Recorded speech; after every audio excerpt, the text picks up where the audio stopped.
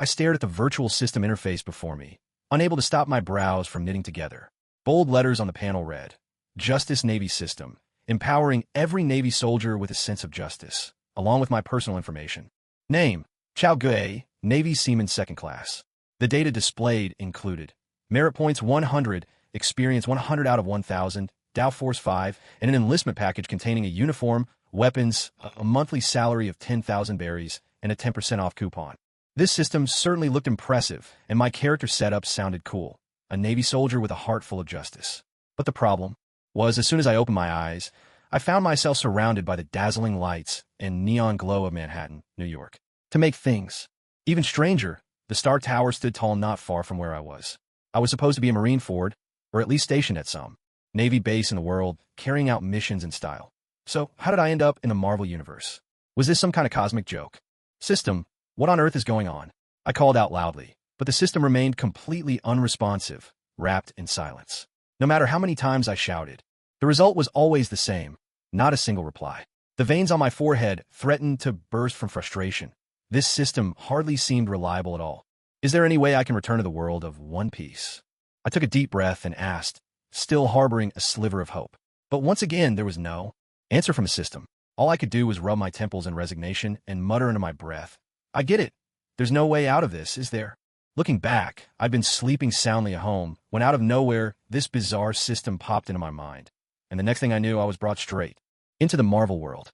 It all happened so abruptly. Whether it was the arrival of the system or the transmigration itself, it was just too much to take in. Now, the biggest question was whether this Navy system would actually work in the Marvel Universe. After all, there didn't seem to be any pirates around here. If I really wanted to hunt pirates, would I have to go all the way to Somalia? System. I tried once more, this time getting a mechanical response at last. As a Navy soldier with a sense of justice, the host should possess a spirit of exploration.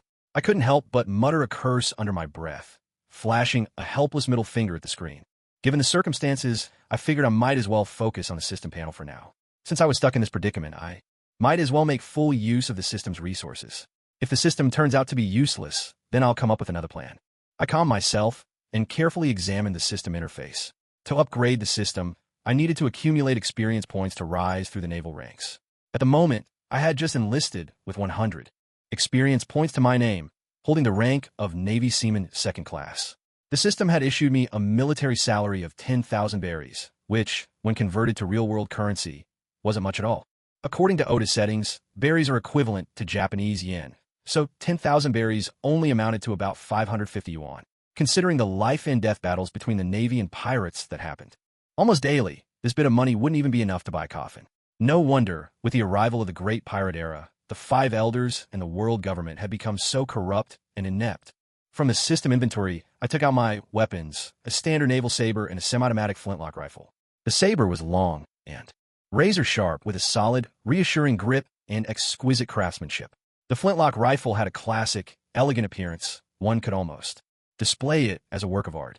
Out of curiosity, I asked the system why the flintlock rifle had a semi-automatic firing function. The system simply told me to ask Oda myself, refusing to give any explanation at all, which left me so frustrated I could only give up with a sigh. Merit points could be earned by completing missions and achieving military accomplishments, and could be exchanged for various items in the system. The system even thoughtfully opened up an exchange tab, which included the Navy's 6 styles, famed swords and guns, devil fruits, and even rare equipment like pacifistas, Navy warships, and the Vinsmoke family's battle suits. However, even after redeeming these items, I'd still have to train and develop my own skills. There was no shortcut to mastery. The system especially reminded me, there are no shortcuts to gaining power. As a Navy soldier, only through relentless training can you obtain the strength to uphold justice. Scrolling through the system menu, I discovered the character cards section, filled with famous figures from the pirate world. Equipping a character card would grant me that character's combat abilities. For a limited time, an undeniably powerful feature. But this raised another question. How exactly could I gain experience and merit points? Was I really supposed to take down petty pirates in a backwater like Somalia? Those easy jobs felt more like children playing make-believe. As a dashing Navy officer with a sense of justice, was I really supposed to stoop that low? System, give me a detailed explanation. I asked again, but as usual, the system gave me the runaround, leaving me speechless. All I could do was glare at the interface and flip at the finger. If I wanted to get stronger, I had 3 paths to choose from: martial arts, swordsmanship, or devil fruits. Without a master's guidance, the first 2 were almost impossible to learn, so it seemed. My only option was devil fruits. As expected, devil fruits were the true treasures of the sea, each one outrageously expensive. Even the cheapest required over 100 million merit points. I rubbed my chin deep in thought. Which devil fruit should I choose? The gum fruit was inexpensive and suited my low-key, steady personality. The bubble fruit would let me enjoy a bubble bath whenever I wanted. The flame fruit and float fruit both offered impressive combat power. The hana fruit, most wondrous of all, could make any part of my body sprout from other objects. I even pictured a scene in my mind: a red-haired agent from S.H.I.E.L.D. barging in for an intelligence search, only to have countless hands reach out from the darkness. Just the thought made me chuckle to myself. Smack! I slapped myself hard across the face, feeling deeply ashamed. How could I, an upright Navy sailor, entertain such improper thoughts? Watching too many of those kinds of dramas really did nothing but sap the fun from life. Just then, my phone rang unexpectedly. I looked around and finally found it tossed on my nightstand amidst a pile of tissues. The caller ID flashed: Uncle Gasper. I frowned, but still pressed the answer button. Hello, Uncle Gasper. Uncle? You wish. Idiot. Did you forget you're still a student? Came an explosive roar from the other end, so loud I thought my eardrums would burst. I quickly rubbed my ear with my finger. Of course not. I started to brush him off, glancing casually out the window. To my shock, the sun was already high in the sky. What was going on? Wasn't it night, just a moment ago? It's already 10 in the morning. Don't tell me you're still in bed. His angry shouting erupted from the receiver again, jolting me awake. No. Wait, Uncle Gasper. I'm already on my way to school. Just about to reach the gate. As I spoke, I fumbled into my clothes and hurried to wash up. Cut the crap. Do you take me for a fool? You have 5 minutes. I'm waiting downstairs. With that, he hung up, leaving only the dial tone echoing in my ear. Knowing full well my lie hadn't fooled him, I just shrugged. 5 minutes, plenty of time. In reality, it took even less. I dashed downstairs and out in front of the apartment building. Looking up, I immediately spotted a black sedan with a bald man wearing glasses and a tie behind the wheel. I paused for a moment. I've been so absorbed in the system just now that I nearly forgot to check the memories belonging to my original self. If I recalled correctly, this man was none other than Uncle Gasper. He was a member of the FBI, a colleague of my original self's father. Years ago, my original father died, rescuing this very Uncle Gasper, and my mother, devastated by grief, took her own life. That left little me all alone in the world. Since then, the original host had been raised by Uncle Jasper. However, Uncle Jasper was always busy with work and rarely came home. Sometimes, months would go by without seeing him even once. Simply put, the original host was an orphan, but he still had a guardian, at least in name. Yet what truly startled Chow Gue wasn't any of this. It was the fact that this bespectacled, bald Uncle Jasper looked extremely familiar. If you remember correctly, this man's full name was Jasper Sitwell. That's right, he was the very Hydra agent from the elevator, the one Captain America had leaned in to whisper, "Hail Hydra." In other words, Uncle Jasper appeared to work for the FBI, but in reality, he was a level 6 S.H.I.E.L.D. agent, and in secret, a member of Hydra. So, does that mean I, Chow Gue, am actually descended from Hydra?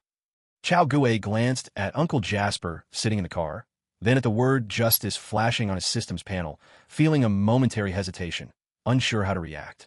What are you standing there for? Get in the car. Sitwell urged. Chow Gue rubbed his nose and silently climbed into the passenger seat. Sitwell started the car and began driving Chow Gue toward the school etched in his memory. The air in the car felt heavy. Chow Gue didn't know what to say. 2 grown men, and without tea, alcohol, work talk, or even women to discuss, there seemed to be nothing they could share. What's more, the other man was a Hydra member. Chow Gue couldn't very well lean over and whisper, "Hail Hydra," could he? While Chow Gue sat in silence, Sitwell spoke first. He took out a bank card and handed it to Chow Gue. "This is your father's death benefit. You're 18 now. It's time for you to have it.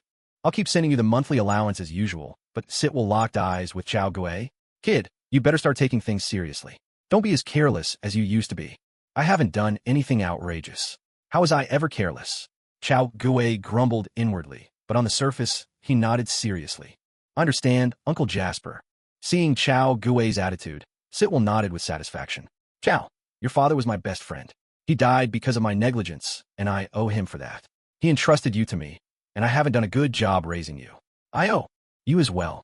Honestly, I've always felt guilty, but my work keeps me busy. One day, I might be in America, and by the afternoon, I have to rush to Africa. Sometimes, I even have to go on assignments in the Arctic or Antarctic. Just like your father, I don't want you to end up wandering from place to place as we did. We both hope you'll find a job you truly enjoy, live a stable life, and start your own family. But lately, you've been too lax. Your grades have started slipping, and this morning you even slept in until 10. Do you realize? By the time you woke up, the school had already finished 2 classes. If I hadn't happened to come back today, you wouldn't have even been able to get into the school gates. The corner of Chao Gui's eye twitched ever so slightly, and his pinky finger moved unconsciously. He fought the urge to scratch his ear.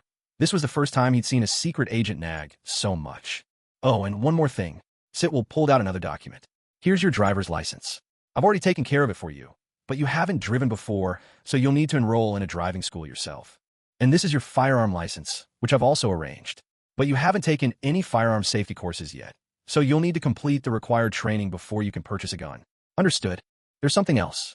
This is your FBI External Consultant ID. It'll help you avoid a lot of unnecessary trouble. If you ever run into a problem you can't solve, remember to call me, understood? And one last thing, I'll be leaving the United States in 3 hours. Unless it's something truly important, don't call me. Remember, you're an adult now, not a child anymore. You need to learn to stand on your own, all right? Chao Gui paid no mind to Sitwell's endless lectures. His attention was fully captured by the 3 documents in his hands, his eyes sparkling with excitement. My God, is this what Hydra is like? I haven't even officially joined, and already I can feel the warmth of the organization. Just a moment ago, Chao Gui had been worried about his saber and flintlock pistol. Even though he could keep them hidden in his system backpack, invisible to others, he couldn't use them openly. After all, he was still a student, so these weapons could only be used in secret.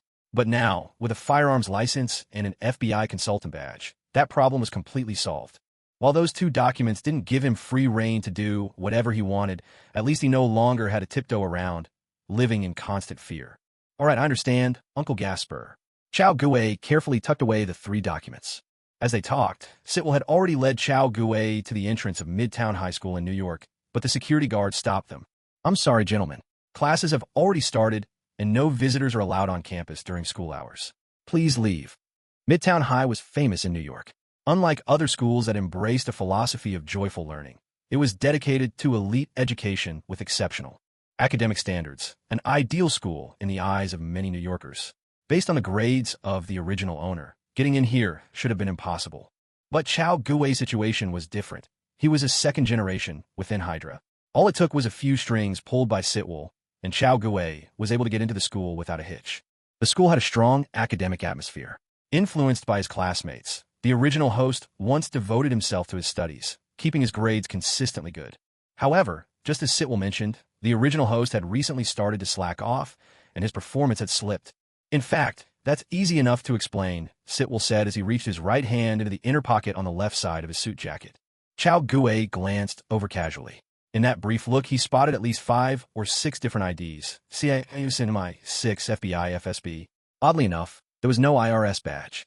Sitwell pulled out an NYPD credential and handed it to the guard.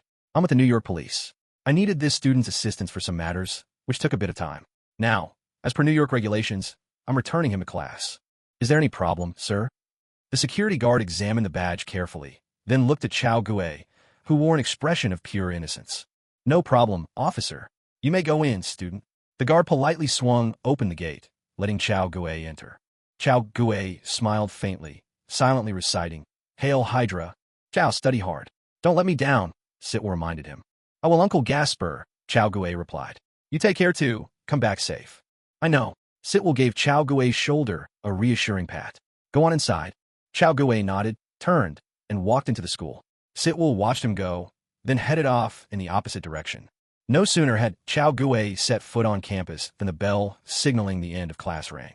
Seizing the break, he slipped quietly back to his seat through the back door of the classroom. He thought he might get away unnoticed, but as he looked up, he met the stern gaze of the teacher at the podium. Chao Gui offered an awkward smile and gave a respectful bow. The teacher waved him to his seat. His politeness spared him, for now, from any questions about skipping 2 periods. That would be dealt with later. The bell rang to signal the start of the next class, and the students around him hurried to their seats, ready for the lesson. All right, everyone, let's begin, the teacher announced, clapping his hands. But before we start, there's something to tell you. Our class has a new student joining us." As he spoke, a blonde girl entered the classroom. She was fresh-faced and pretty, her smile warm and inviting. Chao Guwei felt a flicker of recognition. He was sure he'd seen her before. "Hello, everyone. I'm Gwen Stacy. I'm very happy to be studying with you all." The girl introduced herself at the front of the room, her voice clear and melodious, drawing everyone's attention. On July 17th, 1898, under the command of American General William Shafter, Santiago was finally freed from Spanish colonial rule and embraced liberty and democracy. The history teacher spoke passionately from the lectern, reliving events of the past, while Chao Guwei spun his pen absent-mindedly, bored out of his mind. Gwen sat on the other side of the classroom. After her self-introduction, she had listened quietly to the lesson. She hadn't exchanged a single glance with Chao Guwei, nor had there been even the slightest accidental contact between them. In fact, Gwen hadn't even looked at Chao Guwei once. So, Chao Guwei let his mind drift far away. It wasn't on purpose, it was just that this was a history class. Chao Guwei couldn't figure out what he was supposed to learn. Should he accept the twisted versions of history, or pretend to believe in things that were clearly untrue? Besides, he truly didn't understand why anyone needed to study events from 2 or 3 centuries ago over and over again. If you stripped away all the disgraceful parts, deceit, theft, gambling, drinking, and drugs, there'd be barely a few pages left in American history, not even as thick as the recipe book in Chao Guwei's own home. What was there to learn from such a history? So, Chao Guwei chose to let his thoughts wander. He quietly pulled up his system panel and sighed, seeing the glaring entry. Doubt, power. 5. A wave of helplessness and embarrassment washed over him. If you remember correctly, Spandam's Tao power was 9, and yet, here he was transmigrated into someone even weaker than Spandam, who was the butt of every joke. It left him utterly speechless. A moment later, Chao Guwei snapped back from the original body's memories. He more or less understood the reason now, though he wasn't sure how to explain it. After all, the original owner was gone. He should at least leave him a shred of dignity. Apparently, it was connected to the pile of tissues by the bed. The original owner had recently become obsessed with social media in the San Fernando Valley, and his greatest pleasure each day was staring at the screen, watching pretty girls and older women argue with other people. Over time, his memory and physical strength had both deteriorated, his grades had slipped, and so had his Tao power. So in the end, he had only himself to blame. Rubbing his slightly weak lower back, Chao Guwei suddenly felt that becoming a great general had become a far-off, nearly unreachable dream. The bell rang, crisp and clear, signaling the end of class. Yet another tedious history lesson had passed in Chao Guwei's absent-mindedness. Next up was PE. In America, so-called elite education was, in truth, not much different from the exam-focused system back home. Everyone studied desperately. The pressure was immense. PE class was little more than a way to relieve the heavy academic burden, a time set aside for relaxation and a bit of fun. At Midtown High, most of the students came from privileged backgrounds, and their families had high expectations for them. Each student excelled at a particular sport. As soon as the class bell rang, everyone scattered to their chosen activities. Some played basketball, others tossed around a football, and a few practiced baseball. Chao Guwei didn't join any of the games. Instead, he made his way alone to the track and began to run. His muscles were soft, his energy was lacking, and his core strength was poor. In this condition, he wasn't fit to be a Navy soldier or even an average person. So he had to start from square one, focusing first on improving his overall fitness before thinking about enhancing his combat abilities. Chao Guwei ran about 8 or 9 laps, pushing himself until he was nearly out of breath. Then he walked over to the parallel bars and began a routine of leg lifts, crunches, and sit-ups. His first goal was clear: to build up the strength in his core muscle groups, his waist, abdomen, and thighs. As the training progressed, the exercises that had seemed easy at first became more and more difficult. His face flushed red, veins stood out on his forehead, and sweat dripped steadily to the ground. At last, he finished his final sit-up and gradually brought himself to a stop. That was enough for now. This body, his predecessors, was simply too weak, and he was already nearing his limits. Pushing any further would only lead to exhaustion.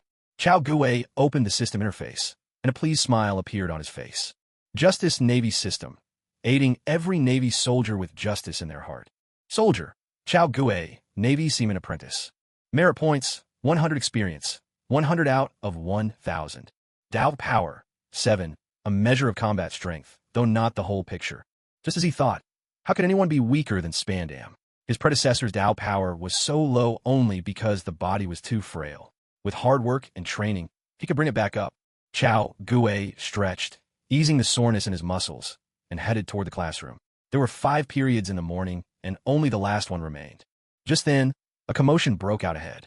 "Move it, you dumb pig, don't block the way." "Hey, don't be mad, miss. We just wanted to ask if you'd like to play ball with us, that's all." The noise made Chao Gui frown slightly. He glanced in the direction of the voices, realizing that he'd wandered close to the football field. A few boys in football jerseys were surrounding a girl, who looked furious, while the boys laughed and joked. A crowd of students had gathered, egging them on. It was Gwen. She was being bullied. Some people always like to pick on the freshmen. But where was Peter Parker? The thought struck Chao Gui. In their class, there was no Peter Parker. Their class had Harry Osborn, Mary Jane, and Ken Mills. But the one person missing was Peter Parker, which was truly odd. Should I go over and help? Chao Gui hesitated for a moment.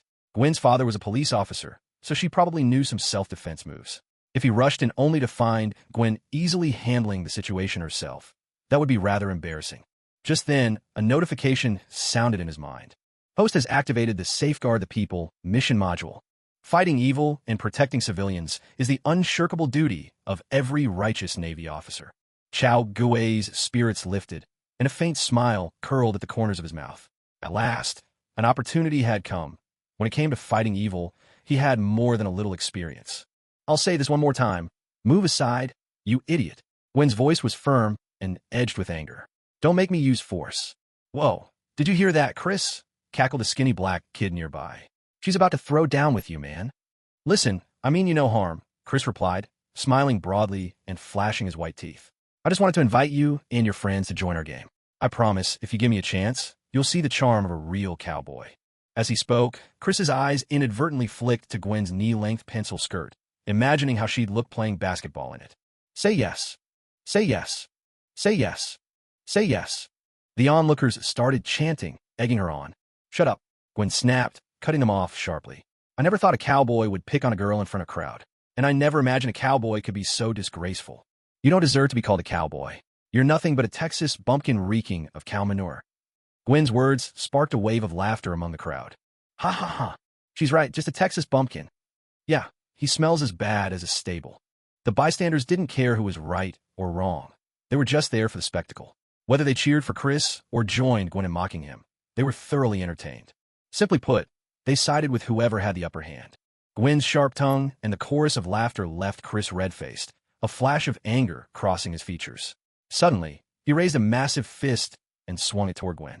"Whoa, whoa, whoa. They're gonna fight. Ah, this is getting good." But just as Chris's fist was about to land, a football came soaring out of nowhere and struck him squarely on the head with a heavy thud. With a dull smack, Chris staggered backward from the blow. "Damn it, who did that?" Chris roared, his voice thick with rage. The crowd fell silent all at once, the mood shifting in an instant. A few people stepped aside, parting to reveal Chao Gui standing calmly in their midst. Here comes another main character about to take the stage.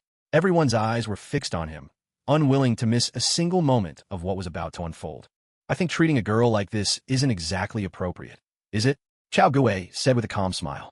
Gwen was taken aback for a second, but then she recognized Chao Gui as one of her classmates.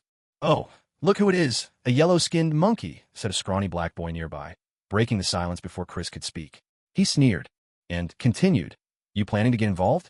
If I remember right, your country even has a special word for this kind of thing. Ha ha, it's called the hero saves the beauty, right?" The skinny boy imitated the Chinese phrase with deliberate mockery, his manner frivolous and his tone dripping with sarcasm.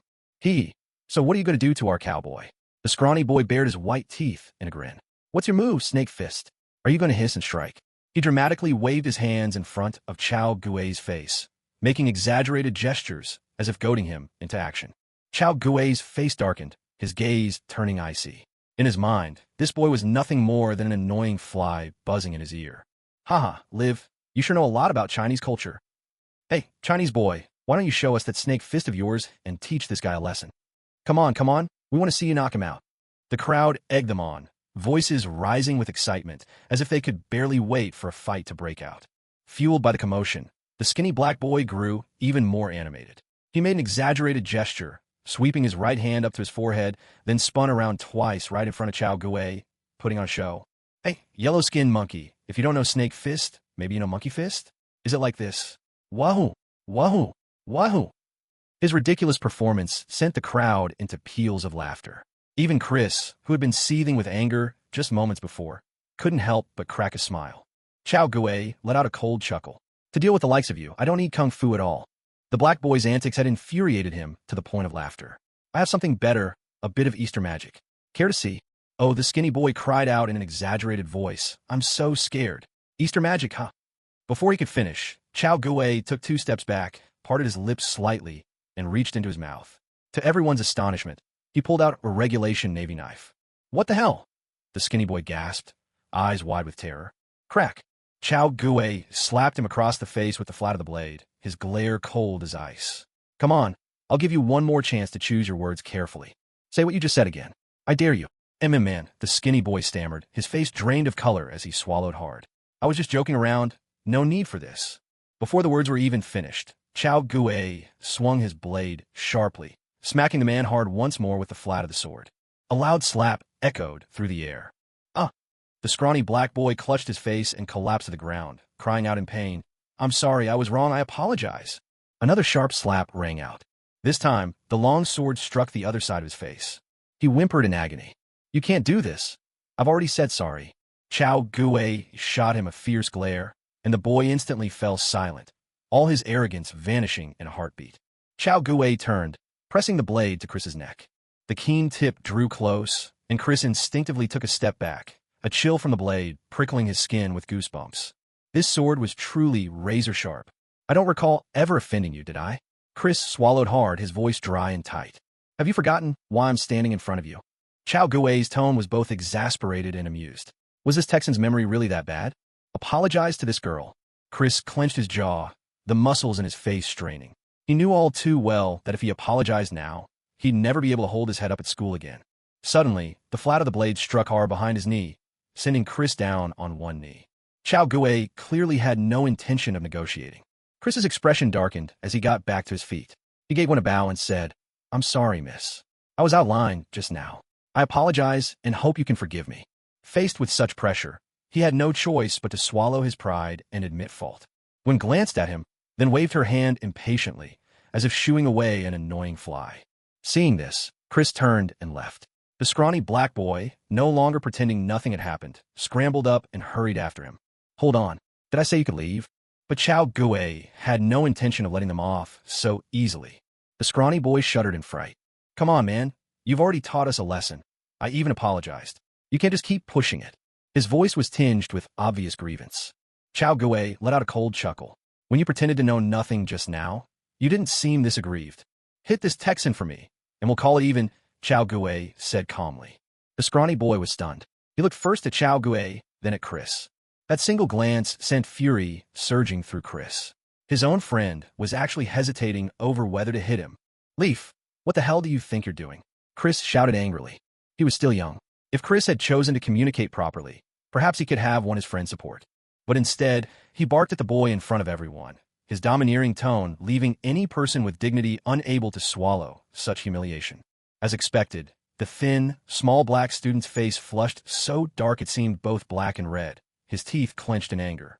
Still, having followed Chris for so long, a trace of fear lingered in his heart, so he didn't lash out immediately. Chao Gue saw this and understood the moment only needed one last push. He put away his knife and stepped back into the crowd. Clap, clap, throw a punch.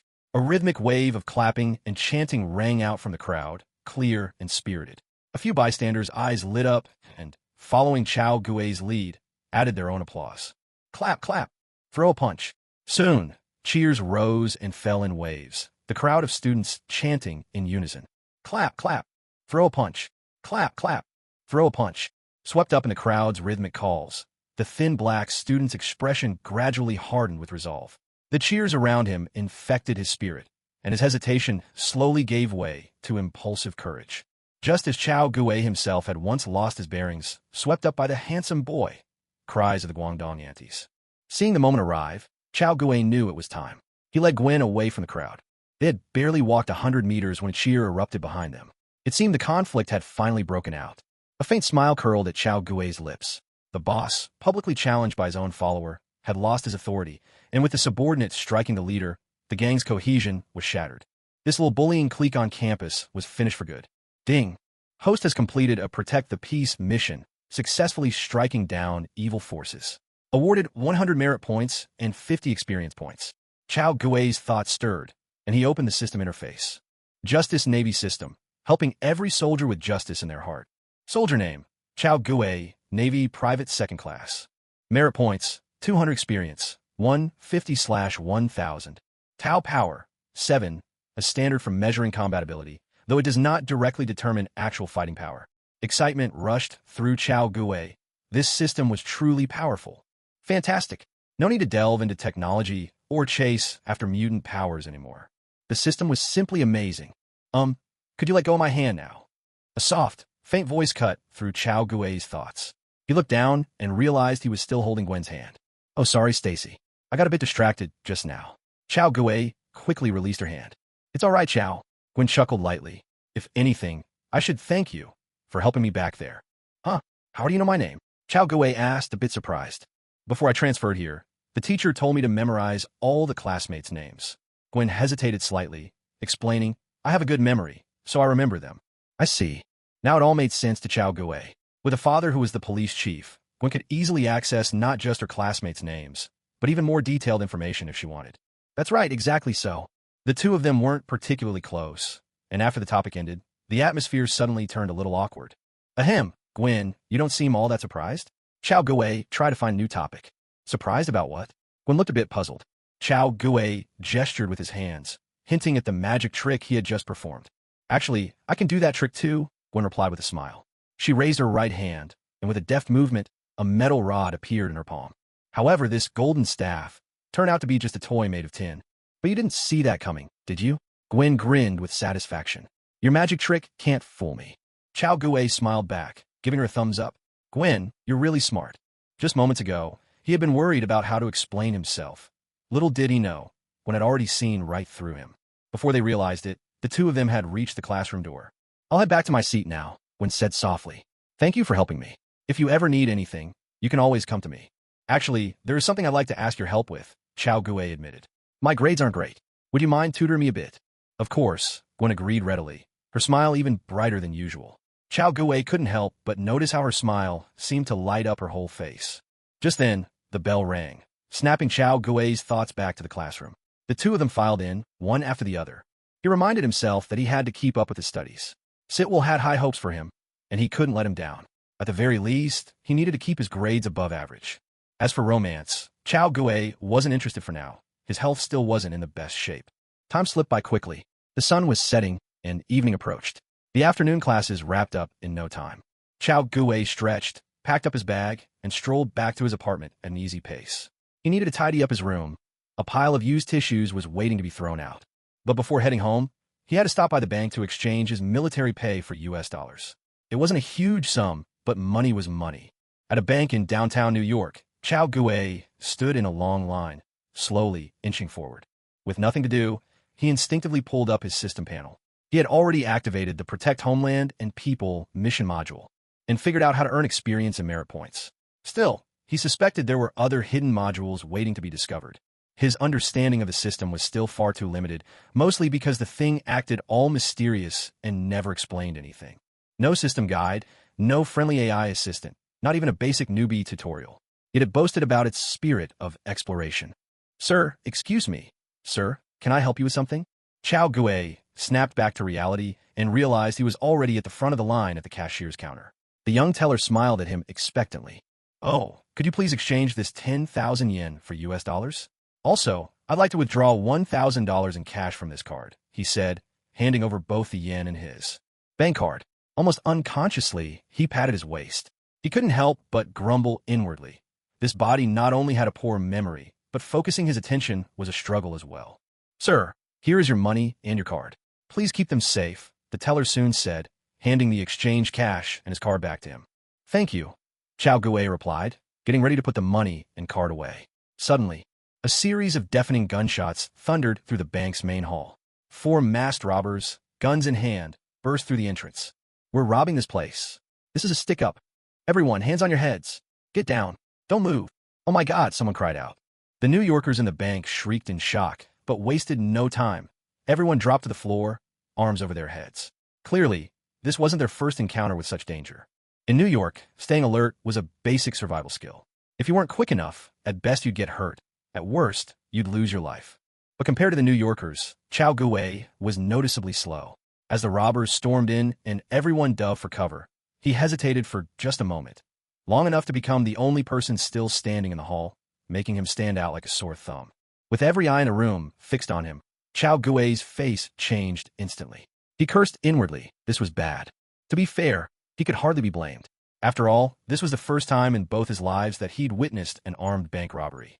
Any ordinary Chinese person, suddenly thrust into such a situation, would likely freeze as well. Quickly, Chao Guwei stashed his card and cash into the system backpack, then imitated the others and dropped to the floor, hands over his head. But the robbers were in no mood to wait. Trying to be a hero, are you? One of the robbers stormed over, grabbed a fistful of Chao Guwei's hair, and yanked him upright, forcing him to his feet.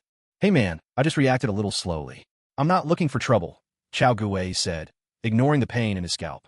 He raised his hands in a French-style military salute, trying his best to calm the man down. "Trouble? You think you're in any position to make trouble?" The robber snarled, yanking harder on Chao Guwei's hair. The stench of his breath was so foul that Chao Guwei nearly gagged. Damn it! Seeing the look of disgust and forced endurance on Chao Guwei's face, the robber, his teeth yellowed, grew even angrier. He let go of Chao Guwei's hair with a jerk and then delivered a vicious kick to his stomach. Chao Guwei staggered back several steps, barely managing to stay on his feet. Agonizing pain twisted through his gut, and his face flushed bright red. Before he could catch his breath, the yellow-toothed robber swung his fist at him again. Chao Guwei instinctively raised his right hand to shield himself, his body recoiling backward on pure reflex. But he was no match for the burly man before him. The robber's fist crashed down onto his hand, which in turn slammed into his own nose. Instantly, a sharp, aching numbness shot from the bridge of his nose straight to his brain. Tears and blood gushed out all at once. His vision went dark. Though his nose wasn't broken, the blood wouldn't stop flowing. "You little yellow monkey, you dare try to dodge?" The robber bellowed, yanking the bolt of his M4 rifle, clearly about to fire, when the gang's leader intervened just in time. "Don't kill anyone." Robbery was already a serious crime, but as long as no one died, there was still a way out. The moment a shot was fired, there'd be no turning back. The yellow-toothed robber understood this, but he wasn't about to let Chao Guwei off that easily. He flicked off the safety, raised the rifle, and brought the butt crashing down onto Chao Guwei's face. Crack! A jolt of searing pain shot through his cheekbone, bright spots bursting before his eyes once again. Crack! Agony exploded across his forehead, and a warm trickle slid down his cheek, seeping into his eye. Chao Guwei realized his head had been split open. "That's enough. Stop hitting him. If you keep this up, he'll die," the gang leader barked, sharply reining in the yellow-toothed robber. "Go get the money. I'll watch them."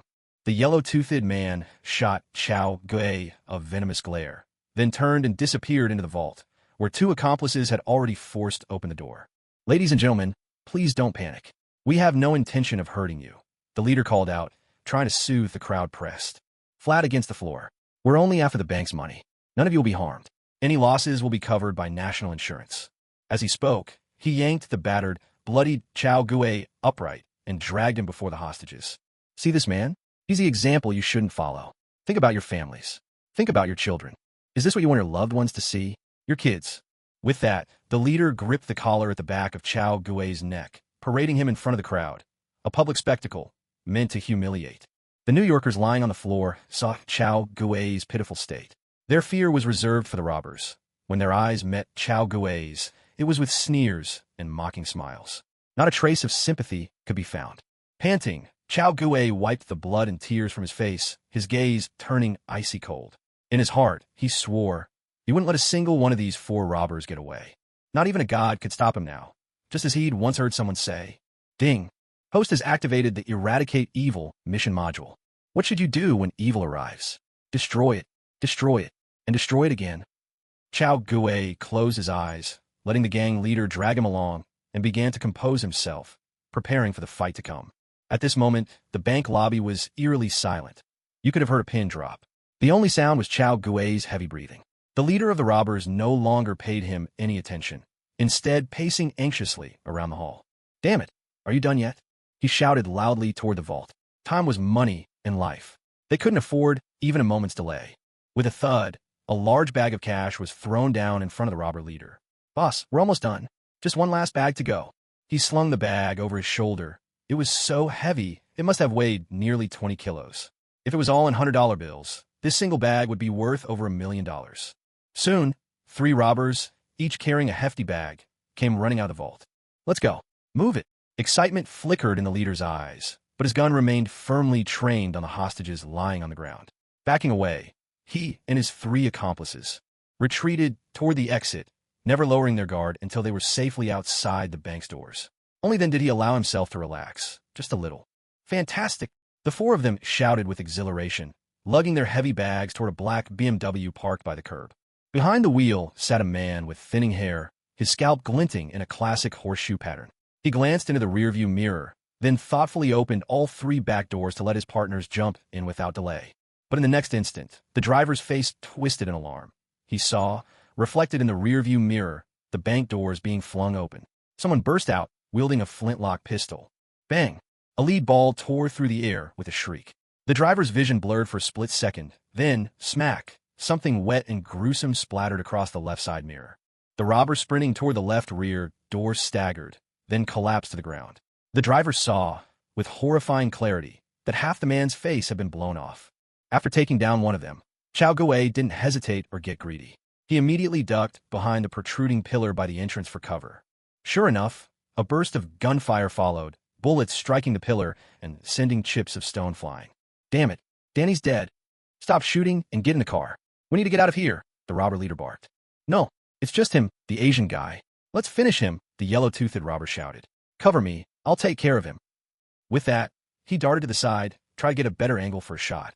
Idiot, the leader cursed, regretting ever bringing this reckless man along. Bang, bang, bang. The leader and another robber fired in quick succession, pinning Chao Gui behind the pillar. But Chao Gui didn't recklessly return fire. He understood their English, and he could tell exactly how the 2 of them were coordinating their tactics. Chao Guishan took a deep breath, adjusted his stance slightly, and crouched down, leveling his gun at the side.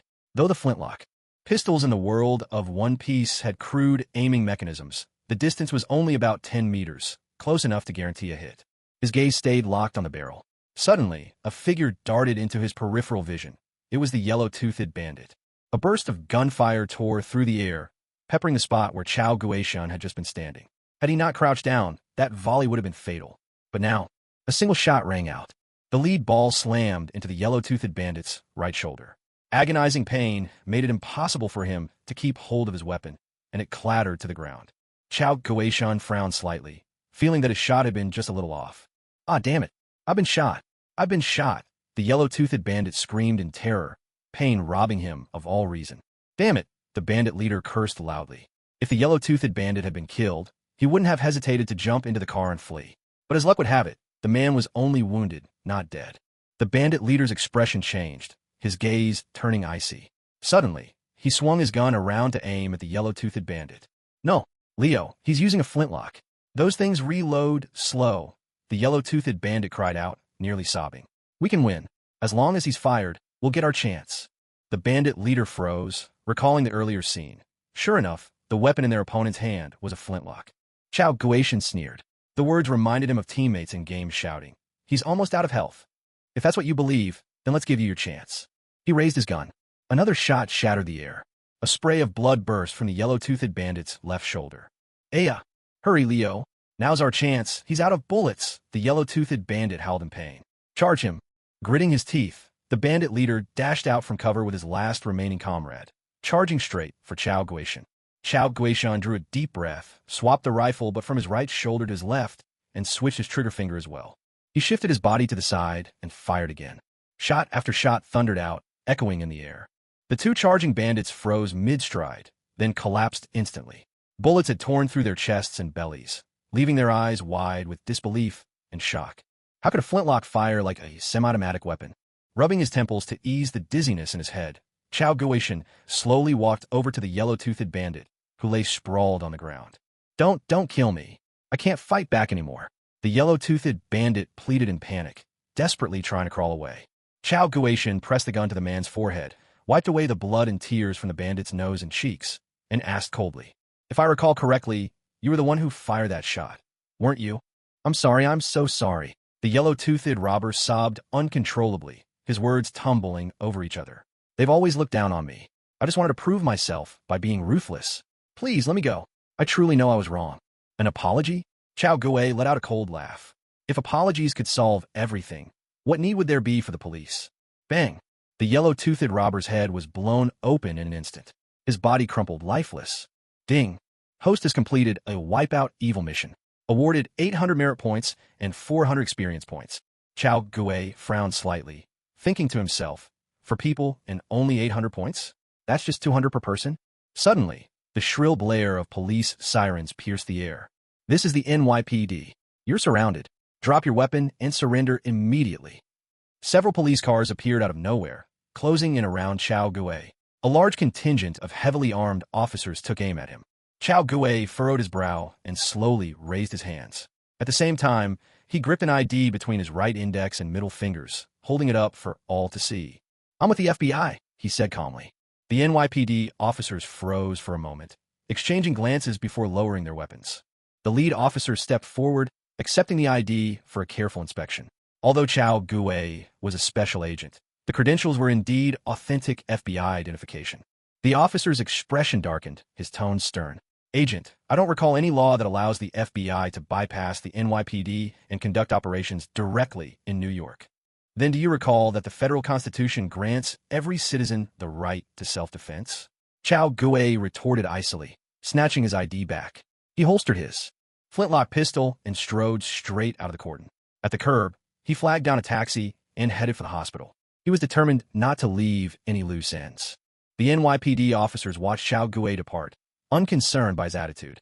As long as the credit for the case went to them, they didn't care if he treated them with disdain. Midnight. In the suburbs of North Bergen, beside the Hackensack River, inside factory number 17, 5 or 6 people stood gathered around 4 bodies draped in white sheets. Their faces were grave, the atmosphere heavy with tension. When did our brotherhood start robbing banks? The first to speak was Fire Fox, a woman with beguiling looks, her tone edged with accusation. Those 4 got what they deserved, Mr. X replied coldly, slicking back his hair. Find out the truth, the gunsmith demanded.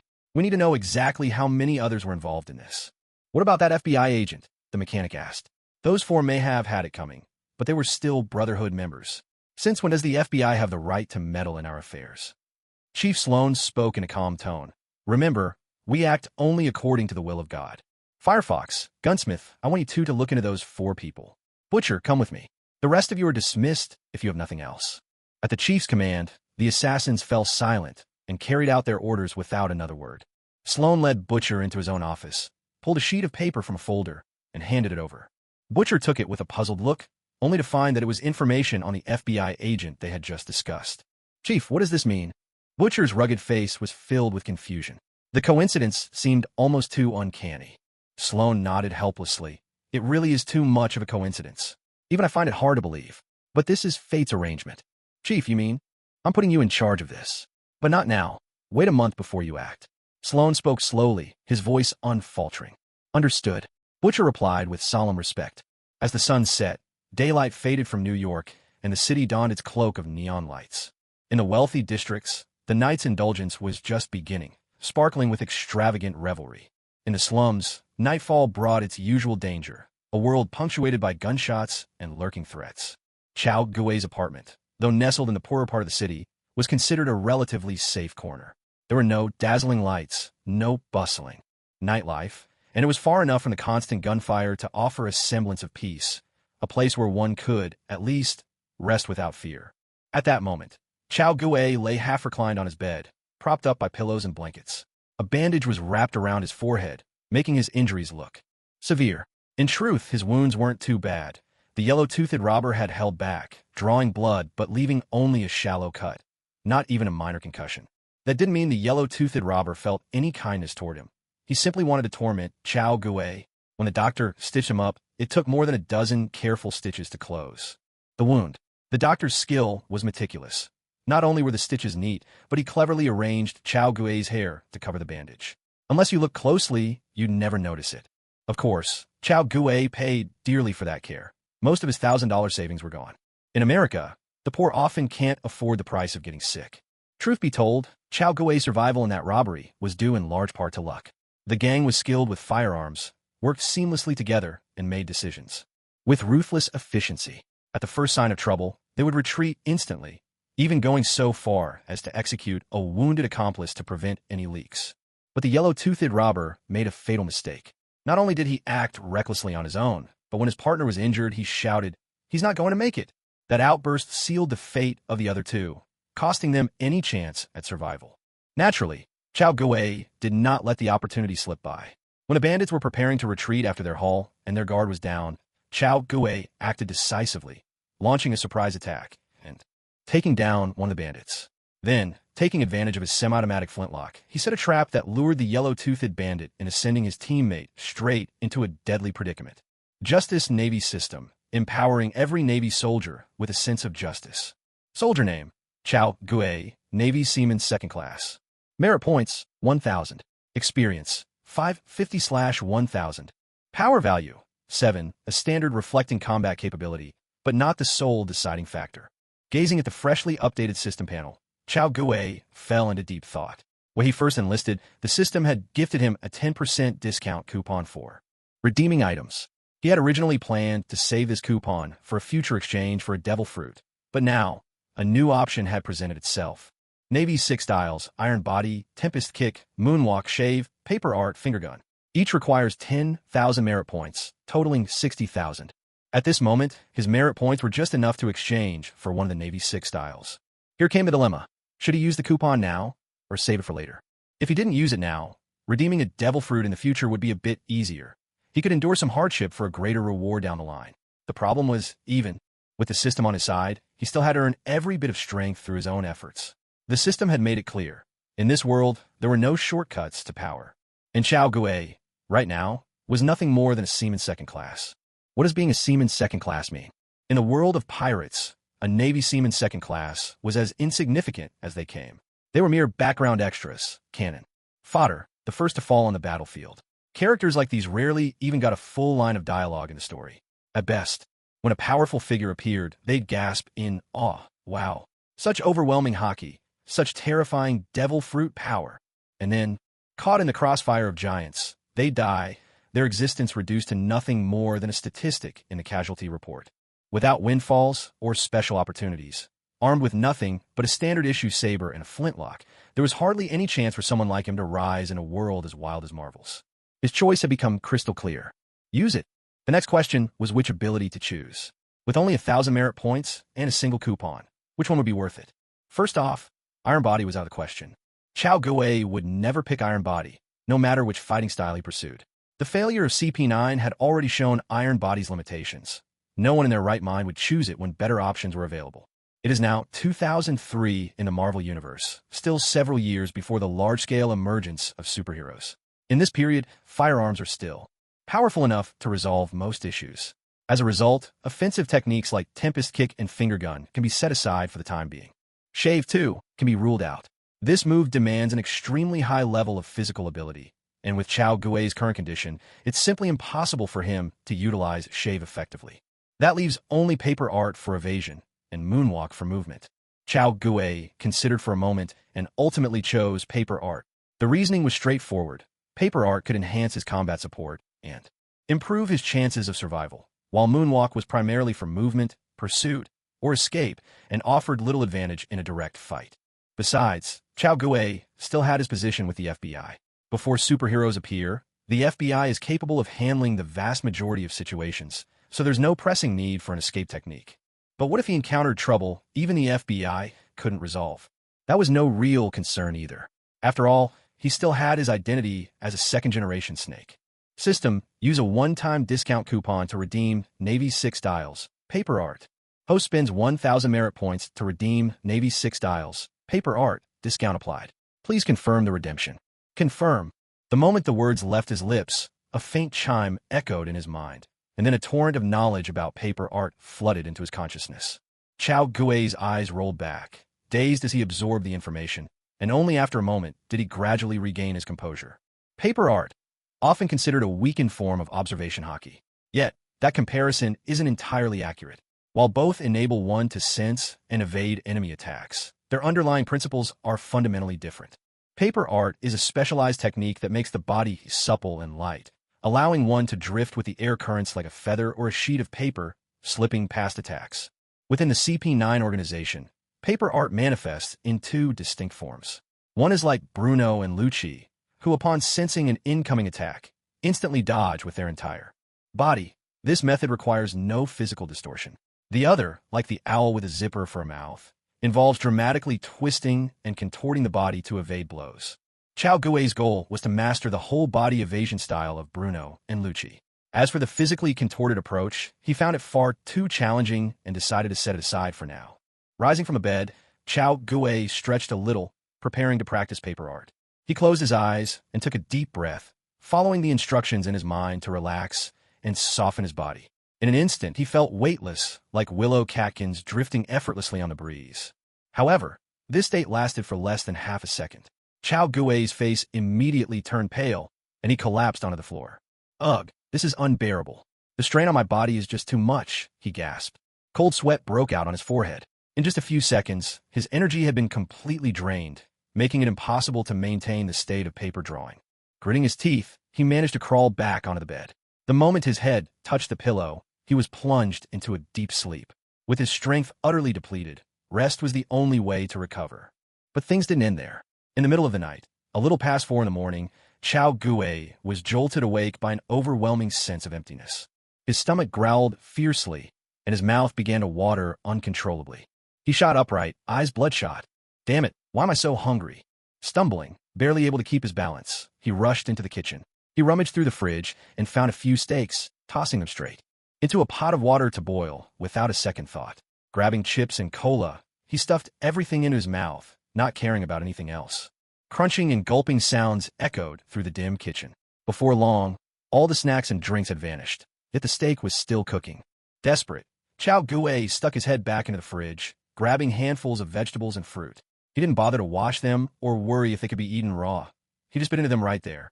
At that moment, starving hardly seemed enough to describe his condition. But the truth was, if he didn't eat like this, he might actually lose consciousness from sheer hunger. Who knows how much time passed before Chao Gui finally lifted his head from the fridge. After devouring a mountain of produce, the gnawing hunger began to ease. He was still hungry, but it was no longer unbearable. Walking over to the stove, he saw the steak was finally done. He picked it up with a fork, hesitated at the tough and stringy texture, but still dipped it in salt and took a bite. Just as he expected, boiled steak was chewy and bland, with a strong, gamey taste. Normally, it would have been almost impossible to swallow. But right now, hunger made even this simple meal taste heavenly. Without hesitation, Chao Gui pulled out the remaining raw meat, cooked it in the simplest way, boiled with a dash of salt, and feasted without reservation. By dawn, as the sun slowly crept over the horizon, Chao Gui emerged from the kitchen, a toothpick in his mouth and a look of pure satisfaction on his face. For the first time, he truly understood that simply filling one's stomach could be a kind of happiness. He couldn't help but reflect that his life had always been too easy. He never realized just how precious such plain contentment could be. With those thoughts in mind, Chao Gui opened up the system interface. Justice Navy System, supporting every Navy soldier with a heart full of justice. Soldier name, Chao Gui, Navy Seaman 2nd Class. Merit points, 1,000 experience, 550/1000. Dao power, 10, reflects combat capability, but is not the sole determining factor. His Dao power had increased. He had finally surpassed Spandam. A satisfied smile crept onto Chao Gui's lips. Elation filled his heart, but then he gave himself a light, self-deprecating slap on the cheek. Was it really worth getting this excited just for being a bit stronger than Spandam? Didn't he have greater goals to strive for? The morning sunlight spilled across the windowsill. Stretching lazily towards the golden rays, Chao Gui murmured to himself, "Time to head out for school." In the early morning, Chao Gui strolled through the campus, making his way slowly toward the classroom. Now that his body had recovered, he could clearly feel his strength returning. It was nothing like the weakness he'd felt when he first arrived in this world. "Hey, Gao," when approached with an easy stride, patting him on the shoulder with a cheerful greeting. "Hi, Gwen," Chao Gui replied with a smile. But soon his gaze shifted to the dark-haired girl walking beside Gwen. With his health restored, his memory felt sharper too. He immediately recognized her, a classmate from his own homeroom, named Beth. "Good morning, Beth." "Hi, Chao," Beth replied with a bright smile. "Gwen told me about what happened yesterday. Well done. Honestly, I've never liked that Texan guy." "Haha, it was nothing," Chao Gui said with a modest laugh, though inwardly he was mulling over why Beth's name felt so familiar to him. If you remember correctly, Beth would one day move to Los Angeles to become a policewoman. There, she'd get involved in a case about a murdered actress and meet a bar owner named Lucifer. The two would be swept up in a passionate, tumultuous romance. Thinking about it, Beth was truly an impressive character. Chow Gue quietly resolved to build a good relationship with her first. Once the time was right, he tried to get in good with her boyfriend, too, maybe even ask him for help catching a succubus, preferably one who looked like that mute bride in the dark. Of course, whether succubi actually existed didn't really matter. What mattered was Lucifer himself. Chow Gue admired him greatly and longed for the chance to meet him. Hey, Chow, you do realize staring at a girl like that is very rude, right? Gwen stepped between him and Beth, sounding a bit annoyed. Ahem, sorry, I was just lost in thought for a moment, Chow Gue said, a little embarrassed. My apologies, Beth. It's fine, Beth said with a gentle laugh. Class is about to start. Let's go. Chow Gue nodded along with the others, and together they headed for the classroom. As the bell rang, another day of monotonous yet fulfilling school life began. Chow Gue realized that his mind seemed sharper than before. He responded more quickly, and learning no longer felt like such a struggle. Time slipped by quickly, and before he knew it, the lunch break had arrived. Chow Gue remained seated, completely still, continuing to focus intently on his textbook. Meanwhile, a group of girls had gathered together, whispering among themselves. Gwen, I heard Chow helped you teach Chris a lesson, one girl with a bit of a tomboyish air asked in a hushed voice. Honestly, he always seemed so ordinary to me. I never thought he'd be the one to beat Chris. Her name was Lucy Gennaro, a name that might not stand out first, but she had another identity, Lucy McLean. That's right, she was the daughter of that famously witty and tough police officer. Yes, Gwen nodded. I could have handled it myself, but having his help definitely made things a lot easier. Another girl, Kim, leaned in closer. Did any of you notice something strange about Chow's head? She pointed discreetly at Chow Gue's hair, lowering her voice. The distance made it hard for her to see clearly. Lucy widened her eyes and took a closer look. I think you're right. Is it a bandage wrapped around his head? A bandage? Was he hurt? Gwen and Kim gasped softly, exchanging glances, their eyes filled with surprise. It must have been that Texan guy. Or maybe Chris did it. They blurted out their theories almost in unison, both suspecting the same culprits. A trace of coldness clouded Gwen's otherwise sweet features. That awful Texan. Looks like he needs to be taught a lesson too. At the same time, Chow Gue was completely oblivious to the girls' discussion. His mind was preoccupied with thoughts of dinner. Having nearly starved last night from inexperience, he was determined not to repeat that mistake. Tonight, he would eat well and eat his fill. Perhaps a whole roasted lamb, and 2 roast suckling pigs as well. Add to that 20 or 30 pounds of fruit and vegetables, and that should do the trick. The bell chimed, signaling the end of lunch break and the start of the next class. Chow Gue stretched with a yawn, ready to dive back into his work, when something in his peripheral vision caught his attention. Turning his head, he noticed that Gwen's seat was now empty. He frowned slightly, puzzled. Where had Gwen gone? On the football field, inside the players' lounge. Wow, I just don't get it. Why is Chris still the quarterback? A brown-haired football player remarked, his tone dripping with sarcasm. Chris, who had lost his former authority, now faced open defiance from teammates who'd long been dissatisfied with him. With a sullen expression, Chris silently took off his training jersey and busied himself at his locker, completely ignoring the taunts and provocations around him. Positions on the team are determined by skill, the coach said calmly. If you think you have what it takes, you're welcome to challenge him. The brown-haired player quietly took off his jersey and said nothing more. He knew all too well that he simply wasn't as good as Chris. Suddenly, the locker room door was flung open with a thunderous crash. A blonde girl strode in, her expression cold and resolute. It was Gwen. Wow, we've actually got a girl in the locker room, the brown-haired player joked with a grin. What are you here for? Don't tell me you came looking for me. Gwen's face turned icy in an instant. She lifted her right foot and stomped down hard on his toes. Damn it. Before he could even finish yelling, Gwen pulled her right fist to her waist, then swung it upward in a powerful uppercut that landed squarely on his chin. His eyes rolled back, and he dropped to the floor in a heap, knocked out cold. In truth, Gwen was a slender girl and didn't have much strength. The reason she was able to knock him out with that punch was because the chin is laced with vagus nerves. Anyone hit there would react in much the same way. Oh my God. Holy crap. What just happened? The rest of the team broke out in startled shouts. Sure, they competed with each other and argued plenty of times, but none of them ever imagined a girl would barge in and drop one of them right in front of everyone. If word of this got out, how could their football team ever show their faces at school again? Young lady, you owe us a proper explanation, the coach demanded sternly. Kicking in the door, suddenly attacking someone. Such behavior was unacceptable. But Gwen met the coach's anger with perfect composure. She reached in her pocket, pulled out a badge, and held it up to him. NYPD business. Any questions? The coach was instantly stunned, his mouth twitching in disbelief. So she was a cop. Now he realized he was the one with the problem. In fact, Gwen's NYPD badge was much like the FBI consultant badge that Chao Gue carried. As the daughter of the NYPD commissioner, it was hardly surprising that Gwen would have such credentials. And just as Chao Gue had guessed, Gwen was far from the delicate girl she seemed to be. Her father, being a police officer, had taught her many skills, and she had mastered them well. Ignoring the shifting expressions on the coach's face, Gwen called out coldly, "Chris, Texas boy, out, now." Amid the crowd, Chris felt a chill run down his spine, a strong sense of foreboding blossoming in his chest. In a shadowy corner of the football field, Chris lay on the ground, his face bruised and swollen. Gwen stood over him, gripping a blood-stained 3-section police baton, her face cold with anger as she glared down at him. "Damn it, wasn't yesterday's business already over?"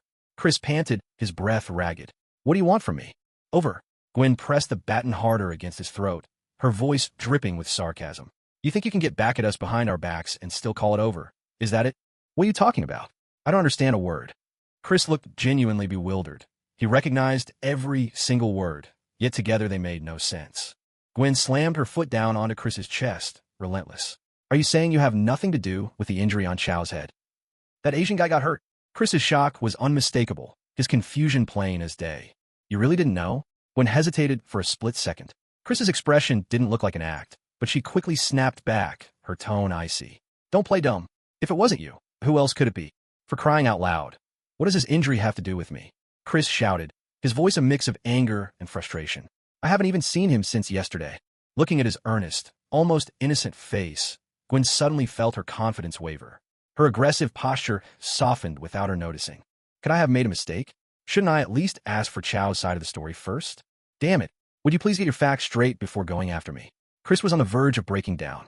New York's a huge city, packed with people. What makes you so sure it was me? Gwen instinctively took a step back, doubt flooding in. Maybe she really had the wrong person.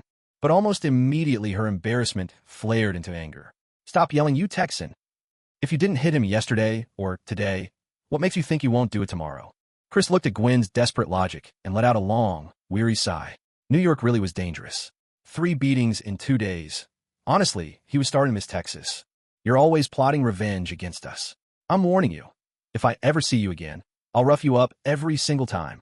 With that vicious threat, Gwen spun around and stalked off. Her steps were hurried and uneven, making her look almost like she was fleeing the scene. Chris pursed his lips, on the verge of tears yet unable to cry. He bitterly regretted letting his temper get the best of him yesterday and picking a fight with this girl. In a quiet, deserted corner, Gwen buried her face in her hands, her ears burning red. How embarrassing. She'd only wanted to help, but somehow she'd ended up making a complete fool of herself. Still, it shouldn't be too big of a problem. As long as she kept quiet, no one would ever know. Gwen gave her cheeks a gentle pat, took several deep breaths, and did her best to calm down. After a while, the blush faded from her face. She composed herself as if nothing had happened, returning to her seat with a mask of perfect nonchalance. However, bad news always travels fast. During the break between classes, Chao Gue heard from other students about Chris getting beaten up so badly his face was swollen and bruised. Then, remembering that Gwen had been absent from class just now, Chao Gue couldn't help but cast a complicated look in her direction. He thought to himself, "Well, I'm not surprised. It's you, Spider-Woman. What are you staring at? Never seen a pretty girl before?" Gwen said, pretending to be annoyed. Chao Gue grinned and sidled over to Gwen. "Gwen, are you free tonight? How about grabbing dinner together?" As he spoke, Chao Gue lifted his hair to reveal the spot wrapped in bandages. "I want to talk to you about this. I'm sure you'll be interested." "Nonsense. I'm not interested in your business," Gwen replied, her cheeks tinged with a faint blush. "But I do have time. Although, is this supposed to be a date?" "Of course not. Just dinner and a chat," Chao Gue quickly clarified. Judging by Gwen's expression, if he'd called it a date, she definitely would have refused. "Just dinner. Just dinner. Just to talk." "Of course, just to talk." Gwen let out a quiet sigh of relief. The last thing she wanted was for Chao Gue to use this as an excuse to pester her. Even though she just taught Chris a lesson, it was mostly out of gratitude for yesterday and a sense of justice. She'd only known Chao Gue for 2 days. It was far too soon to even think about dating. "All right, no problem. Gwen replied with a smile. The bell rang again, signaling the start of the final class. Normally, Gwen was always focused on the lesson, but this time, she found herself distracted. On the one hand, she felt a twinge of guilt, thinking she hadn't been very nice to Chao Gue. On the other, she was certain keeping her distance was the right thing to do. The class quietly slipped away as Gwen wrestled with her thoughts. The bell rang at last. School was over. The two of them walked out of the school gates side by side. Gwen, is there anything special you'd like to eat? I'm not picky, really. Anything's fine. How about Chinese food? Sure. I've never had it before, but I've heard General Tso's chicken is really good. A trace of embarrassment flickered across Chao Gui's face. General Tso's chicken? As a Chinese person, he'd never even heard of that dish. Just as the two were chatting happily, a black Chevrolet sedan pulled up in front of them. The window rolled down slowly, revealing the face of a middle-aged white man. Dad, Gwen called out in surprise. What are you doing here? Your mom's made some seafood and asked me to get off work early to pick you up, George Stacy replied, turning his gaze to Chao Gue. And this is... Hello, Mr. Stacy. My name is Chao Gue. I'm a classmate of Gwen's. I see. Good to meet you. Gwen's only just transferred here and already made friends. Thank you for looking out for my daughter. Chao Gue scratched his face a little awkwardly. George's words sounded polite, but he couldn't shake the feeling that there was something more behind them. Gwen, standing nearby, looked troubled. Her father had come to pick her up in person, and it seemed wrong not to go home with him. But she'd already promised to have dinner with Chao Gue, and leaving now would mean breaking that promise. Chao Gue noticed Gwen's discomfort and immediately understood her predicament. In situations like this, things would be easily resolved if Mr. Stacy simply invited him over for dinner as well. But clearly, that wasn't his intention, and Chao Gue didn't want Gwen to end up in an awkward spot. So, he lowered his head and discreetly swiped across his phone in his pocket. Before long, his phone began to ring. With an apologetic smile toward the father and daughter, Chao Gue answered the call and pretended to have a conversation. After a moment, he turned to Gwen and said, I'm so sorry, Gwen. Something urgent just came up that I need to handle.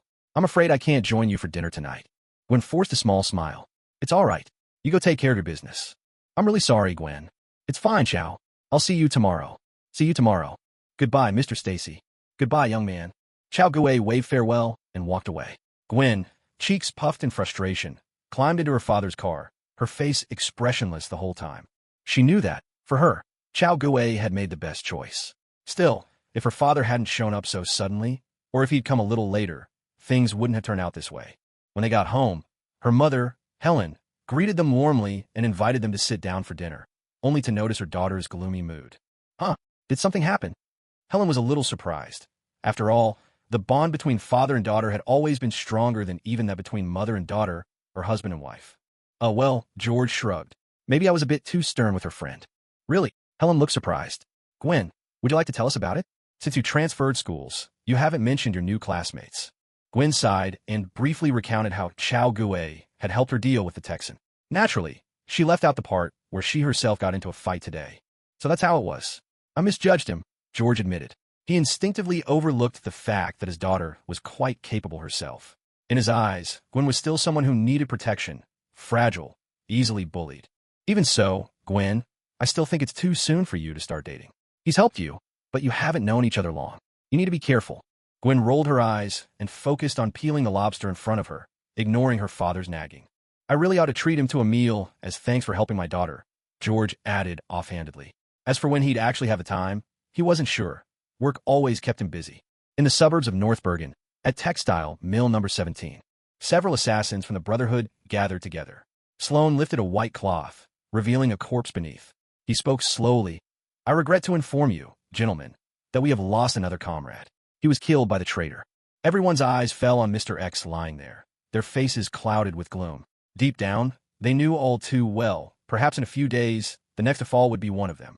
Leader, we have to take action, the gunsmith murmured, his voice low. We can't let the cross keep killing us like this. Understand, Sloan nodded, and that's exactly why I called you here. He held up a photograph, showing a young man in a blue jacket. Fox, bring him back. Mechanic, gunsmith, butcher, you three get ready as well. The task of training new recruits will be yours. Yes, sir, the group replied in unison. Only the butcher frowned slightly. He still had an unresolved case involving a young FBI agent on his hands, and the work was piling up. Meanwhile, Chao Gue was downstairs at his building, accepting a delivery of various goods from shopkeeper, preparing to begin another day of training. As for Gwen and her father, Chao Gue didn't give the matter much thought. By all rights, his relationship with Gwen should have gradually deepened over time, and before long, the two of them would naturally come together. But Director Stacy's sudden appearance had interrupted this progression, and the budding feelings between him and Gwen had been cut short. Now things were awkward between him and Gwen. They were too close to be just ordinary friends, yet not close enough to truly be lovers. The necessary affection simply hadn't had time to develop. Still, Chao Gue wasn't worried. He had plenty of time to smooth things over. For now, his training took priority above all else. The next day, Chao Gue arrived at school. As he had expected, his interactions with Gwen were rather flat. Apart from necessary conversations about their studies, there was little else between them. Days slipped by, and Chao Gue's life settled into a simple yet fulfilling routine, focused on academics by day and dedicated to his training at night. A week later, he had already become proficient with the paper drawing technique, though it still required deliberate effort to control. He hadn't yet reached the point of complete mastery. His rapid progress was largely thanks to the wealth of experience provided by the system, which included insights from several masters, like CP9's Owl, Blueno, and Lucci, all of which proved invaluable to his growth. By the second week of training, Chao Gue could sustain the paper drawing technique for much longer periods. While bouts of fatigue still struck him occasionally, as long as he managed his stamina wisely, he could generally handle the demands of a real fight. After a month, he had more or less mastered this martial art. Aside from a lack of real combat experience and the inability to freely alter his body's shape, he had overcome all other obstacles. At this moment, Chao Gue stood in his apartment, right arm extended, the muscles on his bare arm rippling gently like waves on water. A light breeze drifted in from the window, causing subtle rings of movement to appear across the surface of his muscles. After a while, Chao Gue stopped his paper drawing practice. It's still not working. He shook his head. He had tried many times to soften his bones, but it was still beyond his reach. Forcing it would only injure himself, so he had no choice but to give up for now. After repeated failures, Chao Gue gradually understood the root of the problem. His body wasn't yet strong enough. Softening the bones would inevitably cause some damage, but as long as the body was sufficiently robust, that damage could be kept within acceptable limits. With a recovery ability like Life Return, the body wouldn't suffer any lasting harm. But right now, he was still far from reaching that level. Justice Navy System, supporting every Navy soldier with a heart for justice. Soldier name, Chao Gue, Navy 2nd Class. Merit points, 145 experience, 652/1000. Dao power, 97, a reference value for combat ability, but not the decisive factor. After a month of training, his Dao power had finally approached 100. During this time, Chao Gue had visited Hell's Kitchen a few times to test out his abilities with promising results. But since that territory belonged to Kingpin and Daredevil, Chao Gue kept it brief, using the experience to hone his skills before leaving, never delving too deep. The alarm clock rang. Chao Gue glanced out the window. Dawn was breaking. It was time to get ready for school. He tidied up the leftover food scraps from the night before and set out for Midtown High in New York. Over the past month, thanks to his hard work and Gwen's help, he'd managed to catch up on the grades he'd fallen behind on, surpassing even his previous performance. During this period, Sitwell had come back once. When he saw Chao Gue's improved grades, he was naturally delighted, believing Chao Gue had grown more mature and responsible than before. This time, Sitwell brought Chao Gue a new FBI badge. Not a temporary or unofficial one, but a genuine, formal FBI identification. Using the special relationship between S.H.I.E.L.D. and the FBI, Sitwell had arranged for Chao Gue to become an active agent with no actual duties. The purpose of this arrangement, just like with the previous unofficial badge, was to give Chao Gue a layer of protection. However, this time the protection was clearly much more solid. Now, in the eyes of the law, Chao Gue was already a member of the FBI, which granted him the right to request assistance and support from various FBI branches, including the help of agents and operatives. In the past, Sitwell had only added a layer of protection around Chao Gue. Now, he had given him the means to fight back. It had to be said, Sitwell's care for the original body was nothing short of meticulous. Midtown High School, New York. Hey, Gao. Gwen bounced over, landing right in front of Chao Gue. Oh, it's you, Gwen. Chao Gue replied with a playful sigh. Gwen immediately frowned in exasperation. Hey, why have you been using this weird tone lately? Haha, it's nothing. Chao Gue flashed an honest yet mischievous smile. What brings you here, my dear classmate Gwen? I just wanted to ask, what elective are you planning to take? Gwen rolled her eyes, ignoring his affectionate address. Let me think. Chao Gue stroked his chin. He had always been outshone by Gwen academically. Perhaps it was time to turn the tables. I'm going for Chinese class. What about you? Chinese? Gwen's eyebrows knit together, a hint of hesitation in her voice. Isn't that class supposed to be really tough? What? Even the top student Gwen is afraid of a class. Chao Gue teased her on purpose. It's much harder to learn a new language after the age of 7, especially Chinese. It's considered one of the hardest languages in the world, Gwen explained, a bit helplessly. Is that so? Chao Gue was genuinely surprised. After all, he'd been studying Chinese since he was a kid, and never found it particularly difficult. Sure, scoring high wasn't easy, but passing was never a problem. Of course. Gwen nodded seriously. Chinese characters are among the oldest pictographs still in use. Every character combines sound, shape, and meaning, and there are homophones as well as characters with multiple pronunciations. So, learning Chinese is much harder than learning English. Chao Gue looked utterly confused. If that was true, why had he always failed English? Was that all just a bad dream? Ahem. Seeing how serious Gwen was, Chao Gue quickly dropped his playful act. Gwen, don't you want to challenge yourself for a change?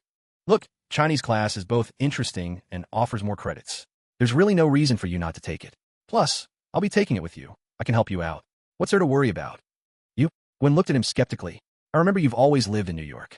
You've never even been to China, have you? That's right, Chao Gue admitted without a hint of embarrassment. Then, thick-skinned as ever, he added, I may not speak it, but I have tons of enthusiasm for learning. With those words, Chao Gue paid no heed to Gwen's helpless expression. He took her by the hand and strode toward the office. Come on, let's go sign up right now. In the outskirts of North Bergen, by the banks of the Hackensack River, inside the office of Textile Factory number 17, Sloan was at his desk. The butcher stood respectfully in front of Sloan. Boss, is there something you need from me? He asked. Lately, as fate demands, I've been preparing to deal with that FBI agent. I really don't have time for anything else. The recent task of training Wesley had left him feeling stifled. He had to teach Wesley a lesson, but couldn't go too far for fear of causing serious harm, so he had to be painstakingly careful about where he struck. During that period, his technique had to be more precise than a surgeon's. Sloan took a puff from his cigar, exhaled a swirling ring of smoke, and waved a hand, signaling the butcher to be patient. I called you here because of that FBI agent, he said, handing the butcher a file from his desk. He's now a full-fledged member of the FBI. You can't use your old methods anymore. The butcher took the file, his brow furrowing. As a core member of the Brotherhood, he was able to enter bullet time and had mastered gun fu, but he always preferred knives. He favored his boning knife, methodically slicing through his enemy's flesh, letting them die slowly in despair and helplessness. For the butcher, it was a bloody, exhilarating ritual. After all, anyone chosen by the loom of fate was beyond redemption and deserved no mercy. But now that the target was officially an FBI agent, using his usual approach could provoke a fierce response from the Bureau. So, what do you want me to do? The butcher asked. Make him disappear, Sloan replied. Alive or dead, not a trace left behind.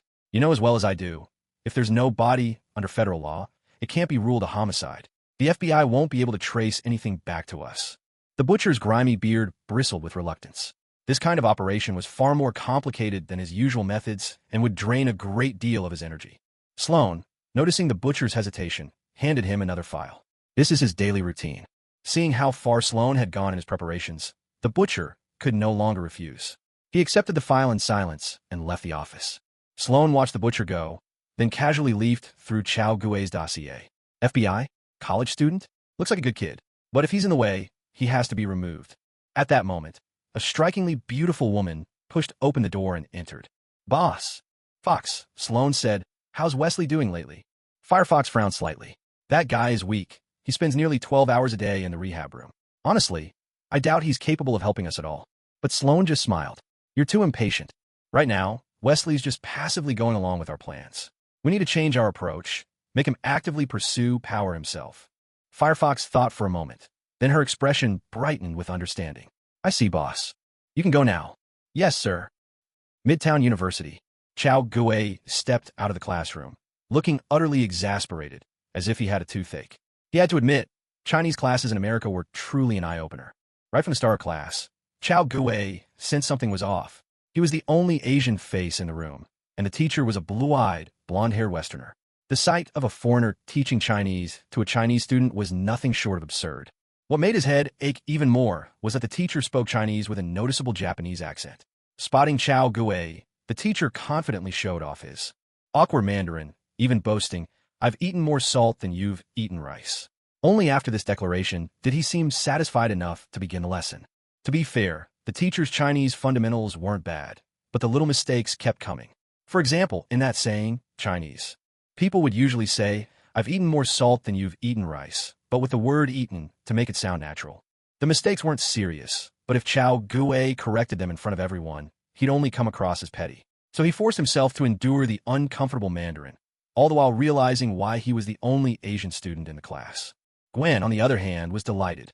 Although the Chinese class was challenging, she found it not as difficult as she'd imagined. "Chao, you were right. Chinese really isn't that hard," Gwen said brightly, her eyes turning into cheerful crescents. "Glad you're enjoying it," Chao Gui replied, his voice subdued, clearly not in high spirits. Gwen chuckled softly. She understood why Chao Gui had invited her to take Chinese with him, but she hadn't expected that, after a single lesson, it would be Chao Gui himself who felt most defeated. Such a petty man. How adorable. Time flew by, and before they knew it, school was over. Chao Gui and Gwen walked side by side out of the campus gates, only to find George Stacy already waiting for them, as usual. For some reason, ever since the last incident, Chief Stacy seemed to have more free time than before, coming every afternoon to personally drive Gwen home. What's more, he always eyed Chao Gui with a wary look, as if he were facing a potential threat. Chao Gui greeted Chief Stacy as usual, then walked off alone into the distance. In uptown Manhattan, Chao Gui got out of the car and stopped in front of a barbecue restaurant. "Hey, look who's here." In the shop, a bustling, heavy-set, middle-aged white man greeted him with a booming laugh. "Chao, my friend, welcome back." "Haha, Jeff, it's only been a dozen hours since I last saw you, but you look like you've put on a little more weight," Chao Gui joked, giving his belly a friendly pat. Ever since Chao Gui began practicing paper drawing, he needed large amounts of meat every day. To meet his needs, he spent quite some time before finally discovering this barbecue joint, run by a Chinese chef. Over the past month, Chao Gui had ordered several whole roasted lambs here, quickly becoming well acquainted with Jeff. After all, in just this 1 month, the money Jeff earned from Chao Gui's orders nearly matched his income from the previous few months combined. "You're exaggerating," Jeff replied, still busy with his work. "The usual? Same as always." "Of course," Chao Gui nodded. "Please ask Chef Lee to add extra chili and cumin." "Don't worry. I remember your taste. Have a seat and wait a moment. Oh, by the way," the big man paused, as though something had just occurred to him, and set down what he was doing. "I just got a batch of Wagyu beef from Australia today. Want to take a look?" "Wagyu." Chao Gui's eyes lit up. "Now, that's a real treat." "Exactly. That's why I'm offering it to you first, my VIP customer." Jeff winked conspiratorially. "So what do you say? Want to check out my cold storage?" "Absolutely. Lead the way," Chao Gui replied eagerly. After a month of roasted lamb, a change of flavor sounded perfect. Jeff called over an apprentice to take over his tasks, then led Chao Gui through the kitchen, winding their way toward the food storage cold room. "Jeff, what got you interested in Wagyu all of a sudden?" Chao Gui asked, curious. After all, Wagyu is a high-end ingredient, usually reserved for fine Western cuisine. Grilling it seemed a little extravagant. I never thought about it before either. But things are different now," Jeff said with a proud grin. "Thanks to you, my top customer, I finally have the chance to branch out into new business." Chao Gui laughed as well, thinking Jeff had a point. Soon, the two arrived at the cold room door. The lighting here was dim, and the atmosphere felt cold and oppressive. A large, broad-shouldered man with a thick beard and a fierce presence was using a machine to cut up a pork hind leg. Chao Gui frowned slightly. There was something oddly familiar about this man. "Oh, that's Mark. He's my new hire. Works like a bull," Jeff said with a chuckle. Sensing Chao Gui's gaze, the brawny man named Mark looked up and nodded to both Chao Gui and Jeff. "Mark, come here for a second," Jeff called. As Mark approached, Jeff turned to Chao Gui and said, "Chao, I can't leave the front desk for too long, so I'll let Mark give you a tour from here. He's the best cold storage manager I've ever hired. He knows more about Wagyu and other meats than anyone. I'm sure you'll be impressed." Mark looked a bit bewildered. He glanced at the chubby Jeff, then at Chao Gui, and finally slid his narrow boning knife and heavy cleaver into the waistband at his back before speaking up. "Hello, Mr. Gao. Please follow me. I've been here for a week already and know the cold storage inside out. You can trust my expertise." Chao Gui raised an eyebrow, thinking the reassurance was a bit much, probably a sign of nerves. "All right, lead the way," Chao Gui replied readily. With that, Jeff turned and left, while Mark guided Chao Gui into the cold storage. The moment they stepped inside, a wave of chill hit them. Hanging from the ceiling were carcasses of all kinds: pigs, horses, cattle, sheep. It was a fascinating sight, one rarely seen. Chow Gui had only encountered something like this in the movie The Texas Chainsaw Massacre. What stuck with him most was the scene where the heroine hid inside the chest cavity of a pig, while the killer, wielding a chainsaw, split the animal in two. There was no denying it. A cold storage like this was the perfect place for hiding a crime. "Mr. Chow, here's our Australian Wagyu," Mark said, stopping in front of a hanging side of beef. The cut revealed intricate marbling, delicate webs of fat within the meat, instantly conjuring the image of it sizzling to a golden brown in a pan, sprinkled with a little black pepper and salt, tender and melting on the tongue. Chow Gui couldn't help but praise the sight, though soon his expression turned thoughtful. In his opinion, Wagyu wasn't really suited for barbecue, especially not for someone like him, who preferred whole roasted lamb. He raised his left hand, pressing gently on the beef. Then he turned to Mark behind him and said, "Hey Mark, this beef." Suddenly, without warning, a flash of cold steel sliced through the air. The heavy cleaver drew a vicious arc, swinging straight for Chow Gui's neck. Terror filled Chow Gui's eyes. In his dark pupils, the wild, savage face of Mark was reflected. Mark's face was covered in thick, unruly stubble, his features twisted with cruelty and a reckless, savage delight. Whoosh! But then, something astonishing happened. Chow Gui's body swayed like a willow in the wind, shifting to the left just as the butcher's cleaver came crashing down.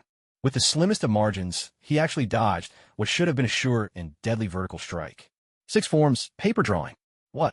Disbelief filled the butcher's beady eyes. What has happened? How did he dodge that blade?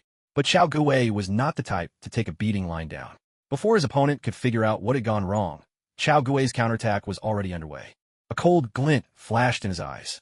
Chow Gui braced his left hand against the ground, then pushed off sharply with his foot, his whole body tracing an arc before springing upright in an instant. His waist twisted, muscles coiling with power. With a sudden motion, his right hand gripped the air, and out of nowhere, a gleaming military knife appeared, its icy sheen slicing toward the butcher's thick neck. The butcher was still off balance from his last move, unable to muster new strength, and distracted by the fight. "You're finished." A fierce light sparkled in Chow Gui's eyes. Faced with the rapidly approaching blade, the butcher had no room to escape. Terror filled his tiny eyes. He never expected Chow Gui's counterattack to come so fast. His heart hammered in his chest, pounding like a frantic drumbeat, his pupils shrinking to pinpoints. In that instant, the world seemed to slow to a crawl. Chow Gui's lightning-fast strike now appeared almost sluggish, stripped of its deadly speed, rendering it harmless. Bullet time, one of the Brotherhood's signature techniques. The butcher slowly raised the slender dagger in his left hand, while tilting his head back. That deadly strike was no longer a threat. A clear metallic clang rang out as the military knife scraped past the butcher's narrow dagger. With a backward roll, his bulky frame surprisingly agile, the butcher dodged what should have been Chow Gui's finishing blow. "Amazing, kid," the butcher said, slowly rising to his feet. A thin red line appeared along his chin. He wiped away the blood with a cold, mirthless grin. "I thought you were a rookie, but it turns out you're an expert. No wonder you're FBI. He knows I'm with the FBI." This operation was orchestrated by Sitwell, a Hydra agent and Level 6 SHIELD operative. At this point in time, very few people could investigate across both organizations. "Who are you? Why are you trying to kill me?" Chow Gui demanded, his voice cold and steady. But whoever this man was, the door to this cold storage room.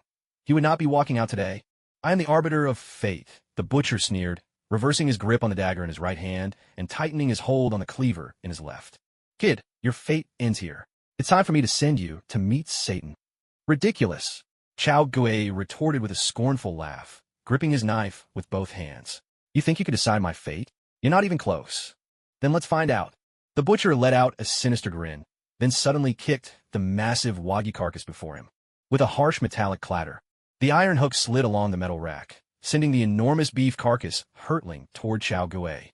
But instead of retreating, Chow Gui lunged forward, dashing straight into the path of the charging carcass. Just as the two were about to collide, Chow Gui activated his paper drawing technique once more, nimbly dodging the butcher's attack with uncanny precision. He saw it. The butcher's beady eyes widened in disbelief. He saw exactly how Chow Gui evaded the flying carcass. If dodging the earlier sneak attack had been a fluke, this time left no doubt. There was something unusual about this kid. The butcher licked his lips, greed and excitement sparking in his gaze. Catch him alive. Torture him. Force his secrets out of him. If I can master this skill, I'll rise through the ranks of the Brotherhood. Maybe even become the leader one day. In the blink of an eye, Chao Gui's counterattack arrived. His long blade whistled through the air, slicing toward the butcher's throat with lightning speed. Clang!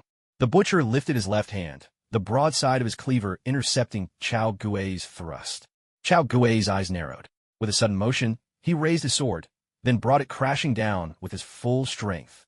The old adage about using only 70% of one's power was lost to Chao Gui now.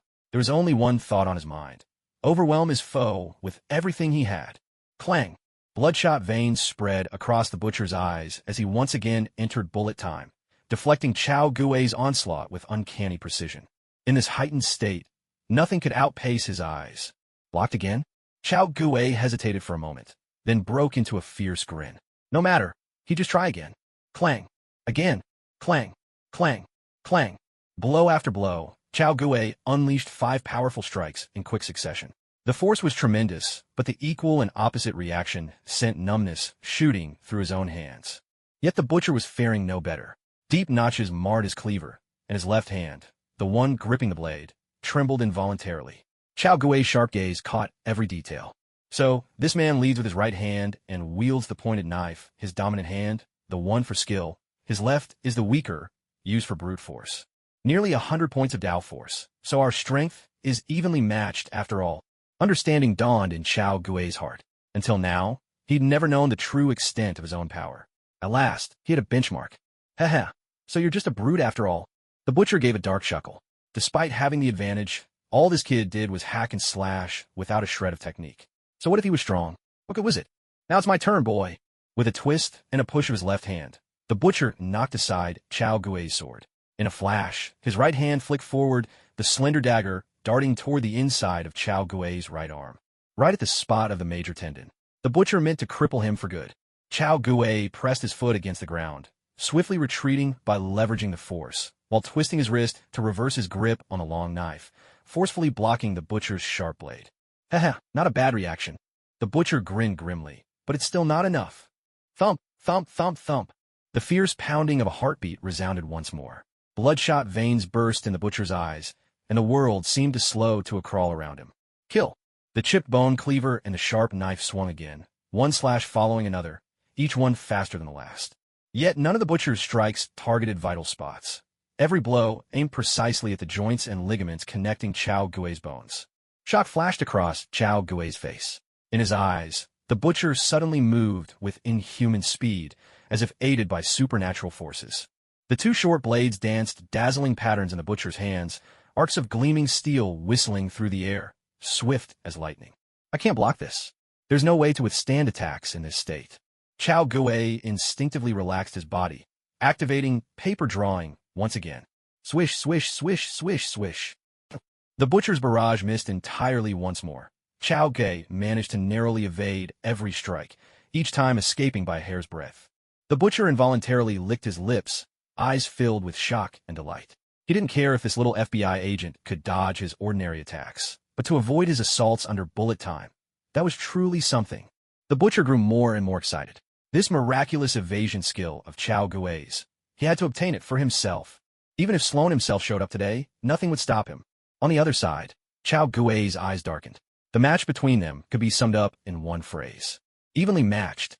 In terms of strength, they were perfectly balanced. Neither could overpower the other. The butcher's blade skills were exquisite, while Chao Gui knew nothing but reckless hacking. But with paper drawing, even that strange, explosive speed couldn't touch him. Chao Gui couldn't match the butcher's technique and couldn't land a blow, but the butcher couldn't break through paper drawing either, leaving him helpless. To break the stalemate, he'd have to cheat. System, list for me all characters with merit points above 100 but below 150. Meanwhile, the butcher let out a sly chuckle. His right hand casually brushed his waist, and the outline of a Tokarev TT-33 pistol became faintly visible. A veteran of countless battles, the butcher saw the same things Chao Gui did. It would take a hidden trump card to win this fight. It just so happened he still had his gunfighting technique in reserve. Bandit King C, 100 merit points. Blade Emperor Johnny, 100 merit points. Sword Saint Joseph, 100 merit points. Axe Emperor Monka, 120 merit points. Alrita, Beauty Version, 120 merit points. 100 Tricks Clo, 130 merit points. Luffy, Barrel version, 140 merit points. Zoro, Overconfident version, 140 merit points. Buggy. A string of character icons on the system panel gave Chao Gue a headache. The so-called barrel version of Luffy was, unbelievably, just a wooden barrel. The beautiful version of Alvida turned out to be the old hag she was before eating the devil fruit. Once again, the system's unreliability was on full display, leaving nothing to be desired. Chao Gue swept his gaze over the options, instantly disregarding Mountain Bandit King, Sword Saint, Blade Emperor, and Axe Emperor. After weeding out all the unreliable or outright bizarre choices, he was left with only 3 or 4 usable mission cards. Captain Kuro of 100 plans, 130 merit points. Alvida, beautiful version, 120 merit points. Zoro, Overconfident version, 140 merit points. Luffy, barrel version, 140 merit points. So here was the real question. Which one should he pick? Chao Gui's first choice was Buggy. Thanks to the Chop Chop fruit, he was immune to sharp weapons, but his attack power left much to be desired. Second on the list was Luffy, whose rubber fruit gave him all sorts of strange abilities. He could take a beating and still be fine, but that barrel icon was just too unsettling. Next came Captain Kuro and Zoro. Kuro's silent step was incredibly fast, but he couldn't control himself well enough, especially in such cramped quarters. He might end up hurting himself. As for Zoro, what on earth was this overconfident version supposed to mean? Chao Gui's lips twitched. The system was utterly hopeless. Not a single decent character among the lot. While Chao Gue was contemplating, the butcher suddenly hurled his bone cleaver, smashing into the ceiling light and shattering one of the bulbs. A burst of electric sparks flashed, and now only a single bulb remained in the cold storage room. The space, once brightly lit, was plunged into shadow. The butcher's silhouette flickered as he melted into the rows of hanging meat, using them to conceal himself. Just as he'd claimed, he'd been here for a week and knew every corner of this place by heart. Hey, kid, you're dead. You're so dead. A chilling, mocking laughter echoed again and again, its source shifting unpredictably, making it impossible to tell where he was hiding. But the laughter grew louder and sharper. Chao Gue was sure now. The butcher knew exactly where he was. Chao Gue stepped back quietly, moving away from the sound. The enemy was hidden in the dark, while he was exposed in the light, a dangerous disadvantage. He needed a way to turn the tables. You're dead. Haha, you're dead. You're so dead. Chao Gue silently shifted his position, and the laughter gradually faded, a sign that the butcher had lost his trail. All he had to do now was find the enemy. Just as the thought crossed his mind, a shadow darted across the floor. Chao Gue paused, realizing that, without even noticing, he'd ended up beneath the broken light fixture, while the butcher had moved beneath the last remaining bulb. The shadow had given away its position earlier, and now the butcher's whereabouts were exposed as well. Chao Gui's eyes narrowed slightly, his gaze as calm as still water. He moved with silent, cat-like steps, gliding right up to his opponent without a sound.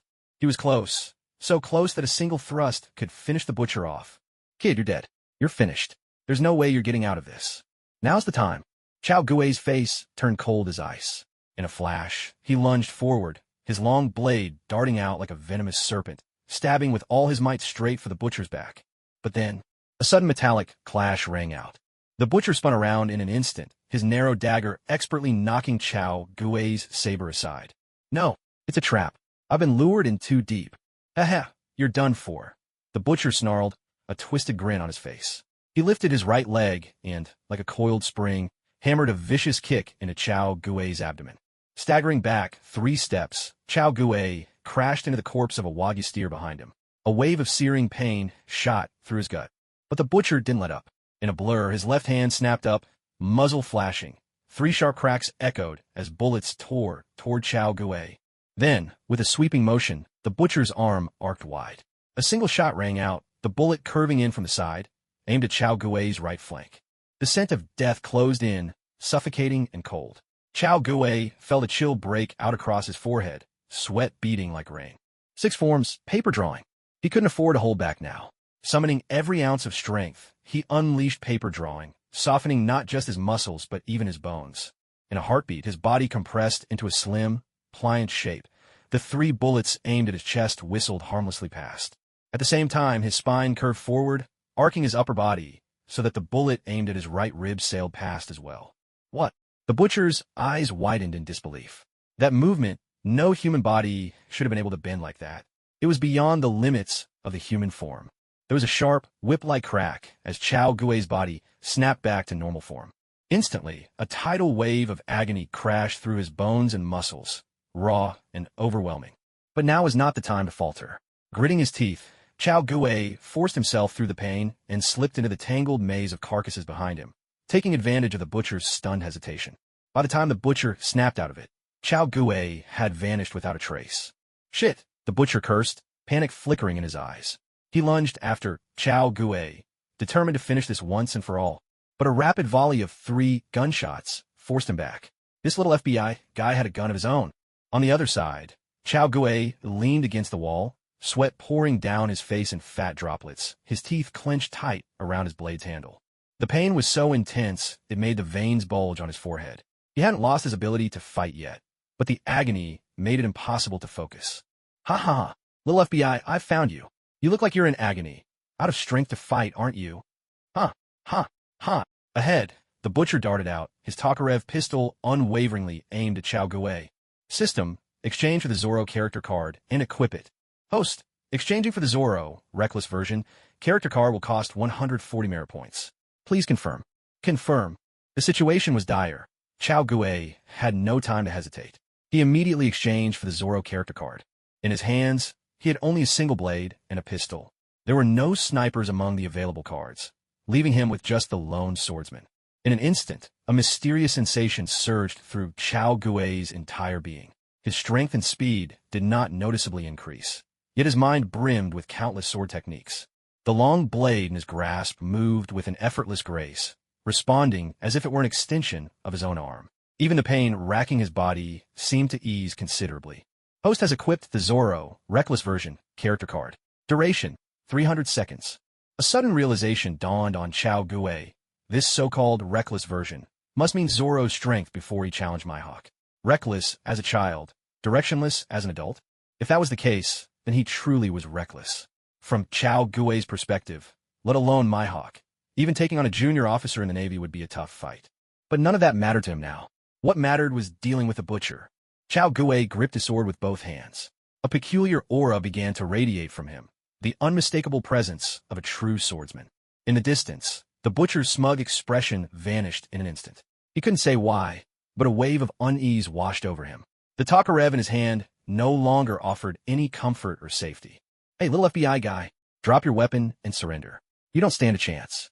Chao Gui surged forward, foot stamping the ground, leaping out with the ferocity of a tiger released from its cage, bloodthirsty and terrifying. What the hell is happening to him? Panic seized the butcher. He fired 2 shots in quick succession, but with a sharp metallic clang, Chao Gui sliced the bullets out of the air.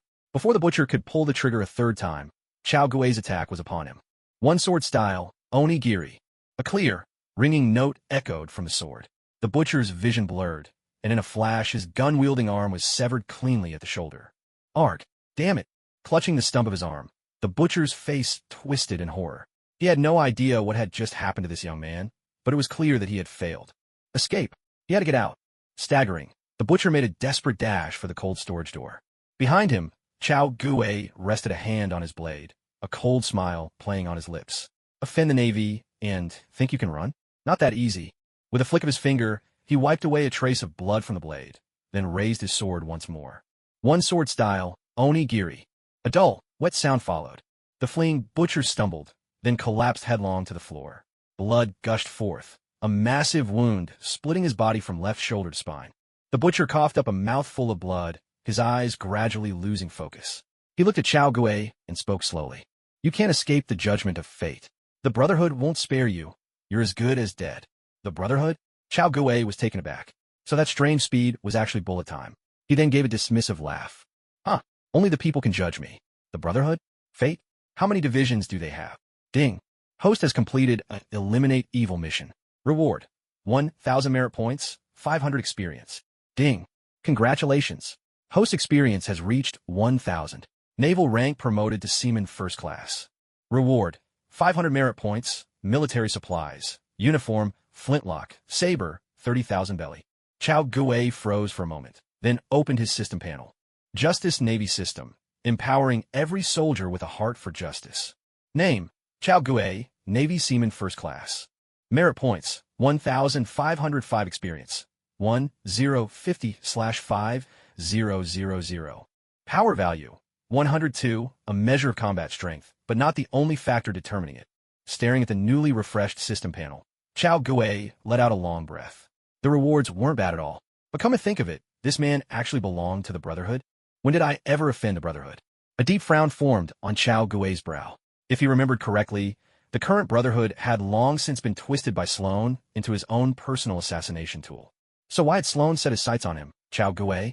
Why send a core assassin who could use bullet time and gunfu to take him out? It never crossed Chao Gue's mind that it might be because of the loom. He had no idea when he'd supposedly become an unforgivable criminal, enough to end up on the loom of fate's hit list. So what now? Chao Gue stroked his chin. Sloan had suffered a major loss. There's no way he'd let this go. But Chao Gue wasn't the kind to take a beating without fighting back. He had to turn the tables. The problem was, the Brotherhood was a tough nut to crack. It was far too big for one man to tackle alone. Sure, Chao Gue and the Butcher were evenly matched, and with a 140 merit point character card, he'd utterly crushed the Butcher. But in truth, the Butcher had been careless. If the Butcher hadn't strode out so recklessly, but instead used the terrain and fought cautiously, once the character card effect wore off, Chao Gue would have been the one to die. Besides, the Brotherhood had numbers, at least 100 members with around a dozen core assassins. With the odds stacked against him, charging in alone would only lead to a loss where the risks far outweighed the rewards. Chao Gue abandoned the idea of a direct assault in a fit of rage. He had a better plan. Lure the snake from its lair. A core assassin has been killed. Whether it's Sloan or the Brotherhood, the organization is certain to send one or two top assassins to investigate. No matter how they look into it, they won't be able to avoid me, their so-called target. When that time comes, it'll be my turn to close the net. As for the possibility that they'll send a large force after me, there's no way that's happening. Never mind whether I'm worth all that trouble. Even if they dared to go all out and act openly, that would play right into my hands. Let's not forget, Chao Gue, am still an FBI agent, and I come from family with law enforcement ties. I have more than enough ways to deal with this pack of killers. Suddenly, a shadow flickered across the floor at the entrance to the cold storage room. Chao Gue's eyes turned icy in an instant. He picked up the Tokarev pistol that the Butcher had dropped. You fat bastard, you dare to set me up. Your courage is impressive. I'll give you that. Outside the door, Fat Jeff paced nervously. He had heard several gunshots from inside, but he still didn't know what had happened. Was it the Butcher who had died, or was it Chao? Jeff shook his head. Chao was just a student. After all, he must have been finished by now. But after a moment's hesitation, Jeff clenched his teeth and made up his mind. He had to go in and check. He needed to take care of this quickly. If anyone found out that someone had died in his shop, the consequences would be disastrous. He knocked gently on the half-open cold storage door. Mr. Mark, it's Jeff. I just wanted to ask if you're done in there. All he got in return was silence. Mr. Mark? Mr. Mark, may I come in? Mr. Mark, I'm coming in now. With that, Jeff nervously pushed open the door and stepped inside. The first thing he saw was the Butcher's corpse lying on the ground. Oh shit. Jeff let out a shout of shock. But just then, there was a sharp click, the unmistakable sound of a hammer being cocked. An icy gun barrel pressed against the back of Jeff's head. Chow. Jeff swallowed hard. I didn't mean to hurt you. It was that guy, he forced me. I had no choice. Chao Gue gave a short, humorless laugh, flashing his FBI badge in Jeff's face. Save it for the judge, he said coldly. Assaulting a federal officer, attempted assassination of law enforcement. That's enough to put you away for life. But don't worry, Chao continued with a chilling smile. I'll make sure you get a lawyer and a seat on the electric chair. That way, you won't have to spend your whole life in despair. Hearing this, Jeff was so terrified he nearly wet himself. No, Chao. I didn't know you were FBI. Please don't do this. It was that bastard who forced me. I had no reason to hurt you. He made me do it, I swear. Chao Gue paused for a moment, considering. Aside from you, who else knows about this? There's no one else, just me. The fat man, flustered and desperate, blurted out. That bastard broke into my house and threatened to kill my family if I didn't cooperate. But at the time, I was the only one home, so nobody else knows about this. Only me. Very well. Chao Gue nodded slightly. Go get some disinfectant and cleaning supplies. Take care of this place. Yes, whatever you say. The fat man scrambled out in a panic. Chao Gue walked over to the Butcher's corpse and stowed it away in his system backpack. By the time the fat man returned, the body had vanished. Seeing this, suspicion flickered in the fat man's eyes, but noticing Chao Gue's grim expression, he didn't dare ask a thing. He simply went about quietly scrubbing away the bloodstains left behind by the butcher, using disinfectant as instructed. Meanwhile, Chao Gue leaned against the wall. The time limit on his character card had run out, and a wave of searing pain hit him once again. This pain was the side effect of forcibly using paper drawing. It didn't cause much physical harm, but at this stage, there was nothing he could do about it except grit his teeth and endure. Yet there was something that piqued Chao Gue's interest. Even after the character card expired, fragments of Zoro's swordsmanship lingered in his mind. The knowledge was scant, but it made his previously clumsy sword handling feel much more natural. If he could do this a few more times, he might even become a swordsman himself. But the system wouldn't allow it. Zoro's character card had already turned gray, with the words cooling down written across it in bold strokes. He wouldn't be able to equip this character card again for a while. On the other side, the fat man quickly cleaned up every trace of the butcher's blood, restoring the cold storage room to its original state. Mr. Chow, I've finished cleaning up. The fat man spoke cautiously. If there's nothing else, may I go now? Go. Where do you think you're going? Chao Gue let out a cold laugh. You're an accomplice in the attempted assassination of an officer. Where do you think you can go? As he spoke, Chao Gue raised his hand, pressing the Tokarev pistol to the fat man's head once more. Chow, the fat man stammered, words tumbling out in panic. I swear, I never meant to hurt you. He forced me. So, you want to live? Chao Gue grinned, baring his teeth. Yes, absolutely. The fat man nodded frantically. All right, Chao Gue smiled. If anyone comes looking for you again, I expect you to inform me. Do that, and I might consider letting you go. No problem, I promise. I swear, the fat man replied, his voice trembling. But if you dare betray me again, Chao Gue sneered, I'll make sure you learn firsthand what FBI justice really means. Yes, sir. The fat man shuddered, so terrified that even his rolls of fat quivered. Good. Chao Gue patted him on the shoulder. For the next few days, Chao Gue acted as if nothing had happened. Just as before, he went to school, trained, went to school, trained, repeating this monotonous, simple routine day after day. However, it took less than a day before Sloan noticed something was wrong inside Textile Mill 17. For an assassin, losing contact for even a single day is already a serious matter. If he doesn't get to the bottom of it, his so-called brotherhood would be little more than an empty shell. Gunsmith, repairman, gather everyone and meet me in my office. On the setting of power levels. I've seen a few readers mention that the power level settings aren't accurate, that an ordinary soldier with a power value of 10 could defeat most people in the Marvel Universe, and that Captain America, without any special boosts, at most has a power value of 20 to 30. I think that assessment is a bit off. In the world of One Piece, an ordinary soldier has a power value of 10, and only those with over 500 are considered superhuman. So, in the Marvel Universe, Orange Cat, set things up this way too.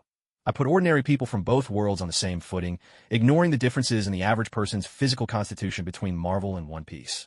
Perhaps I didn't consider the differences thoroughly enough. After all, this is my first time writing a book. If it's not to your liking, dear readers, I hope you'll be gentle with your comments. Besides, the concept of the power value itself isn't a fully developed idea. Oda only used it once around the Enies lobby arc and never brought it up again. Some errors are therefore unavoidable. Before long, a dozen or so core assassins had gathered in Sloane's office. Seeing them assemble, Sloane slowly stood up. Ladies and gentlemen, I have some very bad news. The butcher has gone missing. As soon as he finished speaking, the previously normal atmosphere in the office grew heavy and tense. Everyone's thoughts immediately flew to the same person, the traitor Cross. But Sloane continued, it's not Cross this time. There's another reason. With those words, Sloane distributed a copy of a document. This person here is the target Butcher was assigned to eliminate. But up to now, Butcher has already been missing for a whole day. Chief, I have a question, said Gunsmith, frowning slightly. The date listed here isn't recent. It's from a month ago. Why is this fate only being dealt with now? That's exactly why I called you all here, Sloane replied, polishing his glasses with the edge of his shirt. Do you remember a month ago, 4 of our trainees went out on their own and robbed a bank? At this, the assembled assassins looked a bit bewildered. Of course they remembered. It was a serious breach of the Brotherhood's code. As core members, they'd thoroughly investigated the matter. In the end, it turned out to be the work of those 4 acting alone, with no involvement from anyone else, so the incident was dropped.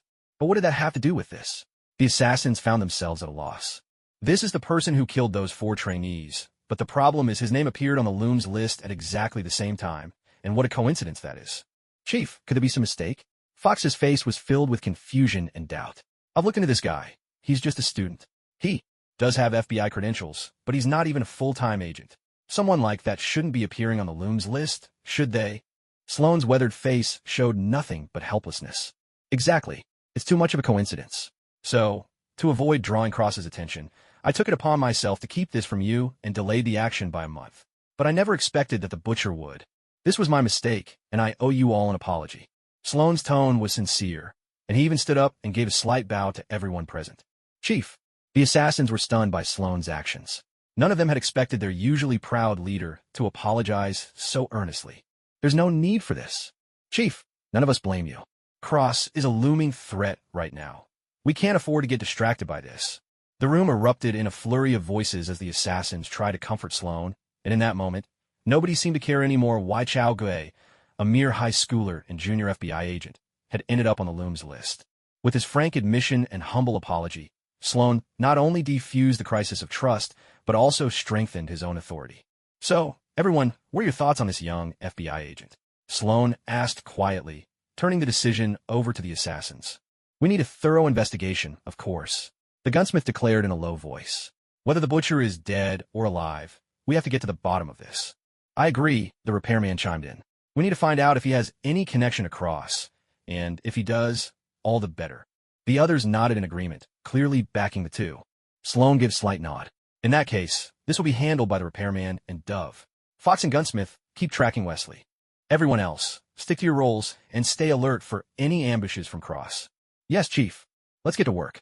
Meanwhile, in his apartment, Chao Gui sat in front of his computer, browsing through several files. The rooftop shooting case, the supermarket gunfight, and Wesley's personal information. With access to the FBI database, all this information was readily available.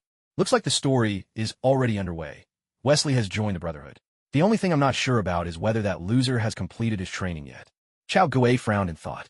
After graduating, Wesley had completed 2 assignments. One was an assassination on the light rail, and the other was a hit through the sunroof of a luxury car during the Super Show. Thinking of this, Chao Gui typed Rolls-Royce, Tycoon, sunroof, shooting into his computer, but came up empty. Chao Gui typed into the computer again, nighttime, high-rise, 9mm bullet, shooting case, but just like before, nothing came up. This meant Wesley hadn't completed his training yet. Chao Gui's eyes lit up. If there was any situation that best served his interests regarding the Brotherhood, this was it. The threat of the Cross loomed over the Brotherhood like the sword of Damocles, suspended high above, making them too nervous to act rashly. Against him, a low-level FBI agent, they could only send in a few people at a time for small-scale skirmishes. That meant he could keep bleeding the Brotherhood dry, whittling them down until every last one in this scenario was taken out. But there was a problem. Wesley, though a loser, was still a genius. Sooner or later, he'd graduate from his training. No one could stop that. Once he did, the current stalemate would be shattered. Either the Cross would fall, or Wesley would die. And either outcome would spell trouble for Chao Gui. He needed to come up with a plan that covered all the bases. Chao Gui rubbed his chin, his eyes flickering with thought. Uptown Manhattan, at Fatty's Barbecue, the mechanic and a woman with chestnut hair pride opened the door and made their way to the walk-in freezer. Following the contingency plan left by the butcher, they knew exactly where to look. Inside the cold storage, they split up, combing through the space inch by inch. Before long, they regrouped to share their findings. In White Dove's palm were 4 7.6 2mm pistol bullets. I found these. The butcher's ammo. According to the ballistic marks, there were 3 straight shots and 1 fired in a gunfu style. Definitely the butcher's handiwork, but there's no trace of blood or tissue on them. And this. White Dove produced a cleaver with a chipped edge. The butcher's weapon of choice, but again, no blood or human remains. It means he fought someone here, but the opponent wasn't injured. The mechanic frowned. There's a smell of disinfectant and cleaning agents. Someone's cleaned this place thoroughly. Other than the owner, there are no other footprints. But I found this. The mechanic dragged over a pig's carcass, stained with heavy splatters of blood. If this blood belongs to the butcher, then it means he really is dead. At those words, both of them fell silent. With all these clues pieced together, it seemed almost certain that the butcher had been defeated and killed. But how could that be? The butcher excelled at close combat, and this meat locker was his home turf. He'd spent a whole week preparing this ground. No matter how you looked at it, defeat seemed impossible for him. Let's collect these blood samples and run a comparison, White Dove said. If it's confirmed to be the butcher's, we'll pay that FBI agent a visit. Where's the owner here? The mechanic asked, thinking it best to first inquire about the person in charge. Pigeon considered for a moment before replying. The butcher's plan didn't mention this person. I don't recommend making him a primary target. The mechanic frowned. If it were just up to him, the shop's owner would already be finished. But now that there were two of them, he couldn't blatantly break the Brotherhood's rules. In that case, let's go. Early the next morning, Fat Jeff arrived at the cold storage as usual to get ready for the day's business. But as he entered, he spotted bullet holes in the wall. His face instantly drained of color. The phone rang sharply. Chow Gue answered, and on the other end, Fat Jeff's anxious voice burst out. Chow, we've got trouble. The bullets from the holes in the cold storage wall are gone. Someone's been here. At this, Chow Gue couldn't help but let a sly smile tug at his lips. Well, looks like another head has come knocking at my door. Factory número 17. Sloane's brows were deeply furrowed. His old face, already marked by countless wrinkles, now looked severe enough to crush a few flies. Laid out before him were the items Pigeon and the mechanic had gathered, along with a DNA report making it crystal clear. The blood the mechanic brought back was indeed the butcher's. In other words, the butcher was truly dead. He had lost yet another core assassin. Damn it. Sloane rubbed his temples. The worst had happened after all.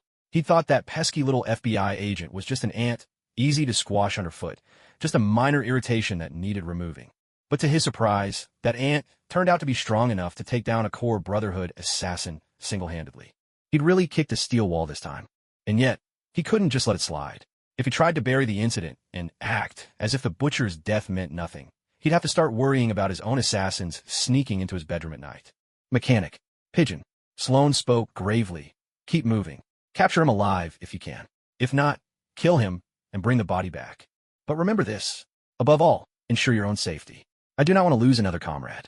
The Brotherhood cannot afford to lose two core assassins. Yes, sir. Pigeon and the mechanic responded with firm resolve. The Brotherhood was in shaky times. Inside, the Traitor Cross was hunting their own. Outside, the FBI was circling like wolves. Any more losses could be disastrous. Go on.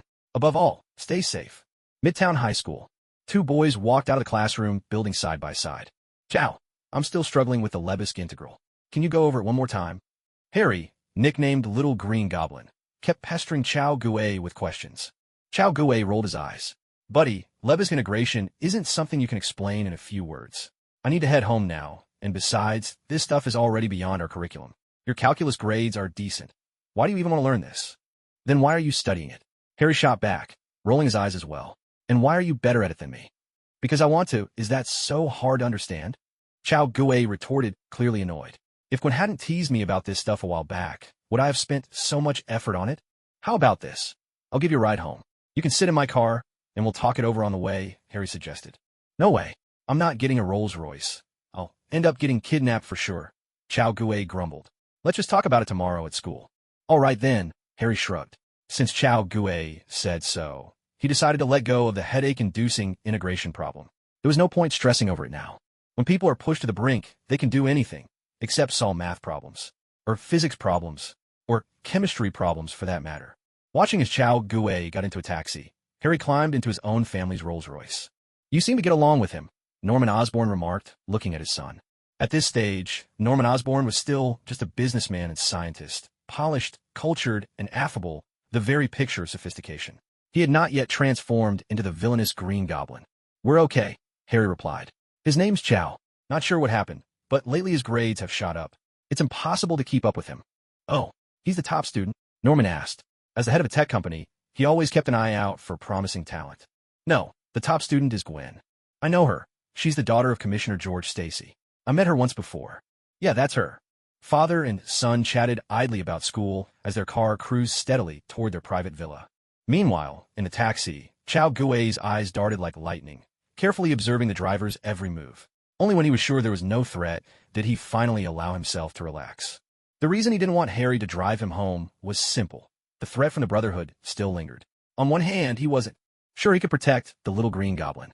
On the other, what if Harry's bodyguards were too powerful and stole his kill? So, it was better not to drag Harry into these muddy waters. The taxi drove on, and before long delivered Chow Gue to his destination. Chow Gue felt a bit dazed. If someone wanted to take him out, that stretch of road would have been the perfect opportunity. He had even prepared for a street shootout, and had mentally rehearsed calling for FBI backup, but where were the bad guys? Had they chickened out? With a head full of doubts, Chow Gue started upstairs. Whatever the case, the Brotherhood hadn't made a move. Since no one had come, he decided to continue cultivating. After all, with the talisman drawing in his hands, there was no way those assassins could end his life in an instant. Chao Gue wasn't worried about a sudden attack. With his thought in mind, Chao Gue arrived at his own door. But just as he took out his key and prepared to open the door, his pupils suddenly contracted. The hair he had wedged in the door crack was gone. Someone had been in his apartment. System, redeem and equip character card, Buggy. Host, redeeming the Buggy character card will consume 150 merit points. Please confirm. Confirm. Host is equipping the Buggy character card. Duration, 300 seconds. That mysterious, indescribable sensation swept through his body once again. Chao Gue snapped his fingers, and one of them detached, floating in the air, bending and twisting to his will. He hadn't lost control of his finger. It was a strange feeling. This was the first time Chao Gue had redeemed a character card with a devil fruit ability. But now wasn't the time to marvel. With a quick flip of his hand, he produced a military knife, and with a swift motion, he slashed it across his own head. A wafer-thin sliver of head dropped off, as delicate as the wing of a cicada. Chao Gue raised an eyebrow, then swung the knife again, slicing off several more thin head slices. Guided by Chao Gue's intent, the slices drifted slowly, slipping through the narrow gap between the door and the floor, and slipped into the apartment. Before long, all the head slices gathered inside, floating 1 or 2 centimeters above the ground, looking for all the world like an automatic vacuum cleaner. But if you looked closely, you'd see that this vacuum had a pair of human eyes. Chao Gue blinked, maneuvering the slices carefully as he searched the apartment for signs of danger. Sure enough, at the corner where the living room met the kitchen, stood 2 people, one on the left and one on the right, a man and a woman. If he wasn't mistaken, these must be people from the Brotherhood. Half an hour earlier, the handyman and the dove had easily pried open Chao Gue's door. Such a simple lock was no obstacle for 2 assassins. They exchanged a glance and began searching the apartment. Yet, to their surprise, aside from a large amount of food scraps, the handyman and the dove found nothing unusual, not even a single weapon. Is this guy really FBI? The handyman flipped through Chao Gue's books, a puzzled look on his face. Everything about the room, said the owner, was just an ordinary high school student. There was nothing to suggest he was a skilled killer, let alone someone who could take down the butcher. It is pretty strange, the dove said, frowning, her gentle face filled with confusion. Forget it. Let's not think about it. Let's get ready, the handyman said, opening his large pack to arm himself. Glock 18, a machine pistol, a ferocious close-quarters weapon. In such a cramped space, precision and elaborate gunfighting techniques are useless when faced with its overwhelming firepower. In addition, the mechanic pulled out an enormous net gun. Their primary objective was to capture Chao Gue alive. Killing him was only a secondary option.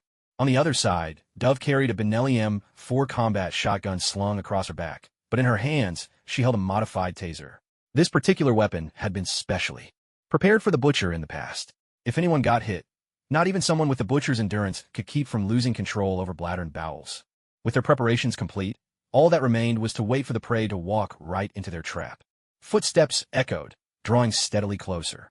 A metallic jingle rang out, the sound of keys. The mechanic and Dove exchanged a look, nodding in silent understanding. They gripped their weapons more tightly. Anyone capable of defeating the butcher in close combat was certainly no ordinary opponent. They had to make their first shot count, or they'd face a furious counterattack from the enemy. At this thought, both felt a faint sheen of sweat form on their palms. Yet, wait, why was it taking so long to unlock the door? The mechanic narrowed his eyes. Had the enemy noticed them? He reacted instantly. Sensing something was off, he quickly put away the net gun and switched to the Glock 18. With its extended 30-round magazine, he felt invincible. Dove, seeing this, silently set down the taser and brought the Benelli M4 up to her chest. If they couldn't take him alive, then they would kill him. But just then, the jingle of keys sounded again, this time accompanied by the subtle click of a turning lock. The mechanic froze for a split second. Had the target not discovered them after all? But now, there was no turning back. Their weapons were already set to lethal. There'd be no switching to non-lethal tactics. Dove's gaze darkened as she lowered the muzzle of her shotgun. She aimed for the legs. At this range, a few blasts of buckshot wouldn't kill the enemy, but his lower body would be utterly ruined. A thunderous crash broke the tension. The door didn't swing open. It was kicked in with brute force. In the next instant, 2 cylindrical objects rolled into the room. Shit! Flash bangs. Twin explosions erupted, and searing white light flooded the apartment. R.D.W. Gunshots thundered, a barrage from both sides. True to their reputation as elite killers, neither hesitated nor turned away. Their first instinct was to open fire. A hail of 9mm rounds and 12-gauge buckshot instantly turned the doorway into a lethal curtain of metal. No living creature could hope to break through that storm. Chao Gue knew this all too well and obediently stayed out of sight, pressed against the wall outside. No matter how many bullets they had, they would eventually run out. In less than 10 seconds, both the mechanic and Dove had emptied their magazines.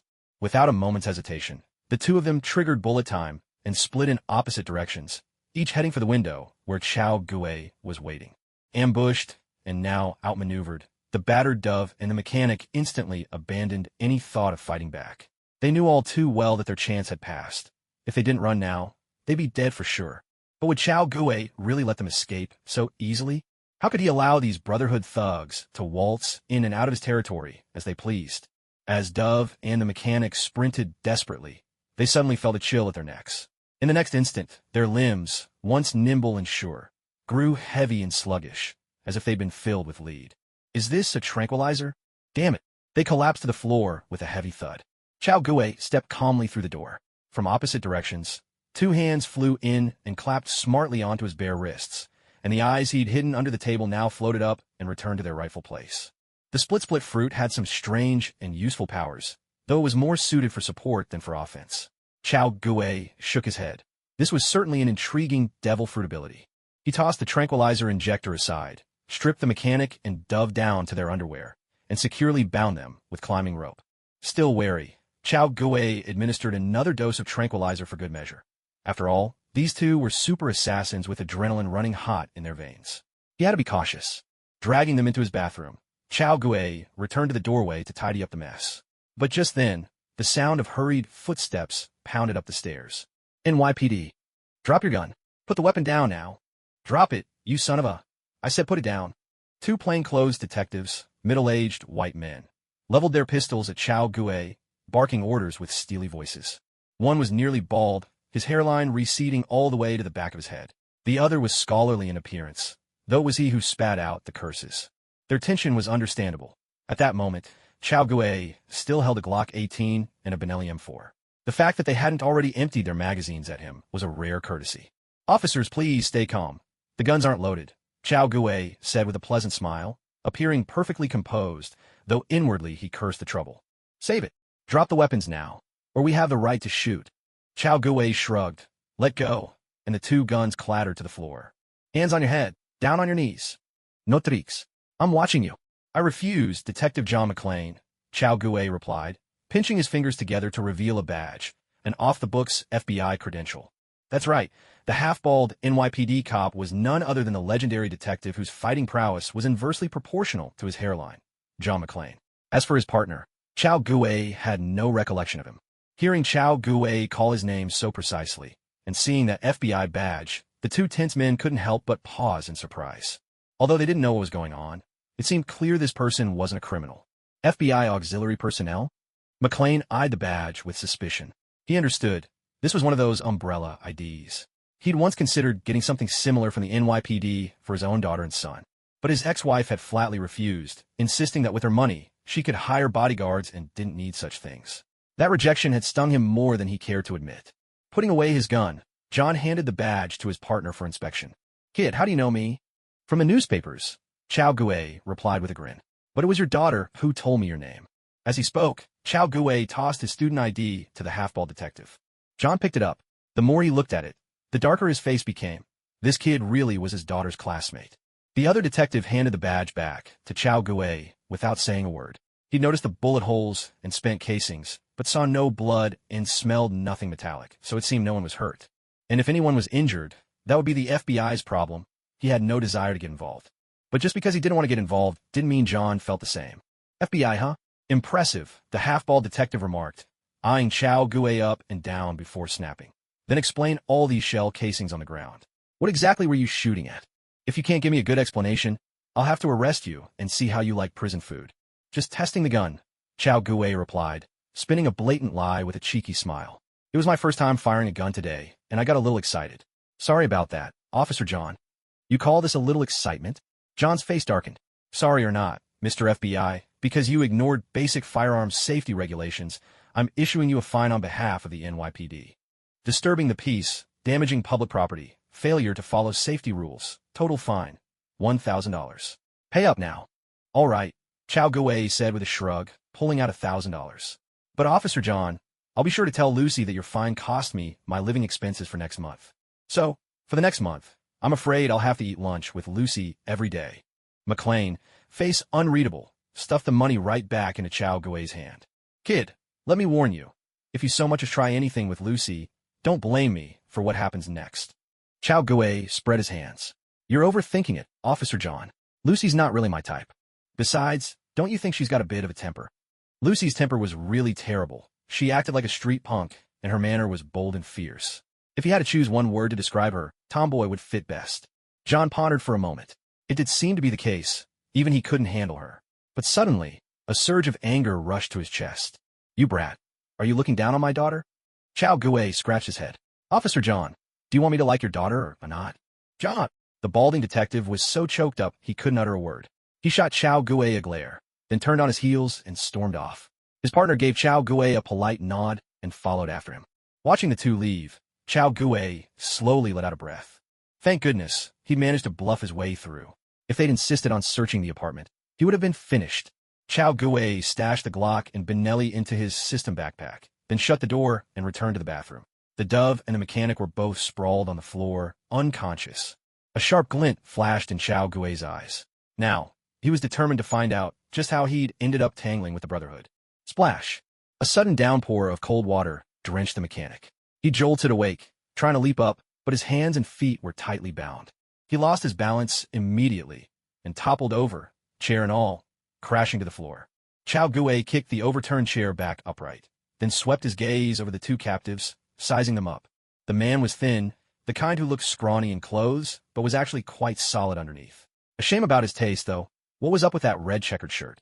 If memory served, there was a character like this in the original story. He'd landed a few punches on rookie Wesley, knocking him out cold.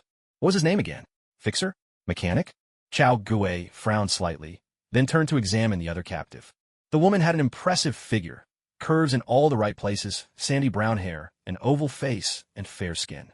Years of training had given her a lithe, graceful build. In the underworld, she'd definitely be a sought-after trophy. Unfortunately, Chow Gui wasn't interested in that anymore. Women would only slow down his trigger finger. Besides, in his eyes, she was nothing more than a walking bundle of merit points and experience. You're definitely not a high school student. Who the hell are you? The mechanic gasped between breaths. Thud!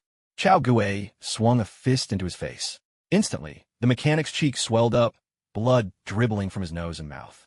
Chow Gui wiped his hand, giving a cold snort. You think you can act tough on my turf? Who do you think you are? The mechanic shook his head, coughing, but this time he'd learned his lesson. He kept his mouth shut. So, you with the Brotherhood, aren't you? Chow Gui sneered, his voice cold.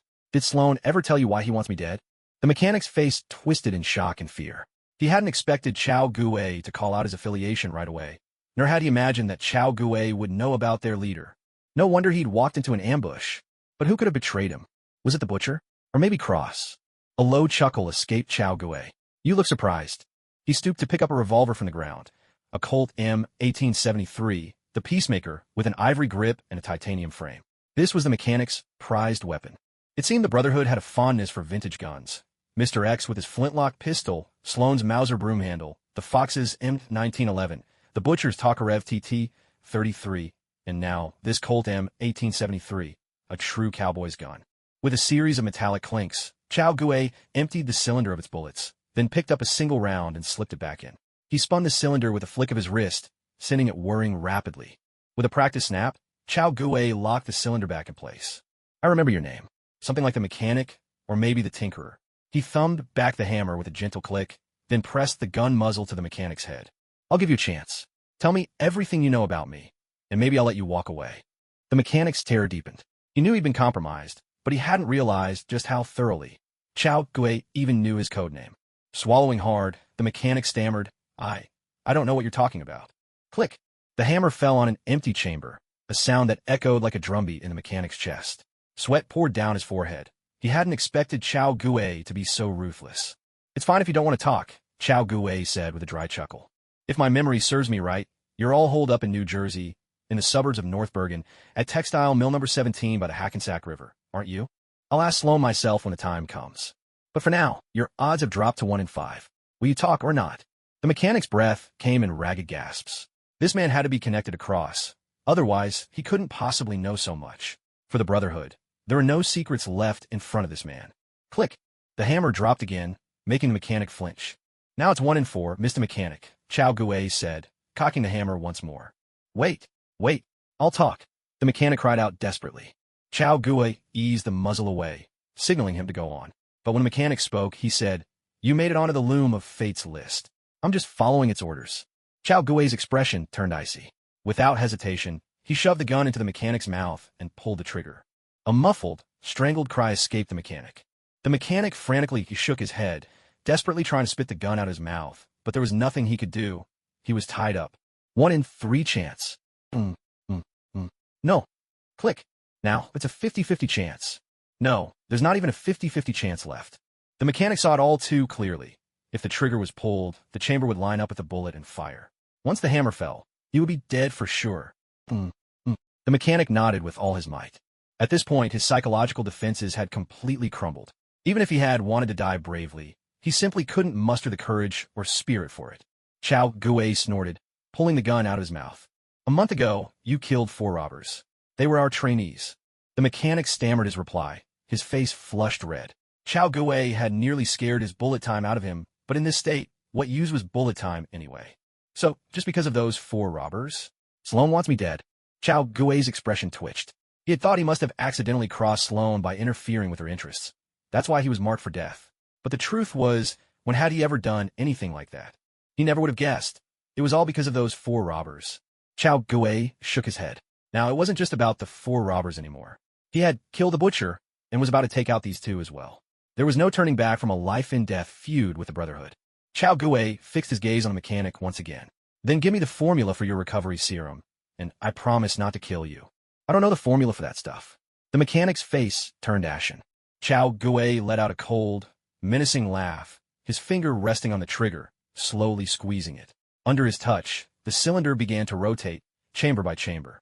Damn it, I really don't know the formula, the mechanic shouted in panic. Wait, don't kill me. I can give you the training method for bullet time. The training method for bullet time. Bang! A thunderous gunshot exploded in the cramped bathroom, the shockwave leaving the mechanic's ears ringing and his head spinning. But he wasn't dead. Chao Gui had moved the gun away at the last moment. Talk. Chao Gui's voice was calm and cold. Though the serum was important, it was clear the mechanic truly didn't know the formula. There would be time to pursue that later. I'll tell you, but you have to swear to fate you'll keep your word and not kill me. The mechanic forced out the words, fighting off the dizziness and ringing in his ears. Agreed. Chao Gui nodded. But in return, you must leave North America immediately and never set foot here again. He laid out his condition. Deal. The mechanic nodded eagerly. What he feared most was Chao Gui agreeing instantly and refusing to bargain. Then he'd really have to worry about Chao Gui going back on his word. With that settled, the mechanic dictated the training method for bullet time. So-called bullet time is actually triggered by a sudden surge of adrenaline, pushing the body into an excited state and drastically sharpening one's reflexes and speed. But this technique is extremely taxing and should only be used as a last resort. With his current physical condition, he would only be able to use it 3 or 4 times before suffering injuries and losing his ability to fight. At that point, he'd have to return to the recovery chamber and soak in a medicinal solution to heal. Otherwise, the damage to his body could become irreversible.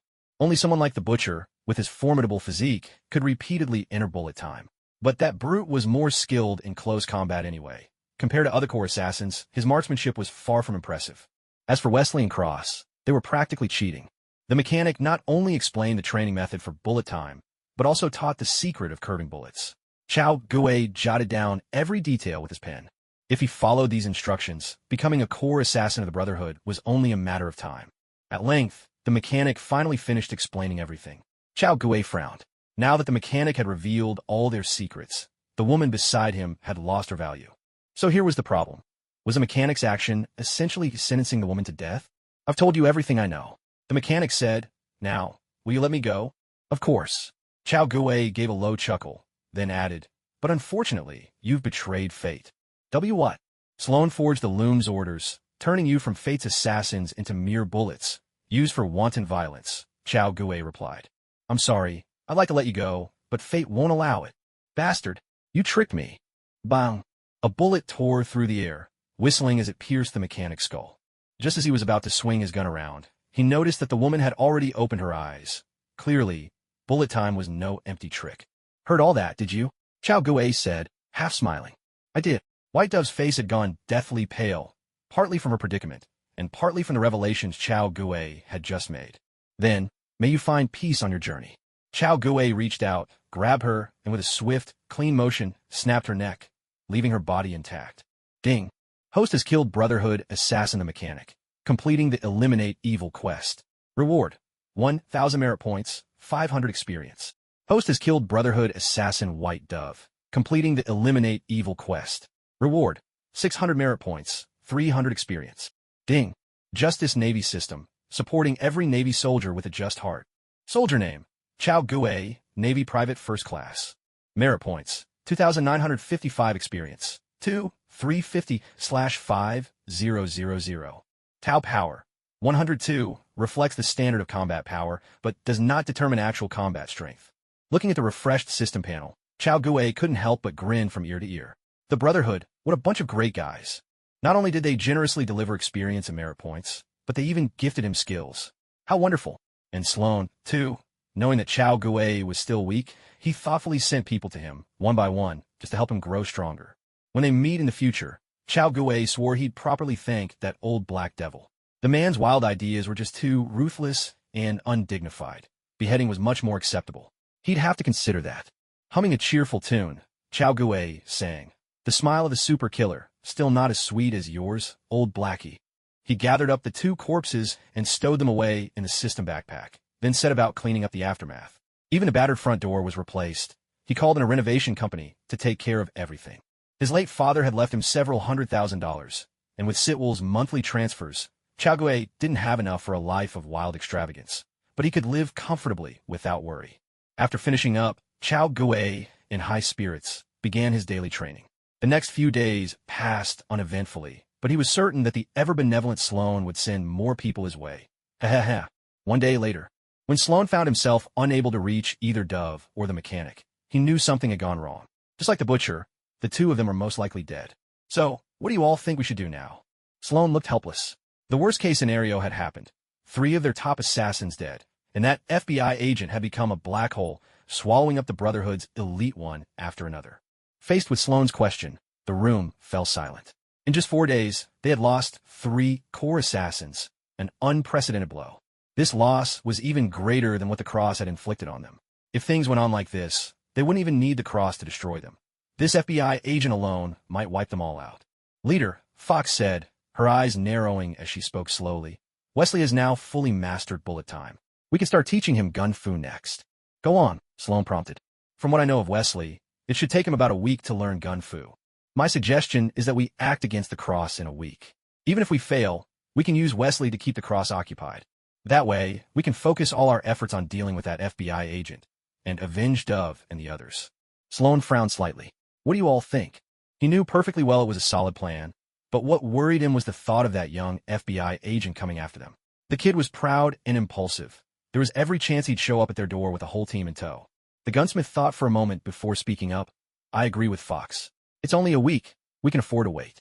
"I agree as well. Count me in." "Fox is absolutely right." "I agree." The other assassins nodded in agreement. What they truly feared was not the FBI but the Cross. If they clashed head-on with that FBI agent, the Cross would simply be delighted to watch the chaos unfold. The Cross's unervingly long-range kills made them constantly look over their shoulders. As long as he remained at large, none of them could sleep easy. "Since we're all in agreement, we'll lay low for a week," Sloan decided. "Until Wesley succeeds, all assignments are canceled. Recall all our operatives in the field. Cease every operation. The textile mill is to enter secondary combat readiness. Be prepared to face the enemy at any moment. Begin preparations for evacuation plan 1. Everyone should be ready to leave at a moment's notice. We have no idea how much information that little FBI agent has on us, so we must prepare for every possibility. Is that clear?" "Yes, Chief." Morning. With a furrowed brow, Chao Guei stepped out of his apartment. Something was off. His Dao force wasn't increasing the way it used to. In the past, just one night of training would boost his points by 1 or 2, but now, not a single point had budged. At first, he thought maybe this was normal after breaking the 100-point barrier, and that things would pick up in a few days. But it had already been 4 or 5 days since he'd taken down the butcher, and his Dao force hadn't increased at all. That just didn't add up.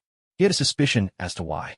Aside from the lingering side effects left by his predecessor's reckless use of this body, his rapid progress had begun when he started training in papercraft techniques. Now, though, he'd hit a bottleneck. To advance further, he needed to soften his bones and reshape his form, something his current physical condition couldn't handle.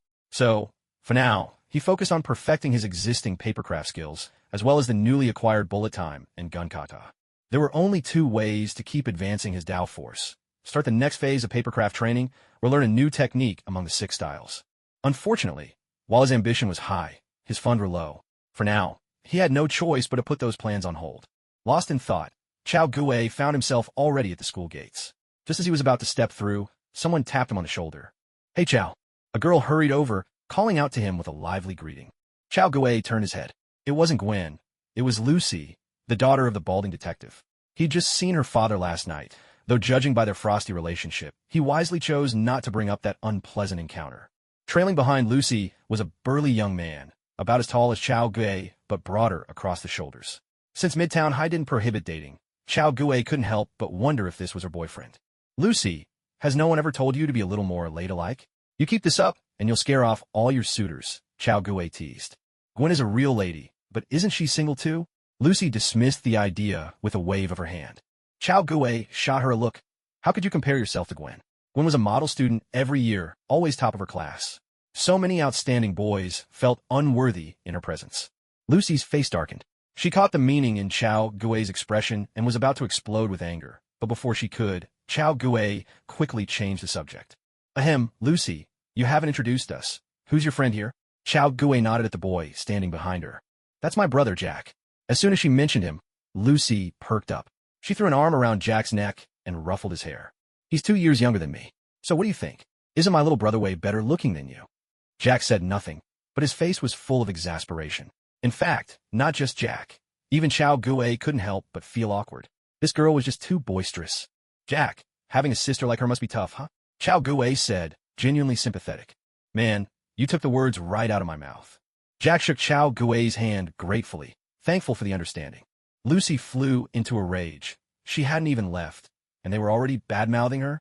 She lunged, reaching for Chao Gui's neck, but he just chuckled, dodged easily, and slipped away. If assassins couldn't catch him, how could Lucy stand a chance?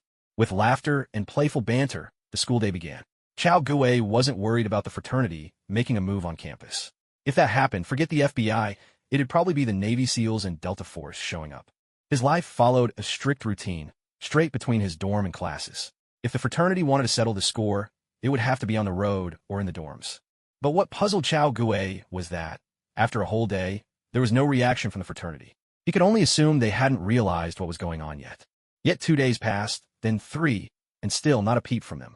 This set off alarm bells in Chao Gui's mind.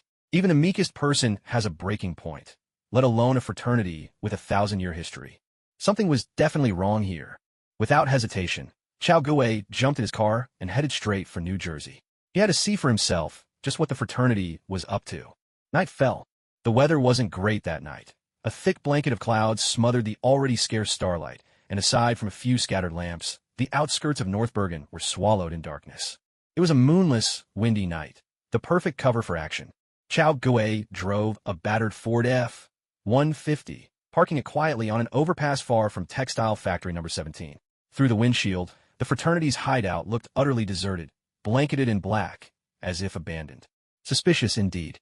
Chao Gui surveyed the area around Factory 17, a high, thick wall surrounded by open ground, not a single thing to use for cover. There was no way to get any closer. The only possible escape route seemed to be the Hackensack River, which was a good 50 or 60 meters wide. But if the Brotherhood was involved, that river would undoubtedly be bristling with all sorts of alarms. Chao Gui glanced around, feeling utterly trapped, like a tiger trying to devour the sky, with no place to sink its teeth. At the same time, he felt a wave of relief that he hadn't recklessly barged in before. Otherwise, the ending would have been spectacular, in the worst possible way. Chao Gui opened his system panel, scanning the dazzling array of character cards. He couldn't help but sigh inwardly. He'd have to spend more merit points yet again. Elsewhere in a secret room of the textile factory, bright with lights, Sloane, the gunsmith, and Fox stood quietly behind Wesley. In front of them, Wesley's eyes were fixed on a slab of pork swinging gently back and forth. His gaze was sharp as lightning, his expression determined. Suddenly, Wesley's wrist snapped, his arms sweeping out in an arc, and his fingers squeezed the trigger at the perfect moment. Bang! A bullet hole appeared on the pork, crisp and precise. Yet, everyone's faces betrayed disappointment, for the target sheet pasted on the wall behind the pork remained untouched. Damn it! Wesley couldn't hold back his frustration. How is this supposed to work? I've repeated every move, focused on every detail, so why can't I make the bullet curve? Calm down, son, Sloan said softly, placing a reassuring hand on his shoulder like a kindly mentor. His voice was gentle, almost soothing. I told you, bullet time is the foundation of gun fu. Only when you're in that state can you bend the bullet's path. But the moment you flick the gun, you're dropping out of that state. I'm not. Wesley shot back immediately. Sloan chuckled. I may be old, but my eyes aren't blind. I saw it clearly. So what am I supposed to do? Damn it, Wesley's voice was tight with exasperation. You need to take command of the whole picture, Sloan replied. Gain control over every part of your body. Try again. You can do this. Under Sloan's expectant, encouraging gaze, Wesley felt the pressure mounting. He took a deep breath, and a thunderous heartbeat echoed in his ears. Bang! Another bullet hole appeared in the pork. Wesley had failed once more. Looks like you need a little motivation, Sloan remarked. As soon as he said it, the gunsmith pressed the muzzle of a pistol to the back of Wesley's head. But Wesley just shook his head. No, that won't work. Fox and I already tried that. I'm not as scared as I was the first time. It just doesn't have the same effect. Fox and Sloan exchanged a glance. He was right. Then let's try something different, Sloan said, tipping his chin. Fox nodded, walked over to the pig's carcass, and took her place in front of it. With a gentle smile and soft eyes, she looked at Wesley. The gentle smile of the older woman struck Wesley straight to the heart and left this underdog utterly entranced. However, the gunsmith suddenly raised his arm, aiming the barrel at Fox. Wesley, you have 10 seconds. If you don't pull the trigger, I will. Damn it. Are you all out of your minds? Wesley shouted in anger at their words. Do as they say. Sloan spoke coolly, but this time, her tone was edged with command, leaving no room for argument. Damn. Wesley quickly began to take deep breaths, bouncing lightly on his feet to relax his body. With every breath, his heartbeat thundered louder, and once more, the world around him seemed to slow to a crawl. 5, 4, 3, the gunsmith counted down, each number drawn out deliberately. Damn it. Bang. With a powerful flick, Wesley hurled the bullet. In this heightened state, he could clearly see the 9mm round flying straight toward Fox. Just as despair threatened to consume him, the bullet suddenly curved, grazing Fox's hair and finally embedding itself in the paper target on the wall. Haha, kid, you did it. Sloan couldn't help but burst into laughter, so elated she clapped Wesley on the shoulder. The gunsmith and Fox both broke into smiles as well. Wesley hadn't let their painstaking efforts go to waste. Damn all, Wesley muttered, hardly feeling any joy. Bracing himself on the table with both hands, he could barely stand, completely spent. Now you finally have the skill to face Cross head-on, Sloan said. You have 3 days to solidify this technique. After that, we move on a big operation. With that, Sloan left with the gunsmith, leaving only the gentle and captivating Fox behind. She continued to care for Wesley, helping restore his exhausted body and spirit. Yet, no one noticed the ear and eye hanging on the wall, capturing every word they spoke and every move they made. As Sloan and the gunsmith departed, the ear and eye quietly dissolved into flower petals and vanished. 10 minutes earlier, atop the overpass. Splash! Chow Gue leapt from the bridge, plunging headfirst into the Hackensack River. System, redeem an equipped character card. Octopus Hachi. Host, redeeming Octopus Hachi character card will cost 200 merit points. Please confirm. Confirm. Host has equipped character card. Octopus Hachi. Duration, 300 seconds. Octopus Hachi, one of Arlong's lieutenants, once fought Zoro in the Battle of Kokoyashi Village with 6 swords. His combat ability was decent. But Chow Gue wasn't after Hachi's fighting skills. What he valued was Hachi's identity as an octopus man. With a powerful kick, Chow Gue shot through the water like an arrow loose from a bow, racing toward Textile Factory number 17. However, before he could get any closer, Chow Gue spotted several sensors flashing with red lights. As expected, the security here was extremely tight. Thanks to the unique abilities of the Little 8 octopus, Chow Gue managed to deftly avoid all the sensors, slipping past without triggering a single alarm. Fortunately, the Brotherhood hadn't gone so far as to plant landmines or deadly jumping mines in their own base. But then again, that made sense. This was the heart of the American Eagle's stronghold. If anyone dared to illegally plant such devices here, the Americans would have dealt with them long ago.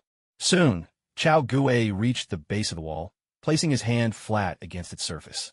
Suction cups emerged continuously from his palm, anchoring him firmly to the wall. Using both hands and feet, he quickly scaled up to the top of the number 17 textile factory's wall. This spot overlooked the river and was the steepest part of the entire factory. Hardly anyone ever came here. Taking a deep breath, Chao Gue considered using a character card with the power of the clear fruit to scout ahead. But after seeing the underwater sensors, he realized that wasn't the best idea. After all, the clear fruit only granted optical invisibility. It might not fool all these sensors. Chao Gue's fingers slid rapidly over the character card options, searching for a more suitable candidate. Before long, an avatar caught his eye. Nico Robin, dark-skinned, ugly version. Dark-skinned and ugly? Chao Gue muttered to himself. Come on. Even with dark skin, she's always in a stylish camisole and stockings. How could she be ugly? Sure, maybe she looks a little better with lighter skin, but still. System, redeem and equip the character card. Nico Robin. Host wishes to redeem Nico Robin, dark-skinned, ugly version, character card. This will cost 800 merit points. Please confirm. Confirmed. Host has equipped character card. Nico Robin, dark-skinned, ugly version. Duration, 300 seconds. With this new ability in hand, Chao Gue wasted no time. Both palms pressed against the wall. All abilities activate. Instantly, eyes sprouted from the wall, extending further and further along its surface. Unfamiliar with the area's layout, Chao Gue had no choice but to conduct a painstaking grid-by-grid search. Still, he wasn't foolish. He would glance over any area that looked useless and move on quickly. Armory, useless. Academy dormitories, useless. Textile factory workshop, also useless. The farther his eyes stretched, the harder it became to control the ability. But persistence paid off. At last, in an underground shooting range, Chao Gue found Sloan. Not just Sloan, Wesley, Fox, and a black man were there as well. Under Chao Gue's watchful gaze, Wesley was learning the art of gun fu, and their conversation drifted clearly to his ears. 3 days from now, a major operation? Chao Gue stroked his chin, his eyes flickering with thought. For Wesley to launch a major operation, it must be about the cross. Why is that old black man suddenly in such a rush? Shouldn't he have found a couple of ordinary people for Wesley to practice on first? At that thought, a sudden chill gripped Chao Gue's heart, a vague sense of danger lingering in his mind. It was clear now. The Brotherhood was planning to make a move against the cross. Once the threat of the cross was gone, and the Brotherhood had their hands free, trouble would soon be heading his way. Even though Chao Gue could rely on character cards to eliminate any assassin sent after him, it was still the same old story. The cost was simply not worth the reward. Chao Gue's lips twitched in annoyance. Damn that old black man. Why wasn't he playing by the rules? Shouldn't he have lashed out in anger, striking at him with all his might and sending his people to their doom, one after another? Why the sudden change of target? Countless eyes turned into petals, scattering away. The time on the character card had run out.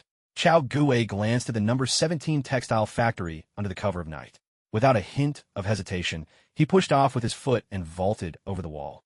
But instead of the free fall he expected, he began to drift gently toward the distant overpass. Host has equipped character card, Miss Valentine. Effective time, 360 seconds. This card had cost Chao Gue 300 merit points. The situation had changed, and Chao Gue had no choice but to abandon his original plan to bleed the Brotherhood. Now, the only option was to ally with the Cross. But before joining forces, he intended to collect some interest from the Brotherhood. The merit points he'd spent tonight, they would have to pay him back for that. 3 days flashed by in the blink of an eye. Wesley, living up to expectations, had thoroughly mastered the art of gun fu. By now, he could wield the technique with ease, his best record being 5 curved bullets fired in a single streak. In this regard, Wesley was now on par with the Brotherhood's core assassins. The only question was whether this feat had taken a toll on his body.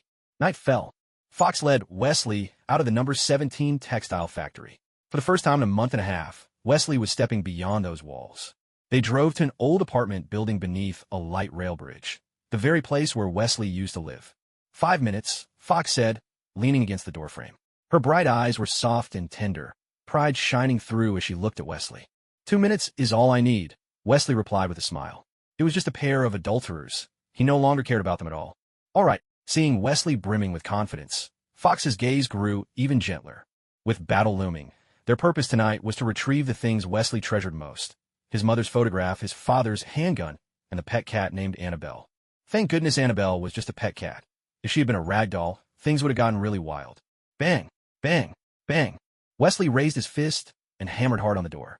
Shit, who is it? Came a voice from inside.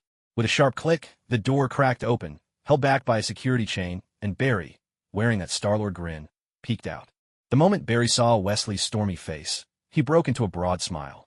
Hey Wesley, where you been these past few weeks? Man, I really missed you, bro. Barry's face wore a fake, gleaming smile. In the few weeks Wesley had been missing, his girlfriend had already become Barry-shaped. No, truth be told, even before Wesley went missing, his girlfriend had long since become Barry-shaped. Hearing Barry's phony concern and brotherly greeting, Wesley's expression turned icy. He kicked the door so hard the security chain snapped, slamming the door, and his foot, right into Barry's face. Wesley shook out his hand in disdain and walked into the apartment he hadn't seen in weeks. But neither Fox nor Wesley noticed the brand-new security camera at the end of the hallway, quietly recording everything. A couple of streets away, in a parked car, Chow Gue watched it all unfold on his phone screen. He'd seen this coming a mile away. What do you do after you've turned your life around? Simple. You find those who used to trample you and deliver a dose of sweet, righteous payback. Inside, Wesley picked up a photo from the nightstand, then headed straight for the bathroom. He lifted the tank lid and retrieved his father's pistol. Meanwhile, Casey, seeing her boyfriend return, showed not a hint of joy. Look who finally dragged himself back. You piece of shit. Hey, I'm talking to you. Who do you think you are? You're nothing. Not even worth a fart. You can't even hold a candle to Barry. You have no idea how good Barry is to me. Her mouth opened, and her words buzzed around like a swarm of angry flies. Venomous, shrill, and relentless. Even Fox, waiting outside, couldn't help but frown at the noise. Wesley remained unmoved. He finished packing up the pistol and was ready to leave, only to see Fox stride in, bold as brass. Wesley stared, caught between confusion and surprise, as Fox wrapped an arm around his neck and pulled him into a long, passionate French kiss. Wesley, who's she? Your new girl? Damn, she's a real piece of work, isn't she? But Wesley and Fox were lost in their own world, completely ignoring her existence. Stepping out of the apartment, Wesley felt as if he'd entered another life entirely. The kiss from his goddess left him floating, his whole body tingling, and for the first time he thought the past 20-odd years of his life had been nothing but a waste. Hand in hand, the two walked on, but Wesley found his legs a bit unsteady.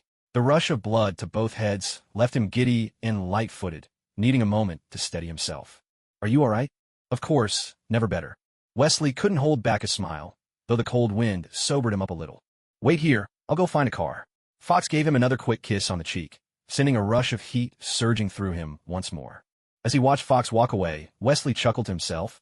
Oh my God, this is wild. I need a moment to catch my breath. He staggered a little and plopped down onto a battered sofa abandoned by the roadside. As he glanced at two mice playing together at his feet, his mind wandered back to that recent moment, and he couldn't help but grin foolishly again. But suddenly, a chill of unease crept up his spine. Someone was watching him. Wesley looked up. Beneath the light rail bridge stood a solitary figure, motionless in the shifting shadows. Even the flickering light, Wesley recognized him instantly. The bearded man from the supermarket who had tried to kill him, his father's murderer, Cross. Damn it. Without a second thought, Wesley raised his gun and fired. Bang! Cross reacted in a flash, returning a shot of his own. The two bullets collided mid-air, warped from the impact, and then thudded helplessly to the ground. Cross fixed Wesley with a deep, unreadable stare, then turned and bolted. FCUK. Wesley didn't hesitate. He charged after him. How could he let his father's killer escape right before his eyes? Inside a black sedan parked on the street, the gunsmith watched the chase with a dark, brooding gaze. Cross had appeared, just as he'd expected. What he didn't notice was that not far away, in a Ford F-150 pickup, someone else was quietly observing him.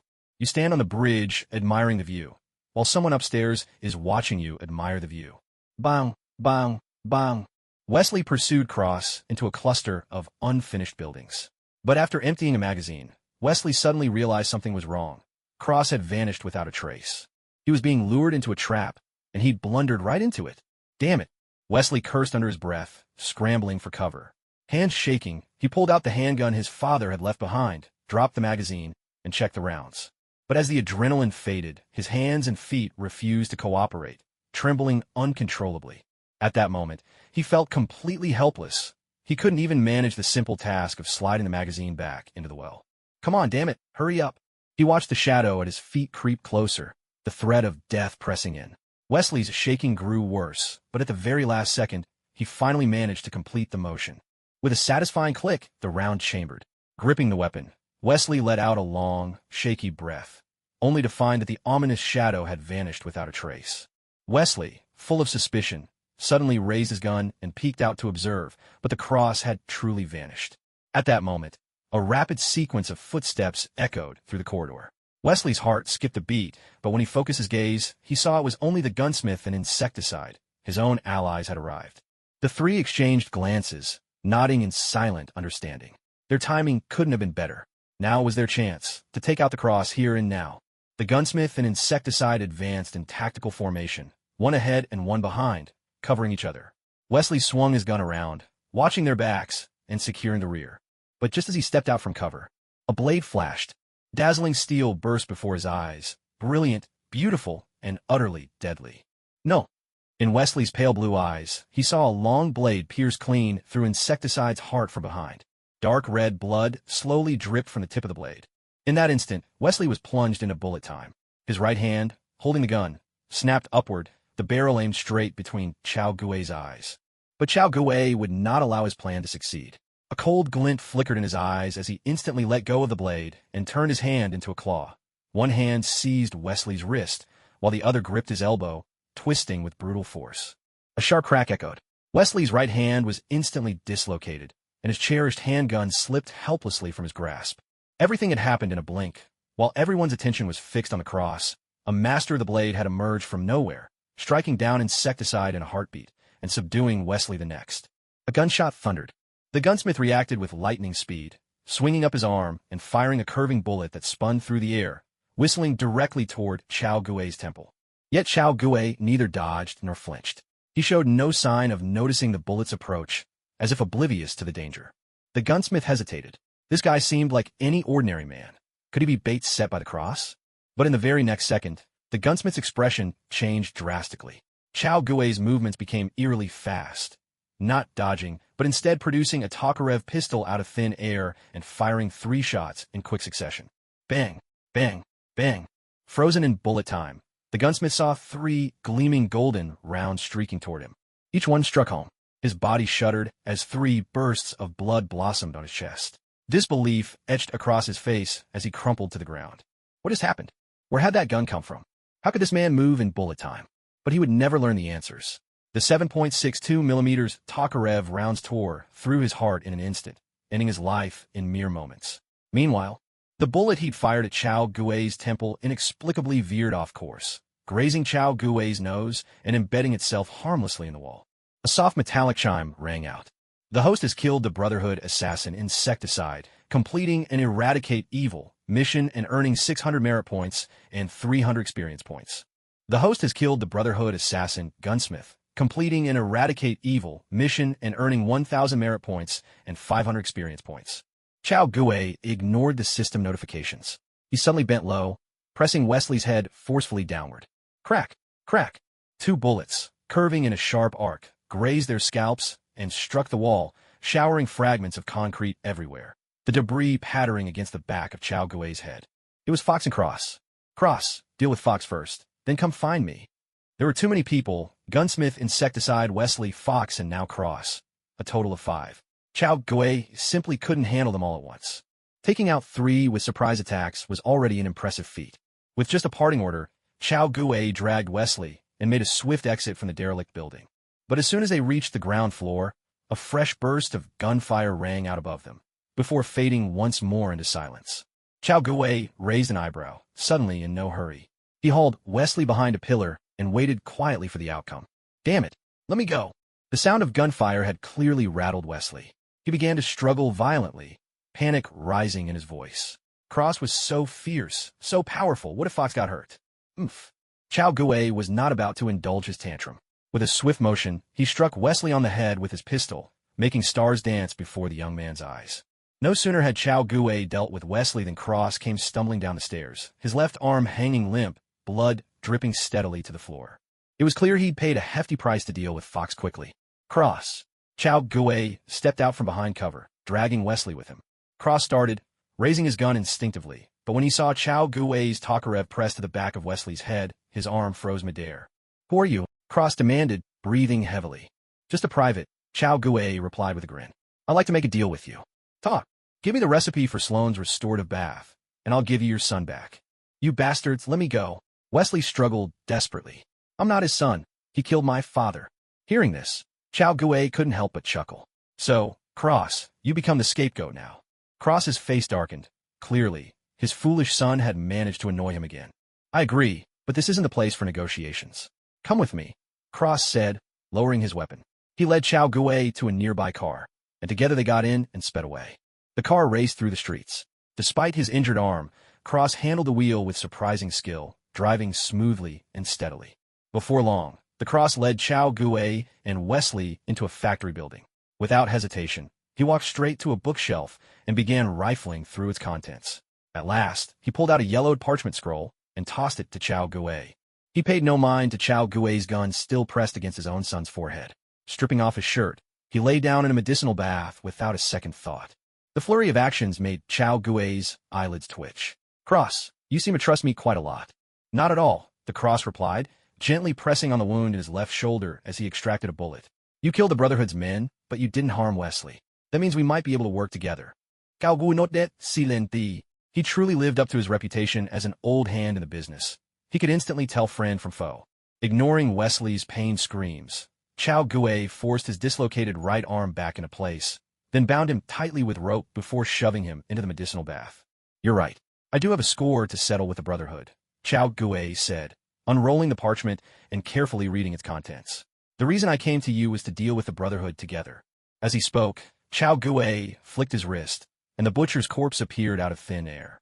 On the other hand, Wesley, upon seeing the body of his former comrade, exploded in rage. Damn you! You two bastards! I hope you both rot in hell. May you never know peace. May you be tormented by demons forever. Chao Gui couldn't help but twitch at Wesley's venom. This guy was ruthless. With that, he turned and walked into an empty room, leaving the Cross and his fool of a son to themselves. Inside the Cross's study, Chao Gui's gaze lingered on the parchment as he silently absorbed the information. The page was filled with English words he couldn't quite decipher. It wasn't that his English was lacking. After all, he'd lived in this country for years. How could he not know English? The real issue was that the text was written in archaic English from 2 or 3 centuries ago, with words and grammar quite different from today's language.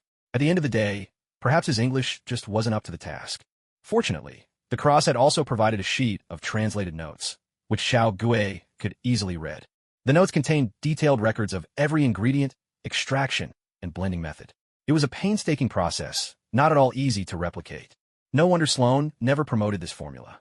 The cost was simply too high for mass production, and those who would need such a concoction, soldiers, assassins, anyone engaged in high-intensity combat, would become even more dangerous. For Sloane, arming such people would be like raising a tiger in his own backyard. Many of the ingredients listed on the parchment were familiar to Chao Gui. Even those he didn't recognize could easily be looked up online. There was just one medicinal herb called the blood orchid that Chao Gui had never heard of. Not only was it unfamiliar to him, there was not a single mention of it online, and even the FBI's database came up empty. On the parchment, it was described only in the briefest terms, its appearance and the fact that it grew somewhere in Borneo. After pondering the matter for quite some time and getting nowhere, Chao Gui decided not to dwell on it. He turned on his heel to look for Cross. Right now, Sloane was their formidable enemy, and he needed to be dealt with as soon as possible. A moment ago, Chao Gui thought he'd caught the faint sounds of a scuffle. Most likely, the father and son had already come to an agreement. He pushed open the door, and sure enough, Wesley's ropes had been untied. As expected, his face was covered in bruises. It wasn't serious. Cross knew how to hold back. They were all superficial wounds that would heal after a couple of hours in a medicinal bath. Looks like you two have reached an understanding, Chao Gui said, dragging over a chair to sit in front of the 2 shirtless men. For some reason, a twinge of disappointment crept into his heart. If only he could have brought Fox back for a medicinal bath. Now, that would have been a real treat. We've come to an agreement, Cross replied with a nod, though inwardly, countless questions arose. Chao Gui seemed to know far too much about him and the Brotherhood. During the recent skirmish in the unfinished building, Chao Gui had not only used bullet time to take down the gunsmith and abduct Wesley with pinpoint accuracy, he also knew their code names, Fox's code name, and details about his relationship with the Brotherhood, as if he'd read it all in a book. Perhaps the only thing Chao Gui didn't know was his own personal code of conduct. That was probably why he'd seemed surprised when Cross had handed over the recipe for the medicinal bath so readily. So, shall we talk about the Brotherhood? Chao Gui said. It's me against the Brotherhood. No turning back. Let's hear it. When do we make our move? Cross frowned. We can talk about the Brotherhood, of course. But shouldn't I at least know your name? With a flick of his wrist, Chao Gui tossed his FBI badge over to Cross. Cross caught it and stared for a moment, surprised by how open Chao Gui was. There wasn't the slightest attempt to hide his identity. Wasn't he worried Cross might have ulterior motives? Sensing his doubt, Chao Gui couldn't help but chuckle. This guy had been an assassin for so long, he'd forgotten that being with the FBI meant you could walk in broad daylight, openly and above board. Even in those short films, the FBI could issue warnings at the very beginning. What was there to hide? Only the CIA, that shady organization, needed to skulk around in the shadows. All right, Mr. Chow. Pleased to meet you. No need for formalities, Mr. Cross. Cross paused for a moment, then began to speak slowly. Originally, there were 22 core assassins in the Brotherhood, myself included. So far, I've hunted down 6, and with the 3 you eliminated, that leaves 12. My plan was to wait until their numbers dropped below 10 before making a move. Correction, Mr. Cross, Chao Gui interjected. I actually took out 5 from the Brotherhood, not just the 3 you know about. There was also the mechanic and a woman. Cross was taken aback, then his face lit up with delight. That's fantastic. That means there are only 10 left. We can begin the operation right away. Chao Gui nodded in agreement. This was exactly what he had in mind.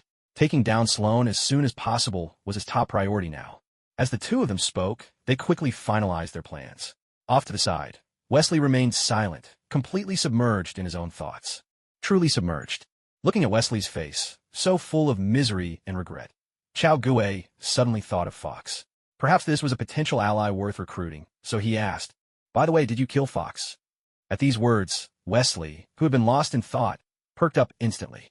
Ever since his capture, he'd been dreaming of resisting heroically, but after a crushing lesson from his father's iron fist, he'd sunk into a pit of fear and guilt. Now, hearing Fox's name, his spirits were instantly revived. "Yes, father. What happened to Fox?" Wesley asked anxiously. Cross's expression darkened. He wished he could knock some sense into his lovesick son. "She's not dead. I shot her in the thigh. She should be recovering by now." "All right, let's focus on how to deal with Sloan," Chao Gui said, steering the conversation back. "No need to worry about that. I've already come up with a solid plan," Cross replied with a grin. "It's an idea I got from the exterminator, the one you killed." Chao Gui paused, then immediately thought of the rat bombs. In the original story, Wesley used this very method to destroy the Brotherhood. "In that case, shall we begin?" "Not so fast. Wesley and I still need to recover from our injuries." Time trickled by. Chao Gui waited so long he nearly nodded off, but just as sleep was about to claim him, Cross and Wesley suddenly climbed out of the medicinal bath, announcing they were ready to take action. Chao Gui was left speechless by their abruptness. And so, in the middle of the night, the 3 men abandoned sleep to make a midnight run to the supermarket, where they stocked up on heaps of peanut butter and cheese. Then, in a rush, they headed to the sewers, catching nearly 1,000 rats. Working through the night, they painstakingly strapped a watch-shaped plastic explosive onto every single rat. Looking at the truck bed packed with rats squeaking and scurrying about, Chao Gui felt his skin crawl. Even without a fear of crowds, this sight was enough to make anyone uncomfortable, let alone the fact that he had to attach bombs to each of them by hand.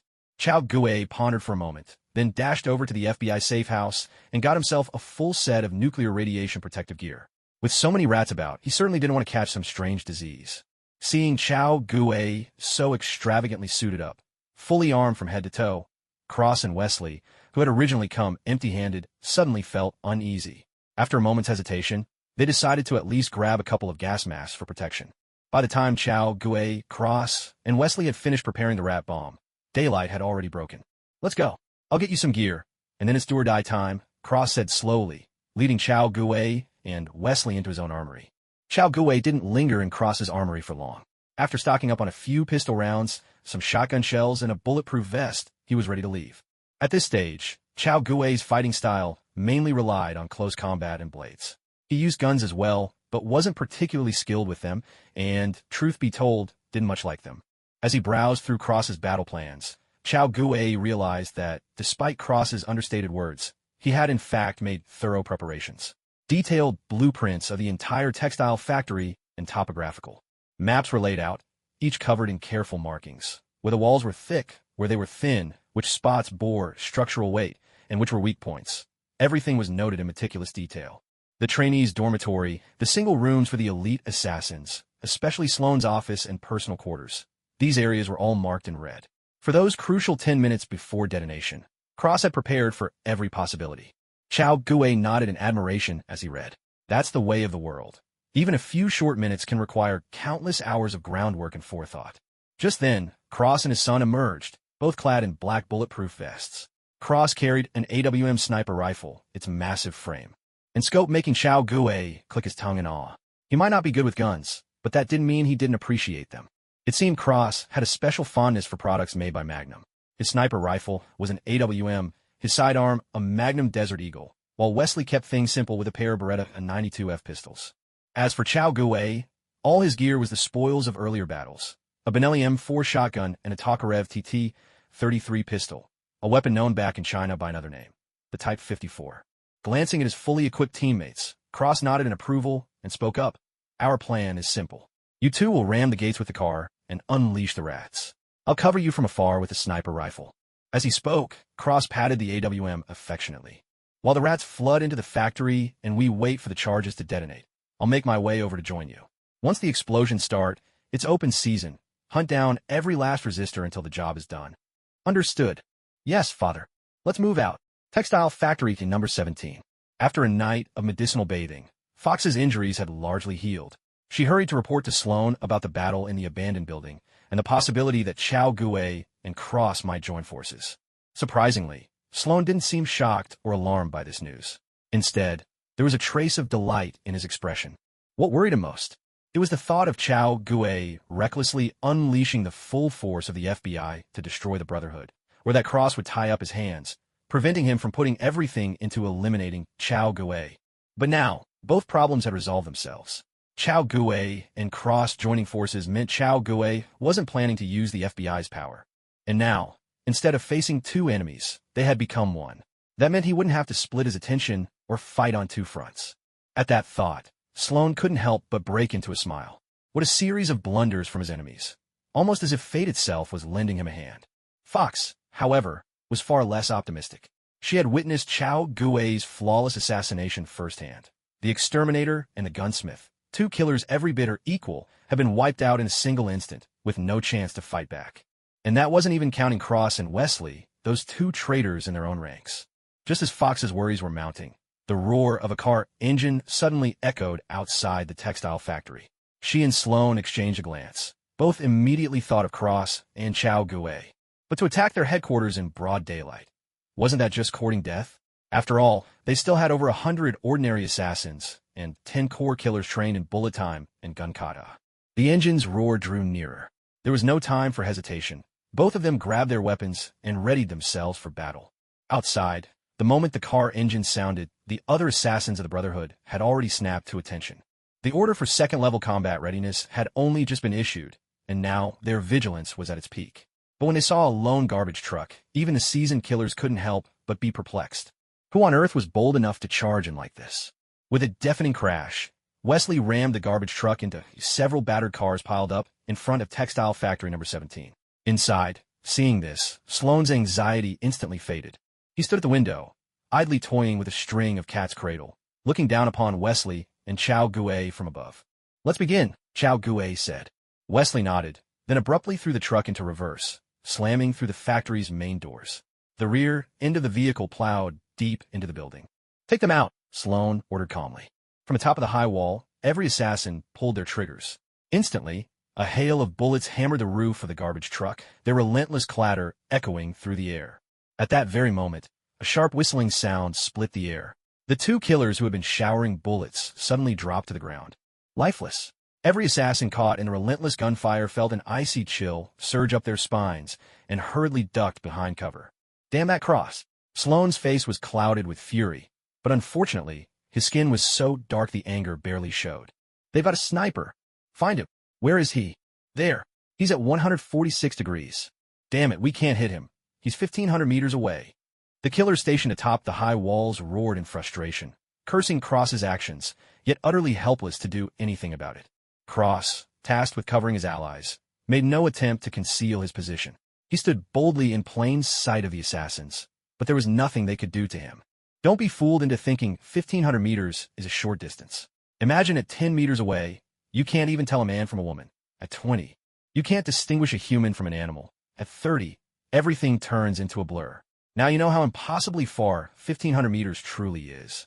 At such a distance, a sniper must account for countless variables: humidity, temperature, elevation, dust in the air, wind speed, and even the Coriolis effect caused by the Earth's rotation. A minute miscalculation leads to a massive error. That's why Cross could hunt down the Brotherhood's men with ease, while they were powerless against him. Taking advantage of the cover Cross provided, Chao Gue reached out and slapped the garbage truck's central console. Immediately, the hydraulic system kicked in, tilting the cargo bed upwards, and over 1,000 rats tumbled out onto the ground.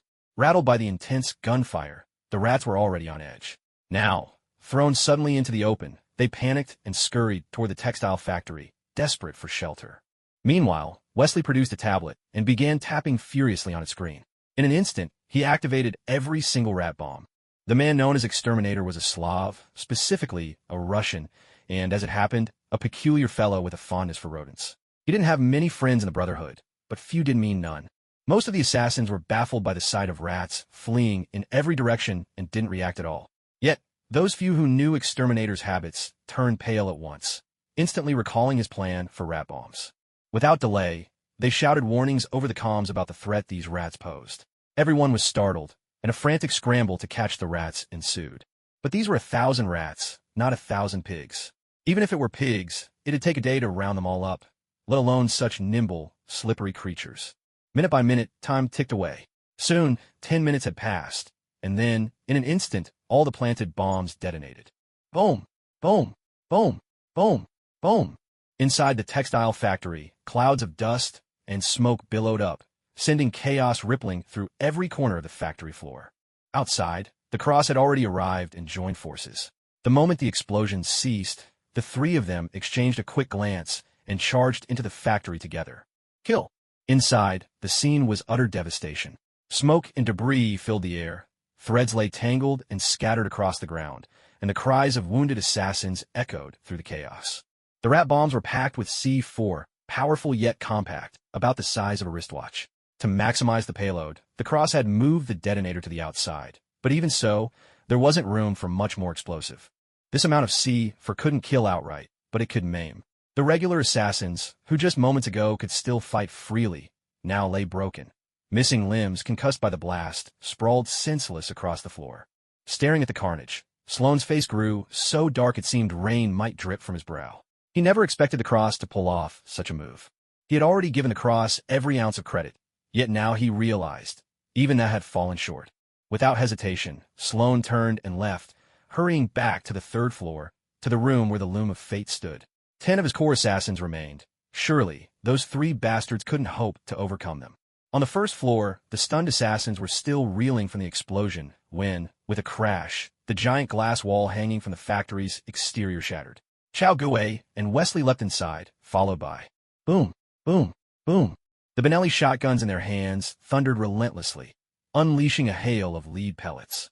In an instant, every assassin still standing was caught in a burst of blood and dropped helplessly to the ground. In close-quarters combat, nothing clears a room like a shotgun, save perhaps a grenade. Beside him, Wesley let out a furious roar as he slipped instantly into bullet time. Twin Berettas blazed, each shot harvesting lives with cold precision. In this heightened state, Wesley's reflexes were at their peak. Against him, the ordinary assassins, locked in the flow of normal time, didn't stand a chance. To them, Wesley was untouchable. Wesley loathed the Brotherhood. These men had nearly forced him and his own father to become enemies, nearly condemned him to a lifetime of guilt. He showed them no mercy. At the factory's rear exit, the Cross stood alone, blocking the escape route with his gun. He had lived here for over a decade and knew every inch of the building, every detail etched into his memory. He was determined to root out evil to the end. Not a single member of the Brotherhood would leave. Inside the factory, Chao Gue emptied his shotgun once more, 12 shells spent in less than 5 seconds. Chao Gue lifted the hem of his jacket, his fingers clamping down as he snatched 4 shells from the shotgun shell holder at his waist. In one smooth motion, he slid them into the magazine port. 2 quick sweeps, and all 4 shells were loaded in a flash. He had just loaded 4 rounds in 2 moves. This was textbook IPSC competition reloading, designed for the fastest possible speed. Boom, boom, Boom! Boom! The 4 freshly loaded shells roared out of Chao Gui's shotgun, blasting away 8 Brotherhood assassins in an instant. On the other side, Wesley's hands moved in a blur, his arms spinning like fans as he fired curving bullets in wild arcs. Yet each shot found its mark, claiming a killer's life. With Cross bursting in through the back door, the assassins inside the warehouse were nearly wiped out. The 3 exchanged a quick glance, then dashed up the stairs.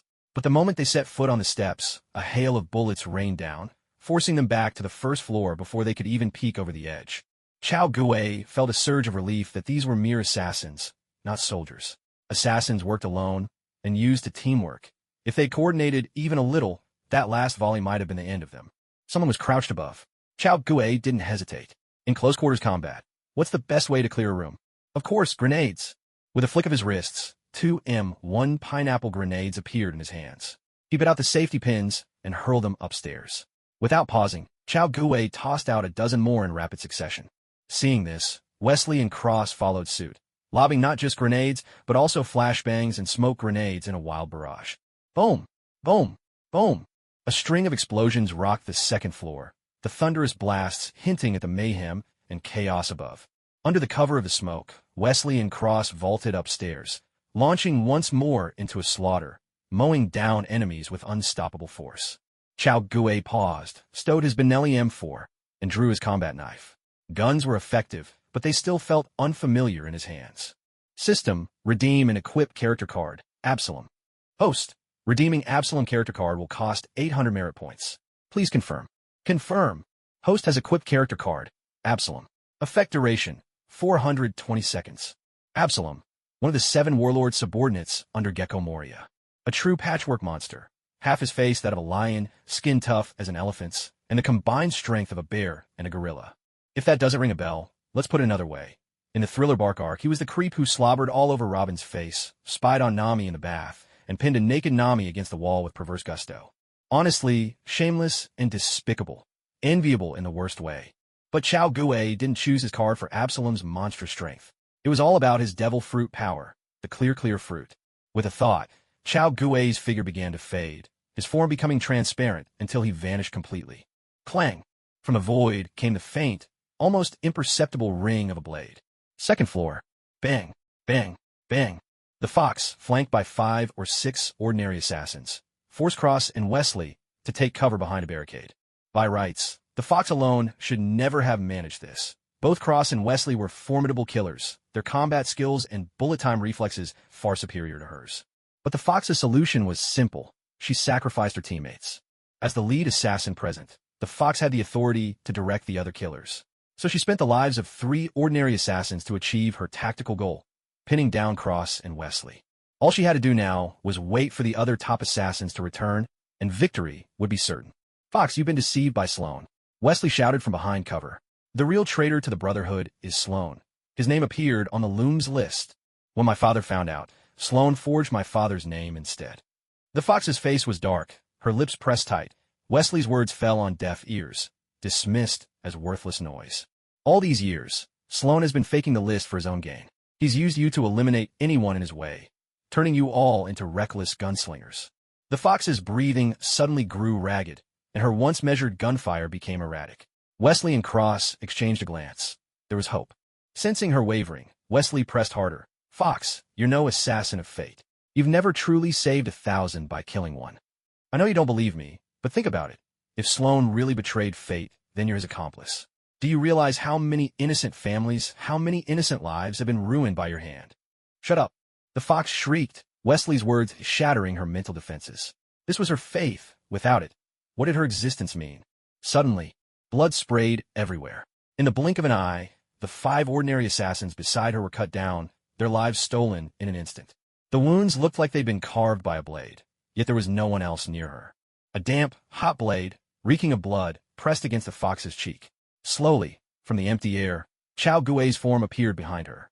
His long blade rested at her throat. The Fox, defeated, her face ashen, silently lowered her hands and let her guns fall. With a flick of his blades flat, Chao Gui struck the back of her knee, forcing her to kneel. Is what they're saying true? Figure it out yourself. Chao Gui's voice drifted through the air, dripping with contempt. Then, just as suddenly, he was gone. Hearing the exchange between Chao Gui and the fox. Cross and his son peered out from behind the barricade, but all they saw were scattered limbs and the fox, lost and broken. They didn't know where Chao Gue had gone, but it was clear he hadn't left the battle. Wesley placed a small strip of cloth and a sheet of paper in front of Fox. "This is Sloane's list. I translated it. You should recognize my handwriting." Fox said nothing, simply staring at the paper. All along, Cross's actions had been far too peculiar. As a traitor, instead of hiding his name and fleeing far away, he'd chosen to stay in New York and match wits with the Brotherhood. That was nothing like what a traitor would do. Fox had doubted him before, but the deaths of her comrades had filled her with such fury, she'd pushed those suspicions to the back of her mind. Cross and Wesley exchanged a glance. Fox was definitely someone they could win over. But just then, from the distance, the sharp crack of gunfire rang out twice. 2 bullets screamed through the air. Cross's face flashed with alarm, but his reflexes didn't fail him. He shoved Wesley into cover and dove for shelter himself, trying to roll behind the barricade. But he was just a heartbeat too slow. 1 bullet struck his left shoulder blade, rendering his left arm useless. Sloane approached slowly, flanked by the remaining 9 core assassins. Fox had done her part. She'd held up Cross and Wesley, buying precious time for their reinforcements. Yet now, Fox stood up, holding the cloth strip and the paper out to Sloane, her expression icy. "Here's your name, Sloane. Care to explain?" The assassins who had come with Sloane looked shocked. If Sloane's name was on that list, then who was right and who was wrong about Cross? What had they been fighting so hard for? Their eyes flickered with uncertainty and doubt filled their hearts. They didn't know whom to trust. Staring at the strip of cloth, Sloane fell silent for a moment. He didn't flatly deny it, nor claim Cross had forged it. The weaving of the loom of fate was unmistakable. He couldn't refute it. Sloane took out a folder, opened it, and handed a document to Fox. "Here's your name." Then he walked to another core assassin, produced another document, and said, "Here's your name." Under Fox's incredulous gaze, Sloane distributed 9 lists. Every assassin present was named by the loom. "Every single one of your names has come up. If I hadn't done this, you'd all be dead by now. You think I'm in this for myself, but the truth is, I saved you. If you want to cling to those old rules, then put your guns in your mouths right now and pull the trigger. But if you're not ready to do that, then let go of those outdated codes fit for the trash heap. Kill these few people, and together we'll rise to the very pinnacle of human power, becoming gods among men." Faced with doubt, Sloane's response was brutally simple. Drag everyone down with him. This defense, much like the junior official's clever retorts on behalf of Elder Chi, worked on the same principle. As long as everyone is equally corrupt, then I am not the worst of the lot. What's so bad about Elder Chi weeping at the graveside? There are those who exploit their power for personal gain, others who hire only their own kin, and some who've even brought the village dogs into the bureau, so they too could enjoy a share of the imperial rations. Why single me out? Sloane, you made a list, and you made a list, so why am I the only one you're coming after? But there was a crucial difference. Above the junior official stood Shuriken, always watching. As for Sloane, at this moment, he was the star of the show, the brightest presence in the room. His words were like a flare, signaling which side he'd chosen. Sloane squared his shoulders and made it clear to everyone. The old rules were long gone. Now, are you coming with me for a life of luxury and indulgence, or will you continue to toil beneath the cross? The answer was self-evident. The remaining 9 assassins fell in behind Sloane without hesitation.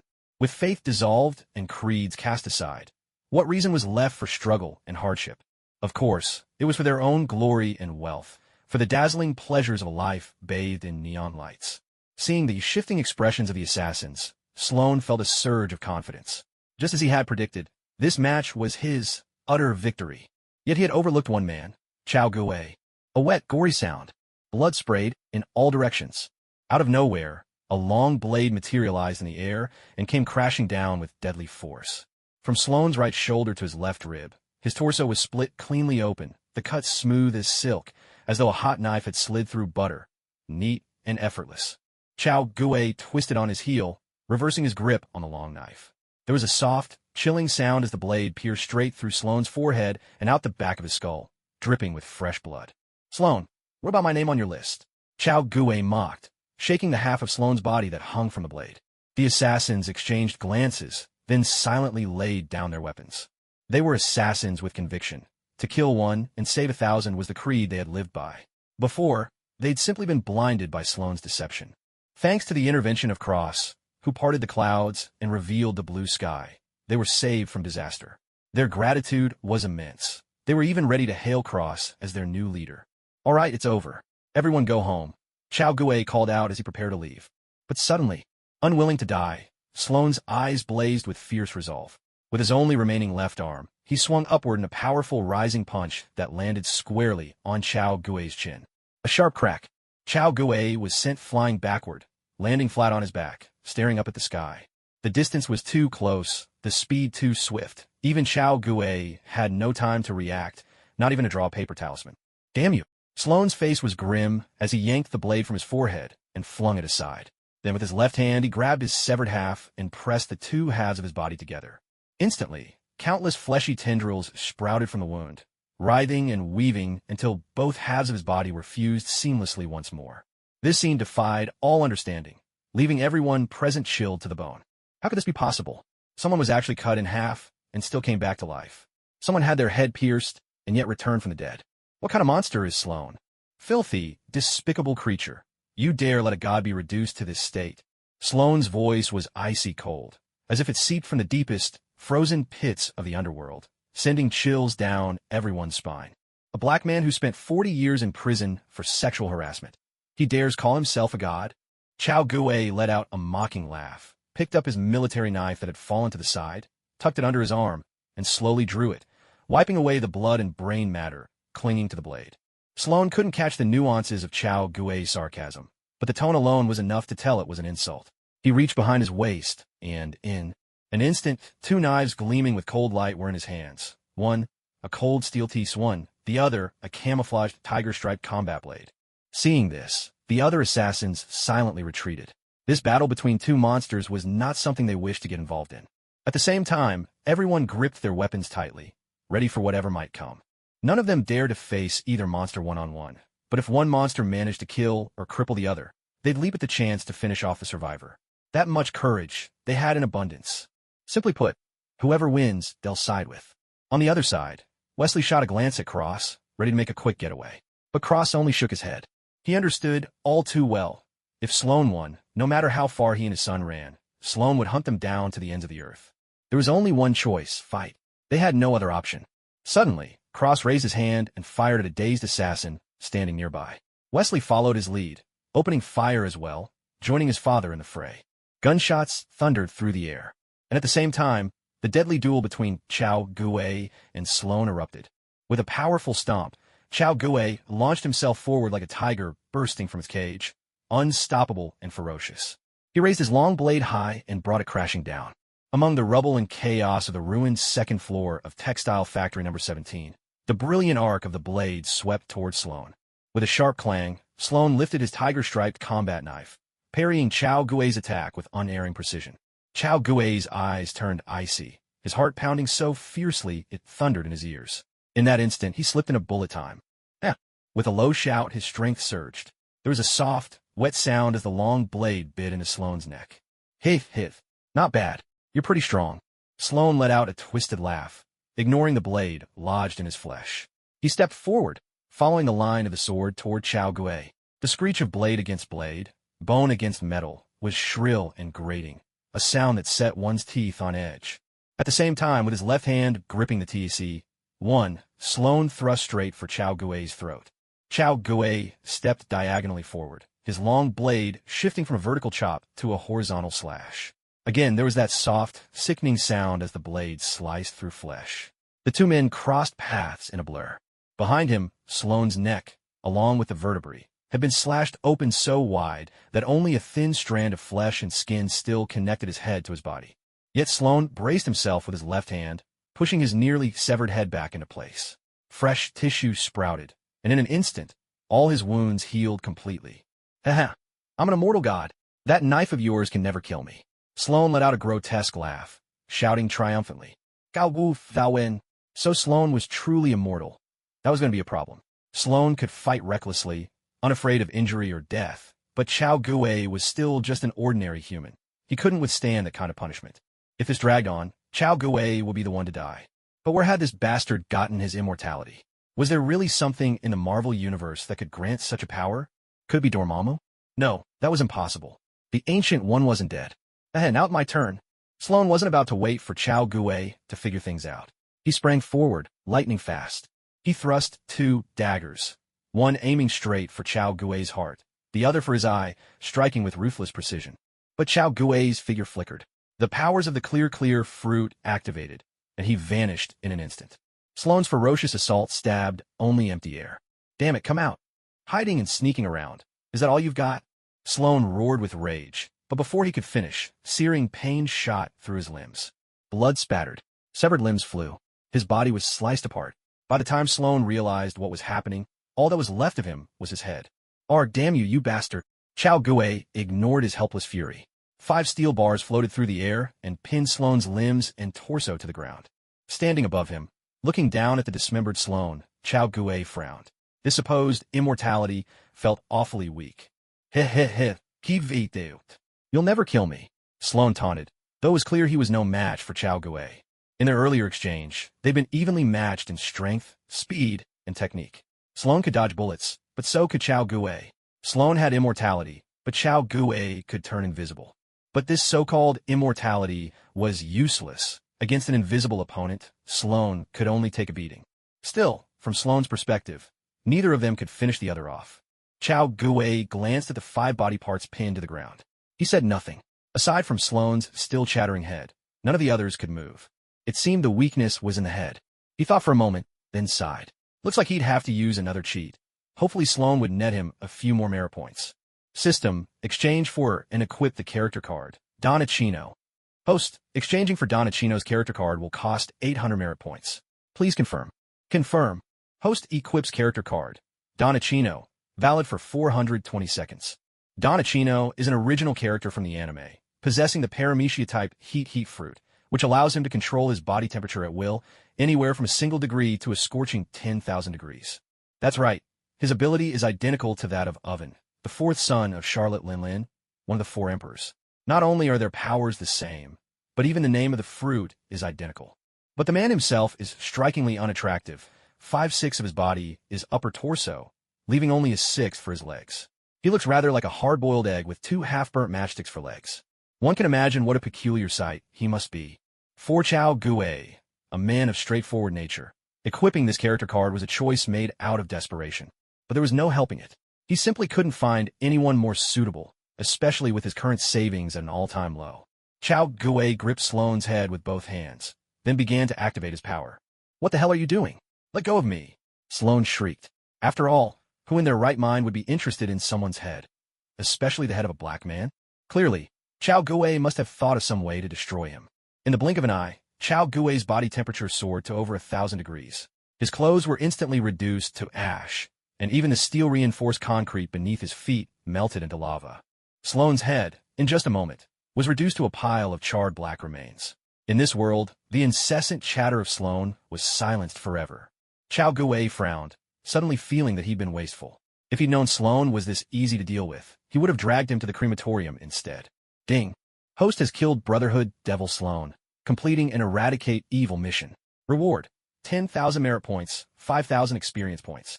Host has destroyed the Brotherhood Devil organization, completing a Protect the Land and People mission. Contribution: 53%. Reward: 9,652 merit points, 4,826 experience points. Ding. Congratulations. Host experience has reached 5,000. Rank promoted to Navy Seaman First Class. Reward: 800 merit points. Issued military supplies. Uniform, flintlock, saber, 50,000 berries. Ding. Congratulations.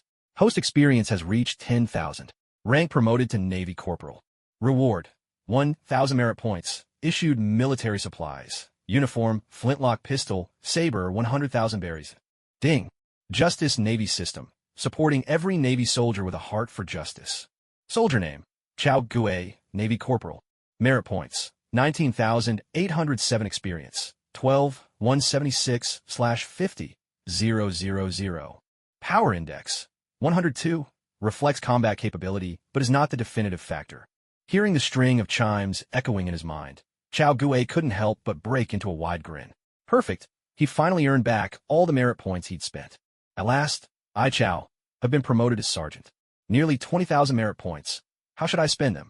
Chao Gui stared at the refreshed system panel, pondering his options, but soon dismissed the thought.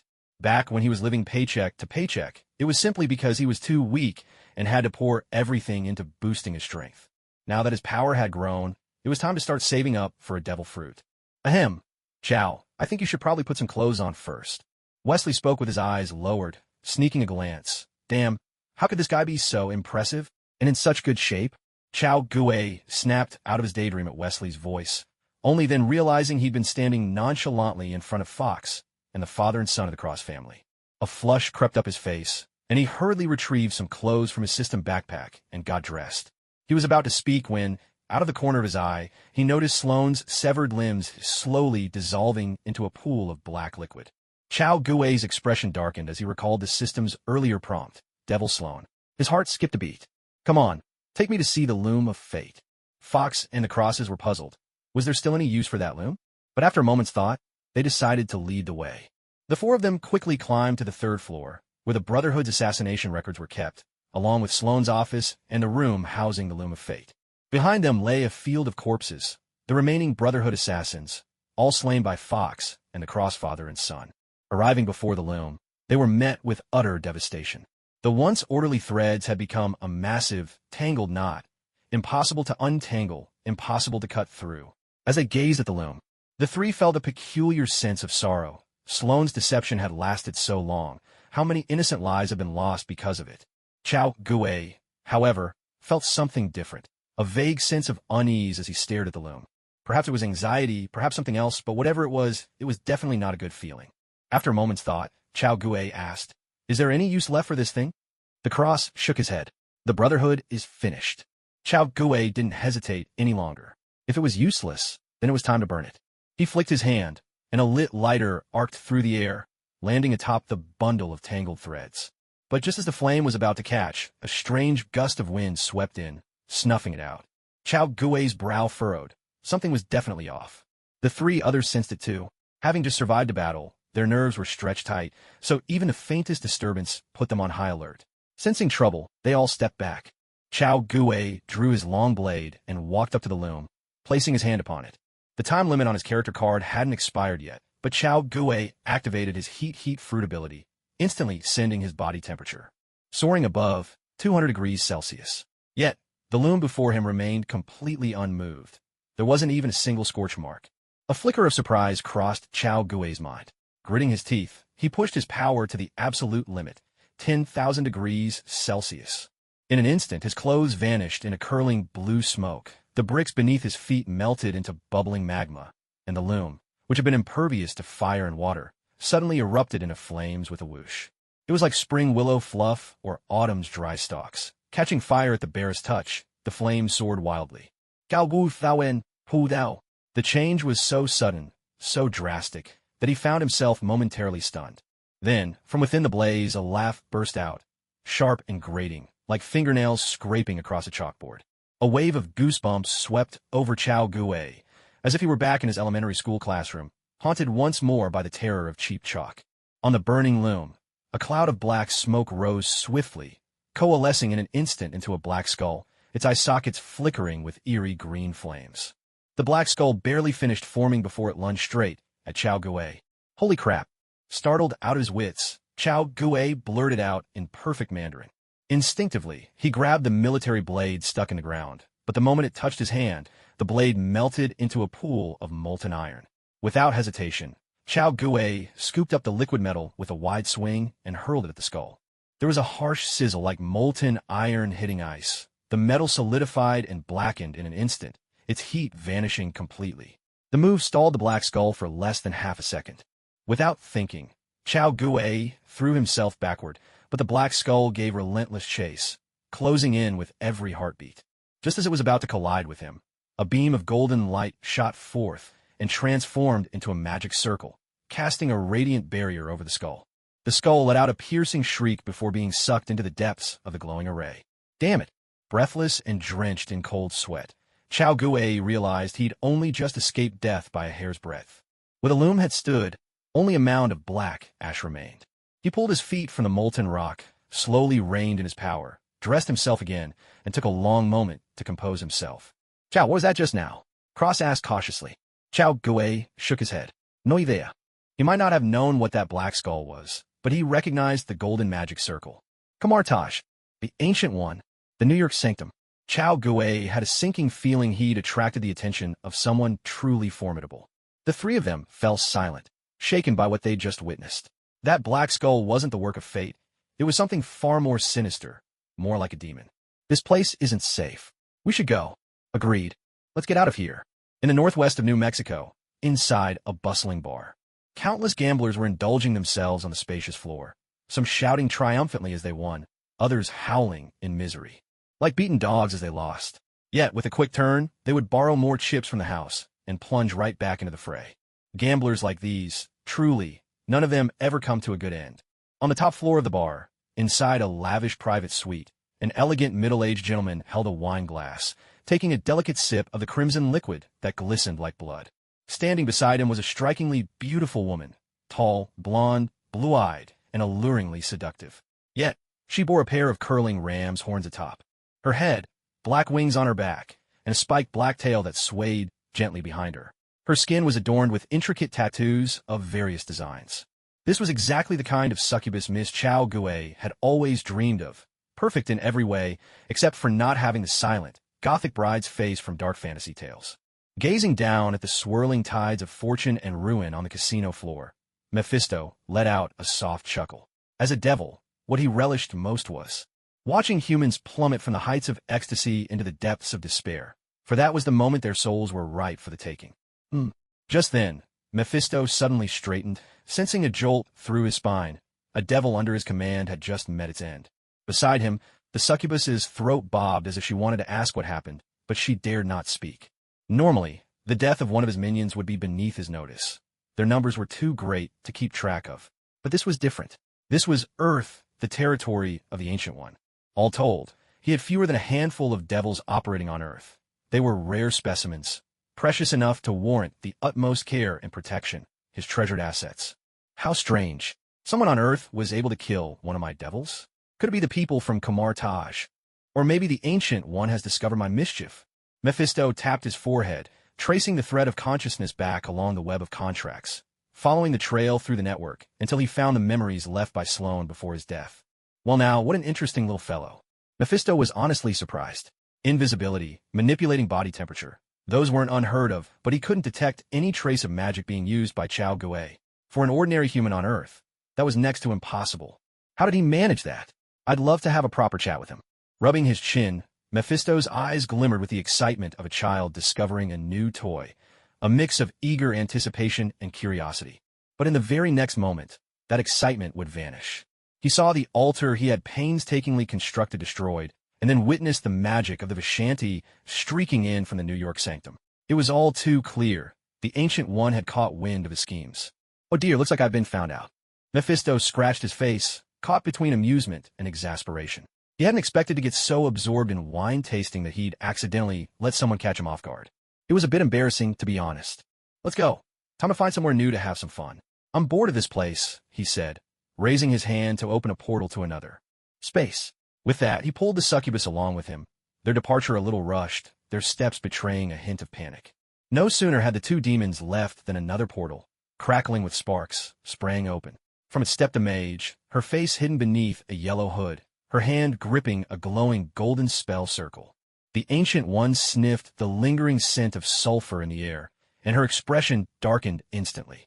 But Mephisto was already gone, leaving her with nowhere to vent her simmering anger. She swept her gaze over the gamblers, now lost in their frenzy, and let out a cold snort. With a wave of her hand, a golden portal shimmered and danced, instantly whisking all the gamblers away. The gamblers barely had time to blink before the familiar card tables vanished, replaced by endless yellow desert. Still not satisfied, the Ancient One stomped her foot. Spellwork surged outward, covering the entire bar in the blink of an eye. Then, taking the bar with her, she vanished without a trace, leaving only a barren wasteland in her wake. After a while, another portal opened where the bar once stood. Mephisto poked his head out, glanced at the empty space, and curled his lip. So stingy, he muttered to himself about the Ancient One. Then he ducked back in and closed the portal behind him. Noon. Chao Gui came downstairs from his apartment, yawning. It was the weekend, school was out, and after finally dealing with the Brotherhood, he felt completely drained, both body and soul. He decided to treat himself, and slept until midday. Last night, after leaving the textile mill, The three people from the cross disappeared. Were they gone? Chao Gue didn't care. What did intrigue him, though, was the relationship between Firefox and Cross. They'd been colleagues for years, and now Wesley was pursuing Firefox. Would some midnight drama unfold among the three of them? A thought like that was hardly noble, but gossip is human nature, impossible to resist. Chao Gue headed to a nearby Chinese restaurant. Lately, he'd eaten nothing but meat. It had been ages since he'd had a proper meal. He pushed open the door. The restaurant was small and not crowded, but only one empty table remained. Chao Gue went straight to it and sat down. Before the server could arrive, a white woman in her 30s or 40s joined him at the same table. Chao Gue raised an eyebrow. Judging by her appearance, she was probably New York's middle class. Normally, they didn't care much for Chinese food. What brought her here? Mind if I sit here? The woman asked softly. Not at all. Chao Gue replied with a shrug. Most of the customers were middle-aged men. Chao Gue, at 18, was the youngest face in the room. If he were an older woman, he'd probably have picked this table too. Just then, the server came over with menus. Seeing the situation, Chao Gue gestured toward the woman across from him. Let her order first. I'm not in a hurry. Thank you. The woman didn't stand on ceremony. She took the menu and began to make her choices. A moment later, the server finally walked over to Chao Gue. Good evening, sir. Here's your menu. Thank you. Chao Gue took the menu, glanced at it, and immediately felt his brow twitch in disbelief. Beef with broccoli, General Tso's chicken, fried cheese wontons, sauté chicken. You call this Chinese food? Chao Gue tapped the menu with his finger, his tone less than pleased. This time he spoke in Chinese. He hadn't even heard of most of these dishes. You're from China? The server gave Chao Gue a quick once-over, then snatched the menu back with a huff. Why didn't you say so earlier? He rummaged in his pocket and produced a different menu. Here, use this one. Chao Gue glanced over it. Poached prawns, steamed pork ribs with black bean sauce, honey-glazed barbecue pork. Now, that's more like it. Chao Gue picked out a few dishes, the server jotted them down, and hurried off to the kitchen. Across from him, the white woman stared in astonishment. There's a trick like this? So why hadn't she seen that second menu? Excuse me, sir, what just happened? The woman asked, her curiosity piqued. Just ordering food, Chao Gue replied, puzzled. I mean, why was there a second menu? And why wasn't I allowed to see it? That menu's in Chinese, Chao Gue shrugged. Even if you looked, you wouldn't understand. See, in New York, what people like to eat is what they think is Chinese food. Not what we Chinese would consider Chinese food. So there are two menus. Makes sense. That's just the way things are. Every cuisine adapts to local tastes. For example, even KFC had to upgrade its menu when it arrived in China. There's nothing strange about it. Oh, the woman nodded, only half understanding. While they chatted, a scruffy white man burst in, fired a shot at the ceiling, and the sharp crack of his Smith & Wesson .38 snub-nosed revolver echoed through the room. The gun might not sound familiar to some, but think of it this way. It's the same short, stubby revolver you'd see in old Hong Kong police movies from the 90s, the one that never seemed to take down the bad guy, no matter how many times it was fired. Everyone, hand over your valuables. I'm in a really bad mood right now, so don't make me hurt you. Chao Gue was dumbfounded. What's going on? Another robbery? Isn't America a little too free? The server glanced at him, made no move to resist. The robber's hands and feet were shaking, his words stumbling over each other. Clearly, this was his first time. If it had been a black robber, the situation would be different. They wouldn't be nervous. After all, many had grown up in that life, practiced and fearless. But this white man was agitated and extremely tense. One wrong move, and he really might kill someone. You could take a look at the neighboring Wayne family from D.C. for reference. Back then, when they were watching the opera at the theater, they were held up by just such a rookie, and it ended in the tragedy of Batman losing both his parents. The waiter and the shop owner, both seasoned survivors at the bottom rung of society, instantly recognized the situation for what it was. Without hesitation, they handed over all the cash from the register to the man. There was no need to risk injury or death over a bit of money. In America, getting hurt will cost you more than being robbed. Soon enough, the customers surrendered their wallets to the white man. His gaze then shifted to the white woman, sitting across from Chao Gue. With a sigh, she handed over her wallet as well.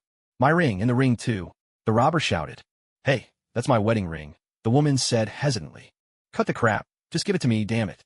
The robber barked, his voice trembling as he waved the gun wildly in front of her, then snatched the ring from her finger. Hey, buddy, Chao Gue couldn't bear to watch any longer. Shut up, sit down, and stay away from me. The robber snapped, swinging the gun toward Chao Gue. And you, hand over whatever you've got on you. Chao Gue glanced at the robber, who looked fierce but was clearly panicking beneath the surface. He asked, Are you sure you want what's on me? Stop talking and hand it over, or I'll shoot. All right, Chao Gui replied with a sigh. He stood up. Under the robber's horrified stare, Chao Gui pulled a cold steel recondo tac, one knife, and a tiger claw knife from behind his back. But that was just the beginning. He reached under his shirt and produced a Tokarev TT-33 pistol with 5 magazines, and a Glock 18 complete with a drum magazine. A 50-round pistol drum, nothing fancy. Anyone who's played Counter-Strike knows that's perfectly reasonable, right? Then out came a Colt M1873 and an enormous taser gun. All spoils of war, and worth a pretty penny. Witnessing this, the white robber nearly lost control of himself. He'd never seen a walking arsenal in his life. Hold on, there's still a Colt M16 down my pants. Let me get that for you, Chao Gui said with a gentle smile, reaching toward his waistband. No, that's enough. You don't need to get anything else, the robber stammered, shaking all over. But Chao Gui still pulled something out, not an M16, but a Benelli M4 shotgun. 7 red shells dangled from the right side of the stock, and another 7 from the left side of the receiver. Sorry, my mistake. It was a shotgun, Chao Gui said sheepishly, his cheeks flushing a little. Here you go. Isn't this what you wanted? Didi, don't come any closer. The robber stumbled backward, his legs shaking like noodles. Chao Gui snatched the revolver from him, then pressed down on the back of his neck and dragged him over to the woman. Return her ring. And apologize. Thank you, Chao. Thank you for helping me. Outside the Chinese restaurant, the white woman thanked him repeatedly. If it hadn't been for Chao Gui, the wedding ring she cherished would have been stolen by the crook. You're welcome, Helen, Chao Gui replied with a smile. I'm with the FBI. This is my duty. Helen, the white woman, looked at Chao Gui in surprise, then remarked with a hint of irony.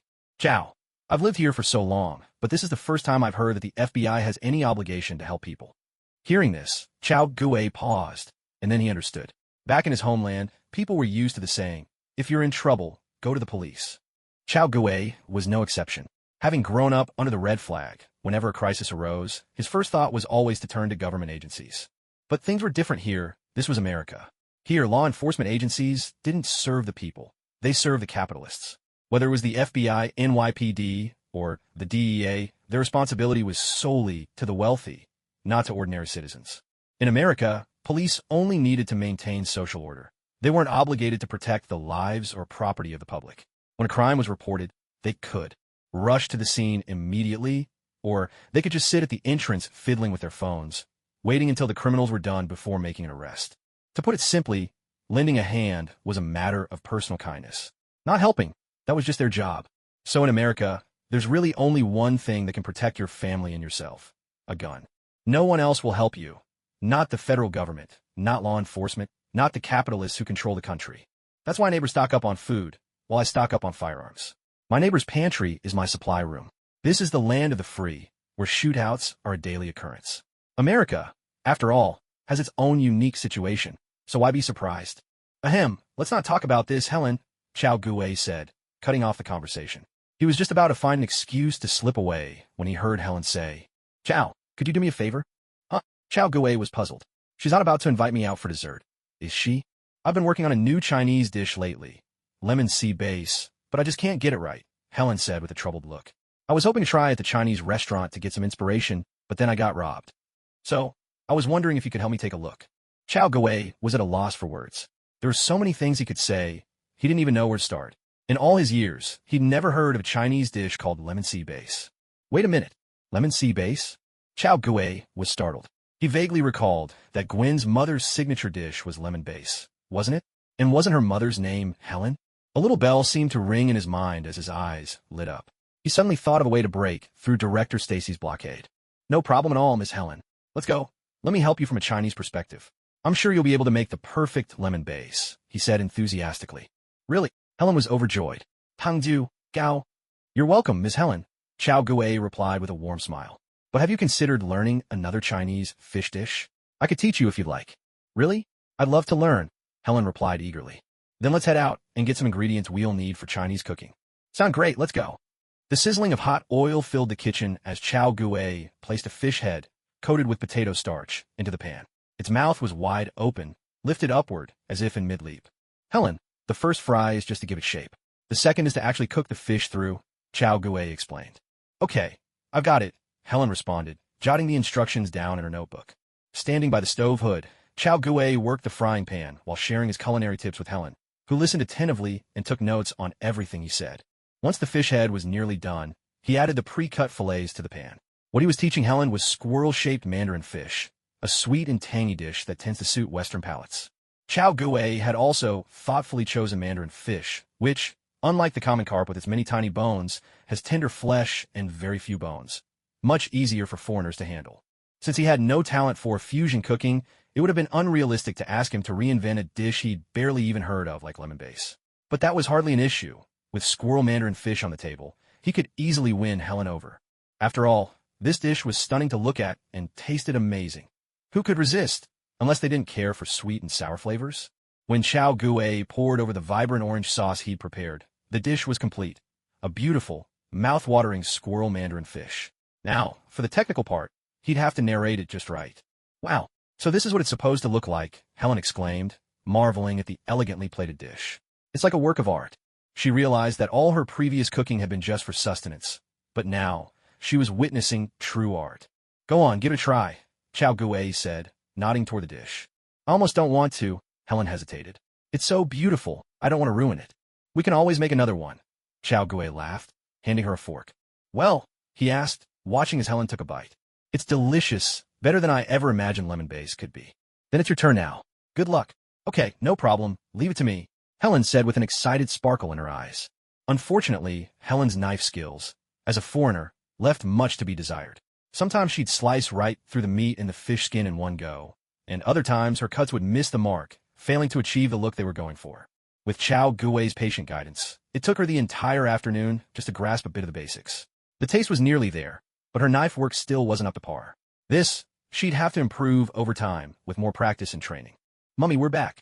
From outside the kitchen, Gwen came skipping in, only to bump right into Chow Gui, who was just coming out. Gwen's eyes went wide with surprise. Chow Gui mirrored her expression. Though his was feigned, Gwen's was absolutely genuine. Chow, why are you in my house? Gwen stammered, her beautiful eyes round with disbelief. Gwen, you're back. Let me introduce.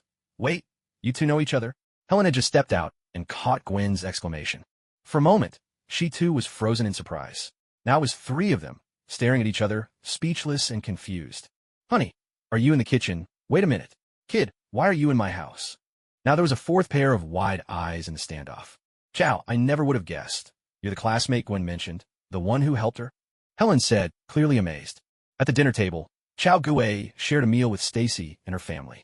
Helen's eyes sparkled as she watched Chow Gui, growing more and more pleased with what she saw. Gentle and refined, humble and polite, outstanding both in character and academics, witty, with a talent for cooking, and close with her daughter. If this wasn't the perfect son-in-law, then who could be? Chief George felt the pressure, not in his head, but deep down in his heart. Day after day, he'd been on guard, determined to protect the precious daughter he'd raised from being swept away by some wild boar. Yet after all his careful planning, Chow Gui had managed to slip past him anyway. It was truly maddening. Ahem, Helen, I didn't expect this either, Chow Gui replied, a little bashful. Gwen said nothing, focusing intently on the dishes Chow Gui had made, but her cheeks were tinged with pink. She'd never imagined she'd bump into him in her own home. She hadn't been prepared at all. Chow, would it be all right if I visited your parents in a few days? Helen asked with a smile. You've helped Gwen and me so much. I'd love to meet them and thank them in person. Helen was making her intentions clear. She wanted to meet the parents. Of course, she noticed her daughter's blushing cheeks and the dreamy look of a girl in love. There was no need to rush the kids. They could take things at their own pace. But she could always find an excuse to meet the other family. I'm afraid that won't be possible, Chow Gui said with a slight shrug. They passed away a long time ago. Gwen's eyes went wide again. She'd known Chow Gui for so long, but this was the first time she'd ever heard about his family situation. I'm sorry, Chow. Helen looked both surprised and a little pained. She hadn't expected that this was what Chow Gui's home life was like. It's all right. I'm used to it, Chow Gui replied with a light-hearted chuckle.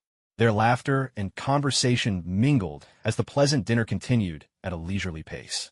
A gentle evening breeze drifted by, brushing against their faces, and under the glow of neon lights, the nighttime view of New York was dazzlingly beautiful. Out on the balcony, Chow Gui and Gwen stepped out side by side, their faces bright with smiles, a sense of closeness between them. As for Commissioner George, he'd already been dragged into the kitchen by his wife to do the dishes. Chow, are you really with the FBI? Gwen asked with a playful smile. Of course, the real deal, Chow Gui replied, grinning. But to his surprise, Gwen pulled out an ID and showed it to him. "Hello, Agent. I'm with the NYPD." The badge was just like the Special Auxiliary FBI identification Chao Gue had earlier.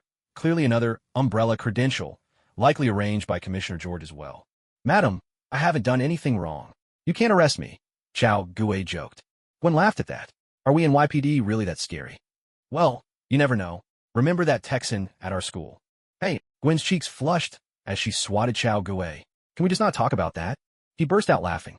"I can't believe it was really you." Gwen blushed even deeper, and for all her usual poise, she couldn't help but give Chao Gue 2 playful taps. After a while, their laughter faded. They leaned against the edge of the rooftop, turning to look at each other. "Chao, thank you for everything you've done for me," Gwen said softly. "I should be the one thanking you, Gwen."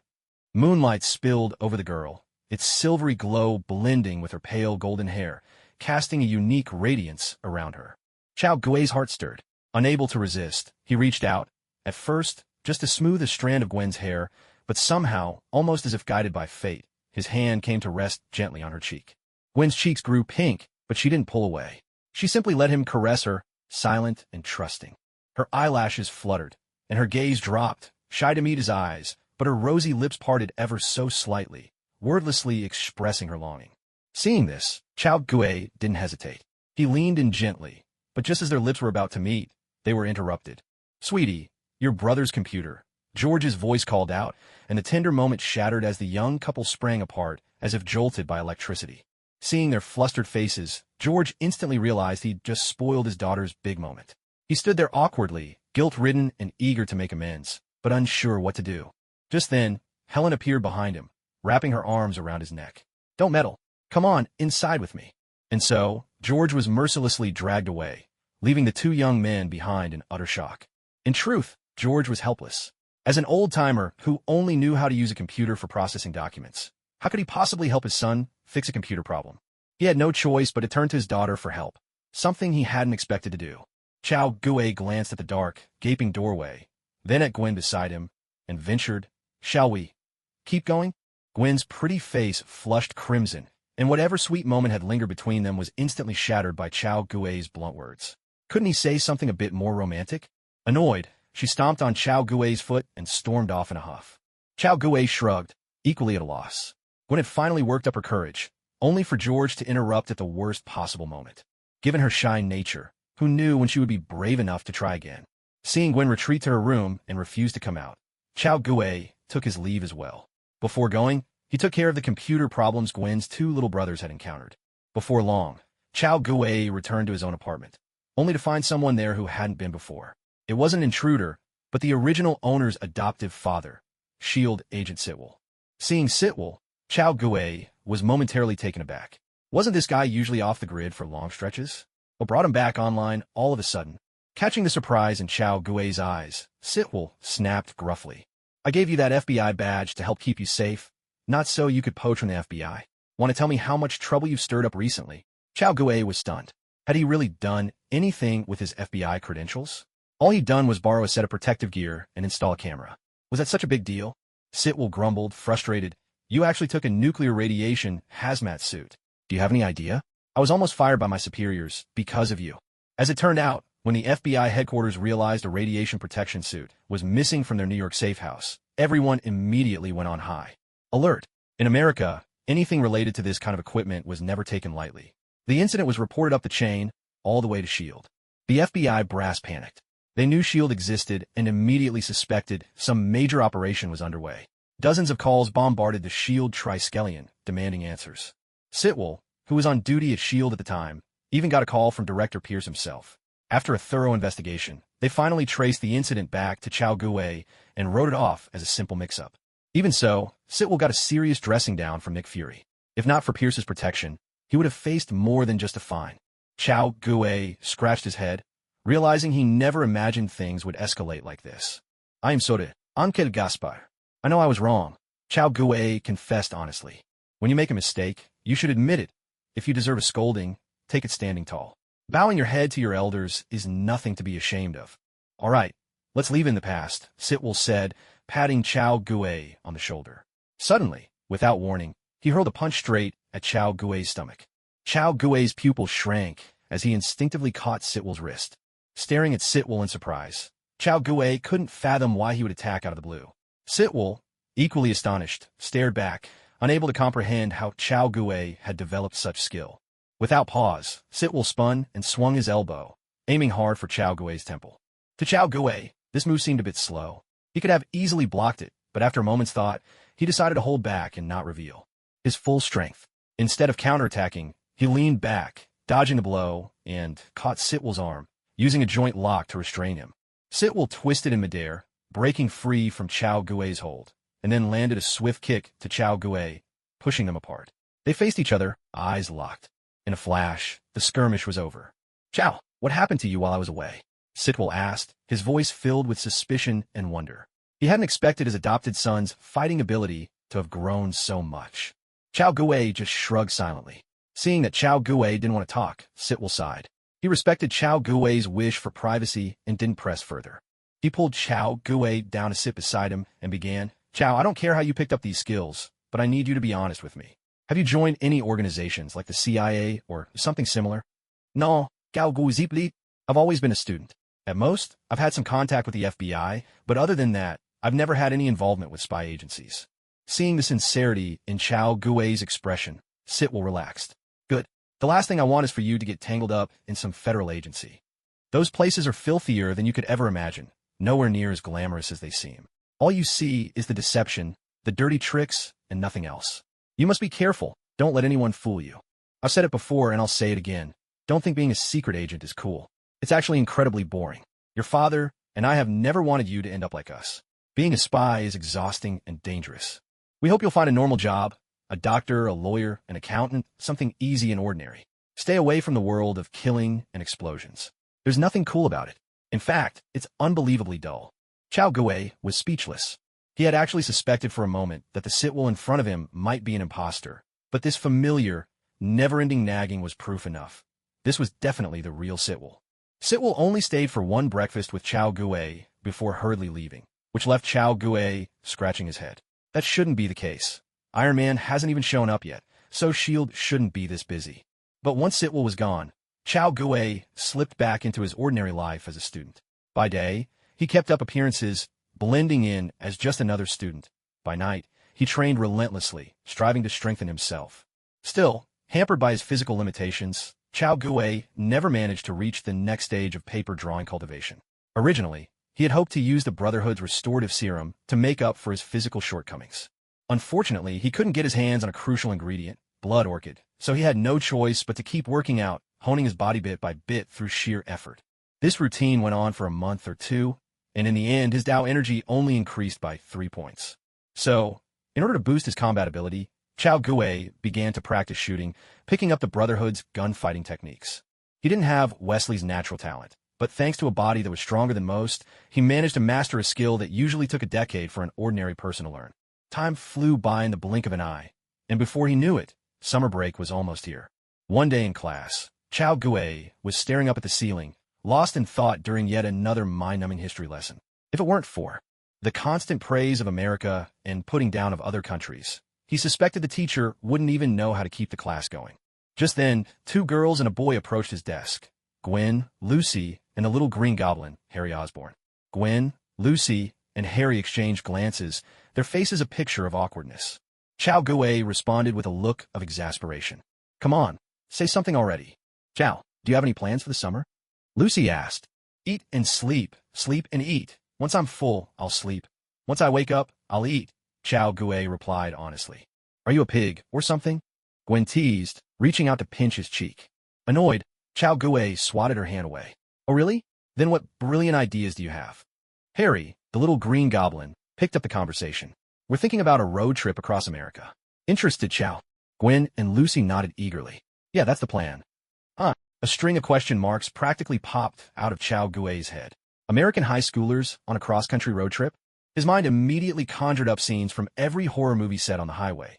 Chainsaw-wielding maniacs, vampires, elite hunting games, human trafficking rings, drug shootouts. Isn't being alive good enough? Why go looking for trouble? Then again, what if I can rack up some kills? In an instant, Chao Gui perked up. "No problem, I'm in. When do we leave? Anyone else coming besides the 4 of us?" Lucy, Gwen, and Harry were all taken aback by Chao Gui's sudden burst of enthusiasm. Just a moment ago, he was as lazy as a sloth, barely willing to lift a finger. Now he was acting as if he'd just been injected with pure adrenaline. "Say something, will you?" "Ahem, ahem." The Green Goblin was the first to break the silence. "Aside from the four of us and Beth, our starting point is New York, and our destination is Los Angeles. Come on, young man, take a seat and tell us more." Harry scratched his head, but ignored Chao Gui's odd comment and continued. "Here's the thing. First, this trip is just for fun, no other purpose at all. I'm thinking we'll head to Illinois first. There are plenty of forest parks there, the scenery is beautiful, perfect for a picnic, and there are lots of caves for spelunking adventures." "Forests?" Chao Gui was taken aback. "Not deserts? Then I won't run into any chainsaw-wielding maniacs, will I? And there'll be no mutated ogres lurking in the sands, either?" "Yep, dinner by the lakeside in a forest park. How does that sound? Not bad, right?" The Green Goblin said, a little smugly. "Ahem, Harry, have you considered Texas? The landscapes there are pretty nice, too." Chao Gui ventured, testing the waters. He just agreed so enthusiastically. It wouldn't be right to back out now, would it? Texas? Landscapes? Harry was puzzled. Isn't Texas just endless deserts and grasslands? What's there to see? Chao Gui was left speechless. He had a point.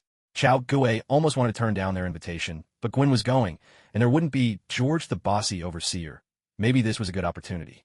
Even more importantly, Los Angeles and New York were both equally dangerous. There should be plenty of chances to rack up some points. All right, so, is there anything I need to prepare? Chao Gui asked. Crossing North America was no small feat. The journey would be long, so he needed to be ready. Tents, personal items. As for food, we could buy that on the road. Other than that, there's really nothing else you need to bring, Harry replied. I'll handle the car. Just bring your own stuff. Okay, no problem. Then it's settled. 3 days from now, we set out together. 3 days flew by in a blink. As soon as exams ended, every student tossed their books aside and dashed outside with joy. After such a long stretch of studying, their youthful energy finally had a chance to break free. Now that vacation had begun, they were determined to let loose and enjoy themselves. A Ford F-150 Raptor pickup truck was parked outside Chao Gui's apartment. Chao Gui came down, lugging a suitcase and a tent bag. Huh, this truck looks a bit different, Chao Gui said in surprise. It was clearly bigger than a standard Ford F-150 Raptor, and the truck bed was noticeably shallower. I had it custom modified. Bigger body, more horsepower, increased cargo capacity, Harry said with a grin. Chao Gui was left speechless. Damn those filthy capitalists. The three girls stepped down from the car. Gwen, with her pretty blonde hair, Beth, striking with her dark locks, and Lucy, who carried herself with a hint of swagger. Of course, that was just a joke. Lucy might act a bit brash, but she was actually quite good-looking. Hey, we've been waiting for you. Hurry up, Lucy said, chewing her gum with some impatience. Girl, don't you know talking with gum in your mouth is anything but ladylike? Chao Gui rolled his eyes at her. Lucy pouted, but instead of snapping her gum, she obediently took it out. Did everyone bring all their stuff? We got the tents, one for each of us. But the girls brought a big one, so they can stay together, Harry replied. We brought drinking water too, Gwen added. I packed some Wagyu beef. It's in the car's cooler, said Beth. Wealthy people. Chao Gui thought to himself in awe. Wait a minute, where did the cooler come from? Noticing the confusion in Chao Gui's eyes, Lucy pulled open a hidden compartment in the truck bed. The cooler was tucked right inside. Chao Gui was speechless. So you're all loaded. What about guns? Did you bring any? Guns? All 5 of them paused, unsure what he was getting at. Seeing their blank faces, Chao Gui's expression froze. Don't tell me. Not a single one of you brought a gun? The silence was answer enough. You really didn't bring any? Chao Gui was a little exasperated. Touring around the States without a gun. Were they tired of living, or what? He could understand if it was someone else, but how could Gwen and Lucy, daughters of police officers, forget something like this? Clearly, their parents had protected them very well. Wait here. I'll go buy you some guns. With that, Chao Gui headed to a gun shop by the roadside, leaving the other for exchanging helpless glances. It wasn't that they didn't know how to use guns. They just weren't in the habit of carrying them everywhere. In America, not knowing how to handle a gun was as rare as a Virgo in a pool party. Before long, Chao Gui came back, arms loaded with several cases. These are Beretta 92 FS. Here, take one each. 3 magazines per person, 45 rounds each, he said, not taking no for an answer as he handed out the pistols. He hadn't chosen the famous Glock. Those required more strength to pull the double-action trigger, which wasn't ideal for the girls. The Beretta 92F, with its single and double-action options, was much better suited for those with less finger strength. There are also two M4s, a Winchester M1897, and all the ammo. They're in the truck bed, he added. Staring at the arsenal, the three girls and Harry were dumbfounded. Harry finally muttered, "Chow, we're not in the Middle East or Africa. We don't need this many guns and bullets." Gao Gu naive. The States are way more dangerous than the Middle East or Africa. All right, let's get going, he said. Time to hit the road. All right, let's hit the road. In the heart of West Virginia, a dark red Ford F-150 Raptor thundered down a lonely highway winding through the thick wilderness. Inside the cab, the air pulsed with energetic, upbeat drum beats from the music blasting through the speakers. Hey, what's the matter with your head? Yeah, hey, what's the matter with your mind and your sign? Nothing's the matter with your head, baby, find it. Come on and find it. Hell with it, baby. Come and get your love. That's right, it was the irresistibly goofy Come and Get Your Love, the anthem of Star-Lord, the king of quirky joy. Silly as it was, the song filled the truck with infectious cheer, making all five passengers, men and women alike, happily hum along, unable to resist its charm. They'd been on the road for half a day already, driving westward from the steel and glass jungle of New York. Skyscrapers dwindled in the rearview mirror, towns grew smaller and rarer, until eventually, the world outside transformed into a wall of untamed primeval forest. America truly is vast and sparsely populated, he thought. All this stunning land, and not a single real estate developer in sight. Not even a field of crops or a patch of rice. What a colossal waste. It's enough to make you want to scream. Hey guys, why are you all heading to Los Angeles? In the passenger seat, Chow Gue glanced at the three girls in the back who were softly singing along, then threw out the question. I'm going for Ken's birthday party. It's about a month away, Gwen replied. I'm off to see my mom, Lucy chimed in. Your mom's in Los Angeles? Harry sounded surprised. Lucy's dad was always away. Shouldn't she be in LA more often then? I know this one, Chow Gue interjected. It's that Zhongfu Tower, right? Ugh, don't bring that up. Lucy snapped, clearly annoyed. Huh, Beth looked genuinely puzzled. What's wrong with Zhongfu Tower? Haha, let's not talk about it, Beth. Chow Gue quickly changed the subject. Beth, what about you? What's taking you to LA? Planning to join the LAPD? No, I'm picking up a friend, and then we're heading to Rome together. Beth looked a bit bewildered. Why would you think I'm joining the LAPD? I'm not even in police academy. Ahaha, no reason. Chow Gue laughed, feeling a twinge of disappointment. If you really were joining the LAPD, my little succubus dream will be coming true any day now. Harry, what about you? Why are you going to Los Angeles? My dad wants me to take over the Los Angeles branch to get some hands-on experience. He says it'll help me gain the skills I'll need to run the company after him. Gao, capitalists, utterly ruthless. Forget about us, Chow. Why are you going to Los Angeles? Gwen asked with a smile. For fun, of course, Chow Gue replied. Think about it. Venice Beach, Beverly Hills, Hollywood, and San Fernando. Well, not that one. I'm not really interested in that place. Just then, they noticed a large truck stopped right in the middle of the road up ahead, completely motionless, with a line of cars queued up behind it. Gao Gu Dawen. A traffic jam? That didn't make sense. This wasn't a highway, and they were deep in a forest with nothing for miles around. How could there be a traffic jam here?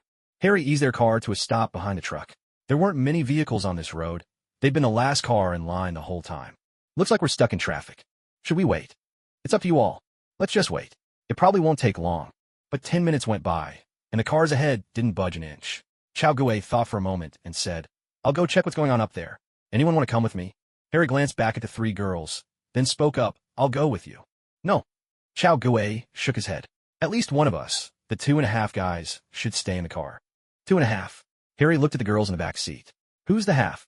One is me, one is Lucy, and you, Harry, you're the half, Chow Gue said with a grin. Bullshit. Lucy shot Chow Gue the middle finger.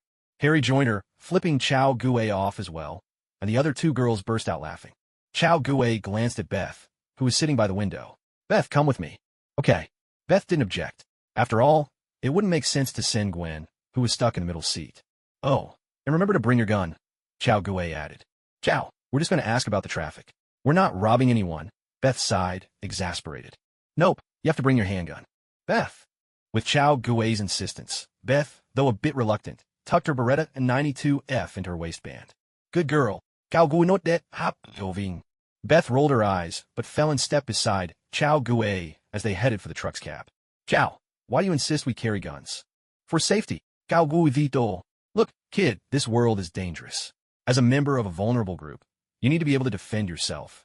What's so dangerous about the world? I don't see any danger at all, Beth said, unconvinced by his warning. Gao Gu. It's hard to reason with someone who's courting death, so seeing this, Chao Gui couldn't be bothered to argue with her any longer. Before long, the two of them walked up to the cab of a nearby vehicle. Chao Gui lifted his hand and knocked gently on the window. But before the sound had faded, the driver suddenly popped out, startling both Chao Gui and Beth so badly that Chao Gui nearly emptied his magazine right then and there. Can I help you? The driver asked, his tone more than a little unfriendly. I just wanted to ask if you know what's going on up ahead. Chao Gui smoothly tucked his Glock 18 away, keeping his face calm. A truck overturned about 3 miles ahead. The chemicals it was carrying have spilled everywhere, the driver replied. It'll probably be several hours before the road is cleared. Chemicals. Chao Gui's heart skipped a beat. He asked quickly, is there a town up ahead? Or maybe a river nearby? Please let there be nothing. The driver's words immediately reminded Chao Gui of that young black widow. Not that she mattered much. What really concerned him were those giant spiders. Chao Gui hated spiders more than anything. Even tarantulas the size of his palm gave him the creeps, let alone those monstrous spiders as big as millstones. Of course, beautiful spider women were the exception.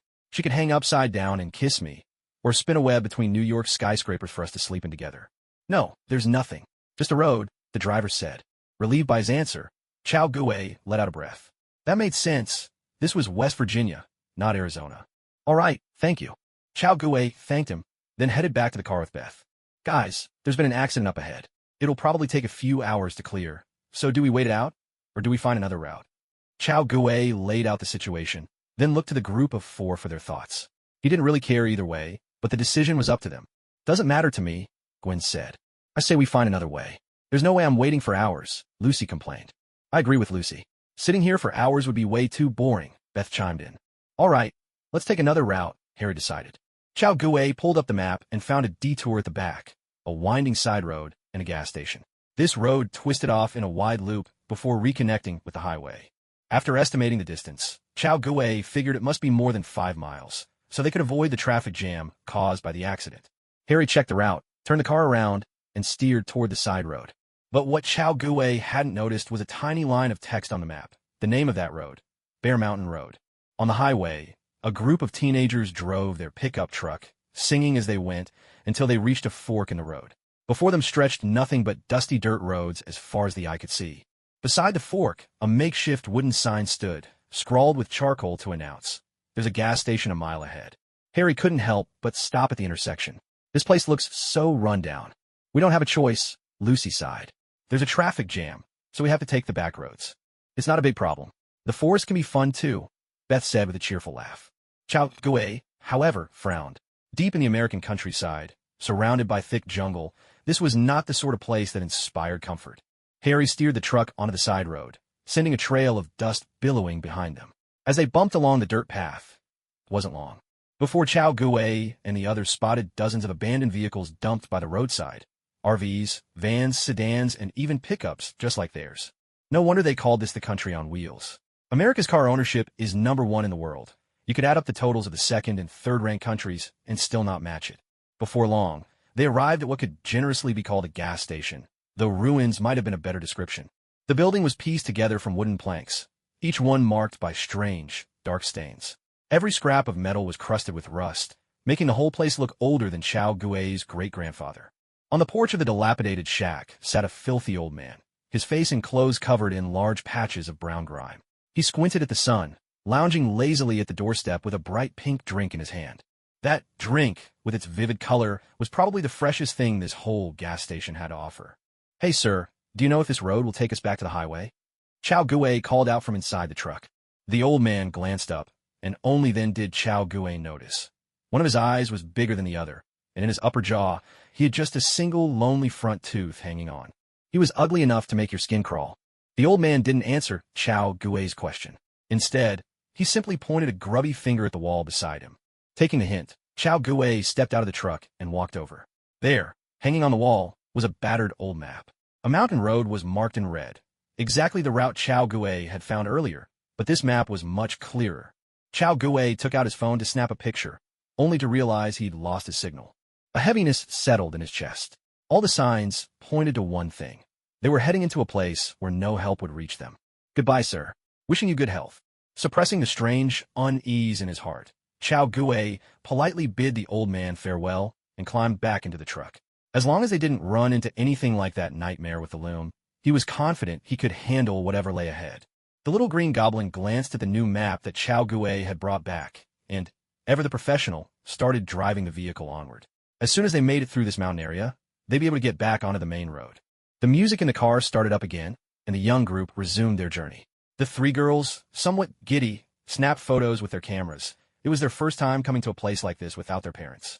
Behind them, the old man watched the car disappear into the distance, muttering to himself, "Take care, kids. This isn't the place for some adventure game." A static-filled missing person announcement crackled on the radio. Missing, named Jenny, 22 years old, hiker. Inside the car, the radio fizzled in and out, spitting out bursts of static until finally, it fell completely silent. By now, the girls in the back seat had lost all their earlier energy.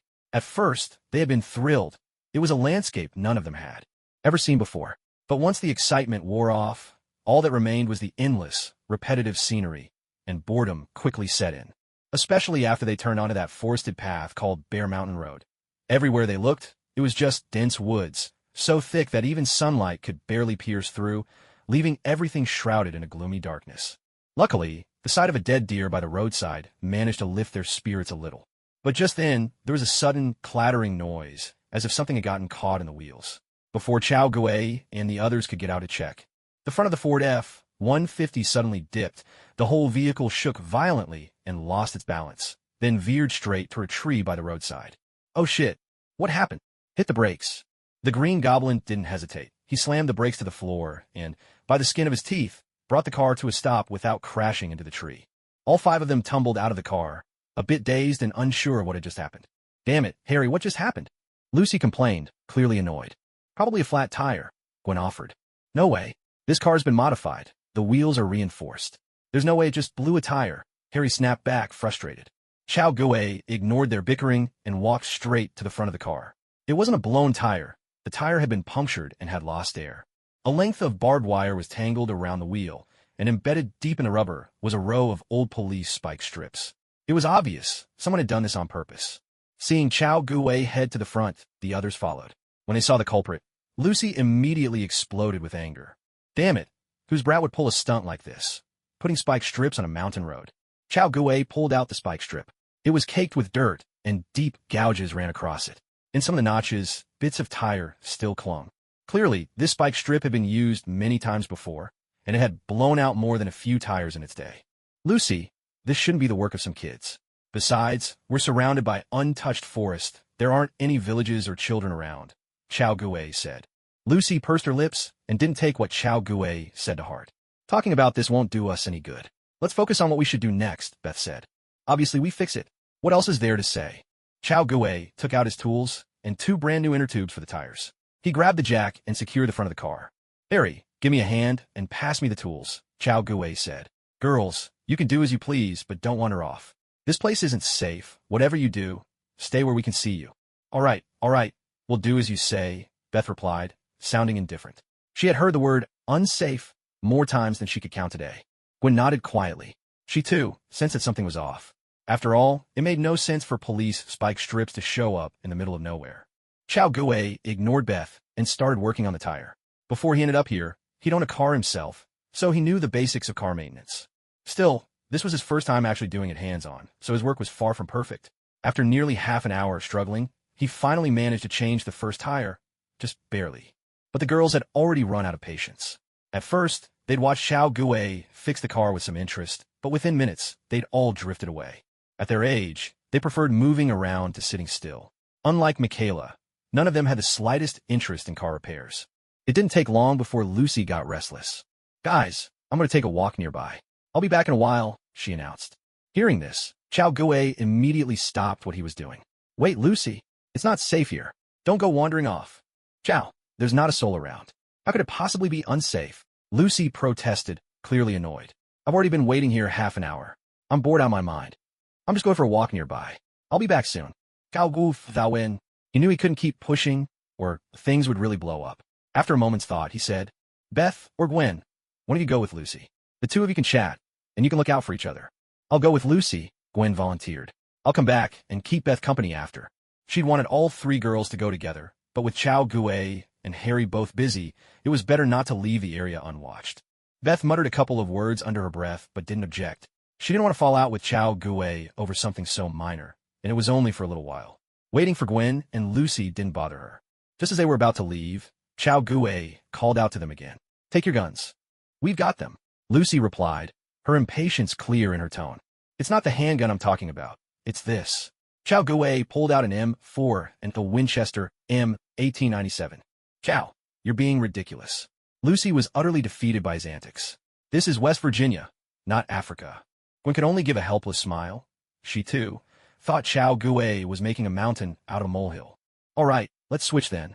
Chao Gue rummaged around and produced a flare gun, a compass, and a walkie-talkie. Okay, Fina. Seeing this, Lucy and Gwen stopped objecting. They grabbed the gear, ready to head down the mountain path. Hold on a second, Chao Gue stopped them. Remember the safety rules.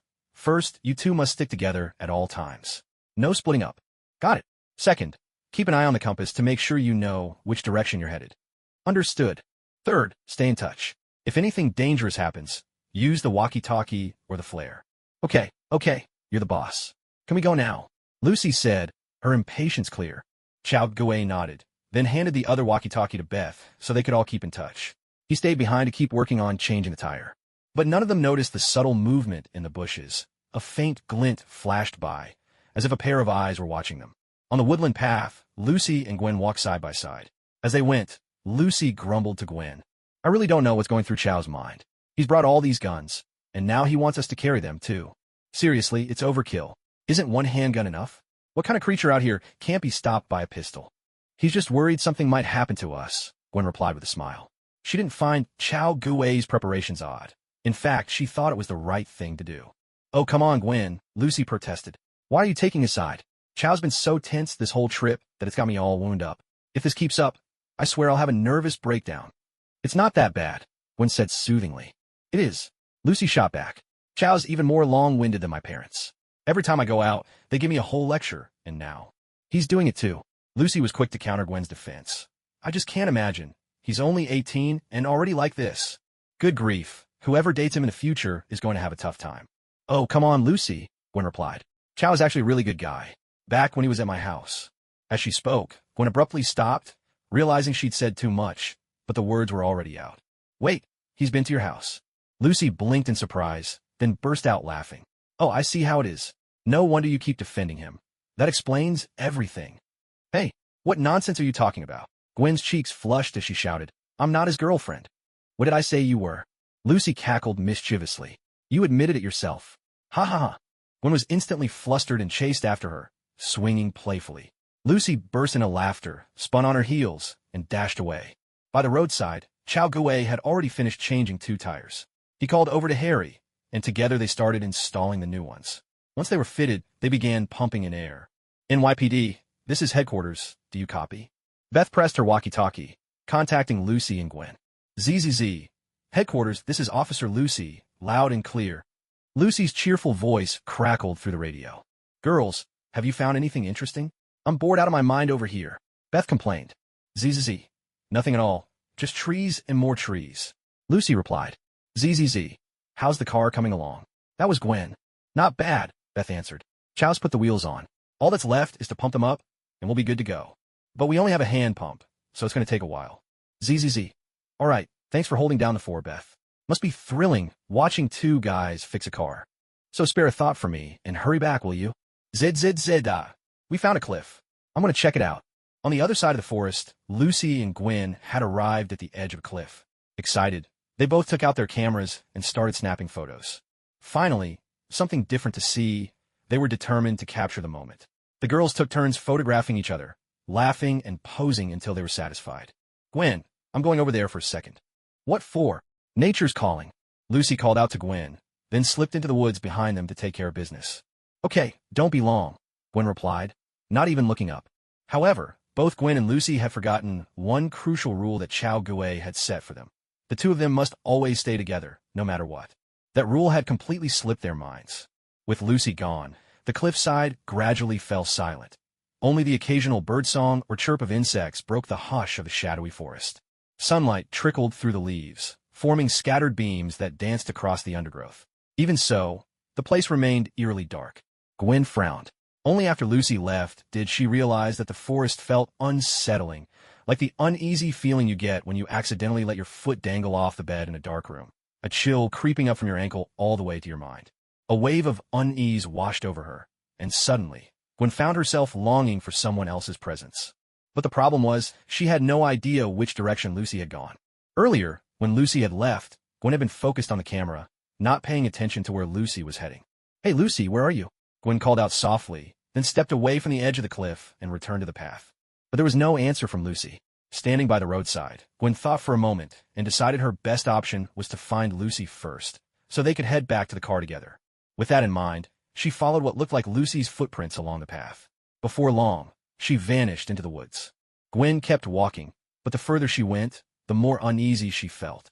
The tracks multiplied and started to look strange. What began as a few footprints suddenly turned into drag marks, as if someone had been pulled along the ground. Just then, a strong smell of burning rubber drifted to her. Gwen looked in the direction of the scent and was startled to see a tire burning in the woods by the roadside. "Hello, is anyone there?" Gwen called out quietly. No one replied. "I'm looking for my friend. I think she came this way. Do you know where she is? Hello." Still, there was only silence. Meanwhile, Lucy had returned to the edge of the cliff, but Gwen was nowhere to be seen. "Gwen, where are you?" Lucy shouted, but there was no answer. "Where the hell did she go?" Lucy muttered, stepping onto the dirt road, where she noticed several sets of footprints. Damn it, what do Gwen's footprints even look like? Lucy scolded herself, frustrated that she hadn't paid more attention. After thinking for a moment, Lucy climbed up the slope beside the road to get a better view, but still saw nothing. She continued along the high ground, hoping she'd spot Gwen soon. She didn't contact Chao Gue or the others. After all, she was the one who had led Gwen out here. She felt responsible for finding Gwen and bringing her back. Otherwise, she wouldn't be able to explain herself to the group. Elsewhere, Gwen found herself in a clearing cluttered with abandoned vehicles. She wandered around in confusion, then suddenly realized she might be lost. Damn it, where am I? Gwen pulled out her phone, but there was no signal at all. With no other choice, Gwen wandered among the piles of wrecked cars. But right away, she sensed something was off. The reason all these vehicles had been abandoned was eerily similar. Every single one had 2 flat front tires. What's more, most of the items inside were outdoor gear. Tents, coolers, hiking boots, climbing ropes. Everything you'd expect for a camping trip. A chill ran through Gwen. These vehicles seemed a lot like theirs. People had come camping, and all had suffered front tire damage. But what really made her scalp prickle was that every car bore at least some bloodstains. Sometimes a little, sometimes a lot. It wasn't just blood, either. There were chunks of what looked like animal, or possibly human, tissue. Shit. Even a lady as composed as Gwen couldn't help but curse out loud at this moment. She recognized instantly what kind of stains these were and what those scattered fragments represented. It was human blood, bits and pieces of human tissue. When she was a child, her father had once, unintentionally, taken her to a forensic lab. She'd spent an unforgettable lunch break there, and the sight of these things had left a deep impression on her mind. Gwen swept her gaze over the abandoned vehicles. She was quick-witted, and in an instant, drew a connection to themselves. If Chow hadn't prepared multiple spare tires, if Chow didn't know how to fix a flat, if Chow hadn't handed each of them a handgun, their fate would have been the same as the owners of these cars. Damn it. A chill shot down Gwen's spine. It was as if she'd been dropped into an Arctic abyss, every cell in her body screaming for her to leave at once, to get back and find her companions. But fear seized her limbs. She had lost her former control over her own body. She was trembling uncontrollably. Just then, a strange noise echoed from afar. A metallic clatter cut through the silence. Gwen's heart skipped a beat. She whipped around, scanning the area, but saw nothing. Relief barely registered before a monstrous figure burst out from the distance. Its face was twisted and grotesque, clothes in ragged tatters, jagged teeth stained with streaks of red. It was neither human nor ghost, its body wiry and small. In its hand, it gripped an axe, mottled with dark, dried blood. From its mouth came a piercing, shrill scream. "Yahahaha!" Gwen felt her heart clench, so tight it nearly stopped. Her scalp prickled, every hair standing on end as cold sweat broke out all over her. Holy shit! Meanwhile, on the other side of the forest, Lucy was stumbling around frantically like a headless chicken. After a few minutes, she realized she was going the wrong way and quickly changed direction. She wandered on, veering left and right, until finally she stopped, completely lost. "Damn it, I'm lost," Lucy muttered, her face pale. Not only was she lost, She had no idea where Gwen was now. What should I do? Lucy spun around in circles, desperate for a solution, but pride held her back from immediately calling for help.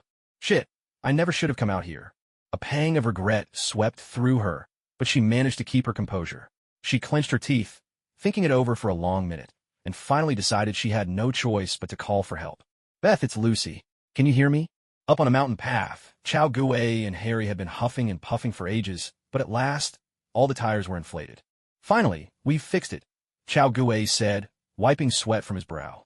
Damn, next time I go on a trip, I'm bringing an automatic air pump for sure, Harry panted, out of breath. Just then, Beth came running over, walkie-talkie in hand, looking anxious. Chao, Lucy wants to talk to you. Chao Guei tensed, a frown creasing his brow. Lucy, it's me. BZT Chao, something's wrong. I can't find Gwen. What did you say? Chao Guei's face instantly turned ashen. I remember I told you all about the safety rules. BZ Chao, I'm sorry, it was my fault. Forget it. Is the flare gun with Gwen? Chao Guei asked. BZ, no, it's with me. She only has the compass. Chao Guei's face darkened even further. If anything happened to Gwen, the consequences were unimaginable. Chao, don't worry. Gwen has a gun with her. She'll be fine. Harry tried to reassure him, but he hadn't expected things to go this far, either. Lucy, where did you last see Gwen? BZT, it was by the edge of cliff. That's where we got separated. Chao Guei's heart sank. With only that much information, it would be nearly impossible to find Gwen quickly. Lucy, find a cave or a big rock, somewhere you can hide and keep safe. I'll look for Gwen first, then come back for you. BZ, okay, but be careful, Lucy replied, her voice thick with worry. Harry, you and Beth get back in the truck and wait for me here, Chao Guei said as he strode quickly to the truck bed and began rummaging through the gear. Chao, why don't I come with you? Harry frowned. It's not safe for you to go alone. No, we need someone to guard the truck, and Beth shouldn't be left alone either, Chao Guei replied as he pulled out a Benelli M4. Though in truth, it came straight from his system inventory. Don't worry, I'll be fine. Beth frowned at this, feeling a bit underestimated by Chao Guei, but given the situation, she held her tongue. Chao Guei also grabbed a walkie-talkie, along with a piece of clothing from both Gwen and Lucy. Before setting out, Chao Guei had bought 2 pairs of walkie-talkies. Now, they were coming in handy. System, exchange for and equip the character card. Miss Christmas. Host, exchanging for Miss Christmas will cost 500 merit points. Please confirm. Confirm. Host, equipping character card Miss Christmas. Duration, 420 seconds. Miss Christmas, one of old Shah's subordinates, was a sharp-tongued old woman with the powers of the mole fruit. Chao Guei had originally hoped to find a character card with canine abilities to track Gwen by scent, but none were suitable, and the ones available were far too expensive. The mole wasn't exactly glamorous, but its sense of smell was keen. He held both pieces of clothing to his nose, breathing in the girl's scents. In no time, the direction of both girls' scent trails became clear within his perception. This strange behavior left Beth and Harry staring at him, wide-eyed and baffled. Chao, what are you doing? No wonder they were so shocked. That movement did come across as a bit suspicious. Chao Guei ignored them, carefully hanging up his walkie-talkie and slinging his shotgun over his shoulder. You all need to stay alert. It's really not very safe here. If you can avoid getting out of the car, then don't. Understood. Seeing how serious he was, even Harry couldn't help but straighten up and respond solemnly. Chao Guei leaned forward slightly, holding his breath and focusing with all his might. His heartbeat quickened, the thumping growing louder and faster. Thump, thump, thump. A surge of adrenaline shot through his veins, slowing down the world around him. Once again, Chao Guei entered bullet time. In truth, this so-called bullet time was nothing more than a burst of physical power unleashed under the influence of adrenaline. Chao Guei pushed off with one foot, and in a split second, he darted forward at astonishing speed, kicking up a trail of dust behind him. Harry and Beth were left gaping in disbelief. Shit, how can that guy run so fast? On the other side of the forest, Lucy, following Chao Guei's instructions, began searching for a cave or any kind of cover. But with nothing but dense woods all around, there was nowhere to hide. She could only lean against a tree, using it as her shield. Crack, snap, rustle. It sounded like someone stepping on a dry twig. Lucy turned, catching a fleeting glimpse of a human-like figure slipping past. Gwen, is that you? Lucy called out. No one answered. Lucy frowned. She was certain she'd seen someone just then, so why was there no reply? Whoosh. Thunk. At that moment, an axe came hurtling from the distance, burying itself deep into the tree trunk beside her.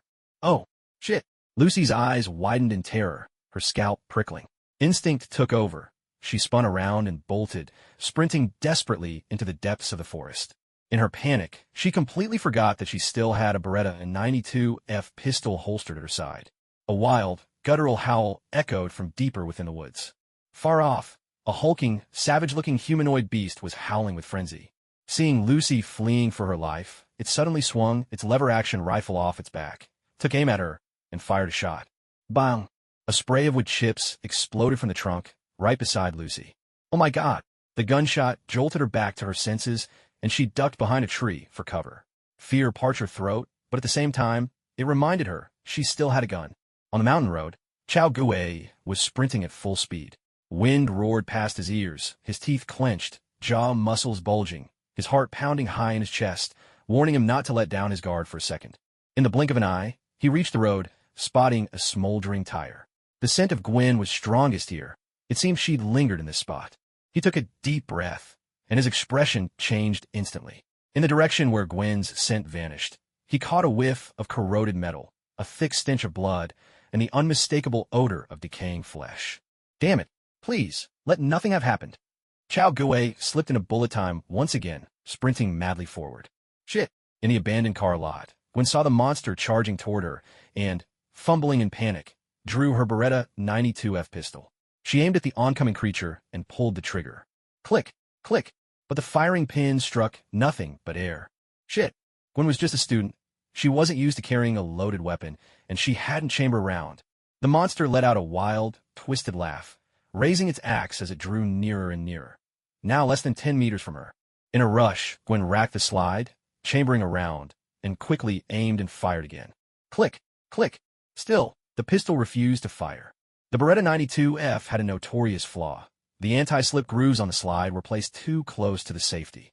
Every time you tried to rack the slide manually, there was a good chance you'd accidentally flick the safety on without realizing it. That's exactly what happened to Gwen. Fuck. She frantically tried to switch off the safety, but her hands were trembling violently with fear. She failed twice. Damn it, damn it. That brief delay was all it took for the monster to close the distance. At the very last moment, Gwen finally flicked off the safety, raised the pistol, and squeezed the trigger. Bang! But it was too late. The monster was right in front of her, and, just as she fired, it grabbed her wrist and shoved the pistol downward. The shot buried itself uselessly in the dirt. Gwen's face drained of color.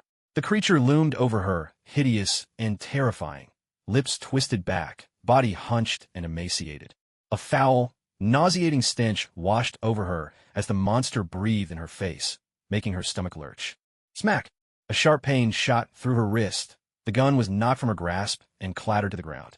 The monster cackled again, raising its axe high and bringing it down in a savage arc, the blade stained with dark, dried blood as it swung toward her head. Gwen went completely pale. Overwhelmed by despair, her strength left her. She stood frozen, helpless, awaiting death. Suddenly, out of the corner of her eye, a flash of bright silver caught her attention. Clang! A gleaming combat knife intercepted the swinging axe in a shower of sparks. Gwen, are you all right?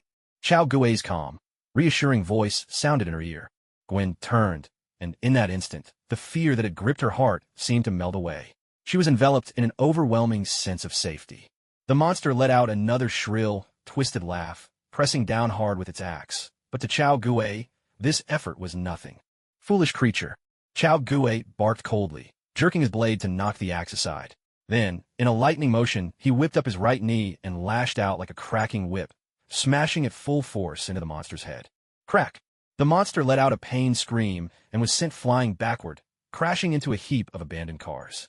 Gwen, you... As Chao Gui turned around, Gwen threw herself into his arms. Oh God, that was so scary, she sobbed. She was, after all, still a young girl, and after the fright, she couldn't help but cry. It's all right now, Gwen. I'm here. You're safe. Chao Gui held her around the waist, gently stroking her back to comfort her. But the monster wasn't about to let Chao Gui and Gwen enjoy this tender moment. With a furious howl, it raised its axe and charged at them again, swinging down at their heads. Damn beast! Chao Gui saw it coming, his eyes flashing cold, anger igniting inside him. He reached over his shoulder and pulled out his Benelli M4 shotgun, aiming it squarely at the creature with one hand. With the strength he had now, handling the shotgun's recoil was no problem for him. Chao Gui crouched down, pressing his face close to Gwen's ear, while his other hand came up to cover Gwen's other ear protectively. Bang! The shotgun thundered, and under the force of the blast, the 12-gauge slug tore through the monster's flesh, hurling it onto the roof of the car. It was barely breathing now, unlikely to survive. Yet Chao Gui's anger was not yet spent. He squeezed the trigger again. Boom! Boom! Boom! 3 more shells exploded out, overwhelming firepower tearing the creature into an unrecognizable mass of blood and flesh. At last, silence fell. Chao Gui gently stroked Gwen's golden hair and said softly, "It's over now, Gwen. The monster's gone." Gwen nuzzled against his chest, humming a muffled reply through her nose, but showed no sign of letting go. She clung tightly to his waist, savoring the sense of safety. Chao Gui kissed her hair gently, letting her hold him as long as she needed. Meanwhile, in the Ford F-150 parked on a mountain road, Harry sat behind the wheel, gripping a Beretta 92F pistol. His eyes were sharp, scanning the woods on the side of the road. Beth, noticing his tension, couldn't help but say, "Harry, don't let Chao get to you. I'm sure there's nothing to worry about. Maybe Gwen is already on her way back, and we just don't know it yet." Harry shook his head. "Beth, don't let your guard down. Chao was right. Someone is deliberately causing trouble. The barbed wire didn't stop our car, but there were still tire spikes. Whoever did this means business. Gwen's already missing, and neither Chao nor Lucy knows her exact location. That's really dangerous." All right, suit yourself," Beth replied, somewhat exasperated. Harry ignored her, keeping his eyes fixed on the forest, not relaxing for a second. A faint rustle. It was the sound of leaves brushing and shifting. Harry frowned. There was no wind. Why were the trees moving? Suddenly, a figure darted past, and in the next instant, there was a sharp crack. The car window was splintered with fractures, an arrow embedded in the tempered glass. "Shit!" Harry jumped in fright. "Beth, did you see who it was? I can't make out anything from here." Beth, equally startled, replied, "No, I didn't see a thing." But a second arrow followed close behind. Crack! This time, another arrow struck the driver's side window, deepening the web of cracks across the reinforced glass. Damn it! The Green Goblin quickly turned the ignition, flooring the gas pedal to get the vehicle moving. "Beth, keep your eyes open. Find out where they're coming from." Just as Harry was about to speed off, a creature hidden in the bushes suddenly leaped out, releasing 2 more arrows at the Ford F-150. "There it is, shit. What the hell is that thing?" Beth cried out in terror. A blood-curdling scream ripped through the air as the humanoid monster threw back its head and charged straight toward Harry and Beth. "Beth, get ready to shoot," Harry shouted. Snapped out of her daze by Harry's order, Beth fumbled for her Beretta, chamber round, flicked off the safety, and rolled down the car window. Seeing this, Harry slammed the accelerator into reverse, backing up at top speed. Beth leaned out the window and fired at the creature without hesitation. "Fuck off. D. Bang, bang, bang, bang, bang." 15 rounds erupted in a furious volley, forcing the monster to retreat back into the underbrush. But shooting from a moving vehicle, combined with Beth's less-than-stellar aim, meant their attacker wasn't seriously hurt. After putting some distance between them and the creature, Harry slammed on the brakes. "Beth, cover me from the car. I'm going to grab the shotgun." "Got it." Harry scrambled into the passenger seat, threw open the door, and rushed to the truck bed to search. But with 5 people's gear piled up, and no clue which suitcase belonged to Chao Gui, he struggled. Shit! Sweat broke out on Harry's forehead. Luckily, he found the Winchester M1897 in the first suitcase he opened. The moment he spotted its yellow stock, Harry breathed a massive sigh of relief. Now he understood just how vital a firearm could be. "Oh, thank God. Finally, I've got you, my precious." He snatched up the shotgun, fumbling to load shells. But just then, he heard rustling behind him, growing louder and closer. A chill ran down Harry's spine. He whirled around with the shotgun raised, but before he could aim, a hatchet came crashing down from above. Shit! Seeing the blade descending, Harry had no choice. He desperately raised the shotgun to block the axe. But he'd overestimated his own strength. A tremendous force powered down through the weapon. The axe shattered his guard in an instant, and the razor-sharp edge bit deep into his shoulder. "AR!" Harry couldn't help but cry out in pain. Bang! Bang! Bang! Gunshots rang out. Beth leapt from the vehicle and fired several rounds at the creature, driving it back and saving Harry by a hair's breadth. However, the Winchester shotgun had been flung somewhere out of sight. "Quick, get in and drive," Harry shouted. "Oh my God!" Beth fumbled to start the car. Harry jumped in, and the two of them sped away in a rush. Back in the heap of abandoned cars, Gwen's nerves had calmed somewhat, but she still clung tightly to Chao Gui. Chao Gui was perfectly content with this. After all, who would push away a beautiful, trembling woman in his arms? After a while, Chao Gue finally tore his thoughts away from Gwen and focused on the grotesque humanoid creature. It looked oddly familiar. It was shaped like a human, with a nose and eyes, and its blood ran red. It was about the size of a teenager, maybe 15 or 16 years old. But the thing was hideous. Its tangled hair looked like a wild thicket. Its face was covered in lumps, its lips curled outward, and its mouth protruded grotesquely. Chao Gui's eyes narrowed in concentration. There was something about it he recognized, a clue right on the tip of his tongue, but he just couldn't quite grasp it. What's wrong, Chao? Gwen seemed to sense his change and started to turn her head to look. Don't look. Chao Gui pulled her head back into his chest. The thing was not only disgusting and ugly, but also riddled with 4 shotgun blasts, its body a grotesque, bloody mess. Okay, Gwen replied softly, then hesitated. Chao, we should go back. Harry and the others are still by the car. The car. She said it without much thought, but Chao Gui's heart skipped a beat. He suddenly remembered. The thing that wrecked the car was this very humanoid monster. This was Deadly Detour, mutant cannibal. If memory served, there were at least 3 of these mutant cannibals. Shit. Chao Gui's face darkened instantly. Quick, Gwen, we have to go back. Harry and the others are in danger. Gwen was startled. You mean there's more than one of those things? But just as they were about to head back up the mountain path, whoosh, a red flare shot up from the dense forest, catching the attention of both Chao Gui and Gwen. Oh my God, it's Lucy. She's sending up a signal. Gwen cried out. Chao Gui didn't answer. He sniffed the air, catching Lucy's scent, and immediately grabbed Gwen's hand, pulling her toward the source of the flare. 3 minutes earlier, beneath a large tree in the forest, Lucy crouched behind the trunk, her heart pounding in her chest. The mutant cannibal was far enough away that she couldn't make out its features, but she'd seen it using a gun. With this in mind, Lucy instinctively assumed she was being hunted by an armed killer. Not realizing the truth was far more terrifying. Fear comes mostly from the unknown, and so she wasn't truly terrified, just a little afraid. Damn it. Lucy yanked out the empty magazine and slammed at a fresh one. She only had 3 magazines in total, and with one more gone, her gun would be useless. Looking at the situation before her, Lucy couldn't help but recall the moment when Chao Gui had offered her the gun. Regret flooded her heart. Was I an idiot? Why didn't I just take it back then? It's not even heavy. Why on earth did I refuse? Lucy took a deep breath, pushing those thoughts aside. She didn't dare use her radio, for fear the sound would give away her position. All she could do was wait quietly and look for an opening. But she had underestimated her opponent. The ogre had roamed these woods for years and knew every inch of them like the back of his hand. Lucy pulled out a small makeup mirror and carefully angled it out to scout her surroundings, but she saw nothing. She froze, thinking she must have missed something. Refusing to give up, she tried a different angle and checked from the other side.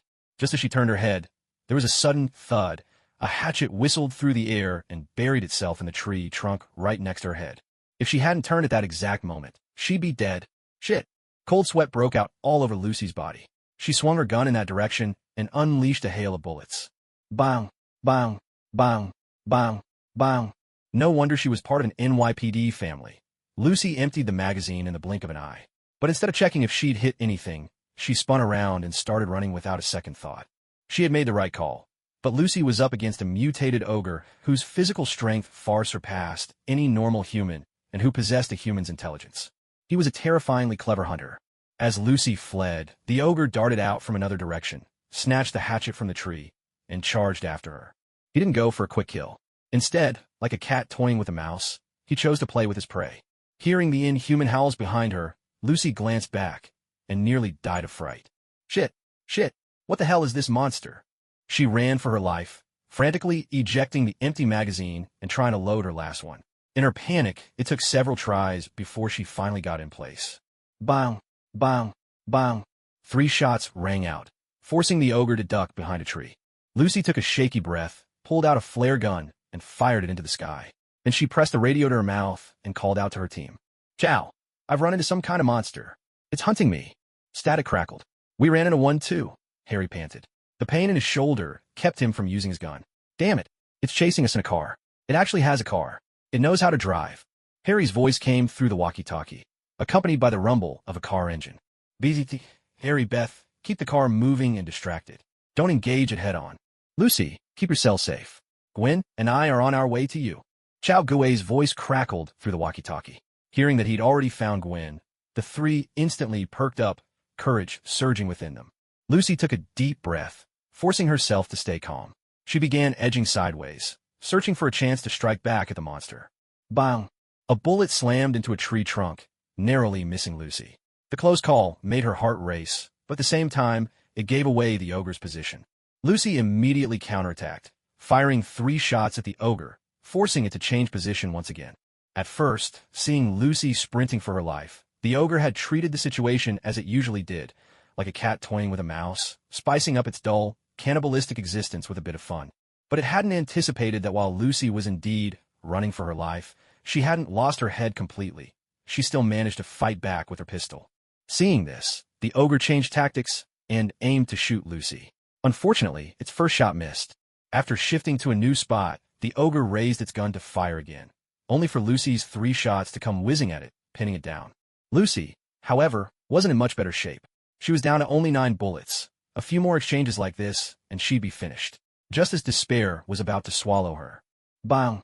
A gunshot rang out from afar, and the monster, still holding its weapon, suddenly toppled to the ground. Lucy looked up to see Chao Guo and Gwen running toward her from a distance. Oh my God! Lucy's eyes brimmed with tears of joy. She dropped her pistol and ran straight to Chao Guo, throwing herself into his arms. Gwen, Shokuda. Feeling Gwen's burning gaze from behind, Chao Guo's expression didn't change. He grabbed Lucy by the back of her collar and handed her over to Gwen. Lucy, are you alright? Gwen anxiously checked her over from head to toe, only relaxing when she was sure Lucy hadn't lost any limbs. I'm fine, really, Lucy replied, her gaze lingering distractedly on Chao Guo. Meanwhile, ignoring Lucy's puzzled and slightly dissatisfied look, Chao Guo walked straight toward the ogre. The moment he got close, the ogre lunged at him with its jaws wide open, snapping for Chao Guo's throat. Chao Guo face register de surprise. The Tokarev pistol had excellent penetration, even if its stopping power wasn't great, but that was only at close range. Considering the distance he'd shot from, there was no way a normal person would have survived. Clearly, this ogre was much tougher than any ordinary human. As the ogre lunged, Chao Guo snorted coldly and swung his arm in a wide arc, slapping the creature across the face. Whack! The ogre spun twice in midair. Before it could even hit the ground, Chao Guo landed a swift kick, then smoothly pulled out a shotgun and fired a blast. Boom! The lead bullet tore off half of its head with overwhelming force. This time, no matter how tenacious its life was, it was over. An ogre may be powerful compared to an unarmed, ordinary person. Coupled with its hideous, monstrous appearance, most people would be half scared to death before the fight even began. And once it did, they stood no chance. But was Chao Guo an ordinary person? For an ogre to face Chao Guo head-on, there was only one outcome, a brutal death. There was no second path. Glancing at the 2 girls still clinging to each other, Chao Guo spoke. Let's go. Harry and Beth are still waiting for us, and they're in danger. His words snapped the 2 girls back to reality. Right, hurry. We need to get back quickly. Harry, what's your situation now? Chao Guo pressed the button on his walkie-talkie. A burst of static crackled. That thing is still chasing us. Harry replied, his voice tense. Where are you now? Lucy asked urgently. Another burst of static. I don't know, but it looks like there's a house up ahead, a little further on. The time on his comm persona card hadn't run out yet, so Chao Guo took a moment to sniff the air, catching the faint scent of burning wood. Let's go. We need to find Harry and Beth. On the mountain road, Beth barreled forward in the Ford Raptor F-150, the ride rough and jarring. Right behind them, a yellow, vintage tow truck was hot on their trail. Gritting his teeth, Harry managed to reload the magazine with his right hand. Leaning out the window, he aimed the gun with his left and fired at the pursuing truck. Bang! Bang! Bang! The windshield of the other vehicle shattered under fire. But Harry wasn't left-handed, and his aim was wretched.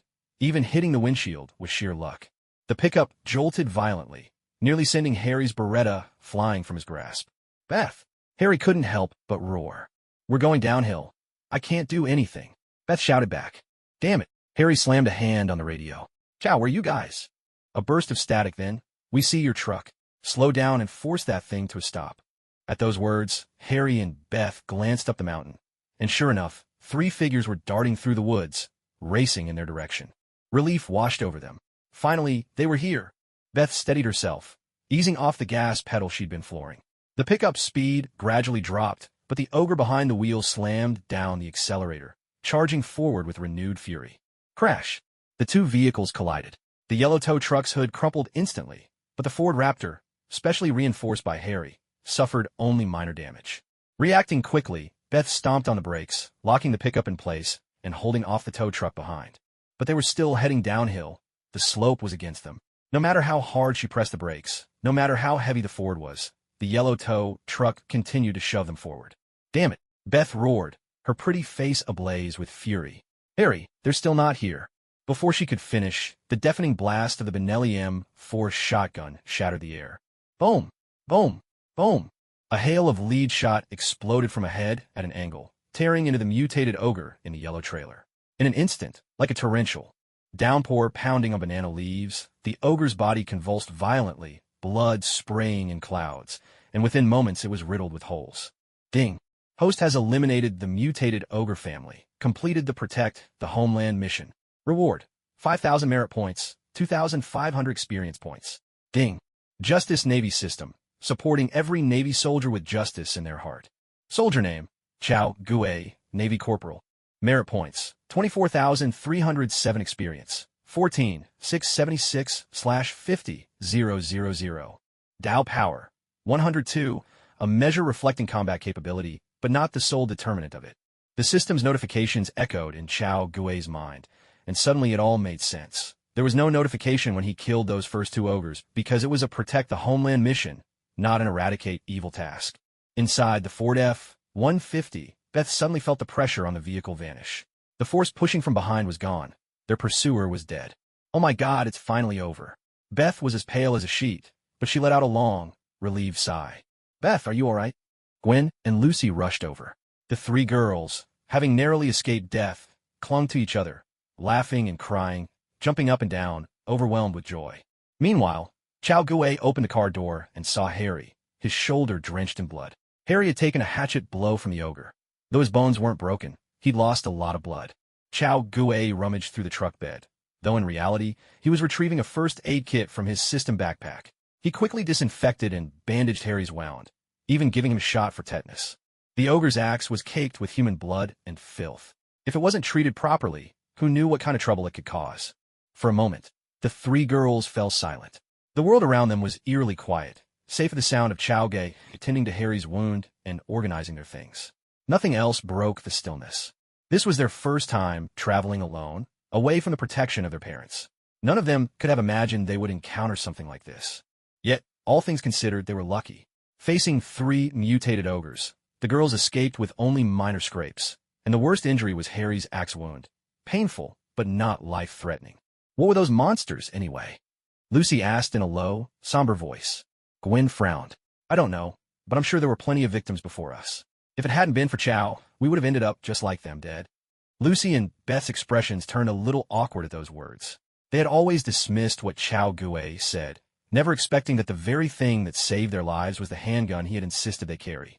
Taking a moment to gather his thoughts, Chao Gue spoke up. These three monsters acted with a clear plan. First, they sabotaged our car. Then, they ambushed you when you were separated from the group.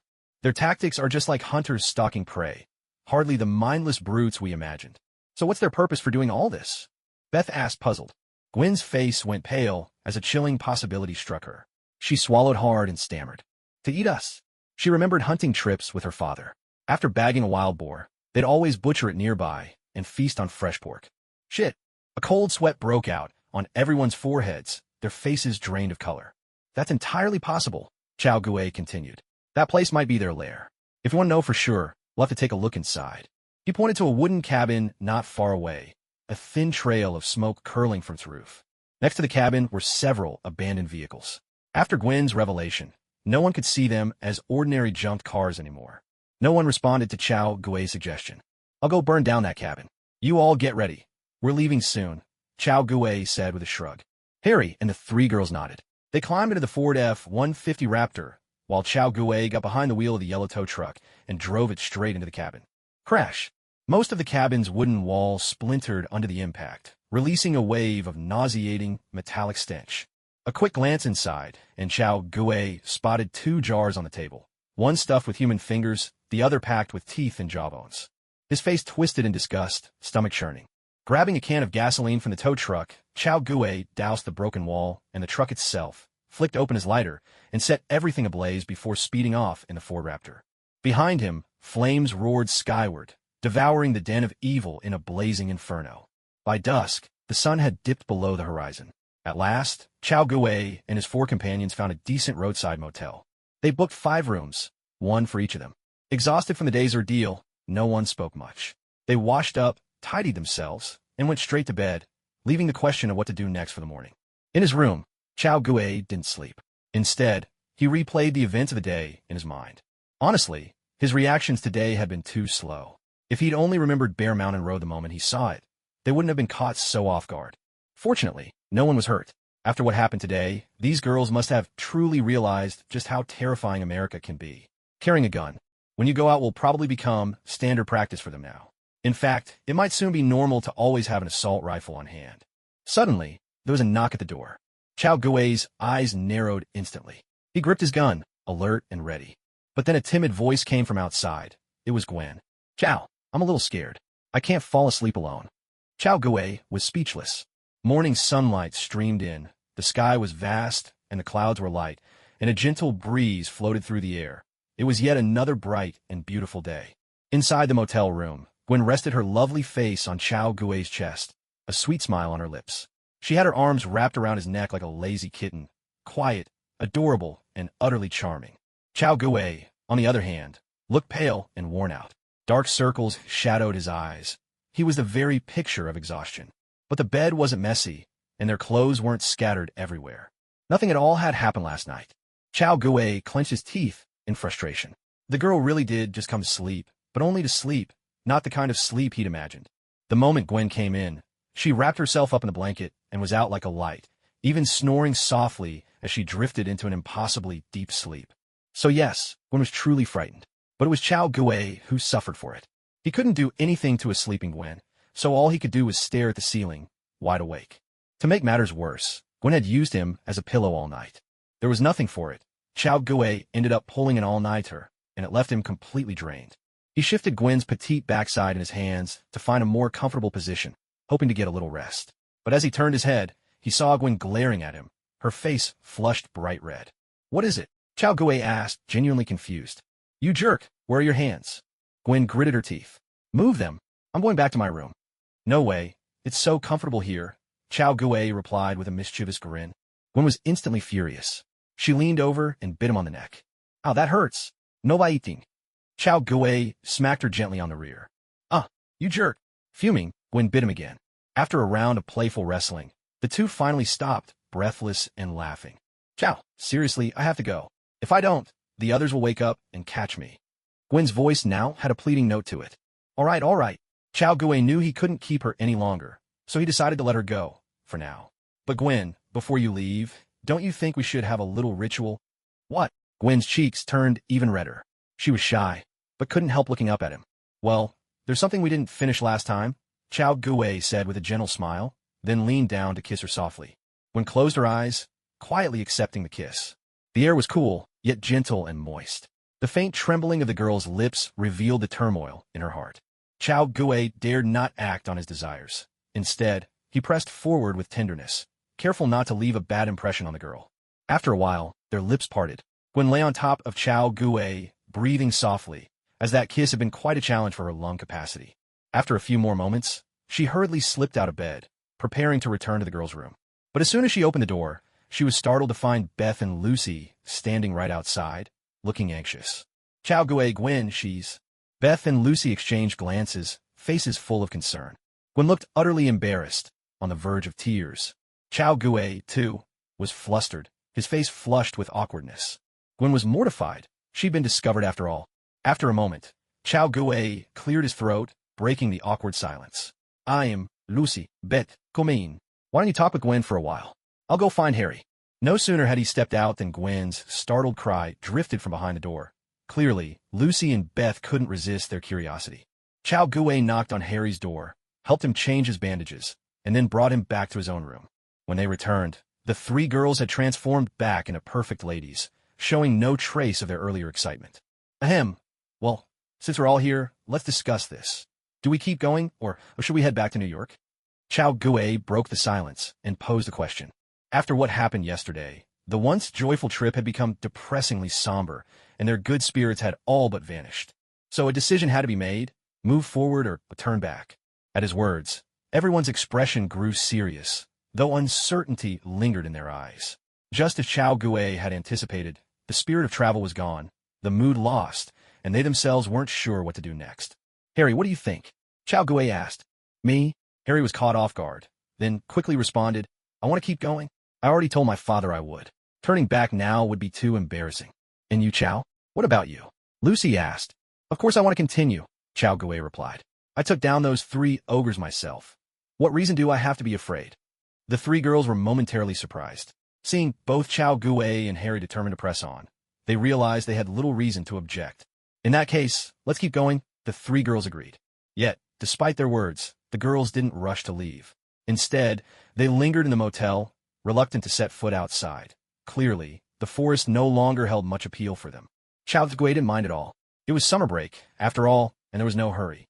Besides, even though Harry's injuries weren't serious, he still needed time to recuperate. Just like that, they stayed holed up in the motel for 4 days. On the 5th day, Chao Gui was hauled out of bed by a few girls, and together they went into the city to stock up on a huge arsenal of weapons. They bought almost everything imaginable: assault rifles, submachine guns, shotguns, and handguns. In every category, they picked up a set. Logically speaking, even with America's famously loose gun laws, no store would just let a group of teenagers walk out with such a massive haul of firepower. But Chao Gui was with the FBI, not just any agent, but the child of top agent. And then there was Gwen, who worked with the NYPD. With those 2 present, even if the gun shop owner had doubts, he wouldn't dare refuse them. As for the other 3, Harry came from a family of high-tech tycoons, Beth's family wielded power and finance, and Lucy was on another level. Her mother was a business magnate, her father a cop in the NYPD.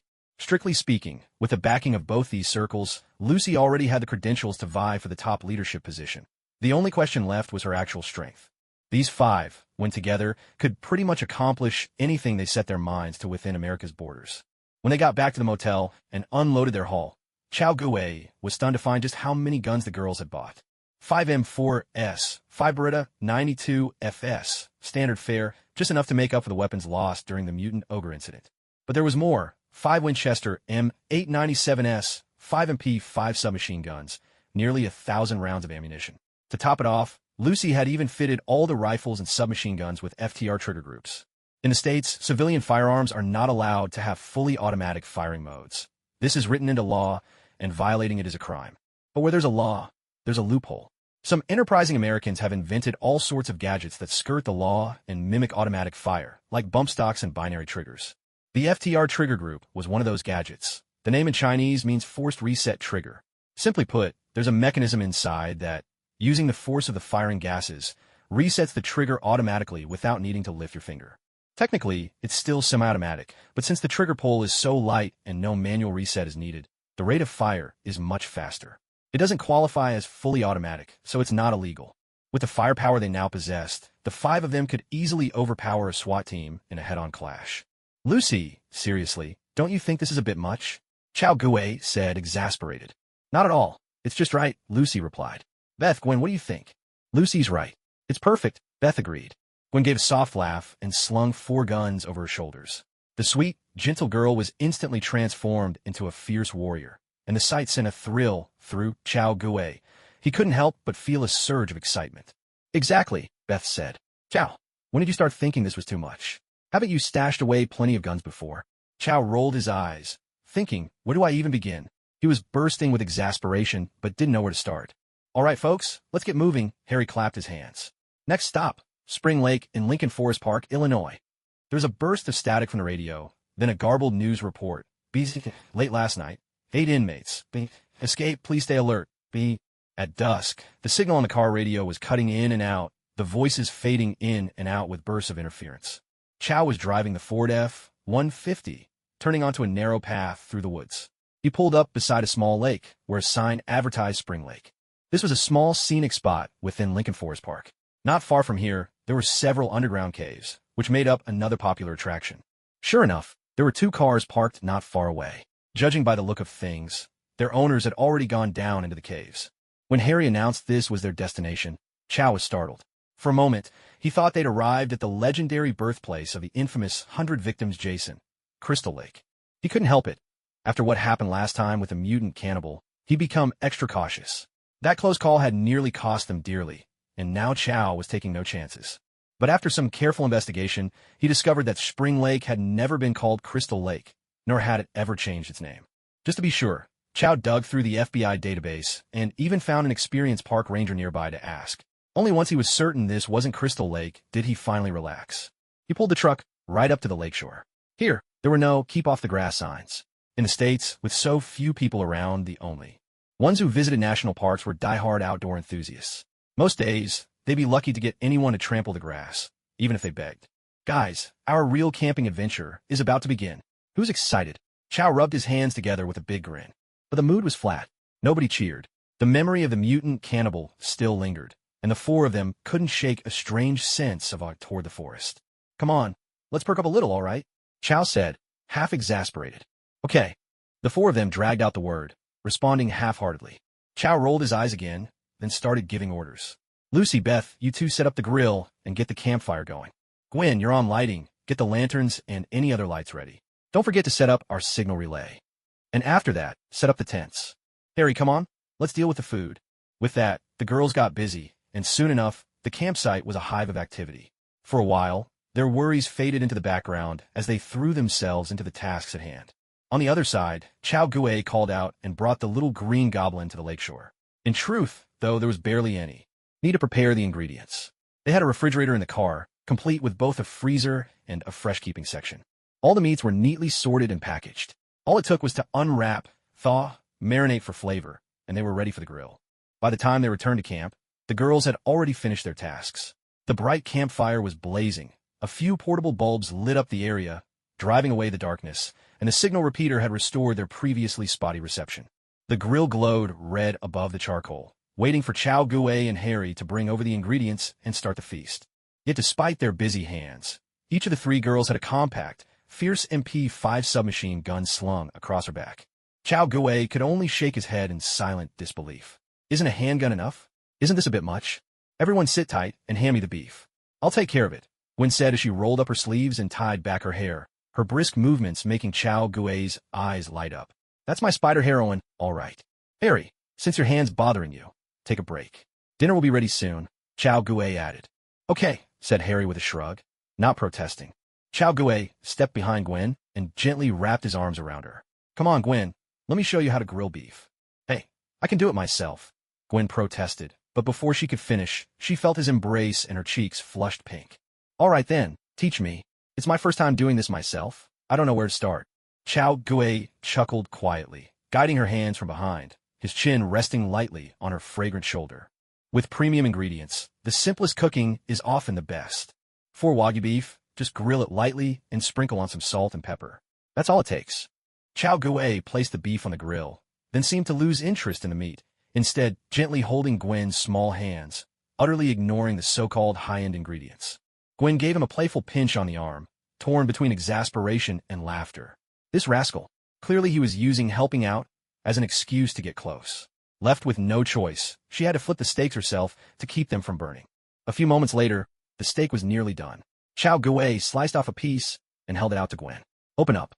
Gwen shot him a glare, but still opened her mouth and took the bite. Does it taste good? It's delicious. Your turn, Chow. Open wide, Gwen said, slicing off another piece. How is it? It's great. The steak you cut tastes the best. By the campfire. Hedi, nun. Pesu, nun. Rusi, nun. What a pair of lovebirds. They've been dawdling for over 10 minutes and only managed one steak. What are the rest of us supposed to eat? Outrageous. Lucy swept Beth up in her arms. Let's go, honey. We're grilling steaks too. Beth was momentarily surprised, but quickly caught on to Lucy's meaning. She wrapped her arms around Lucy's neck and giggled. No problem. Honey, let's grill steaks together. By the grill, Chow Gue and Gwen, entwined in their own world, paused in surprise when they saw the two approaching. Then, to their astonishment, Beth and Lucy began to imitate the voices of Chow Gue and Gwen, play-acting a conversation. Beth, come here. Let me show you how to grill the meat. Okay, it's my first time grilling steak. I don't know anything. Open up. Delicious. The steak you cut always tastes the best. C-U-T-U-I, nun. Kun, nun. Still by the campfire, just as before. Harry let out a long sigh and quietly slipped into his tent. He was single, feeling out of place here. And to make matters worse, he wasn't just single, he was single-handed. Even his wife, attached to his own body, had gotten injured. As midnight approached, by the lakeside camp, The sound of insects and birds blended with the crackling of the campfire. After eating and drinking their fill, the group of teenagers chatted about the usual trivialities. They could finally look back at the incident with the mutated ogre without flinching. After all, the ogre hadn't actually hurt them physically, and the psychological scars had faded as well. That experience, more than anything, had left them with a sense of fear, nervousness, and excitement, but little true horror or trauma. To be honest, guys, I could have taken down that ogre all by myself, Lucy declared, thumping her chest. That ogre was nothing but a pushover. It fired 2 shots at me and missed both times. I could have totally turned the tables. Chao Gui's eyelids twitched as he watched her. Lucy's chest wasn't exactly large, but if she kept thumping it so hard, wouldn't she worry about it flattening out? Lucy's bravado drew immediate agreement from Harry and Beth. Exactly, Lucy. That ogre wasn't worth mentioning. It was just strong, that's all. If I'd had a shotgun, it would have been done for. Harry chimed in. Chao Gui shot Harry a sidelong glance. This sounded just like the drunken boasts he and his roommates used to make, one claiming he'd buy out JD.com and Team All, and was already in talks with venture capitalists, another swearing he'd dig up Cleopatra in yoga pants from a tomb at Sank Singui. Sadly, after graduation, Chao Gui never bought JD.com or Team All, and his roommate never unearthed Cleopatra in yoga pants. The world of archaeology and business had lost 2 legendary prodigies. Rustle, rustle, rustle. Suddenly, the sound of footsteps crunching through leaves echoed from the forest. The group's laughter died instantly, and their eyes sharpened with alertness. Out of the darkness stumbled a man, clutching a severed arm. His gray and white uniform was soaked in blood, his face ghastly pale. He staggered toward Chao Gui and the others. A middle-aged white man with thinning hair and a long face. He froze for a moment when he saw the 5 of them. Then, licking his lips, he spoke. "Oh, my darling young friends." His tone was full of mockery, and even though he was gravely wounded, missing an arm, and staggering with every step, he still managed to exude an air of swagger. Chao Gui raised an eyebrow. This was a very familiar face, Theodore Bagwell. He also went by another name, Teabag. Fox River Penitentiary. Every inmate, there was a character, and they all had a way with words. Teabag was one of them. With multiple murders to his name, including children among his victims, he was a convicted first-degree murderer, sentenced to life in prison 6 times over. Bisexual, a pedophile, a complete monster, the embodiment of brutality and perversion. Many people were captivated by his cocky demeanor, his movements, and his twisted charisma. Some were even moved to pity by his eventual attempt at redemption. But most forget one thing. This man is beyond redemption. Never mind the people he killed before prison. Even just the murders he committed after escaping, in the original story, were enough to warrant the death penalty, a summary execution that no one would question. Chao Gui hadn't expected to see this man standing before him. Wait a minute. Hadn't the radio mentioned a prison break earlier? Could it have been that group of thugs led by Dead Dog Faye? How interesting. Who would have thought that a single camping trip would bring him face-to-face first with a mutant cannibal, and then with the infamous escape gang? America truly is a land of remarkable people. But then another thought occurred. Could the person who killed Dead Dog Faye's big-headed brother and lured out Dead Dog Faye's father be the result of some secret Hydra scheme? The thought popped up, but Chao Gui dismissed it immediately. Impossible. If Hydra can't even handle a single traitor, then they might as well pack up and let him deal with them himself. He'd chop off the snake's head and gain some experience points while he was at it, clearing the eyesore from his path. Meanwhile, Teabag was no fool. Seeing Chao Gui and his 4 companions frozen in place, he assumed he'd scared them stiff. Pleased with himself, he figured this was his chance to snatch their car and make his escape. And it wasn't an unreasonable thought. Inside Fox River, Teabag was the apex predator. No one wanted to be alone with this monster. His cruelty far exceeded anything anyone could imagine. Teabag snatched a small knife from beside the grill, used for slicing meat, and brandished it at Chao Gui and the others, grinning wickedly as he said, "Boys, I just want to borrow a few things. Uncle here just wants to get out of this place. Be good and do as I say. Don't make me hurt you." Chao Gui and Lucy Beth exchanged bewildered glances. They thought that mutant cannibal was the worst the world had to offer, but here was someone even bolder. Who was this guy? But Teabag mistook their stunned silence for fear. Letting out a strange laugh, he calmly opened a nearby cooler and placed his severed hand inside. Next, he walked over to Chao Gui and his friends. Looking at the fresh-faced youngsters, Teabag couldn't help but lick his lips. "Now, Uncle needs someone to drive for him. Who wants to lend a hand?" Chao Gui and the others had already regained their composure. Instead of reacting immediately, they simply watched him with keen interest. You there, the girl with the golden hair, Teabag said, sniffing the air and beckoning to Gwen, a smug look on his face. Uncle's favorites are always pretty girls with fair skin and blonde hair. With your help, I know I'll have a great time. Perhaps the hope of getting his severed hand treated had put Teabag in high spirits. Not only did he flirt with Gwen, but his eyes wandered over to Harry as well. Oh, and you, kiddo, come with me. You don't have to do anything. Just hang on to this pocket for me, and I promise, everything will be as sweet as a slice of heaven. As he spoke, he flipped his right pocket inside out and flashed Harry a crooked grin. But none of them moved. They just stared at him as if he was a fool. Chao Gui narrowed his eyes. He'd originally considered letting this guy off the hook. After all, Teabag had caused plenty of trouble for America, and that was none of his business. But if you insist on digging your own grave, you can't blame anyone but yourself. What's wrong? Didn't you hear what I just said? Teabag shouted. Looks like you all need a little lesson. With that, he strode right up to Chao Gui. Kid, you seem to be their leader, and you're not too keen on helping me out. Let's have a little chat. He raised his small knife, grinning menacingly. You believe I won't stick this in you and pull out your guts? Click, click, click, click. Before he could finish, the sound of gun bolts being racked filled the air. Teabag froze, then turned to see Gwen, Lucy, and the others draw MP5 submachine guns from behind their backs, looking at him with cool, almost amused expressions. Oh shit. Teabag's face went slack with shock, as if a bucket of ice water had been poured over him from head to toe, freezing him to his very core. Surprise, mother. Chao Gui sneered, then drove his knee into Teabag's face. There was a sharp crack, and several of Teabag's teeth went flying.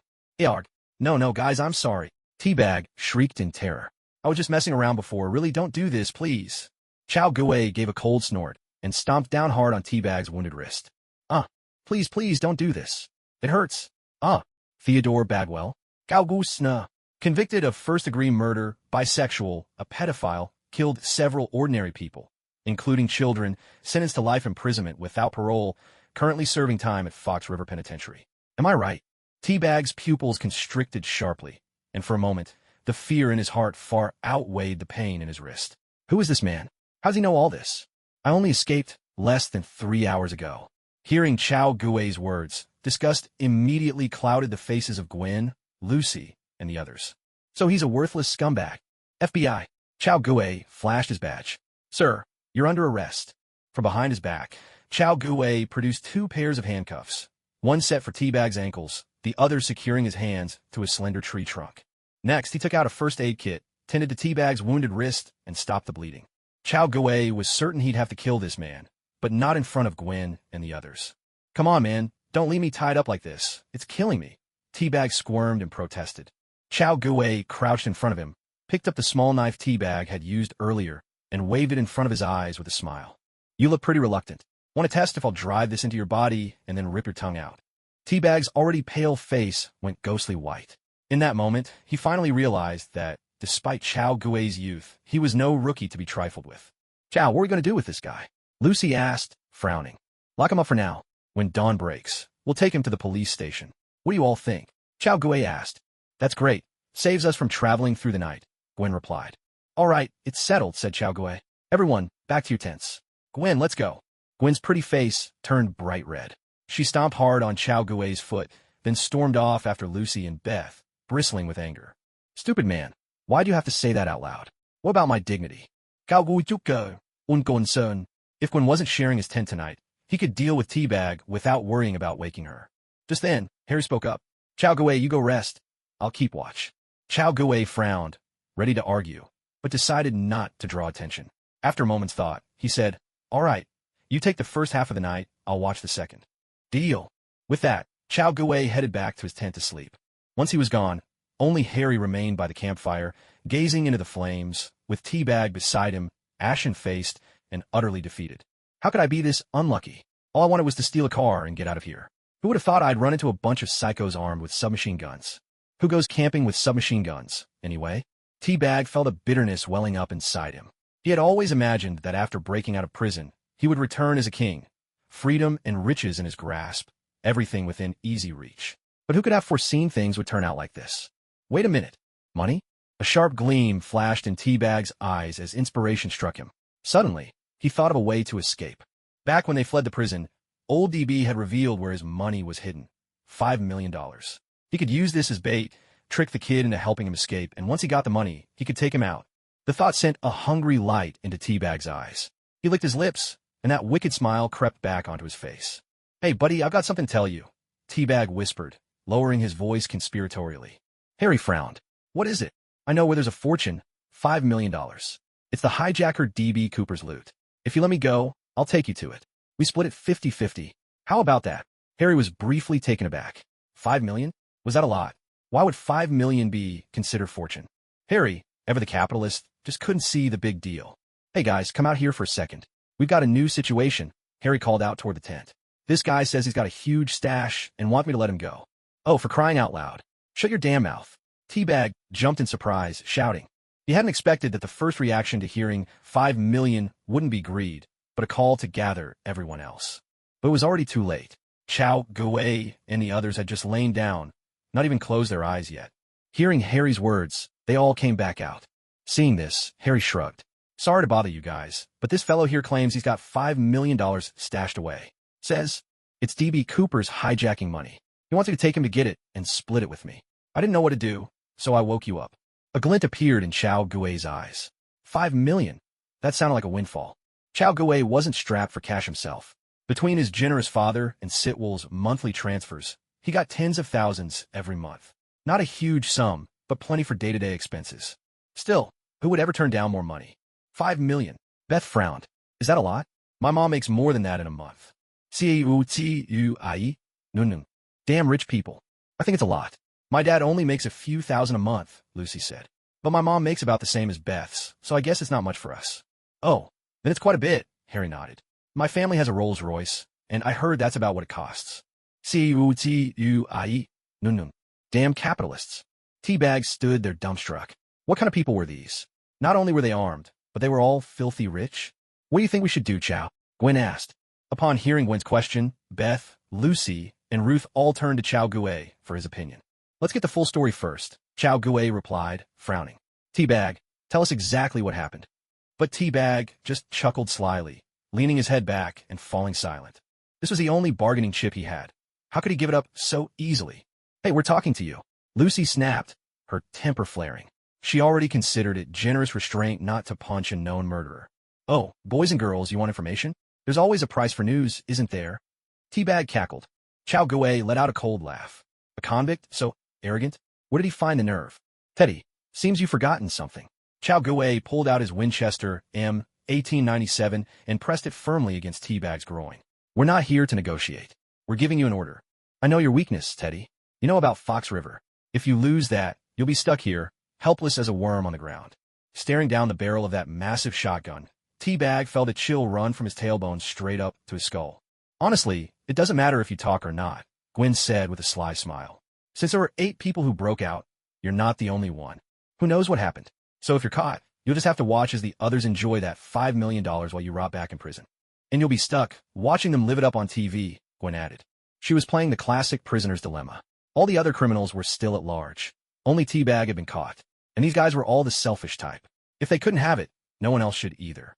Sure enough, Teabag's once determined expression began to shift. He hated Schofield. He hated John Abruzzi, the man who took his hand. He'd rather see that money lost than let them have it. "That's right. That's exactly what's waiting for you," Beth chimed in, grinning. "But if you tell us what you know, I'll promise on their behalf to let you go free." "Hey, Beth." Harry protested, clearly unhappy. "Guys, that's the legendary loot left behind by DB Cooper," Beth said excitedly. "How about we go treasure hunting? Just think, when school starts, we can tell everyone we found DB Cooper's hijack fortune. How many people would envy us? Even the FBI hasn't managed that." The others paused at her words. It actually sounded pretty tempting. Thinking of the envious and jealous glances from their classmates, they felt themselves floating with pride. At school, everyone came from similar backgrounds. No one could really outshine anyone else. But if they managed to find this treasure, they'd instantly become celebrities on campus. Compared to that, the twisted old Teabag suddenly seemed a lot less important. "Beth's right. You're not that important," Harry said with a smile. "Let's make a deal, pal." Teabag eyed the 5 of them suspiciously, clearly having trouble believing what he was hearing. Things had changed so fast. Just moments ago, they'd been ready to kill him, and now they seemed prepared to let him go. It was enough to make anyone wary. But skepticism was pointless. The 5 of them had reached an agreement right in front of him, without even whispering. There was no way they could be plotting to deceive him.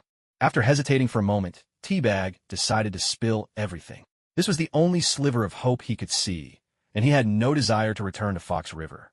So, he started with Dead Dog Fly, then moved on to Old DB, and from there to DB's daughter. He explained that Old DB had begged the escapees to give a portion of the money to his daughter, and even revealed the hiding place, the cellar at Double K Ranch in Tule, Utah. Teabag held nothing back. This wasn't about trust or morals, as Gwen had said before. He'd much rather see Chow Gui's group take the money than have Dead Dog Fly's gang get their hand on it. What he hoped for most was that Chow Gui's group would round up Dead Dog Fly's crew as well. I've told you everything I know. I hope you'll keep your promise, Teabag said cautiously. He was clever enough to know how to protect himself when the odds were against him. Chow Gui patted him on the shoulder and smiled. Theodore, take a moment and think. Are there any details you might have missed or gotten wrong? You realize your old buddies are heading there soon. All I have to do is pay a little attention, and I'll know exactly what they're up to. You don't want us to cross paths again, do you? No. I remember it all clearly, Teabag replied, his face resolute. I just hope you'll keep your word and let me go. Idiot. Unexpectedly, Beth let out a scornful laugh. When did I ever say we'd let you go? Teabag's face drained of color. Damn it. You going back on your word? Bastards. Even the devil keeps his contracts. You lot are worse than demons. Chow Gui burst out laughing. Have you lost your mind? I work for the feds. What devil could possibly outdo me in evil? You're looking down on us, aren't you? That's right. Beth grinned. I'm a financial capitalist. And you're lecturing me about trust? Clearly, we haven't squeezed every last bit of value out of you yet. No, you can't do this. Teabag cried, his voice tinged with despair. Gwen let out a light chuckle and hooked her arm through Chow Gui's. A damn murderer. Wanting fairness? You must be kidding. After all, she herself was a federal employee. Harry gave Chow Gui's shoulder a friendly pat, then moved to stand beside Beth. Just another capitalist, huh? Aren't we all? Lucy stretched out both arms, wrapping them around Gwen and Beth's necks. Sorry, I'm both, actually. Teabag's face turned ashen. Smart his whole life, foolish in this moment. Now, it was truly over for him. Chow Gui took off his own sock and stuffed it into Teabag's mouth, then sealed it with tape for good measure, making sure Teabag wouldn't disturb his sleep. Just then, a shrill, piercing howl echoed from deep within the forest. The group's faces changed at once, and they hurried to arm themselves, grabbing their guns. Help! Somebody help! From the depths of the woods came a woman's scream, urgent and haunting, echoing as if from inside a cave. In the dead of night, in the wilderness, a woman's scream sent chills crawling over Gwen, Beth, and the others, goosebumps prickling their skin as a cold dread seeped through them. Chow Gui narrowed his eyes. He recalled the two cars he'd seen earlier, and that so-called Cars Cave attraction. Adding monsters and a woman's scream to the mix, his thoughts jumped to a gory horror film, The Descent. With a series of sharp clicks, everyone readied their submachine guns, standing on high alert. Chow Gui ordered in a low voice, Gwen, Lucy, go grab all our weapons and gear. Harry, Beth, keep watch on the perimeter. At his command, Gwen and Lucy darted back to the tents, while Chow Gui, with a quick snap, cracked open a thick, ultra-bright glow stick and hurled it deep into the forest. Unlike regular glow sticks that only give you a dim sense of your surroundings, the ultra-bright kind flooded the area with intense light, though only for a short time. As the glow stick burst to life, the pitch-black forest was suddenly illuminated. Off in the distance, several pale, humanoid creatures could be seen climbing through the trees, their mouths, noses, and chests smeared in vivid red, as though drenched in blood. Yet the monsters didn't turn their attention toward Chow Gui's camp. It seemed they didn't rely on light to sense the world. Chow Gui signaled Harry and Beth to keep silent. They froze, then nodded in understanding. The three didn't fire right away, but waited for Gwen and Lucy to return. Their MP5s were close combat weapons, effective at short range, not so much at a distance. But in his calculations, Chow Gui overlooked one person, Teabag.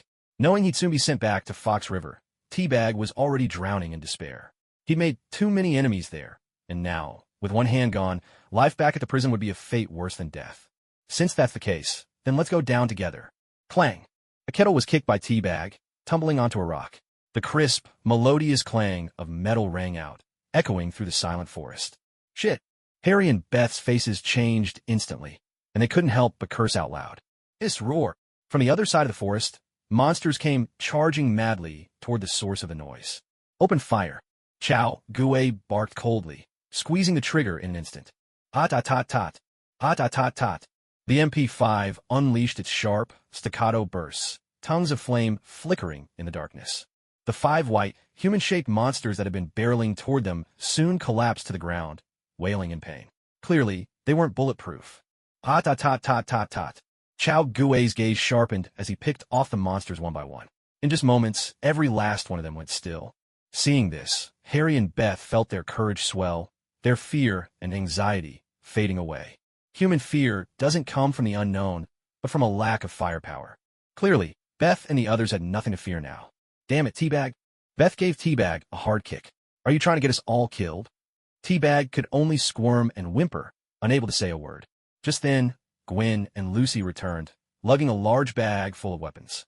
At this, Chao Gui spoke up. Harry, Gwen, you four stay here and guard the camp. I'm going to look for that woman from earlier. No way, Gwen cried out. It's too dangerous for you to go alone. Gwen's right, Harry agreed. We'll go with you. Chao Gui shook his head. That woman must have made the noise from inside the cave. We can't have too many people going in. Then let me go with you, Gwen blurted out. The cave's a complete unknown. You haven't had any cave exploration training, so you can't go down there, Chao Gui refused. But seeing her worried and anxious face, his heart softened. He pulled her into his arms. Don't worry, Gwen. I'm just going to take a look, and I'll be back soon. Plus, I got the radio with me. I'll be fine. He gently patted her back, then picked up the Benelli M4 and walked over to Teabag, grabbing him by the shoulder. You'd better behave. Out here in the wilderness, no one will bother burying you if something happens. With that, he turned and headed into the depths of the forest. But what no one noticed was the silver ring on Chao Gui's ring finger. Hidden beneath, it was a slender, deadly needle. That needle had just pierced Teabag's body. It was something that once belonged to the Brotherhood's assassin, White Dove. Chao Gui had kept it, thinking it might come in handy one day. He never expected that day would come so soon. Watching Chao Gui's figure disappear into the distance, Gwen clenched her silver teeth tightly. In all her years of life, this was the first time she had ever felt so powerless. Lucy wrapped her arms around Gwen, comforting her softly. Don't worry. Chao will be fine. On the other side, Chao Gui made his way to the edge of the cave. However, he didn't see the woman who had made the noise earlier. Only a trail of footprints and bloodstains remained near the entrance. After a brief consideration, Chao Gui pressed his radio to inform Gwen and the others that he was going down into the cave. Without further hesitation, he descended inside. But the moment he entered, a heavy, metallic scent of blood assaulted his senses. Chao Gui's expression grew serious. He took a bundle of glow sticks from his system backpack and, turning into a narrow passage, began to make his way deeper.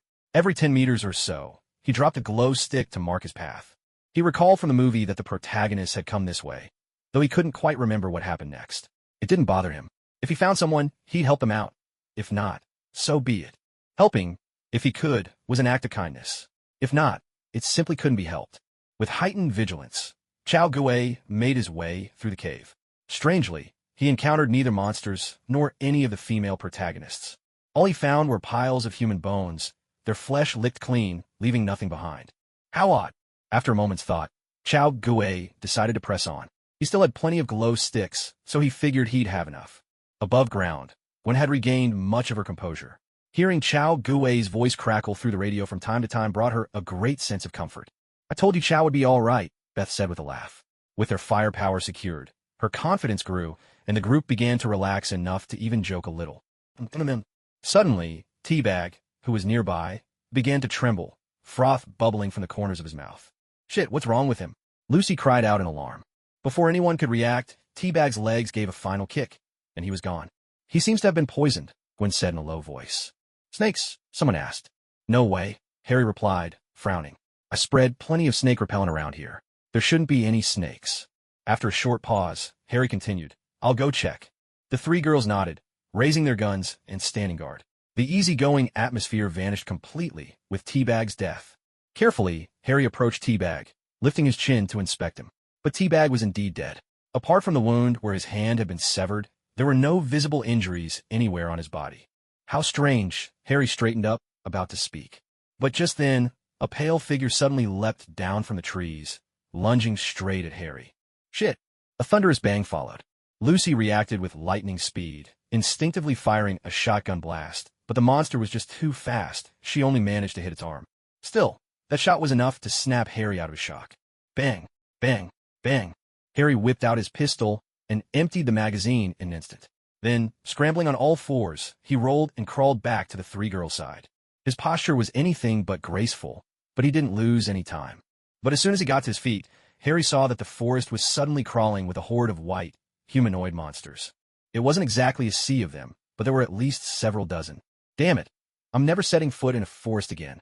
Harry muttered, his face ashen. Gwen barked out a sharp order. Open fire. Bang, bang, bang. Gunfire erupted, a howling storm of metal lacing the air.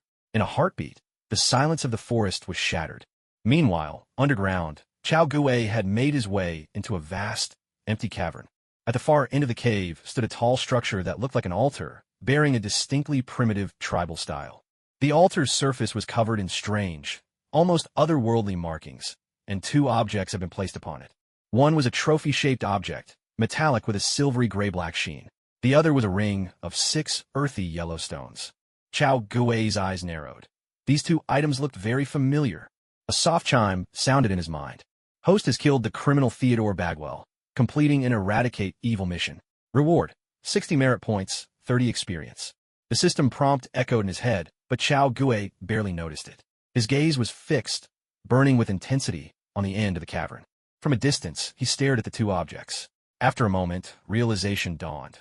The trophy-shaped metallic object was an obelisk, and the 6 stones formed a teleportation gate. Both items were tied to HYDRA, and their story was a long one. Long ago, in the depths of the universe, the powerful Kree Empire waged war against the Skrulls. The same two factions behind the Captain Marvel and shape-shifting alien battles.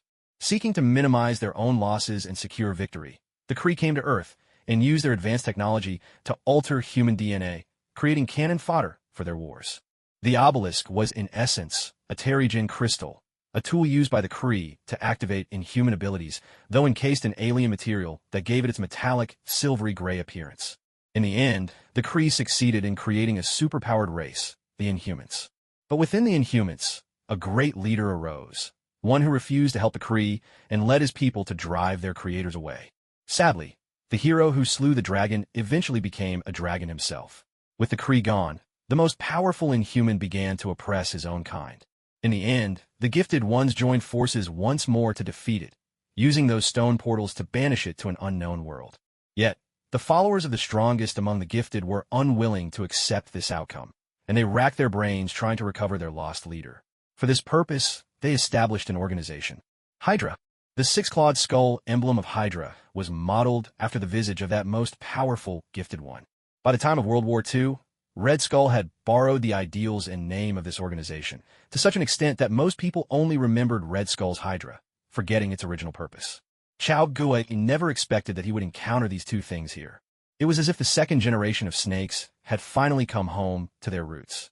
If that's the case, then those monsters were likely the result of failed genetic experiments. Chao Gui frowned, wondering who could have created them. It certainly couldn't have been the Kree. They had already perfected the technology for these transformations and had no reason to produce failures. Chao Gui was more inclined to believe that these were products of Hydra from before Red Skull's era. After some thought, Chao Gui retrieved 2 polyethylene containers from his system backpack and carefully packed away the 2 items. The alien substance coating the surface of the obelisk was a potent catalyst for unlocking abilities in the Gifted, but for ordinary people, it was absolutely lethal poison. Chao Gui had no intention of testing whether he possessed the genes of a Gifted One. As for those 6 stones, they could open a portal given a certain vibration frequency.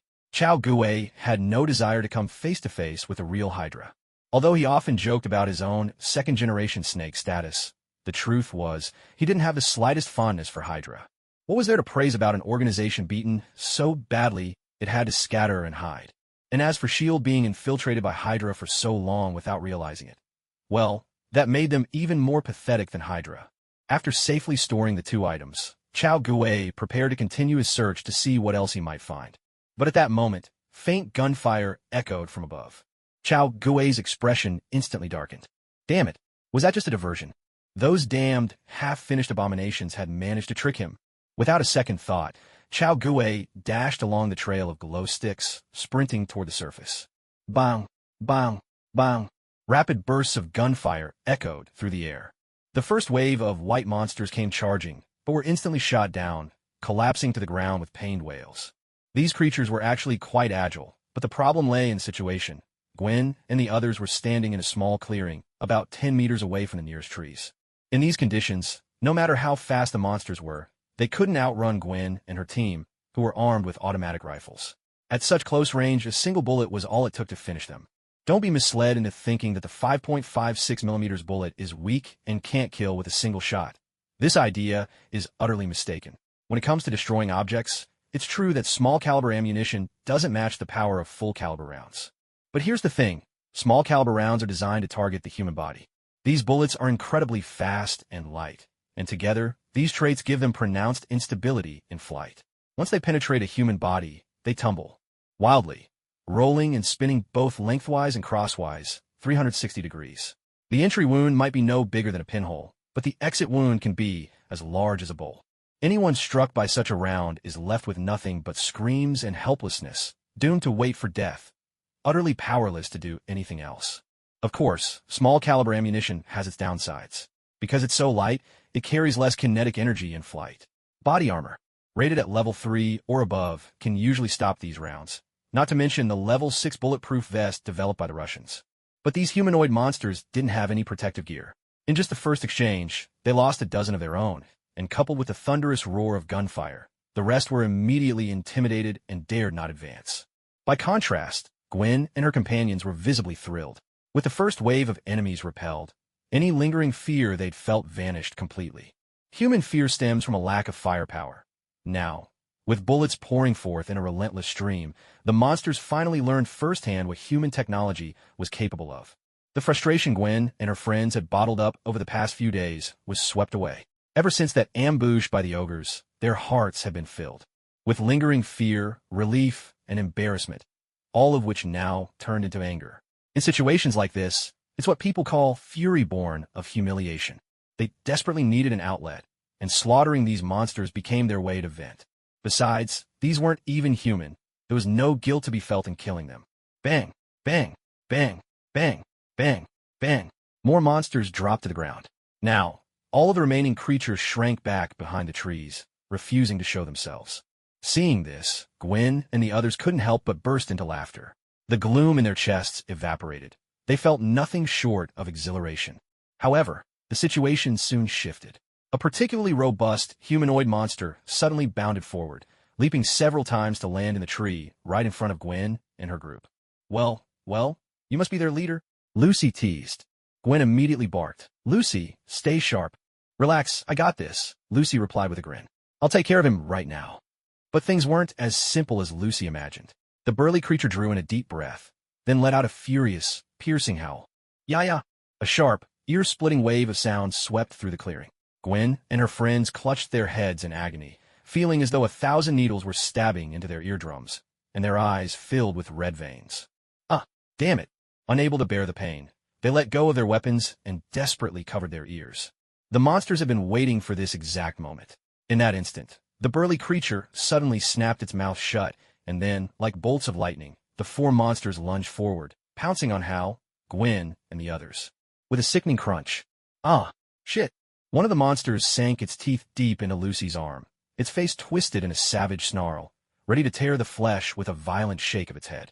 Luckily, Lucy didn't panic. She quickly drew her pistol and fired, barely managing to drive the creatures back and escape their grasp.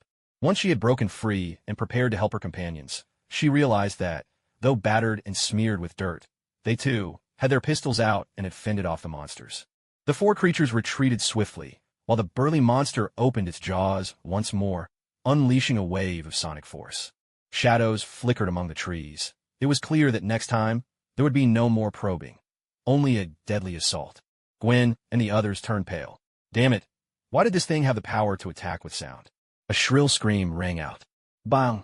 At that moment, a lead pellet whistled through the air, piercing both cheeks of the hulking monster. Deep within the forest, Chao Gui frowned. Damn, the shot had gone astray. A crackle came from the radio. Gwen, I'm back. Chao Gui's voice burst from the walkie-talkie, instantly lifting the battered group's spirits. Lucy, patch up your wounds first. Everyone else, keep fighting. I'll cover you from here. Hearing Chao Gui's orders, Lucy ducked into the center of the group and grabbed a medical kit to tend to her injury, while Gwen and the others resumed firing. With a sharp hiss, 3 white flares shot up into the night sky, illuminating the pitch-black forest. Suddenly stripped to the cover of darkness, the monsters encircling Gwen's group were left exposed and nowhere to hide. Chao Gui put away the flare launcher and raised his flintlock. 3 sharp cracks echoed. 3 shots and 2 monsters fell. He frowned slightly and fired again. Meanwhile, Gwen and her team unleashed volley after volley, cutting down another wave of the beasts. A guttural howl echoed through the woods. Facing the fierce resistance of Gwen's trio, bristling with gunfire and the relentless hunting of Chao Gui on the outskirts, the monsters realized the tide had turned. They began leaping and weaving between the trees, desperate to retreat back to their lair. Disgusting monsters, now you think of running? Lucy, having finished bandaging her arm, was furious. She grabbed her Winchester M1897 and emptied the magazine in a blazing fury. Boom! Boom! Boom! Boom! Boom! 5 shotgun blasts thundered, and several more monsters dropped dead. On the other side, Chao Gui steadied his flintlock, aiming at the burly, sonic-blasting monster. Although he hadn't managed a kill shot earlier, he had wounded its mouth. Now, the creature could no longer unleash its sonic attack. Bang! Smoke billowed upward as lead shots screamed through the air. Just as the monster was about to leap from one tree to another, its head jerked to the side, and it crashed to the ground, lifeless. A wild, guttural cry rang out. With that, the monsters lost their leader. It was as if a pack of wolves had lost their alpha, or a flock of sheep had lost its lead ram. Already battered and fleeing in panic, they now scattered in complete disarray, like headless flies darting frantically through the undergrowth. Taking advantage of the chaos, Gwen and her companions managed to take down several more of the creatures. In the end, only about a dozen of the monsters managed to escape. A clear chime sounded in his mind. Host has eliminated a genetically mutated ogre and completed a Defend the Homeland mission. Contribution rate, 32%. Reward, 748 merit points, 374 experience points. Another chime followed. Justice Navy System, supporting every soldier who upholds justice.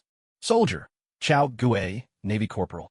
Merit points, 25,115 experience, 15,080/50,000. Tau Power, 102, a standard reflecting combat strength, but not its sole determinant. Hearing the notification in his mind, Chao Gui was momentarily stunned. Did that really count as eliminating them? Weren't there still more than a dozen left? Could it be that these monsters couldn't reproduce and needed the obelisk for that? Gao Gu Thao Wen.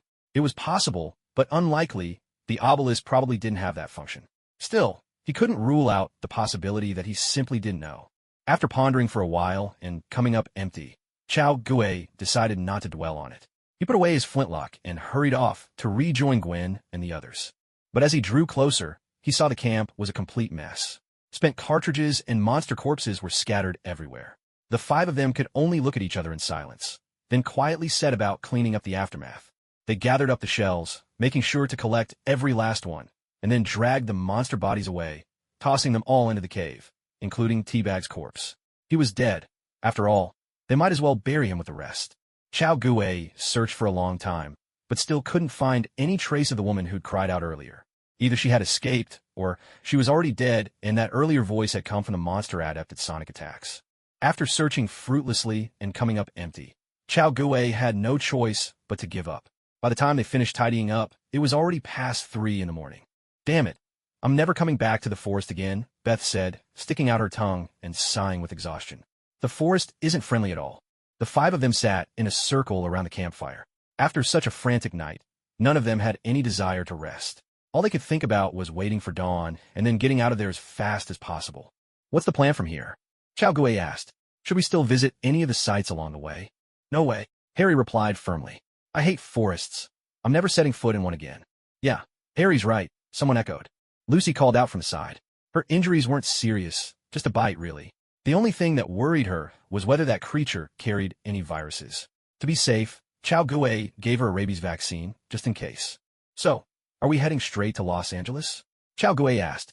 How about we go to Utah first? Beth suggested. That crazy pervert said the legendary thief D.B. Cooper's treasure is buried in Utah. Why don't we go treasure hunting? Sounds fun, don't you think? The forest, huh? Gwen lay nestled in Chao Gui's arms and instinctively shuddered. Ever since what happened, she developed an inexplicable fear of forests. Not exactly, Chao Gui replied, picking up the thread. That lunatic said D.B. Cooper's treasure is buried in Utah, in a town called Tooele, inside a cellar at a place called KK Farm. As he spoke, Chao Gue stroked his chin. Come to think of it, wasn't Marvel's D.B. Cooper actually Loki? A mischievous face flashed through his mind. He had to admit, Loki was almost as handsome as he was. If it's not a forest, then I'm fine with it, Gwen said. After all, it was just a farm. There shouldn't be any ogres or monsters there. I'm in too, said Lucy. Forests were bad enough, but there was no need to rush to Los Angeles. Their original plan was to get there in a month, so time wasn't pressing. Besides, it was a farm, lots of people around. Surely, no more monsters would show up there. All right, you tied, as Chao Gue said. With their next goal decided, conversation gradually died down. Chao Gue held Gwen close, her head resting on his shoulder, eyes half closed. The two leaned into each other, soaking in the peace and comfort of the moment. Watching the couple lost in their own world, Lucy huffed in silence, then burrowed into Beth's embrace. She was injured after all. She needed someone to lean on, too. On the other side, Harry stared blankly at the two pairs, then let out a long sigh. Next trip, he promised himself, he'd make sure the group had an even number, no more being the odd one out alone. The night passed quietly. At dawn, the sun slowly rose in the east. A crimson orb crept above the horizon, its rays spreading across the land, washing away the darkness of the night as if all the shadows had vanished with the sunrise. Highway 80 stretched from New Jersey in the east all the way to San Francisco in the west, the second longest road in America. A dark red Ford F-150 Raptor hummed along this famous route. Chao Gue and his friends had already left Illinois and were now driving across the plains of Kansas. As they continued their journey westward, the endless forests of Illinois gradually began to thin out. By the time they reached Kansas, the landscape had transformed into sparse shrubs and stretches of barren desert. At the sight of the long-missed horizon, even Chao Gue couldn't help but breathe a sigh of relief. Honestly, forests were the worst. Sure, he'd earned several thousand merit points and plenty of experience, but he still didn't like the woods. Just then, a car shot past them at high speed. Out of the corner of his eye, Chao Gue caught a glimpse of the driver, a burly black man wearing sunglasses, his expression cool and aloof. In today's words, he was really putting on show. Strangely, even while driving, this guy had a long blade strapped across his back. Chao Gue raised an eyebrow. That look, it seemed awfully familiar. If he remembered correctly, wasn't this the blade? Perhaps sensing Chao Gue's gaze, the man turned his head slightly to meet his eyes with a calm, indifferent glance. Then, with a press of the accelerator, he sped off into the distance. But before they could recover, another car raced past. This time, the driver was a bald man with strange markings on his forehead, patterns that looked exactly like a bullseye target. He too seemed to notice Chao Gue's stare. Flashing a wide, toothy grin, he floored the gas pedal and vanished down the road. Inside the Ford, Chao Gue narrowed his eyes, his body tensing up. Well, if it wasn't Bullseye himself. Time slipped by in a blur. 5 days later, the group of 5 finally arrived in the small town of Tooele, Utah. Chow, I can't find any trace of KK Farm, Harry said from the front passenger seat, cradling his laptop and clicking through search results. Despite his efforts, their destination remained elusive. With a screech, Chao Gue hit the brakes and brought the car to a halt, frowning. You really can't find it? That didn't make sense. Surely the FBI's database included every administrative unit in the country. I'm sure, Harry replied. The 3 girls in the back leaned forward to check, but the endless string of words on the screen didn't reveal any place called KK Farm. Damn it, did that sick creep lie to us? Lucy muttered with a frustrated clench of her silver teeth. The money wasn't the point. It was only $5 million, after all. The person wasn't important either. They were already dead. But for Lucy, the process of finding the money was what mattered.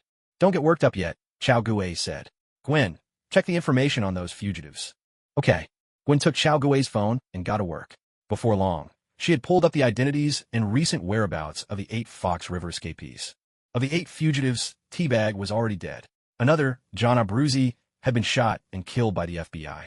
There was also a mentally unstable man named Charles who had died a gruesome death, his chest and head pierced by several specialized knives, leaving behind a truly horrific scene. The others had all returned home once and then vanished again. Their latest appearances had either been in Kansas or Colorado, just like Chao Gue and his group, drawing closer to the state of Utah. It was clear that Chao Gue and his companions were one step ahead of the fugitives. This suggested that Teabag was unlikely to have deceived them. After a moment's thought, Chao Gue rolled down the car window and called out to an elderly gentleman passing by. Hey, sir, may I ask you something?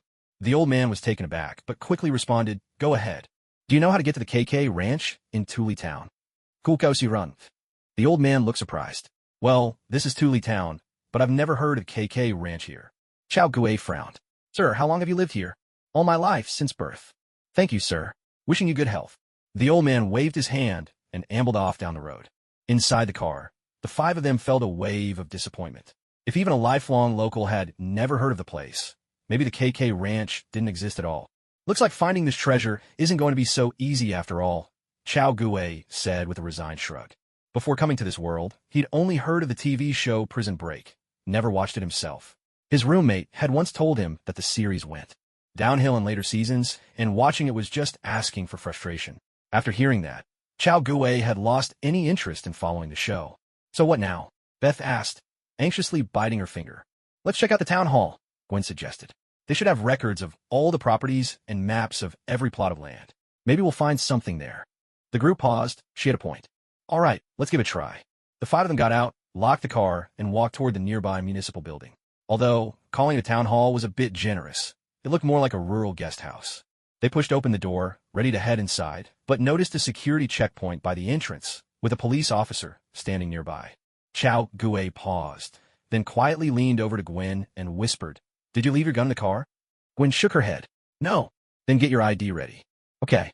As the group entered, the officer raised a hand to stop them. Ladies and gentlemen, please line up and go through one at a time. Obediently, they got into line. Chao Gui was the first to step through the metal detector. A shrill beep sounded. As expected, the detector had gone off. Please step back, the officer said, unfazed. Sir, are you wearing a watch or a metal belt? I'll need you to remove it so I can check. Yes, Chao Gui replied with a smile and a nod, casually revealing the Glock 18 holstered at his waist. Besides my watch and belt, I also have this. Oh shit. The police officer recoiled in alarm, quickly drawing his own Glock.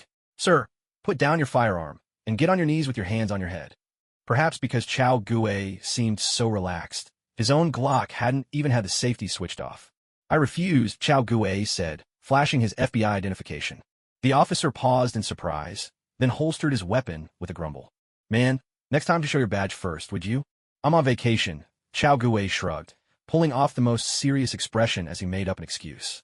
Go ahead, you can enter. Next, the officer waved him on, but then called after him, Wait, what about them? Yep, they're all carrying, Chao Gui answered with a grin. They're all FBI? The officer looked completely baffled. These were all just kids. Had the FBI really run out of agents to this degree? No. Gwen stepped through the metal detector and handed over her badge. Next, the officer said, his expression darkening. Harry walked through the metal detector. Sure enough, it beeped again. FBI? NYPD? Nope. Then let me see your gun license. Left it at home. Uh-huh. The officer perked up, breaking into a wide grin, as if he'd finally caught someone red-handed. Sir, you're carrying an unlicensed firearm. You'll have to come with me. Harry cheerfully handed over his driver's license, along with his company's Google business information. Officer, I could spend $10 million on a legal team to fight this in court with you. The officer was speechless. So, just another filthy, rich capitalist. Go ahead, the officer said, his face clouded with annoyance. Next up was Beth as she walked through the metal detector. FBI? Beth shook her head. NYPD? She shook her head again. So, can you also afford to spend $10 million on lawyers to fight this in court? No, Beth replied, still shaking her head. Uh-huh. The officer perked up once more, grinning as if he'd caught another one. Wait, why did I say another? Miss, you're carrying an unlicensed firearm. You'll have to come with me. I could spend $5 million, Beth added after a pause. The officer was speechless again. Why didn't you say that earlier? Go in, he said, his face deadpan and numb to it all. Finally, it was Lucy's turn. FBI? Forget it. Just go in. The officer waved her through, looking utterly exhausted, as if he'd lost the will to ask any more questions. Lucy's beautiful eyes flashed with indignation. She felt she was being treated differently. She wanted to protest, but after seeing the look on the officer's face, she decided to take pity on him and remain silent. However, no one noticed that outside the municipal building, parked by the curb, sat a burly, bald white man in his car, watching them with keen interest. Meanwhile, the five of them walked upstairs and entered the assessor's office to search through the documents. Before long, Gwen rummaged out an old, worn atlas from a corner. Hurry, look for anything related to farms, Beth called out excitedly. Gwen's fingers worked quickly, flipping through the pages. She searched by alphabetical order, and soon a name leaped out at them. Kokasing Carl Kukusen Farm, abbreviated as KK. This must be the place. The group grew more excited as they quickly found the map, which clearly marked the locations of the warehouse and the cellar. Guys, looks like the treasure is almost in our hands. Chao Gue clapped his hands, his voice brimming with excitement. Out on the highway, the Ford Raptor 150 roared down the road. Gwen, where to next? Chao Gue was at the wheel, while the three girls in the back seat held a sheet of paper, the very map of Carl Kukusen farm. All Chao Gue's group needed to do was locate the cellar marked on the map, dig it up, and the $5 million would be theirs. About a mile ahead on Sheep Road, there's a small lane. Turn right there, Lucy replied, her voice bubbling with excitement and impatience. Though it wasn't as much as their parents' money, these $5 million were hard-earned by their own hands, and just thinking about it made her heart race. When a vacation ended and she went home, she'd be able to throw $1 million right in front of her dad, watching as his jaw dropped and he exclaimed in shock. "Oh my God, where did you get all this money? How did you pull it off? Kid, you've grown up. You're no longer that little child who needed me just to get by." Just picturing this scene, the trio of Harry, Beth, and Lucy, their venture capital group, felt a wave of satisfaction. Turns out, they weren't just top students, they could make money too. And once the money was in hand, they could spend it openly and freely, doing whatever they pleased. "So guys, what will you do with the money?" Chao Gue asked. "I'm thinking of getting myself a bigger house." "Me too. I want to buy a big house for my family," Gwen said. Her family had 5 people. Besides her mom and dad, she had 2 younger brothers. Their place wasn't exactly small, but it wasn't big either, and things could get a little cramped. Harry was about to speak, but suddenly froze, scratching his head. He mentally ticked off options, realizing that with $5 million split between them, each of them would only get $1 million. That was less than the price of a single one of his watches. Aside from the thrill of the hunt, this $1 million didn't seem to have much use for him. It was pretty much the same for Beth and Lucy. Just $1 million? What could you even do with that? Chao Gue and Gwen exchanged a helpless glance. Damn these rich people, Chao Gue thought. One day, I'll be richer than you. With a screech, Chao Gue pulled the car over to the side of the road. There was nowhere left to drive, so he had to stop. "How do we get there now, girls?" Chao Gue asked. "We just have to climb over that little hill up ahead. KK Farm is right on the other side. The treasure's almost within reach." Lucy replied with a grin. "All right, then let's go on foot from here," said Chao Gue. The road ended at this point, and the land ahead had already been cultivated. He couldn't just drive over someone's hard-planted seeds. "Okay, let's go," Beth said. "Don't forget your guns, everyone." That was Lucy, who, ironically, had become exactly the kind of person she used to despise. The 5 of them got out of the car together and started making their way slowly toward the small hill not far ahead. "Once we get to Los Angeles, Kim is going to be so jealous of us," Gwen said with a smile. "Hey, you bet." Lucy laughed. "Honestly, even though we hated everything that happened in the woods these past few days, we have to admit, it's been quite the adventure." "Totally," Beth nodded enthusiastically. "I think I could write a book about it. If I put all this down, I might just become a famous author." "Great idea." The girls and Harry's eyes lit up. They didn't lack for money, but the thought of making a name for themselves this way was definitely exciting. Amid laughter and cheerful chatter, the 5 of them reached the top of the hill. But none of them noticed a mile or 2 behind a bald, burly man chewing gum, watching them through binoculars. Well, what a clever bunch of kids," Bullseye chuckled darkly. "With you around, I won't have to think too hard." It was quite the coincidence. Bullseye had been working a job in Illinois and happened to run into Big Eyes, that psycho who'd escaped with Teabag and the others. Bullseye had disposed of Big Eyes without a second thought. During the torture, Big Eyes couldn't take it and spilled the secret in hopes of saving his life. Bullseye had promised to spare him, but Big Eyes died anyway. Promises meant nothing to Bullseye. With nothing better to do, Bullseye figured a little easy cash was always welcome. As for these rookies, well, too bad for them. He could only hope they'd find their way to heaven, not hell. Meanwhile, Chao Gue and his group climbed the hill, but what they saw on the other side made their faces fall. Spread out before them on the vast plain, rows of neatly arranged houses stood in perfect order. It was a high-end residential district, country homes built for people with comfortable lives. The living conditions were on par with the new rural developments back home. "The farm," Beth exclaimed in surprise. "How did it turn into a residential area? Damn it, does that mean the treasure's already been taken?" Lucy was angry, feeling like all their efforts had been wasted. Her good mood was completely ruined. Gwen and Harry didn't say a word. Their faces were grim, not because of the money itself, but because the thrill of the hunt mattered to them. Now that someone else might have beaten them to it, it was hard not to feel frustrated. Chao Gue didn't look happy either, but he managed to keep his composure. After thinking it over, he pulled out his phone and accessed the FBI database, searching for records of treasure found in Utah. However, Dooley Town didn't appear anywhere in the results. A small wave of relief washed over Chao Gui. He spoke up, "Guys, don't lose hope just yet. The surface might have changed, but that doesn't mean the treasure's been found. We still have a shot." He clapped his hands to draw everyone's attention. "Ladies, take out the map. Let's pinpoint the cellar's location, and then we'll go straight there. It doesn't matter what's been built on top of it." Hearing Chao Gui's words, the group, who had lost interest for a moment, pulled themselves together and decided to give it another try. "All right, let's look again," Beth said. Gwen took out the map. Using their current spot as the origin and setting due north as 90 degrees, she established a three-dimensional coordinate system. Then, carefully, comparing the map's contour lines and scale, she calculated the original location of the cellar. Their target turned out to be a garage, flanked by trees on both sides. The hill they stood on was only 2 or 3 meters above the plain, so establishing a flat coordinate system would have sufficed. The margin of error was acceptable, but Gwen, ever the perfectionist, took every detail into account. "Let's go, everyone.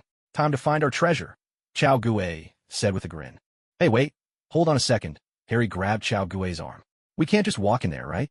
That's trespassing on private property." "You blockhead," Chao Gui snapped back. "I'm with the FBI. If I suspect there's thiodiglycol and thionyl chloride in the house, why can't I go in and check?" As he spoke, Chao Gui somehow produced a pair of sunglasses and put them on, his expression turning stern as he strode ahead. Harry was left speechless. Somehow, that line sounded oddly familiar. Of course, in the end, Chao Gui didn't use such a shameless excuse. Instead, he spun a story for the homeowner, saying that the land used to be a cemetery. As an FBI agent, he needed to dig up human remains for evidence and asked for her cooperation. The owner was a white woman, blonde and a bit older, who seemed somewhat timid. Hearing Chao Gui's explanation, she agreed and conveniently went to visit a neighbor while the group did their work, planning to return when they were finished. After all, there was no reason to antagonize the FBI or the corpses supposedly buried in her yard. Relying on their official identities and a bit of bluffing, Chao Gui and his companions made their way into the garage. He took out some tools and called out, "All right, team, let's start digging." "No, only you are digging," Lucy said. Chao Gui's mouth twitched. That's when he remembered Harry's shoulder was injured. As for the 3 girls, better not. They just get in the way and slow me down. Left with no choice, Chao Gui had to dig all by himself, huffing and puffing as he worked the ground. Even the old butler at the Chi residence hadn't seen Chao Gui work this hard. After all, there weren't 5 million buried in Mr. Chen's backyard. So everyone else stood by and watched. Only Chao Gui was toiling away. There was a faint rustle, the sound of paper scraping against sand. He had dug half a meter deep before he finally saw something. "Guys, I see the money." "Really? Quick, let me see." The 3 girls and Harry crowded eagerly around the edge of the pit. Chao Gui picked up a bundle of cash, resting his hoe by his side. "Here it is." Suddenly, a loud crash echoed through the garage, the shattering of glass. 4 small throwing knives arced in from outside, aimed precisely at Gwen and the others' knees and shoulders. The marksman, as he was known, had a notorious hobby. He delighted in tormenting his victims. He never aimed for a quick kill. Instead, like a cat toying with a mouse, he enjoyed drawing out his victims' suffering. Chao Gui's pupils shrank in alarm. With a swift swing of his hoe, he yanked all 4 of them down into the pit. But it wasn't over yet. The sharp clang of metal rang out as the throwing knives struck objects inside the garage, ricocheting in bizarre trajectories. Like a flock of birds returning to their nest, the 4 blades now targeted the eyes of those hiding in the pit. "Damn it." Chao Gui's face turned grim. System, equipped character card. "Zoro, thank you. I can become stronger." A brilliant flash of steel, 1 clean stroke. All 4 flying knives split in midair, sliced cleanly apart. Chao Gui now stood, gripping his sword with a cold, steely gaze. "Host, redeeming Zoro, thank you. I can become stronger. Will cost 3,000 merit points." Host, equipping character card. "Zoro, thank you. I can become stronger." Duration, 640 seconds. That mysterious sensation washed over him again, as a torrent of swordsmanship knowledge flooded his mind. This particular character card drew from Zoro's battle against Mr. 1, Das Bones. In that fight, Zoro had grasped the power to cut steel, ending the battle with the ultimate move, Lion Song. Equipping this card was probably overkill for an opponent like the marksman, but Chao Gui didn't care. The attacker hadn't aimed for vital spots on Gwen and the others. He clearly wanted to torment and kill them slowly, making sure Chao Gui was forced to watch. Such behavior went far beyond mere provocation. A cold, hissing sound filled the air. A hissing sound of gas leaked from a small canister in Chao Gui's hand. Inside was ether, a substance with anesthetic properties. Chao Gui had prepared this before the journey began. He didn't want Gwen and the others to witness his abilities. Not only would it be impossible to explain, but it would also create a rift between him and the four. Gao! A pungent odor suddenly filled the pit. In less than a moment, Gwen and the others began to sway unsteadily, then collapsed in a heap. As soon as Gwen's group hit the ground, Target I entered the garage, his lips curled into a wicked grin. He swaggered in with a cocky, unfeeling strut, his shoulders and body swaying with each step. Chao Gui's face was dark as water. He stood sideways, leaning on his blade. As expected, it was Target I. The moment the throwing knives appeared, his first thought had been of Target I. Chao Gui couldn't recall ever crossing him, but that didn't matter now. Target I's life was his for the taking. Haha. Target I laughed, but before his grin could fully stretch across his face, he realized something was off. The scene before him was nothing like what he'd imagined. There were no helpless cries or panic-stricken looks from the young man in yellow. But when his eyes flicked to the long blade in Chao Gui's hand, he instantly understood. So you've got some skill after all, kid. Target I cackled with a carefree arrogance. He grew even more excited, his long, thin tongue darting out to lick his lips, a predatory gleam lighting up his eyes. These were his favorite kinds of opponents, those who thought they had some talent. They were the most fun to kill, and the most interesting. Come on then, let's see what you're made of. Target I chuckled darkly, then his expression turned cold, a murderous intent surging from him like a wave. 3 playing cards, their edges glinting coldly, spun through the air with a sharp whistle, each following a deadly arc toward Chao Gui. One aimed for his eyes, one for his throat, and the last for the center of his. As always, Target I's style was brutal and merciless. Chao Gui's eyes turned icy. With a swift twist of his long blade, a flash of steel split the air, slicing all 3 cards in half. The pieces fluttered harmlessly to the ground. Target I's body stiffened for a moment.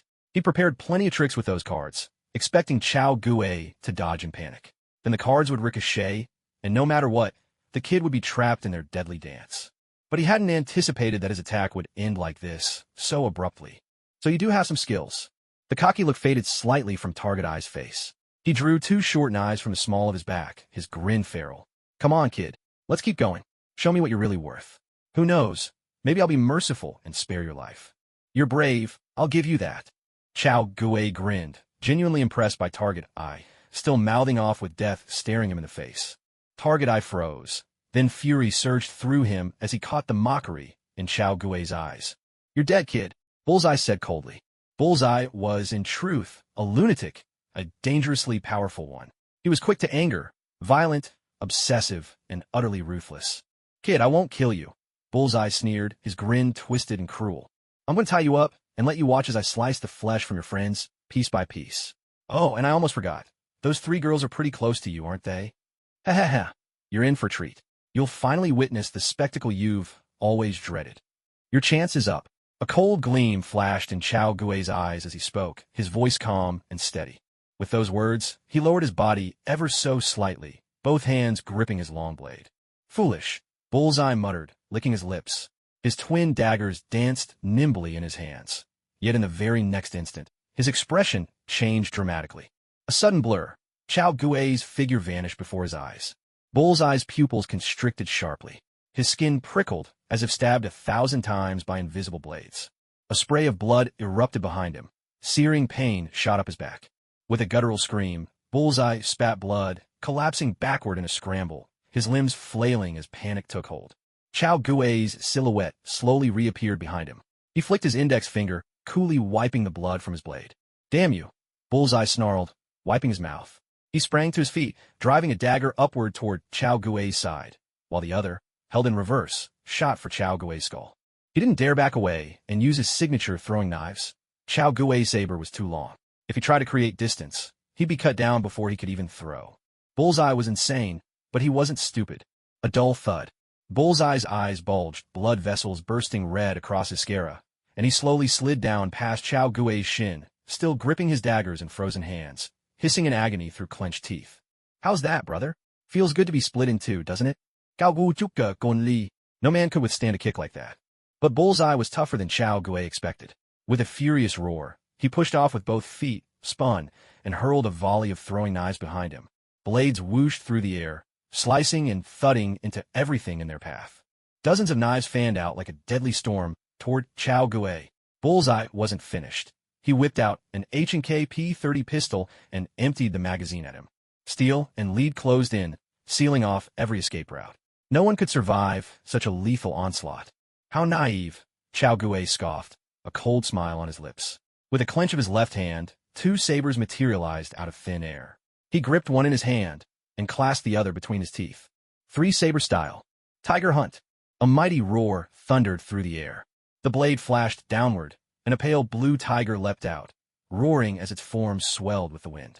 As Chao Gui's blade slashed down, the fierce tiger, brimming with a force that could tear through anything, lunged straight at the bullseye, pulverizing everything in its path. To be struck by this blade was an honor for the bullseye. Boom! The wild surge of blade energy swept him up, smashing through the garage door and hurling him outside. Chao Gui removed the blade from his mouth and strolled slowly to the bullseye's side. Though a gaping wound ran clean through the man's chest, his heart was still beating, red and defiant. Cough, cough. Blood spilled from the bullseye's nose and mouth, but he hadn't completely succumbed. When he saw Chao Gui approach, he forced himself to speak. Where did you get those 3 blades? The madman's attention was oddly focused, not on Chao Gui's lethal strike, but on his ability to conjure weapons from thin air. You want to learn, do you? Chao Gui looked down on him with a crooked grin. I'm not teaching you. The bullseye's eyes rolled uncertainly as he glanced at Chao Gui. Then, his body slackened, and his breath ceased. At that moment, Chao Gui was seized by a sudden intuition. He turned his gaze to a tree nearby, where a burly black man in a trench coat stood perched on a branch. The Blade Warrior himself. Chao Gui's brow quirked. The Zoro character card was different from any card he had used before. The others had all possessed devil fruit powers, and their abilities came from their understanding of those fruits. But Zoro was different. He had no devil fruit abilities. His strength was all his own. Chao Gui realized there might be something to learn from this. He had felt it the first time he used the card, but hadn't paid much mind. Now perhaps was the time to try. Not bad swordsmanship, said the Blade Warrior coolly, meeting Chao Gui's gaze. Then why don't you come try for yourself? Chao Gui flashed a fierce grin, brimming with fighting spirit. All his strength was at his command, and he had no intention of letting it go to waste. All right, the Blade Warrior grinned back, but before he could finish, a sharp whoosh sliced through the air as Chao Gui leapt skyward, vaulting higher than the treetop. One sword style, Demon Slash. Swish. A razor-sharp arc of blade energy split downward, instantly severing the branch beneath the Blade Warrior. Yet he showed no sign of panic. As he fell, his body relaxed as though he were standing on air. Trench coat, sunglasses, that effortlessly cool demeanor. He looked every bit the over-the-top show-off. A glint flashed in Chao Gui's eyes. This Blade Warrior's strength was beyond anything he'd expected. But Chao Gui was not about to back down. He kicked off, as if stepping on air, and surged forward. One sword style, Demon Slash. The move was becoming second nature to Chao Gui. Compared to the 3-sword style, Tiger Hunt, this Demon Slash was his personal favorite. Clang! His opponent struck with his blade, reacting quickly enough to block Chao Gui's attack. However, he fell short in strength. Under Chao Gui's pressure, his sword was forced back until the blade pressed against his collarbone. A single horizontal slash from Chao Gui would be enough to send this swordsman's head flying. That was Chao Gui's thought, and that was exactly what he did. But then, a sudden, violent sound tore through the air, the unmistakable rip of fabric. In an instant, a pair of enormous black bat wings burst from the swordsman's back. What? This time, Chao Gui was genuinely shocked. He knew the swordsman was a vampire, but what kind of vampire was this?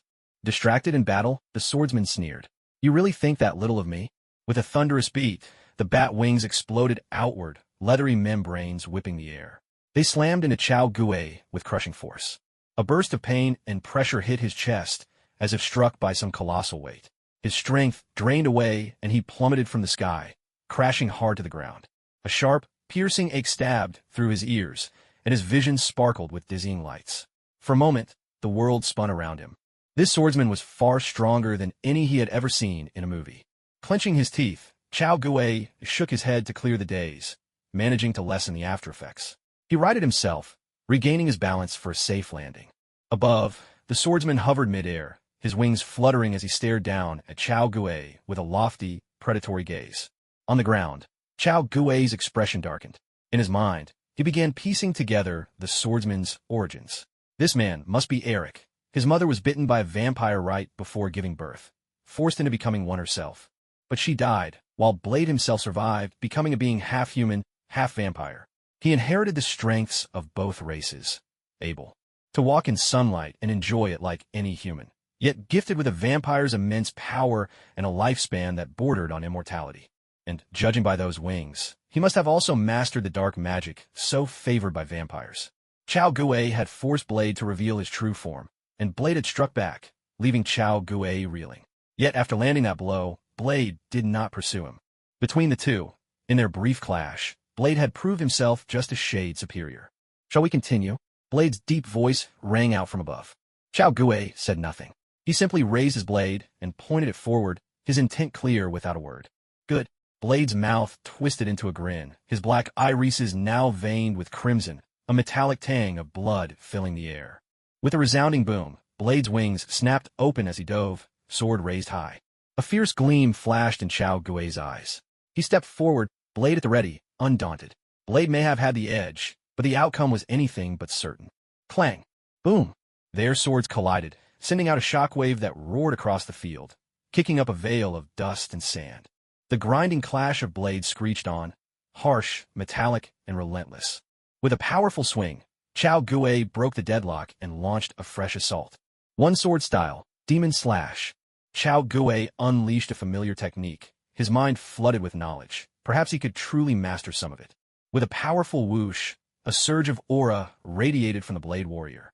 Facing Chao Gue's attack, the Blade Warrior met him head-on, refusing to retreat or yield. He chose to clash strength with strength. A metallic clang rang out as their blades collided, sparks bursting in every direction. A flicker of emotion passed through Chao Gue's eyes. His blade had chipped. This was the sword the system had gifted him when he first became a Navy man.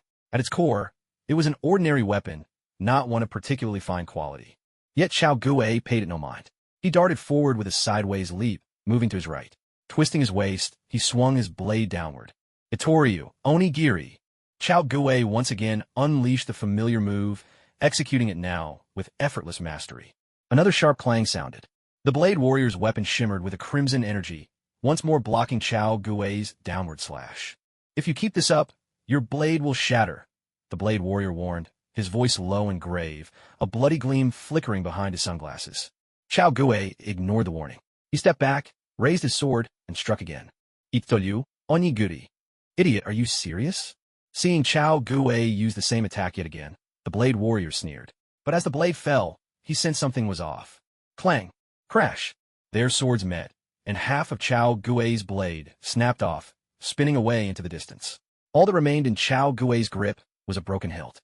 A sharp tearing sound filled the air as, in an instant, several gashes split open on the Blade Warrior's skin, blood slowly welling from the wounds. A soft chime echoed in Chao Gue's mind. Host has acquired swordsmanship. Congratulations, Host, on obtaining the new identity. Swordsman. Reward. Fine sword. 50 craftsman grade Shigur. The system's prompt brought a surge of joy to Chao Gue's heart. So this was the true way to use character cards. All this time, Chao Gue had thought of character cards as a flashy fruit power, forgetting those faint fragments of knowledge left in his mind after using a card for the first time. If used well, perhaps they could be a real path to strength. As a system host, he could never become a swordsman like Zoro, but learning a technique or two, this was within reach. "Your blade is broken. Will you continue?"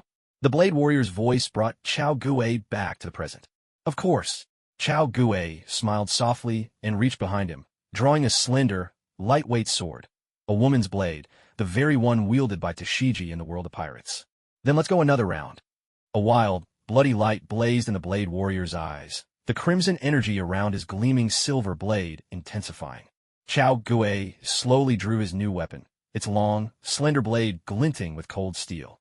With a gentle sweep, he left a fine, razor-sharp line across the ground. As expected of a famed sword, it was razor-sharp indeed. "Come on," the Blade Warrior called out, his tone sharp and eager. Chao Gue, true to form, responded with his signature move once again. One sword style, Demon Slash. A metallic clang pierced the air, followed by the sound of metal crashing to the ground. This time, it wasn't Chao Gue's blade that broke, but the Blade Warrior's. Chiyu sliced through his weapon, the edge stopping just short of the Blade Warrior's face. The razor-sharp wind left a fine cut on his cheek, and a bead of blood slowly welled up. "Thank you for showing mercy," the Blade Warrior said, folding away the bat-like wings on his back and lowering his broken sword. "No need. You didn't have any killing intent toward me either," Chao Guei replied, sheathing Shiyu. "You're not a vampire. I have no reason to kill you." The Blade Warrior shrugged with a calm indifference. He was a vampire hunter, not an assassin. He glanced at Bullseye's corpse lying not far away. Originally, he had planned to return to Los Angeles, but he had stumbled upon Bullseye tailing a few teenagers. He meant to step in and help, but as it turned out, his intervention was unnecessary. Chao Guei pulled another sword from his system inventory and handed it to the Blade Warrior. "Here, take this as an apology for breaking your sword." The Blade Warrior was momentarily surprised. He hesitated, then reached out and accepted the blade from Chao Guei. "Thank you. You're welcome." After giving Chao Guei a final glance, the Blade Warrior turned and walked away. Chao Guei paid him no mind. Instead, he grinned foolishly down at Shiyu in his hand. "A grade 50 fine blade. What a treasure. Green Moss Head. Oh, Green Moss Head, your techniques are mine now, and so is Tashiji's sword. By that logic, Tashiji is practically mine too. Truly worthy of the name Green Moss Head." At this thought, Chao Guei couldn't help but smack his lips with regret. If only he could travel to the world of pirates. Then he could meet the adorably naive and slightly chubby Miss Tashiji in person. Still, Marvel wasn't so bad either. Reigning in his daydreams, Chao Guei made his way toward Bullseye's body to tidy things up. Gwen and the others would be waking soon. A faint groan echoed from the pit in the garage as Gwen regained consciousness. "Damn it, who was that? I'm gonna, huh?" Gwen turned her head, spotting Chao Guei beside her. Her cheeks flushed pink. This deadbeat, even in his sleep, he's like this. Carefully, Gwen pinched Chao Guei's fingers, trying to move his hand away. But unexpectedly, a reflexive muscle spasm made Chao Guei's fingers tighten slightly in his sleep. Chao Guei swore he was still fast asleep.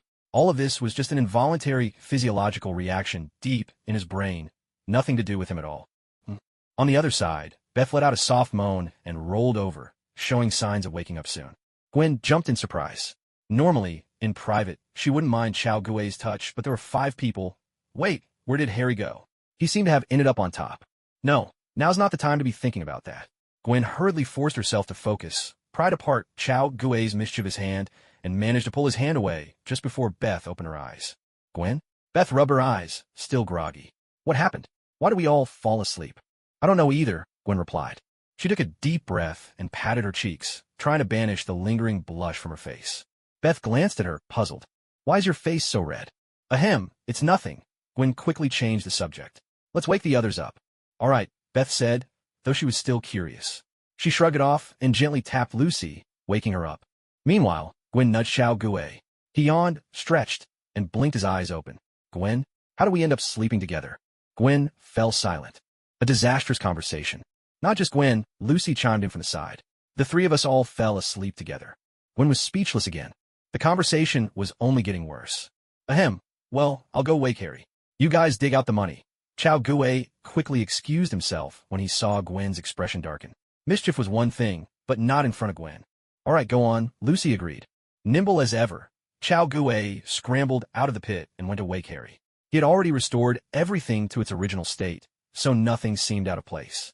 Of course, there was nothing he could do about the broken door. All he could do was take it down completely and make it look like there had never been a door at all. Whether Gwen and the others would buy it, Chao Guei couldn't say. He believed it, at least. Back in the pit, Lucy gathered up a pile of cash and set on the ground. "Guys, what just happened? Why do we all fall asleep?" "Yeah," Harry frowned, thinking hard. "I remember Chao was digging, and then he pulled us all into the pit. But then, suddenly we were all out cold. How did that happen?" "The reason we fell asleep is right here." Beth pulled a small jar out of the pit. "I just took a sniff. It's filled with ether. That's why we all passed out." They'd all taken chemistry, so they were familiar with certain chemicals. "This was left by D.B. Cooper?" Gwen asked, puzzled. "I didn't pull you all into the pit," Chao Guei said, looking completely sincere. "Besides, only we were in there. Harry, you weren't even in the pit." "That's true," Lucy said, rubbing her chin. "So, this jar of ether really was left by D.B. Cooper?" "It's very likely," Chao Guei said, analyzing the situation seriously. "The person who buried the treasure must have left some kind of trap to protect it. Makes perfect sense." "Yeah, that checks out," the 4 of them nodded, still a little doubtful, but it did seem like the only explanation. As they chatted, bundles of cash were tossed out of the pit by Gwen and the other 2 girls, piling up before them until the stack reached nearly half a meter high. My goodness! Staring at the mountain of dollars, Beth, the financier, couldn't help but marvel. So this is what $5 million looks like. $5 million truly is a hefty sum. A single $100 bill weighs about 1.15 grams, so $1 million adds up to 11.5 kilograms, over 20 gene by Chinese measure. That means 5 million would weigh in at more than 100 gene. Over 100 gene of paper money would easily fill a small room. It's a wonder how D.B. Cooper ever managed to haul that much cash and parachute from a plane during his infamous escape. It really is a lot, Harry sighed. I always thought of 5 million as just a number. Seeing it right in front of me like this, I can't help but get excited. Listening to the two capitalists shamelessly admiring the loot, Chow Gui couldn't help but roll his eyes. Ahem. All right, everyone. Chow Gui clapped his hands. Lucy, go bring the car around. The rest of you, organize our treasure and get it ready to pack up and split. After that, we head for Los Angeles. Okay.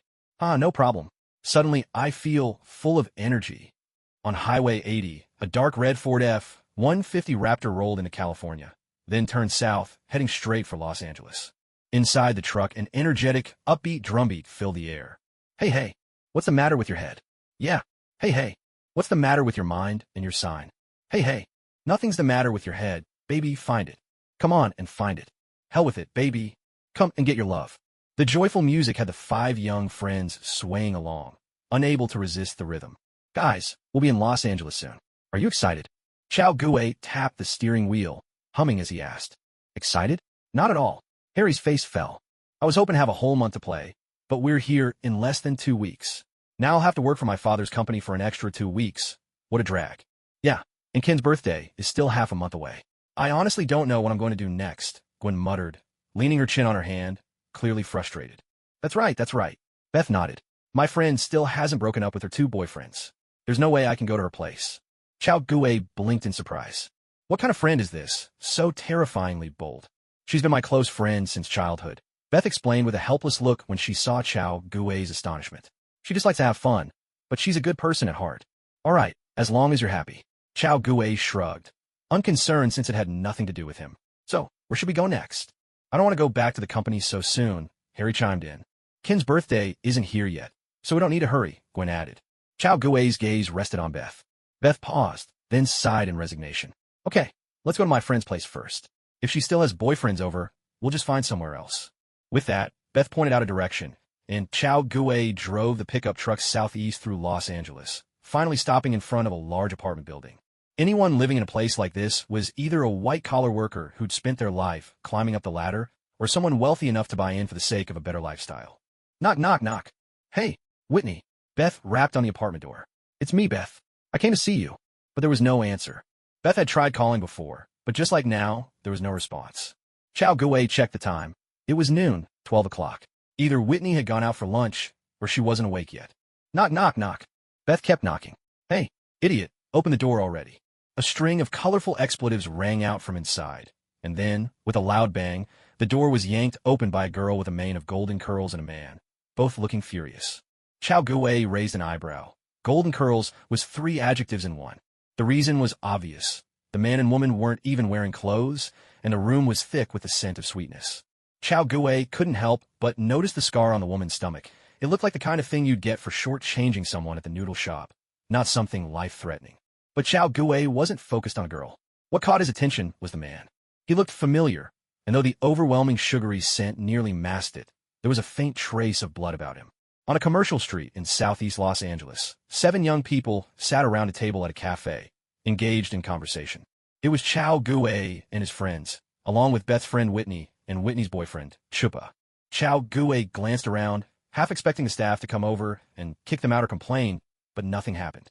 He couldn't help but feel a little disappointed. He'd missed a perfect chance to show off and put someone in their place.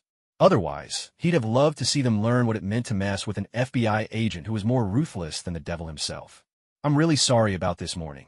Whitney, her golden waves tumbling over her shoulders, apologized a little sheepishly. Even for someone as uninhibited as her, what had happened earlier was a bit much, far too embarrassing.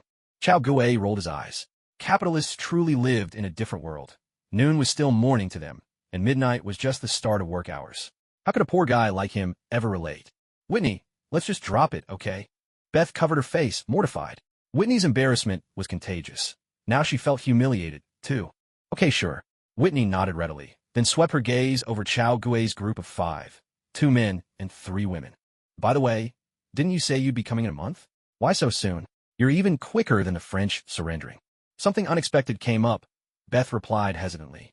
She and Whitney had been friends since childhood. There were no secrets between them, and conversation flowed easily. Still, Whitney's boyfriend, temporary as he was also present. Okay, I get it. Whitney instantly understood, and to everyone's shock, she turned to Chupa, gave him a quick kiss, and said with an apologetic smile, "Honey, sorry, but we're breaking up. You can pack your things and go." Chupa was speechless. 3 nights, and that's it? Chao Gui was amazed. The lives of the rich, how enviable. Harry was incredulous. Isn't this a bit too hasty? Lucy was in awe. She's on another level entirely. I'm nowhere near as bold. Gwen was alarmed. No way. I have to keep Chao away from her. Chupa simply shrugged. All right, I'll go. Nice meeting you all. He took it in stride, unaffected. After all he'd invested was a bit of muscle. No real loss. Bye. Don't forget to tidy up your room, Whitney called after him, waving cheerfully. Chao Gui and his friends watched, breaking out in a cold sweat. The adult world, it seemed, was beyond their comprehension. All right, let's get back to what we were talking about, Whitney said. Okay. Beth rubbed her hands together in excitement. The past few days had been thrilling, and she couldn't wait to share her adventures and bask in her listeners' astonishment. Whitney, when we passed through West Virginia, we ran into a group of ogres. Huh? Whitney looked at her in disbelief. Girl, are you running a fever? It's true. We really did encounter ogres. Beth pulled out a camera. Look, I took pictures. Like a child showing off a new toy, Beth pushed the camera toward Whitney, eager for her to see. Chao Gui raised an eyebrow. When did she take those photos? Oh shoot, what is that thing? Is that really an ogre? Whitney gasped in shock when she saw the pictures on the digital camera, unable to hold back her exclamation. Beth, Harry, Lucy, and Gwen couldn't help but break into smiles. That's exactly the feeling they were after. So satisfying. Beth chuckled, and like pouring beans from a bamboo tube, she spilled out everything that had happened over the past few days. This set off a string of exclamations from Whitney. Oh my goodness, you guys actually killed that many monsters? That's so cool. Oh, my God. You even found the treasure of the hijacker, D.B. Cooper. Damn, if I'd known, I would have gone traveling with you. I can't believe I missed out on all this excitement. Whitney's mouth dropped wide open and never quite closed again. Lucy, Gwen, and the others exchanged glances, riding a wave of pure delight. Keep going, don't stop now. Chao Gui, meanwhile, dug at his ear, unimpressed. These foreigners really are hopeless. Can't even blurt out something like, whoa, that's awesome. How pitiful. Hey guys, how about coming over to my place? Whitney suggested. I've just about finished tidying up, and I've got a projector, so we can blow up the photos. The lively discussion paused for a beat. Gwen's eyes flickered with an idea, and she spoke up. Chao and I have something to take care of, so we'll have to pass this time. Let's get together again soon. With that, she took Chao Gui's hand and headed for the fort, leaving the other 4 looking bewildered. And it wasn't just them. Even Chao Gui was baffled as Gwen all but dragged him to the car. Dazed, he couldn't help but ask, Gwen, what's this about? Nothing, Gwen replied, less than pleased. Just making sure you aren't getting mixed up with those flighty girls. Huh? Chao Gui was full of question marks. Ever since he'd arrived in this world, he hadn't even come close to a girl. If there were any other transmigrator, they'd have finished a few billion-dollar deals by now. Where would those flighty women even come from? Quit talking nonsense. Let's go. Gwen shot him a glare. All right, so where to? No idea. Huh? You're the man. You decide. Wherever you want to go. Okay. 2 hours later, Chao Gui brought Gwen to a small standalone villa of about 200 square meters, 5 bedrooms, 1 living room, a garage, but unfortunately, no pool. So, you turned your million into this? Gwen stared at the villa, struggling to process it. Just earlier, Chao Gui had taken Gwen to a real estate agency and found this second-hand villa, the one right in front of them. Thanks to Chao Gui's accidentally exposed FBI badge and HK P30 pistol, the ownership transfer went through in record time. Of course. Isn't this good? Chao Gui grinned. Gwen, since we dug up D.B. Cooper's hijacking loot, we'd better spend it fast, or the IRS will come knocking. I know, Gwen replied helplessly. What I mean is, why did you decide to buy a house in Los Angeles instead of New York? We can always get one in New York later, Chao Gui said with a cheeky grin. Don't worry, I'm going to make plenty of money. As long as you're happy. Come on, Gwen, let's go check out our new place. With a hearty laugh, Chao Gui strode inside ahead of her. Gwen was momentarily taken aback by his words. She pressed her lips together, but couldn't hold back a smile. the corners of her mouth curled up, following his lead. Ah, nothing beats a good shower, Gwen sighed contentedly. That night, Gwen washed away the fatigue of their journey. Draped in a pale yellow robe, she returned to her room, ready for a good night's rest. She stretched luxuriously, then flopped onto the bed with a soft thump and rolled around a bit. After so many nights camping in tents, she finally had room to stretch out her limbs. Just then, the sound of knocking echoed through the room. Gwen paused, then opened the door, only to find Chao Gui standing there shirtless. What a physique. Ahem, Chao, what's up? Chao Gui rubbed his nose and grinned. Well, you see, Gwen, there's this little orange cat in my room that could do backflips. Any chance you'd like to check it out? Gwen was speechless. That's quite an excuse. Not interested, she replied, clearly unimpressed. All right then. Chao Gui smacked his lips, full of regret. See you around. Wait. Suddenly, Gwen grabbed him and pinned him against the wall with a sudden, forceful thud. You've come all this way, and you think you're leaving now? Chao Gui was struck silent. Come on, get in here with me. Bang. The door slammed shut behind them. Chao Gui let out a sigh. Being a guy away from home. Turns out it's not so safe after all. At dawn, inside the cozy villa, Chao Gui woke up with a beautiful girl nestled in his arms. He drew in a satisfied breath. This, he thought, was exactly how life should be. With a beauty in his arms, his mind turned to his ambitions. As he considered his next moves, Chao Gui opened up his system panel. Justice Navy System, supporting every Navy soldier with a heart for justice. Soldier name, Chao Gui, Navy Corporal, Swordsmanship Apprentice. Merit points, 22,115 experience. 16, 580/50,000. Power level, 205, an indicator of combat strength, though not the sole determinant of it. Taking down Bullseye had earned Chao Gui 3,000 merit points and 1,500 experience points. But redeeming a character card had cost him 5,000 merit points, a serious loss. Fortunately, his fight with Blade had revealed a new way to use character cards. After a long plateau, Chao Gui finally saw his abilities begin to improve again. As he gently stroked Gwen's silky golden hair, Chao Gui began to ponder his next steps. Kim's birthday was in half a month, which meant the plot of Taken would kick off in about 2 weeks. Chao Gui rubbed his chin thoughtfully. I could tag along for some experience and merit. Once the story wraps up, I'll take a trip to Borneo to hunt for the blood orchid. My strength has been stagnant for far too long. I can't afford to stop now. Chao Gui sensed something and glanced down to find Gwen gazing up at him with a radiant smile. Good morning, Gwen. Good morning, Chao. Chao Gui tousled her hair playfully. Ready to get up? How about we go for a walk together? No, Gwen murmured, tucking her head into the crook of Chao Gui's neck. I'm exhausted. I don't want to go anywhere right now. Then let's just sleep a little longer, Chao Gui chuckled. No, I just woke up. I'm not sleepy at all, Gwen protested, her voice growing softer and softer. Chao Gui paused, then rolled over to look at her. The girl's eyes were sultry, her cheeks flushed with a delicate blush. It all became clear to him in an instant. So, it turns out, I've been overtaken on my own turf. Without hesitation, he leaned in, closing the distance between them with a kiss. Oh, stop it. I haven't even brushed my teeth. It's awful, Gwen squealed, pressing her hands against his face. But her hands were weak and pliant, as if she'd lost all strength. You're not getting away that easily. Who can say how high the tide will rise? Even the mountains are lost in the waves. 2 hours later, Chao Gui lay on his back, gazing up at the ceiling, his mind adrift and empty. Countless thoughts echoed in his head, ranging from the origin of humanity to the extinction of species, from the Brownian motion of microscopic particles to the cataclysmic explosions of stars. In that moment, Chao Gui felt as if he had become an enlightened sage. Everything in the world seemed insubstantial. Only this bed, right now, felt truly real. A sudden shrill ring from the bedside phone shattered his philosophical musings. Hello. Mr. Chao, it's me, Chupa. Chupa? Gao Guf Thou Wen. Who is that? His mind was still foggy. Thinking clearly was a tall order at the moment. Mr. Chao, you are quite the joker, came the voice over the phone. We just met yesterday. At those words, the blood that had been resting in his lower half rushed back to his head, and Chao Gui instantly remembered who the caller was. Oh, it's you. Gao Gu Lao Get.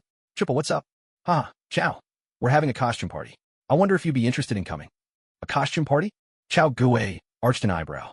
This guy wasn't exactly ordinary. He carried an air of menace, something reminiscent of Blade himself.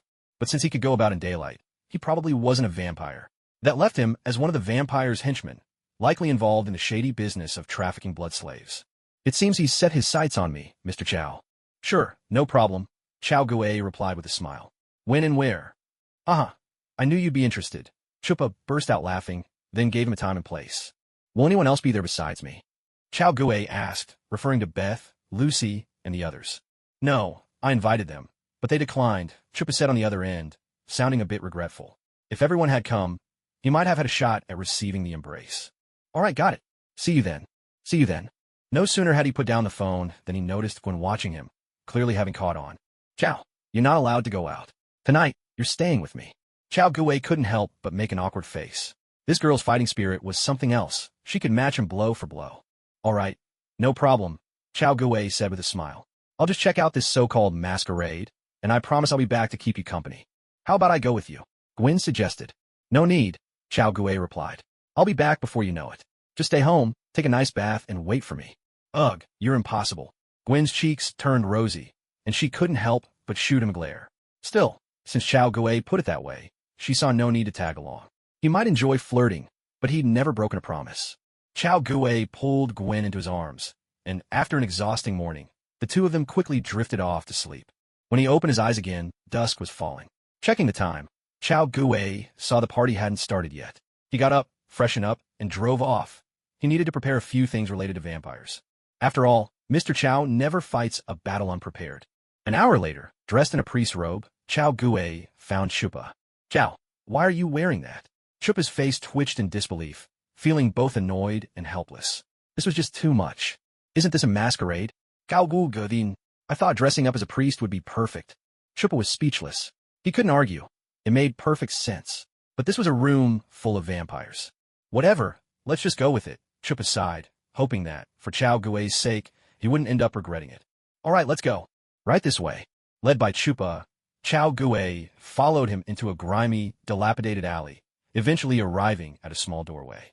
The air was thick with the acrid stench of ammonia and urine, so sharp it made his nose wrinkle. Chow Gue sneered inwardly. Vampires, reduced to such squalor, struggling just to feed. Wait a minute, didn't my grandmaster once say that there had been a vampire who lived quite well thanks to the support of several young ladies? Why hasn't any vampire tried that approach? Sorry, sir, we don't serve clergy here. At the entrance, a burly man blocked Chow Gue's way. Chow Gue paused, glancing at Chupa. If I don't go in, what will you all eat? Chupa shot Chow Gue a look, rubbing his index and middle fingers together, a gesture whose meaning was unmistakable. Chow Gue's face darkened. No wonder this is the great America. Wanting my flesh, craving my blood, and now you even want my money? Are you vampires or just capitalists? After a moment's thought, Chow Gue gritted his teeth and, with an agonized look, took out a dime and handed it to the bouncer. Chupa was speechless. The bouncer's expression soured, though his face was so dark it was hard to tell. Chupa kept signaling urgently to the bouncer, urging him to let them through. Seeing this, the bouncer hesitated for a moment, but finally swallowed his anger. Go on in. Don't I need a glowing stamp on my hand? Chow Gue didn't budge. No need, just get inside. Don't I have to pay? No, you really should just get inside now. No need. For crying out loud. Get in already. Chupa, now thoroughly exasperated, shoved Chow Gue through the door. Inside was a long, narrow corridor, its far end flickering with neon lights of every color. But Chow Gue couldn't help but furrow his brow. As he entered, he seemed to catch a fleeting, translucent shadow. Hold on, Chupa. Chow Gue grabbed his arm, pointing to a building northeast of the side door. What's that place over there? Chupa followed Chow Gue's finger, frowning slightly. That should be a slaughterhouse. A slaughterhouse? Chow Gue was taken aback. Another slaughterhouse? The only plot about a slaughterhouse he remembered involved a chainsaw-wielding maniac with a skin mask. What kind of slaughterhouse? Chow Gue pressed further. Cows or sheep, who knows? Chupa replied impatiently. Look, are you coming to the ball or not? If you keep dawdling like this, you might not get invited next time, you know? Okay, let's go in, Chow Gue said, pushing aside his worries for now. Since he couldn't figure it out, he'd just deal with these reckless vampires first. No, buddy, you're going alone, Chupa said with a grin. I have other guests to greet. Everyone who entered would be devoured by these ravenous vampires. Chupa had no intention of getting caught up in the carnage. Chow Gue gave him a curious look, then chuckled. All right then, I'll go in first. With that, he turned and walked toward the end of the corridor. Have fun, Chupa called, waving as he watched Chow Gue disappear down the hallway. Boss, the target's inside, Chupa said into the wireless earpiece clipped to his ear. I see him. In a dimly lit surveillance room, a pale-faced, middle-aged man spoke in a detached tone. He's wearing a priest's robe, such an eyesore. Tell her not to kill him too quickly. Let this priest savor what true fear means. The man's blood-red irises gleamed with excitement. My favorite is always the helpless, desperate wails of prey like this. Ha ha ha. Down in the corridor, the moment Chao Gue stepped into the bar's main hall, a wave of pounding DJ music crashed into his ears. Even with his current physical prowess, he could barely make out any sound within a meter's range. Nearby, several sharply dressed elites lounged on their chairs. Each held a sheet of paper dusted with white sugar, produced a straw, and, with a quick snort, inhaled it, closing their eyes and chuckling in bliss. Chao Gue quietly turned away. City folks sure know how to play. As a pure-hearted youth from the rural heart of the Celestial Empire, he couldn't begin to understand these sophisticated pastimes. Perhaps it was better to stick to simpler pleasures. On a small stage not far away, 3 stunning women with bat wings, scanty outfits, and black stockings on their legs were dancing with wild abandon. Whoa, this really might be the end of me. Chao Gui's eyes lit up. Although these 3 vampire girls had a gaudy air that couldn't compare to his own lovely little spider at home, it hardly mattered. They had wings, and they wore black stockings. He straightened up with respect, unable to help but sigh. To work so hard when they can't even afford proper clothes, truly admirable. They must be in dire need of the Lord's guidance and light. Back in the surveillance room, the middle-aged man's face darkened. What a shameless fellow, he thought, before giving an order to his subordinates. Restrain that guy and save him for the main course. To everyone else, close the doors in 3 minutes. It's almost time for dinner. Yes, boss. In the main hall, just as Chao Gue was about to approach the dancing vampire girls on stage, 2 of the winged beauties suddenly dove right into his arms. Chao Gue frowned, a trace of disgust flickering in his eyes. The scent on these 2 women matched the strange white sugar he'd noticed earlier. He thought they might be worth a fling, but now he saw they weren't worthy. Father, we're being hunted by vampires. Can you help us? The blonde girl on his right looked up at him, eyes shimmering with fear. Ha ha, of course. Chao Gue grinned wildly, and with a deft movement, slid his hands around their bare, silky waists. I'm a priest. Taking care of vampires is what I do best. At his words, a cold glint flashed in the eyes of the 2 women, vanishing almost as quickly as it appeared. The vampire girl to his left gave a playful laugh. Then, Father, where's your cross? And your holy water? Ha! I always carry holy water with me. Chao Gue cackled, his smile twisted. As for the cross, haha, aren't you 2 my cross? Come on, let's play a little exorcism game. You 2 will form the cross. With a mischievous snicker, Chao Gue raised his hand and gave each of them a playful slap. You're so naughty. Haha, let's go, I know just a place. The ghost girl's eyes sparkled as she spoke up eagerly. She and her companion had been racking their brains for a way to lure Chao Gue away to carry out their orders. Who would have guessed he'd walk right into their trap on his own? Ha ha ha, lead the way. The 2 ghostly girls led Chao Gue toward a small private room. In the surveillance room, the middle-aged man watching the feed gave a faint smile. Somewhere in the distance, several heavy doors slammed shut and locked with a resounding clang. The man pressed a switch, his chuckle low and menacing. Friends, dinner's officially. Boss, something's wrong. A report cut him off mid-sentence, and his face darkened. What is it? Being interrupted like this was infuriating, like getting up to use the bathroom at midnight, only to be scared back to bed by a horror movie halfway through. Not just annoyed, but thoroughly unsettled. Ailey and Vanessa have disappeared. The subordinate's words made the man's expression change dramatically. Ailey and Vanessa were the 2 vampire girls sent to keep an eye on Chao Gue. Level 1 combat alert. The man's reaction was swift and decisive. Without hesitation, he issued the kill order. Take out that yellow-skinned pig in the priest's robes. At his command, 5 fully armed special ops members surrounded the small private room where Chao Gue was located. Bang! The battering ram crashed through the door of the private room. The 5 armed officers burst inside, only to find 2 piles of ash on the floor. Shit! Without a second thought, they pulled their triggers. Rat-a-tat-ta-ta! Chao Gue snorted in disdain. With a clench of his hand, a long blade materialized out of thin air. In a flash, the gleaming military saber spun and slashed in his grasp, slicing the air with a fierce whistling sound. For a moment, it seemed as if a silver-white shield of light formed before him. Clang! Clang! Clang! Clang! Countless brass bullets were deflected by the blade, ricocheting wildly around the small room.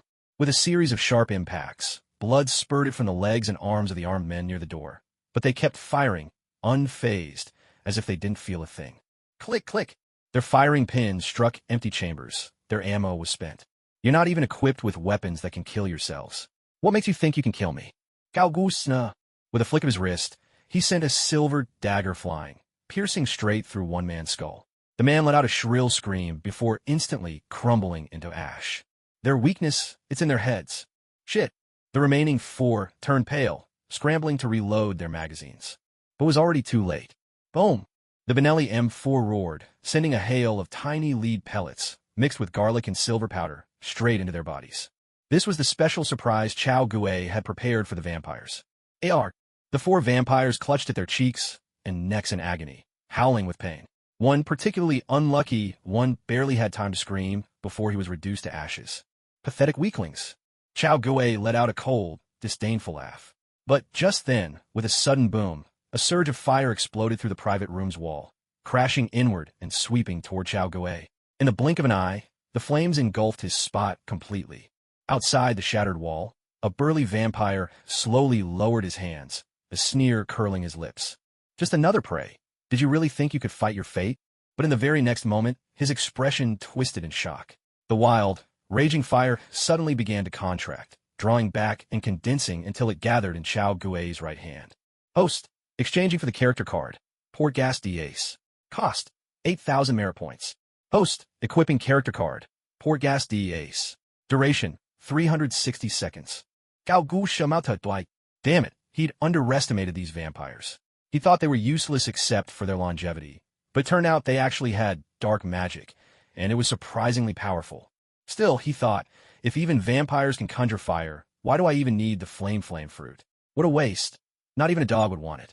Damn it, just who are you? The burly vampire snarled, his face dark with anger.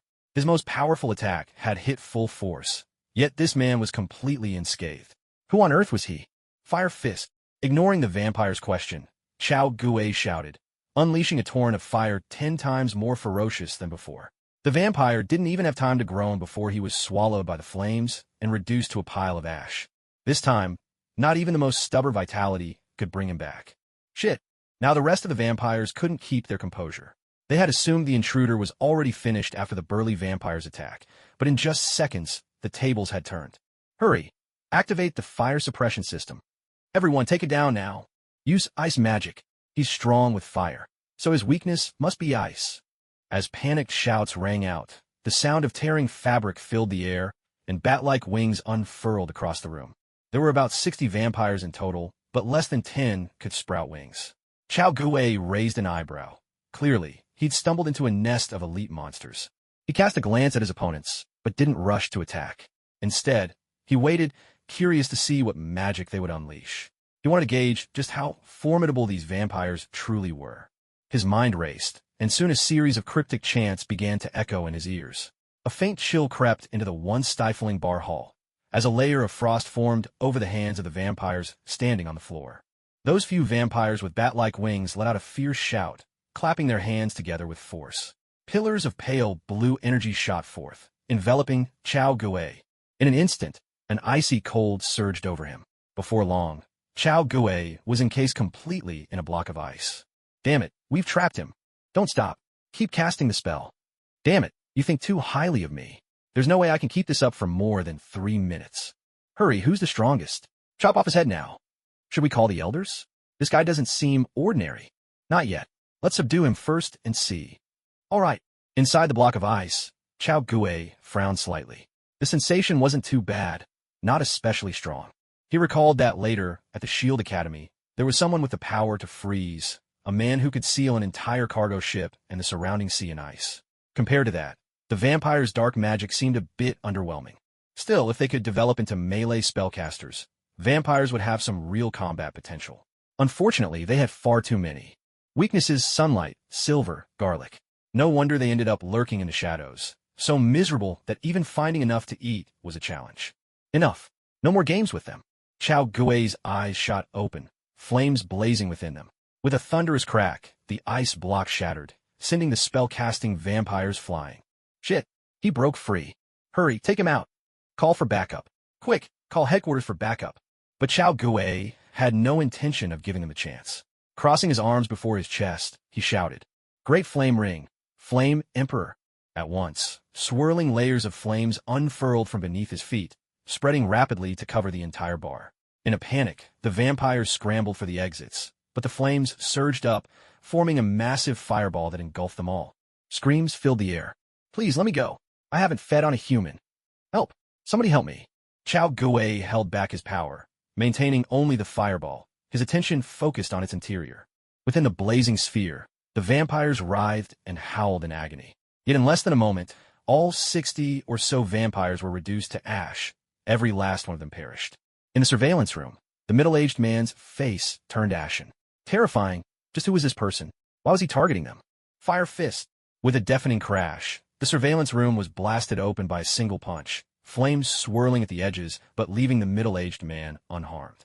Just as he was about to breathe a sigh of relief, the fire gathered and transformed into a giant hand, seizing him by the throat and carrying him away. Behind the middle-aged man, the surveillance room had turned into a sea of fire. Everything inside vaporized and vanished without a trace.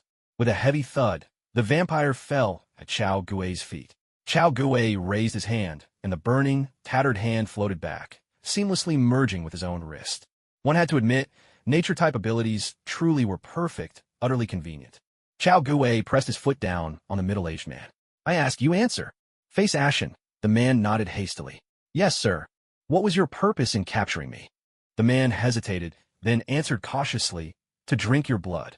"Cao Woof Thou Wen." "Just me alone? That's hardly enough to go around for all of you, is it?" "Sir, it's like this," the man explained. "You're the appetizer for tonight's feast. Everyone gets a taste. After dividing up your blood, the real meal begins. The main ingredients are already prepared, down in the basement.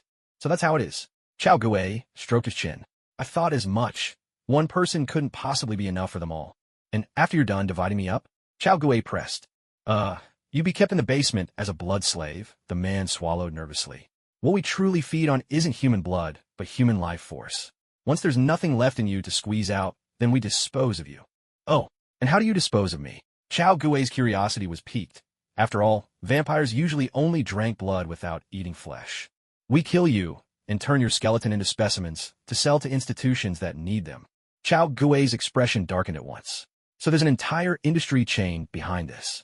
Seeing Chao Guwei's look, the man's heart sank into despair. He knew there was no way he'd make it out alive, so he spilled everything in one breath. "We've partnered with certain criminal syndicates. They handle kidnapping and trafficking people here, while we're responsible for making human bone specimens and connecting with buyers.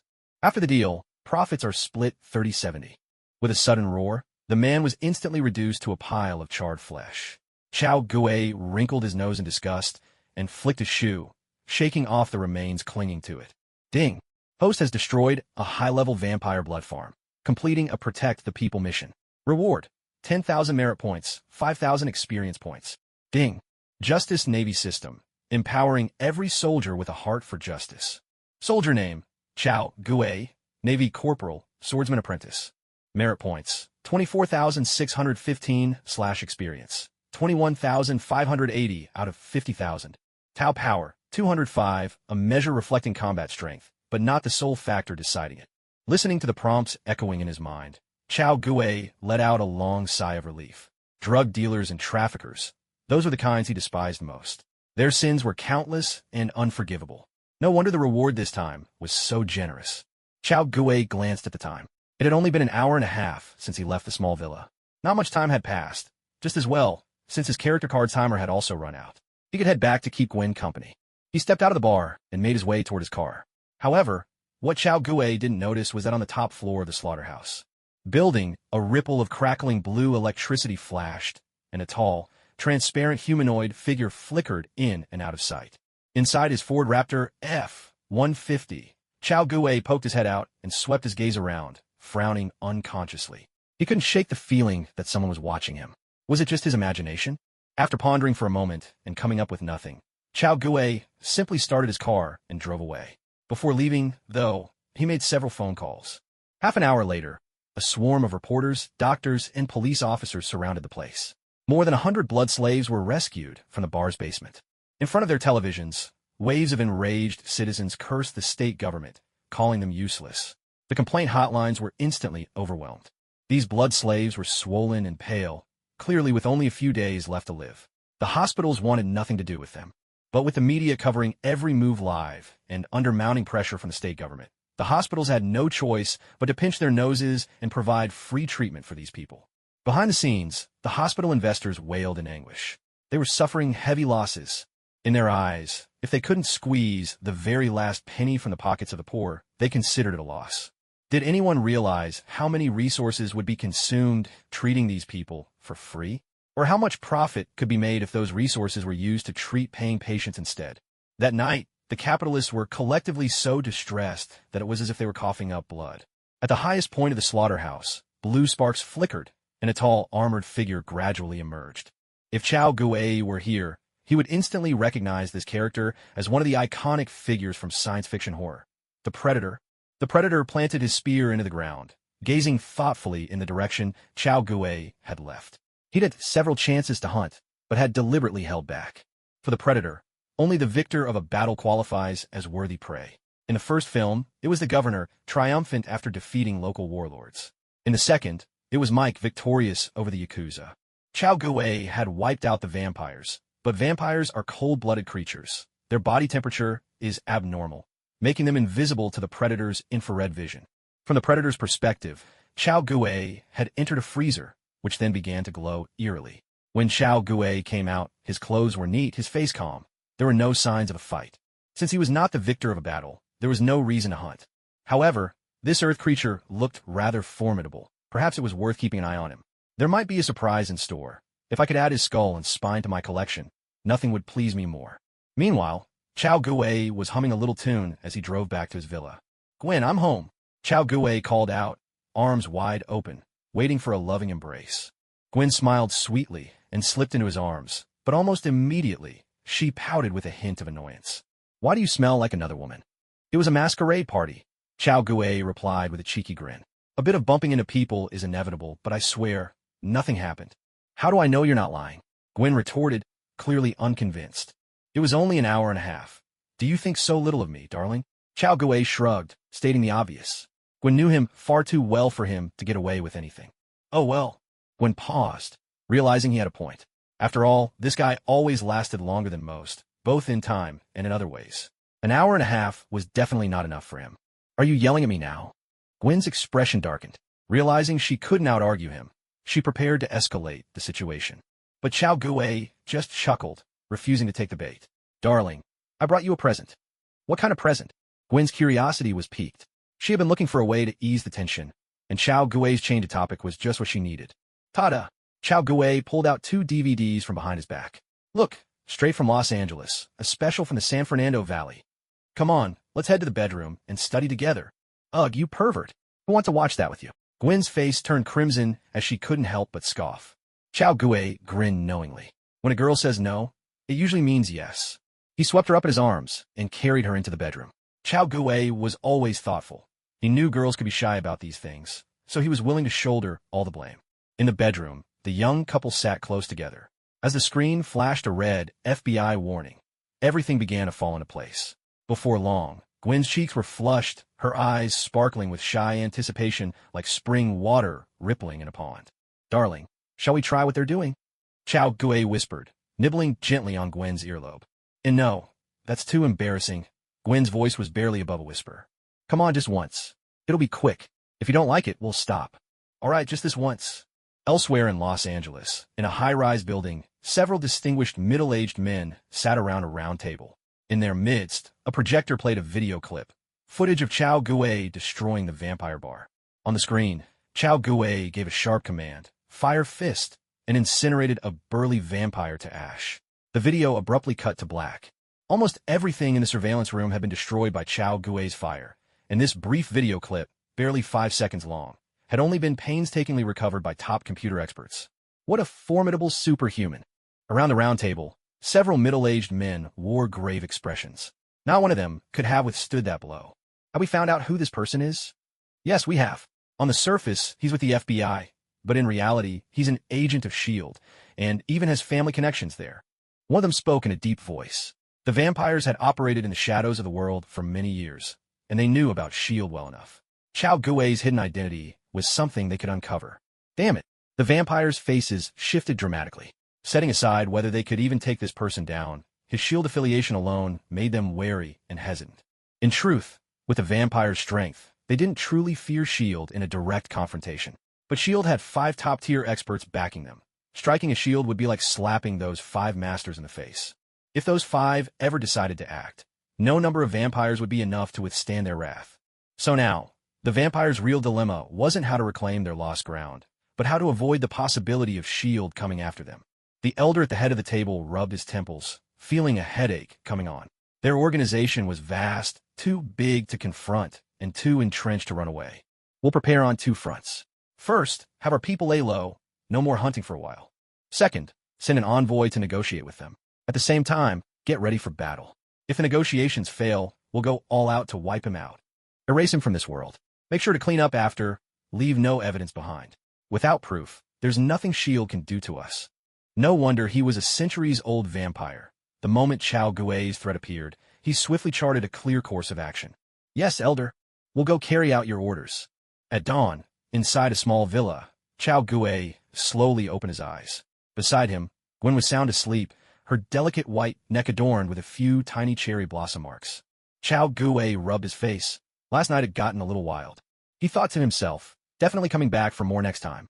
Suddenly, the phone rang, its sharp sound startling him. He hurried to answer, worried the noise would wake Gwen. Hello. Chao, are you still in Los Angeles? Harry's voice came through the line. Of course, Chao Gui replied, frowning in thought. Then realization dawned. The Ford Raptor F-150 had been with him these past couple of days, along with everything in it. Harry, do you need the truck? Yeah. Okay, I'll bring it over.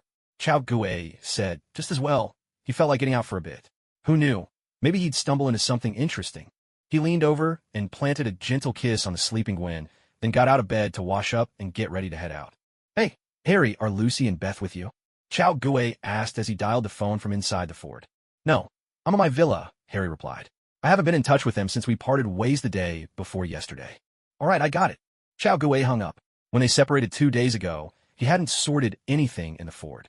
Aside from the $1 million he'd used himself and stashed at his villa, and $100 for Gwen, everything else was still in the car. So now, Chao Gui had to deliver everything one by one. It wasn't just the cash he'd dug up. He hadn't even dealt with a large stash of weapons and gear in the car. Driving down the tree-lined boulevard, Chao Gui noticed the cars ahead, slowing and finally stopping. He frowned. Traffic jam. The last time he'd been stuck in traffic was back in West Virginia, when he'd run into those mutated ogres. Instinctively, Chao Gui felt something was off.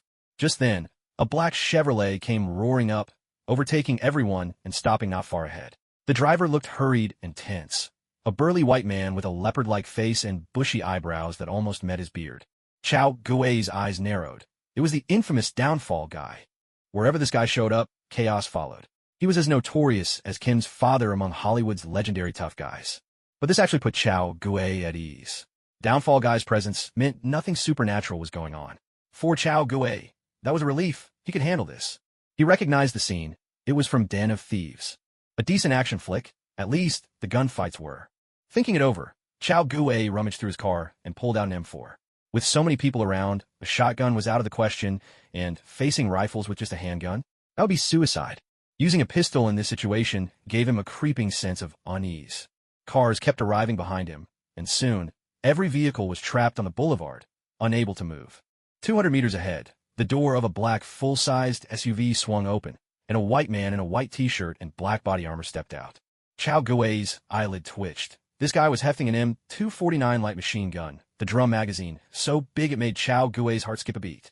Damn, he couldn't help but exclaim inwardly. Only in good old America would someone so brazenly wield a military-grade weapon in broad daylight. It was almost admirable. And it didn't stop there. 3 more people climbed out of the SUV, one carrying an A-team allowing Quatches, the other 2 with M4S. Meanwhile, Downfall Guy's car also had 4 people, one with a SCAR, 2 with M4S, and another with a Benelli shotgun. The spirit of the people here, so direct, so sincere, it was almost touching. As both sides drew their weapons, the air on this traffic-clogged street grew heavy with the tension of impending battle. Many drivers, realizing the gravity of the situation, hurriedly abandoned their vehicles and fled. They knew this was something far beyond their ability to handle. After all, their cars were insured, and whatever happened, the insurance company would cover the losses. They themselves would come to no real harm. Get down, get down. Ma'am, take cover behind the engine block. Stay in the car, don't get out. The Fallen and his teammates barked out these orders in sharp, commanding voices. On the other side, a white man rested his machine gun on the hood of a car. The owner, seeing the dark muzzle pointed straight at the window, was nearly scared out of his wits. He was about to make a dash for it, but the burly white man blocked his way. Glancing at the Fallen and his team approaching in tactical formation, the white man gave a light tap on the hood, signaling the owner to scram. No sooner had the owner fled than the white man showed no mercy and squeezed the trigger. A furious burst of gunfire erupted, the hail of 5.56mm rounds pouring forth in a relentless stream. The machine guns overwhelming. Firepower pinned down the Fallen's team. In just one exchange, they lost a man, and the rest cowered behind a car, too afraid to move. There's an old saying, new soldiers fear artillery, veterans fear machine guns. It's no joke. The power of a machine gun on the battlefield is truly terrifying. Hey, buddy, the Fallen shouted from behind a trunk, but the man had already taken a hit. The devastating wound from the 5.56mm round left him incapable of fighting. Even if he could be saved in time, his days on the front lines were over. Seeing his initial burst had the desired effect, the white man wasted no time. He shouted, "Fall back," and broke into a sprint, abandoning his machine gun where it lay. Now's the moment. A sharp glint flashed in Chao Gui's eyes. He flung open his door and vaulted onto the hood of the car beside him, raising his pistol and pulling the trigger. Bang, bang, bang. The Mozambique drill, 2 shots to the torso, 1 to the head. The running white man staggered, then toppled face first to the ground. As soon as Chao Gui finished his 3 shots, he rolled off the hood. The instant he hit the ground, a volley of bullets tore into the spot he'd just left. The Fallen's team had opened fire. Tense and on edge, they reacted instantly to the gunfire behind them, shooting without hesitation, knowing there were no friends in that direction. FBI, cease fire, Chao Gui barked in a commanding tone. Prove it. Prove my ass. If I wanted you dead, you'd be corpses already. There are 3 left. Let's finish them off. Hearing Chao Gui's words, the 3 survivors hesitated, then decided to trust him.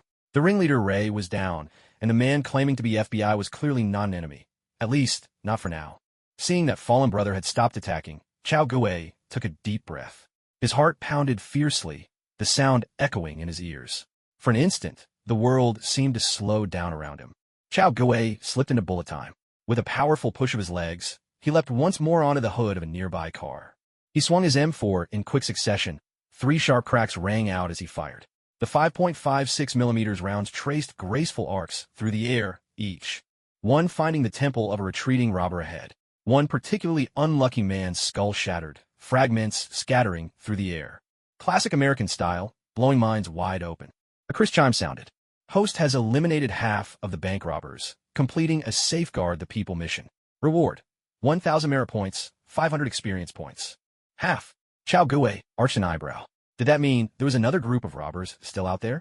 Sir, please show me your credentials. I need to confirm your identity. Ahead, Fallen Brother lowered his weapon slightly and called out to Chao Gui, but the barrel dipped suspiciously low, as if, with the slightest lift, he could open fire again in an instant. Chao Gui shot him a glance and tossed over his ID. He had to admit, aside from the system's help, this badge had gotten him out of trouble more times than he could count. Sincere thanks to the FBI and to HYDRA. One day, when the time is right, I'll take you both down myself, just to return the favor. Meanwhile, Fallen Brother finished checking the credentials and left without a word. Chao Gui didn't pay it any mind. After all, he'd already claimed a share of the action. Before long, the traffic jam ahead began to clear. The vehicles, packed together like sardines, started inching forward once more. Chao Gui slid back into his car, started the engine, and drove off. He failed to notice, however, that atop the overpass, in the glow of the streetlights, a translucent figure, the Predator, had reappeared. Target locked. Worthy prey detected. The hunt can begin. The Predator unslung the spear from his back and began to tail Chao Gui's vehicle. Beneath the leafy canopy, Chao Gui drove his Ford onward. Yet the further he went, the more uneasy he felt. That strange sensation of being watched, of someone lurking in the shadows, had returned. Once could be a trick of the mind. Twice a coincidence. But the third time, something was definitely wrong. But who could the enemy be? Chao Gui's eyes narrowed slightly, his face unreadable as he kept driving, mind racing. Since arriving in this world, he hadn't made many enemies. Those that did become threats had, for the most part, been eliminated, except for the vampires. Could it be that a vampire was hiding nearby, using magic to render themselves invisible? Impossible. Chao Gui dismissed the idea immediately. It was broad daylight.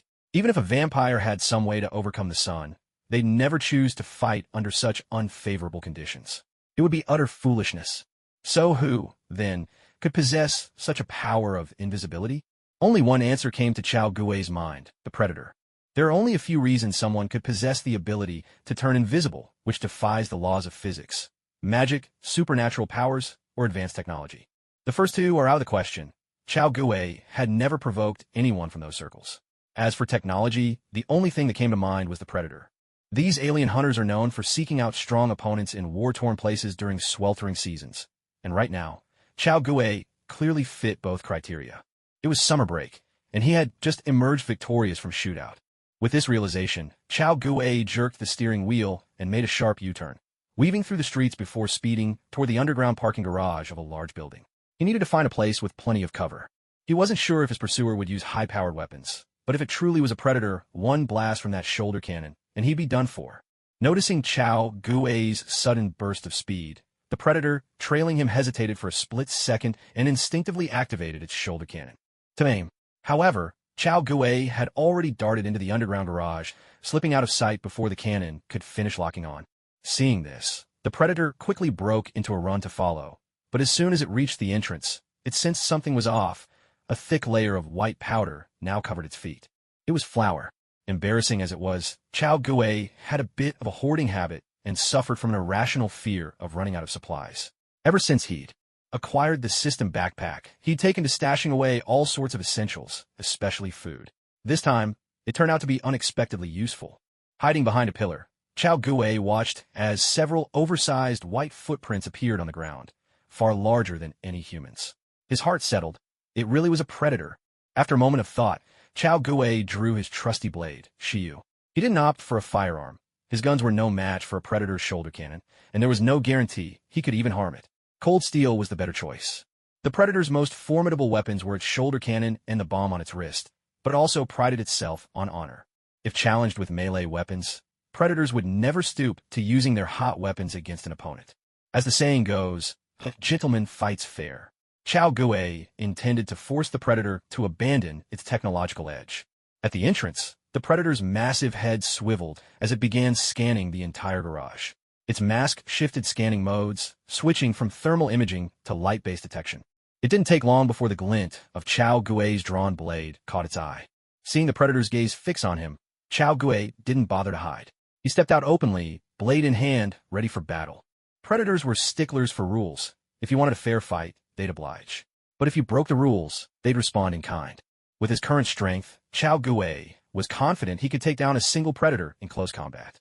There was no need to complicate things further. "I know you're standing there. Show yourself." Chao Gui gave Shiryu a little shake and said calmly. A string of bizarre sounds broke the silence, reminiscent of fangs clashing together. "Human, you are quite interesting." The electronic voice was laced with harsh, grating noises, making it deeply unpleasant to hear. Suddenly, arcs of electricity flickered, and the predator's form slowly materialized. He gripped a long spear, several human skulls dangling from his armor, towering at least 2.5 meters tall, exuding an overwhelming aura of menace. Chao Gui's eyes narrowed. He tightened his grip on his blade, stepped back, and settled into a fighting stance. The predator didn't hesitate either, seizing his spear with both hands, aiming its tip directly at Chao Gui. Predators are creatures born for battle, living solely to fight and dying only in defeat. For them, combat is not work, it is pure entertainment. Chao Gui's face darkened. He had always despised these predators that took lives so wantonly, holding themselves above all others. These beings had never seen humans as equals, never even considered placing them on the same level of existence. To them, humans were livestock, Chao Gui himself, nothing but cattle in their eyes. It was enough to make anyone seethe with anger. Footsteps echoed sharply, growing louder as the predator advanced, spears suddenly darting forward. Cold sparks exploded in front of Chao Gui, the spearhead thrusting straight for his throat. With a steely clang, Chao Gui lifted his blade and swept it upward, deflecting the spear's tip. He lunged forward in an instant, swinging his sword toward the predator's neck. An inch longer, an inch stronger. An inch shorter, an inch more perilous. Chao Gui's goal was simple: close the distance, and turn his weapon's size to his advantage.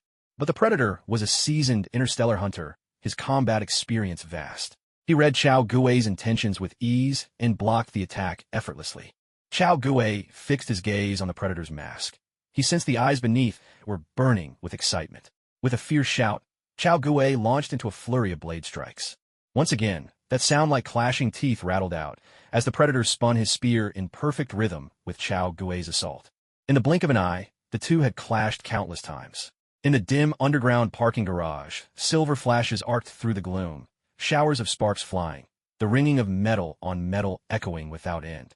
Chao Gui's sword style came from Zoro, powerful, sweeping, and forceful. Aside from lacking Zoro's flair for names and mastery of technique, Chao Gui's attacks were nearly indistinguishable from the real thing. But the Predator was an alien, wielding strength far beyond that of any ordinary earthling. What's more, his spear, its material unknown, was incredibly resilient, so much so that sure you could barely cut into it. And that wasn't all. Despite his burly, imposing frame, the Predator wielded his spear with remarkable finesse, his defense flawless. It looked as if Chao Gui was pressing the attack, but in truth, he was running out of tricks, while his opponent remained calm and in control. Another sharp clang of clashing metal rang out. Once again, the clash resounded. Chao Gui's long blade pressed down hard against the shaft of the spear. The bloodstained spear held crosswise as the two warriors locked into another test of strength. Chao Gui clenched his jaw, the muscles along his cheeks standing out sharply. Inch by inch, he forced the spear down, pressing it back against the body of the Predator. Astonishingly, the Predator, towering at 2.5 meters, was being overpowered by Chao Gui, little by little. But this contest of brute force couldn't last. Chao Gui knew the Predator still had its shoulder cannon ready. He certainly didn't believe that anyone would stick to their code at the very edge of death. He had never gambled his life on the honor of others. A cold glint flashed in his eyes. With a flick of his wrist, Chao Gui turned his vertical chop into a sweeping horizontal slash. The shimmering blade of Shiyu traced along the spear, slicing toward the Predator's neck. Yet, a harsh, mechanical rasp sounded again, and the Predator's excitement was even more apparent. With a swift twist of its body, the creature spun aside, narrowly dodging Chao Gui's horizontal strike. In the same instant, another spear tip shot toward Chao Gui's left eye. With a metallic clang, the spear suddenly extended, thrusting straight for Chao Gui's eyes. In a heartbeat, the tide of the battle shifted. The Predator truly deserved its reputation as a seasoned hunter. Its combat instincts were razor-sharp. Chao Gui jerked his head aside just in time, barely saving his eye from the lethal thrust. But in battle, the rule is, where the eyes go, the hands follow. Never let your gaze stray from your weapon, and never let your weapon stray from your gaze. By dodging with his head alone, Chao Gui had broken that cardinal rule, a grave mistake in a fight. True to form, the Predator seized the opportunity, driving its knee up in a brutal arc, aiming a savage kick at Chao Gui's head. Caught off guard and on the defensive, Chao Gui could only pull his arm and blade back, shielding his head as best he could. The attack was too fast for him to use any of his more advanced techniques. With a thunderous impact, the Predator's whip-like kick crashed into Chao Gui's left arm. Pain shot through his bones, and his world spun as he was hurled through the air. With a hoarse gasp, Chao Gui shakily pushed himself up from the ground. Blood vessels stood out in his reddened eyes, and his left arm bent inward at an unnatural angle, forming a grotesque arc. He had broken his arm. Cold sweat beaded on his brow, the agony threatening to overwhelm him. The Predator didn't press the attack. Instead, it stood where it was, watching Chao Gui as he struggled to recover. Without hesitation, Chao Gui reached into his system backpack, pulling out bandages and a splint. Gritting his teeth against the pain, he forced the broken bone back into place and secured it tightly. "Are you ready, Earthling?" The Predator's harsh, grating voice echoed through the air. Chao Gui drew a deep breath, both hands once again gripping the hilt of Shiyu. His right foot slid back, lowering his stance as he raised the blade high above his head. A guttural, mocking laugh burst from the Predator. With a powerful leap, its massive body surged forward, spear thrusting straight for Chao Gui's head. Chao Gui's gaze turned cold and sharp. He stood his ground, unflinching before the Predator's reckless charge, his eyes locked onto the swinging arms of his opponent. "Itoryu, demon slash!" Chao Gui's eyes flashed with a brilliant light. With a sharp, chilling shout, the blade in his hand suddenly surged forth, dazzling and breathtaking, yet no less deadly. A splatter of fluorescent blood burst through the air as a severed arm spun to the ground. A guttural cry of pain erupted. The predator clutched what remained of his right arm, howling in agony, his fluorescent blood pooling across the floor. Chao Gui let out a long breath, feeling a rush of satisfaction. Using his skills always brought him a special thrill. He didn't deliver the finishing blow to the predator. Instead, he took out a sterile, high-molecular polyethylene bag and carefully packed away the severed hand. This right arm housed the predator's self-destruct device. Once defeated, a predator would rather trigger it and perish alongside his enemy than be taken alive. The destructive power of this device was on par with that of a small atomic bomb. Suddenly, the predator let out another roar and, without warning, bolted for the entrance to the underground parking lot, sprinting madly toward a doorway. Chao Gui's expression changed instantly. He hurried after him. Predators are a species who place supreme importance on a warrior's honor, born to fight, to die in defeat, and never to retreat from battle. Fleeing was unthinkable. Yet here, this predator was running. Such a break from custom could only mean something was terribly wrong. Chao Gui had to find out what. This predator had already broken the rules once. Who knew what he might do next? If he ignored all conventions and led a whole squad to Chao Gui's home, things could get very ugly. Following the trail of fluorescent blood, Chao Gui wound his way through a twisting, labyrinthine path. He finally arrived in a chamber covered in mysterious symbols and patterns. Every corner glowed with a radiant yellow light. The whole place looked like an artifact from another civilization, utterly out of place on Earth. Not far away, a wall hung with a grisly display, a dozen human skulls and spines, alongside the remains of various unknown creatures. This was, in all likelihood, the predator's wall of trophies, his medals of honor, though the brutality behind them was excessive. If memory served, this chamber was probably his ship. Chao Gui's gaze flickered. These predators, strict in their warrior code, were indeed worthy of respect. Yet those who so casually took lives deserved no sympathy. Just then, the predator lunged from the darkness, brandishing a short blade the likes of which Chao Gui had never seen, aiming straight for his head. Chao Gui met the attack with his own blade, blocking with one hand, then kicked out hard, sending the predator tumbling. With a swift motion, he flicked his long blade. A flash of silver arced through the air, piercing the predator's mask and skewering his entire head. A clear chime echoed. Host has killed an alien predator and completed the Protect the Homeland and the People mission. Reward: 5,000 merit points, 2,500 experience points. Chao Gui let out a long sigh of relief. In truth, he was stronger than the predator he had just faced, but he'd been careless at the start, and it was his first time going up against a weapon like the spear. One misstep had cost him dearly. This was also the first time Chao Gui had suffered such a serious wound. Just then, arcs of electricity flickered nearby. 8 more predators appeared around Chao Gui, surrounding him in an instant. The predators said nothing. Silently, they lifted the body of their fallen comrade and turned to leave. However, the eldest among them spoke up. "Young warrior, I need to reclaim my warrior's remains, as well as his gauntlet." Chao Gui raised an eyebrow, produced a sealed bag, and returned the severed hand, but he kept the self-destruct device strapped to the predator's wrist. "This thing is my trophy," he declared. "I'm keeping it." "No," the elder predator replied. "That is the technology of my people. It cannot be shared beyond our kind. We must take it back." As he spoke, several more predators closed in around Chao Gui again. This time, the atmosphere grew tense. So that's how it is, Chao Gui realized. The predator from before hadn't tried to escape. He'd come to fight for his gauntlet and reclaim it. But then, why hadn't he used his shoulder cannon? Was it out of adherence to a warrior's code of honor? Chao Gui's eyes narrowed. He didn't want to give it back. In fact, it wouldn't be hard for him to take out these predators, though it would mean having to exchange for another character card. After some thought, though, he handed over the self-destruct device. He didn't want to waste his hard-earned merit points. The predator took the gauntlet, then removed a retractable spear from his back and handed it to Chao Gui before turning and leaving. Chao Gui weighed the hefty weapon in his hand, then stowed it away and departed as well. Midnight. Inside a beef slaughterhouse near the vampire bar, a crowd of people in insulated suits was hard at work, some installing powder sprayers, others setting up laser pointers. All of them carried large tanks of liquid nitrogen on their backs. "Is everything ready?" barked a Chinese woman in a SHIELD uniform. She was Melinda May, Level 5 agent of SHIELD, known within the agency as the Iron Cavalry. "Ma'am, everything's in place." "Take cover," Melinda ordered.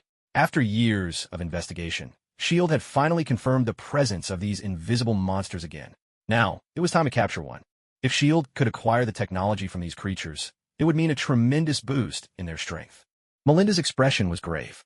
This mission was of utmost importance to S.H.I.E.L.D., and she was determined to give it her all to see it through. However, Melinda and her team of S.H.I.E.L.D. agents waited through the entire night, yet the Predator never showed up. By the time dawn broke the next day, Melinda had no choice but to report to headquarters that their mission had failed. Nick Fury was furious. He ordered Melinda to get to the bottom of the situation within 3 days, and that a full report must be on his desk by then. Melinda was helpless. Tracking the movements of an alien creature was hardly something she could control. But with orders from above, she could only grit her teeth and start investigating.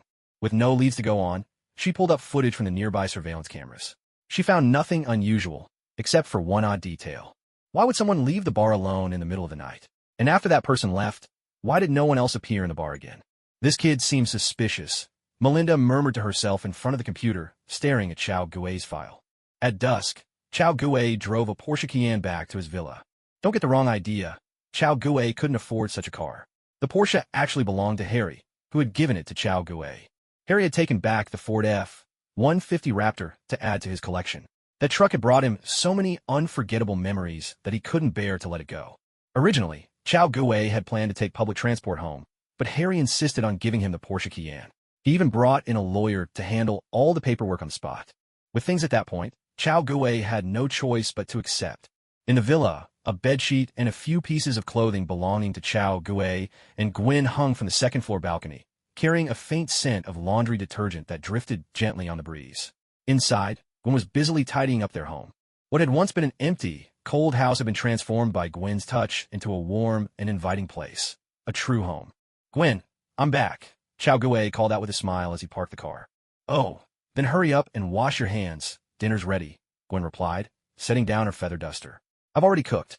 As she spoke, Gwen came over to help Chao Gui take off his jacket, but her expression changed when she noticed the thin, transparent brace on his left arm.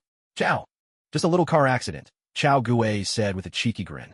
Gwen wrinkled her petite nose, clearly unconvinced, but after thinking for a moment, she let it go and led Chao Gui to the dining table.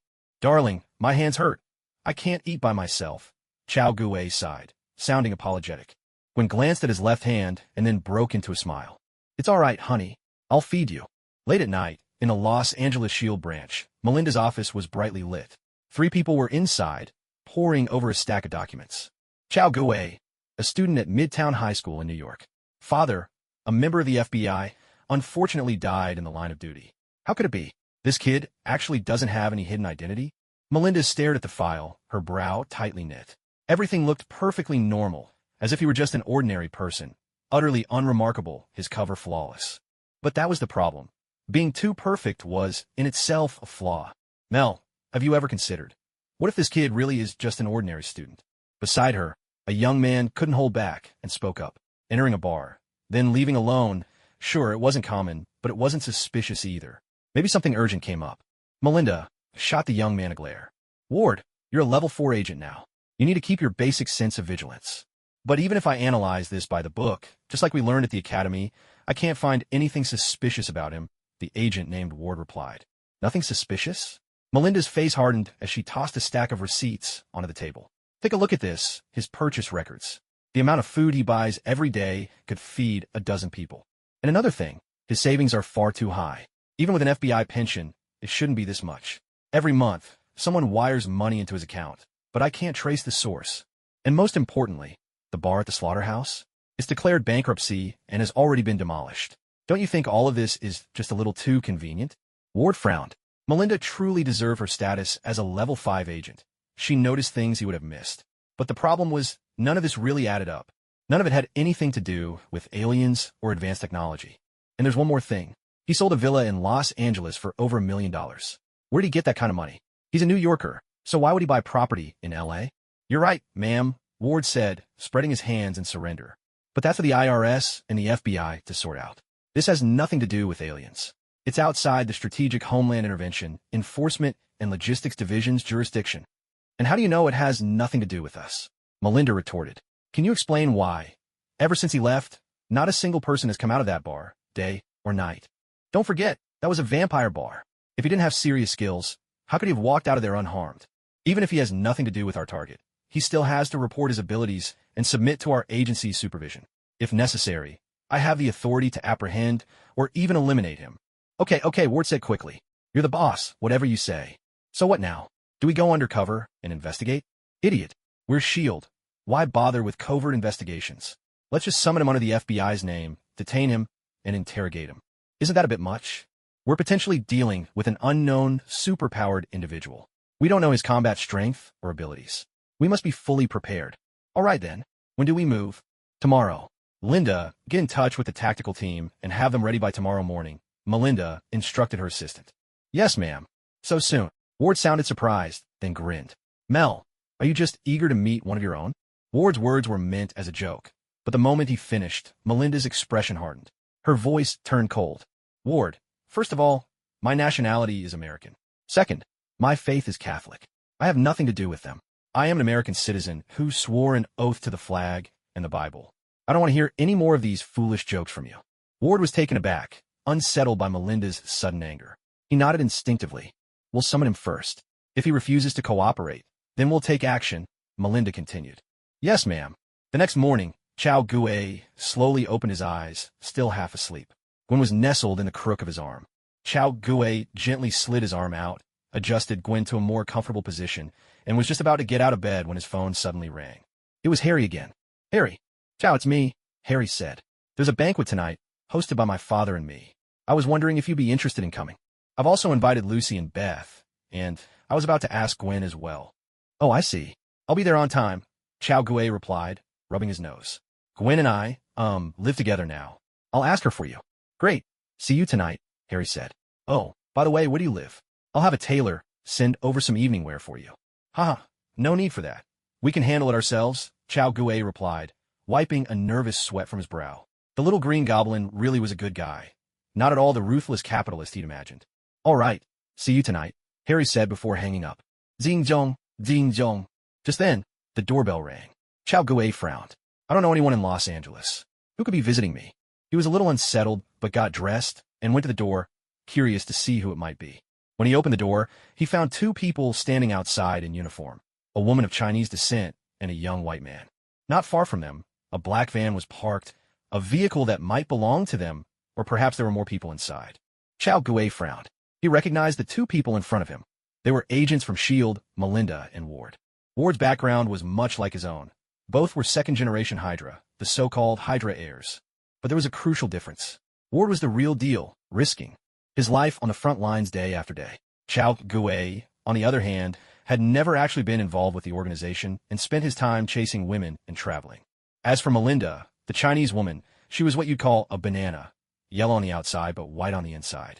Chao Gue bore her no personal grudge. After all, she was just a foreigner, and her life had nothing to do with his. But there was something about her, a banana who insisted on wielding a black stick, that made him feel truly sick to his stomach. Every time he saw her, it was as if he just swallowed a fly, an instant wave of nausea in his gut. Melinda's face darkened. She had caught the fleeting look of disgust on Chao Gue's face, and a surge of anger rose within her. She hated this guy from China. So what brings you two here? Chao Gue spoke first, eager to get rid of them as quickly as possible. Oh, it's like this, sir, Ward said, pushing his glasses up the bridge of his nose. We're with the FBI. You're suspected of large-scale, unexplained funds. According to the law, we need to bring you in for questioning. Please cooperate and come with us. Ward's words were flawless. If Chao Gue hadn't known they were S.H.I.E.L.D. agents, he might very well have been taken in by their story. Chao Gue considered for a moment. After all, one doesn't hit a smiling face, especially not when they're colleagues of his adoptive father. So he replied, I need to see your identification. Oh, of course, Ward said, reaching for his badge. But before he could take it out, Melinda stopped him. I'm afraid it's not a summons, sir. It's an arrest. Melinda pulled out a document and held it in front of Chao Gue. Chao Gue's face turned stormy. He had been planning to keep things civil, but he hadn't expected them to be so unreasonable. Ward was stunned as well. According to the plan, they were supposed to coax and ambush him, not going guns blazing. This wasn't what they discussed at all. Had the plan changed? Sir, please cooperate. Melinda produced a pair of shining silver restraints. Chao Gue couldn't help but laugh out of sheer indignation. Where did she get the nerve? Fine, I'll cooperate. He slipped off his robe, revealing a lean, muscular physique, and showed he had no weapons before raising his hands for Melinda to cuff him. Melinda hesitated. She hadn't expected it to go this smoothly. To be blunt, she had deliberately tried to provoke him. Chao Gue's actions left her a bit embarrassed, but there was no turning back now. Her goal, after all, was simply to take him away. "You're very clever, sir," Melinda said coolly. As she spoke, she raised the handcuffs, aiming to snap them onto Chao Gui's wrists. But just then, Chao Gui's hands shot out with lightning speed, clamping on her wrists like a pair of steel pincers. "You!" Melinda gasped in shock, her composure shattered. Without hesitation, Chao Gui lifted his foot and drove his heel forcefully into the right side of her abdomen, just beneath her ribcage. That's where the liver is, the largest solid organ in the human body. It has almost no protection from the ribs, and the muscles around it are thin and vulnerable. A blow there sends a shock straight to the vagus nerve, causing excruciating abdominal pain. Blood vessels across the body dilate, blood pressure drops, and the jolt to the diaphragm can make it nearly impossible to breathe. The result is a pain so intense it defies description. It hurts more than being hit on a pressure point, and anyone struck there loses the ability to fight back in an instant. That's exactly what happened to Melinda. In a flash, searing pain overwhelmed her. If not for her prior training, her mind would have shut down, and she'd have blacked out from the body's instinct for self-preservation. Bang, bang, bang, bang, bang. The moment he landed his kick on Melinda, Chao Gui's hand darted to his waist, and an HK P-30 pistol appeared as if by magic. He emptied the magazine straight into Ward's chest. It was the American equivalent of a lightning draw. Ward barely had time to react before he crumpled to the ground.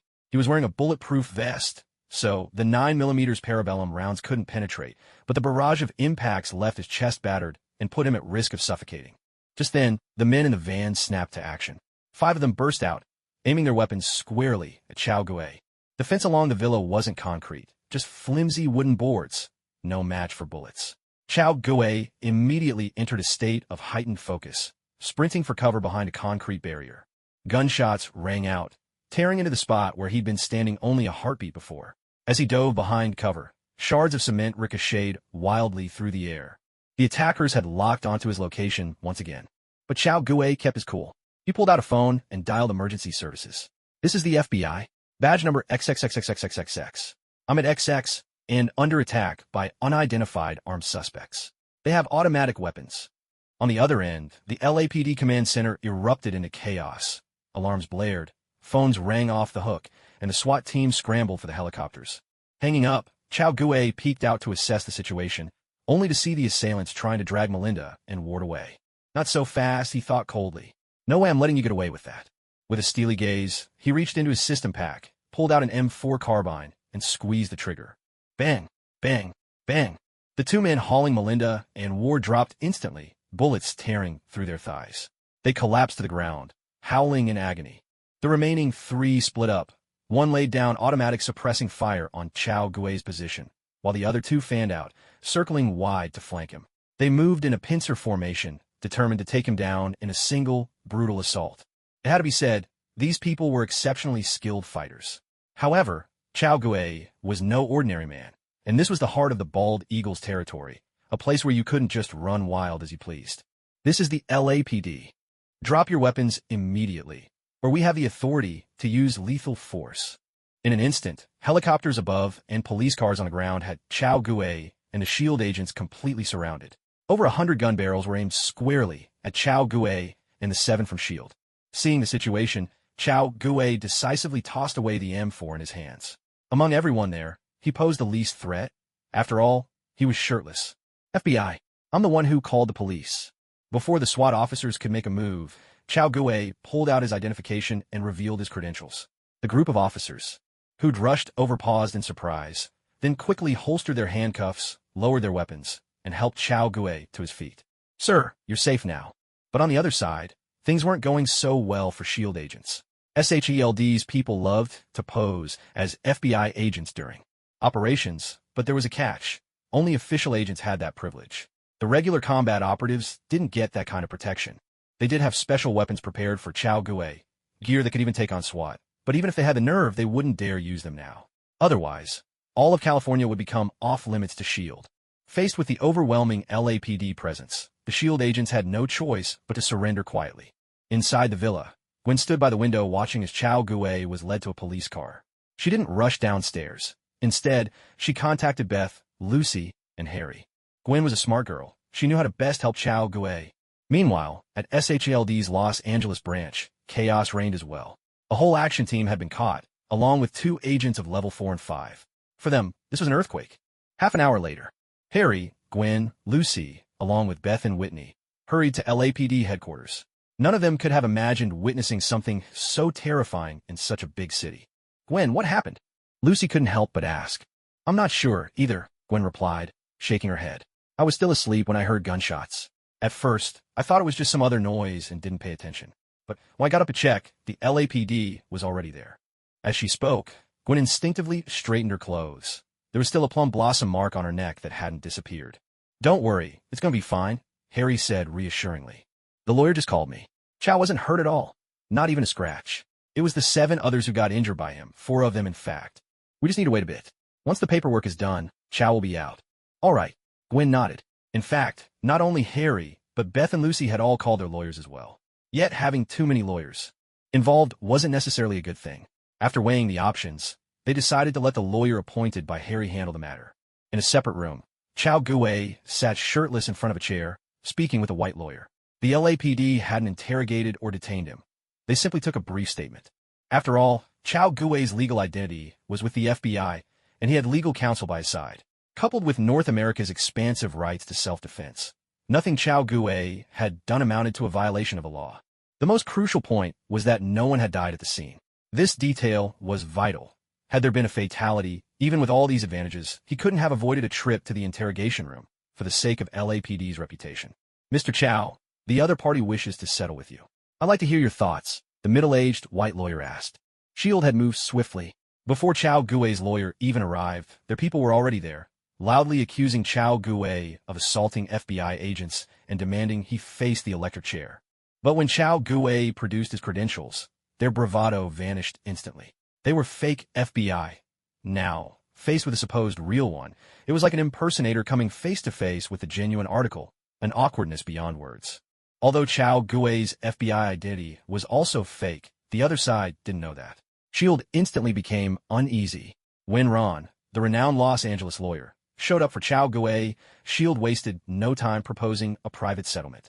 As a covert agency, the last thing S.H.I.E.L.D. wanted was public exposure. In the past, they could swagger about under the FBI's name, but now they'd run into a real FBI agent.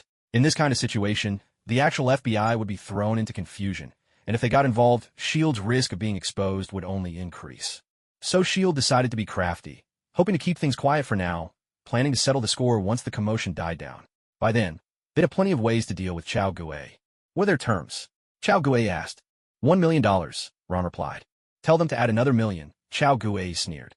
And let them know that if they don't agree within the hour, I'll call a press conference as an FBI agent and expose the whole affair. Sir, isn't another $1 million a bit much? And with only an hour's deadline, they might refuse, Ron said with concern.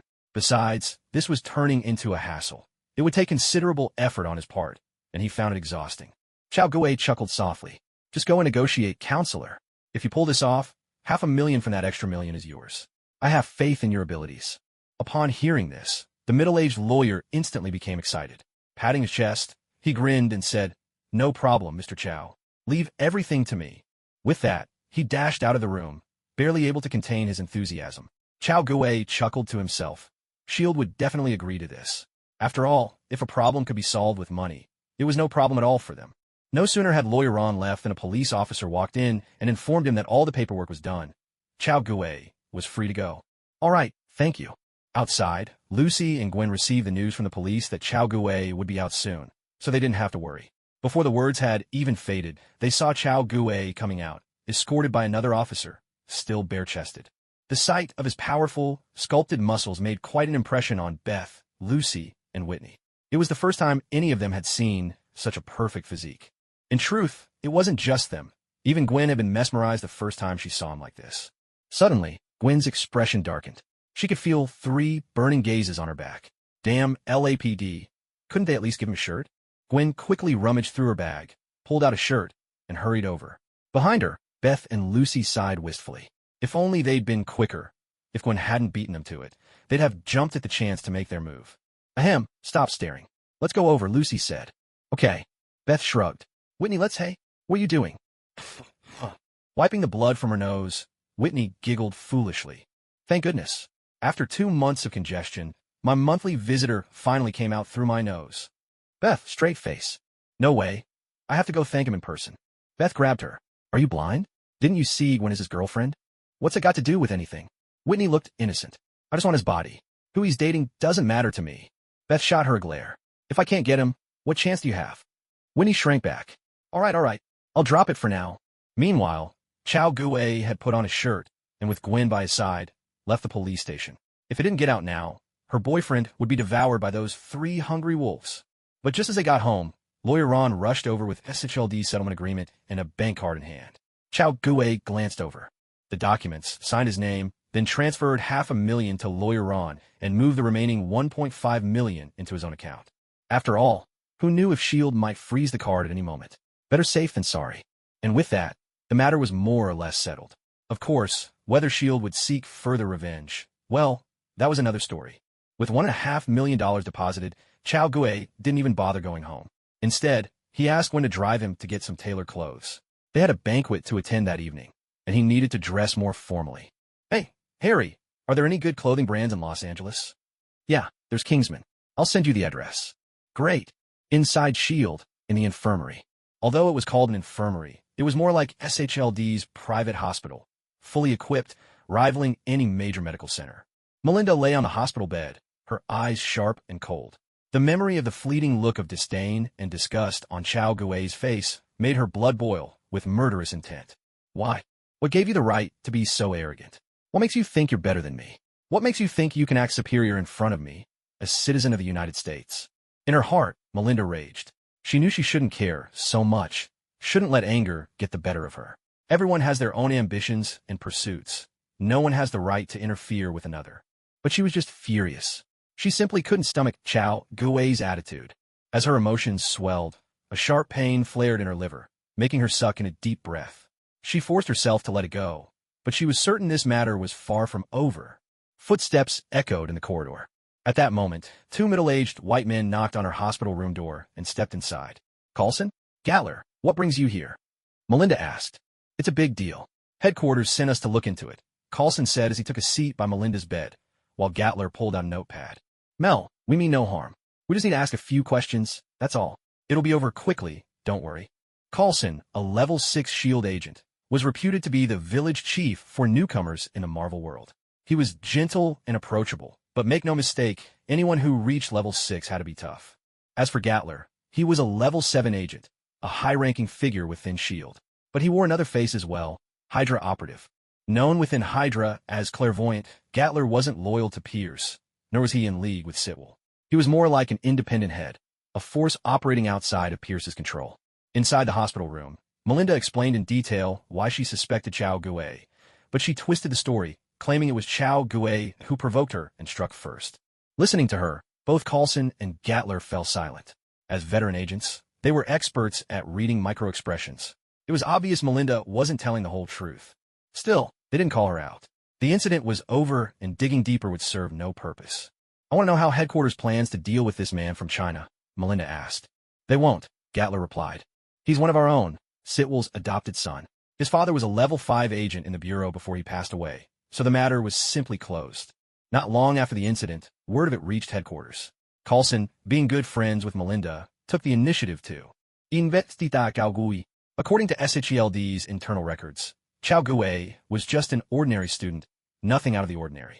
This aligned perfectly with Melinda's own findings. But Coulson didn't stop there. Instead, he left the S.H.I.E.L.D. server and delved into the FBI's database, where he discovered Chow Gue's FBI identity. However, when Coulson tried to look up Chow Gue's service and mission records in the FBI, he was told he lacked sufficient clearance. After contacting FBI headquarters, he learned that all such information had been encrypted by a level 6 S.H.I.E.L.D. agent, Sitwell. As a fellow level 6 agent, Coulson still didn't have the authority to access material Sitwell had secured. To get around this, Coulson enlisted the help of Gatler. With his assistance, Coulson finally uncovered the truth. After explaining everything to Melinda, Gatler gave her a reassuring pat on the shoulder and told her to get some rest, while he went off to check on Ward, his own student. Watching Gatler leave, Melinda asked, Coulson, haven't you ever wondered where Chow Gue's remarkable combat skills come from? Coulson looked at her intently. You want to keep investigating him? Mel, he's the orphan of a hero. If you keep going down this path, you'll not only alienate your colleagues, you'll also draw Sitwell's ire. I understand, Melinda said quietly after a pause. Coulson sighed. It seemed clear that Melinda was not someone who would give up so easily. Outside the Shield Los Angeles branch building, Chao Gue stood atop a high-rise, gazing down at the structure. What a shame, Chao Gue sighed. If only I had a 155mm howitzer or a 107mm rocket launcher, I'd definitely give that building a pounding. He rubbed his chin, musing that he ought to get himself a real heavy weapon. That way, he wouldn't have to waste any more cards. He could just open fire without hesitation. After all, the bald eagle wouldn't be able to trace it back to him. But for now, it was out of the question. Next time, he promised himself, he'd make sure to settle the score. As dusk settled over the city, a Porsche Cayenne pulled up in front of a sprawling villa in San Marino. Chao Gue and Gwen stepped out, and a butler escorted them to where the Osborne father and son were waiting. Chao, it's the first time I've seen you in a suit, Harry said, accepting a glass of wine. It suits you even better than I expected. Tonight, Chao Gue was dressed in a tailored deep blue suit, adopting a classic British style that made him appear both refined and distinguished.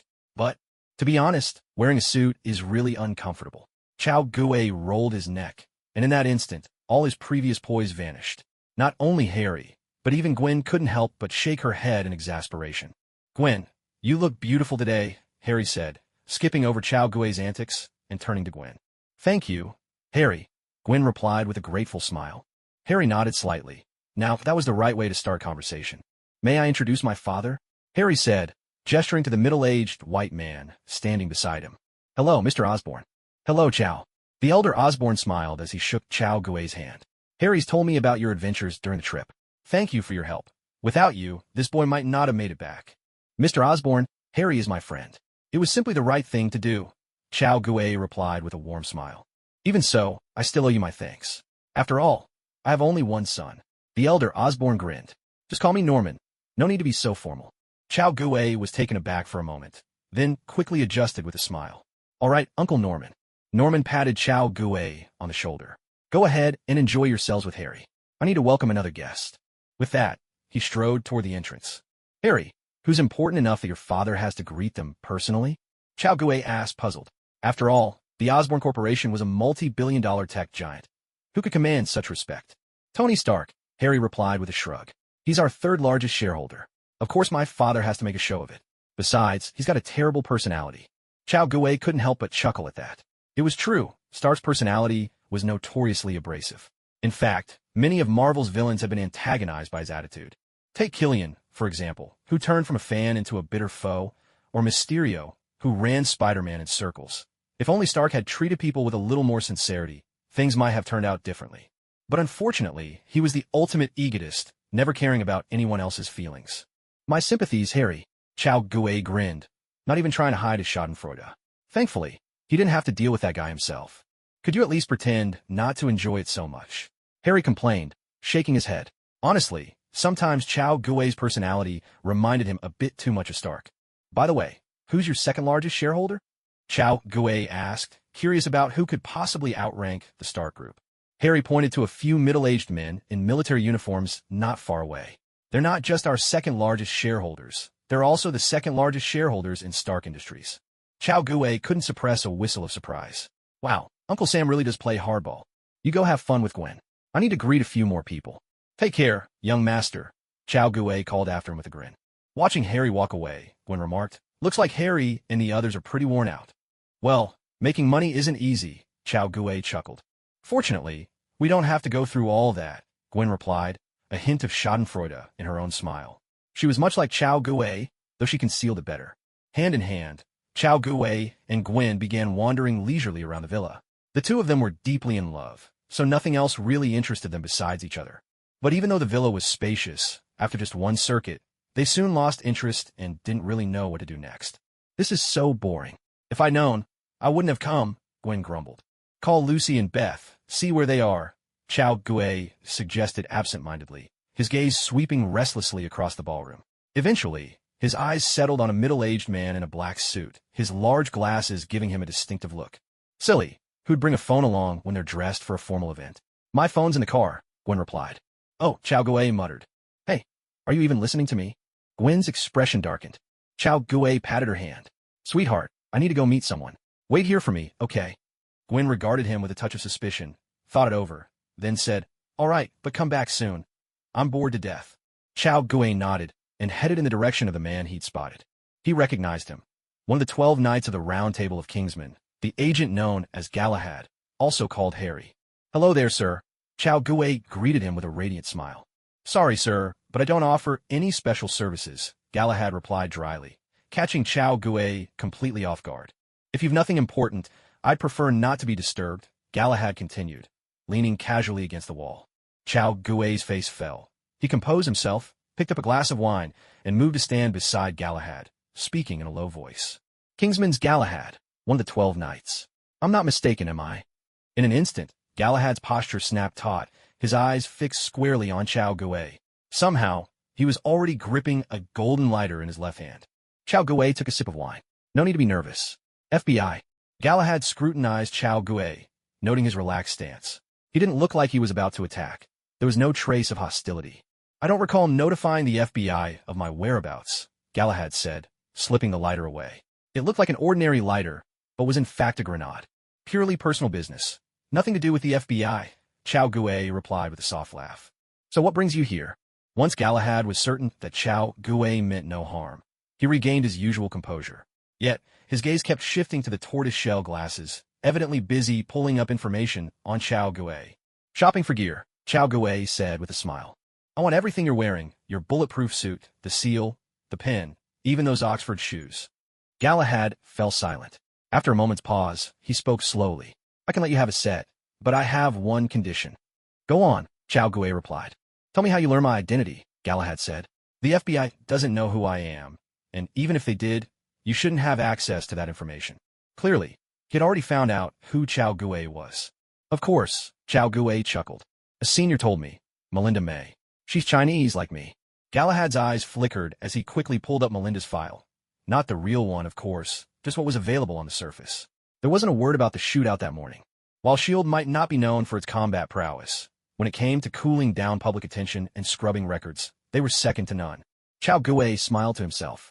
Mentioning Melinda's name guaranteed Kingsman would launch an investigation tonight, regardless of what Galahad thought.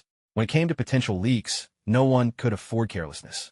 As for Melinda, Chao Gui was sure that, should she ever pay Kingsman a visit, she'd be treated very well indeed. Chao Gui himself, on the other hand, wasn't fazed in the least, not even if all 12 so-called Knights of the Round Table showed up. Thank you, Harry said. Everything you requested will be delivered to your residence. Please accept it with confidence. With that, he strode away briskly. Watching him leave, Chao Gui couldn't help but curl his lip. Confidence, my foot. So much for the honesty of British gentlemen. If they don't send me a bomb, I'll count myself lucky, never mind the mountain of bugs and surveillance gear they're bound to include. But that wasn't Chao Gui's real aim anyway. Now that Kingsman would surely go head-to-head with S.H.I.E.L.D., he could just sit back and enjoy the show. After setting Melinda up so neatly, Chao Gui was in high spirits and ready to find Gwen. But as he turned around, his face instantly darkened. Gwen had been cornered by Tony Stark. 3 minutes earlier, Gwen stood there, bored out her mind. These so-called parties were a total drag. She'd rather be home playing video games, or at least doing something more intimate than this awkward mingling. Next time, she swore she wouldn't come. Lost in her own thoughts, Gwen didn't notice the frequent glances she was drawing from those around her. Tonight, she wore a pale blue high-neck evening gown, her look understated and ethereal. Though only her arms and calves were bare, her radiant beauty, youthful energy, and the refined grace instilled by her upbringing made her stand out. And the sweet glow of someone in love was unmistakable on her face. The moment you saw her, memories of your own first love from those tender, youthful years would inevitably come rushing back. Seeing her sitting there alone, the other men couldn't help but feel tempted, itching to go over and ask for her contact information. But before anyone else could make a move, someone beat them to it. Tony Stark strode up to Gwen, flashing a grin worth more than a fortune, and said, "Hey there, are you here all by yourself?" Immersed in her own world, Gwen was taken aback for a moment. Who was this inexplicably appearing middle-aged man? And what did he want? Of course, Gwen knew exactly who he was, but being suddenly interrupted put her in a foul mood, and she replied, curtly, "No, and it's none of your business." Stark didn't lose his temper. He'd met plenty of girls who acted indifferent in front of him. He just smiled and said, "How about a spin around Malibu?" Honestly, the scenery in San Marino doesn't hold a candle to Malibu. Gwen's lips twitched in annoyance. She'd already made her refusal perfectly clear. Why wouldn't this guy take the hint? Mr. Stark, I'm not interested in you or in Malibu. So if you don't mind, could you please leave? Stark's expression faltered just a bit. By all rights, after such a blunt rejection from a girl, he should have walked away. There were plenty of beautiful women in the world. No need to fixate on just one. He was Tony Stark. After all, girls should be chasing after him, not the other way around. But the truth was, he was starting to feel a little annoyed. With a soft click, Stark snatched a phone from Happy, who was standing beside him, and snapped a photo of Gwen. Instantly, Jarvis pulled up all of Gwen's information on the screen. Well, so you miss Stacy. What a pleasure to meet you, Stark announced with theatrical flair. When you get home, be sure to give my regards to Captain Stacy. Gwen's face turned stormy. Tony Stark didn't seem to realize just how rude, no, downright outrageous, his behavior was. Oh, and you're the top student at Midtown High in New York? Tony Stark went on, completely ignoring Gwen's darkening expression. To tell the truth, they once invited me to teach at that school. Too bad I turned them down. Or you'd be calling me Mr. Stark now. At that moment, a hand shot out and snatched the phone from his grasp. Crunch. Chow Gui squeezed the phone until it shattered into pieces. Mr. Stark, don't you think this sort of behavior is rather disrespectful? Stark froze in surprise and looked over at his bodyguard, Happy, wondering why he hadn't stopped this person. Happy simply shrugged, making it clear he hadn't seen it coming either. Sir, that phone was custom-made by me. If we're talking value, it's worth about $5 million, Stark said with a smile. So, how do you plan to compensate me? Mr. Stark, you are suspected of assault and endangering the lives of others. I'm going to need you to come with me. Chow Gui flashed his FBI badge. But this time it was useless. Save it. Stark slapped the badge aside with a dismissive gesture. Officer, I have reason to believe you are involved in abducting an innocent young woman and falsely accusing me. You'll soon be facing complaints and lawsuits from Stark Industries. Better gather your legal team. At that, Chow Gui's eyelid twitched violently. Damn capitalists. Utterly infuriating. Chow Gui's face darkened to a stormy shade. Without resorting to force, he found himself helpless against Tony Stark. Mr. Stark, what do you have besides money? Chow Gui sneered. If your last name wasn't Stark, where would you be now? Stark couldn't help but laugh at the question. He'd faced this one countless times before, but it still amused him that someone had the nerve to ask. Did they really think he was just another useless rich kid? Genius. Scientist. Philanthropist. Stark grinned. Here's a secret for you. I hold 3 PhDs. Genius? Who here isn't? Chow Gui retorted with a cold smile. Osborne's banquet was filled with top-tier elites. Everyone in the room had impressive talents. Scientist? Practically everyone here can claim that title. As for philanthropist, Mr. Stark, do you know why you're a philanthropist? Oh, do tell. Why am I a philanthropist? Stark played along, confident in his victory. Let me guess, it's because I'm rich. Have you heard of Darwin's theory of evolution? I know a little, but what does that have to do with me being a philanthropist? Giraffes have long necks because the ones with short necks died out. Isn't that how it goes? Exactly. Well, you're a philanthropist because 100 years ago, every capitalist who didn't evolve into one ended up swinging from a lamppost. Do you understand now, Mr. Stark? Chow Gui took a step forward, looming over him. Standing at 6 feet tall, he instantly overshadowed the 5'8" Tony Stark, and the weight of his words pressed down hard. You! Stark stumbled back 2 steps. This time, it was his face that turned ashen. There was no comeback for that. Some ideas are simply unbeatable, and the memory of what the Soviets had done was something he'd experienced firsthand. Chow Gui chuckled, clapped Stark on the shoulder, and casually took a glass of wine from a passing tray. Come now, philanthropist, let's raise a toast to the sun. Without it, you'd never have become the man you are. Stark flicked his sleeve in frustration and left with Happy in tow. It was the first time he'd met his match in a battle of wits. As Stark disappeared from view, Chow Gui took Gwen's hand. Let's go, my dear. Time to head home. Just another capitalist. Now he knows what it means to be outclassed. Happy times always seem fleeting. For the love-struck couple, Chow Gui and Gwen, their days were filled with adventures out in the world and there. Nights with the passionate pursuits of biology. Before they knew it, 2 weeks had slipped by almost unnoticed, vanishing in the blink of an eye. One night, in the quiet of the villa, Chow Gui sat with his laptop, reading the latest headlines. Breaking news. A sudden fire broke out in a certain high-rise, leaving 1 person missing and 2 injured.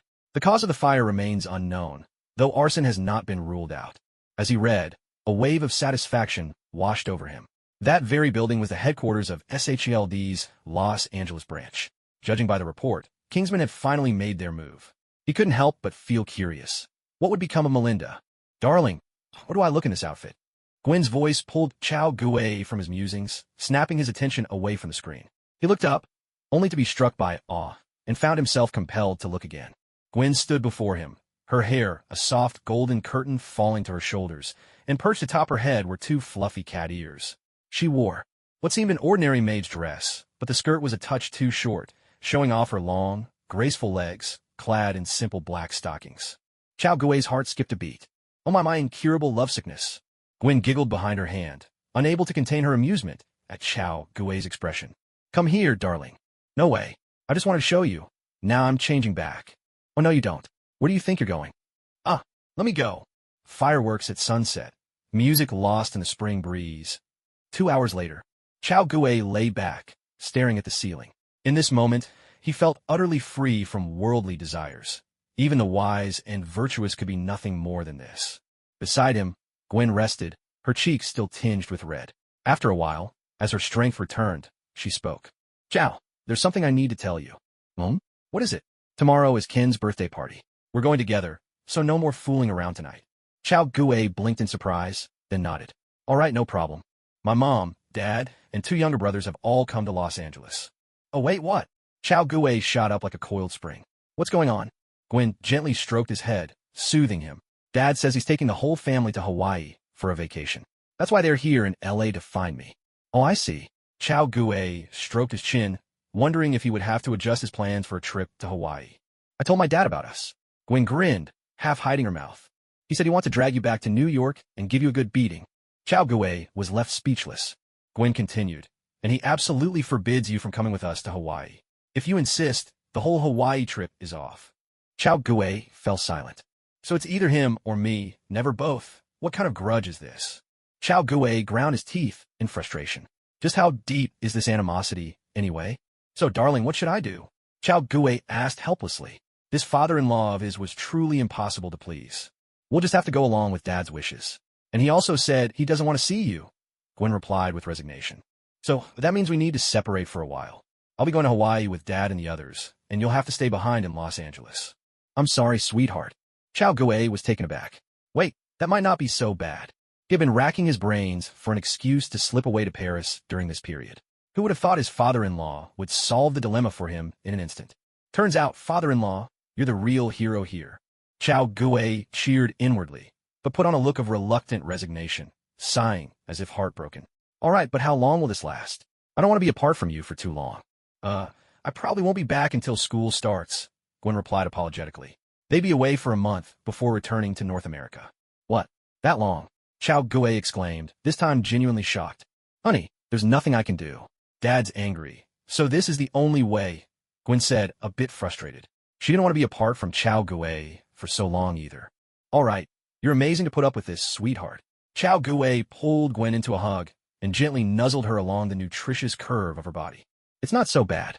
Let's get some sleep. We have to get up early tomorrow. Come on, let me hold you while we sleep. Fine, but keep your hands to yourself. I promise. Los Angeles, Montecito. In front of Grand Villa, guests bustled to and fro. The lawn was decorated with a sea of balloons, creating a lively festive scene. Chao Gue, Gwen, Beth, Lucy, and Harry all arrived together in a Rolls-Royce. They were here for Kim's birthday party. Her stepfather was a businessman. Maybe. Not quite in the same league as high-tech tycoons like Osborne, but he was only a notch or two below. He still counted as a member of their social circle. Gwen, Beth, Lucy, Ken shrieked with delight, half running, half bounding over to them. Oh my God, I missed you all so much. The 4 girls instantly burst into a chorus of excited chatter, leaving Chao Gue and Harry standing awkwardly off to the side. It was a while before they finally quieted down. Ken, this is a gift Gwen and I made together. Take a look, Chao Gue said as Gwen handed over a gift box. Oh, it's beautiful. Thank you both so much, Ken exclaimed, opening the box to reveal a woven bracelet with a pendant. She was clearly delighted. At that moment, Kim's biological mother also appeared. She had the striking face of the Dark Phoenix. If Logan were here, he'd probably be beside himself with surprise, seeing as Wolverine once stole Cyclops' girl. Hello, Ms. Renault. Chao Gue greeted her, along with Harry. Hello, you 2 gentlemen. I've heard about you from Kim, Ms. Renault replied with a warm smile. Just then, a car pulled up and a middle-aged white man stepped out. Chao Gue recognized this man. He was famous for rescuing his daughter across continents, saving her mother in the sequel, serving as an air marshal on a commercial flight, and saving everyone on a commuter bus. In certain circles, people called him the Rescue Knight. Liam Neeson? No, it should be Brian Mills. But Chow Gue wasn't interested in this man, for he was a notorious CIA operative. How notorious? Just look at that fallen commander in South America who died clutching an AK-47, or glance at the infamous Silverblack Triangle Street in the global village. These things were not dissimilar to the days when the Celestial Empire was at its height. The only difference was that the British Empire had been replaced by America and the East India Company by the CIA. What remained unchanged were the same old Anglo-Saxon thugs and Abrahamic misfits. Upon seeing her biological father arrive, Kim momentarily stopped paying attention to Gwen Bass and the others. She dashed straight into her father's arms for a hug. What followed was the usual routine. Kim, brimming with excitement, played and laughed all day long, her boundless energy even putting Chow Gue to shame. The next day arrived, and Gwen packed her bags for the airport. Chow Gue didn't go with her. Instead, Director George called with a stern warning, though his tone was tinged with unmistakable jealousy. Considering this might be the last family holiday under her father's direct care, Chow Gue simply dropped Gwen off at the airport and returned home. That night, Chow Gue found himself alone in the empty house. The third day passed uneventfully. On the fourth day, Chow Gue checked his phone and saw a red dot rapidly moving toward Los Angeles International Airport. He finally let out a sigh of relief. In truth, the birthday gift he and Gwen had given Kim, a woven bracelet, contained two tiny devices. One was a bug, the other a GPS tracker. Fortunately, Brian hadn't discovered them. If he had, things would have taken a dire turn. When the rescue knight comes knocking, not even Thanos might withstand it. Seeing that Kim was already headed for the airport, Chow Gue quickly packed up and drove there as well. Paris, here I come. Borneo, I've been there too. Los Angeles International Airport. Brian drove Kim to the terminal. As soon as they stepped out of the car, a blonde girl in the distance shouted to them. Hey, Kim. Dad, that's Amanda, Kim said. Go on. I'll take care of your things, Brian replied with a smile. But before he could finish, Kim had already dashed off. Watching his daughter's retreating figure, Brian could only sigh helplessly. He opened the trunk, about to grab the luggage, when his eyes were suddenly drawn to a map book, catching his attention. He picked it up and opened it. Inside was Kim's travel plan, but it wasn't just for Paris. It was a grand tour of Europe. Brian's face changed instantly. Europe was a hotbed of crime, a patchwork of small countries riddled with endless power struggles and countless criminal organizations lurking everywhere. Two teenage girls, barely 17 or 18, setting off on a tour around Europe. How was that any different from suicide? Brian, let me take care of the luggage, his ex-wife Lenore said as she stepped out of the car, ready to take the bags from him. Lenore, do you even realize Kim isn't just going to Paris? Brian's tone was tinged with anger. I know, Lenore replied, completely unfazed.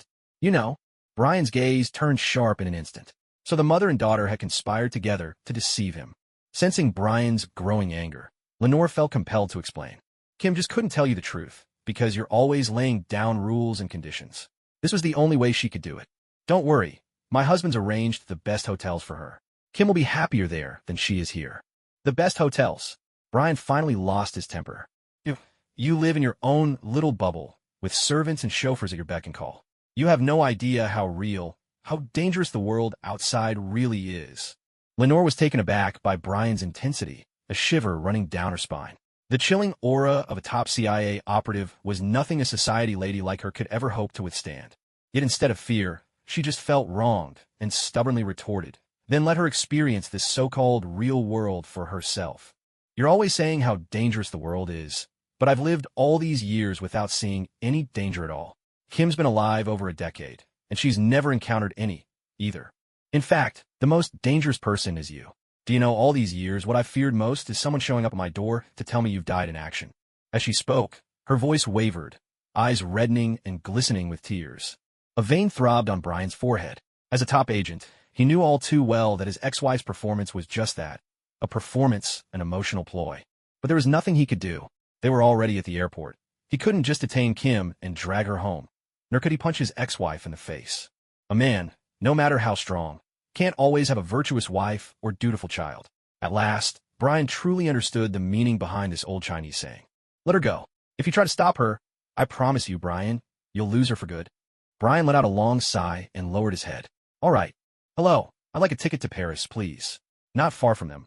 Chao Gue was buying his ticket, catching every word of their conversation with a sidelong glance. He couldn't help but think, this woman really is unbelievably foolish. Sir, for flights to Paris, we recommend Flight 180. It's a large Boeing 747, very comfortable with excellent service. What do you think? The staff member offered a suggestion to Chao Gue. However, this flight departs later in the evening. Hearing this, Chao Gue paused. If he remembered correctly, Paris was ahead of Los Angeles in time zone. Arriving later might actually work in his favor. He could get straight to work upon arrival, finish the job, and leave right away. All right, I'll take this one. Just as the staff member was about to confirm the booking, Chao Gue was suddenly seized by a chill. An overwhelming sense of foreboding gripped his heart. Without thinking, he blurted out, "Wait." The staff member was startled. "Sir, change it. Give me the earliest flight," Chao Gue demanded, his voice firm, though cold sweat was already breaking out on his forehead. Flight 180. Paris. Nighttime. Those three pieces fit together in his mind, and the answer flashed before him. Final destination. A cold sweat soaked his back as fear crept over him. That was too close, dangerously close. He nearly sealed his own fate. "Oh, of course, sir. The earliest available is Flight 288. That's the one." The staff member quickly processed the change, printed out the new ticket, and handed it to him. Holding the boarding pass for Flight 288, Chao Gue finally breathed a sigh of relief. Since his run-in with a demon at the fraternity house, he'd sworn off any dealings with devils, reapers, or anything of the sort. It was simply too dangerous. Well, succubi were an exception. For succubus, no risk was too great. Chao Gue was willing to take his chances. "Hey, Gao!" A cheerful voice called out. Chao Gue turned to see Beth, carrying a long, slim black bag over her shoulder, with Whitney, her golden hair tumbling in waves, walking beside her. "Beth!" "Rome, that was my goal before I came to Los Angeles," Beth said with a smile. "What about you? Where are you headed?" "Paris." Gao Gu stood. "Gwen went off to Hawaii, so I'm just killing time." "Hi there, handsome." Whitney grinned. "Why not join us on a trip to Rome?" "Gao Gu has tita." "She looks like she's ready to devour me." "Ahem, no need. Paris sounds good enough for me." Chao Gue politely declined. "Then how about we go with you to Paris?" Whitney suggested enthusiastically. "With my girlfriend away, is fate offering me another chance?" Beth's face darkened. She quickly put an arm around Whitney's neck and dragged her away. "Don't mind her, Chao. She's always like this." "Beth." "Gao." Another voice rang out. Kim came bounding over. "Are you guys traveling too?" Beth blinked. So many familiar faces today. After exchanging a bit more information, Beth learned about Kim's travel plans. Two girls in their teens, planning to tour all of Europe, bold, reckless, and frankly a little wild. "Kim, I really think you should cancel your plans and stay home. This is just too dangerous," Beth urged. Kim immediately bristled. "Why are you talking like this too? You sound just like my dad. He thinks everything is dangerous." Beth's mouth twitched. She was struck speechless, feeling both helpless and exasperated. Chao Gue shot Beth a knowing glance, as if to say, "Now you know how I felt back then." Beth returned the look, overflowing with gratitude. She almost wanted to offer him anything in return. "And besides, aren't you going to Europe just like us?" Kim pressed on. "It's not the same," Beth replied. She unbuttoned her coat, revealing a handgun tucked beneath her arm. Then, she slipped off her small black backpack, pulling out an M4 rifle and 10 magazines. Chao Gue smiled in satisfaction. Not bad. She finally understood the value of caution. The will to survive really is the root of everything. Kim stared in disbelief. Was this really necessary? Still, there was no way Kim would give up on this trip. He'd been looking forward to it for over half a year, and with his mother's support, nothing could go wrong. Beth shook her head. She had done all she could to persuade him. If he wouldn't listen, there was nothing more she could do. All she could hope for now was that, if danger came, a knight in shining armor would appear, just like Chao Gue had once saved her, to save Kim as well. "All right, it's almost time for the flight. We should get going. Let's go. Time to head out." France, Paris. A city built along the banks of the Seine, radiating out from the Arc de Triomphe with broad avenues, the entire layout resembling a spider's web. Chao Gue strolled along a tree-lined boulevard. Unlike other streets, often dirty and chaotic, this one was spotless. No trash, not even a trace of dust. Perhaps it was kept so pristine because German troops liked to march down this very boulevard. But it wasn't just the Germans. Chao Gue himself enjoyed it too, and likely the Americans would as well. A faint hiss in his wireless earbuds was followed by snippets of conversation. "Need a hand? Maybe take a photo or something? I was thinking Peter and I could share a ride. Taxis are expensive." The bug in Kim's vicinity transmitted every word back to Chao Gue, relaying the surrounding sounds with crisp clarity. He'd swiped this bug from an FBI safe house. Compact and lightweight, it had a long-range, crystal-clear audio and was so discreet that even airport security scanners couldn't detect it. Kim had already caught the attention of the Yakuza. This man called Peter, wearing a yellow jacket, was one of their cons, luring girls and tricking them into revealing information. Chow Gue took a baguette from his bag and tore off a bite, warm, fragrant, and delicious. Notarus, let the Yakuza gloat for a moment. I'll finish my baguette first, then help the Germans destroy the French weapon caches. A taxi stopped in front of an apartment building. Kim, Amanda, and Peter, the man in the yellow jacket whom they'd met at the airport, got out together. This place is pretty nice, the man in yellow exclaimed in admiration. Haha, thank you. Amanda replied with a bright smile. Actually, this is my cousin's place, but they're all in Madrid, so the whole house is ours. As Amanda spoke, she looked quite proud, making no attempt to conceal any personal information. The man in yellow kept a neutral expression, but inside he was thrilled. 2 girls, no adults around, and now he knew their exact address. There was no way they could escape him now. Standing nearby, Kim immediately sensed something was off. On the way here, Amanda had said her cousin would be home, so why were they suddenly gone? Before she could process it, Amanda had already spilled everything about their situation. Well, I suppose it's time for me to say goodbye, ladies, the man in yellow said, realizing it was time to make his exit. Bye-bye. Amanda waved enthusiastically, completely unaware of any danger. Oh, by the way, there's a party at our school tonight. Want to come? The man in yellow continued. By the way, I still don't know which room you're staying in. Oh, really? That's fantastic. Of course we'd love to come. Amanda blurted out. Amanda, we don't really know him, Kim whispered in protest. So what? He's so handsome, Amanda whispered back, then turned to the man in yellow with a big smile and answered, 5th floor. The whole apartment is ours, but we like staying on the 5th floor. All right, I'll have a car pick you up at 9 tonight, the man in yellow said with a friendly wave and a broad smile. See you tonight, ladies. See you tonight, Peter, Amanda called out with a wave. The man in yellow turned and walked away, but as soon as he rounded the corner, he pulled out his phone and made a call, relaying everything he'd learned about Kim and Amanda before striding off confidently. If all went according to plan, he'd be able to pay these 2 girls a visit on the streets of Paris later that night, and the money he'd earn would come from the reward for selling them. Fleece comes from a sheep, and what goes around comes around, he thought to himself. Up on the 5th floor of the apartment, the 2 girls rolled their suitcases inside.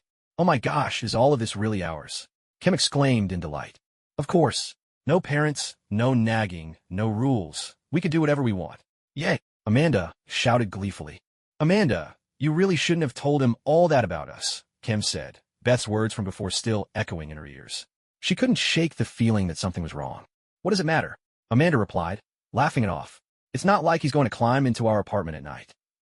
Kim struggled to argue, then said, My dad told me never to talk to strangers or reveal personal information. Amanda rolled her eyes. Your dad didn't even want you coming to Paris with me. But here you are, aren't you? All right, let's not think about that anymore, okay? Amanda comforted her. Come on, let's have some fun together, let's dance. With that, she dashed over to the speakers, turned on the music, and cranked the volume all the way up. Pulsing DJ beats exploded through the room. On the other side of Paris, Chow Gue's face twisted in pain as he tore off his wireless headphones. That burst of music had nearly knocked him out. Damn it, Chow Gue muttered, rubbing his ears in discomfort. If my daughter ever pulls something like this, I'll have to break both her legs. But then again, with the music blasting, the Albanians would be showing up soon. There was no point in listening in any longer. Chow Gue slipped into a shop on the street. He needed to buy some things, a change of clothes, something to cover his face. This wasn't America, where you could flash an FBI badge and act with impunity. Murder was a serious crime in any law-abiding country, and Chow Gue had no intention of stirring up trouble. He bought a mask, a wig, and other disguises, then picked up a car. Sitting inside, he pulled out his phone, quietly watching the red dot on his screen, the marker for Kim's location. Inside the apartment, Kim had retreated to the bathroom, just barely blocking out the thunderous music outside. Taking advantage of the relative quiet, she dialed her father. Kim, what did I tell you? You're supposed to call me on schedule, came Brian's voice, partly reproachful, partly relieved. It was already late at night in Los Angeles, and he'd been worried sick when he couldn't reach her. I'm sorry, that came up sincerely. Amanda turned the music up so loud, I couldn't hear a thing. All right, let's not dwell on that, Brian replied. Put me on with Amanda's cousins. I need to have a word with them. At this, Kim fell silent. Amanda's cousins were all the way in Spain. Kim, Dad, Wait a second. On the other end, Brian sounded puzzled. Why does your voice sound a little different? Are you feeling sick? No, not at all. I'm Fina. Is there a radio or another phone near you? Brian pressed. There seemed to be an odd echo in Kim's voice. No, Dad. I'm in the bathroom. Are you wearing any metal jewelry?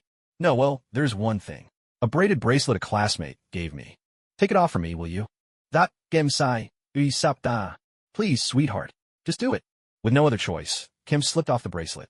After that, Brian could no longer hear the faint echo in the line. Brian's face darkened in Los Angeles. The realization hit him hard. Someone else's electronic device was on his daughter. Meanwhile, on the other side of Paris, Chao Gui's lips twitched with frustration. Brian, you really know how to make trouble for me. Suddenly, a terrified cry crackled through the headset. Oh my God, Dad, someone's coming. They've taken Amanda. Los Angeles, Montecito. Brian rushed to his ex-wife Lenore's house and banged on the door, urgency etched into every move. Kim's been taken. What? Lenore was utterly confused, unable to grasp what Brian meant. Brian, what are you doing here at this hour? Lenore asked, a mix of alarm and suspicion in her voice. Ignoring her, Brian turned to Lenore's husband and barked, Stuart, tell me, have you made any enemies recently? Anyone dangerous, maybe overseas? He didn't mince words and went straight to the heart of the matter, exposing Stuart's shady dealings without hesitation. Not that I know of, Stuart replied. He was no fool. Brian's cold, murderous aura sent a chill down his spine. He had no doubt this man could snap his neck. Brian spun on his heel and hurried upstairs. Is that Kim's room? Brian, answer me. What's happened to Kim? Lenore pressed, her voice rising in panic.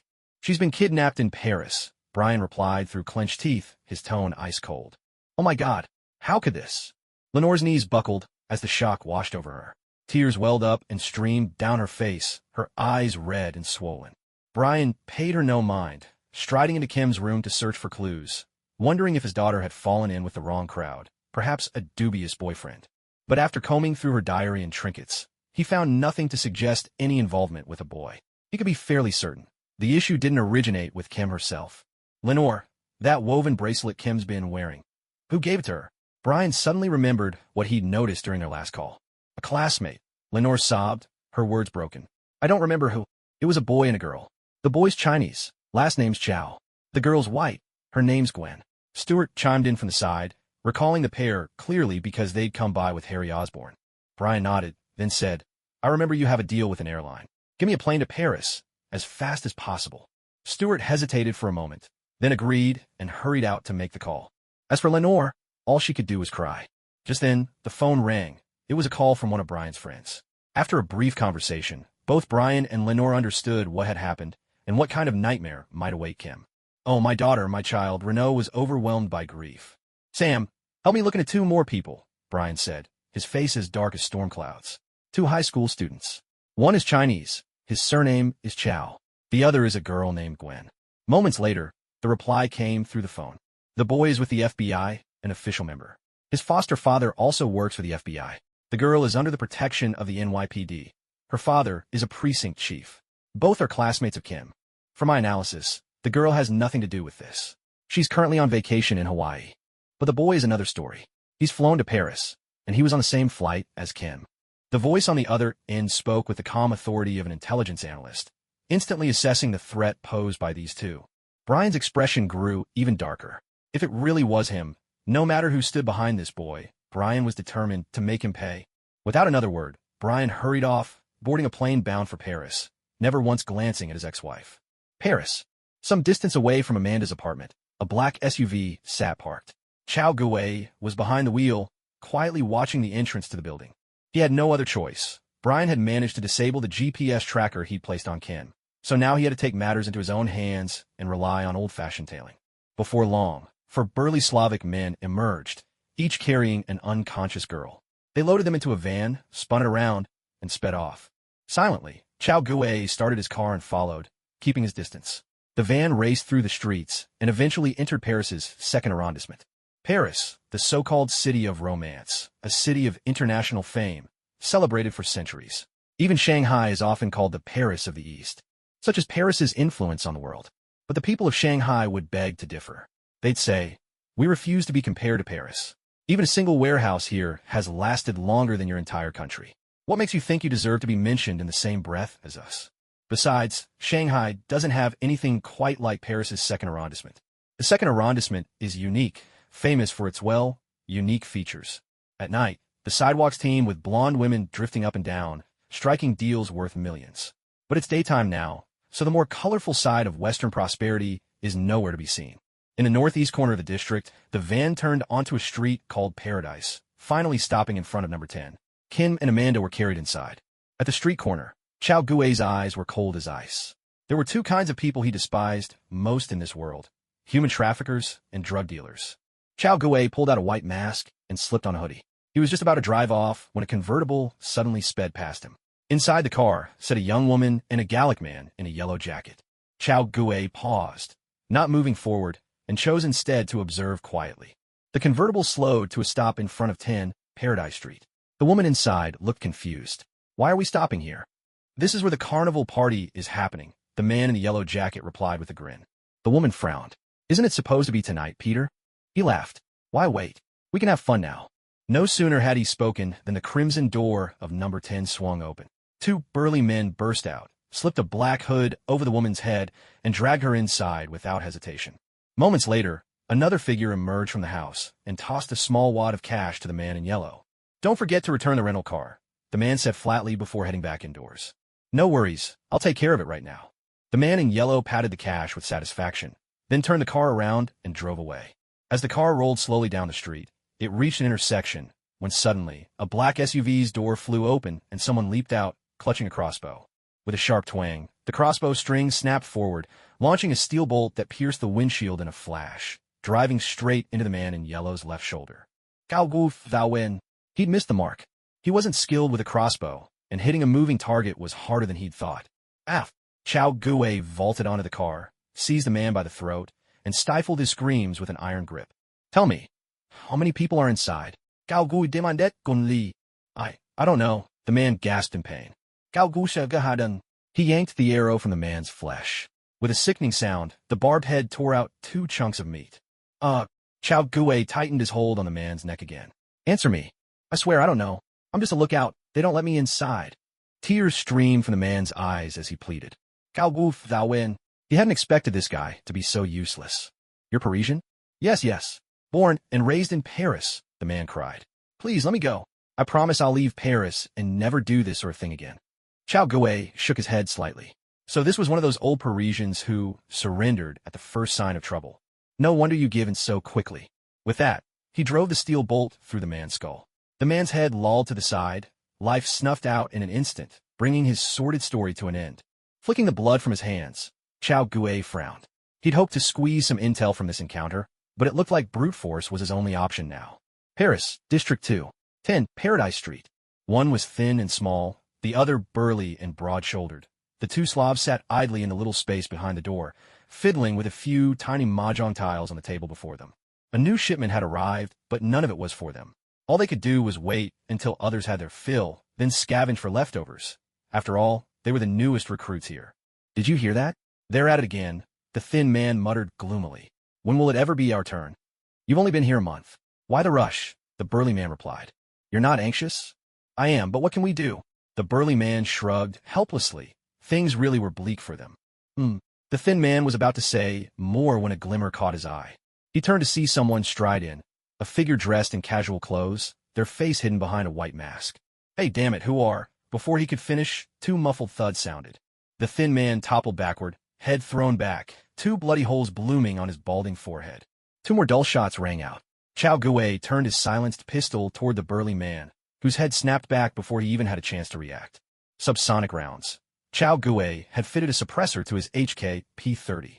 He nodded silently, conceding that Black Pit Company's products truly outperformed other handguns he'd tried. He'd used the Russian Tokarev. He'd handled the Italian Beretta. But in terms of feel, the German-made HK P30 was by far the best. Perhaps it was just that he was in Paris now. Chao Gui moved forward with measured steps, intent on quietly disposing of these Albanian thugs. But in the very next second, shrill screams erupted from inside the house. Girls' voices, desperate and terrified, mixed with the raucous laughter of men. Chao Gui's face darkened. Silent assassinations were no longer an option. He had to draw the men's attention away from the girls. He peeked around the corner and spotted 3 men sitting in a room, chewing on toothpicks and playing cards. With a flick of his wrist, he tossed a stun grenade into the room. A harsh clatter rang out. Huh? What's that? The three men froze, their eyes following the grenade as it landed. They had been nothing but farmers before this, with no real training to speak of. Aside from having fired a handgun a few times, they knew nothing. So when something rolled into the room, their first instinct was to look, not to dodge. A thunderous blast erupted in their ears, stunning them and rendering them helpless. 3 crisp gunshots followed in rapid succession. The bullets struck true, ending their lives before they could recover. By now, Chao Guwei had swapped his HK P-30 for a Beretta 92F. Since stealth was no longer an option, there was no need to waste the expensive subsonic ammo. Damn it, we're under attack. Hurry, grab your guns, take them down. Stop screwing around and get up. We got an enemy. As gunfire and explosions erupted, the Albanians inside the building screamed in terror, grabbing their weapons in a frantic attempt to fight back. Yet just months ago, these men had been mere farmers, skilled only in tilling the land and providing for their families, with no real training to speak of. They swarmed into the narrow corridors in a panicked rush to escape, their recent months of living at the height of fortune having swelled their egos and dulled their sense of reality, making them believe themselves invincible. But then, the harsh clatter of a metal canister echoed again as an oval-shaped grenade rolled to a stop at their feet, and then, boom! Shreds of flesh flew in every direction, blood spattering the walls. The gangsters were obliterated, not even leaving whole bodies behind. The stench of blood and gunpowder began to fill the air. Chao Guwei strode in, pressing forward into the room, ruthlessly rooting out evil with no mercy or hesitation. A series of thunderous explosions, followed by sharp bursts of gunfire. The concussive blasts of flashbangs rang out, mingling with the staccato of gunshots. Alone, armed with a single rifle, Chao Guwei swept through the room like the scythe of death itself, reaping the lives of these scum without pause. Solo CQB is never recommended. Too many corners, too much complexity, and being outnumbered offers no advantage. But Chao Guwei was different. He had the edge of his system inventory, stocked with an arsenal of weapons. When in doubt, he'd throw a grenade first and clear the way. No matter how many enemies there were, none could stand against such firepower. In truth, his own combat skills were more than enough to overwhelm this rabble, but that would have been tedious, planning tactics, forecasting movements, all too exhausting. It was much easier, he mused, just as the rabbit had once discovered the convenience of overwhelming firepower. Why bother with elaborate maneuvers when you can simply blast your way through? If it weren't for the girls still trapped inside, Chao Guwei would have considered using an RPG to blow the place apart. After all, this was Paris. Upon hearing explosions, the French would probably throw their hands up and surrender by instinct. Soon, Chao Guwei had swept through the entire place, killing over a dozen Albanians. Surely he'd wiped them all out. Yet, where was the system notification? While he puzzled over this, a door behind him suddenly creaked open. A gaunt, stubbled man emerged, dragging a girl with him, nervously scanning both directions for danger. Sensing movement, Chao Guwei spun around, locking eyes with the man at the same time. Chao Guwei's instincts kicked in. He raised his gun to fire. The man had the same idea, but Chao Guwei was a split second faster. Startled, the man jerked back, ducking behind the girl and pressing his gun to her neck. "Let me go, or I'll kill her," he shouted. Chao Guwei let out a cold laugh, instantly slipping into bullet-time focus. With a flick of his arm, he squeezed the trigger. Bang! The bullet curved slightly, striking the man in the bicep. His grip faltered, the pistol clattering to the floor. Yet the girl, already drugged, was groggy and disoriented, unable even to run or struggle. Chao Guwei rushed forward, delivering a swift kick to the man's chin that sent him flying. With the same momentum, he reached out and yanked, dislocating the man's other arm. "Relax. I have a few questions for you. Cooperate, and this will go easier," Chao Guwei said coldly, gripping the man by the neck. "Pa!" The man struggled desperately, refusing to comply, and spat out a glob of bodily fluid teeming with bacteria. Chao Guwei tilted his head just in time to dodge, his eyes turning icy. He grabbed the man's hair and slammed his head down while bringing up his knee in a brutal strike. With a dull thud, the man passed out instantly. Chao Guwei had held back just enough. Otherwise, the man's head would have burst open. There shouldn't be anyone left now. Chao Guwei stepped out and opened all the doors in the place. The scenes inside could only be described as horrifying. There were at least 30 or 40 girls. Apart from Kenmu and another girl who were tied up, every one of them had been drugged. 2 Asian girls had even died from an overdose. Judging by their clothes, they looked like pampered daughters of China's middle class. Their necks and wrists bore scratch marks from fingernails, evidence of fierce struggles. "Gao Gusai." These two young women probably hadn't seen true cruelty before and couldn't believe someone would actually kill, so they fought with everything they had. But the scum from the criminal organization wanted to make them more docile, had simply drugged them heavily. As a result, a mistake was all it took to end their lives. Chao Gui didn't immediately help these girls. Most of them had been poisoned. Only a major hospital could save them, and there was nothing he could do. As for Kinmu and the other girl who were tied up, it wasn't a big problem. He could untie them later. Chao Gui did a quick search around this den of filth, looking for the exact address of the construction site. But after searching for quite a while, he came up empty, except for about 100,000 euros and a couple of business cards. 100,000 euros was only a little over $1,000,000 yuan, not even as much as a third-rate internet company in China. The effort these people went through for such a pittance, pathetic. Chao Gui examined the business cards. One belonged to someone named Mei Qian, listing only a phone number. The other was for a Chinese restaurant called Fushua, with an address and phone number. After a moment's thought, Chao Gui decided to pocket both cards, then turned back to interrogate the last man. Channeling the methods of the Thunder God from the original story, Chao Gui forced the man's mouth open and pried out the address of the construction site. "I've told you everything. I hope you." The Albanian man gasped weakly, but he didn't get to finish. A loud gunshot rang out. A bullet tore through his skull. Chao Gui sneered. Traitors like him didn't deserve mercy. Ding. Host has eradicated the Zoopagia human trafficking syndicate, completing a protect the homeland and ensure public safety mission. Reward: 2,000 merit points, 1,000 experience points. Chao Gui thought for a moment, then simply dragged all 10 or so corpses out onto the main street, arranging them to form the Chinese character for death. He was done pretending. Today he wanted to make a bold, unambiguous statement. Once he finished, Chao Gui found a wooden board, sharpened it into a stake, and plunged it into the abdomen of one of the bodies. Then, from his system backpack, he pulled out a calligraphy brush, ready to write a provocative message for the authorities. He pondered for a while, but couldn't come up with anything fitting. So instead, he wrote a sentence in Russian. Captain America was here. Originally, Chao Gui had intended to write something in German, but his knowledge was limited. He only knew one German phrase. Ma Chinul Fang Xian. This, translated into Chinese, meant, "Welcome, welcome, a warm welcome." Clearly, that didn't convey his intentions, so he had to settle for a subtler jab. With all this done, Chao Gui returned indoors, untied Kim, tossed her a cell phone, and, while he was at it, made calls to a dozen media outlets, BBC, ABC, CNT, anyone he could think of. Then, with a nonchalant air, Chao Gui walked away. For Chao Gui, this was a carefree exit. But for FAG, the French, this was a disaster. 10-odd people dead at once, and the whole thing splashed across international media. The humiliation was complete. Worse yet, what really sent chills down the French official's spine was that giant death character, the Russian phrase on the board, and the reference to Captain America. All of it made him suspect that the three big bosses were coming for him, frightening him so much that he hastily raised his national flag and even tore off the two colored ribbons at the top, tossing them aside. Meanwhile, the other protagonist in this incident, Albania, was seething with rage. 10 of their own people had died in France. There was no way they could let this go unanswered. They began lodging protests nonstop at the embassy and the United Nations, demanding that France provide an explanation. The French, upon hearing this, could only laugh in exasperation. If it were the three big bosses, maybe, but you? Would a little backstabbing wolf like you get the nerve to talk to me like that? When the little mustache man came, you bullied me alongside him. Now that he's gone, you still want to pick on me? Wasn't his departure in vain, then? Outrageous. The French official was about ready to slap Albania across the face, but Albania, oblivious to the situation, kept provoking. This left the French completely baffled. Where did Albania get the courage to act up without any backing?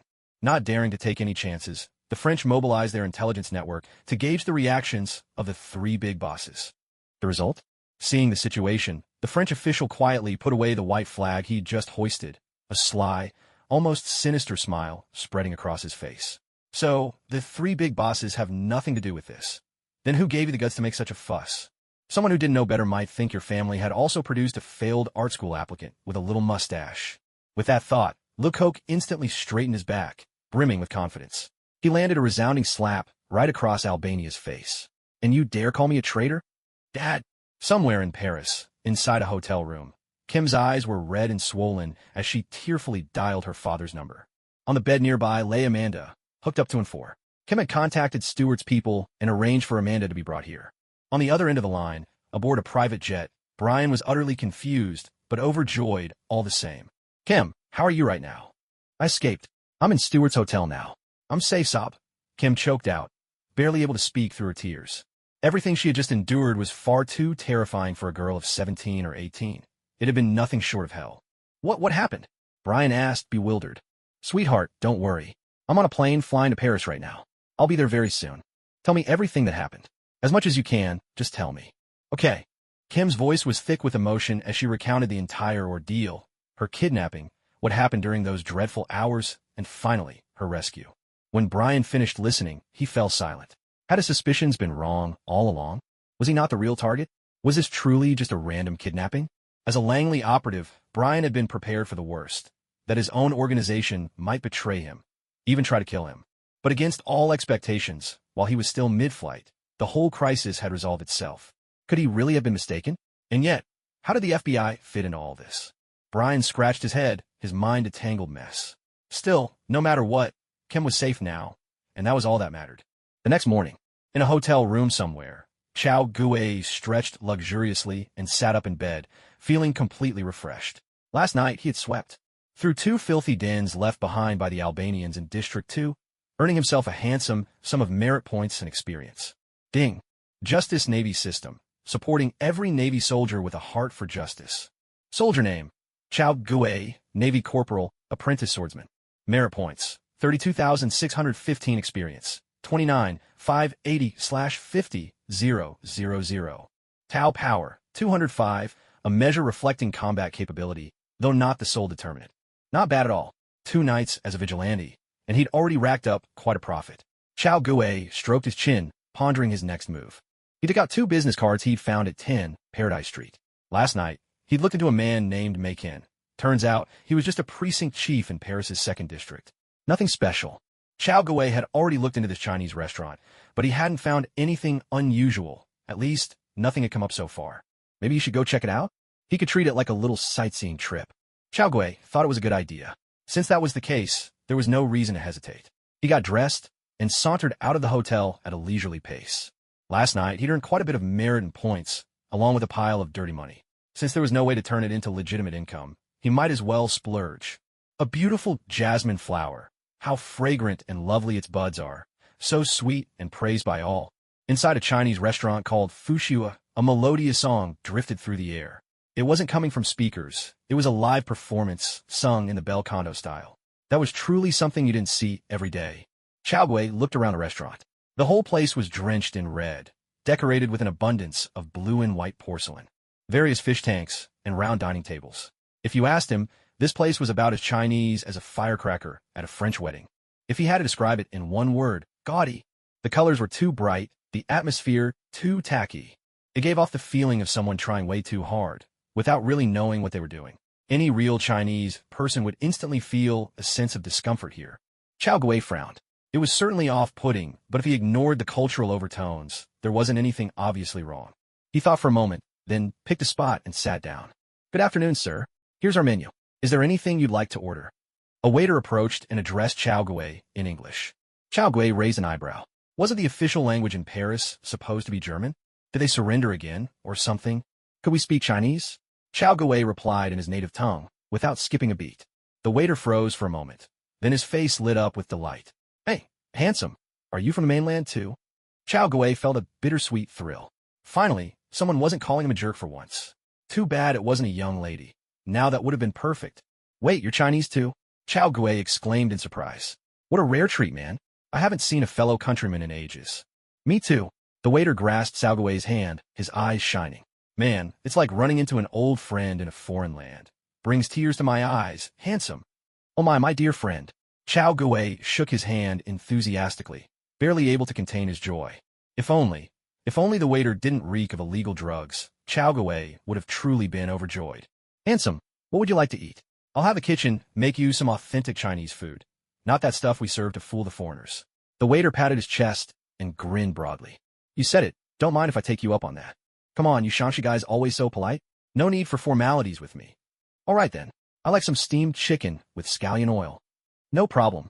I'll use authentic Wenchang chicken from Hainan for you. Blanched in hot water, then chilled in ice, so the meat's perfectly cooked while the bones are still tender. It'll be so soft and succulent. You'll want to swallow your own tongue. The waiter clapped his hands and laughed heartily. All right, I'll be waiting, buddy, Chow Gue replied with a grin. The waiter hurried back to the kitchen. Watching him disappear, Chow Gue couldn't help but frown. The scent on this man was eerily similar to the white powder he'd smelled at the vampire bar, the kind city dwellers are so fond of. Thinking about how this restaurant's business card had turned up at 10 Paradise Street, Chow Gue couldn't help but suspect there was a connection between the two. Just then, the waiter came briskly back, carrying a set of items in his hands. Chow Gue raised an eyebrow. Cigars? Hey, handsome, I brought you something special. The waiter grinned, displaying his haul, a box of cigars, an alcohol lamp, matches, and a cigar cutter. Oh, what's all this? Come on, try my prize cigars, the waiter said with a smile. I usually only break these out for New Year's or special occasions, but today I'm in a good mood. Let's give them a go. Chow Gue picked up a cigar and took a sniff. He couldn't help but frown. The cigar was mediocre at best and laced. Not only that, it was spiked with the same party powder favored by the city's wild crowd.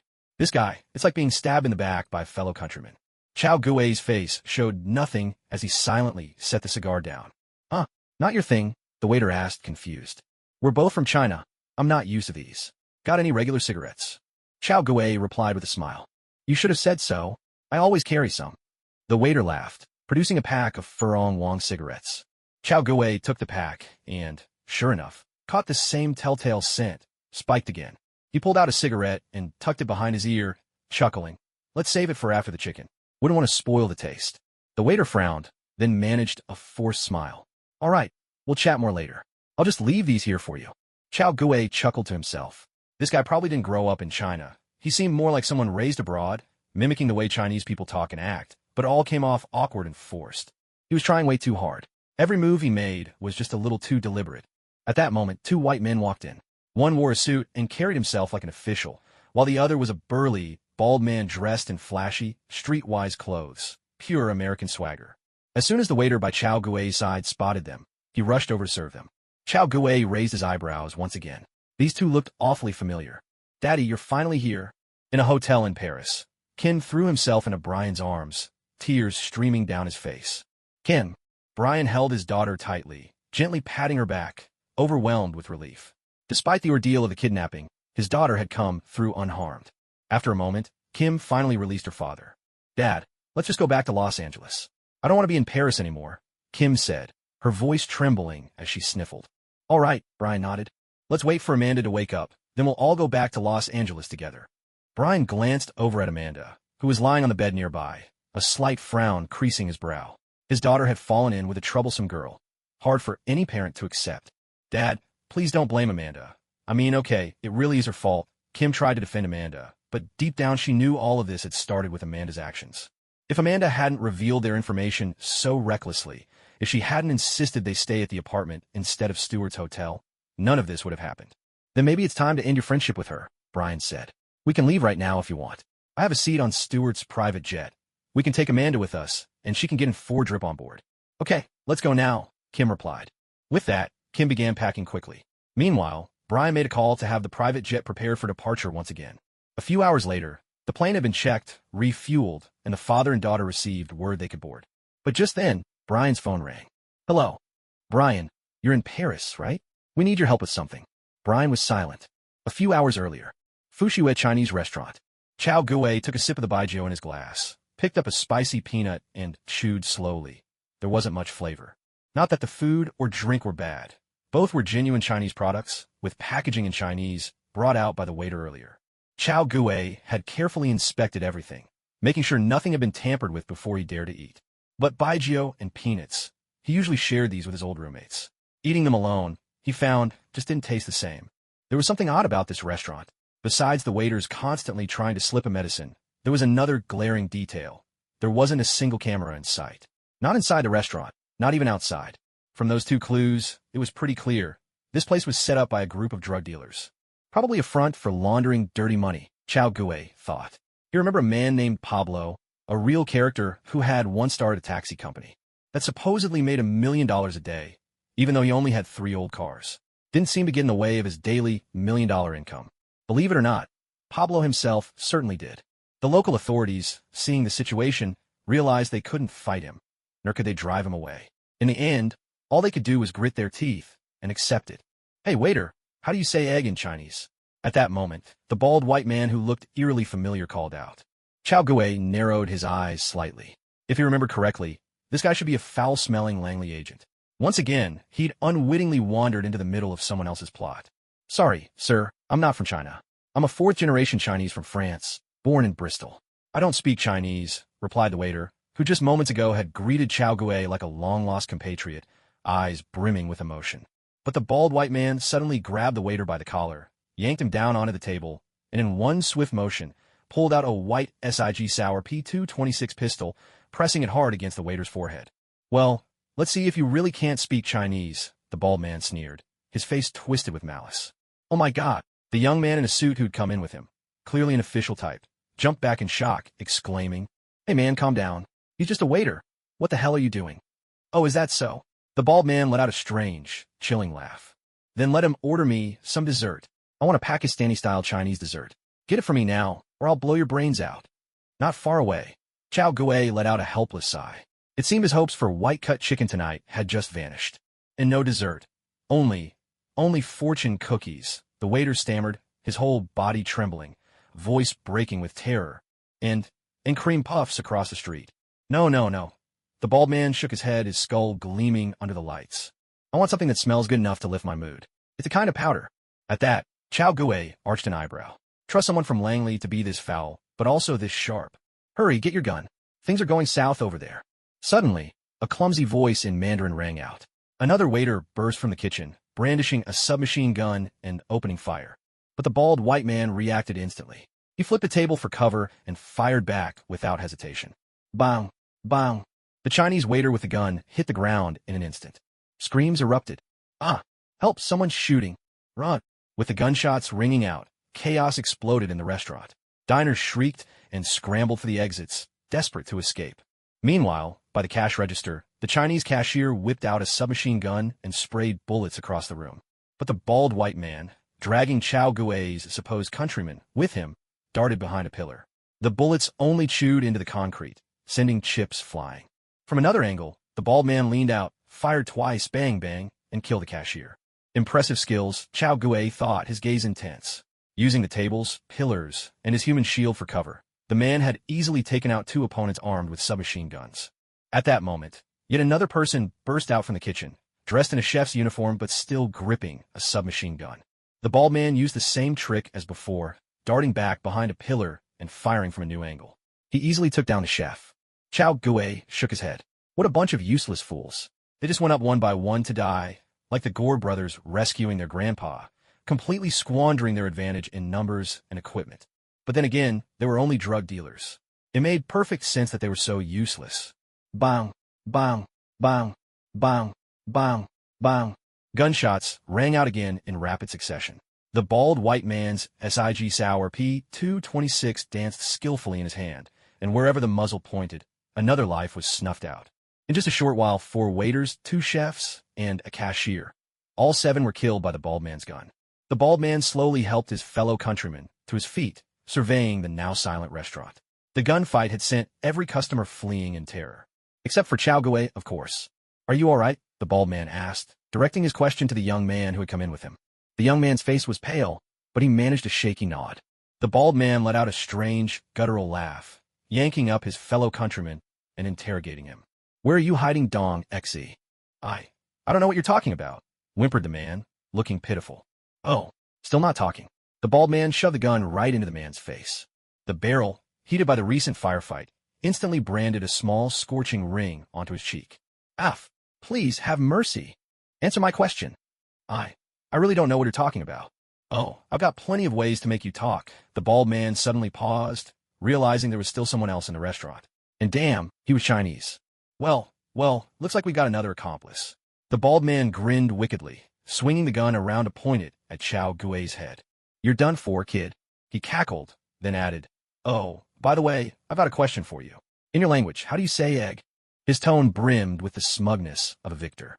Nice gun, Chao Gui replied with a crooked smile. Of course. You've got a good eye, the bald man said, surprised for a moment before breaking into a laugh. It's a SIG Sauer P226X5LW, a competition pistol. I made a lot of modifications. Full of pride, He continued, I upgraded the sights, increased the magazine to 19 rounds. She's my favorite wife. Only death could part us. Mwah. He pressed a dramatic kiss to the P226. All right, enough chit-chat. Time for business. The bald man's face turned cold as he jammed the gun into Chao Gui's forehead. Now, tell me what I want to know. Cao Gu Thou Wen. Metals generally have low specific heat capacities. They heat up quickly and lose heat just as fast. Still, the temperature at that muzzle would be unbearable. Meanwhile, the fellow countryman, who had just been released, found himself with another gun pressed to his forehead. It was that white youth. Hey, I have nothing to do with them. I was only here to eat, Chao Gui said. Besides, I really can't stand having a gun shoved against my head. You think I'll believe that, yellow-skinned boy? The bald white man sneered with a strange laugh. Someone with your skin color, in a place like this, and you claim you have nothing to do with them? I'm waiting for my white-cut chicken. Maybe you should put your gun down. Chao Gui's face twitched as he struggled to contain his anger. But to his surprise, the bald man rapped Chao Gui's head with the gun, grinning as he said, And what if I don't? What are you going to do? Chao Gui's eyes turned cold. In a flash, his right hand shot out, seized the gun, and his left fist lashed forward, landing hard against the man's liver. A punch straight to the liver. The bald white man's face went ashen, and he collapsed instantly. Oh shit! The white youth let out a panicked shout. Without hesitation, he pulled the trigger at Chao Gui. Bang! Bang! 2 shots screamed through the air, aimed straight at Chao Gui's head. Rokushiki, Gamie. Chao Gui's body swayed. The bullets grazed past the tip of his nose, but his expression grew darker than ever. There was no need to hold back anymore. These foul-smelling CIA agents, he might as well kill them outright. He spun the SIG Sauer P226 in his hand, pulled the trigger, bang bang, and 2 bullets struck the white youth in the abdomen. Chao Gui swung the gun toward the fellow countryman, who had just broken free and fired again. 2 more gunshots rang out. The bullets tore into the man's thigh, sending him crashing to the floor. Aya, help me, spare me. The fellow countryman screamed in terror, clutching his bleeding thigh helplessly, writhing in agony, his legs twisted at grotesque angles. Judging by those angles, the bullets had shattered his thigh bone beyond repair. There was no saving it now. Gao Gu Sna. After so many attempts to kill me, did you really think I, Chao, was made of clay? Who are you? The bald white man gasped from the floor, his face ghostly pale. Bang! Bang! Chao Gui shot him twice in the legs. Now you want to know who I am? Too late. He began searching the man's body.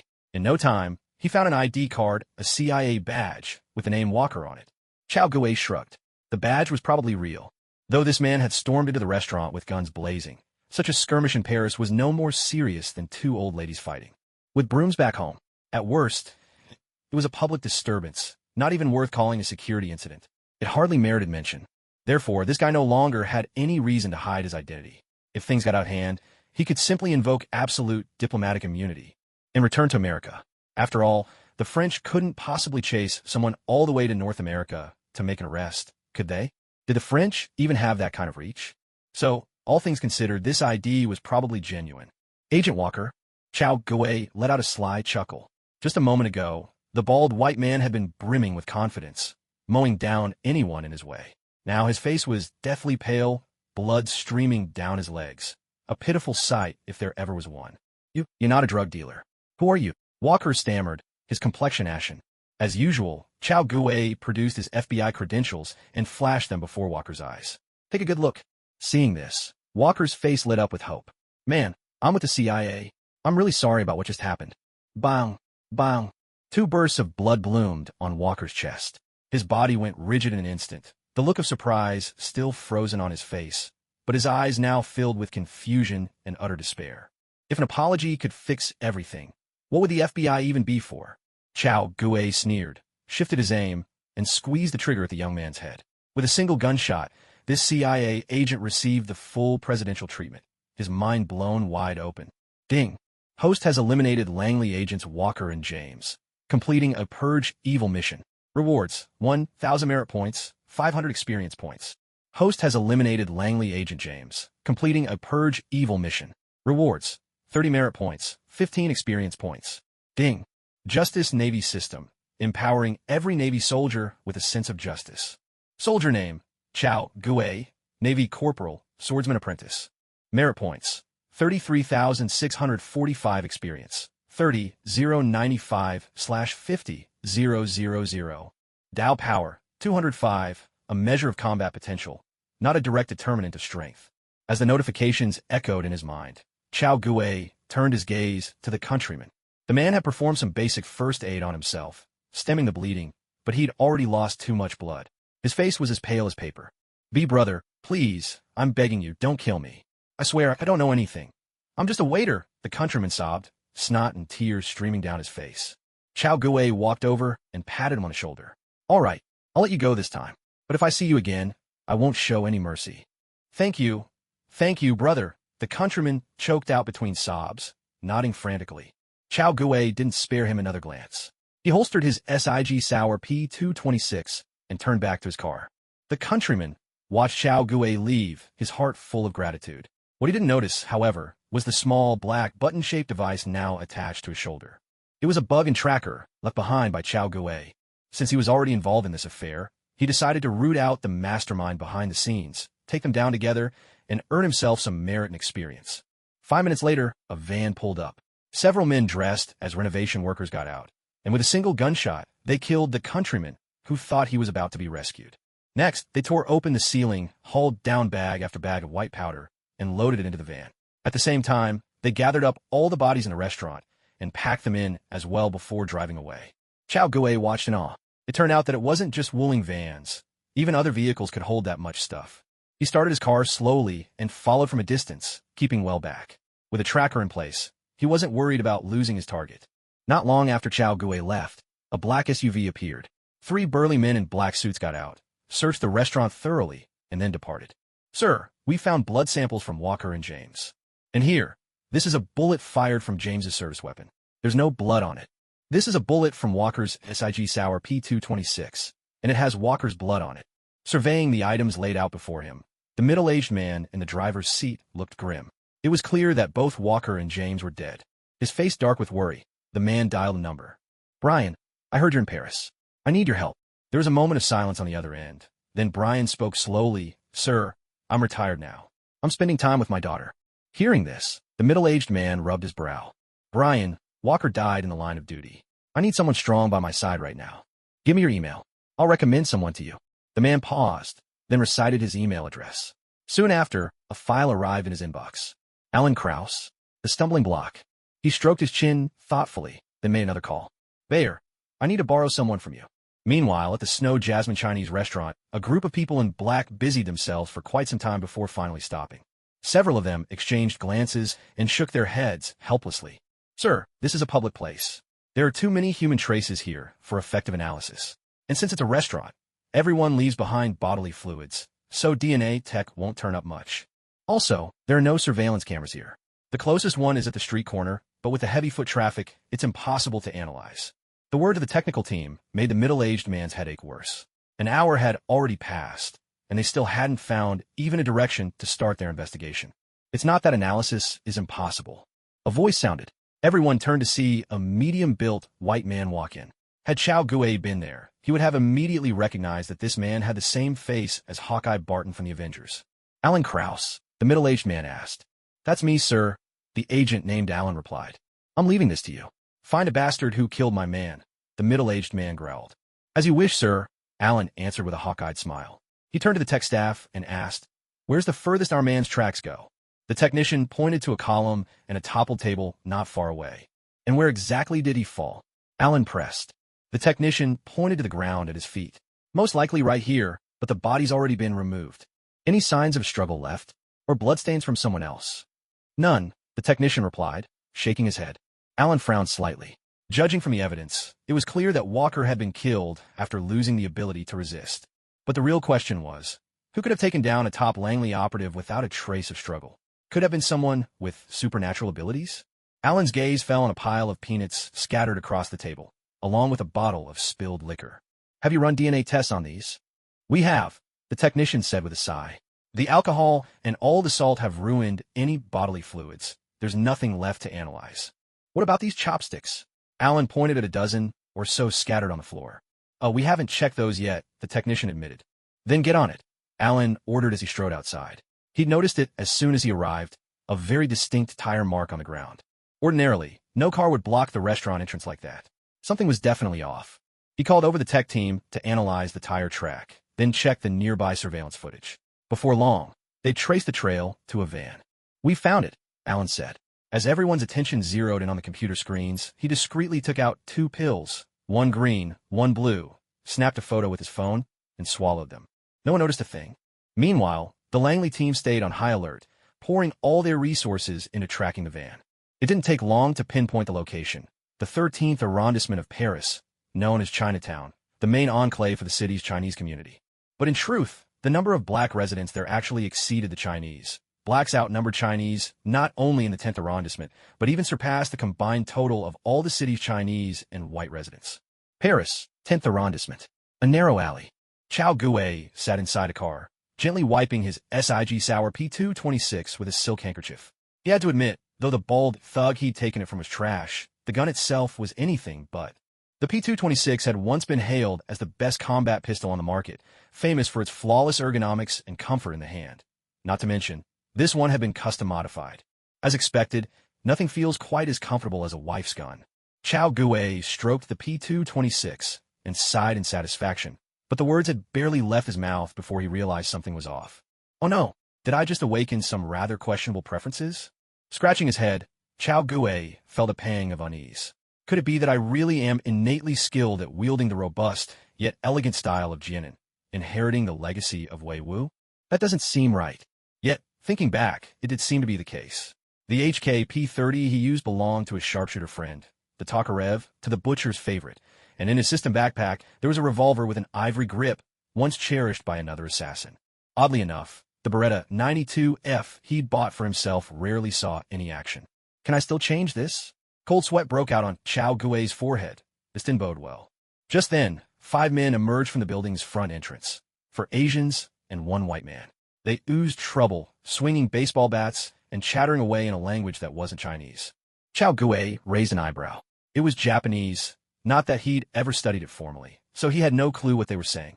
Still, with the variety of teachers he'd had, infantry, cavalry, and all, he could at least tell what language it was.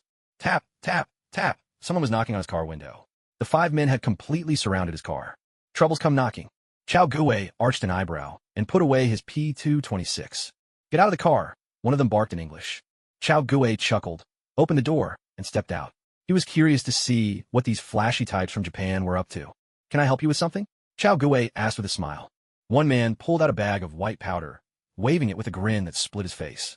"Hand over everything valuable you've got, including your car keys, and you can have this bag. Then you're free to go." "And if I refuse?" The man chuckled darkly, flicking open a butterfly knife with a flourish, while the 4 behind him raised their iron baseball bats, ready for trouble. Chao Gue's eyes turned cold. In a flash, his hands darted out, snatching the knife and reversing his grip. His feet danced forward, his figure flickered between them, and in the blink of an eye, he'd weaved through their ranks. A strangled, guttural sound escaped behind him. The 5 men froze, both hands clawing desperately at their throats, faces flushed a vivid red. With the butt of the knife, Chao Gue had shattered their larynxes, forcing their voice boxes down and pinning their epiglottises. Their windpipes were blocked. In 3 or 4 minutes, they'd suffocate. He tossed aside the butterfly knife and strode into the building they had come from. Just inside the door was a grand, winding staircase. From upstairs, faint music drifted down. Chao Gue drew his HK P30, fitted a silencer, and began to ascend, following the music's call. Strangely enough, there was not a single person along the way. The security here was shockingly lax. Chao Gue arrived at a half-open door, from which music was drifting out. He quietly pushed the door open and slipped inside, gun raised, ready to fire, only to discover that the people dancing inside were a group of children. They were wearing cheongsams and performing a geisha dance, a sight that looked utterly out of place. It seemed they were having some sort of gathering. The room was dimly lit. In the seat of honor sat a middle-aged, half-bald Asian man. Men and women sat neatly in 2 rows on either side of him. Clearly, they were trying to imitate the ancient Chinese style of receiving guests. Chao Gue's eyes grew cold. He pulled out a mask and put it on, slowly moving closer. On the main seat, the Yakuza boss wore an expression as hard as iron, unsmiling, his back ramrod straight as he watched the dance without so much as a flicker of movement. Just then, a gun barrel pressed against his waist, making him freeze on the spot. "Let the children and women leave. I have a few questions for you." Chao Gue's English was a soft whisper by the boss's ear. The half-bald man stiffened, turning his head to see a white mask staring back at him. "Kid, I don't know who you are, but I've got 50 armed men here," the middle-aged man said in a low, mocking voice. "Do you really think you can play this game?" Click. Chao Guei remained silent, simply cocking the hammer of his HK P30. Speaking of the HK P30, many might not recognize it by name, but to put another way, it's the same large black pistol wielded by John Wick. The difference is John Wick uses a compensator, while Chao Guei's fitted with a suppressor. This pistol features a classic double-action/single-action trigger. You can fire by simply pulling the trigger, even without cocking the hammer, but this gesture was more a warning than anything else. With the hammer drawn back, the trigger became sensitive. Just a light touch would be enough to fire. "Stand down." The middle-aged man's face turned slightly pale. He gave a small wave, signaling the children and women to leave. At that moment, every eye in the room turned to Chao Guei. In an instant, what had been a lively atmosphere turned tense and dangerous. The women didn't dare delay, quickly gathering the children and ushering them out. As the last child left, every man in the room reached for his waist in unison. Pop, pop, pop. Chao Guei hesitated no longer, opening fire at point-blank range. Several men fell dead on the spot, bullets to the head. The rest, who had intended to put up a fight, immediately froze and withdrew their hands. "Tell me, who's supplying you with goods?" Chao Guei asked coolly. Whether it was this restaurant or here, both were in the heart of the French Quarter. They couldn't possibly be the manufacturers, just distributors. Chao Guei decided to follow this lead and see just how many of these drug dealers there really were. "I don't know what you're talking about," the balding middle-aged man replied coldly. A sharp, wet sound interrupted him. A bullet shattered the skull of another man, this one just a few years younger than the balding one. The balding man's eyes widened in shock and rage. Clearly, he had been close to the victim. "If you stay silent, I'll keep killing," Chao Guei's voice echoed, icy and merciless. "Damn it, you're a real bastard," the balding man spat, gritting his teeth. "Listen to me, sir," he continued, forcing himself to keep calm. "I have no idea what you're talking about. I'm just a regular businessman. There's no supplier here, none of what you're accusing me of. And for another thing, you've already broken the law. I'm telling you to put down your weapon immediately, turn yourself in, and prepare to be rehabilitated as a new man. Lastly, sir, you've killed no fewer than 6 people. Even if the Paris court doesn't sentence you to death, you'll spend the rest of your life behind bars. Surrender now, and maybe, just maybe, you'll have a chance at parole." The balding man rambled on, trying to convince Chao Guei to give himself up, but something about his speech didn't fit the image of a hardened crime boss. Chao Guei narrowed his eyes. Was this all just a stalling tactic? No sooner had the thought crossed his mind than a flurry of hurried footsteps echoed from the stairwell. "You're finished, kid," the balding man sneered. "My men are already on their way. There's no escape for you now. I'll give you one last chance at honor. Kill yourself right here, and I'll even do you the favor of ending it swiftly."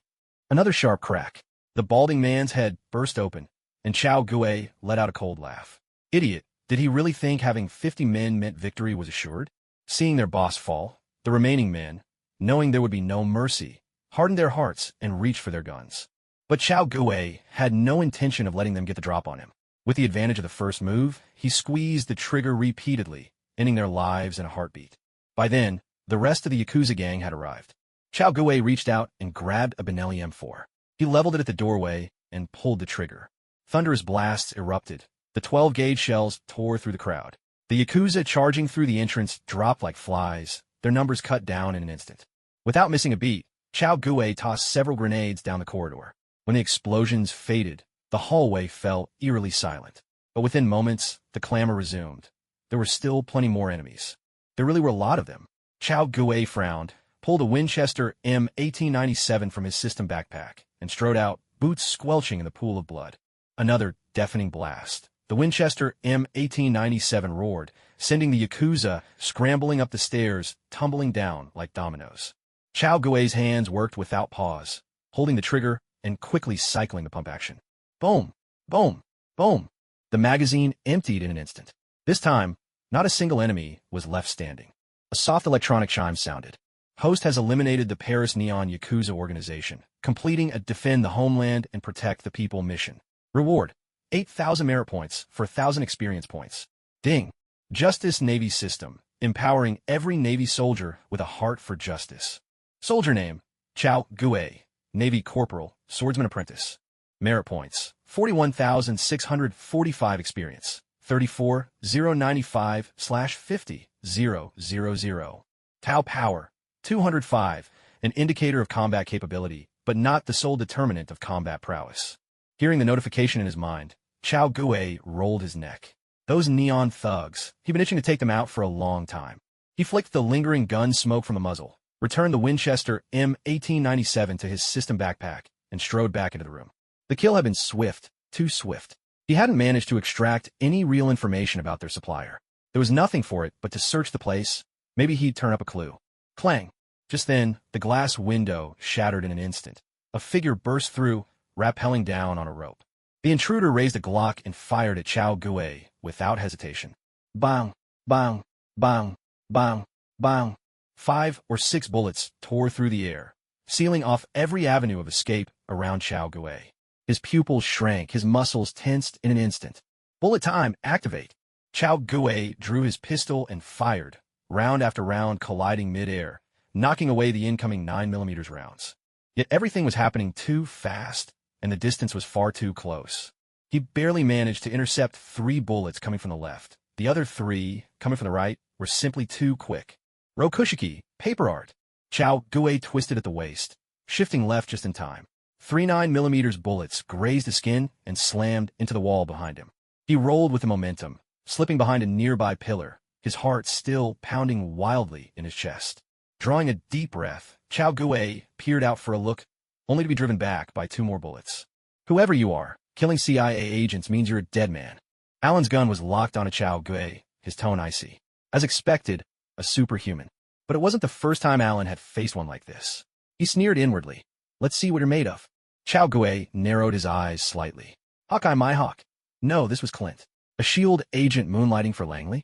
A flurry of questions flashed through Chao Gue's mind. But before he could mull them over, Alan's attack pressed forward. A clattering sound echoed. Something metallic rolled across the floor. A flashbang landed nearby, and the moment it hit the ground, it exploded with a deafening blast. It was obvious. The flashbang's pin had been pulled some time ago.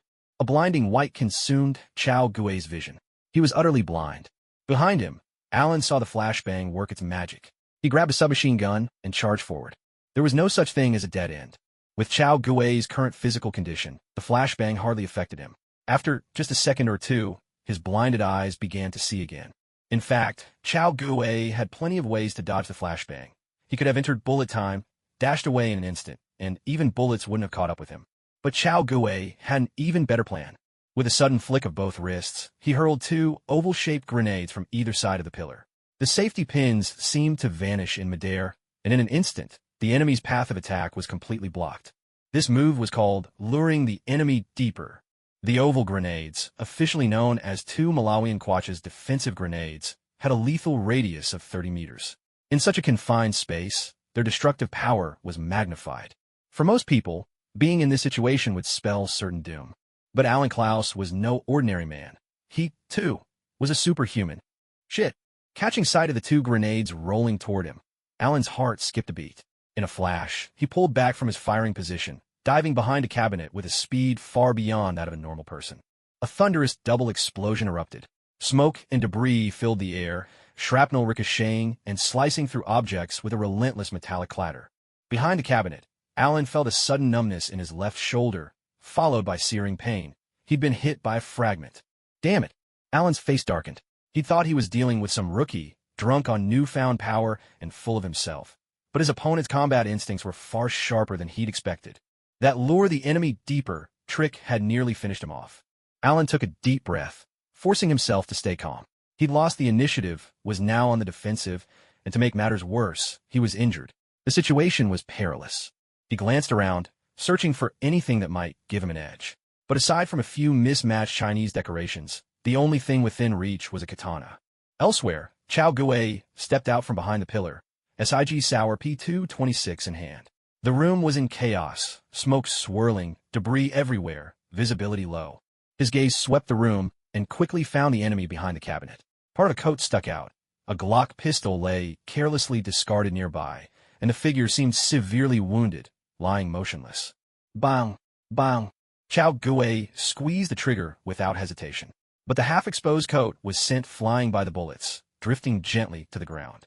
A chill ran through Chao Gue. Had he fallen for a trick?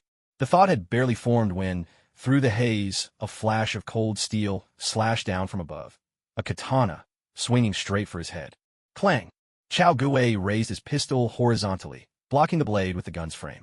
His brow arched slightly. The force behind the strike was nothing short of extraordinary. No ordinary person could have swung with such power. Could this really be Hawkeye? The momentum shifted once more. Now, the initiative was back in Alan's hands. A murderous glint burned even brighter in Alan's eyes. Gripping his knife tightly, he struck out again and again, slashing, thrusting, stabbing, flicking, hacking, each movement sending flashes of cold steel straight for Chao Guo's vital spots.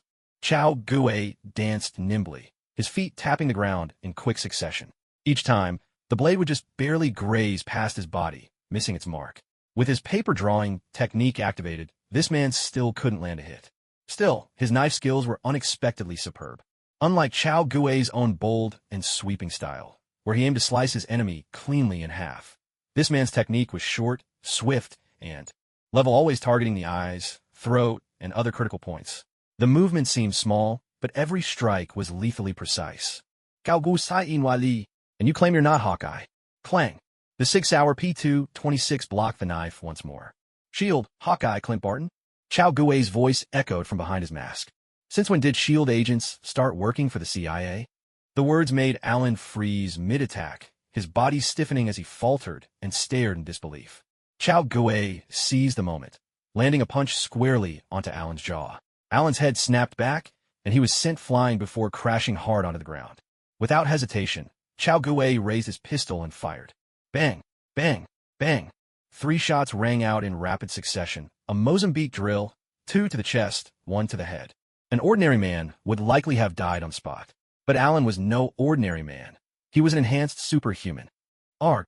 With a sudden roar, Alan whirled his katana like a windmill, a gleaming silver shield forming before him. Clang! Sparks flew as a bullet was deflected away. These days, if you can't block bullets with a blade, you don't even qualify as a superhero. Still, while he managed to deflect the bullet aimed at his head, the 2 rounds to his chest were unavoidable. His body shuddered, staggered for a moment, then collapsed face down and lay still. Yet Chao Guo frowned. There was no system notification sound. Just then, the screech of metal scraping across the floor caught his attention. Focusing his gaze, he saw a flashbang roll off the corpse. Boom! A burst of blinding light erupted. Chao Guo's vision was instantly washed out in white. Damn it! He cursed, emptying his magazine in the direction of the corpse. But from ahead, and to his left came the sound of shattering glass. By the time his eyesight cleared, Hawkeye had vanished. Chao Guo's face darkened. This guy's combat skills were SOSO, but his ability to play dead and escape was no joke. He'd lost a kill for nothing. Staring at the shattered window, Chao Guo stroked his chin. There was no doubt the man was Hawkeye, but he'd introduced himself as a CIA operative at the start. He must be working for the CIA. Nick Fury would never let his agents freelance for others, just as Langley wouldn't casually accept operatives from another spy agency. This suggests that S.H.I.E.L.D. is targeting Langley? Chao Guo couldn't help but have this thought. There was no way the 2 organizations would cooperate. There was no overlap in their missions. The only explanation was that S.H.I.E.L.D. was working against Langley. If that's the case, the last thing Hawkeye would want is to run into anyone from Langley. Otherwise, his cover would be blown. So, in this fight, he's bound to stay hidden and keep his mouth shut. In other words, there won't be an all-out assault. That means the search for clues and the hunt for laundered money must continue. After all the hard work he, Chao, put into providing funeral services, his clients couldn't just refuse to pay. In a secluded corner of Paris' 10th arrondissement, Alan sat on the ground, panting heavily. His face was deathly pale as he pulled open his jacket, revealing a bulletproof vest with 2 bullets lodged in it. Quickly, he fumbled for a brass case at his chest, taking out 2 pills, 1 green and 1 blue, and swallowed them both. Damn, that was way too close, Alan muttered, wiping the sweat from his brow before hurriedly making a call. Sir, it's me. Barton, what happened? The voice on the other end was grave. Contacting a superior in the middle of an undercover mission was a fatal mistake. One that Barton, no rookie, would never make unless something had gone seriously wrong. Alan, no. Hawkeye, paused for a moment before describing the recent battle. When Nick Fury heard that Barton's cover had been blown, his expression darkened instantly. In that case, Barton, pull out immediately, Nick Fury ordered. No, sir, Barton replied. I've already dug up nearly everything on Langley's super soldier program. Just a little longer, and I'll have the whole picture. I want to keep going. That person killed Langley's agents, so they won't expose me to Langley. My safety is still assured. Nick Fury was silent for a long moment, then spoke slowly. All right, but we have no one in Paris who can match this individual. If we don't deal with him, your safety will always be at risk. It was a real headache. Whoever had forced Barton into a panicked retreat, S.H.I.E.L.D. didn't have anyone who could go toe-to-toe with him, unless they mobilized a strike team and brought in heavy weaponry. But the problem was, this was Paris. The French, soft as they might be, would never allow a foreign military force to set foot on their soil. Even if they did, the bureaucratic process would take ages. So, when it came to facing Chao Gue, S.H.I.E.L.D. was currently at a complete loss. Sir, I'd like you to investigate who leaked my identity. Hawkeye stated his true purpose. All right, I'll have someone look into it. With that, Nick Fury hung up, simmering with anger. He was determined to root out the hidden traitor, no matter what. Inside the headquarters of a neon Yakuza, a secret door in the floor slowly slid open. Chao Gue's lips twitched as he thought to himself. This is a neon asterisk Yakuza hideout. Surely there aren't any ladies in tight bondage outfits, or anything like that, right? Asterisk translator's note. Neon refers to Japan in the context. After a moment's hesitation, Chao Gue pulled out a gunlight and attached it to his HKP-30. With deliberate caution, he began to make his way inside. But when he reached the deepest part, his hopes were instantly dashed. The space was cramped, stacked with piles of cash, euros, dollars, francs, all in a chaotic heap. There were also a few calligraphy scrolls and paintings, along with all sorts of miscellaneous items. Apart from a single sack made of rope, there was absolutely nothing here related to ropes or bondage. What a bunch of useless amateurs. They don't even know the traditional arts of the neon underworld. Chao Gue scoffed with disdain. With a casual motion, he picked up a scroll from the pile. Unrolling it, he found himself staring at none other than Qianlong, the Qing emperor. Well. To his surprise, it was actually a Chinese painting. Stroking his chin, Chao Gue mused. These neon folks sure have good taste, living a high life. Just then, a string of muffled noises rose from inside the rope sack. A woman's voice, stifled and anxious. Chao Gue was speechless. I was only joking about the bondage thing, but there really is a damsel in distress? He considered for a moment, then swept all the illicit cash into his system backpack and proceeded to untie the sack. Inside was a blonde girl with lavish, wavy hair. And that was no mere description. Her hair truly was golden and elegantly curled. She had striking, delicate features, and there was an air of nobility about her, a sense of someone raised in privilege. But at the moment, her situation was anything but dignified. She was tightly bound, a cloth stuffed in her mouth so she couldn't speak, though her eyes were uncovered. The moment she saw Chao Gue, his face hidden behind a white mask, she instinctively scooted back, fear playing in her eyes. Honestly, anyone in her shoes would be terrified. Waking up in a basement with a masked man standing over you? Who wouldn't be scared? Cao Gu Thao Wen. So these neon Yakuza are involved in kidnapping and human trafficking too? He crouched down in front of her and asked, "Can you speak English?" The girl stared at him in confusion for a moment, then nodded, muffling Watching her, Chao Gue raised a finger and spoke slowly. "First, I'm not with the group that kidnapped you. You don't need to be afraid. Second, I'm about to untie you. Don't scream or shout, understand?" The confusion on the girl's face only deepened, but she nodded tentatively. Seeing this, Chao Gue pulled the wad of cloth from her mouth. However, her jaw wouldn't close. She could only make incoherent sounds. The cloth had forced her temporomandibular joint out of place. With a quick, practiced motion, Chao Gue pressed both hands to her jaw and reset it with a deft snap. Instantly, the girl's eyes welled with tears, and she broke down, crying. "It hurts so much." Chao Gue frowned, then pinched her cheeks gently with 2 fingers, massaging them to ease her pain. Thank you," the girl managed to say through her tears. "You're welcome," Chao Gue replied. "Now, I'm going to blindfold you and take you out. Don't shout or make a fuss." "Okay," she agreed. Chao Gue found a strip of cloth, tied it around her eyes, and led her to his car. Afterward, he returned to the building, opened a fire hydrant, and washed away all traces of blood. Then, he fetched a can of gasoline, doused the place, and set it ablaze. Only after finishing all this did he return to the car. Murder and arson are hardly moral acts, but here in the world of Japanese Yakuza, morality wasn't something that needed consideration. "Do you know how to drive?" Chao Gue asked as he sat in the passenger seat, removing his mask. "Yes, I do." "Then drive yourself to wherever you need to go. Once you're there, you'll be safe," he said calmly. "All right," she replied. The girl glanced at Chao Gue's face before starting the car. Chao Gui didn't mind her curious look. Wearing a mask was simply a habit. He just didn't want his face ending up on the police's blacklist. Now that the job was done and there were no cameras nearby, there was no reason to hide his face any longer. As for the girl, if she had any sense, she wouldn't dream of betraying him after this. From under his seat, Chao Gui pulled out a painting and examined it. The lighting in the basement earlier had been too dim to see clearly, but now he realized the painting was the Autumn Hunt of Qianlong, created by Lang Shining. Lang Shining was a missionary from Italy who came to the Celestial Empire during the Qin dynasty. Later, he became a court painter, known as one of the top 10 artists of the Qin court. He had even taken part in designing the western mansions of the old summer palace. Chao Gui was surprised to find such a painting in the basement of a Yakuza organization. Running his fingers over the painting, Chao Gui felt a surge of emotion. When he was in middle school, he'd read a book called Ghost Blows Out the Light and was utterly captivated, dreaming of becoming a man like Ubai. Inspired after the college entrance exams, Chao Gui chose archaeology as his major. After all, tomb raiders have their talismans, grave robbers have their seals, and archaeologists have their credentials. Tomb raiding for profit was disreputable, but rescue excavations were considered acts of great merit. So without hesitation, Chao Gui picked archaeology. Unfortunately, after just 1 year in university, he realized something was wrong. What he really wanted was to make money, and grave robbing was just a means to that end. Once he understood that, Chao Gui reluctantly gave up his passion for archaeology and turned to programming, eventually becoming a software engineer. Life truly is unpredictable. Chao Gui couldn't help but feel a bit emotional.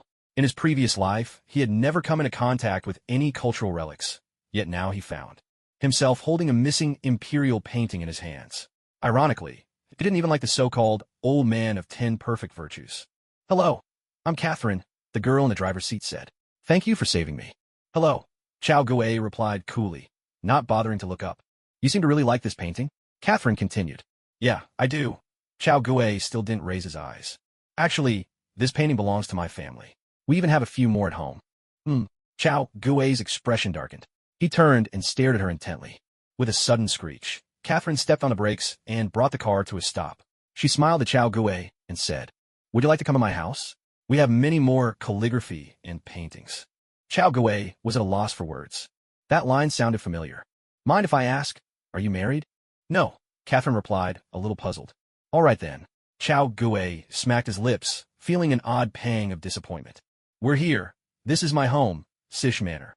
Catherine parked the car in front of Grand Gate. Chao Gui looked up and was instantly awestruck.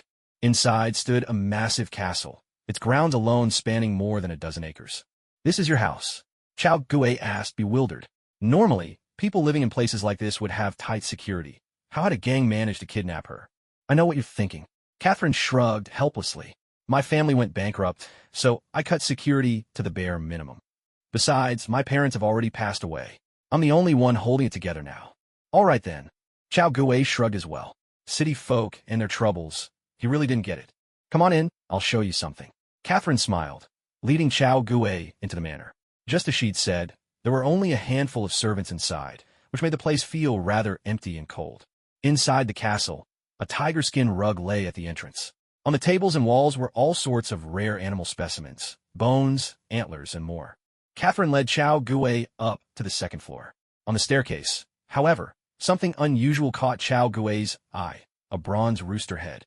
His brows arched. Any Chinese person would recognize that at a glance. "Catherine, what's this?" Chao Gui pointed at the rooster head, puzzled. "That's exactly why I wanted you to come," Catherine replied with a smile. "Thank you for saving me. I'd like to give you this rooster head as a gift. But I do have a favor to ask. After returning from his campaigns overseas, my great-great-grandfather brought back this rooster head. Ever since, he dreamed of sailing off to find his missing lieutenant, but he was never able to raise the funds. Later, my great-grandfather managed to gather enough funds and organize an ocean-going fleet, but he never returned. Chao, I know you're not an ordinary person, so I was wondering, could I ask you to help me find my great-grandfather?" Chao Gui scratched his nose. This plot felt oddly familiar. Paris, 10th arrondissement, Neon Yakuza Tower. Chao Gui had set the whole place ablaze. The more than 50 corpses left behind were all reduced to charred remains. The Paris Fire Department quickly discovered the scene, but waited until the flames had died down before calling in the crematorium workers to handle the aftermath. A day later, 2 white men entered the building. One was a bald man with glasses. The other, though gaunt-faced, was powerfully built, sporting a rough stubble. Had Chao Gui been there, he would have recognized both men as acquaintances, Sitwell and Rumlow, true agents of Hydra. "Sir, I'm just a strike team guy. I'm not cut out for this sort of work," Rumlow said, frowning. He had only just started his vacation and barely had time to enjoy his drink before being called back in. "Rumlow, the person we're investigating is someone who can take down Barton. Other than you, I can't think of anyone up to the task." Sitwell's face was blank, but in his heart he was cursing Nick Fury's entire direct bloodline 1,000 times over. "Oh, nearly forgot. That mongrel's got no real family, so no one to curse." Sitwell's face twitched ever so slightly. That bastard Nick Fury, knowing full well the target could best Hawkeye, yet still sending him to investigate. It was clearly a setup. When Sitwell received this mission, he almost lost his temper. But orders from above couldn't be disobeyed, so he had no choice but to grit his teeth and accept. Still, he wasn't one to take things lying down. He found his true superior, Pierce, and arranged for Rumlow to be assigned to him, giving himself an extra layer of protection. Nick Fury's actions smacked of targeted sabotage, making Sitwell wonder if his own cover had been blown. But in reality, Fury simply couldn't bear to risk his own loyal subordinates. That's why this outsider, Sitwell, was handed the dirty job. Hill was holding down the fort at headquarters and was a trusted right hand. Coulson was too valuable to waste. Natasha and Gatler were already assigned elsewhere. Weighing the options, only Sitwell, just starting his vacation, was available for a task of this scale. If they found anything, it would be good news for Barton, and Fury could focus on digging into Langley's super soldier project. If not, and Sitwell got himself killed, then Fury could openly promote his favorite subordinates, further weakening Pierce's influence and shield. A win-win situation. This time, Fury felt like he was playing 5 moves ahead. As the two men stepped inside, the acrid stench of burned flesh hit them. On the floor, the grim traces left by the bodies were still visible. Sitwell spun around in confusion, having no idea where to even begin his investigation. There were no surveillance cameras here. All footprints had been washed away by water and then scorched by fire, and to top it off, the fire department had cleaned up the entire place. Other than a few bits of debris, there was nothing left here. "Sir, there's a basement over there," Brock Rumlow said. Sitwell scanned the area and noticed that the basement hadn't been badly affected by the fire. "All right, let's go in and take a look. If we can't find anything, we'll just fudge the report," Sitwell sighed. August 5th, clear skies. The 2 reefs ahead look beautiful under the sunlight, but I can't feel any joy because I know a storm will soon be upon us. They, like us, are victims of the storm. Inside the Sish Manor, Catherine was reading an excerpt from her great-great-grandfather's diary to Chao Gui. Chao Gui had already decided to help Catherine. His true goal, of course, was the bronze animal heads. No one from the Celestial Empire could resist the temptation of finding the bronze heads. From the original novel, Chao Gui remembered the snake head and the goat head. These things were best retrieved as soon as possible. Of course, Chao Gui wasn't a professional, so there was no guarantee he'd actually find them. If it came to it, he could always ask those big noses, since he knew their faces and names. Finding them shouldn't be too hard. Ring, ring, ring. Just then, Catherine's phone suddenly rang. She apologized, then stepped outside to take the call. Chao Gui paid her no mind and continued to ponder over the oil paintings and the freshly translated diary left by Catherine's ancestor. He had to admit, the French seemed to have just as much artistic talent as they did a penchant for surrender. These oil paintings were highly artistic, capturing the sunrise at sea with remarkable realism, almost as vivid as a photograph. "Chao, I need to go to the Paris police station for a while," Catherine said as she brought back a maid. "She'll continue translating for you." "All right, I got it," Chao Gui replied without even looking up. After a moment's thought, he produced a map and, using the ship's log, marked out the rough route of the Immortal. Chao Gui had never gone treasure hunting before, but he knew one thing. You had to narrow down the search area step by step. By calculating the ship's speed and the dates mentioned in the log, Chao Gui managed to narrow the search area to the Java Sea. This place. Seeing this, Chao Gui frowned. Borneo was right there, just off the coast of Kalimantan. It was right on the way. His original plan had been to track down those drug dealers, but the trail had gone cold with the Japanese Yakuza, so he had no choice but to give up. He was just about to send the girl to a safe place before heading to Borneo, but unexpectedly, the two objectives had collided in one stroke. No wonder the original novel described that group of pirates as having so many Asians. From Southeast Asia to Northeast Asia, they could speak all kinds of languages. But here's the problem. The Java Sea is vast and boundless. Where in the endless expanse of ocean should one even begin? In the evening, as the sun set once more, it seemed that everyone began to long for home. The maid read aloud. One of the dim-witted sailors said his child would go to bed at 9 o'clock, and by now, his little one was probably already asleep. He wished dearly to hold his child as he drifted off himself. I felt a pang of sadness, for I too wished I could fall asleep holding my child and my wife. But here I am, stranded on this island, unable to return home. But then another sailor interrupted, arguing that we were on the other side of the globe. Here, the time is 6 hours ahead of home. His child was likely still at the carpenter's shop, exhausted from the day's labor. I despise that coarse man. He shattered my warm daydream. If I ever set sail again, I'll make sure he never boards my ship. The maid kept reading, but it was all just a string of empty words, nothing useful at all. Rubbing his face, Chow Gue thought to himself, of course, I'm really not a professional at this. Just then, Kathleen returned. Chow, any progress? She asked. None, Chow Gue replied, shaking his head. All I can do is guess that it's somewhere around the Java Sea. I see. Kathleen's face showed her disappointment. I just came back from the police station. Some Chinese folks there need me to testify about the Pinot family's bronze head. They're as interested in the bronze head as you are. Should I invite them to help us? At this, Chow Gue was taken aback. Was this the star of the plot? Had Big Nose and the others already arrived in Paris? After considering for a moment, Chow Gue said, let's wait a couple of days before inviting them. See if you can dig up any more clues in the meantime. All right, we'll hold off then, Kathleen replied with a shrug. Wait. Suddenly, inspiration struck Chow Gue. Kathleen's mention of time seemed to awaken something in him. Grabbing the diary from the maid, he pointed to the passage that had just been read and said, Kathleen, translate this part for me. Though puzzled, Kathleen did as she was asked, rendering the French into English. 6 hours ahead of home. Suddenly, Chow Gue had a direction. Paris is in UTC +1. 6 hours ahead would put them in UTC +7. That is, somewhere between 97.5 and 112.5 degrees east longitude. Combining that with the earlier clue about the Java Sea, the search area just became much smaller. If they could just find those two reef-like landmarks in person, it shouldn't take much longer to pinpoint the spot. Seeing Chow Gue's confidence, Kathleen's eyes sparkled with excitement. Really? That's wonderful. Let's go. Let's find my great-grandfather right now. As she spoke, she rushed out in a hurry, but Chow Gue grabbed her by the arm. Miss, haven't you already gone bankrupt? How are you going to look for anything? At those words, Catherine's face froze. Oh, right. I don't have any money at all. The entire castle had already been mortgaged to the bank. It belonged to them now. She didn't have a single penny to her name. At that thought, Catherine's lips quivered, and she almost burst into tears. Seeing her like this, Chow Gue couldn't help but laugh. Broke as you are, you still want to take to the sea? Who do you think you are, Luffy? Can you help me find someone who works in finance? Chow Gue asked. What for? Catherine sniffled, still lost in her sorrow. Money laundering, Chow Gue replied. She'd been wealthy once. Surely she had at least a few connections left. Money laundering? Catherine jumped in shock. All the money from Yakuza in Japan. I've got it all. Once it's laundered, we'll use it ourselves to go after the immortal. Upon hearing this, Catherine's spirits soared. No problem. My father has a friend who can help. I'll get in touch right away. With that, she dashed off in a hurry. This time, Chow Gue didn't stop her.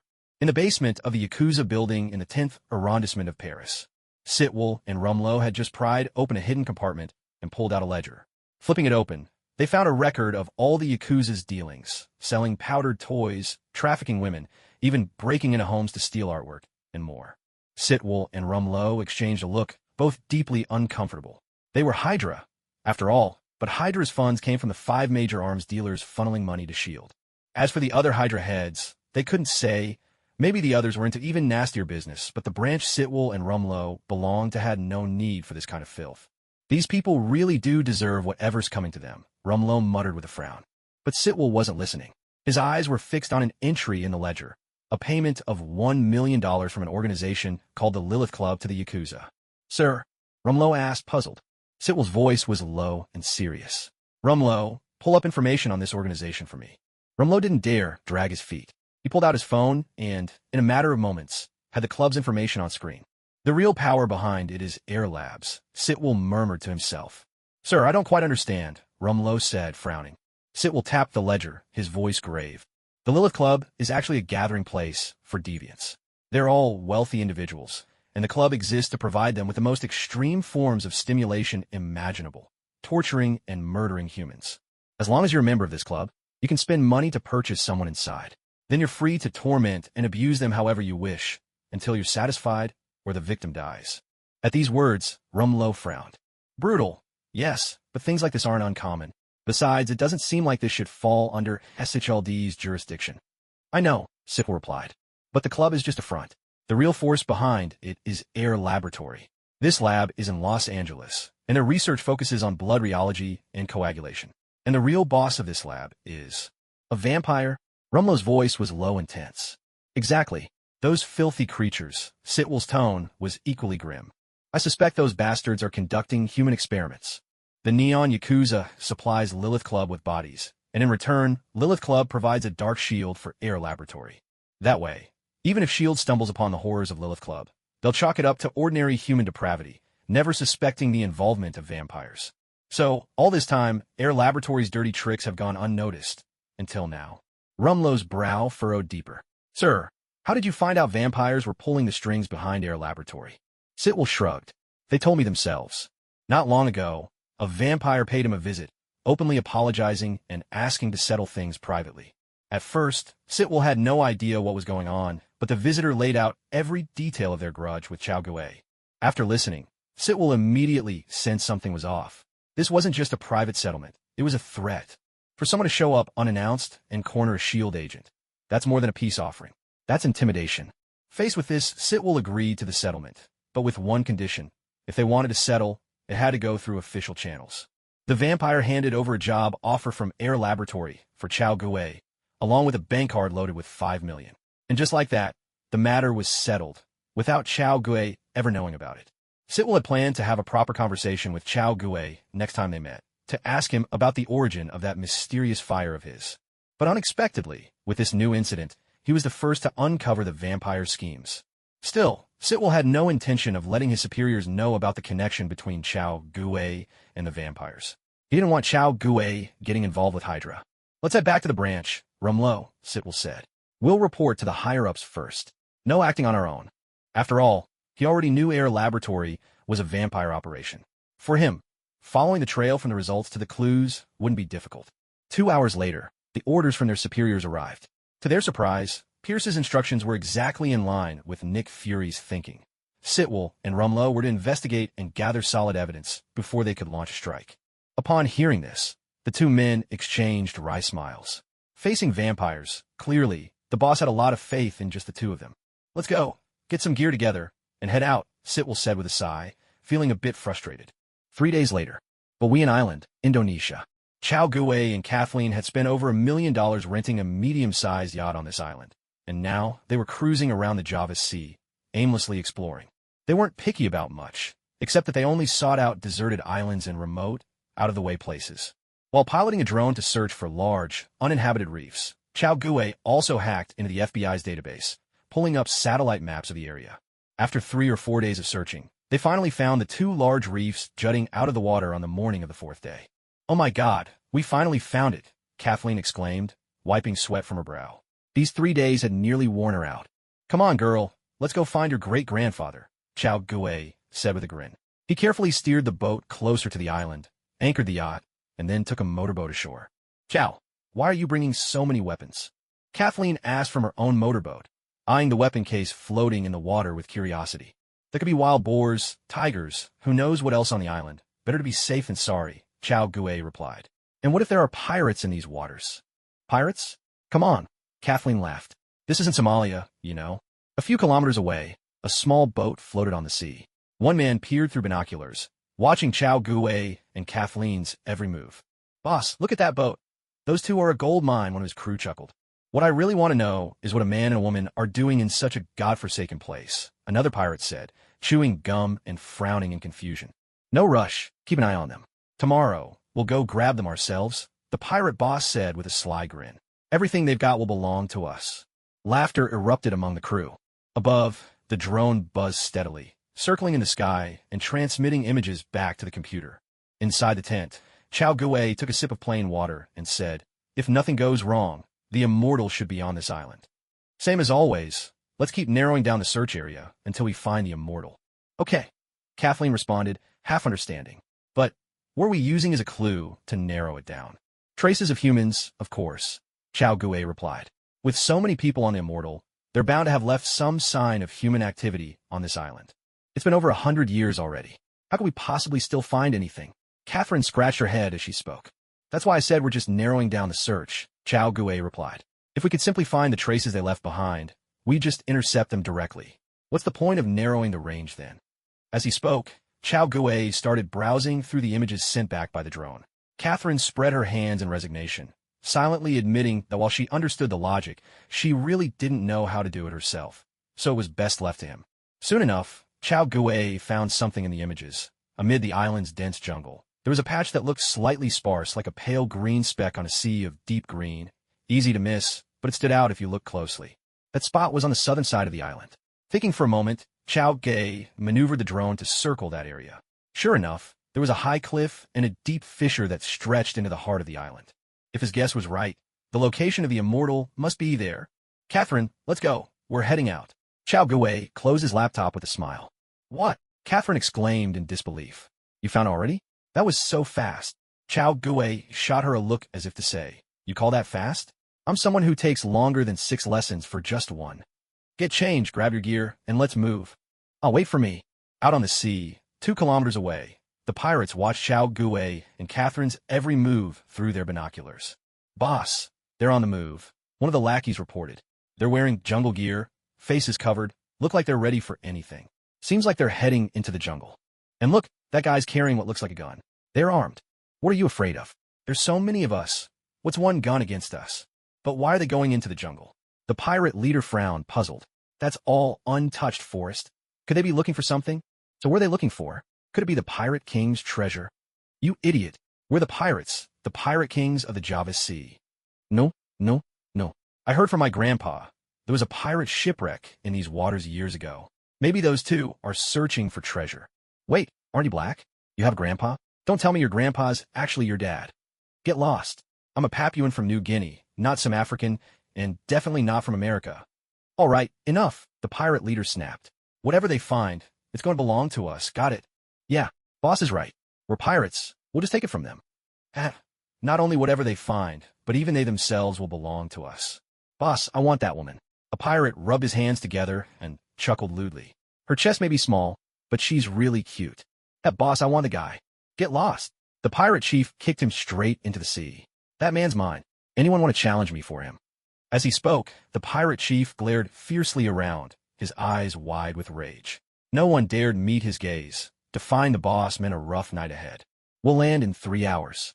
If they find the treasure, we'll snatch both them and the loot at once. If not, we'll force them to keep searching, and when they do find it, we'll grab them and the goods together. Meanwhile, on the island, Chao Gui, who was hacking through the undergrowth with a machete, couldn't help but pause. A chill ran down his back. An ominous feeling seemed to settle over his every nerve. Chao Gui thought, why do I have the feeling someone's plotting against me? Chao, why did you stop? Gafflian asked from behind, puzzled. Chao Gui shook his head. Oh, it's nothing. There's a cliff up ahead. Gaffna craned her neck to look. It's so dark down there. Chao Gui pulled out a thick, high-intensity glow stick, snapped it, and tossed it downward. But the drop was too deep. The glow stick's light barely reached halfway. He dared not throw down a flare, fearing it might ignite something. If he could, they'd be able to see everything below. Just then, a hollow thudding sound echoed up, something knocking against wooden boards. There's something down there. Is that wood? Let's go, let's get down there. Gafflian exclaimed, suddenly excited. My great-grandfather must be down there. Chao Gui didn't hesitate. He fastened a climbing rope to a tree, checked the rappelling gear, and turned, only to see Gafflian looking hesitant and troubled. What's wrong? I've never gone down like this before. I am scared. Gao gu sai in wa li. So she really is a pampered young lady. Come here. I'll take you down, Chao Gui said. Thank you so much, Chao. Gafflian cried in delight. Chao Gui wrapped an arm around her waist, loosened his grip, and together they slid swiftly down the rope. In no time, they reached the bottom of the cliff. Looking up, they saw the tangled branches of a sprawling banyan tree blocking out the sky, casting the area into deep shadow. The ground beneath them was taken up by a huge wooden ship, now blanketed in moss, with the smell of rotting timber thick in the air. Come on, girl, let's find your great-grandfather. I hope you'll recognize him. Chao Gui joked with a smile. He led the way into the decaying hull, rummaging through the gloom. Before long, he found a bronze snake's head and a ram's head, both mottled with green corrosion, copper carbonate, known as verdigris. Chao Gui tucked these 2 national treasures safely into his system backpack. Chow, I found my great-grandfather. Catherine cried out behind him. This is his signet ring. Chow Gui turned to look. Catherine had picked up a signet ring from the ground. This kind of ring was a simplified version of a personal seal, used for stamping documents or other papers. After all, it was inconvenient to carry a large stamp everywhere, so gentlemen had these made. Over time, such rings gradually became decorative items and symbols of status. As an aside, the electric rings used by the Goldsmith Agency's operatives were, in fact, signet rings as well, except these ones had become deadly weapons. So, Catherine, which one is your great-grandfather? Chow Gui pointed to the two skeletons beside the ring. Catherine glanced over, momentarily at a loss for what to do. 1 bean, 2 grains of rice. The right answer must be you. Chow Gui raised his hand and pointed to the skeleton on the right. Well, let's go with that one. Catherine looked, then shook her head. It's not him. My great-grandfather wore a captain's uniform, so it should be this one. Chow Gui's face darkened. The one he'd pointed to was the same remains that, in the original story, Catherine had taken away. Even though those bones were scattered at sea, she'd acknowledged them before. Why the sudden change? All right, as long as you're happy. Chow Gui replied, now a little disinterested, and went on searching to see if anything useful could be found. After another round of searching, Chow Gui found many fragments of paintings and calligraphy in the cabin. The ravages of a century had already destroyed these works of art. He also found some blue and white porcelain covered in moss, 2 chests of Spanish silver coins, and a small box of gold ingots stamped with Western marks. Chow Gui stroked his chin thoughtfully. It seemed this immortal ship had plundered not only from China, but from Spain and Holland as well. So, the gold hidden inside the tree trunk, was that Spanish or Dutch? No matter. Now it was all his. Catherine, let's go see what else we can find in other places. Sure, no problem, Catherine replied with a smile. She'd already found her great-grandfather, so her mission was accomplished. Just then, a flock of birds suddenly took to the sky in the distance, startled by something. Why have the trees here been chopped down? Catherine spun around in confusion. And look, there's a huge ship's anchor hanging over there. Chow Gui ignored her. He pulled out a metal detector and walked over to a massive tree trunk lying on the ground. The moment he got close, the metal detector began beeping incessantly. Chow, isn't that a metal detector? Why is it beeping when you approach the tree? Catherine leaned in, puzzled. What do you think? Catherine's eyes went wide with disbelief. No way. Chow Gui searched the ground and picked up a gold ingot, giving it a little shake. Just as you thought. Oh my God, my family is finally saved from bankruptcy. Catherine threw her arms around Chow Gui, bouncing up and down with excitement. Chow, thank you so much. Catherine hugged him and planted 2 quick kisses on his cheek. I'm so happy I could burst.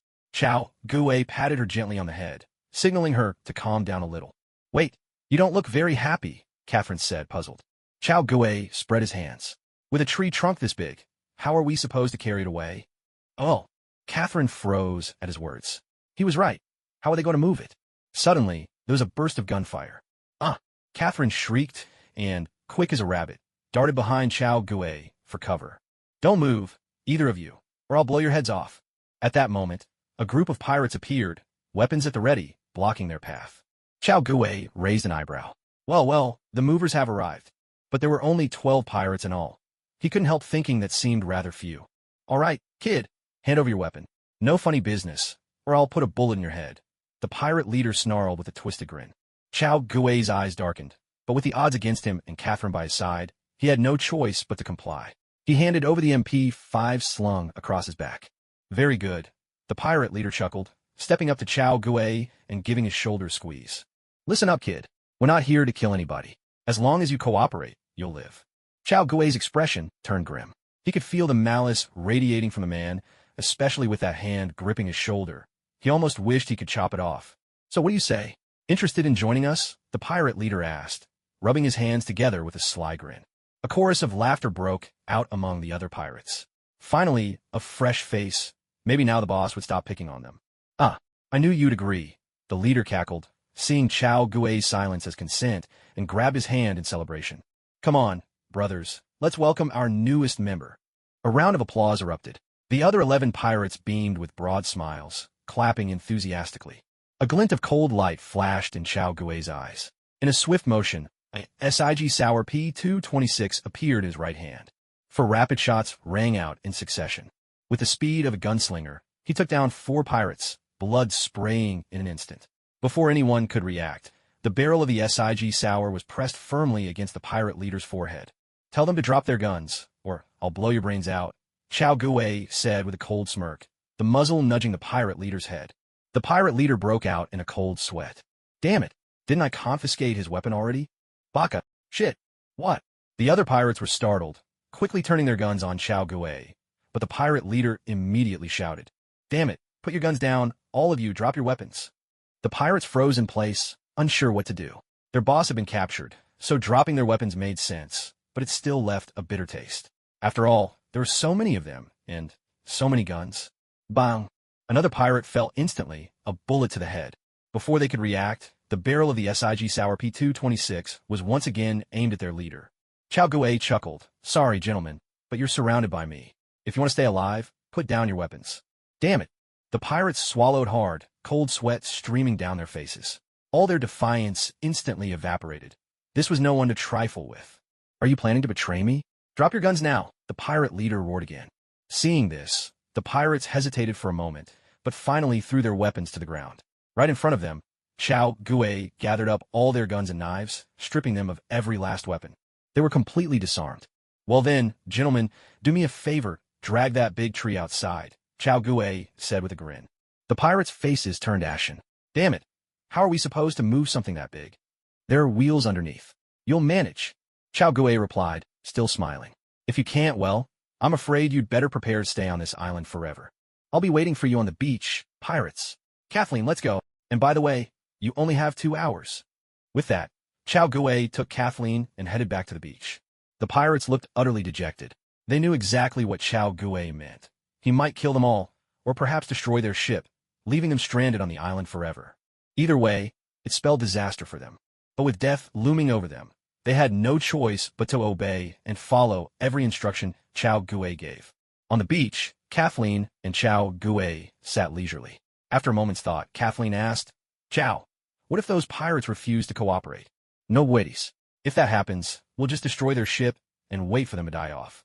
If worst comes to worst, I'll finish them myself." Chao Gui replied with a dark chuckle, a deadly edge in his tone. A chill ran through Kathleen.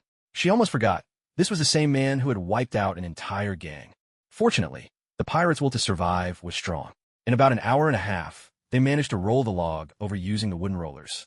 Chao Gui watched with satisfaction, then proceeded to tie up every last one of the pirates. "So what do we do now?" Kathleen asked. "I can't get to this spot.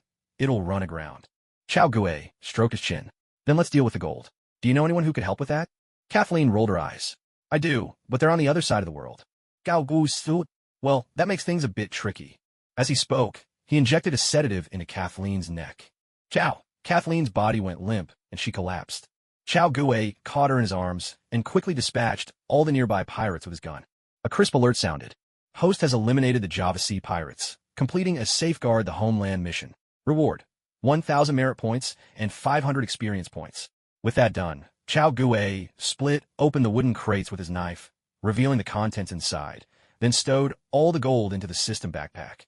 After tidying up the camp, he carried Kathleen back to the yacht. If memory served, the original novel mentioned there were 8 tons of gold in total. That was no small fortune. After giving it some thought, Chao Gui dialed the number of a financial magnate. "Hello, Beth. I need your help with something." "You found another treasure?" came Beth's voice, thick with exasperation. "Damn it. Why is your luck so good? How do you keep stumbling on a treasure?" "That's not important," Chao Gui replied. "I need you to find someone trustworthy. I have some gold I need to move." "All right," Beth conceded, sighing. "Where are you now?" "Jakarta, Indonesia," Beth exclaimed in surprise. "What are you doing all the way over there?" "Hunting for treasure." "Well, I'll reach out for you," Beth said. "But I have a small favor to ask, too." "Gao Gu Thou Wen. What is it? Go on." "I'm planning a trip to Prague soon. Could you come with me? Eastern Europe's a bit dangerous." Chao Gui rolled his eyes. "If it's dangerous, why are you going?" "Oh, come on, I'm just a little worried, that's all. Please help me out." "Fine, what are you thinking?" "I've got things to take care of. I probably won't be free within the week," Chao Gui said. He was already planning a trip to Borneo, just off Kalimantan. "Notarus, Whitney and I are taking an art class in Rome right now. Let me know when you're available, and we'll head out together." "All right, I'll be in touch when the time comes." "Okay, I'll start reaching out for you now." Jakarta, inside a hotel room. "Ugh, I feel awful. Kathleen hadn't even opened her eyes before realizing what was beneath her wasn't a mattress, but what felt like a pile of rocks. Ow, this is killing me. What is all this? Kathleen sat up in a daze, and as she moved, a cascade of metallic clinks filled the air. Focusing her gaze, she suddenly realized she was lying atop a mountain of gold. A real mountain of gold. Heaps of gold bars were stacked throughout the room, forming small, glimmering hills. Oh my God, how much gold is that? Catherine exclaimed in awe. 8 tons, Chao Gui's voice rang out. Catherine, we'll split it, 50-50. Really? Catherine was overjoyed. Chao, I didn't help much at all on this journey, No need to say more. We'll split it evenly, Chao Gui said with a smile. Oh my God, you really are my hero. Catherine was overwhelmed with emotion. She threw her arms around Chao Gui and pressed a passionate kiss to his lips. Perhaps Chao Gui was simply acting out of fairness by dividing the gold equally, but regardless, for tons of gold was a godsend to her family, who had already gone bankrupt. After a while, Chao Gui gently patted her on the head. At this point, Catherine was breathless, lying against Chao Gui's chest, struggling to catch her breath. Chao, I'm a student of history, Catherine said, her cheeks flushed, eyes soft and shining. I know that in your country's ancient tales, when a woman is rescued by a man, if he's handsome, she pledges herself to him. If not, she promises to repay him in the next life. So what are you getting at? Chao Gui asked. Catherine wrapped her arms around his neck. So, why don't we do what lovers do? Talp, talp, talp. Before Chao Gui could respond, a knock at the door sounded, abruptly shattering the romantic mood between them. Catherine frowned, feeling thoroughly annoyed at being interrupted. Chao Gui guessed it must be someone Beth had contacted. He opened the door to find 3 white men in suits. The man in front, wearing a stern expression, spoke up. Hello. Are you Mr. Chao?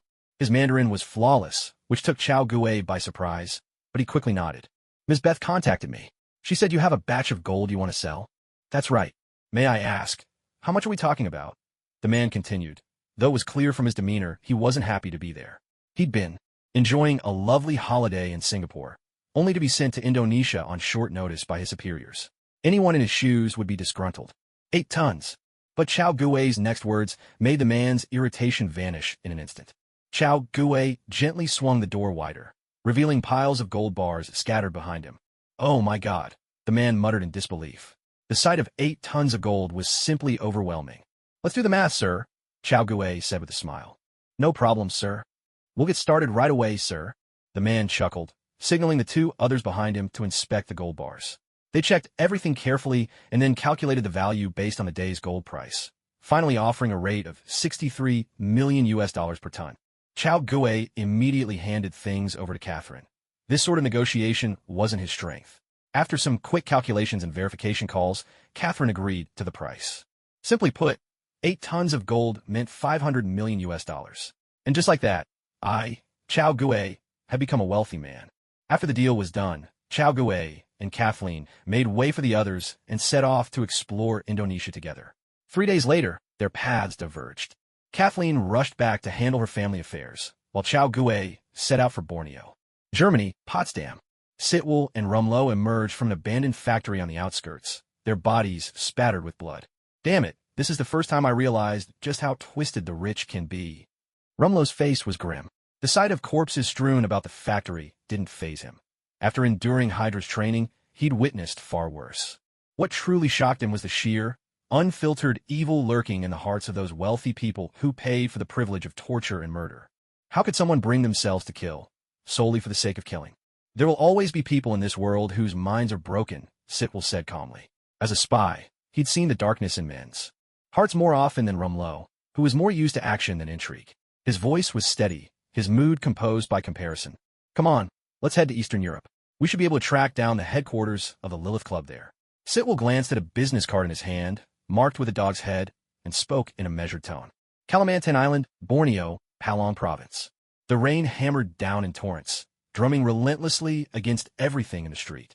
It was Indonesia's rainy season, and in these tropical lands, a week of nonstop rain was hardly unusual. Chao Gui glanced at the sky, a wave of relief washing over him. Luckily, he and Kathleen hadn't been caught in a downpour while searching for gold. But because of the weather, many boats had ceased to operate. The rain was unyielding, flood season was approaching, and nobody was willing to risk their life for a journey at sea. Still, no matter what people said, there were always those who'd risk everything for money.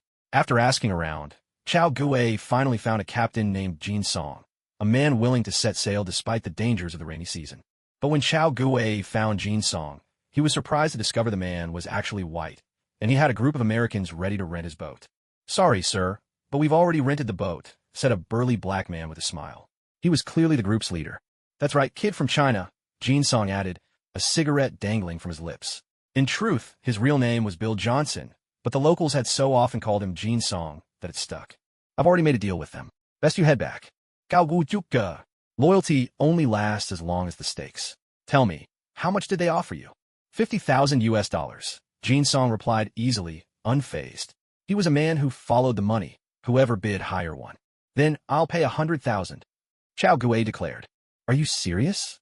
Jin Song's eyes lit up instantly, surprised that Chao Gue had doubled the offer without hesitation. Wait, we were here first." The black man blocked Jin Song's path. But Jin Song paid him no mind. "Hold on, sir," a white man beside him hurriedly said. "No need to pay extra. We agree to take you along. How about that? You can join us for the trip." Chao Gue's generous offer had clearly startled them. The white man realized that if Chao Gue kept raising the stakes, they'd be left with no boat and forced to turn back empty-handed. Jin Song smacked his lips in disappointment. Unfortunately, he couldn't reap any easy reward from the standoff. "All right, gentlemen," Jin Song announced. "We'll set out tomorrow. Go back and prepare your things." "Chao, why do you want to head upriver at this time of year?" A blonde-haired young woman ran up to Chao Gue on the deck of an old, battered boat. Chao Gue glanced at her. There were 3 factions on this boat, 9 people in total. Aside from himself and Jin Song's assistant, the rest belonged to a company. There was a black boss, a white scientist, a Latina investor, a round-faced black technician, and an Asian doctor. Standing before Chao Gue was the blonde assistant of the white scientist. It seemed he'd stumbled right into the protagonist group by coincidence. But that was hardly a good thing. In horror movies, you never go alone. In disaster tales, you never stick with the crowd. Chao Gue had no interest in joining the group. At best, they'd slow him down. At worst, they'd make his life miserable. He needed to find a chance to slip away. "I'm a photographer," Chao Gue replied. "I heard there are monsters out here, and I want to snap a few pictures." He pulled a camera from behind his back and gave a little wave. Inside were plenty of great shots of Kathleen, taken during their 3 days in Indonesia. No way he could let Gwen see this camera, or he'd be in serious trouble. "Monsters," the blonde assistant repeated, puzzled. Still, she was distracted by how Chao Gue had managed to hide such a big camera and then pull it out so casually. On the other side of the boat, the white scientist unfurled a map and pointed to a spot on it. "Folks, here it is," he announced. "This is where the adventure team last discovered the blood orchid, the Saturn Basin. Just follow the river upstream, and we'll reach the Saturn Basin soon enough." Jin Song shrugged. "That's right, but here's the problem. It's the rainy season now. The river's full of dangers, and we might have to change course at any time." "You promised to get us there safely," the Latina investor said with a frown. Jin Song spread his hands. "Ma'am, safe doesn't mean fast. If we rush it, we could run into trouble. These rivers are crawling with caimans, vipers, all kinds of leeches, parasites, and even flesh-eating catfish. Trust me, there isn't a single stretch of this river that's safe for a swim." Hearing what Jin Song had just said, the Latina girl immediately broke out in goosebumps and clammed up in fright. "Don't worry," said the black technician, sitting to the side. "I've already combined a week's worth of weather models with satellite maps to find the fastest route. Here, take a look at this map." As he spoke, he turned his laptop screen so everyone could see. With a click, Chao Gue raised his camera and snapped a photo. He actually had a map himself, but nothing as clear as this satellite image. "Mind if I take a picture?" Chao Gue asked with a smile. "You already did, and without our permission," the black boss said, clearly displeased. The others didn't seem to mind much. In their eyes, the blood orchid was just a flower, albeit a miraculous one. Its true value was still a mystery, and even if someone else took it, it wouldn't mean much. Chao Gue chuckled quietly and studied the map in his hands. Compared to the Brotherhood's map he possessed, this one was far more detailed. He glanced at the group, then turned and slipped back into the cabin. There, he put on his tight-fitting wetsuit. It was just about time to leave. Suddenly, the boat gave a sharp lurch, and the engine's constant drone abruptly fell silent. "What happened? What's going on?" the Latina investor cried out in alarm. "Damn it, the engine stalled," Jin Song shouted. "We've lost power." No sooner had he spoken than the small, battered boat actually sped up instead of slowing down. "Damn it, we're caught in a rapid. Oh shit, turn the boat. There's a cliff ahead at 250. Inside the cabin, Chao Gue shot them a glance, pulled on his diving mask, and dove straight into the river.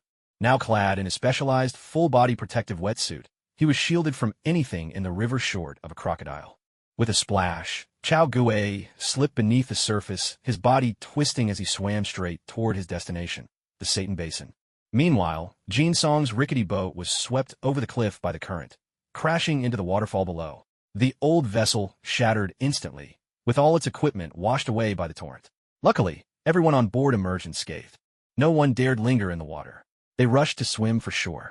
Elsewhere, Chao Gui was speeding through the river when suddenly a chill crept up behind him. Startled, he kicked his legs and surged forward. His swimming speed instantly increased, but when he glanced back, he saw a pair of yellow, bestial eyes glinting in the murky water. Chao Gui's eyes narrowed. An alligator. Its jaws gaped wide as it lunged at him. If it managed to bite down, the next moment would be a deadly death roll. Even if Chao Gui survived, he'd be gravely injured. Damn it! Chao Gui's eyes turned cold. In an instant, he twisted his body and drew a dagger into his grip. In the water, Chao Gui couldn't outswim the crocodile, and his firearms were useless, leaving him no choice but to fight with his bare hands.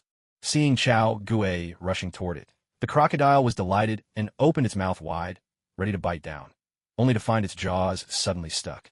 Chao Gui had shoved an assault rifle, taken from the pirates, vertically into its mouth.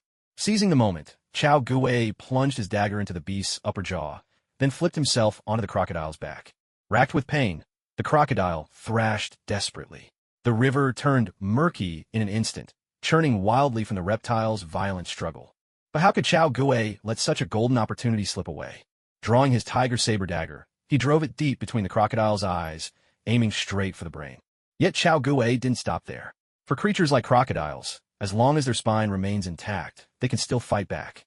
So, with a swift motion, he slid the dagger into the back of its neck, severing the spine. This time, the crocodile was well and truly dead. Kicking off with both feet, Chao Gui swam straight to shore. Swimming in these waters was certainly not a wise choice. He was a sailor, but diving had never been his strength. Damn, what a godforsaken place, Chao Gui muttered, unfastening his diving mask and stowing away the oxygen tank. He stepped onto the muddy bank, making his way slowly onto dry land, when suddenly his foot slipped as if he'd stepped on something. A strange hissing sound rose from above his head. Looking up, Chao Gui saw a massive python coiled in the trees. The serpent's girth was easily 50 or 60 centimeters across, and its length stretched close to 34 meters. It was truly a monster to behold. Oh, come on, Chao Gui sighed. He had just escaped the jaws of a crocodile, only to fall into the fangs of a snake. He drew out an RPG launcher and took aim, finger ready on the trigger, then paused. A daring idea struck him. Although he had a map, Chao Gui didn't know the exact location of the blood orchid he sought. This python could become his guide. All he had to do was scare it off and attach a tracker. Suddenly, the giant python struck, its head lunging down with jaws wide, aiming to snap at Chao Gui's head. But with a sharp thud, Chao Gui sprang aside, leaping high and landing a fierce roundhouse kick right on the python's head. The python recoiled in pain, its massive body twisting as it tried to slither away. Ah, you think you can escape from the Navy after picking a fight? Not so fast. Gao Gu shouted. No sooner had he finished speaking than the python felt the world spin, thrown high into the air before crashing back down, followed by a relentless flurry of blows. The beast was left utterly subdued. After a while, having finally tired himself out, Chao Gui brushed off his hands and stopped. The battered python seized the chance, wriggled free, and slithered off at speed. This two-legged creature was simply terrifying. Watching its retreating form, Chao Gui let out a sigh. What a pity. This is Marvel, not a world of immortal heroes. Otherwise, I might have earned the gratitude of a beautiful serpent maiden by now. Pulling out a GPS tracker, he checked the screen. As expected, the location of the giant python was now firmly within the Satan Basin. Let's go. The blood orchid is just ahead. Satan Basin. A whispering rustle echoed through the nighttime jungle. A chilling, constant sound of snake scales scraping over leaves and branches, enough to make anyone's skin crawl. Torch held high, Chao Gui weaved his way through the dense undergrowth, slowly but surely closing in on the red dot marked by his GPS. Before long, he reached a tangle of vines draped over a small cliff. A short wooden bridge spanned the top, and below, massive pythons lay coiled together in a writhing knot. It was mating season for the pythons, and the blood orchid was their chosen delicacy. Naturally, this place had become their lair. Without hesitation, Chao Gui pulled out a silicon dioxide container and began harvesting the blood orchids. His hands moved deftly. Wherever his gaze landed, he plucked every blossom, leaving none behind. He secured a rope and slid down onto the cliff to continue his work. In less than an hour, every last blood orchid had been collected and stowed away. Under the cover of darkness, the vines and branches were now stripped of every trace of red. Down below, in the python's nest, the lengthy ritual of courtship continued undisturbed. The pythons remained oblivious to the fact that their entire food supply had just been stolen. Finally it's mine. Chao Gui tucked the last box of blood orchids into his system backpack, barely able to contain his excitement as he prepared to return to the city, gather his supplies, and begin concocting his potion. Suddenly, a flare of firelight burst out behind him. The white doctor from the boat, earlier that day, emerged from the trees. My immortal flower, wait. My immortal flower, where is it? The doctor's laughter faltered as he saw nothing but empty vines and Chao Gui standing before them. Damn it, it's you. The young doctor's face twisted with rage. Bastard, give me back my immortal flower. As he shouted, he drew a revolver from behind his back and aimed it at Chao Gui. Bang! A flash. Then the doctor stumbled backward and collapsed heavily to the ground. In Chao Gui's hand gleamed an ivory-handled Colt M1873 revolver. Out of your league, Chao Gui sneered. You think you can outgun me? The doctor's face turned ashen as warm blood began to trickle from the bullet wound. The Colt M1873 fired 11.43mm rounds. Not the most powerful, but hardly a minor wound either. It wouldn't kill quickly. But this was a snake nest, after all. The moment the scent of blood spread, the swarm of snakes beneath the cliff seemed to freeze in place, as if someone had pressed pause. Then, with frightening speed, they slithered out, surging toward the crumpled doctor. In a matter of moments, the snakes tore the doctor apart, devouring him in a grisly feast. Ding! Host has eliminated Dr. Jack, completing one Eradicate Evil mission. Contribution rate, 55%. Reward, 55 merit points, 25 experience points. Ding! Justice Navy System, empowering every soldier with a heart for justice. Soldier name, Chao Gui, Navy Corporal, Swordsman Apprentice. Merit points, 33,700 experience. 30, 120, 0, 0, 0. Doubt power, 205, an indicator of combat strength, though not the sole determinant of it. Galgu achet an ibadao. Looks like this guy committed plenty of despicable acts. Otherwise, the system wouldn't have counted taking him down as eradicating evil. Just then, as the pythons finished their bloody meal, their gaze fell upon Chao Gui. One human alone was hardly enough to satisfy their hunger. Chao Gui rolled his eyes and pulled out some snake repellent, leftover supplies from his last trip. Noticing the pythons growing restless, he slapped a handful of the repellent right in their faces, then turned and dashed off. Dealing with these snakes would have been a breeze, but since his goal was already achieved, why waste the effort? Strike and retreat. What fun! Behind him, the pythons let out a chorus of furious, impotent hisses. Borneo, Kuching. This city is the capital of Sarawak, Malaysia, and the largest on the island, with a population predominantly of Chinese descent. In a luxury hotel in the city, with a splash, Chao Gui sat up in the bathtub, completely naked. He rolled his neck and stretched lazily. Instantly, a series of sharp cracks ran from head to toe, popping like beans in a hot pan. He felt fantastic. Chao Gui loved it. After so long, it was wonderful to feel his strength surging again. He could finally train without holding back, no longer worried about injuring himself. Rokushiki, Gamie. Narrowing his eyes, Chao Gui activated Kami. His right arm thickened and stretched in an instant, sending waves of sharp pain shooting through it. Still, it was nothing he couldn't handle. With the help of a medicinal bath, he could recover quickly. Now, he could freely use Kami to alter his body's form at will. The effect of Kami looked a bit like the power of the gum-gum fruit, but in reality, the two were fundamentally different. The gum-gum fruit is a superhuman ability, transforming the user's body into rubber. Whatever properties rubber possesses, the fruit's user gains as well. As for paper drawing, it simply makes the body more flexible. While you can enlarge, thicken, stretch, or contract certain parts, the total mass of your body never changes. Any increase in one area inevitably means a decrease somewhere else. Doesn't that mean from now on for me, Chao Gui? A ripple of laughter escaped Chao Gui as these thoughts crossed his mind, growing ever more daring and suggestive. He quickly snapped out of it, giving his cheeks a brisk slap and forcing himself to regain focus. Combat power. That's what matters most. Don't let your mind wander into strange territory. With this in mind, Chao Gui's expression turned serious. He raised his hand and opened the system panel. Justice Navy System, supporting every soldier with justice in their heart. Soldier name, Chao Gui, Navy Corporal, Swordsman Apprentice. Merit points, 33,700 experience, 30, 120, 50, 0, 0, 0. Dao, Power, 215, a standard reflecting combat ability, though not the sole determinant of strength. Gazing at the numbers on the panel, Chao Gui knew he was still, in every sense, a small fry. Without the help of his character card, he might never have made it out of the vampire bar alive. So what now? Should he keep saving up for a devil fruit, or keep exchanging for the Navy's 6 styles? Chao Gui made his choice. He would continue to master the Navy's 6 styles.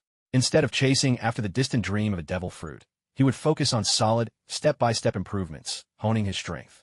At the very least, he needed to shake off that small fry label before anything else. System, exchange for one of the Navy's 6 styles. Shave. After a moment of thought, Chao Gui spoke slowly. These days, his fighting style relied mostly on blade and firearm, rarely on hand-to-hand combat. In that case, shave, a technique for rapid movement, was perfectly suited to his needs. Host will spend 10,000 merit points to exchange for Navy 6 styles. Shave. Please confirm. Confirm. The moment the words left his mouth, a torrent of knowledge surged into Chao Gui's mind. Training methods, combat experience, practical techniques, all crammed in at once. He stood there, momentarily stunned, his brain nearly overwhelmed by the flood of new information. Thankfully, his current strength gave him just enough resilience, and after a brief daze, he recovered. New skill acquired. Finally, I can really spread my wings. Chao Gui rubbed his hands together, his eyes gleaming with excitement. 7 days later, Kalimantan Island, Kuching, inside the presidential suite of a hotel. Wearing nothing but a pair of shorts, Chao Gui stood in the corner, his breathing calm and steady. Suddenly, his eyes snapped open, a sharp glint flashing through them. Rokushiki, shave. With a soft whoosh, Chao Gui's figure vanished in an instant, suddenly reappearing at the center of the room. Yet he didn't stop there. Holding his breath and focusing sharply, he triggered shave once more. 6 styles, shave. In a blink, he vanished again, reappearing in another corner. 6 styles, shave. A loud crash echoed as the bathroom glass shattered across the floor. Blood began to seep slowly from Chao Gui's foot, and in no time, both his foot and lower leg were drenched in crimson, a sight that was nothing short of chilling. Chao Gui's face remained expressionless. Just a few burst blood vessels. What's the big deal? He retrieved a tourniquet from his system inventory and tightly bound his femoral artery. Then he lay down in the bathtub, which was already filled with a specially prepared medicinal bath. 10 minutes later, the wound began to itch as a crust of blood started to form. Chao Gui loosened the tourniquet and slowly let himself slide deeper, immersing his entire body in the healing liquid. The system flooded his mind with the training methods for shave, along with the combat experience and practical tips from skilled masters. Just like when he first learned paper drawing, it felt as if he was being personally guided. With 7 days of effort, Chao Gui could barely manage to use this martial art.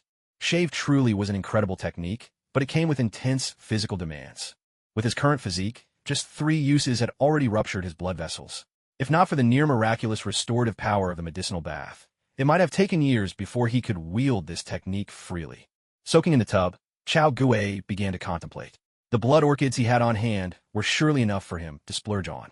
Once he finished the promised trip to Eastern Europe with Beth, he could finally devote himself to training and upgrading in peace. Eastern Europe, Slovakia. Sitwell and Rumlow, both clad in white doctor's coats, moved through an underground parking garage. They got into their car and drove off without a backward glance. Damn it, I think I'm better off as a field agent. These kinds of missions just aren't for me, Rumlow grumbled. Relax, we've already found a lead, Sitwell replied with a smile. After a week undercover, the two had finally discovered a clue in this public-facing air laboratory. The Super Soldier program was hidden elsewhere, kept entirely separate from the official air lab.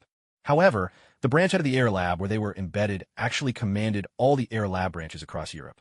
Not long ago, the human experimentation base in Potsdam that Sitwell and Rumlow had dismantled was under the jurisdiction of this very branch. Yet, in that experimental base, they hadn't uncovered any hint of research tied to the Super Soldier program. Most of the human experiments there focused instead on blood studies. Though these activities broke both laws and ethical codes, they still fell outside SALD's direct authority. Because of this, Sitwell and Rumlow had no choice but to risk venturing deep into the headquarters of the Air Laboratory in Europe. Fortunately, their efforts finally paid off. "Let's go. We're heading to Bratislava," Sitwell said. From a tall building, a pale-faced, middle-aged gentleman sipped a glass of crimson liquid, watching as Sitwell and Rumlow gradually disappeared into the distance. "Sir, why don't we just get rid of them?" asked a portly middle-aged man, standing behind him. The pallid gentleman replied slowly, "I've seen that bearded man before. He's the head of SHLD's strike team. With our strength, taking him out would be no trouble at all," the portly man insisted. The pale gentleman shook his head and said, "Right now, we're a legitimate scientific research institute, operating in plain sight. We can't afford to make a scene. So, are we just going to let them run wild? They love to investigate, don't they? Let them. If anything goes wrong, it'll be Lilith Club's problem, not Air Laboratories. If S.H.I.E.L.D. dares to come after Air Laboratory for no reason, then we'll show them the true power of technology." "Yes, sir. Understood. And don't let your guard down. Inform the Lilith Club. They need to be ready for combat and evacuation. As soon as they deal with those two, pull out immediately. Leave no evidence behind." "Yes, sir." Italy, Rome. Inside an art academy, a nude model stood atop a platform while the students sketched attentively. "Wow, this person's got a great figure," Whitney exclaimed, her pencil moving quickly as she drew, though her mischievous gaze remained undeterred. "It's nothing special," Beth said coolly beside her. "Not as good as Chow's, anyway. Didn't you say you liked his physique? Change your mind already." "Oh, come on. He's all the way in Los Angeles. Too far for me to admire," Whitney replied nonchalantly. "By the way, how's our prod trip coming along?" "Everything's ready. We just need one more person, and then we'll set off," Beth replied with a mysterious smile. "I thought it was just the two of us," Whitney said. "Who else did you invite?" "That's a secret." "All right," Whitney shrugged. "But are you seriously bringing your two guns on vacation?" "My lady, your sense of security is really something else." Beth shot her a look and said quietly, "Girl, I used to be just like you, until reality taught me a few hard lessons. Don't worry, there won't be any ogres in Prague. And even if there were, wouldn't that be exciting?" Whitney giggled. Beth rolled her eyes. Back then, she hadn't found it exciting at all. Clap, clap.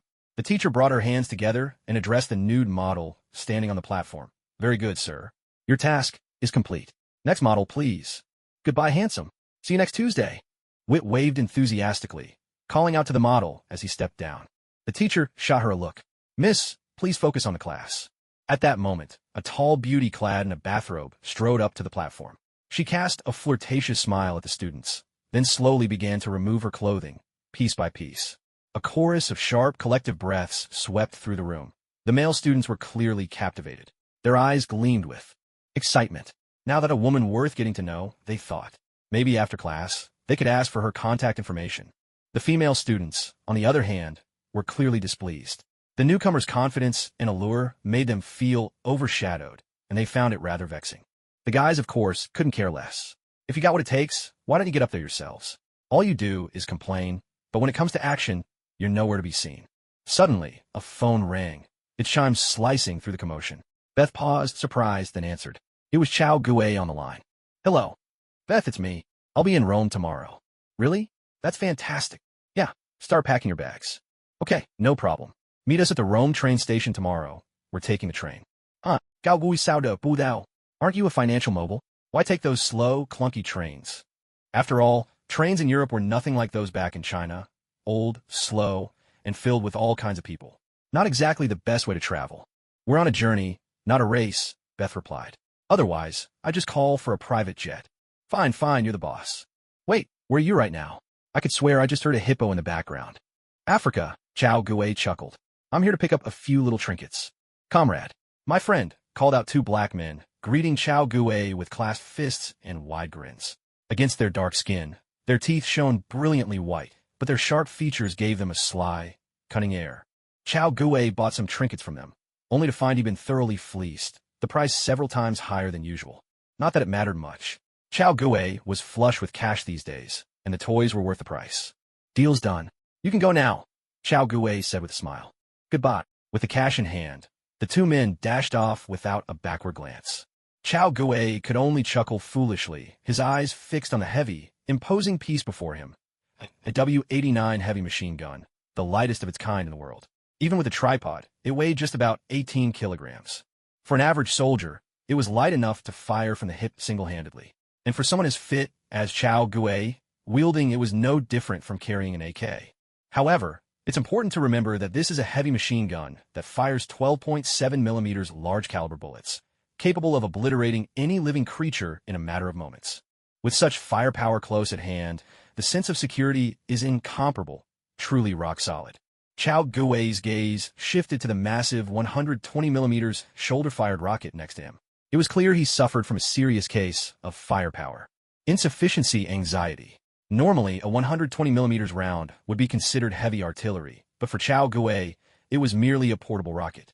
There was also the legendary weapon of war, the 107mm multi-barrel rocket launcher. This beast could fire with or without a tripod. Even if you lost the launcher, a little fire would still get it going. Unfortunately, the system backpack only had a space of 10 cubic meters.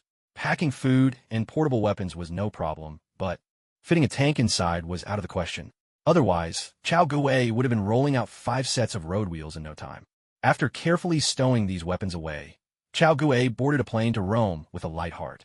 The next afternoon, as dusk approached, Chao Gui finally met Beth and Whitney. Whitney, wild as ever, seemed ready to hand Chao Gui her ever-present bottle of nutrition drink right then and there. Sadly, Beth stopped her with a single punch. With Beth's no-nonsense efficiency, the three of them were soon on a train bound for Prague. But, just as Chao Gui had expected, this train was old and slow. In the soft-seat carriage, 2 women and 1 man sat in awkward silence, staring at each other, unable to find the right words. The atmosphere was truly uncomfortable. "Chao, do you like smoking?" Beth asked. "No," he replied. "Do you like drinking?" "Not really." "Well, okay then. I'll stop asking." Beth covered her face in exasperation, at a loss for conversation. Chao Gui wasn't making any effort to break the ice either, leaving her, as the only woman, in a tough spot. Chao Gui rolled his eyes. He didn't dare say too much, worried that the conversation might accidentally veer into dangerous territory. With others, perhaps it wouldn't matter, but this was Beth, a close friend of Gwen's. There was simply no way he could go there. "Chao, Whitney and I are going out for a drink. Want to come with us?" "No," he replied. "All right then." Beth pouted, taking Whitney along as she left. "Wait," Chao Gui called after them. "Take your guns with you." "We've got them," Beth replied. "And remember, girls shouldn't go near any strange cigarettes. Otherwise, I won't hesitate to knock you both out and ship you straight back to New York." "Got it," Beth called back. Meanwhile, on a desolate highway southeast of Bratislava, Slovakia, Sitwell and Rumlow were driving, finally stopping a kilometer away from an old, abandoned factory. Sitwell began tapping away at the car's control panel. Moments later, a small shield-issued drone slipped out, completely silent as it lifted into the air. At the same time, the vehicle began to change. Its once gleaming, reflective surface turned matte, now resembling a block of stone. Sitwell's fingers danced swiftly, and by combining the factory's information from the database with the data relayed by the drone, he quickly constructed a 3D model of the entire plant.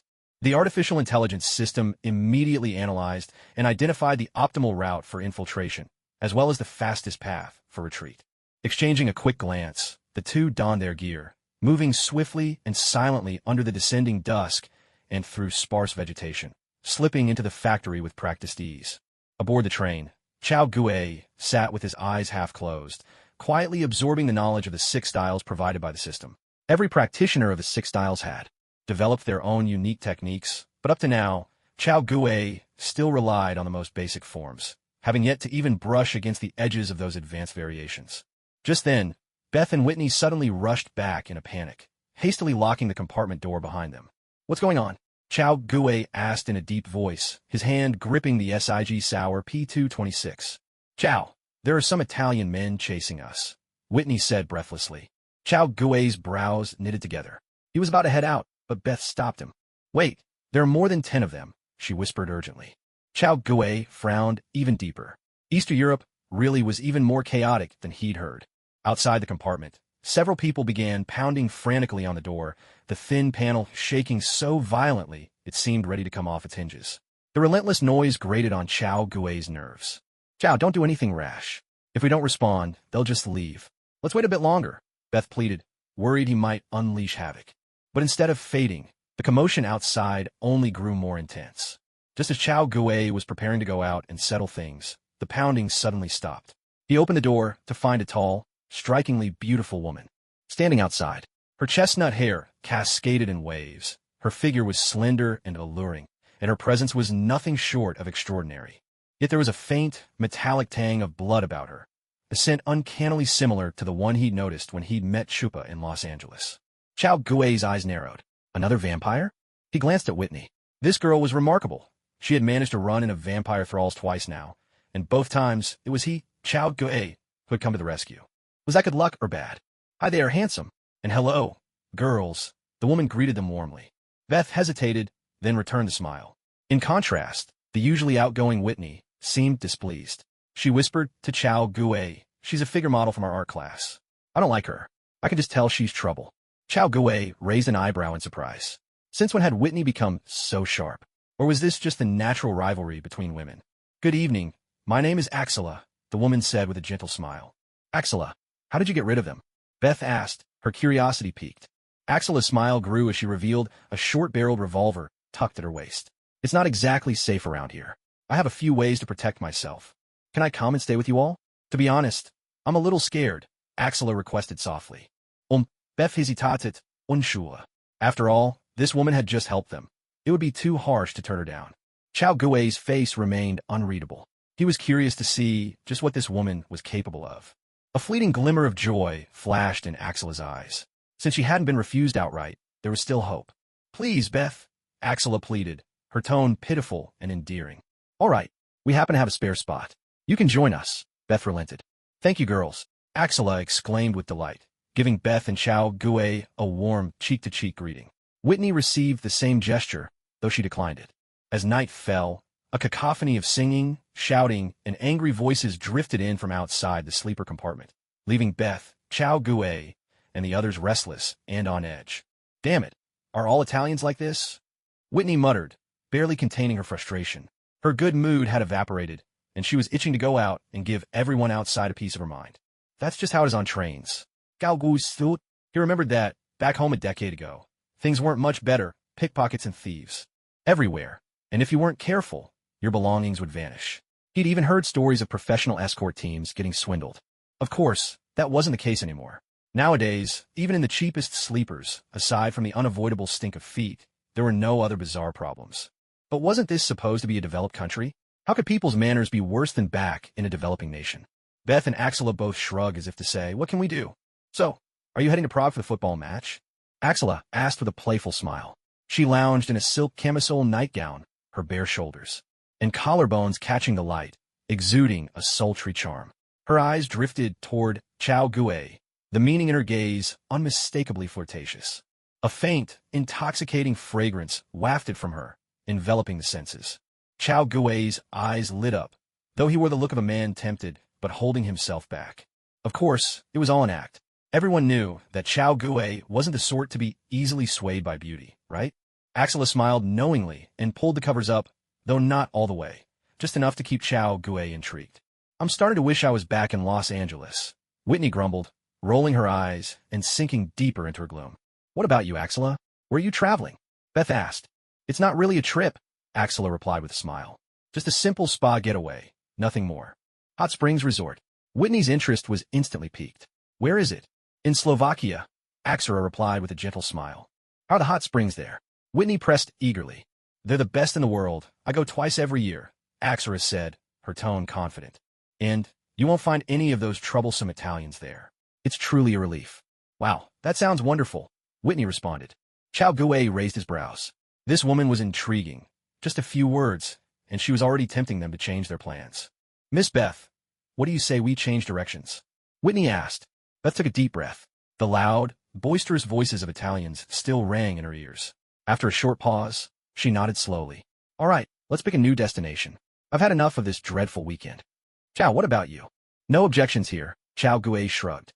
It was a perfect chance to rack up a few more kills and boost his merit points. A bright smile spread across Axela's face. "It's simple. Just get to Prague and catch a connecting bus. We'll be there in no time." "All right, it's settled. Slovakia it is," Beth declared, making the final decision. Slovakia, the crumbling factory in Bratislava. This was the base of the Lilith Club, the very clue they'd uncovered at the Air Laboratory last week. If the intel from Air Laboratory was accurate, this was the research site for the Super Soldier Project. Sitwell and Rumlow slipped past every security camera, moving with utmost caution toward the heart of the Lilith Club. When they couldn't avoid cameras any longer, they simply switched on their jammers, masking their presence. Thanks to the vampire's arrogance and disregard for human technology, the security here was pathetically outdated. Not just compared to S.H.I.E.L.D., even a standard military base would put this place to shame. Sitwell and Rumlow reached the club manager's office without breaking a sweat. They exchanged a knowing glance, then quietly began to search through the documents.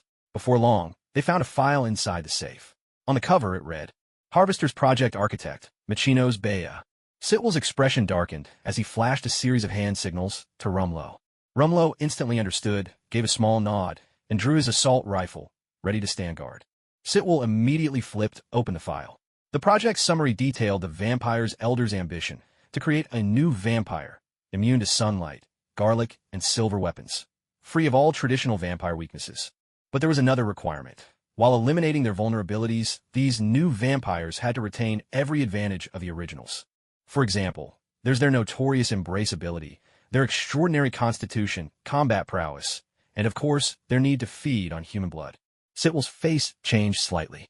If vampires truly managed to overcome their own weaknesses, it would be an absolute catastrophe for human society. Sitwell took a deep breath, his hands moving quickly as he used his spy camera to photograph everything, then restored each item to its original position at lightning speed. But just then, the lights suddenly dimmed. Sitwell's face went pale with alarm. In the next instant, the lights flickered back on, but now there were 10 more people in the room. Damn it! Sitwell's face turned ashen. This time he was done for. 5 men and 5 women had appeared. Leading them was a middle-aged woman brandishing a massive scythe like the Grim Reapers. The others were in full combat gear, their gun barrels trained on Sitwell and Rumlow. Shield, I've been expecting you for a long time. The woman with the scythe licked her lips and let out a chilling chuckle. As soon as she finished speaking, 2 people at her side pulled out tasers and fired. In the blink of an eye, Sitwell and Rumlow were knocked unconscious. Honestly, even without the tasers, neither of them would have stood a chance against these vampires. When Sitwell came to, he found his body from the waist down, as well as his arms, encased in a block of ice. The biting cold gnawed relentlessly at him, and at this rate, he'd freeze to death in an hour or 2. Worse yet, a rope had been looped around his neck, suspending him without choking him, but straining the muscles in his neck until he felt like cattle awaiting slaughter. How are you holding up? Are you all right? Came Rumlow's voice. Sitwell managed to twist his head and saw that Rumlow was in exactly the same predicament. Not far in front of them, the middle-aged woman lifted a glass of human blood, took a refined sip, and spoke slowly. Tell me everything you know about S.H.I.E.L.D., and perhaps I'll show you some mercy, maybe even grant you the embrace. Rumlow and Sitwell both fell silent. In Hydra's vocabulary, surrender simply did not exist. You either died in battle, or you were executed by the organization. Seeing the look on their faces, the woman's interest faded. She waved her hand dismissively and said, Take them away. They'll make good test subjects. 2 burly men stepped forward, dragging Sitwell and Rumlow away and hauling them into the basement. At that moment, a servant hurried over and whispered, Madam, word from below. They've captured a virgin. Shall we begin tonight's feast? The middle-aged woman nodded. Very well. Make the arrangements. Yes, ma'am. Author's note. The book is about to launch, dear readers. It'll go live on Friday, that is, tomorrow at noon. A quick note about tomorrow's updates. There'll be 10,000 words, 5 chapters. Dear readers, please don't be too quick to scold the Orange Cat. I know that only releasing 5 chapters on launch day is a bit too few, and it doesn't quite match my usual style, a rough-and-tumble guy whose chapters are longer than 6 put together. But let me explain. Starting from the day after launch, the Orange Cat will update with 3 chapters daily. Add to that the 3 chapters 1.0 from the new book period, plus the 3 promised as bonus chapters for your generous rewards. In other words, for the coming week, there will be 4 chapters every day, 8,000 words daily. What do you think? Seen this way, isn't the Orange Cat's stamina and consistency impressive? I don't think it's too much to ask for your first subscription, nor is it too much to request a monthly ticket. Moreover, the fact that this book could even get published is thanks to the unwavering support of you readers. I am sincerely grateful, for instance, to the first reader who voted for me, Steady State Deviation, the king of votes for this book, who has always supported me with recommendations.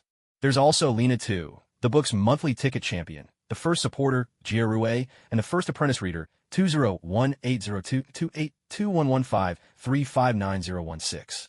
Of course, there are countless others. So many friends I can't list everyone here due to space. I apologize for that. I read every single one of your comments. Some encouraging and full of praise, some neutral and thoughtful, and some dismissive or even critical. I read them all. Sometimes I even hide under the covers, grinning like a fool as I read your words. I have to admit, talent is rare in the world, and you, dear readers, possess more than your share. I truly feel unworthy by comparison. Of course, there are also those who like to stir things up. A few comments have particularly stuck with me. Why is a dumb book like this allowed on Chidian? A book like this can actually get featured? I could write better with my feet. Sigh, the quality on Sanjiang is getting worse and worse. Even books written by idiots are getting promoted. Chidian is doomed, just waiting for the end. Orange Cat.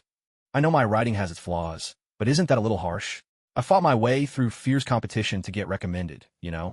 I'm not that bad, whispering softly. Ahem, back to the main topic. First, I must thank my wonderful editor, Blu-ray. One of the best editors.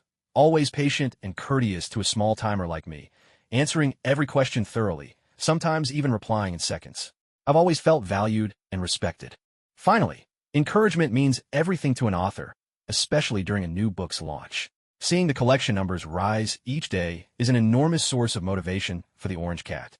But after the new book phase, the recommendations stop, so encouragement shifts to subscriptions. With encouragement comes motivation, and with motivation, I can keep writing at my best. So, I kindly ask you, dear readers, please click that first subscription. The Orange Cat bows in gratitude once more. In Slovakia, beside an old, crumbling factory in Bratislava, there lies a quiet and beautiful little town called Noria.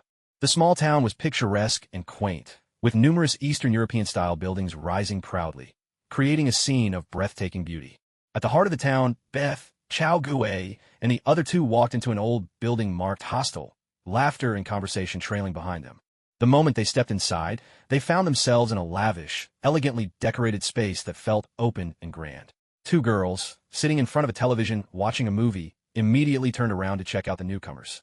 Upon seeing the group, 3 women and 1 man, they silently turned their heads back, their attention returning to the screen. Chow Gue caught a glimpse of the film.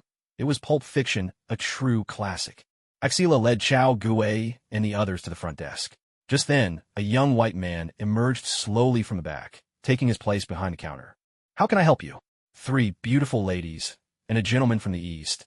He greeted them with a warm smile and gentle manner, if one could overlook the strong scent of blood that clung to him. Chow Gue's eyes flickered. Aside from vampires, this was the most intense smell of blood he had ever encountered on a person. My friends need a few rooms. We'd appreciate your help, Axela said with a bright smile. No problem, of course, the young man replied with a grin. I'll need to see your passports. After a moment's thought, Chow Gue produced a French passport and handed it over along with Beth and the others. Well, would you look at that?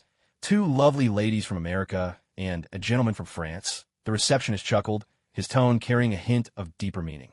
A Frenchman, same rate as the Americans. Gao? Beth asked in confusion, puzzled as to why Chow Gue had suddenly become French. Chow Gue just laughed it off, ignoring her question. Though Beth was full of suspicion, she wisely chose not to press further.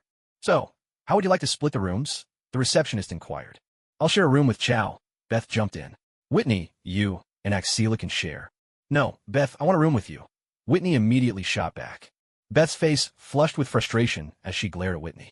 Why are you sticking with me? I don't need an audience when I'm trying to get my man back. Whitney met her glare without hesitation, thinking, only a fool would look elsewhere when such an outstanding man is right here. The receptionist and Axela exchanged silent glances, reaching a tacit agreement. Chow Gue had to go. He was too much of an obstacle.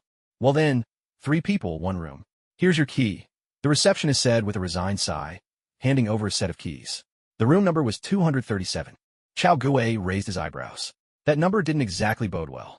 Meanwhile, in the basement laboratory of an abandoned factory, a young man in a white lab coat, his face deathly pale, was hunched over a microscope, completely absorbed in his observations.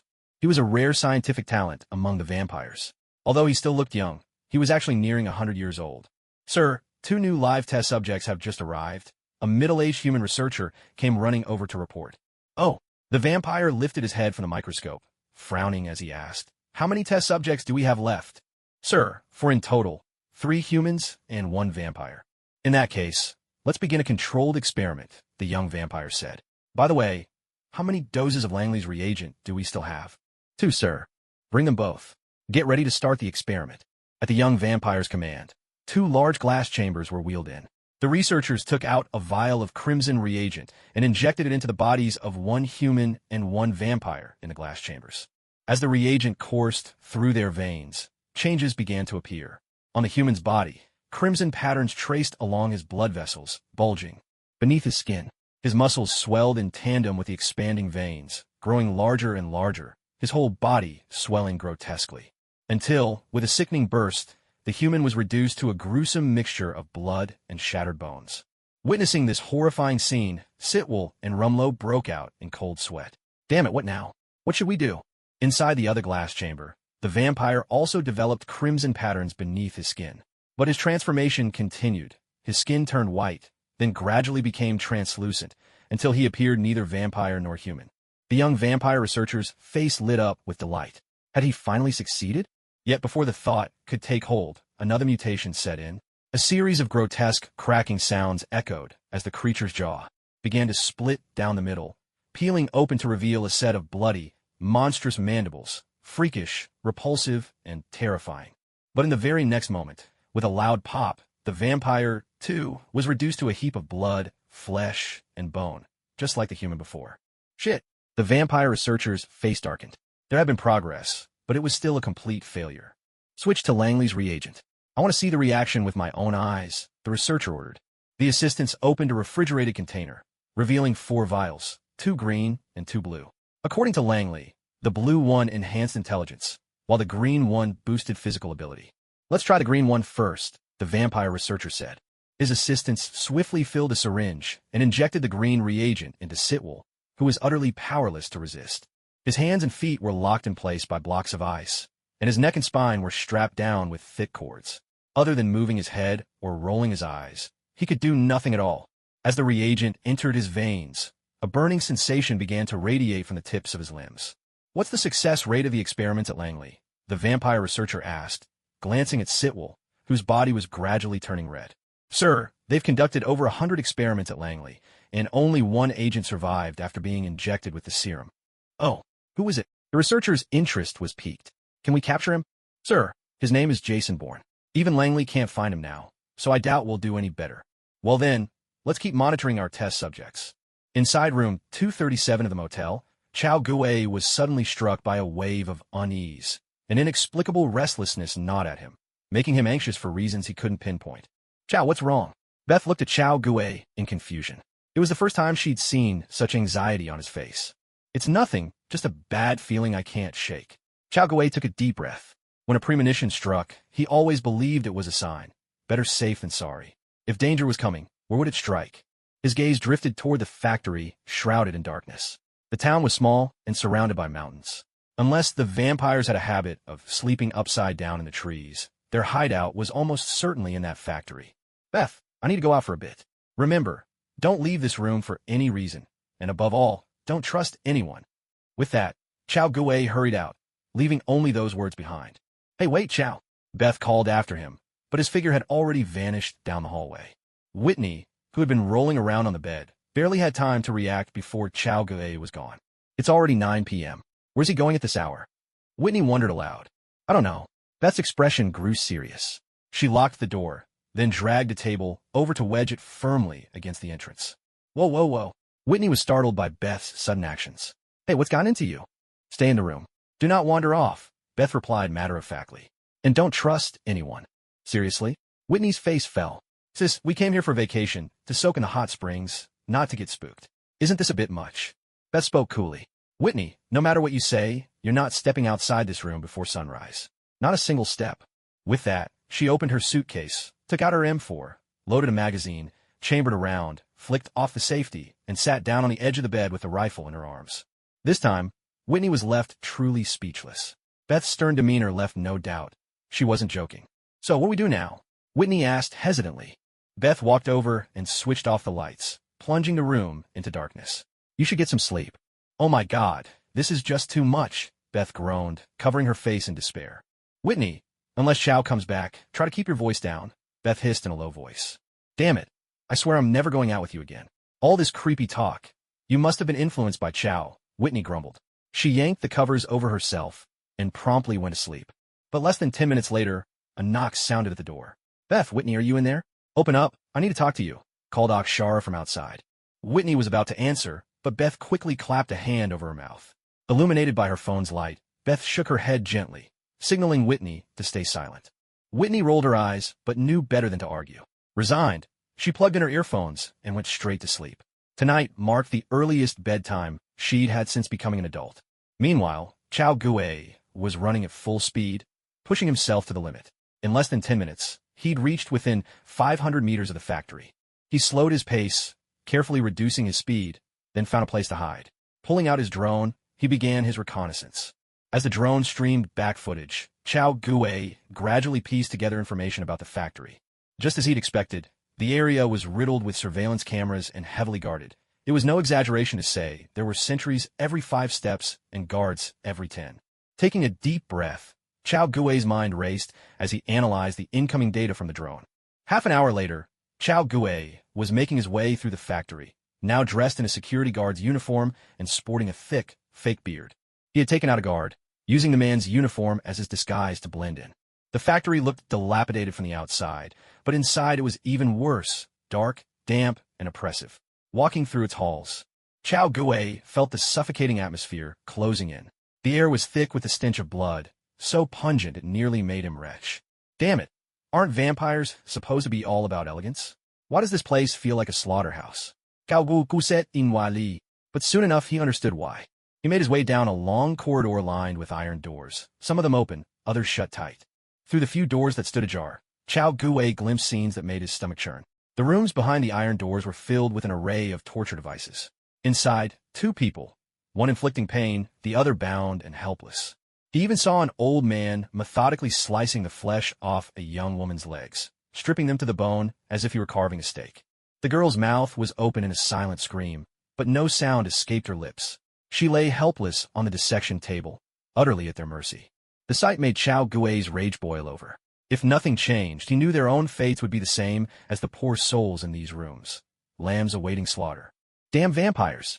Chao Gue's jaw muscles tightened as he took a deep breath, forcing down the urge rising within him. The true culprits here were the vampires. If he couldn't find them, then even if he slaughtered everyone in this place, the same grisly scene would simply appear somewhere else in the world. Therefore, he had to find the vampires. Pulling his hat down lower, Chao Gue pressed on. But as he turned a corner and looked up, he found himself at a dead end. There was nowhere else to go. His brow furrowed. That couldn't be right. The heavy scent of blood in the inn was unmistakable. There was no way these people weren't vampires. Yet the end of the corridor was right in front of him, and for a moment, Chao Gue truly didn't know where else to search. At that moment, an iron door to his right suddenly swung open. A middle-aged man in a white lab coat stepped out, surprised to see Chao Gue standing there. But inside, Chao Gue was elated. The appearance of this man meant there must be a hidden room nearby. "Hey, get back to where you belong. This isn't a place for you," the man barked, frowning. Without warning, Chao Gue shot out a hand and gripped the man's throat. With his other fist, he struck the man's liver, rendering him helpless in an instant. Then, shoving the man ahead of him, Chao Gue pushed through the still unlocked door. He scanned the room quickly. It was completely empty, clear evidence that a secret entrance was hidden here. "Open the door.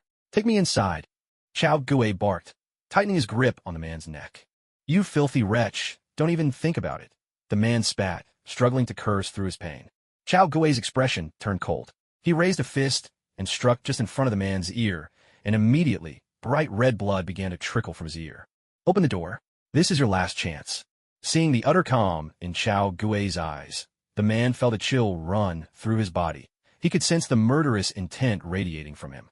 No longer daring to stall, the man pressed a brick, then entered a code and scanned his fingerprint, revealing a hidden doorway. With a swift twist, Chao Gue tightened his grip. There was a sharp crack. The man's head lolled to the side, dead before he hit the ground. Lowering his body, Chao Gue hurried inside.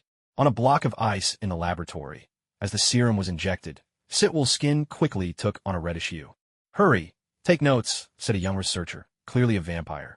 Langley's physical enhancement serum accelerates blood circulation, rapidly burns body fat, and grants the subject strength several times that of an ordinary person. According to Langley, this effect is permanent. But so far, our experiments haven't confirmed that. In addition, since this is a case of rapid blood flow, the subject's body temperature doesn't rise. However, it might have an impact on the heart. At this point, the vampire researcher paused. The Langley Human Super Soldier program was worlds apart from what they sought. From here on, the two projects diverged onto completely different paths, making it almost impossible for them to cross again. On the block of ice, Sitwell could no longer bear the agony and finally cried out.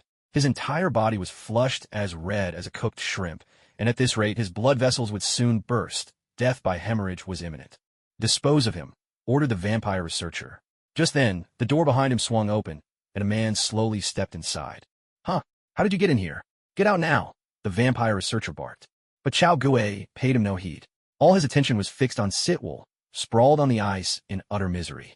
The sight of Sitwell's wretched state made Chao Gui's eyes instantly bloodshot, and a nameless fury blazed up within him. "Hey, idiot, I'm talking to you," the vampire researcher shouted, sensing at once that Chao Gui was completely out of place in this laboratory. Clearly, something was wrong. Several human researchers came over, shoving at Chao Gui. "You're not supposed to be here. Get out now." But before they could finish, a cold glint flashed in Chao Gui's eyes. He raised his right hand and, in a blur of motion, unleashed a barrage of punches. In the blink of an eye, the human researchers crumpled to the ground, their rib cages shattered, broken bones piercing into their abdomens and hearts, dead before they could even gasp. "Why, you... Damn it, he's an intruder." The vampire researcher's face drained of color. He was a scientist, not as alert to danger as other vampires, but he wasn't a fool. If he couldn't figure out what was happening by now, he might as well slit his own throat. With a tearing sound, his clothes ripped open, revealing a pair of leathery wings. His canines elongated, growing sharp and deadly. A guttural roar erupted from his throat as he beat his wings furiously. In a blink, he appeared right before Chao Gui, his pallid fingers morphing into vicious talons, slashing for Chao Gui's throat. But a clear, ringing blade song split the air. All at once, a cold gleam flashed through the laboratory.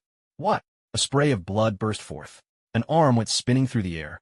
Chao Gui's blade whirled, sending arcs of chilling light slicing through the room. In an instant, the vampire was hacked down to a limbless stump. The vampire's limbs had all been severed, and he flopped onto the ground, writhing and howling like some grotesque maggot. With a flick of his wrist, Chao Gui drove his blade straight down, pinning the vampire firmly to the floor. He didn't kill him. Sitwell's condition was dire, and he needed someone alive to question. After dealing with the vampire, Chao Gui hurried over to Sitwell's side, quickly unfastened the restraints around his neck, and smashed apart the ice block that was holding him in place with a single punch. "How are you feeling now?" Chao Gui asked anxiously. Sitwell's skin was flushed a deep red, his veins bulging and receding in rapid waves across his body. Chao Gui was no doctor, but he could immediately tell that something was seriously wrong with Sitwell. He was in real danger.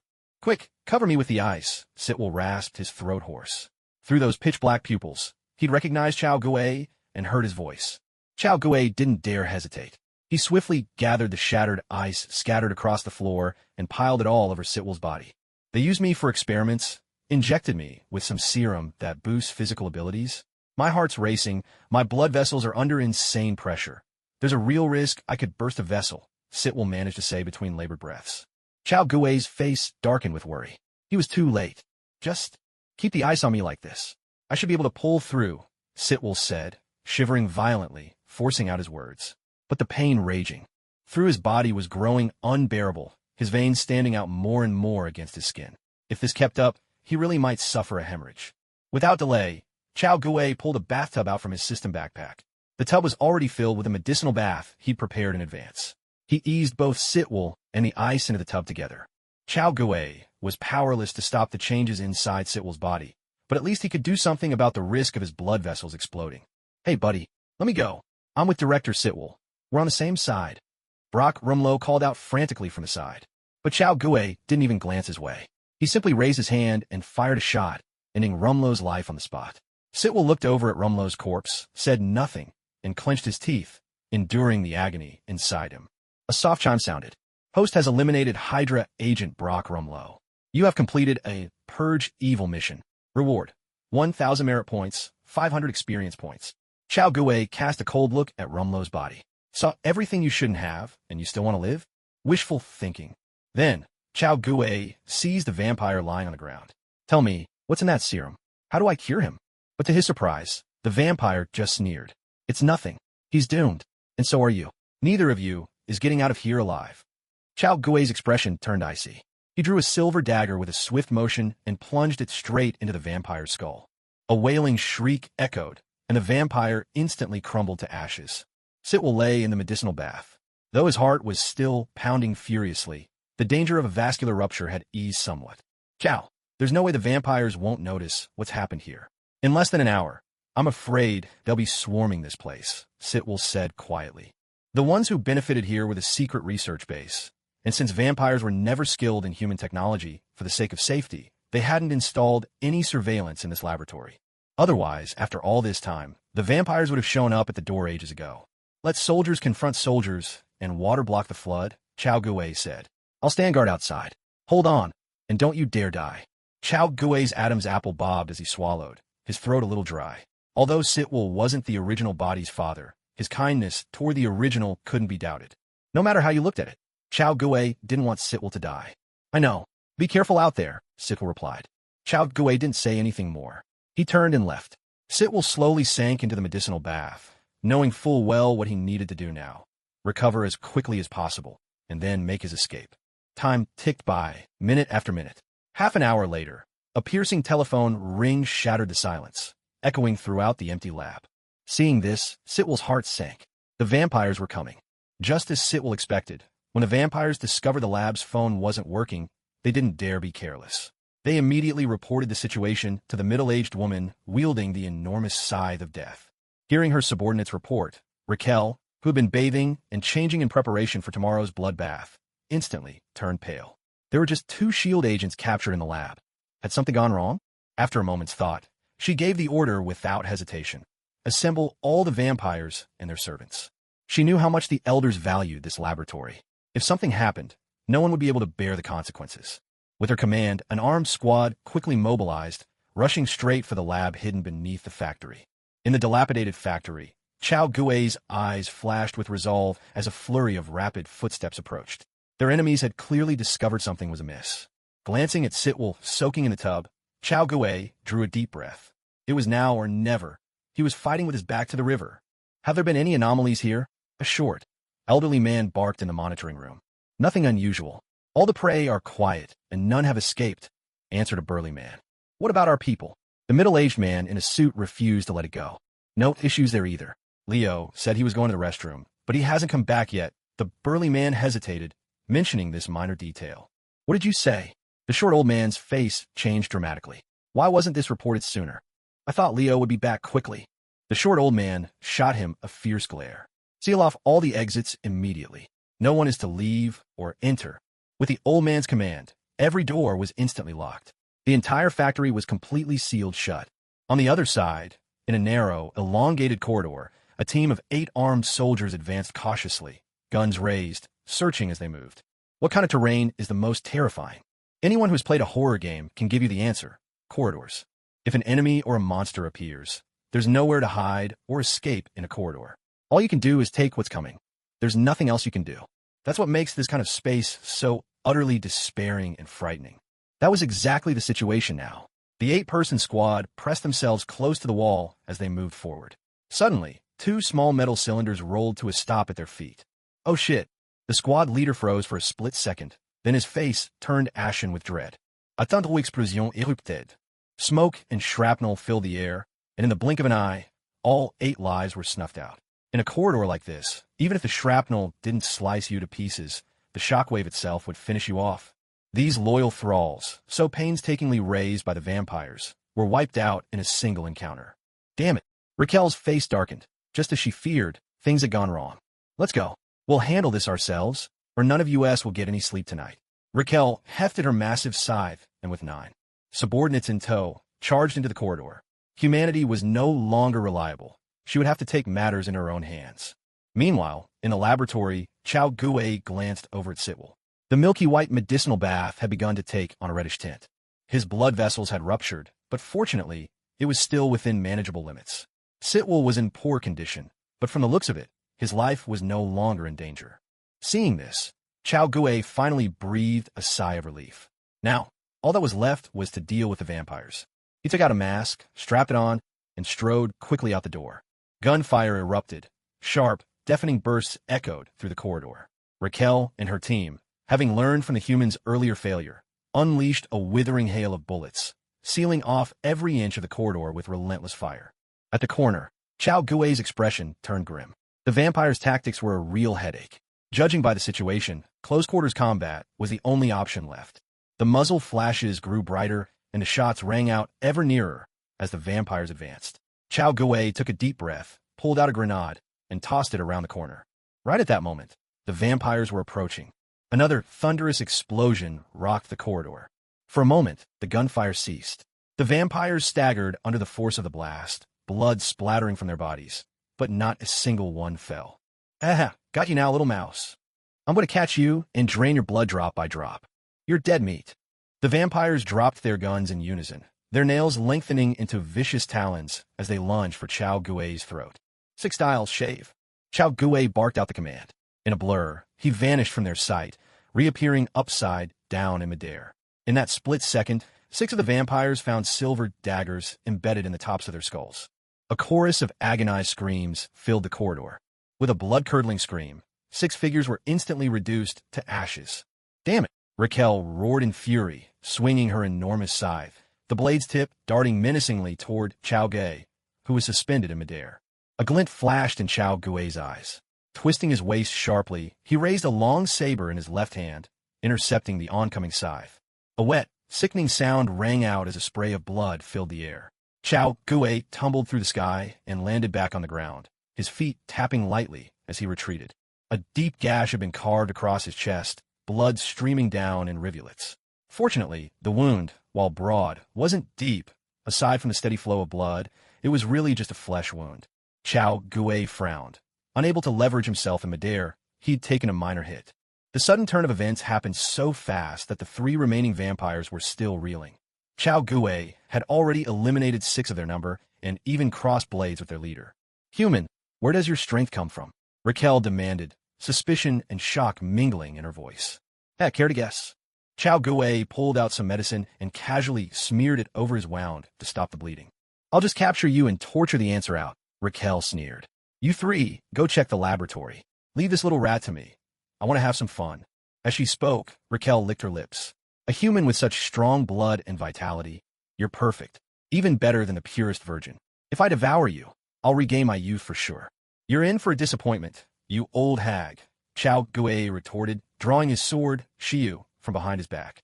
At her command, the 3 remaining vampires dashed headlong into the underground laboratory. Chao Gui's expression turned icy. "6 styles, shave? I've been waiting for this." Raquel's eyes gleamed with crimson light as she swung her blade at a spot where she sensed motion. During their first exchange, Raquel had realized that this ability, which resembled teleportation, was not true teleportation. It was simply speed so fast it surpassed the eye's ability to track. She could follow it. But then, 6 styles, paper drawing. A flurry of swift, slicing sounds split the air. The 3 vampires screamed in agony, only to disintegrate into ash the next instant. Raquel's face darkened. She could have sworn her blade had already pierced Chao Gui's heart, but his body twisted at the last moment, evading her deadly strike in a most uncanny way. Straightening his clothes, Chao Gui smiled. "Just you and me now. Will you do the honors yourself? Or should I?" "You think you've won?" Raquel sneered. With a harsh rip, her clothes tore, leathery bat wings unfurled from her back, and a bloody aura enveloped her, exuding a murderous intent. "Tisk, TSK, Chao Gui shook his head. "Disgusting. Everything's sagging. And you still have the nerve to do a dramatic reveal? Aren't you the least bit embarrassed? I'll rip your tongue out with my own hands and see if you can still run your mouth." Raquel's murderous intent was palpable. Chao Gui's words had struck right at her core. With a sudden beat of her bat wings, Raquel raised her scythe high and, in a flash, was upon Chao Gui. But then, click, the distinct sound of a gun being cocked rang out. In Chao Gui's hands appeared a massive machine gun. "Ma'am, times have changed." With a vicious grin, Chao Gui squeezed the trigger. Rat-a-tat-a-tat. Bullets sprayed forth as the heavy machine gun unleashed its fury. The enormous 12.7mm rounds tore Raquel's body apart in an instant. Blood splattered everywhere. Torn limbs flew through the air. The sharp scent of roasted flesh wafted up from the mutilated remains. So fierce was the muzzle flash of the Type 89 heavy machine gun that it scorched Raquel's body to a crisp in mere moments. Chao Gui's eyes darted swiftly, searching through the pile of flesh, and finally he spotted half of Raquel's head. She wasn't dead yet. Vampires had tenacious life force. Even torn to pieces, they could survive. But in this state, perhaps death would have been kinder. Well, how does this righteous machine gun feel? Not bad, eh? Chao Gue sneered, pressing his foot down on her remaining head. The teeth on the half-skull twitched, as if trying to speak, but with her vocal cords gone, not a sound came out. Chao Gue took out a silver dagger and plunged it straight into the half-skull. A wisp of blue smoke rose from Raquel's head, and in the end, she crumbled into ashes. Ding! Host has eliminated the Lilith Club's chief vampire, completing a Defend the Homeland mission. Reward: 80,000 merit points, 40,000 experience points. As the notification sounded in his mind, Chao Gue frowned. Last time, taking out the bar's vampire only netted him 10,000. This time, he'd killed just 10, and yet he'd received 80,000? That's odd.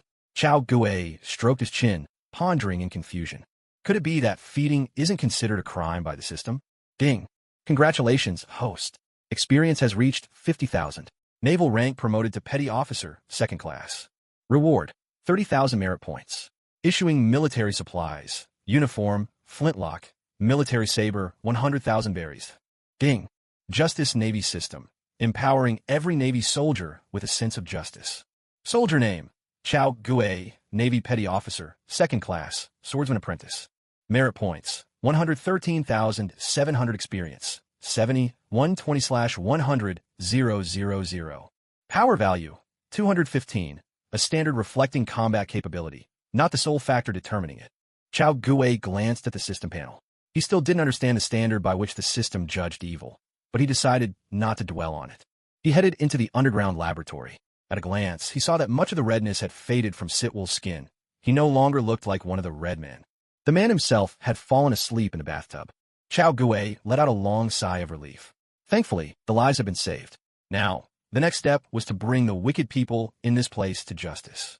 A cold gleam flashed in Chao Gue's eyes as he strode forward.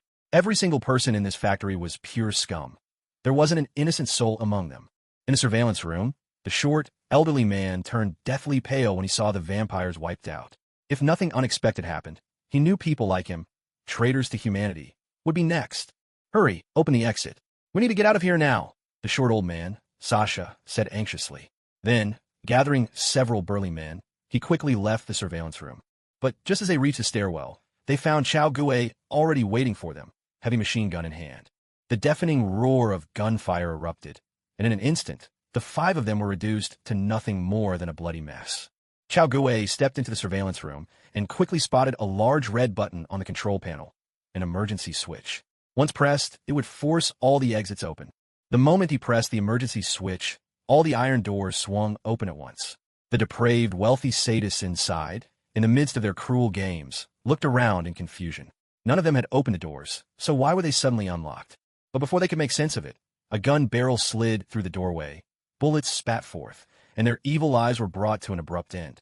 Room after room, over 20 in total, Chao Gue executed every last one of the twisted perpetrators. Sadly, many of the innocent victims had already been tortured beyond recognition, beyond hope of rescue. He released those who could be freed from their restraints. Whether they could escape or survive once they found freedom was no longer something Chao Gue could help with. Ding! Host has eliminated the depraved members of the Lilith Club, completing a Eradicate Evil mission. Reward: 30,000 merit points, 15,000 experience points. Ding! Justice Navy system, supporting every Navy soldier with a heart of justice. Soldier name: Chao Gue, Navy Sergeant, Swordsman Apprentice. Merit points: 143,700 experience, 85, 120/100, 000. Dao power: 215, indicates combat capability, but is not the sole determinant of fighting power. By the time all this was finished, over half an hour had passed. When Chao Gue returned to the underground lab, Sitwell had already awakened. "How are you feeling?" Chao Gue asked, removing his mask. Sitwell sat up in the bathtub, flexed his body a little, and said, "My physical abilities have definitely improved. Probably doubled compared to before. Still, I'm nowhere near Captain America's level. But for Langley's purposes, this result should be enough." Overall, Langley's super soldier program has been quite a success. Congratulations. From now on, you're a super agent, Chao Gue said with a smile, handing over a set of his own clothes. Sitwell shook his head. "Chao, I think you can tell. I'm not with the FBI. I belong to another agency. Chao Guo nodded. Anyone with eyes could see that. Langley's plan has definitely caught our organization's attention. If nothing unexpected happens, that piece of tech is probably already on its way to our chief's desk, Sitwell said. That black guy is like a greedy rat. No matter what good thing it is, he'll find a way to get his hands on it, whether by snatching or stealing. Chao Guo let out a chuckle. Well, that's very Nick Fury, and very American, he thought. Chao, where did you learn all these skills? Sitwell asked, curiosity in his eyes. You used to be just a frail high schooler, spending your days playing video games with your brother. How did you become like this in just a few months? Chao Guo's face twitched awkwardly. That's not exactly something he wanted to explain. Ahem. How do you know about that? Sitwell shook his head. Relax. I didn't plant any bugs in your place, but you left plenty of traces. Honestly, even an ordinary person walking into your room could figure it out. Ahem. Let's not talk about that. Chao Guo hurriedly changed the subject. What do we do about him? He pointed at Rumlow, who now lay dead at his hands. What a shame. A fighter who could go toe-to-toe with Captain America, gone just like that. Then again, come to think of it, Captain America could go a few rounds with just about anyone. Sitwell said, don't worry. For this mission, he was under my command. We'll just keep it under wraps. And another thing, don't let anyone know about your ability to conjure objects out of thin air. The world is full of dangers. Besides vampires, there are plenty of terrifying forces out there. Take me, for example. Officially, I work for 3 different agencies, each one more dangerous than the next. These organizations love nothing more than capturing people with special abilities to study them. Backed by powerful interests, they're always trying to mass-produce those strange powers to provide special combat services or fulfill secret demands. Don't think a little power makes you invincible. The real strength of humanity is beyond anyone's imagination. Maybe you can take down a special ops squad, maybe even a combat platoon, but that doesn't mean you could defeat an entire company or battalion. So, always protect yourself. Understand? C-U-T-U-I-E? Nun. Here we go again. The chatterbox mode is back. How come you never talk this much in the original story? The moment you see me, you just won't stop. All right, tidy up and let's get out of here, Sitwell said. This place isn't safe to stay in for long. Let's go. Chao Guo packed up the bathtub and followed Sitwell out of this factory. Before long, the two of them swaggered out, with Sitwell leading Chao Guo toward his car. Where are you headed next? Sitwell asked. I can give you a lift. Wait, why did you come here in the first place? Chao Guo stood. I'm here traveling with a friend. I still need to go back and find her. Sitwell nodded. All right then, I'll head back and report in. Be careful out here by yourself, and don't wander around too much. Chao Guo was startled. Seeing Sitwell about to launch into another long-winded speech, he quickly cut in, Okay, got it. But before we leave, there's still one more thing I need to do. What is it? Sitwell asked, puzzled. Chao Guo pointed to a nearby thicket, where something unremarkable was hidden. A 107 rocket launcher? Sitwell's face twitched. You gotta be kidding me. All right, I get it. Chao Guo dashed over to the launcher, gave a thumbs up in the direction of the distant factory, gauged the range and bearing, then took careful aim. This place is steeped in evil. Only a weapon of justice like this can purify it. With those words, Chao Guo pressed the launch button. A volley of 18 rockets shot out, trailing blazing tails through the night. Explosions thundered across the darkness. Fiery orange fireballs erupted skyward, and in an instant, the decrepit factory, this den of iniquity, was swallowed up by a raging inferno. Gao Gu Smai Fai Li, that guy next door with the dyed yellow hair was right. True art is an explosion. At the inn, moonlight spilled in through the window. Whitney had already drifted off into her dreams. Despite her claim that she never slept this early, she nodded off within moments of her head hitting the pillow. Beth shook her head. To be honest, she really envied Whitney's carefree, untroubled way of living. Suddenly, a burst of firelight flared outside the window. Beth froze, then walked over to check. A second later, a deafening roar thundered through the night, and the ground began to tremble. Beth couldn't believe her eyes. They passed that factory on their way here. How could it suddenly be exploding? And what an explosion it was. She stood at the window, torn between shock and suspicion. First there was Chao Guo's so-called French passport, and now this bizarre explosion. Only a fool would think nothing was wrong. Beth, what's with all that noise? It's so loud, I can't sleep. Whitney mumbled, rubbing her eyes as she sat up. Huh? What's going on outside? Is there a bonfire party? Whitney walked over for a look, but the flames from the rocket strike erupted and faded quickly. Within moments, the inferno began to die down. Though the fire hadn't vanished completely, it was growing dim, and at this distance, only a few scattered sparks could be seen. I don't know. Let's just go back to sleep. Beth said, picking up her gun and returning to the bedside. How am I supposed to sleep now? Whitney complained, her face full of annoyance. She thought it would be a fun night around the campfire, her excitement chasing all sleep away, only to end up disappointed. Then just play on your phone, Beth shrugged, unfazed. Whitney rolled her eyes in defeat. Beth really was something else. About 10 minutes later, there was another knock at the door. Before Beth could grab her gun, Chow Gui's voice sounded from outside. Beth, it's me. Hearing his voice, Beth let out a sigh of relief. She hurried to turn on the light and open the door. As the door swung open, Chow Gui paused briefly at the sight of Beth holding her gun, then broke into a satisfied grin. Good, she was alert. Where'd you go just now, Chow? Beth asked, frowning as she gave him a quick once-over. And you even changed your clothes. I went to admire the moon. Chow Gui replied with a cheeky laugh. Look, isn't the moon especially big tonight? Beth rolled her eyes, clearly unimpressed. So, tell me, what did you discover while moon-gazing? Suddenly, Chow Gui's expression turned solemn. In a low, thoughtful voice, he said, Young lady, in China, everyone, no matter their age, has their own longing for the moon. Go on, I want to see just how much nonsense you can come up with. You know, when I was a child, looking at the moon made me think of mooncakes. I used to believe they were the most wonderful thing in the world. Then, when I grew older in my teens, I dreamed of Chang'e, the moon goddess. But now, I realize my true love is spicy rabbit heads. Beth's face darkened. Men really were full of tall tales. With a huff, she unloaded her gun's magazine, then stomped back to bed in a huff. Chow Gui simply shrugged and returned to bed himself. Later that night, Chow Gui lay on his bed, holding a small vial of blue liquid in his hand. He felt reassured. It wasn't spiral-shaped. Before they parted, Sitwell had recounted his recent experiences and, in passing, handed over the $5 million compensation from the Los Angeles vampires. Vampires, split jaws, and mouth parts. Chow Gui couldn't help but think of the monsters from Blade 2. If he remembered right, those creatures were called Reapers. But weren't Reapers supposed to be the direct offspring of a certain vampire elder? And according to Sitwell, that monster had died explosively and the experiment had failed. Chow Gui scratched his head, puzzled. It looked like he'd have to return to Los Angeles to get to the bottom of it. With a bit of luck, maybe he could rack up some merit or experience points while he was at it. Just then, the covers beside him shifted. Suddenly, a body slipped under the blanket, judging by the feel of it with nothing on. Chow Gui felt a headache coming on. Sure enough, another little vixen couldn't resist him. It was Whitney. Her scent gave her away. Honey, it's so cold sleeping alone. Can I snuggle up with you? Whitney's voice was soft and playful from under the covers, her smile sweet and charming. Chow Gui reached out to press her forehead, remembering their first meeting when this woman's every word was sugar-coated. Hearing her flirt like this, he found it hard to take seriously. What? He cleared his throat. Whitney, you probably won't believe this, but honestly, I'm gay. With that, Chow Gui lifted the covers and got out of bed. But as soon as his feet hit the floor, he saw Beth standing by the bedside, leaving him momentarily speechless. What are you doing here? Beth smiled faintly. Oh, nothing.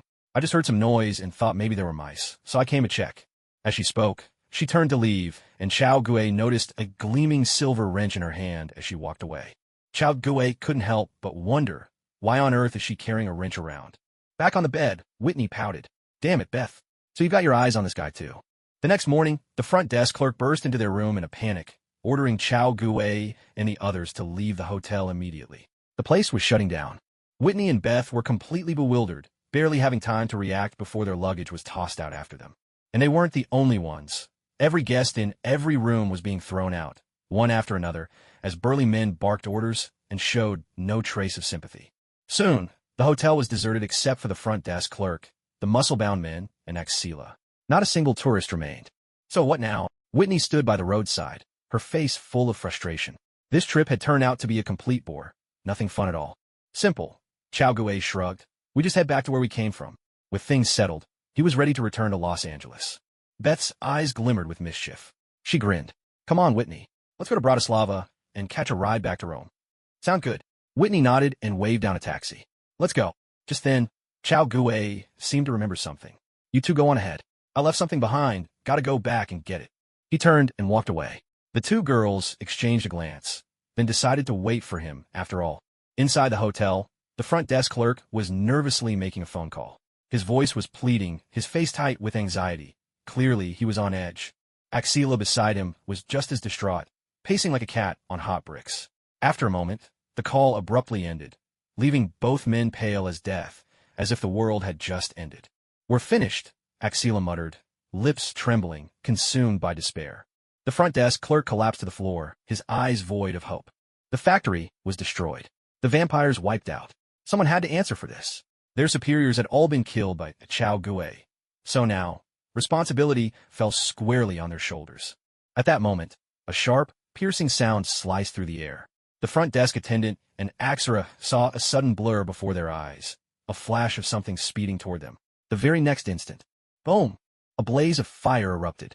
Shards of debris hurtled everywhere, and the shockwave tore through the space with ruthless force. A 120mm shell exploded right before them, instantly consuming the lives of the two, along with everyone else inside the inn. With a thunderous crash, the brick and stone structure of the inn collapsed, burying all the wickedness beneath the rubble. 500 meters away, Chao Gui slowly stood up, stowed the massive 120mm rocket launcher into his system backpack, then turned and walked away. Ding! Host has eliminated the skinning in, completing one Eradicate Evil mission. Reward: 10,000 merit points, 5,000 experience points.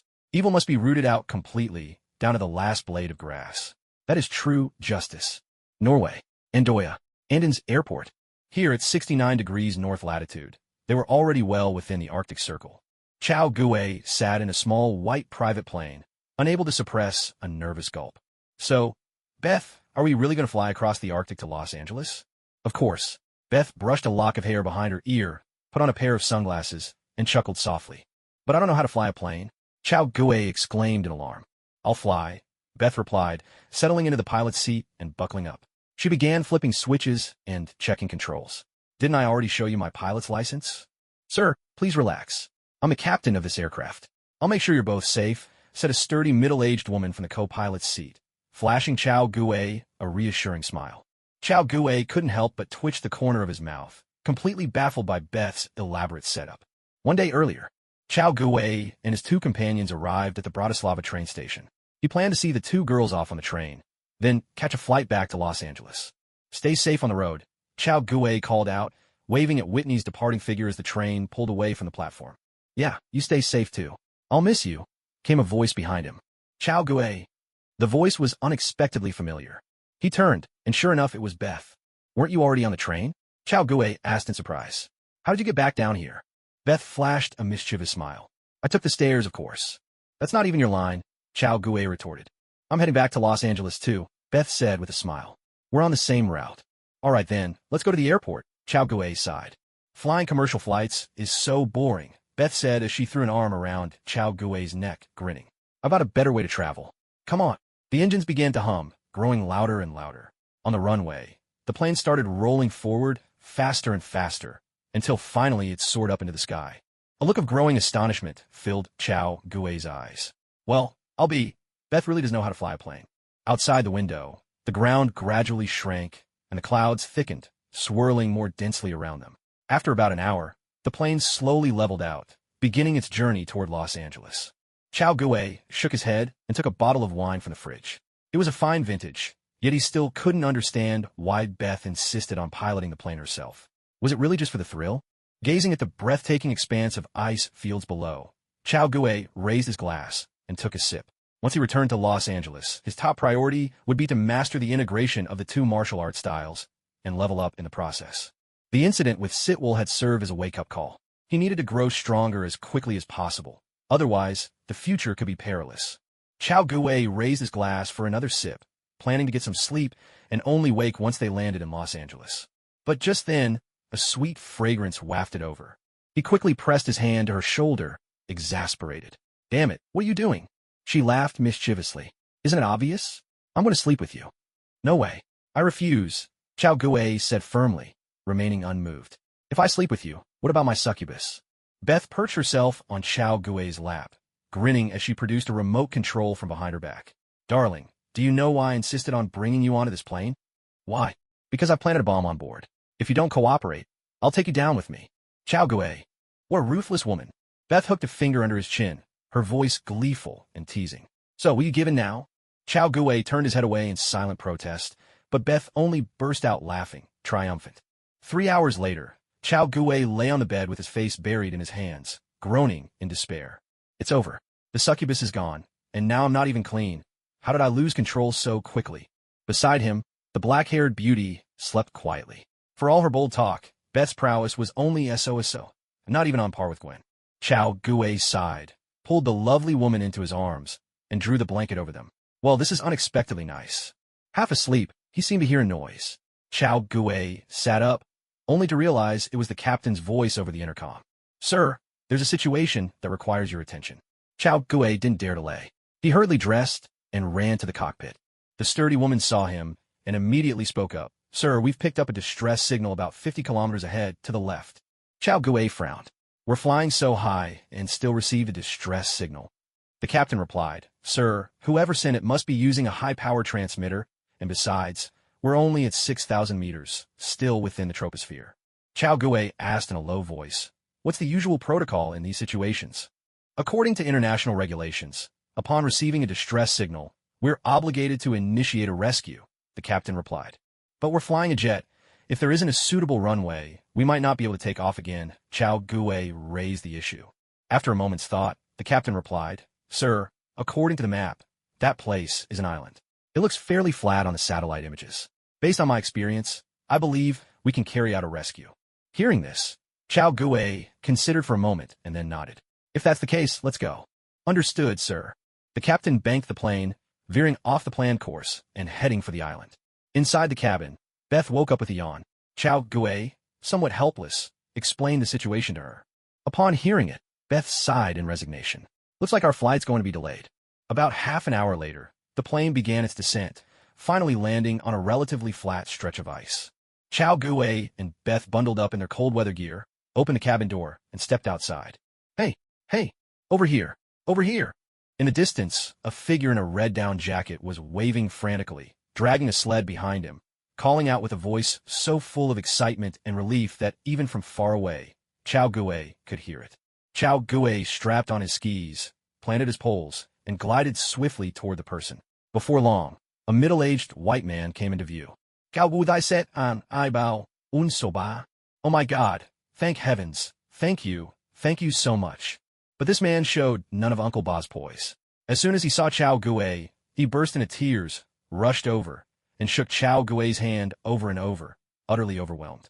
Sir, thank you so much. I've been stuck here for months. God, thank goodness you're safe. His words tumbled out incoherently, his thick beard laden with tears and snowflakes. Judging by his behavior, he probably wasn't Uncle Ba. If he were, Chao Gue would have shot him on the spot. Let's get you on the plane, quickly, Chao Gue urged. Yes, sir. The man with Uncle Ba's face nodded, then pointed at the sled. There's someone else here. Please, you must take them too. All right, let's hurry. Chao Gue lifted the other person from the sled, slung them over his back, and skied back toward the plane.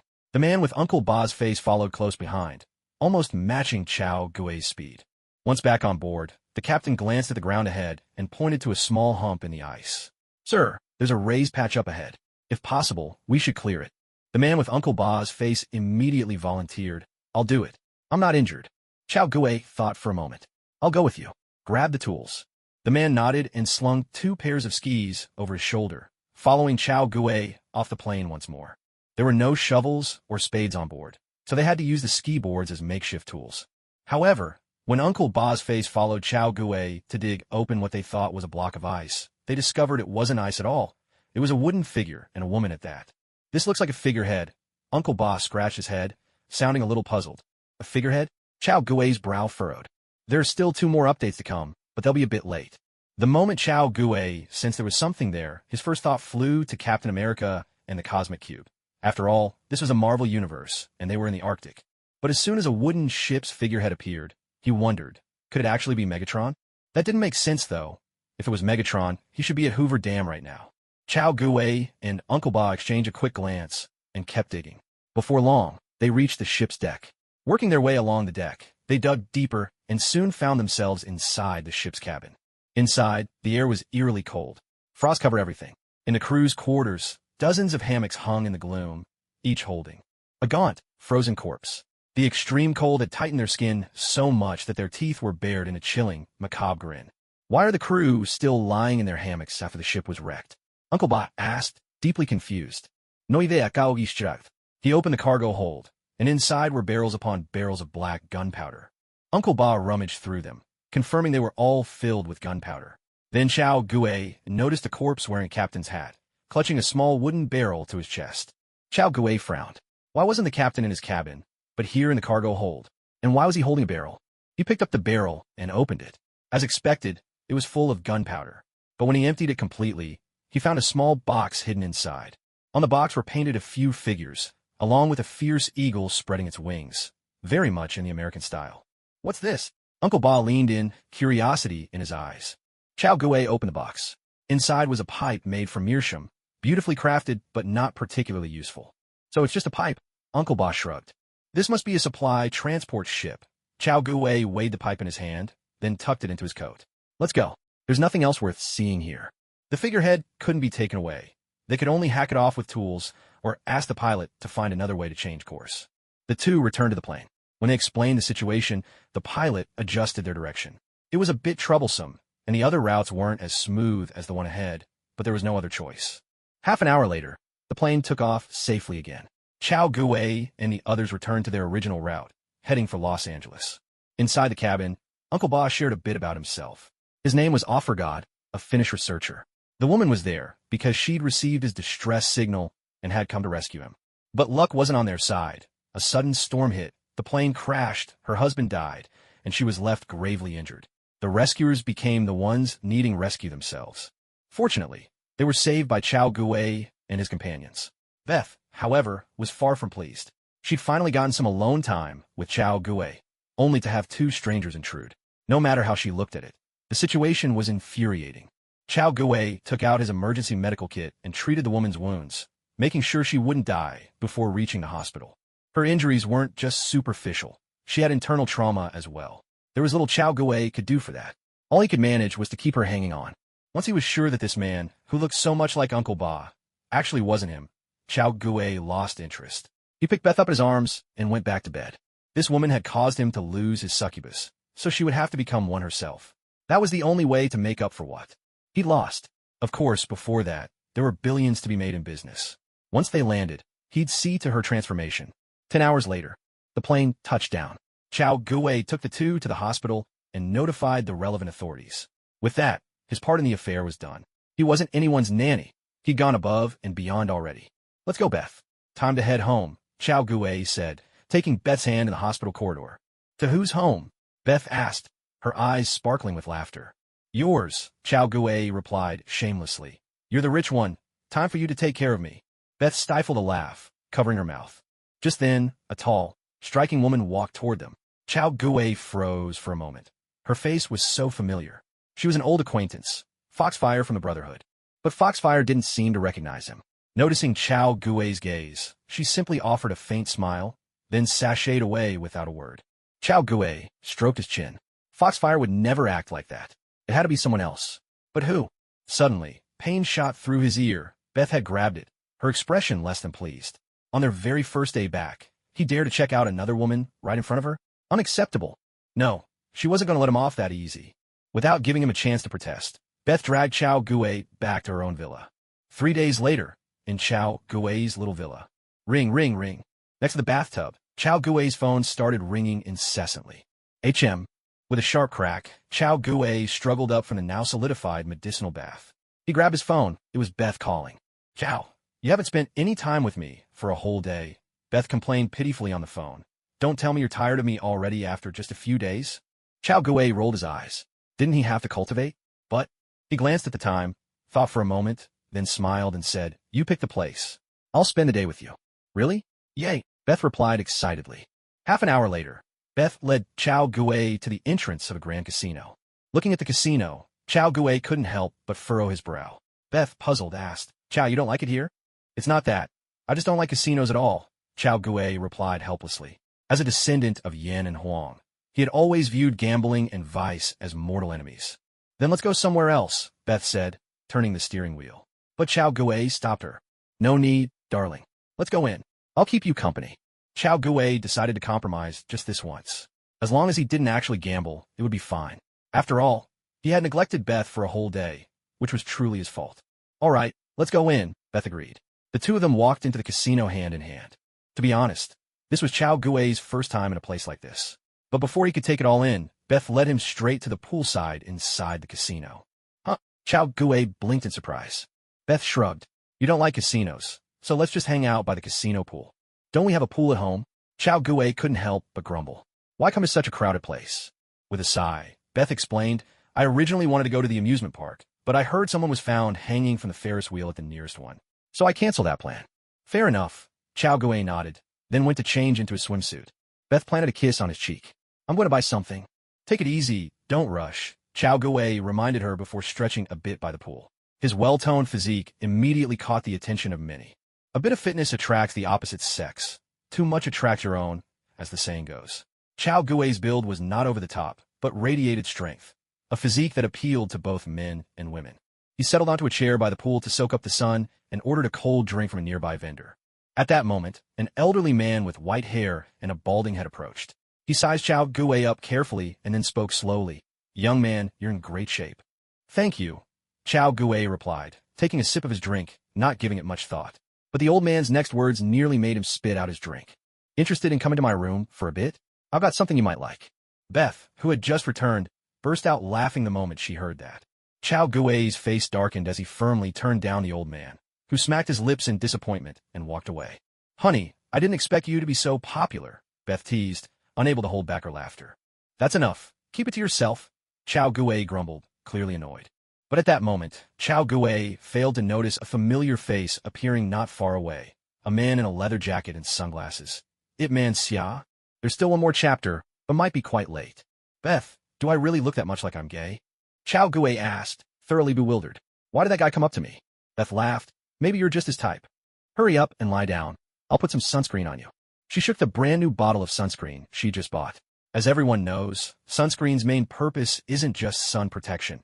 It's the perfect excuse for a massage. Chao Gue obediently lay face down, enjoying Beth's massage, but the more he thought about what had just happened, the old man, that whole scene, the more something felt off. It was oddly familiar.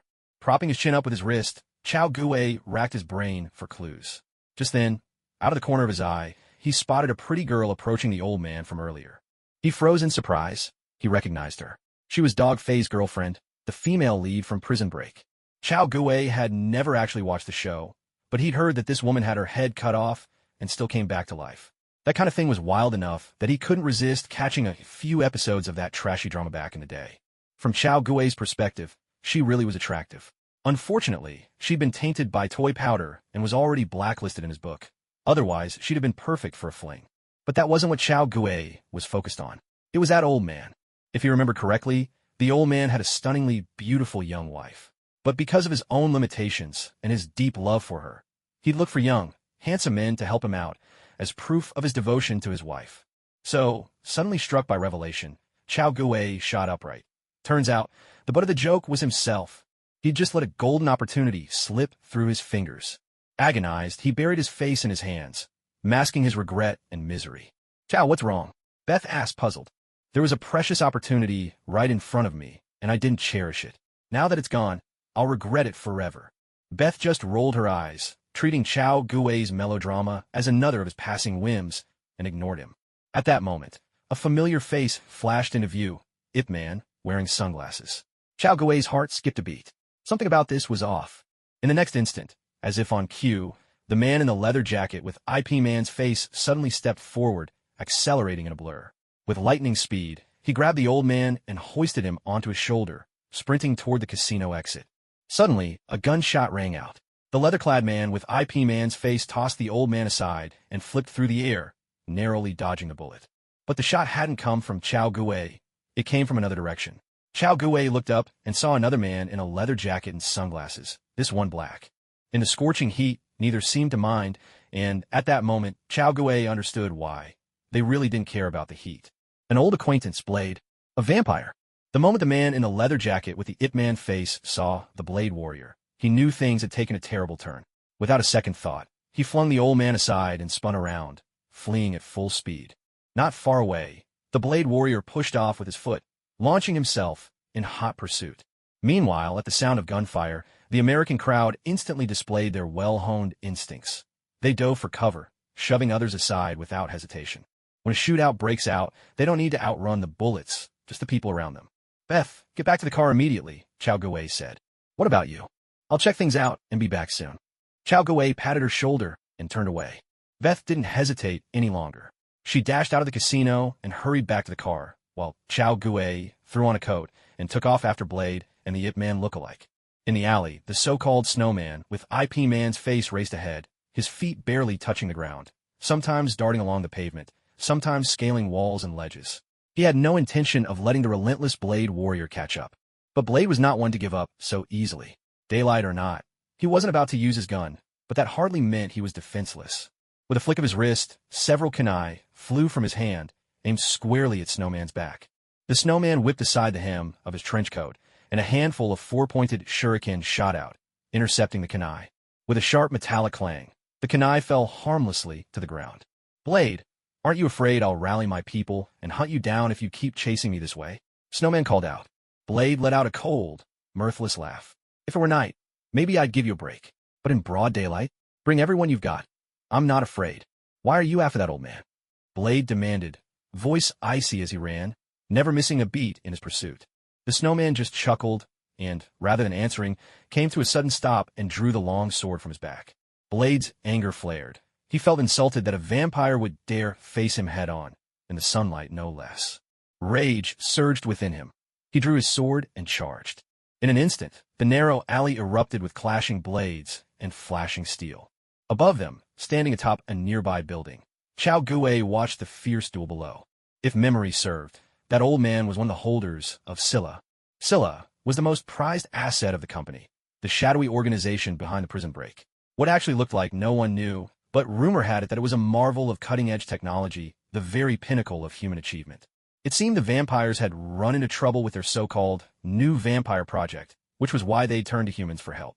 But the thing was, this Scylla probably wasn't as miraculous as the legends claimed. For all anyone knew, Killian's own tech could easily outclass it. Down below, the snowman truly lived up to his Ip Man visage. He could hold his own against Blade in broad daylight. Though he was being pressed, he fought with a calm, effortless skill. From Chao Guwei's vantage point, it was clear Blade wasn't going all out. He seemed to be holding back, as if wary of something. A steely ring echoed through the alley. The two clashed blade against sword. With a fierce shout, Blade pressed his weapon forward, slashing open the snowman's coat with a surge of strength, then lifted his foot and kicked the snowman away. Yet, exposed under the sunlight, the snowman remained completely unharmed. How did you do that? You're human. Blade's eyes widened in shock at the scene, but in the next instant he regained his composure and saw through the snowman's disguise. At first, he had assumed the snowman had some trick to shield himself from sunlight. But in the end, the snowman turned out to be human after all. To act as a minion for evil deserves more than death.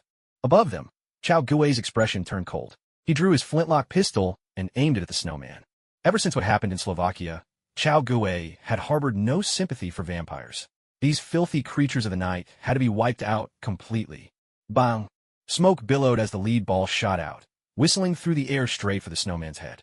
But as if sensing danger, the snowman twisted sharply to the left. The bullet only grazed his shoulder. Arg! Damn it! The snowman cried out in pain, scrambling toward a nearby manhole cover. Suddenly wounded and weakened, he was no longer a match for Blade. Not to mention there were hidden attackers in the shadows. Blade let out a cold snort, raised his gun, and fired several shots. The bullets struck the snowman, but despite his injuries, the snowman still managed to slip down into the sewers. Blade glanced at the open manhole, but made no move to pursue. Without sunlight, the sewers could be crawling with vampires. If they attacked in numbers, the situation could quickly turn against him. Meanwhile, Chao Guwei leapt from rooftop to rooftop until he finally landed on the ground. Long time no see. So it's you. Behind his sunglasses, Blade looked a little surprised.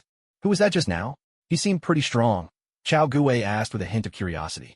Blood Gang, a special combat unit formed by vampires. Chao Guwei raised his eyebrows. So it really was the handiwork of vampires. Blood Gang. Chao Guwei stroked his chin in surprise. Yes, it's a small squad made up of powerful vampires, about 6 members or so. Individually, their combat power is average, but together, they're quite formidable, Blade explained. But what I didn't expect was that there's a human among them. Chao Guwei nodded thoughtfully. Although Blade hadn't gone all out earlier, his skills were still impressive. It seemed yet another superhuman had appeared. That gun of yours, is it equipped with ultraviolet rounds? Chao Guwei asked, glancing at the distinctive pistol holstered at Blade's waist. It is, Blade replied. How about selling it to me? Chao Gue offered. Right now, his main method for dealing with vampires was a silver dagger. It worked well enough, but it took some effort. It's yours now. The Blade Warrior tossed the gun over and walked away without looking back. He was never much of a talker. Half an hour later, back at Beth's villa, the two of them picked up right where they'd left off, applying sunscreen, basking in the sun. The chaos at the casino might have spoiled the mood for a moment, but it couldn't disrupt the intimacy of two people in the throes of passion. As he enjoyed Beth's massage, Chao Gue couldn't help but think of Gwen, an undeniable thought. Beth, he murmured. Gwen, she'll be back soon, Chao Gue said quietly. Beth let out a grunt, and the pressure of her hands noticeably increased. After a long pause, she finally said slowly, "Got it. When he comes back, we'll keep our relationship under wraps." Chao Gue rolled over, pulling her to sit atop his stomach. "Isn't there something you want to say?" "What's there to say?" Beth scoffed. "If I told you to marry me right now, would you agree?" Well, Chao Gue was instantly at a loss for words. Just as I thought. You're a player." Beth curled her lip in disdain. "It's not like I need you to take care of me. If I ever get bored of you, or find someone better, I'll kick you to the curb." "What? The nerve!" Chao Gue exclaimed, feigning outrage. "Take this." No. Watch it. The pool's right next to us. You're gonna make me fall." Splash. Laughter echoed. As night fell, Chao Gue drove a battered old car down a rundown alley, his eyes fixed on a building not far ahead. This was the base of a small-time black gang, petty thieves by day, pushing powder, collecting protection money. The whole operation counted maybe 20 men, just right for a warm-up, a little head count boost. Inside an old 4-story apartment building, every filthy, ramshackle room was packed with tough-looking black men, some blasting heavy metal and flexing their rap skills, others drinking, bragging endlessly to whoever would listen. The noise was raucous, carrying far down the street. In a large room, a few burly men with cigarettes dangling from their lips counted money and boasted loudly. "Man, fellas, today's haul was pretty sweet, $2,000 in cash. Too bad we gotta give a cut to those bitches, or we'd be rolling in even more." "Idiot, don't you know how important they are to us?" "Yeah, of course I know. I also know they're smoking hot." "Haha, you got that right." "Oh wait, what's that outside the window?" one of the men said, puzzled. "Oh." The others glanced over and instantly perked up. "It's just a drone, quick, grab it. We can get a good price for that." Several black men scrambled to grab their tools, leaning out the window in a frantic attempt to hook the drone. At that moment, the sharp crack of gunfire split the air. In an instant, they toppled headfirst, tumbling out of the building. On the exterior wall of the apartment stood a figure draped entirely in black robes, not an inch of skin exposed. Wisps of smoke curled slowly from the HK P-30 pistol in this mysterious figure's hand. Chao Gue shook his head. "What a bunch of trash," he muttered. "Alive, they're just wasting air. Dead, they're wasting land." Retrieving his drone, Chao Gue slipped back inside. He'd already surveyed the layout with the drone. Now it was time to hunt. With a swift step, he darted down the corridor. Suppressed gunfire whispered from his HK P-30, the subsonic rounds hissing out one after another. In mere minutes, 10 or so fell to his pistol. But then, damn, what a waste. Chao Gue suddenly realized subsonic ammo was made for assassinations, far pricier than the regular kind.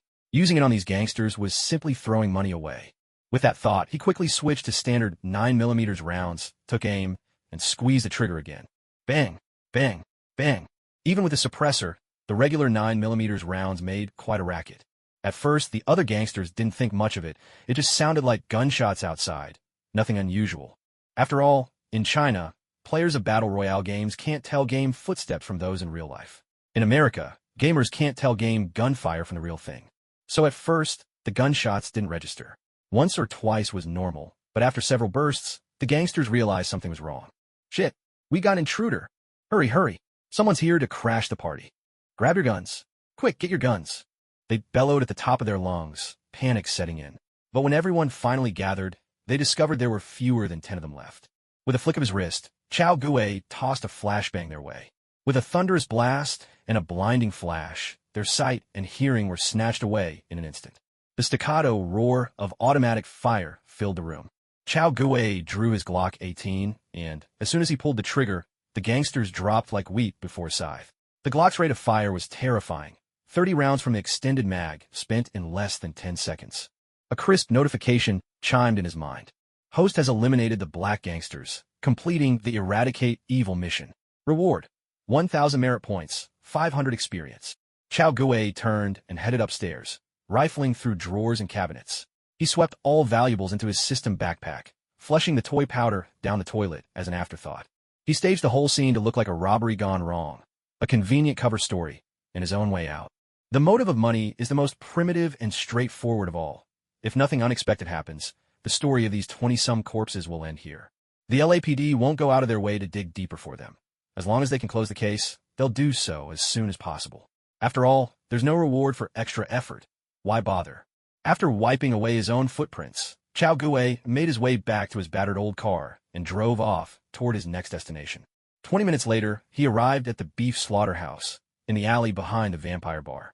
That's right, it was the same place Chao Gue had visited before. With the vampires gone, a different gang had taken over. Power abhors a vacuum. The moment a void appears, others rush in to fill it, regardless of whether that power is legitimate or not. Chao Gue's target tonight was this very gang, the Voodoo Corner. These people were deranged. Most gangs cared only about money and avoided killing unless necessary, but not them. They wanted both wealth and blood, finding twisted delight in stringing people up and draining them dry. Recalling everything he knew about these people, Chao Gue raised his eyebrows.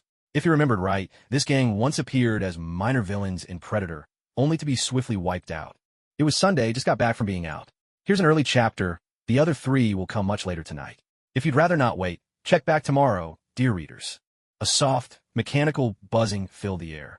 The drone lifted off, wobbling slightly as it flew toward a factory building, the Voodoo Corner's headquarters. As usual, he'd start with reconnaissance by drone before charging in with guns blazing. Unlike the previous gang, the Voodoo Corner was clearly better funded and had a much larger hideout. Chao Gue guided the drone, edging it deeper into the factory. But suddenly, the sharp crack of gunfire erupted, tearing the drone to pieces. Chao Gue frowned. This group was on high alert. After a brief pause, he donned his cloak and mask, grabbed his gun, and strode forward. They're just a bunch of gangsters. Sometimes it's easier to go in guns blazing. Besides, drones aren't cheap. Even if I'm a billionaire with a wealthy girlfriend, that doesn't mean money should be thrown away. Inside the factory, the moment shots rang out, a group of black gang members snapped their attention to the one who fired. What happened? Their leader, a minor boss, asked sternly. Unknown drone, replied the shooter. I spotted a drone of unknown origin, so I shot it down.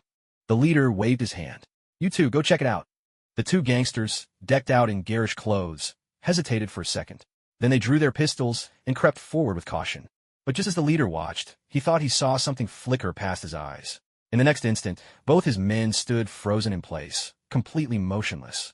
Hey, why did you all stop? The minor gang leader frowned, unable to hold back his reprimand. Hurry up and go outside to see what's going on. No sooner had the words left his lips than there came a dull thud, and the 2 men collapsed headfirst to the ground. Shit, we got enemies. Things had escalated to the point that if the minor boss still didn't get what was happening, he might as well go home and farm the land. But just as he spoke, a sharp, slicing sound cut through the air from behind him. A chill swept across his neck, and he toppled to the floor. Behind him, Chao Gue's figure slowly materialized. Although this blade technique still wasn't entirely at his command, a deliberate ambush was easy enough. At least he didn't risk bursting a blood vessel like before. According to the FBI's intel, this Voodoo Corner gang numbered around 30, a considerable force. Chao Gue had initially thought they'd be as useless as the last Yakuza group he dealt with, but judging by their alertness just now, this bunch was definitely no pushovers. He drew his HK-P30 once more, loaded it with subsonic rounds. What came next was a harvest of lives. With a creak, a door swung open. Inside, 2 black men were wrestling. Hearing the door, they looked up in alarm. Hey, how did you? 2 muffled pops.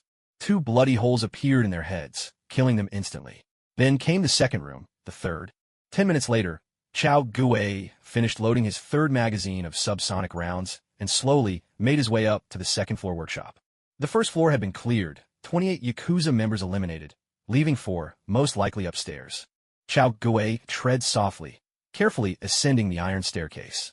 But as he reached the 2nd floor, he discovered it was shrouded in canvas, with plastic strip curtains hanging down, and inside the canvas, it seemed there were many separate cubicles. Chao Gue frowned, catching a faint scent of disinfectant. The smell mingled with medical alcohol, ammonia, and other odors, forming that familiar hospital tang. But here's the problem. This factory was clearly a Yakuza hideout. No powder toys, sure, but why set it up like a hospital? And from the looks of it, this setup wasn't thrown together overnight. Chao Gue carefully lifted the curtain and stepped inside. Before him were several isolation rooms made of special plastic film. Each cubicle had an observation window, and above each window hung an LED timer. Peering in, Chao Gue saw a patient lying in each room, breathing labored and faces pale, their symptoms worsening in direct proportion to the time displayed on the timer. The longer the time, the more severe the symptoms. Chao Gue's expression shifted, and he quickly took out his gas mask and put it on. He had no idea what was going on here, but it was always better to be careful. Just as Chao Gue was about to continue his inspection, a series of heavy, thunderous footsteps echoed through the corridor. Thud, thud, thud. Chao Gue turned his head and saw a towering black man, nearly 2 meters tall and just as broad at the waist. Without hesitation, the man charged at Chao Gue like a raging bull, throwing all caution to the wind. Intruder, you're dead meat. Chao Gue thought to himself, does this guy not see the gun in my hand? 3 shots rang out in quick succession. 3 bullet holes instantly appeared on the man's face. His brain was already dead, but his body, driven by inertia, barreled forward and only collapsed at Chao Gue's feet. Looking at the corpse sprawled before him, Chao Gue twitched the corner of his mouth. He had taken care of the threat, but the noise he made was hard to ignore. Sure enough, another rush of footsteps followed. 3 more black men burst onto the scene, their hair braided in dreadlocks and strung with a jumble of colorful beads, their outfits flamboyant and wild. They leveled their guns menacingly. But the moment they stepped into view, Chao Gue emptied his magazine, sending them all to meet their maker. A soft chime echoed in his mind. Host has eliminated members of the Extreme Tao organization, Voodoo Horns, completing the Eradicate Evil mission. Reward: 1,500 merit points, 750 experience points. Stepping over the 3 bodies, Chao Gue entered a side room filled with medical equipment. Inside, 2 people in white lab coats were engaged in conversation. Chao Gue swept the curtain aside and entered, his laughter muffled beneath his gas mask. Gentlemen, would you mind telling me exactly what this place is? The 2 men paused, momentarily startled. Then the older one chuckled and said, if you manage to survive, we'll be sure to answer all your questions. Chao Gue's brows knitted together. The confidence of these 2 was almost unsettling. But in the very next instant, a chill swept over him. Danger screamed in his mind. A flash of silver slashed down from above his head. 6 forms, paper drawing. Chao Gue reacted in a heartbeat, his body twisting away from the descending blade, narrowly dodging the treacherous strike. With a swift pivot and a hand press of the floor, he flipped away, putting distance between himself and his would-be assassin. Well now, how did you dodge that? The attacker asked, a trace of bewilderment in his voice. Chao Gue's face grew dark. The back of his cloak's hood had been sliced open, and cold sweat prickled his scalp. He'd barely escaped death. Who are you? Take off your mask. The attacker brandished a straight sword, grinning slyly. You're not leaving here alive. Chao Gue turned to get a good look at the man. He was bald with a rugged jaw, his beard running from temple to chin in a wild line. If you ignored the Hell Baron's red skin and horns, the resemblance would have been uncanny. Sure enough, Chao Gue realized he'd accidentally stumbled into yet another story event. No need for introductions. Killing you will be enough. The man with the Hell Baron face grinned darkly, his straight blade flashing back and forth in his hands, emanating a murderous aura. Ha ha ha. Remember this. The one who's going to kill you is called Reinhardt.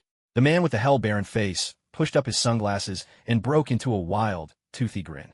Chao Gue's gaze turned cold.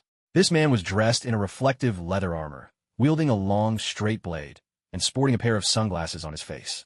The whole look was almost identical to Blade, the vampire hunter. Vampire? Chao Gue asked in a low, steady voice. The man froze for a moment, then quickly dropped his arrogant expression and turned grave. Looks like you know a lot about us. Reinhardt rolled his neck. That means there's no way I can let you go. Suddenly, the air was thick with the scent of blood, and a crimson gleam flashed beneath those jet-black sunglasses. Seeing this, Chao Gue holstered his HK P30 and drew Shiyu from behind his back. You want to play? I'll play with you. Huh, I thought you'd stick with the gun, Reinhardt sneered, gripping the hilt of his blade with both hands, legs slightly bent as he gathered power. Then, with a sudden motion, he slashed forward. A cold flash split the air, followed by a piercing whoosh. The razor-sharp blade energy cleaved straight at Chao Gue's face. 6 forms, shave. A glint shone in Chao Gue's eyes. He stamped his foot, and in an instant, vanished from sight. What? Reinhardt exclaimed in surprise. But before he could react, a gleaming blade appeared above his back. Chao Gue's sudden thrust was sharp and deadly. Clang! Reinhardt's reflexes were impressive. He spun around and raised his blade in horizontal guard just in time to block Chao Gui's strike. However, that powerful slash had already spent most of his strength, and now, twisting his body to parry Chao Gui's attack left him on the defensive, his advantage lost in an instant. Chao Gui showed no mercy. His left leg shot out like a spring, aiming a vicious kick at Reinhardt's groin. Vampire or human, it didn't matter. As long as you were a living creature, this was a vital spot. But Chao Gui had miscalculated. Vampires were different from humans. They had an extra limb. With a sudden rustle, bat wings burst from Reinhardt's shoulders, wrapping around to shield him and blocking Chao Gui's low blow. Looks like you don't have much experience fighting our kind, Reinhardt cackled, beating his wings and sending Chao Gui flying. Just as Reinhardt stepped forward, eager to press the attack, Chao Gui, tumbling through the air, suddenly produced a strange-looking pistol. Bang, bang, bang. 3 silver bullets shot toward Reinhardt, forcing him to break off his assault. Clink, clink, clink. Reinhardt spun his blade, deftly swinging the hilt with both hands, and easily sliced through all 3 silver bullets. These days, if you can't slice bullets with your sword, you'll never make it as a superhero. Heck, you can't even be a proper supervillain. Chao Gui landed lightly, steadying himself. Reinhardt, meanwhile, retracted his bat wings. There wasn't much room here, and the place was filled with valuable items. He couldn't afford to go all out and risk smashing everything to pieces. The two stood on opposite sides, facing off against each other. Their brief exchange, just now, could barely be called a draw. Chao Gui was unfamiliar with a vampire's fighting style. He hadn't expected the bat wings to be used in such a way. Reinhardt, for his part, had underestimated his opponent and was caught off guard by Chao Gui's sudden shave move. Had it not been for a lack of battle experience, he could have suffered a serious defeat. Reinhardt licked his lips, excitement flickering across his face. He stamped his foot and lunged forward with explosive force. Almost at the same instant, Chao Gui also sprang ahead. They moved simultaneously, their speed in that split second as swift as lightning. To the 2 lab coats watching from afar, both figures blurred into a single streak of shadow, and in the very next moment, clang! The 2 long blades collided, sparks bursting in every direction. A sharp, splitting crash resounded through the factory. Rip! The canvas overhead was torn in 2 by the raging sword energy, revealing the ceiling above. A look of surprise flashed across Chao Gui's face. His strength had improved by leaps and bounds recently, yet even his full-force strike had been blocked by this vampire. Reinhardt was just as astonished. The numbness running through his arms told him that, in terms of raw power, he might not actually outmatch this slender man before him. Chao Gui gave his blade a practiced twist, knocking Reinhardt's sword aside. Then, raising Shiyu high and stamping down, he shouted, "One sword style, demon slash." A brilliant arc of steel lit up the dim factory, illuminating Reinhardt's face, now twisted in shock. He hadn't expected Chao Gui, who had been evenly matched with him just moments before, to suddenly unleash such a powerful attack. But though shocked, Reinhardt remained unflustered. A blood-red mist began to seep from his body, gathering around his blade. "Take this!" With a roar, Reinhardt charged straight into the arc of Chao Gui's sword. Clang! Blood mist burst, the blade's light scattering in all directions. Reinhardt staggered back, retreating several steps before he could steady himself. In contrast, Chao Gui stood as steady as a mountain. Reinhardt's face darkened. He had thought that he and Chao Gui were almost equal in combat strength, perhaps that Chao Gui was just a bit stronger. But, after that exchange, he was forced to confront reality. If this went on, a few more rounds like that and he might very well lose his life on the spot. Damn it, I should have called for backup sooner. Reinhardt's face paled, cursing himself for underestimating his opponent. On the other side, Chao Gui frowned deeply. He remembered all those duels with the Blade Warrior. He'd never been able to overpower him, and only managed to win by exploiting Shiyu's sharpness to break the man's blade, barely scraping by with a half-victory. Yet now, after just one demon slash, the man before him was already showing signs of defeat. Clearly, his strength was far below that of the Blade Warrior. No wonder vampires feared the Blade Warrior, like he was a force of nature. Again, Chao Gui barked a chilling command. Sure, he was raised high, its gleaming blade catching the moonlight pouring through the window, reflecting cold, sharp rays. Chao Gui lowered his stance, gathering his strength once more. Damn it! Reinhardt's face twisted with dread, but confronted with mortal danger, there was nowhere for him to run. With a sudden rush, bat-like wings unfurled again, blood mist swirling tightly around him. Reinhardt's face turned a ghastly blue, drained of the last trace of color. This time, he was fighting with everything he had. Ah! Rayhart roared, springing forward with the ferocity of a tiger descending the mountain, bloodlust in his eyes and an aura that was truly terrifying. He struck first, already at a disadvantage. There was no way Rayhart would foolishly wait for Chao Gue and risk a direct clash. But then, in a flash, Rayhart's blood-red blade pierced through Chao Gue's chest, yet he felt none of the satisfying resistance of blade meeting flesh. Rokushiki, Soru. Rayhart's heart skipped a beat. He knew things had gone horribly wrong. The figure of Chao Gue before him faded into an afterimage, dissolving into the air. In the next instant, a cold gleam appeared behind him, slashing down with deadly force. Just as he had ambushed Chao Gue at the very beginning, now the tables had turned.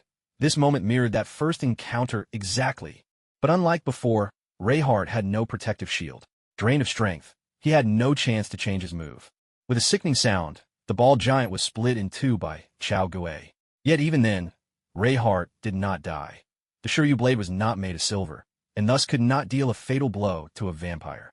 But Shiryu was not Chao Gue's only weapon. With a flick of his left hand, he drove a silver dagger straight through one side of Rayhart's head. Still not satisfied, Chao Gue drew the pistol given to him by Daofeng, flipped on the ultraviolet lamp beneath the barrel, and aimed. Instantly, Rayhart shrieked in agony, his body crumbling into ash and slowly fading away. Chao Gue flicked the blood from Shiryu's blade, then turned to the two men in white coats staring at him in shock. "Now, tell me everything you know," he said coolly, "or I won't hesitate to make you end up just like him." "I overestimated myself. Only 3 chapters today, sorry." Ding. Host has killed the vampire Rayhart. Completed a Eliminate Evil mission. Reward: 3,000 merit points, 1,500 experience points. Ding. Justice Marine System. Empowering every Marine with a sense of justice. Soldier name: Chao Gue, Marine Sergeant, Swordsman Apprentice. Merit points: 169,200 experience. 92,870/100,000. Dow Force value: 215. A standard reflecting combat power, not the sole deciding factor. Chao Gue sheathed his blade, fixing his gaze on the two men in lab coats. Cold sweat poured down their faces. Neither dared to breathe too loudly. After a long silence, the elder of the two stammered nervously. Who do you want to know?" "Everything. We're researching a virus that can degrade the immune system," replied the scientist. Chao Gue felt a heavy weight sink into his heart. What he hated most were these viruses, impossible to guard against. This kind of virus can release a homogeneous polymorphic crystal, which then envelopes and isolates the T cells in the lymphatic system. "How contagious is it?" Chao Gue asked in a low, grave voice. "It's mainly transmitted through bodily fluids. It can also spread via droplets, but that's quite rare. Unless you're in close contact with a carrier for 3 or 4 hours, there's basically no danger. Moreover, the virus has low persistence. After about a month, other immune cells will wipe it out, and the body will return to normal." "Gao Gu Thao Wen, what does this have to do with vampires?" He was puzzled. This virus didn't seem particularly dangerous, except for the elderly and children with weak immune systems. Most adults could fight it off. None of this seemed to have anything to do with vampires. "I don't know, sir. I'm just a researcher. I only handle the research. I don't know anything else," the man in the white coat said, shaking his head repeatedly. "So, where are the virus and the antidote?" "In the freezer. Bring them all out." "Yes, sir." The man in the white coat didn't dare refuse. He hurriedly took the virus out of the freezer. 1 vial of fluorescent green liquid, and 1 vial of purple liquid. The fluorescent one was the virus, the purple one the antidote. "Thank you very much." With those words, Chao Gue raised his gun and dispatched the two men, then took the virus to a crematorium and destroyed it. Of course, before leaving, he made a call to the LAPD. "This is LAPD. How can we help you?" "There's a bioweapons lab at the XX factory," came a gentle yet chilling electronic voice. "Sir, making a false report is. Believe it or not, that's up to you." As soon as the words played, Chao Gue destroyed the phone and turned to leave. Ordinarily, LAPD dispatchers were used to dismissing calls like this. There were plenty of cranks and false alarms in America. But this call was different. It was so calm, so unnervingly calm, that a sense of unease crept into the operator's heart. After a moment's thought, she decided to report anyway. 2 hours later, the wailing sirens of police cars echoed through the area. Not long after, a notification sounded in Chao Gue's mind. "Ding! Host has destroyed the vampire virus laboratory, completing the Protect the Homeland and People mission. Contribution rate, 47%.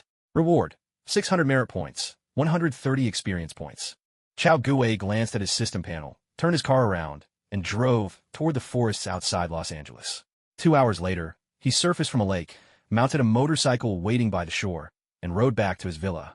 Somewhere in Los Angeles, an underground base. Elder Reinhardt is dead, and the virus laboratory has been destroyed. The snowman reported grimly to a bizarre old man seated at the head of the room. This old man's skin was a chalky, rubbery white, with veins snaking visibly across his face and scalp. Not a single hair adorned his features, lending him an eerie and terrifying appearance. "Can you find out who did it?" the strange old vampire asked. The snowman shook his head. "No, we can't. Whoever it was is extremely careful. There's not a trace left behind. Judging by the signs of the fight, it must have been a real expert. Was it Blade? Probably not. If it were him, I'd know right away. Blade never bothers to conceal his identity. If you can't find out, let's just leave it. Focus on the research," the old vampire said coldly. "The virus is complete now. That lab is of no further use. At worst, we rebuild." "Yes, sir." And spread the word. The completion of the virus has solved the problem of bodies exploding. The laboratory's research will continue. I can hardly wait to see my new breed of vampires. "As you wish, sir." The next morning, the doorbell chimed briskly, jolting Chao Guo out of his dreams. He opened the door to find none other than Harry Osborn, the little green goblin. "It's so early. Why aren't you sleeping? What brings you here?" "Wait, Harry, you look terrible." Rubbing the sleep from his eyes, Chao Guo grumbled, but was startled by Harry's haggard appearance. "What happened?" "Dude, it's already noon." Harry retorted irritably. "Nothing much. I got fired." "What?" Chao Guo was dumbfounded.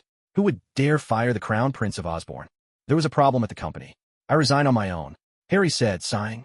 "Didn't sleep a wink last night. Couldn't get any rest." "Oh," Chao Guo replied.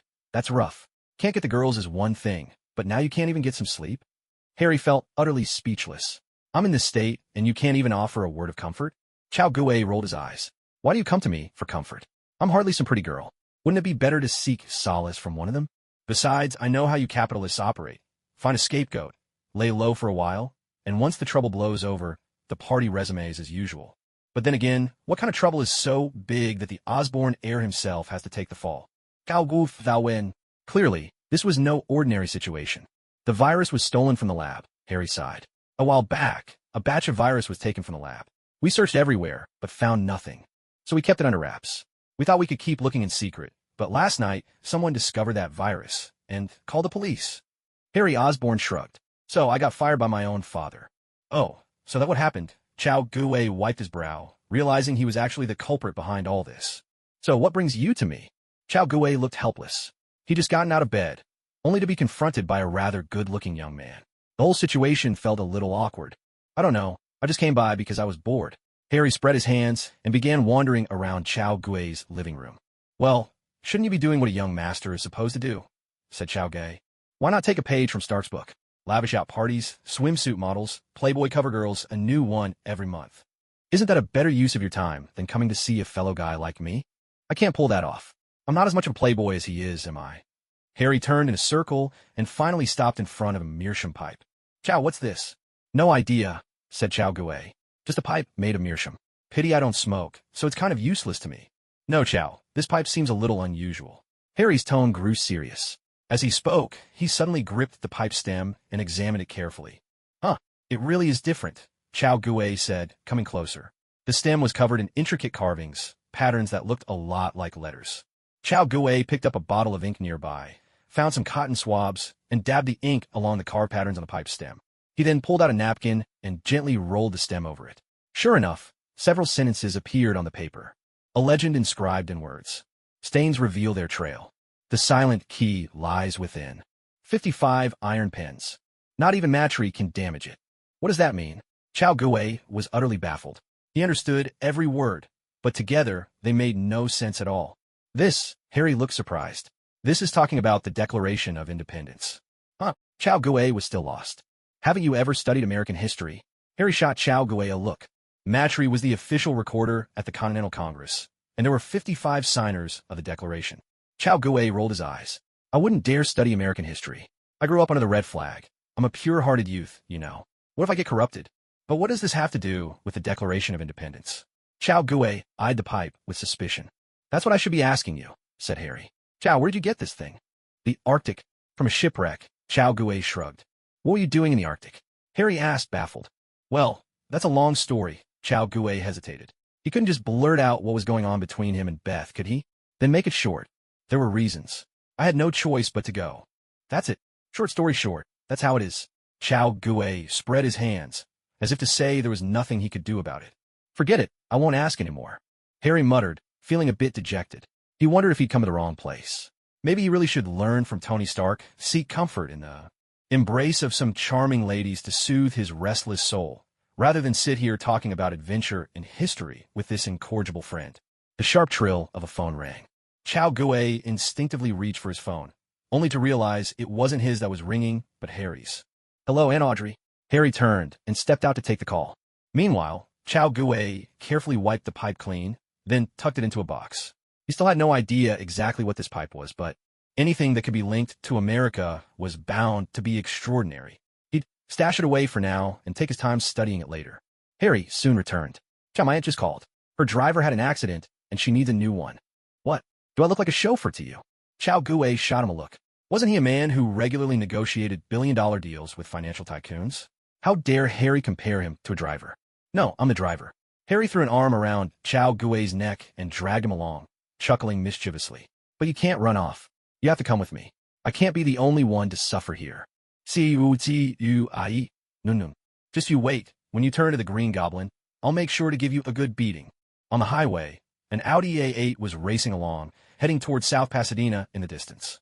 That was one of LA's famous wealthy neighborhoods, every bit as prestigious as the legendary Malibu or Beverly Hills. Harry, how old is your aunt? Does she need a nurse or some kind of care? Chow Gue asked from the passenger seat. Harry looked blank for a moment, then caught on. You're overthinking this.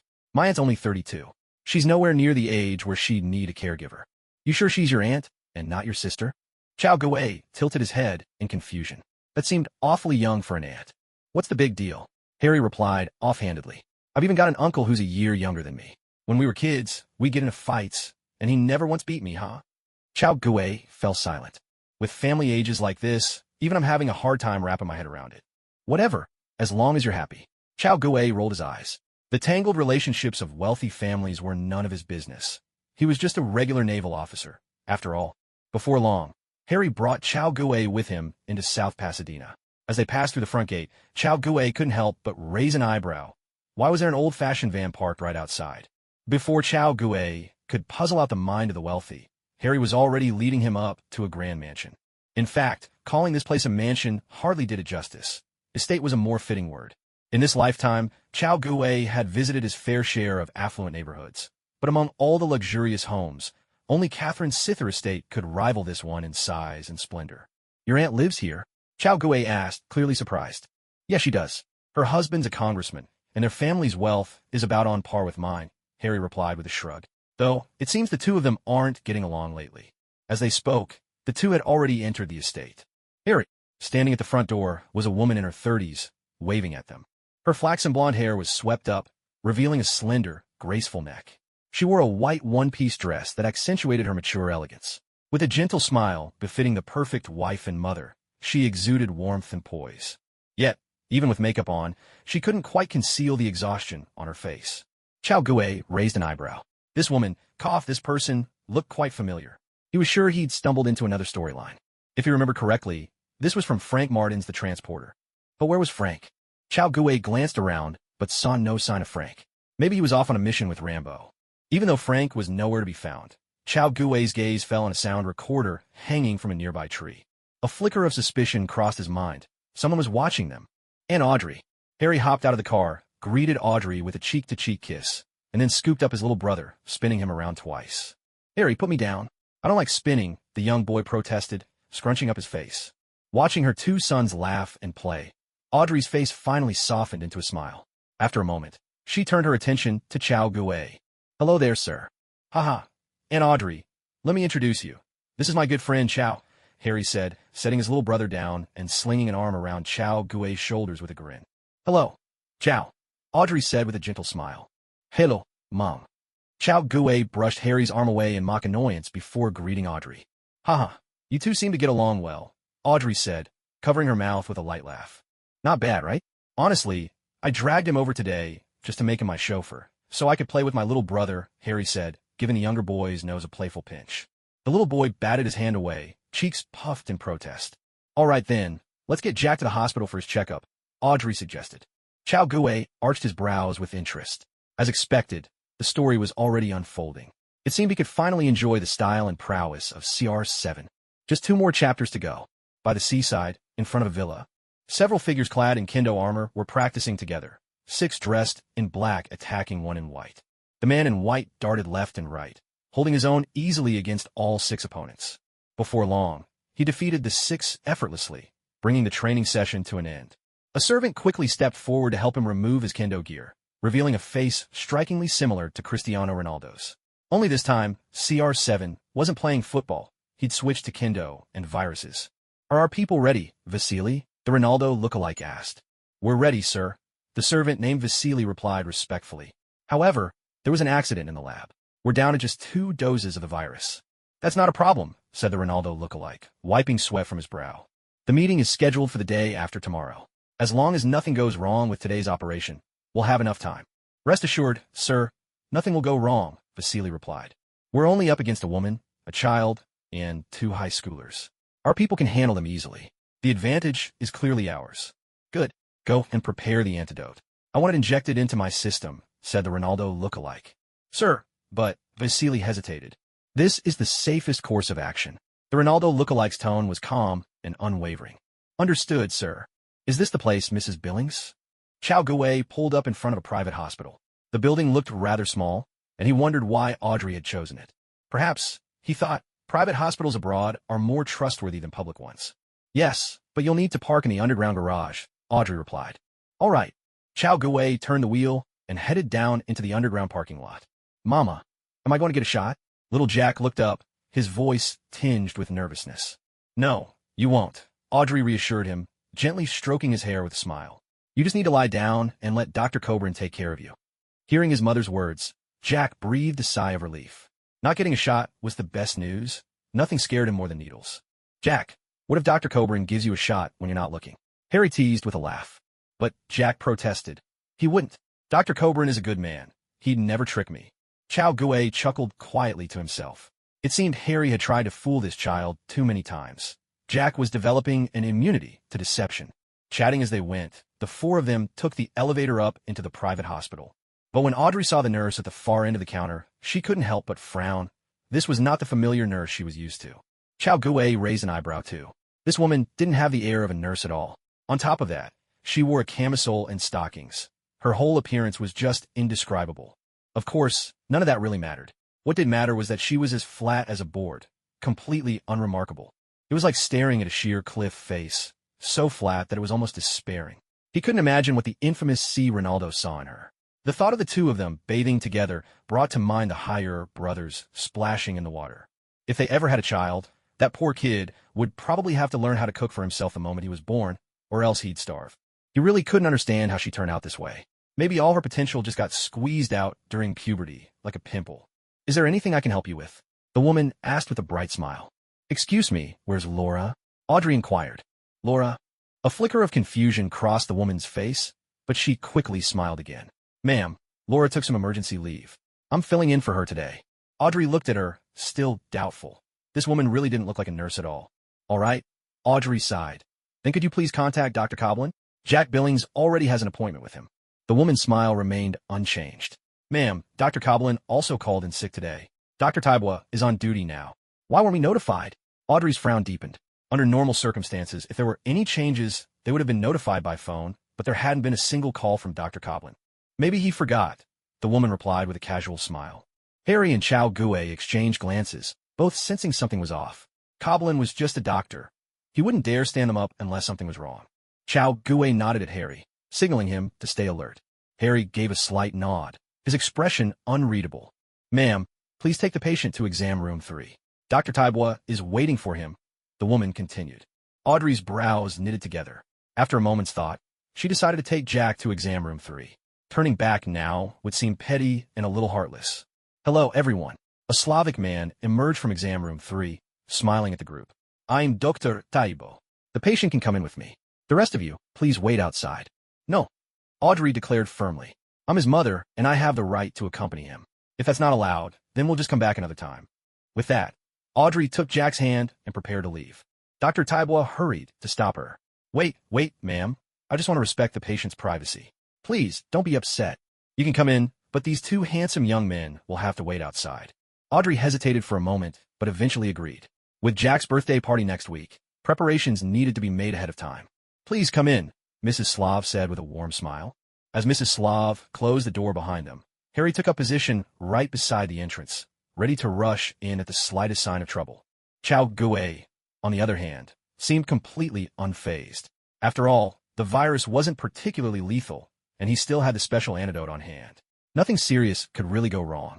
He'd figure these people out. They were just a bunch of amateurs, good at bullying ordinary folks, but useless against anyone who could actually fight back. Playing along with them might even be entertaining. Leaning against the wall, Chao Gui said, "Relax, Harry. There's nothing to worry about." Harry shot him an annoyed look. "Don't pretend you didn't notice something's off. I know you see it too," he said loudly. He wanted nothing more than to get his aunt and brother out of there. But with Jack's birthday party coming up, missing today could spell trouble. Just then, a burly man burst out from another doorway, moving so hastily he hadn't even finished dressing. Anyone with common sense would know at a glance that this was no doctor. "Excuse me, sir, please move aside," the man said. Harry blocked the doorway. "There's already a doctor inside. We don't need more." "Sir, please don't interfere with my work," the burly man replied sternly. "No way. There's a procedure going on inside. There's no reason for you to go in," Harry retorted, standing his ground. The man sighed, exasperated. "Kid, you're making this difficult for me." In a flash, he lunged forward and attacked. His massive fist swung in a heavy arc, landing squarely in Harry's stomach. With a dull thud, Harry was knocked against the door, crashing into the examination room. Off to the side, Chao Gui chuckled quietly to himself. "That'll teach you to mess with me. You got what was coming." "Oh my God!" gasped Audrey and Jack, startled by the commotion. The burly man stared at Mrs. Slav and shouted, "What are you waiting for? Hurry up and give the injection." Mrs. Slav nodded, grabbing a fluorescent syringe, ready to jab it into Jack. At that moment, a trash can lid spun through the air and landed squarely on her head, plunging her into darkness and confusion. "Harry, are you okay?" Chao Gui called out from behind. Harry struggled to his feet, his stomach burning, but thankfully no vital organs had been hit. Hearing Chao Gui's voice, the burly man let out a furious roar and swung a punch at Chao Gui's head. Chao Gui gave a cold snort and met the attack with a punch of his own. There was a sickening crack as the man's hand bones shattered instantly. With a wail of pain, the man fell to his knees, clutching his hand. Chao Gui grabbed him by the hair and, with a swift motion, threw him over his shoulder. There was a heavy crash as the man hit the ground, thoroughly disoriented. Meanwhile, Harry bellowed in anger, seized a nearby metal rack, and brought it down hard on Mrs. Slav's head, knocking her out cold. "Not bad at all, Harry," Chao Gui said with a chuckle. "Damn it, you just enjoy watching me make a fool of myself," Harry gasped, clutching his stomach.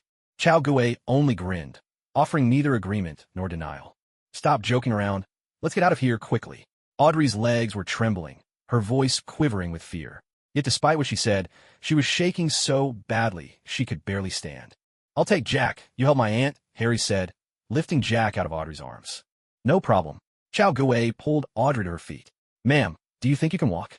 I get it." Chao Gui gently placed her hand over his shoulder, wrapped an arm around her waist, and started to lead her out.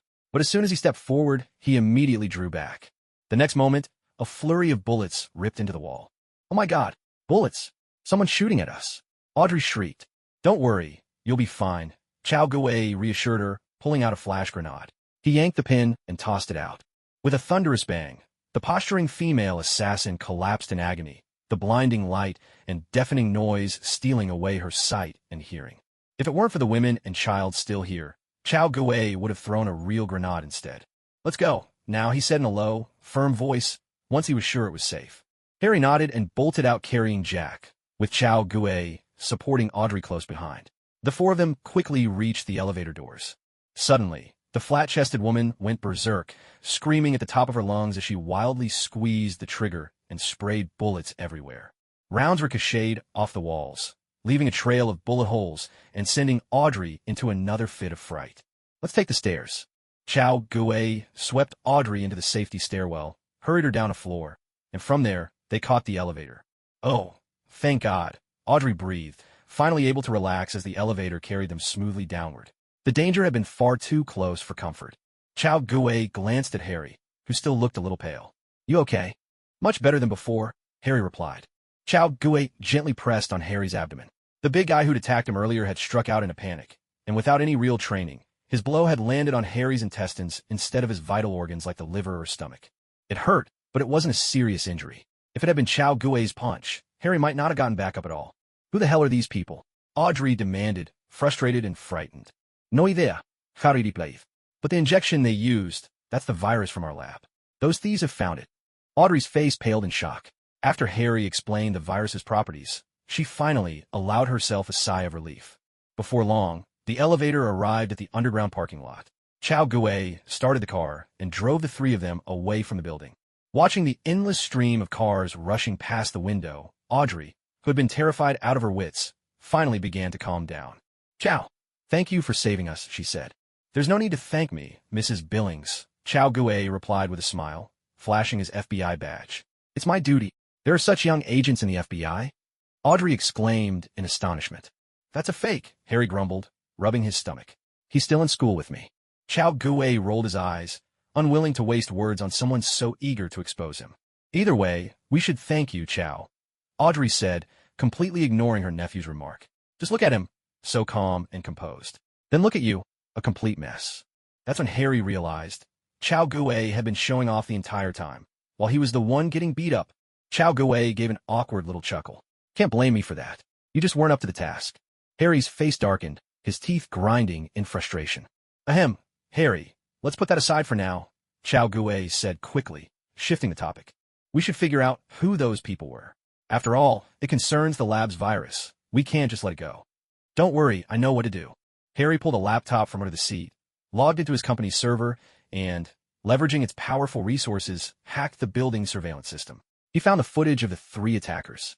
But after cross-referencing with Chao Gui's FBI access, there was nothing. No records of those three individuals.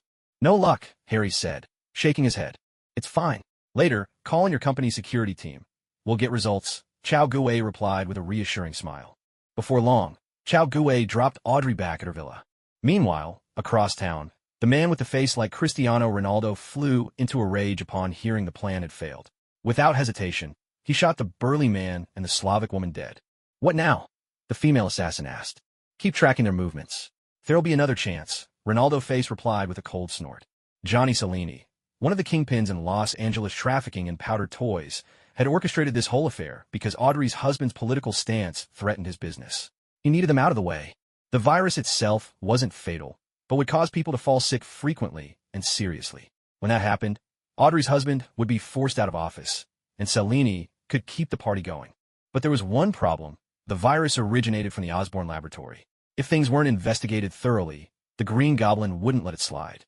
"Chao, help me deal with these bastards," Harry said, his voice low and determined. Chao Gui was completely baffled. "Why not just call in the cavalry and be done with it?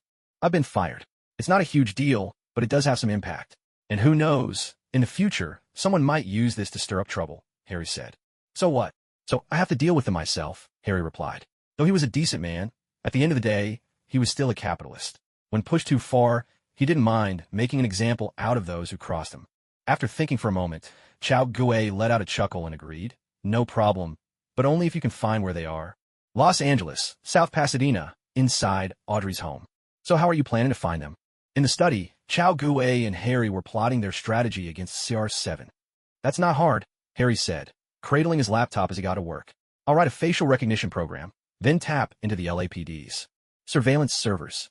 That way, I can pinpoint where those three showed up, narrow down the area, and check each spot one by one." With that, Harry's fingers danced across the keyboard at lightning speed, filling the room with the sharp clatter of keys. Chao Gui watched in mild surprise. He hadn't realized the Green Goblin had so many tricks up his sleeve. With Harry so absorbed, Chao Gui found himself with nothing to do. He wandered around the study, figuring Harry didn't need any help from him right now. Just then, the sound of an engine came from outside. Chao Gui peeked out and saw a blond man with glasses hurrying out of his car. Judging by his appearance, this must be Audrey's husband. After they returned to the villa, Audrey had taken Jack to soothe him and help him rest. The scare from earlier had left little Jack in a fragile state. What surprised Chao Gui, though, was that less than 10 minutes after the blond man arrived, he and Audrey got into a heated argument just outside the living room. Their voices grew louder and more emotional with every exchange. It was clear their relationship was in ruins. If it weren't for Jack tying them together, they probably would have divorced long ago. Chao Gue rubbed his ears. It was getting noisy. He decided to shut the door. At that moment, Harry's side finally produced some results. Damn it. Why do the movements of these bastards look so evenly spread out? Harry's expression darkened. Chao Gue came over to take a look. The computer screen was dotted with clusters of red marks. As Harry had said, the red dots were distributed almost perfectly evenly. That meant there was no pattern, no obvious focus, no way to narrow down the search or pinpoint CR7 and his crew. Rubbing his chin in thought, Chao Gue said, Harry, pull up the locations where that woman appeared. Harry paused, then nodded and got back to typing. With a few more keystrokes, half the red dots vanished from the screen. Chao Gue examined the map, drew a circle over a particular spot, and said, Here, pull up screenshots from the surveillance cameras near the coast in this area. Harry kept at it, and before long, nearly 100 video screenshots filled the computer screen. Chao Gue glanced over them, quickly discarding any shots with only one person. Soon enough, he spotted a face on the screen that looked strikingly like Cristiano Ronaldo. In the screenshot, the two appeared intimately close, wrapped in each other's arms and whispering sweet nothings in public view. This guy, find out everything about him. On it, a flash of excitement crossed Harry's face as he dove straight into hacking the LAPD database. In no time, he dug up all the details on the man. Finally found him. Harry couldn't hide his excitement. Chao Gue glanced at the address on the screen. So, when do you want to make a move? Tomorrow, said Harry.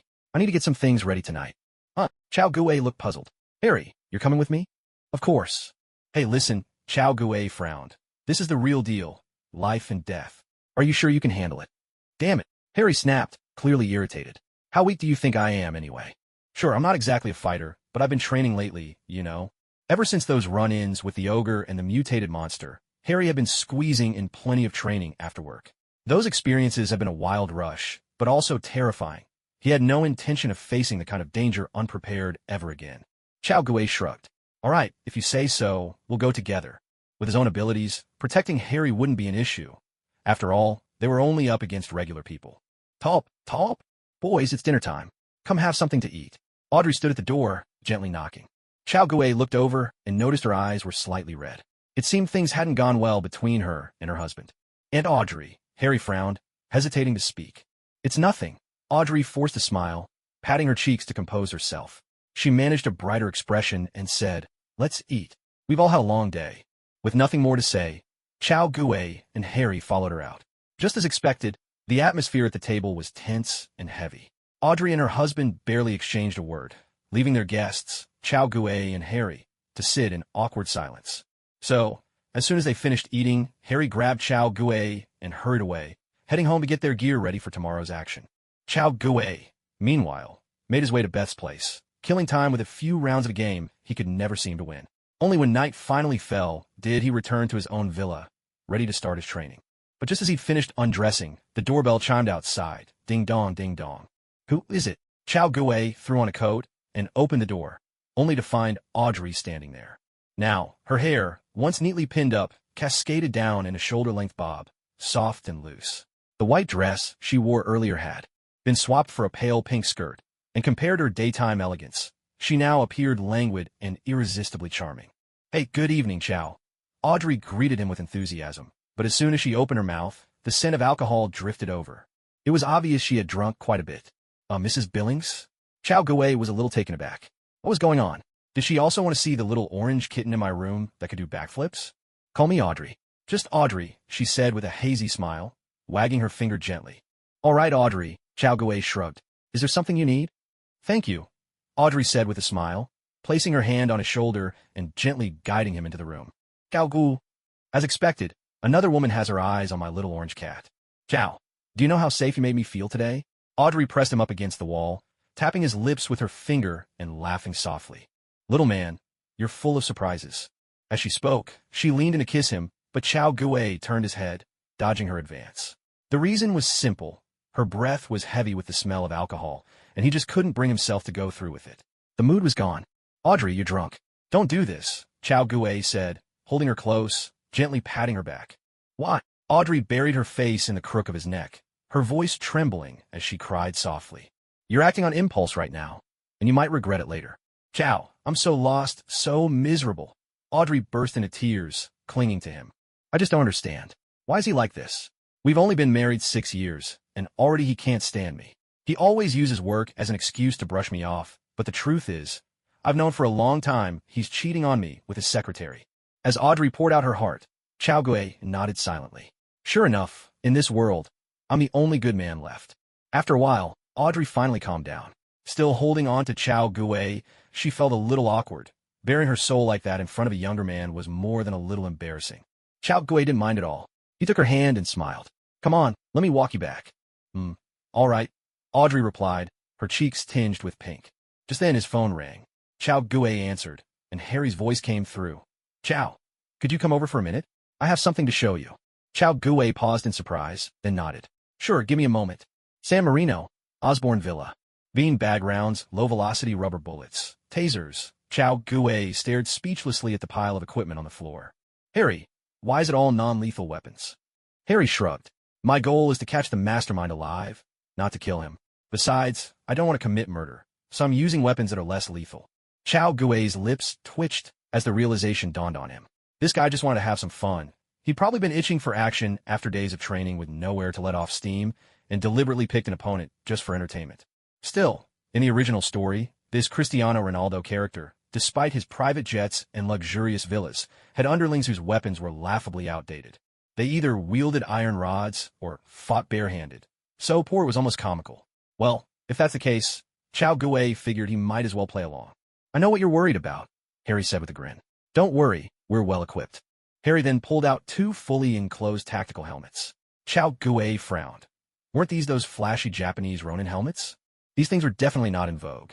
The Japanese always had a knack for overcomplicating things.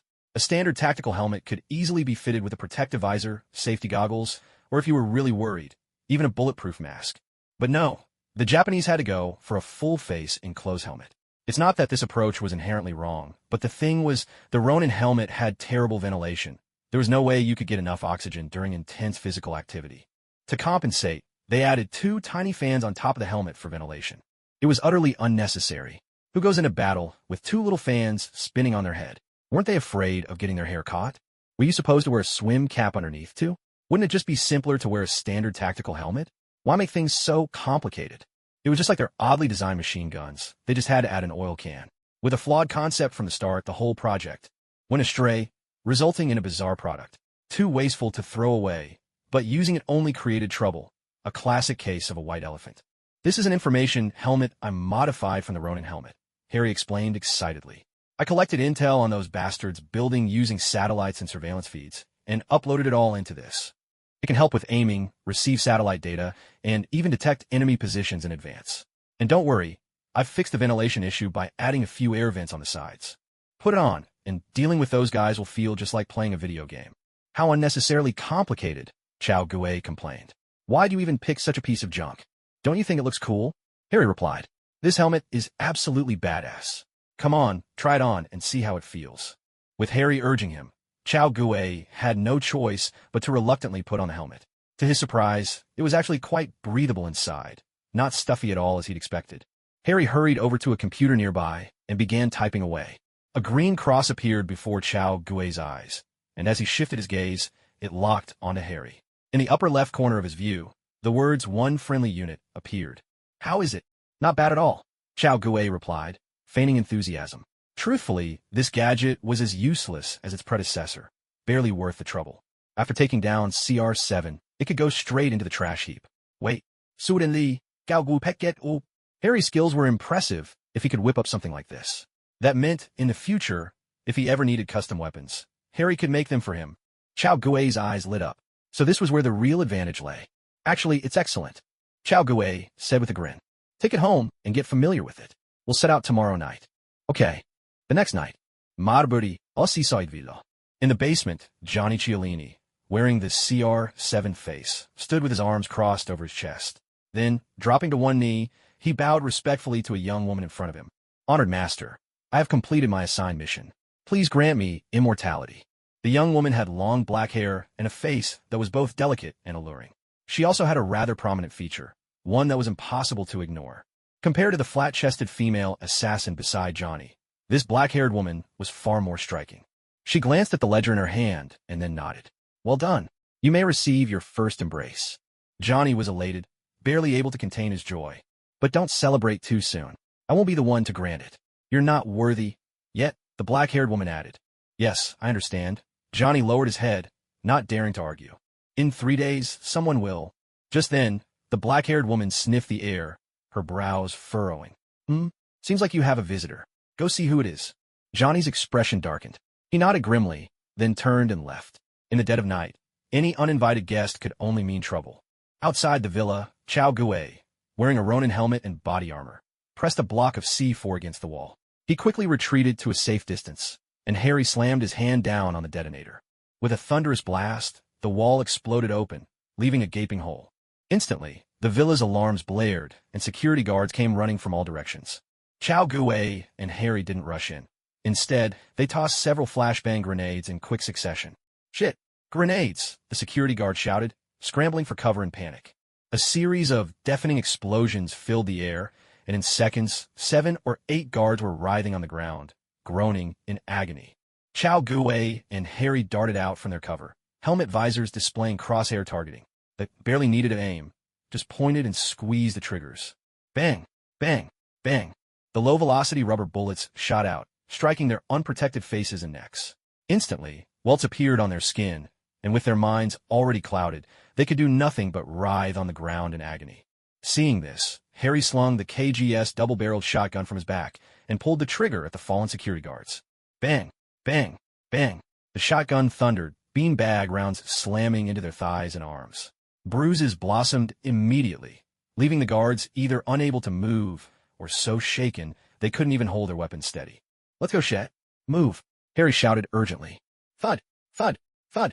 Harry rushed over and tackled Chao Gue out of harm's way, just as a hail of bullets struck the spot they'd just occupied. It was that flat-chested female assassin from before. With a scowl, Chao Gue shoved the burly man off his back. She was only wielding a pair of Glocks, 9mm rounds that couldn't even pierce a Ronin helmet. What was he so nervous about?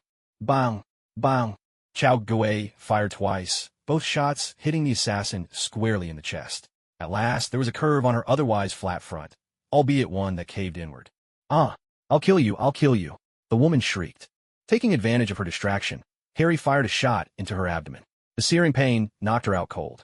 At that moment, a katana stabbed out from a diagonal angle behind them, its tip aimed at the back of Chao Gue's neck. Chao Gue froze for a split second, then raised his gun to block and spun, kicking out hard. But he missed. The attacker, having failed, retreated instantly, darting away faster than a rabbit. But not faster than a bullet. Harry swung his gun around and squeezed the trigger repeatedly. Bang! Bang! In spite of his fast reflexes, Cristiano Ronaldo face, Johnny was struck by a beanbag round in the hip, dropping him to the ground like a puppet with cut strings. Harry smashed the gunstock into his face and quickly handcuffed him. Clearly, this guy had some training. Otherwise, he wouldn't have moved so nimbly. Boss, help me! Johnny suddenly shouted at the top of his lungs. Chao Gue and Harry both froze. Was there another master in play? A woman with black hair stepped out from the shadows. She looked at them with a calm, detached gaze and said, Sorry, gentlemen, but you can't take him. With a flick of her wrist, a slender sword appeared in her hand. Recognizing her stance, Chao Gue narrowed his eyes. He'd been so distracted by the chaos that he'd just now noticed her leather outfit, a style all too familiar. Considering the virus Johnny carried and the faint scent of blood that lingered around her, her identity was now glaringly obvious. Vampire. Chao Gue shook his head slightly. Parasites everywhere. You go first. I'll cover, Chao Gue said quietly to Harry. Harry glanced at the black-haired woman in leather, hesitated for a moment, then nodded. All right, be careful. With that, he dragged Cristiano Ronaldo away, heading for the exit. Stay right there, barked the black-haired woman in the leather jacket. With a sharp step forward, she thrust her slender sword in a sudden, deadly strike. A cold glint flashed, enveloping Harry in a sheen of lethal light. But Chao Gue twisted nimbly in midair, swinging a powerful roundhouse kick aimed at the deadly opening revealed beneath her ribs as she lunged forward. A dull thud sounded as the vampiress was sent flying, crashing hard into the wall behind her. Chao Gue sneered coldly. Overconfidence and carelessness, he thought, were paths to self-destruction. Outside, the roar of an engine signaled that Harry had already left with Cristiano Ronaldo. Chao Gue rolled his neck, then deftly drew his rainblade. From a hole in the wall, the vampiress rose to her feet, clutching her side. With a forceful twist of her hands, a sharp crack echoed as she ruthlessly snapped her dislocated rib back into place. That kick would have been fatal to any human, but this woman was a vampire. Her extraordinary physique and regenerative powers meant that even a broken rib was healed in the blink of an eye. "Who are you?"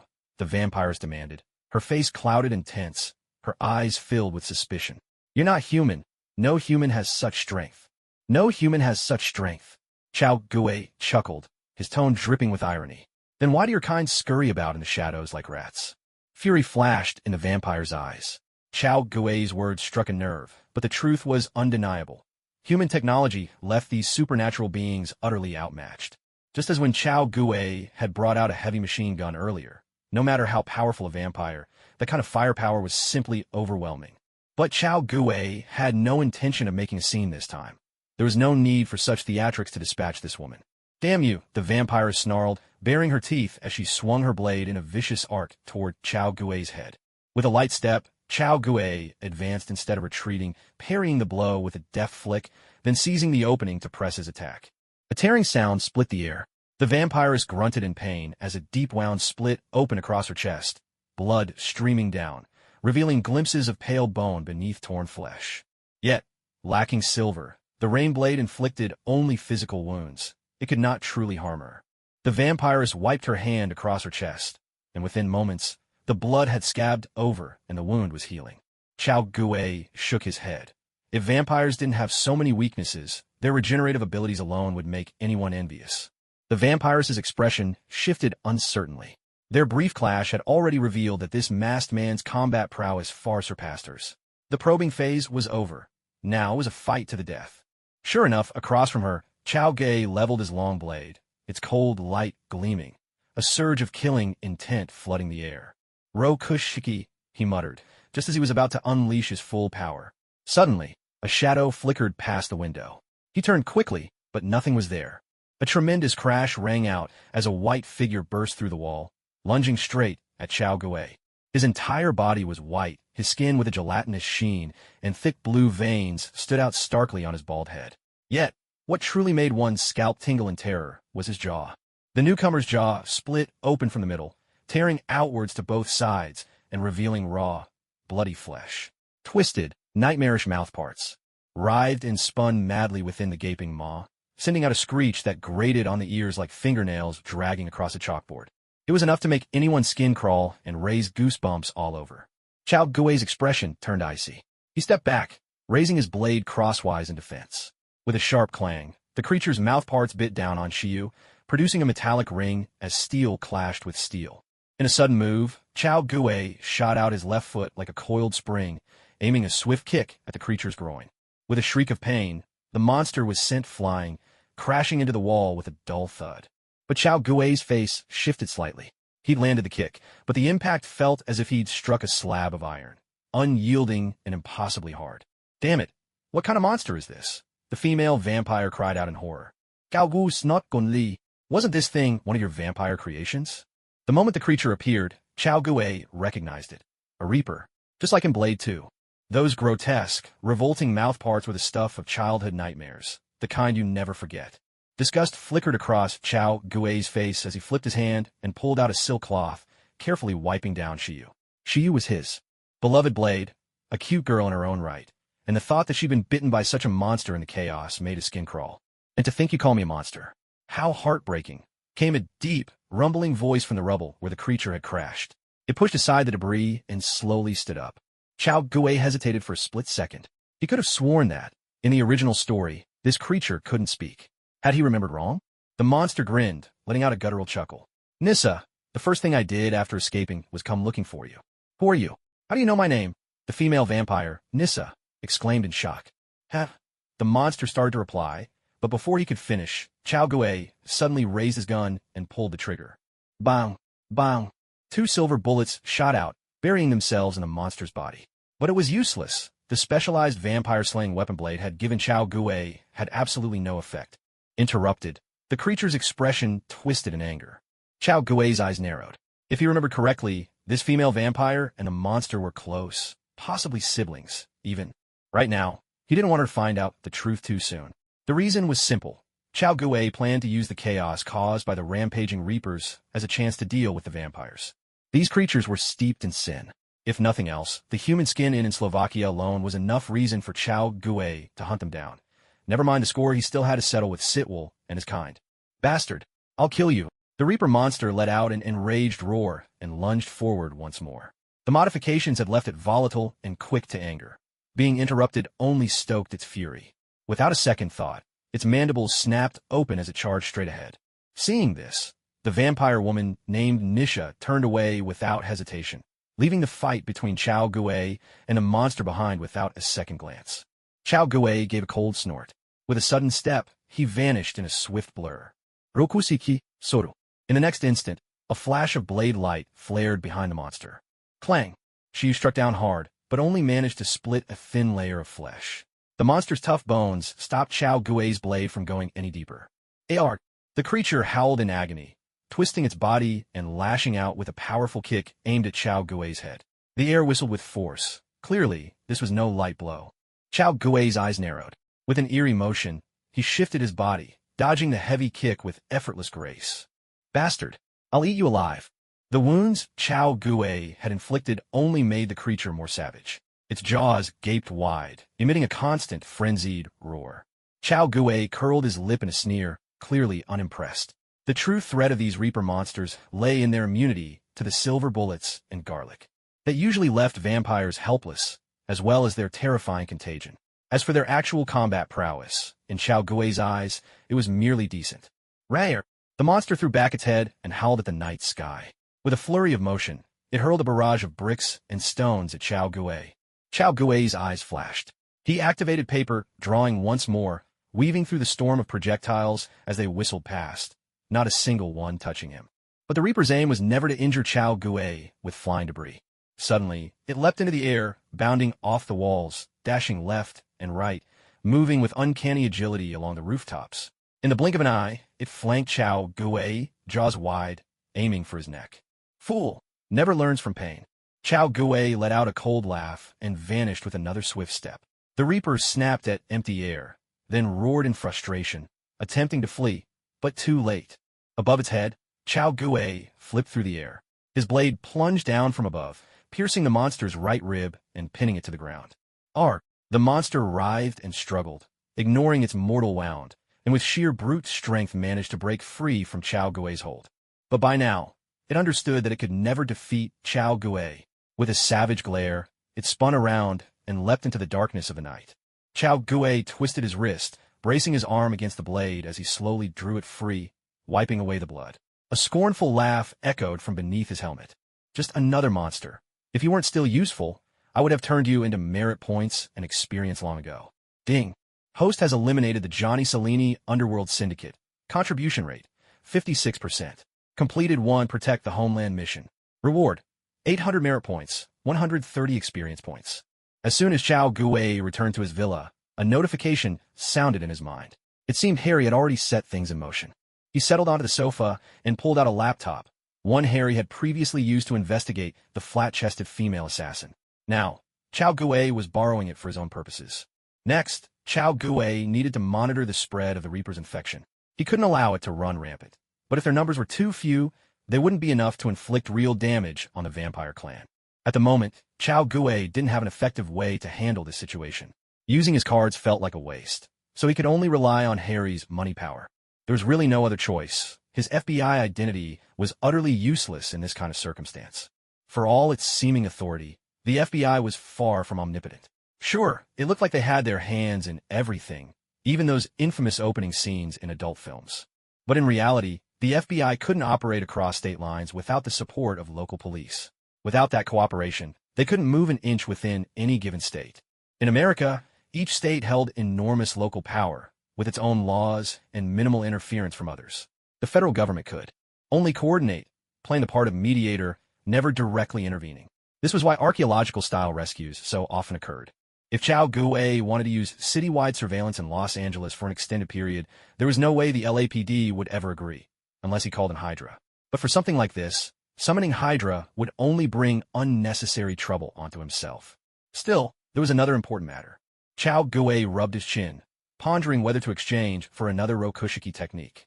In a few days, he'd have to face an onslaught of several, perhaps a dozen, monstrous reapers. Or perhaps a dozen vampires at once. It was hard to say.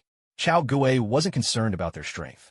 With Soru and paper drawing in hand, he could escape even if he suffered some injuries. What truly worried him was their infectious bite. One bite from a vampire or a reaper, and it would be game over. Given that, it was time for another exchange. System, I want to exchange for Rokushiki, Tekai. Chao Gui deliberated for a moment before speaking slowly.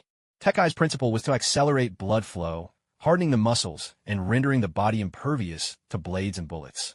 With Tekai, Chao Gui believed he could buy enough time to escape when needed. Host will spend 10,000 merit points to exchange for Navy Rokushiki, Tekai. Please confirm the exchange. Confirm. No sooner had the words left his mouth than a torrent of knowledge surged into Chao Gui's mind. Once again, the system packed in everything. The training methods, combat experience, and techniques, all in one overwhelming rush. After a brief mental blackout, Chao Gui regained his senses. He drew in a deep breath and, following the method in his mind, began to execute the technique. Rokushiki, Tekai.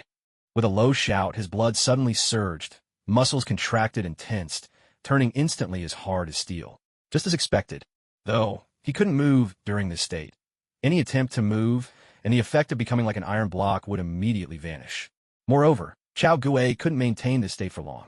After just 3 or 4 minutes, a faint pain began to pulse from within his veins. The accelerated blood flow was putting a considerable strain on his vessels. He took a deep breath, gradually relaxed his body, and headed to the bathroom to lie down in the medicinal bath. According to what that monster reaper had said earlier, today was the day he'd just escaped. To become a reaper capable of posing a threat to vampires, it would take at least 3 to 4 days, if not longer. Chao Gui stroked his chin in thought. So next, he needed to quickly get familiar with, or even master, this iron block technique. And, if his memory served him right, both vampires and monster reapers were afraid of the same thing. Ultraviolet light. Chao Gui reached into his system backpack and pulled out the gun given to him by Blade, a truly precious weapon. It was precious in every sense of the word. The magazine was filled entirely with silver bullets.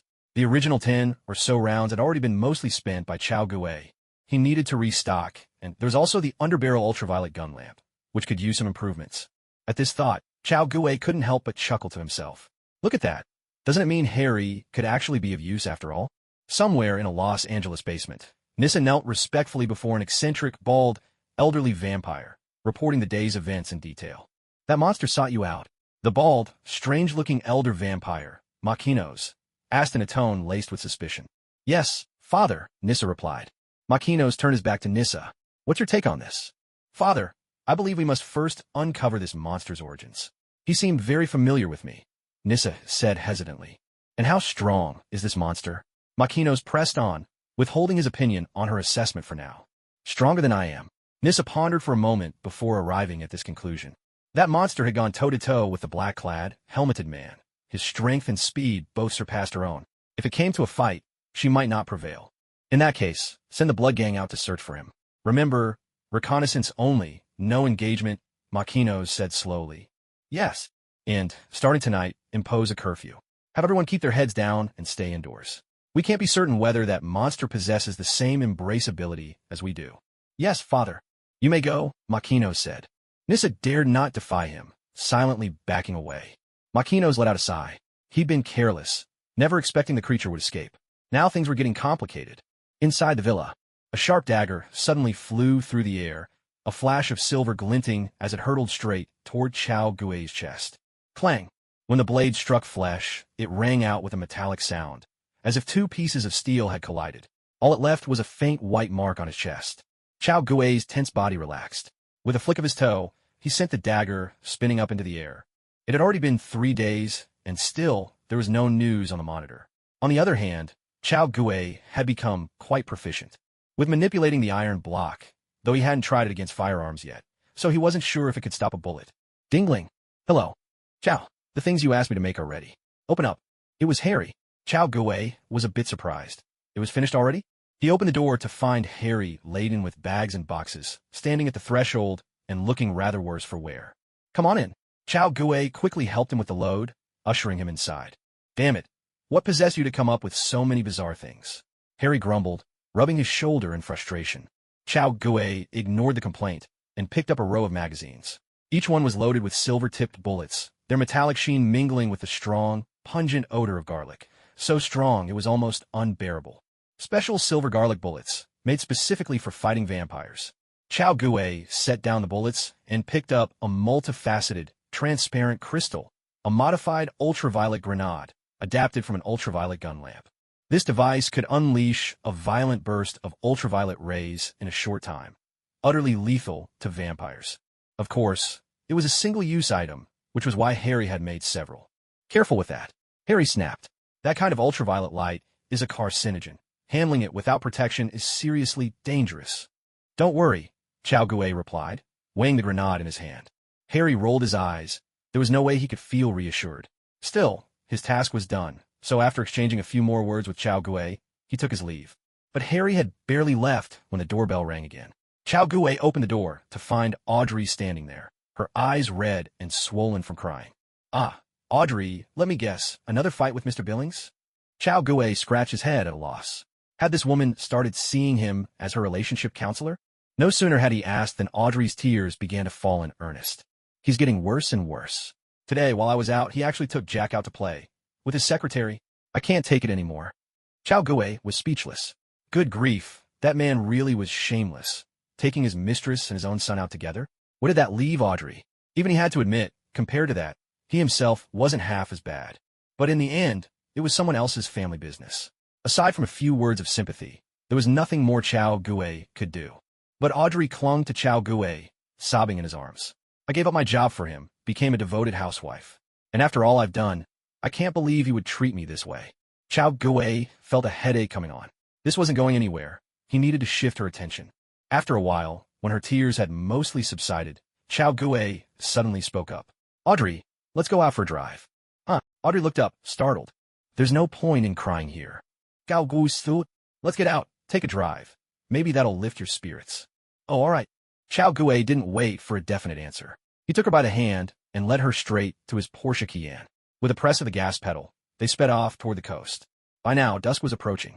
The sky was bathed in golden sunlight, spilling over the golden beach, while a gentle sea breeze drifted in, instantly refreshing the mind and spirit. Sunshine, sand, the rolling waves, and countless women in swimsuits filled the scene. The breeze played across Audrey's face, stirring a few strands of her hair. Just as Chao Gui had predicted, her mood lightened considerably, and Chao Gui himself felt better too.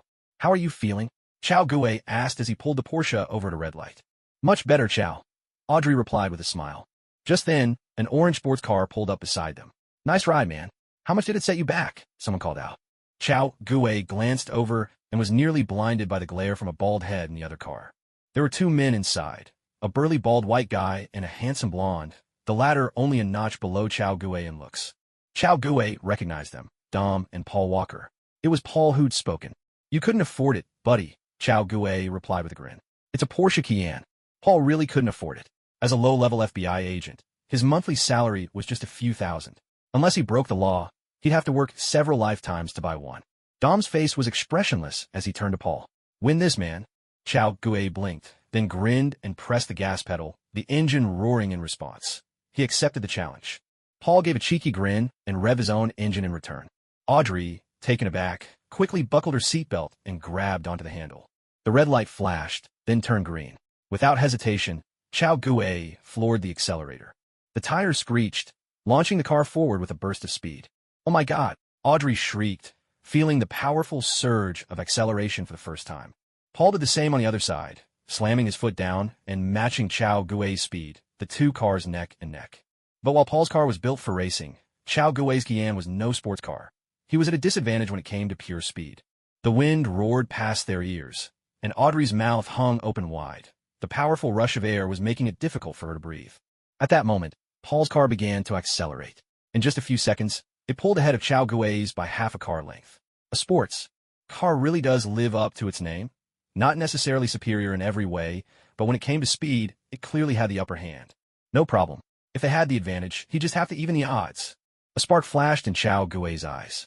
With a sharp turn of the steering wheel, He forced Paul's car into the oncoming lane. Now, facing the vehicles hurtling towards them, Paul had no choice but to ease off the gas and slow down. Seizing the opportunity, Chao Gue shifted gears and accelerated, instantly widening the gap between them. Oh my God, there's a car up ahead. Audrey screamed at the top of her lungs. She'd always been the well-behaved, obedient type. This was her first time experiencing anything so thrilling and dangerous. Chao Gue, calm and unhurried, twisted the wheel. The car let out a high-pitched whine as it cut through the air, startling Audrey. But as the traffic thinned out, the road ahead opened into a wide, clear stretch.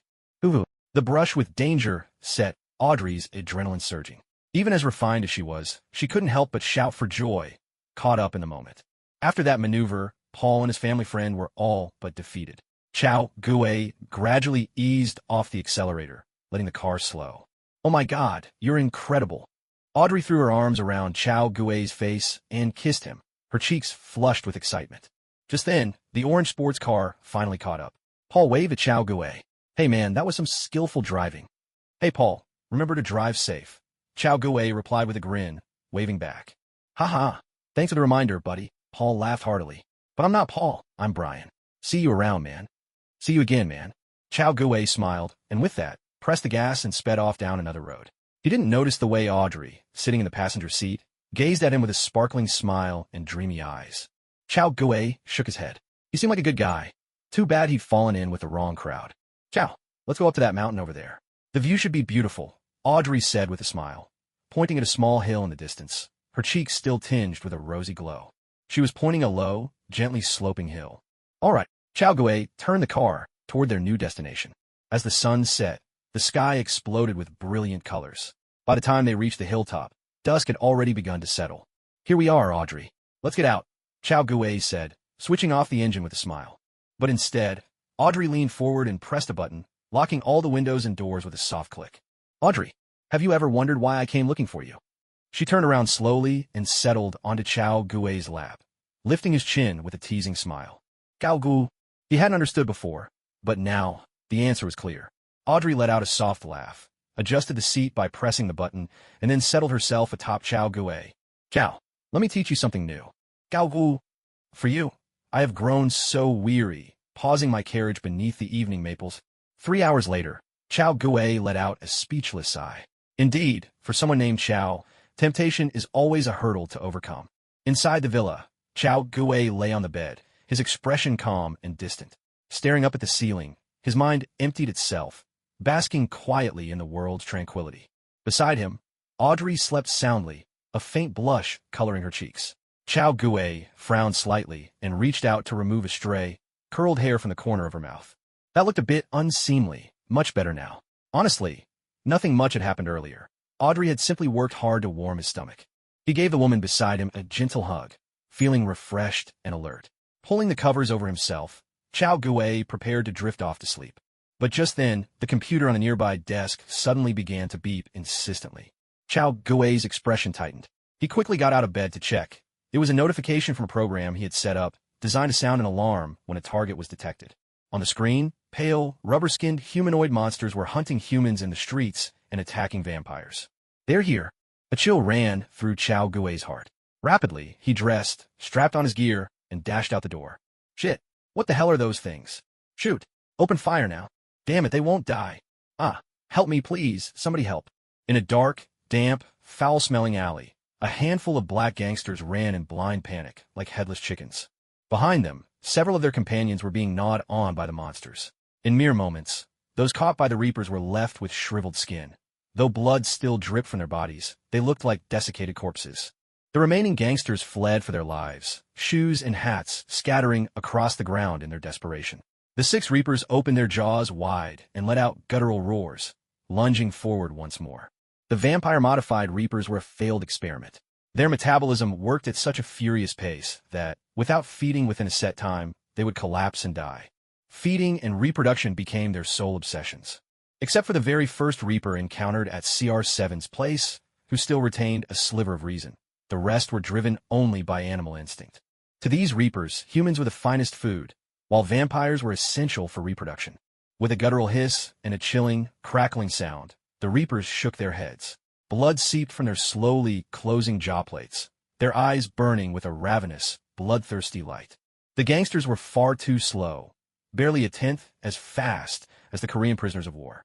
With a powerful leap, the Reapers shot forward, closing in on their prey in the blink of an eye. At that moment, several sharp gunshots rang out, and a volley of silver bullets shot from the darkness, striking the Reapers squarely on their bald foreheads. A chorus of agonized howls erupted as the Reapers collapsed to the ground, but within seconds, they shook their heads and staggered back to their feet. It must be noted that their skin offered no protection against bullets, and the silver rounds had pierced straight into their brains. Oh shit, we're saved, we're actually saved. God, someone's come to rescue us. Run, run now. The group of gangsters, tough black men, were filled with joy at this turn of events. Without hesitation, they turned and bolted, seizing their chance to escape. The 6 Reapers did not give chase. Though their intelligence had been reduced to that of wild beasts, their animal instincts for self-preservation remained. They knew exactly who their true enemy was. Stepping out from the shadows, Chao Gue appeared, dressed in black, helmet on his head, one hand gripping Shiyu, the other holding a specially modified handgun. The throats of the Reapers emitted a series of guttural, unintelligible sounds. Chao Gue let out a quiet chuckle, twirling his beautiful Shiyu blade in hand. Well, since it's our first meeting and you don't seem to know the rules, let me ask, do we do this by the book, or shall we just get straight to the fight? The Reaper monsters couldn't understand a word. With a roar, they charged at him. 5 rapid shots rang out, and the 5 trailing Reapers dropped instantly, leaving only the fastest, who was already at the front. But before it could even open its jaws, there was a flash of silver, and its head flew high into the air, decapitated in an instant. Yet, even headless, the Reaper did not die. Its corpse stood unsteadily where it fell, while its head rolled off to the side. These Reapers had once been vampires. Infected and transformed, they had lost their fear of silver bullets and garlic essence. However, their aversion to sunlight was a flaw that Machinos could not eliminate. Not far off, the 5 fallen Reapers rose once more, shrieking as they charged. The silver bullets could do them no lasting harm. These creatures were only average fighters. As long as their numbers weren't too great, he could easily suppress them. He couldn't kill them, but he could certainly render them powerless. But vampires were different. To kill a Reaper, sunlight was required, but sunlight would be just as deadly to any vampire, turning any battle into a mutual destruction. Chao Gue shook his head, then tossed a UV grenade. A burst of violet light flared, and all 6 Reapers disintegrated into dust with a final, agonized howl. Ding!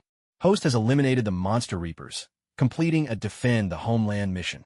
Reward: 2,000 merit points, 1,000 experience points. Chao Gue's eyes lit up. What a perfect target. The House of Pain was, in fact, a bar, a place where vampires hunted and fed, the largest gathering spot for vampires in all of Los Angeles. Here, not only were hordes of unsuspecting humans lured in, but there were also throngs of vampires eagerly awaiting their next meal. Yet what made it truly intriguing was this. Predators of the past had now become prey. Even vampires now faced the risk of being hunted themselves. To prevent widespread panic, the vampire elite kept this threat hidden from the general vampire populace. Only a select few, armed and tasked with hunting the Reapers, knew the truth. The rest of the vampires had no idea such creatures even existed. The reason Machinos kept things under wraps was quite simple. Besides the reasons mentioned before, he was directly responsible for creating these Reapers through his own reckless actions.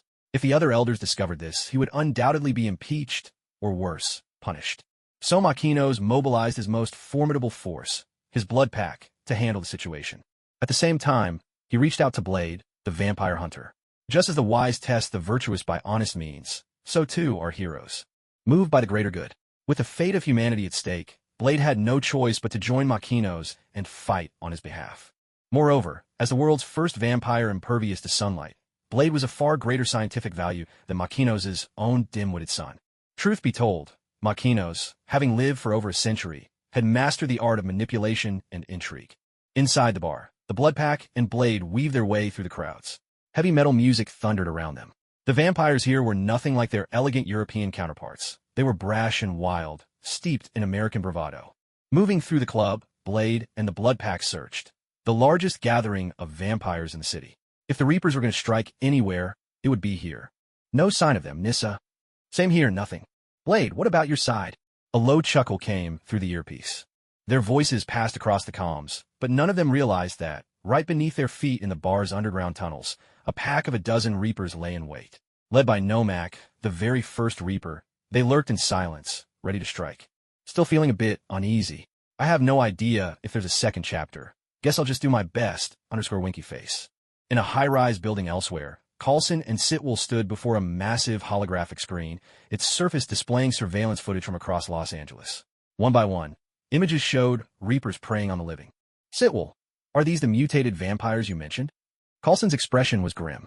That's right, these are the ones. Sitwell nodded. Looks like the vampires' experiment was a success. Let's send in the strike team. Understood, sir, Carlson replied with a smile. After returning from Slovakia, Sitwell reported the changes in himself, as well as the experiments on vampires. His contributions were significant, so it appears his suggestion he was promoted to level 7 agent. As Carlson went down to make arrangements, squads of heavily armed SHIELD operatives began to move out. They unleashed a barrage of suppressive fire, pinning the Reapers down so they couldn't move an inch. Next came the net guns to capture them, followed by tranquilizers to knock them out cold. Once secured, the captives were loaded onto vehicles and taken away. This process wasn't designed just for the Reapers. It was SHLD's standard protocol for dealing with any extraordinary creature. Through years of trial and error, SHIELD had learned that killing such unknown entities was rarely the best solution. On the contrary, sedation was far more effective. Many creatures might resist rifle fire, but most had no defense against tranquilizers. And if a standard dose didn't work, well, you could always increase it. Of course, mistakes happened. Not infrequently, in fact, but as long as those mistakes led to acquiring some unique abilities from these monsters, the hardship for frontline agents was considered worthwhile. For the sake of the greater good, the agents on the front lines would just have to bear a little more suffering. Every single extraordinary being was a coveted experimental subject. SHIELD had long coveted the vampire's power of immortality.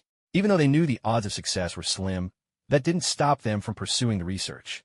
Los Angeles CBD, the central business district, a bustling heart of the city. In stark contrast to the slums, where everyone lived in fear and kept their doors and windows firmly shut, here the city glowed with neon lights, and nightlife thrived.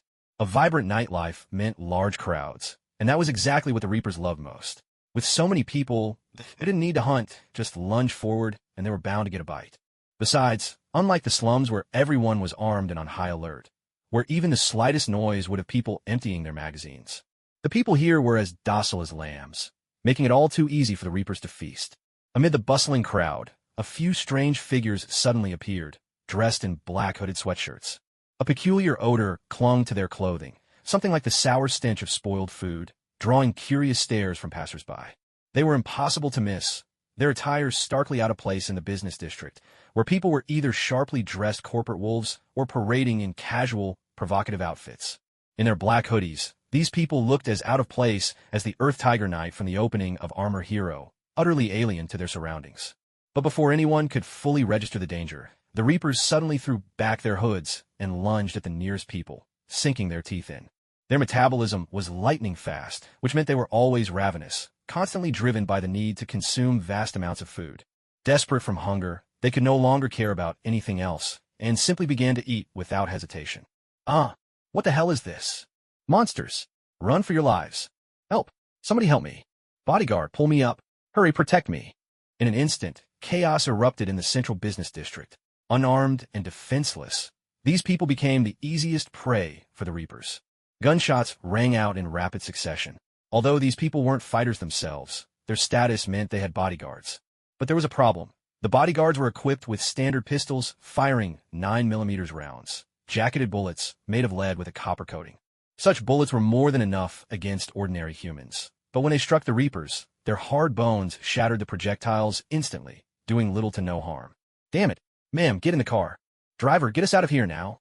Several bodyguards shouted as they shoved a blonde young woman in a business suit into the car. But before they could slam the doors shut, Reapers sank their teeth into the bodyguard's shoulders, dragging the woman back out onto the street. Help! Somebody help me! The woman flailed in panic, arms and legs kicking desperately, but she was ruthlessly pulled to the ground. She was beautiful, but to the Reapers, she was nothing more than food. Just then, a flash of silver streaked through the air, and the two Reapers dragging her suddenly lost their heads. A beam of violet light shot from behind, striking another Reaper. Instantly, it let out a piercing shriek and disintegrated into a cloud of dust. Chao Gue swung his weapon, the the gun-mounted flashlight sweeping the scene. In moments, 4 reapers met their end. But just then a monstrous howl echoed from the sewers, and the last reaper, without a second's hesitation, leapt away and dove into the darkness below.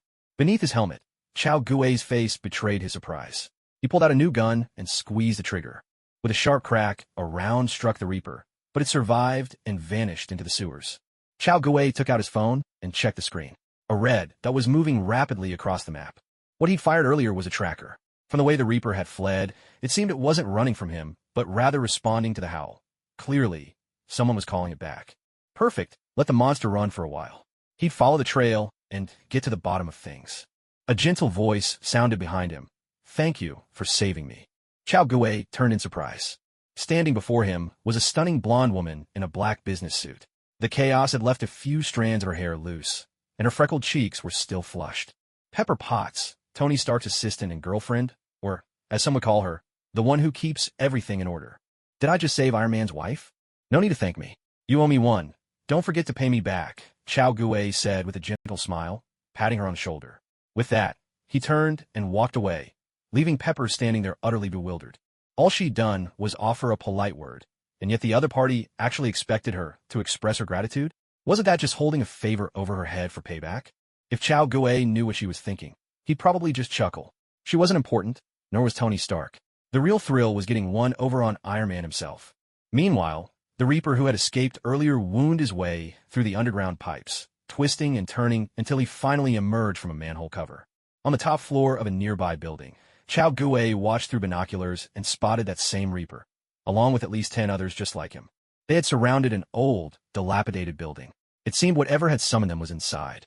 Chao Gui lowered the binoculars. The only thing that could summon these Reapers had to be the first of their kind. They weren't here to feed. There was plenty of food everywhere. That left only one possibility: reproduction. It seemed this old building must be connected to the vampires.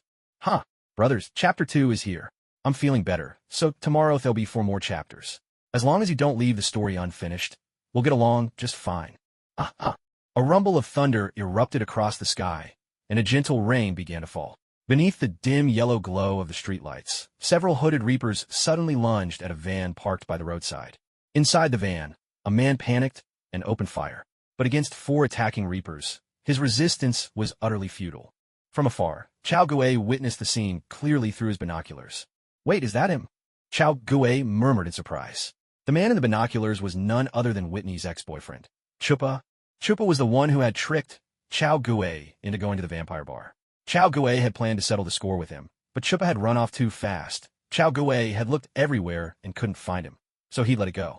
But now, unexpectedly, Chupa had turned up here. What a coincidence. Inside the van, cold sweat beaded on Chupa's forehead. He gripped 2 pistols tightly, but they brought him no comfort. According to intel from his superiors, he'd helped design specialized weapons to combat the Reapers. So he knew all too well how useless his 2 small pistols were against these monsters. The metallic screech of tearing steel echoed through the air. Chupa jerked his pistols up and fired in the direction of the sound. Bang, bang, bang. The damp night air seeped in through the new bullet holes, and with it came a pair of ghastly, pale, rubbery hands. Just as Chupa was sinking into despair, the clatter of metal rolling echoed through the air. In the next instant, a burst of white-violet light flashed, and the 4 Reapers shrieked in agony, incinerated by the searing glow until nothing remained but ashes. Chupa was utterly astonished. Who could have come to his aid? But before he could react, a gunshot rang out from afar. A bullet sliced through the air, piercing straight through his skull. The powerful force slammed him against the side of the vehicle, his face still frozen in the astonished joy of having been saved. In the distance, Chao Gui let out a cold chuckle. If you live by the sword, you die by the sword. You escaped me once, but now it's time to pay your debt. A soft chime sounded in his mind as a notification appeared. Chao Gui glanced at it. Nothing special. This kill had only earned him a few 100 merit points. These aren't pure-blood vampires at all. Honestly, we might as well finish them all off, sneered a tattooed blood gang member with a painted face, swinging a massive hammer. Nearby, vampires swayed to the pulsing music, their bodies moving rhythmically as they fed on dazed, unconscious humans beside them. Great idea. The Blade Warrior grinned, eager for action, itching to unleash carnage. Nissa shot the tattooed man a glare. She knew he was just looking for trouble. All right, enough talk. Keep your eyes open and stay alert. Up ahead, the Yeti, gripping a long blade, spoke in a frosty tone. The other Blood Gang members curled their lips in disdain and fanned out to search. They were formidable fighters on their own, but all took orders only from Makinos. There was no camaraderie here. Some had barely even met before. The group exchanged glances, then turned away from each other, scattering in their search for reapers. They understood the value of teamwork, but trust was in short supply. Helping each other was out of the question.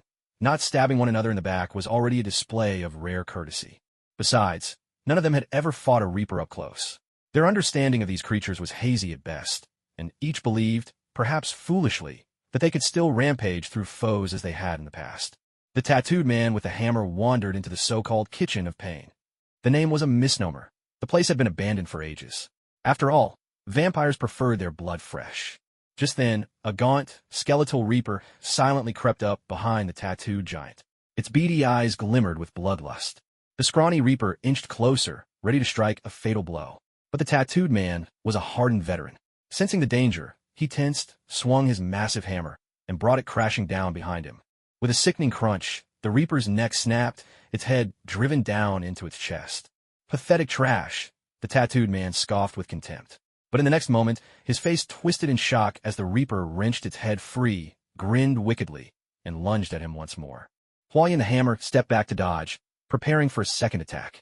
But just then, with a crash, the black glass window above was suddenly smashed open. A man dressed in black burst into the room. "Damn it, I've got enemies here." Huayan's face changed instantly. He turned and ran without hesitation. He didn't know the intruder's purpose, but it was clear this was no friendly visit. But no matter how fast he ran, he could never outrun the speed of light. A flash of white-violet light streaked through the room, and in the blink of an eye, both Huayan the hammer and the scrawny reaper were reduced to nothing but ashes. Yet his warning still managed to get out. The other members of the Blood Gang, hearing the alert, rushed toward the kitchen at once. Snowman was the fastest. As soon as he arrived, he caught sight of a strange metallic sphere in Chao Gui's hand, and 2 piles of ashes. Instantly, he understood. This was a UV weapon. They had encountered such ultraviolet weapons before. Damn it! Snowman hurled himself into the shadows, then hurriedly pulled his clothes tight, quickly wrapping himself up from head to toe. They'd suffered from this kind of attack before and took extra care to protect themselves. "Everyone be careful. The enemy has UV weapons," Snowman shouted over the channel. The Blood Gang members were momentarily stunned. Weren't the Reapers supposed to be mindless? How did the enemy get their hands on UV weapons? But there was no time for questions. UV weapons were deadly to them, and carelessness was not an option. In the kitchen, Snowman, now like Chao Gui, hiding every inch of skin, stood up again and drew his blade, pointing it at Chao Gui. "I don't care who you are, but you're dead." Snowman's voice was icy. This was already a life-or-death moment for them, and now someone had come to stir up trouble. They had to be eliminated, quickly and completely. Inside his helmet, Chao Gui curled his lip with a contemptuous smile. A bunch of filthy vampires, daring to act so arrogant? Chao Gui shifted his foot. Instantly, he launched 6 forms, shave, and his figure vanished from sight. Snowman was startled and instinctively rolled to the ground in a defensive dodge. He couldn't see through Chao Gui's shave movement, but he knew, no matter where the enemy attacked from, it wouldn't be from the floor. At the very moment he rolled, a blade flashed above his head. For the first time since using shave, Chao Gui's attack missed its mark. By now, 5 more Blood Gang members and the Blade Warrior had arrived. Thanks to Snowman's warning, they were all wrapped up, leaving not a scrap of skin exposed. Blade Warrior, on seeing this, simply leaned against the wall to watch the show. He was here for the Reapers, after all. As long as the Blood Gang wasn't completely wiped out, losing 1 or 2 didn't bother him in the slightest. Chao Gui glanced around the room and quickly spotted a striking figure. If he guessed right, it was the female vampire he'd seen earlier with Cristiano Ronaldo. "Who are you? Why are you coming after us?" Nisha asked in a low, steady voice. "Do I need a reason to deal with you vampires?" Chao Gui let out a light chuckle, his voice filled with disdain. If nothing else, the suffering Sitwell endured was reason enough for him to wipe out this group of vampires. "Enough talk. Let's take him down together," one burly man said coldly. "Be careful. He can teleport," the Yeti warned in a low, steady voice. "Let me test him," roared the burly man from before. With a shout, he swung his baseball bat straight at Chao Gui's head. Yet Chao Gui stood motionless, as if paralyzed by fear. Clang! The iron bat crashed down, but the sound was like steel striking steel. The burly man's expression changed instantly, feeling a jolt numb his hands from the recoil. 6 styles, iron body. While the man was still stunned, Chao Gue flicked his long blade, and with a sudden, slicing sound, plunged it straight through the man's head. You! The brute let out a final, guttural scream before his body crumbled to ash and drifted away. The other 4 Blood Pack members were instantly horrified. In just one exchange, one of their own had perished. On the other side, Blade straightened, his relaxed look vanishing completely. The Blood Pack had already lost a member. If anyone else died, dealing with the Reapers would become a nightmare. But just then, a shadow silently appeared behind Nissa, seizing her by the throat and dragging her away. Bastard! Let her go! The Yeti roared in fury, whipping out his katana and hurling it like a throwing knife at Nissa and the Reaper, Nomak. But Nomak simply raised a foot and kicked the flying sword aside. Kill them all!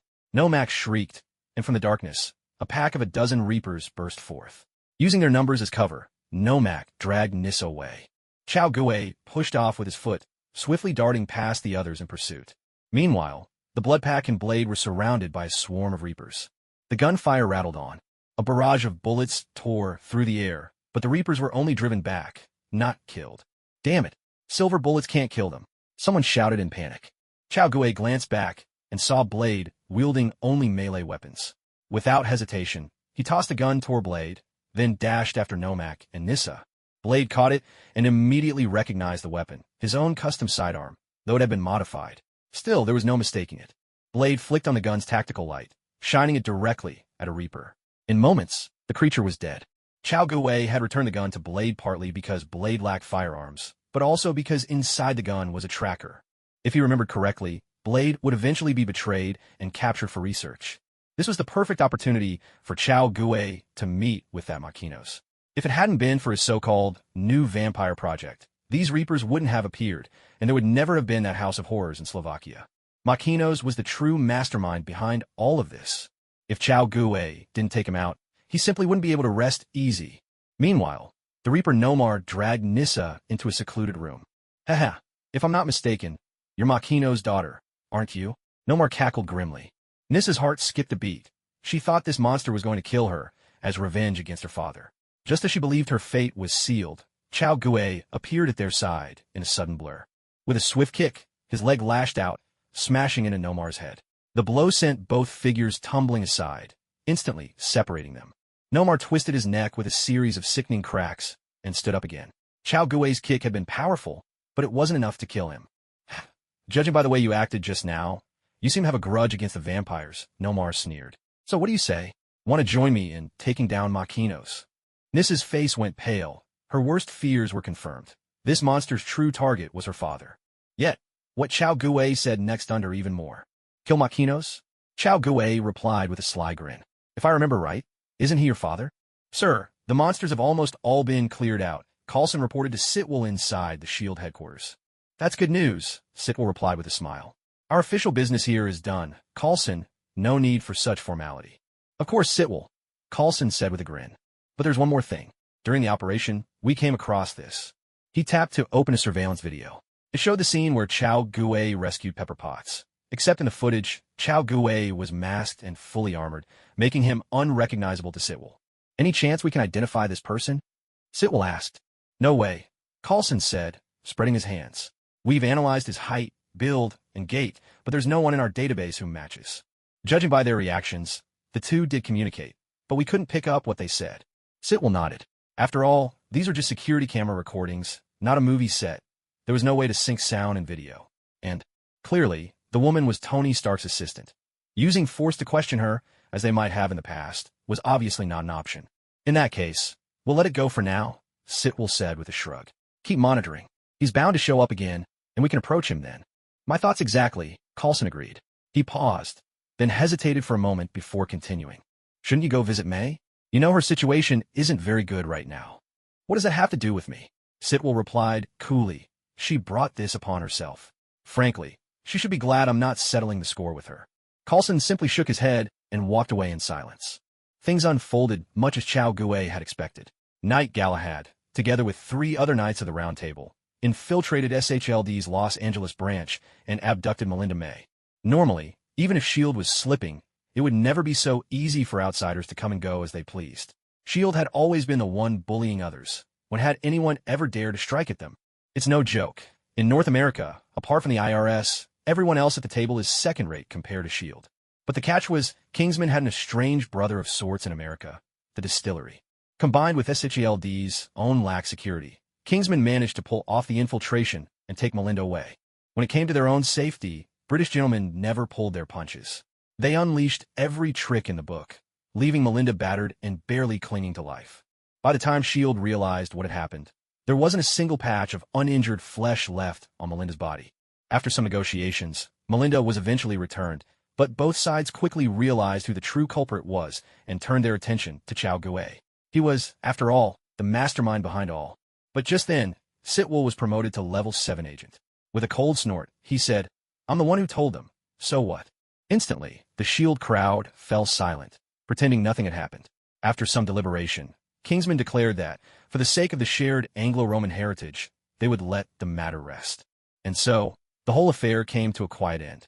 Kingsman became aware of S.H.I.E.L.D's existence. S.H.I.E.L.D. recognized the formidable skills and intelligence of Kingsman and the distillery, and Chow Gue had his little taste of revenge.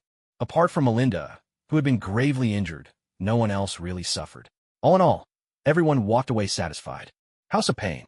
Norma was visibly taken aback by Chow Gue's words, but quickly recovered and asked in a cold voice, "How do you know about that?" Chow Gue just chuckled slyly, offering no explanation. But Norma regained her composure just as quickly, letting out a sly laugh. "Of course, that's not important. What matters is, what are you really thinking?" Wait. Nisha's breath came fast and shallow, her chest heaving with tension. "What is going on here? Isn't it obvious?" Norma gave a twisted laugh, his gaze toward Nisha a mix of jealousy and mania. "I'm the biological son of Machinos. I'm your real brother. Do you understand now, my dear sister?" As she spoke, she took off a ring from her finger and tossed it over. Nisha's face changed dramatically, for that ring was identical to the one on her own hand, a token that only the children of their father possessed. That bastard always narcissistically believed his bloodline was the finest, but he didn't dare experiment on himself. So instead, he used us, his own children, as test subjects. Norma let out a cold laugh. Before me, there were 8 elder brothers. All of them died because of his so-called plans. Do you know why I'm after you? It's because I want to destroy his most treasured things, to show him what real pain is. Nisha's face turned deathly pale. She couldn't believe what she was hearing. Her father had always seemed so kind and caring. How could he possibly be that kind of person? Chow Gue shook his head. If he remembered correctly, in the original novel, Machinos didn't just experiment on his sons. Even his daughters weren't spared. Were they? All right, stranger. Let's get back to our earlier conversation. What do you think? Norma turned to Chow Gue, licking her lips. The enemy of my enemy is my friend. You're fighting against the vampires. There's no reason not to go after Machinos as well. Chow Gue nodded slightly, letting out a sly chuckle. Not a bad plan. You have the resolve, but what about the skill? Why should I believe you're capable of taking down Machinos? To be honest, Chow Gue still doubted Norma's combat abilities. And while the whole father-son drama was interesting, it didn't really matter to him. He could handle Machinos on his own, with or without their help. Upon hearing Chow Gue's words, Norma gave a dark laugh. In a flash, she pushed off with her feet, her massive fist swinging straight at Chow Gue's face. A whoosh cut through the air. The punch was packed with incredible force. But no matter how powerful, a punch that doesn't land is pointless. 6 forms, paper drawing. Chow Gue didn't so much as flinch, yet the punch still brushed right past him. Evading attacks with paper drawing was one of his signature moves. With a twist of his wrist, Chow Gue swung his fist up and struck the back of Norma's head, slamming her face first into the ground. With a roar, Norma planted her hands and vaulted back to her feet, twisting through the air. She lashed out with a whip kick aimed at Chow Gue's head. But with a loud thud, Norma was sent flying backward, crashing into the wall. Do you really think you can overpower me? Or is it that you just have a death wish? So weak, yet you dare to take to the air. Who do you think you're up against? Norma wiped the corner of her mouth with a grin, springing back to her feet, full of energy. Clearly, Chow Gue's 2 attacks hadn't done much real harm. Tough skin, huh? Chow Gue raised an eyebrow, a bit surprised. With a sudden rustle, a pair of bat-like wings sprouted from Norma's back. With a powerful flap, she lifted both legs and launched herself at Chow Gue, delivering a savage kick, just like a predatory bird in flight. He hadn't expected this kind of attack. In the original story, the Reapers didn't have wings. 6 forms, iron body. And then, right away, Chow Gue crossed his arms in front of his body, feeling his blood rush and his muscles tense up in an instant. Clang! Norma and Chao Gue were both sent flying in opposite directions, crashing into the walls on either side. With a heavy thud, Chao Gue slammed into the wall. The moment his feet left the ground, the iron block was forced to release him. Now, both his arms were burning with pain. Thankfully, Norma wasn't particularly strong. Otherwise, this would have been the end of Chao Gue, crushed by that iron block. On the other side, Norma unfurled his bat-like wings, hovering in midair with their help. His feet rubbed anxiously against each other as he drew sharp breaths through clenched teeth. Damn it, what are you made of anyway? How can you be this tough? Chao Gue glanced at him, nearly forgetting that these reapers were actually vampires. Having wings was only natural for them. Take a guess, Chao Gue replied, flipping his hand to draw out Shiyu. He gave the blade a light flick, and it flashed with a cold gleam. A guttural roar tore from Norma's mouth as his jaws stretched wide. A bizarre, needle-like, cylindrical tongue shot out, making him look eerily similar to some alien creature. Chao Gue stamped his foot, activating Shave. In a blink, he vanished. Before Norma could react, a sharp sound split the air and a spray of blood erupted. Half of Norma's batwing was severed in a single stroke. Ar! Norma howled in pain, but with a sudden flap of his remaining wing, he spun around and lashed out with a powerful kick, landing it squarely on Chao Gue's shoulder and sending him flying. At last, he managed to land a solid hit. Chao Gue scrambled to his feet, gritting his teeth and rubbing his aching shoulder. He'd used paper drawing just now, but hadn't managed to dodge completely. He'd only managed to absorb some of the impact. Norma, triumphant after his strike, bellowed with his jaws stretched wide, his monstrous appearance so grotesque that Chao Gue couldn't help but frown in disgust. But what happened next made Chao Gue's expression change dramatically. A sphere of orange-red light began to gather in Norma's ghastly maw, and the temperature in the room rose noticeably. Chao Gue's face darkened. He stomped his feet in quick succession, activating Shave and disappearing from sight. An instant later, with a thunderous explosion, flames erupted, a wave of heat tore through the space, and shards of stone blasted in every direction. The wall where Chao Gue had been standing moments before was blown open, leaving a gaping hole. Not far away, Chao Gue watched, wary and unsettled. He didn't recall the Reapers in the original story ever having the ability to breathe fire. Norma wiped his mouth parts, which had only just closed, and grinned menacingly. So, what do you think? Not bad, Chao Gue replied beneath his helmet, raising an eyebrow. Machino's was an old vampire. He likely had his own ways of staying alive. Letting this guy test the waters wasn't a bad plan at all. I'll agree to work together, Chao Gue said with a chuckle. But how am I supposed to find you? Just smash this bottle. Only I can pick up the scent inside. Once you do, I'll come to you myself, Norma said, tossing over a tiny bottle. But right now, you should worry about yourself. Chao Gue lifted his hand to take the object, then pointed at the hole he'd punched through the wall. Dawn is almost here. Reaper Norma was briefly taken aback, then turned to Nisha, who still stood dazed nearby, and grinned menacingly. Go back and tell that old man. Both of us will be coming for his life. With that, she vanished into the darkness. Chao Gue shot Nisha a glance, then turned and walked away, uncertain whether Nisha was lucky or cursed. His father had always showered him with love, and yet his family hid a chilling tale of bloodshed and fratricide beneath its roof. Elsewhere, while Chao Gue and Norma were locked in battle, Blade and several members of the Blood Gang had also clashed with the Reapers that Norma had brought along. Because Machino's hadn't shared all the intel, everyone had underestimated the enemy at first. But as soon as the fighting started, they realized something was terribly wrong. None of their weapons could inflict any fatal damage on the Reapers. No matter what they tried, blades, axes, even breaking bones, the Reapers would heal in moments. Sever a head, and still they wouldn't die. In the end, Blade was forced to use the ultraviolet weapon that Chao Gue had tossed him. Ultraviolet weapons are deadly not just to Reapers, but to vampires as well. So to show his good faith, Blade normally never carried such things. But once Blade unleashed this devastating weapon, the Reapers were quickly defeated. However, just as Blade was about to rush to Chao Gue's aid, the Yeti ambushed him from behind, knocking him out with a jolt of electricity. When Blade next opened his eyes, he found himself in a chillingly cold laboratory, its walls gleaming with silvery gray metal. Beside him was an enormous pool, filled with continually flowing blood. Blade's face darkened as he woke in this strange place.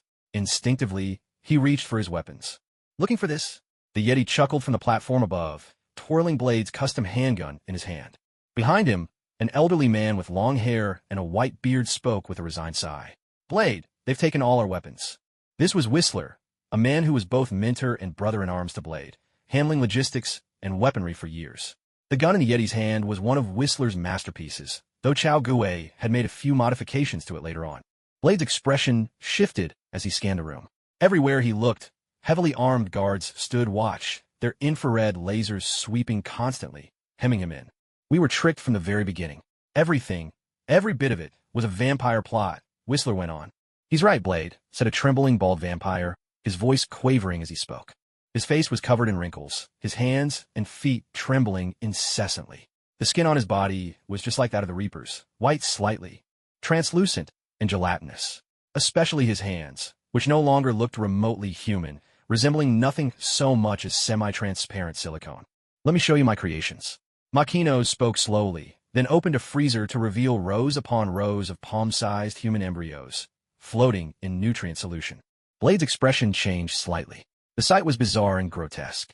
All this time, I have been dedicated to eradicating the weaknesses of our vampire race, Makino's continued, his skin quivering on that drawn face, though his eyes burned with a wild excitement.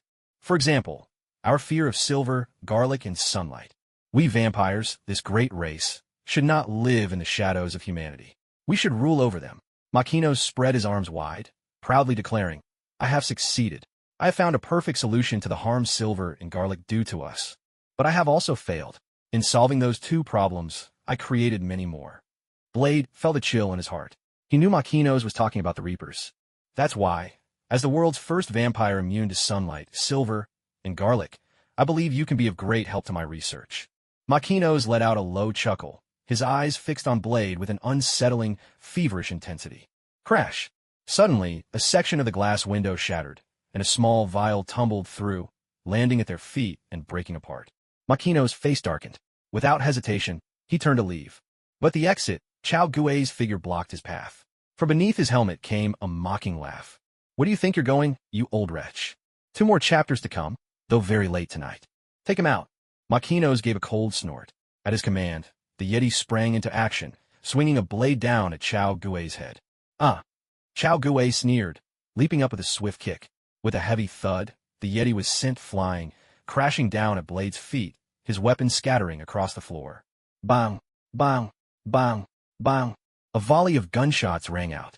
The vampire guards perched above, armed and ready, instantly burst into clouds of ash and vanished.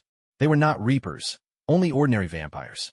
When struck by silver bullets, there was only one outcome, death. Bastard, the Yeti roared, springing back up. But Blade was waiting. With a swift kick to the waist, he sent the Yeti flying once more. Meanwhile, Chao Guo had just holstered his gun when, turning his head, he saw Makino's already at the far end of the corridor. Chao Guo's heart skipped. This old monster could really move, nothing like the feeble figure he'd been a moment ago. And then, boom! A heavy, muffled thud echoed through the room as bodies collided. In an instant, Makino's was hurled backward, crashing to the ground right in front of Chao Guo. What a lively scene we have here, father. Norma chuckled darkly, his eyes gleaming with satisfaction as he gazed at the fallen Makino's. Countless days and nights, he had imagined his father would one day show mercy and let him go. Every time they met, he would beg for his father's forgiveness, only to be met with the same cold, indifferent stare, never a word of comfort.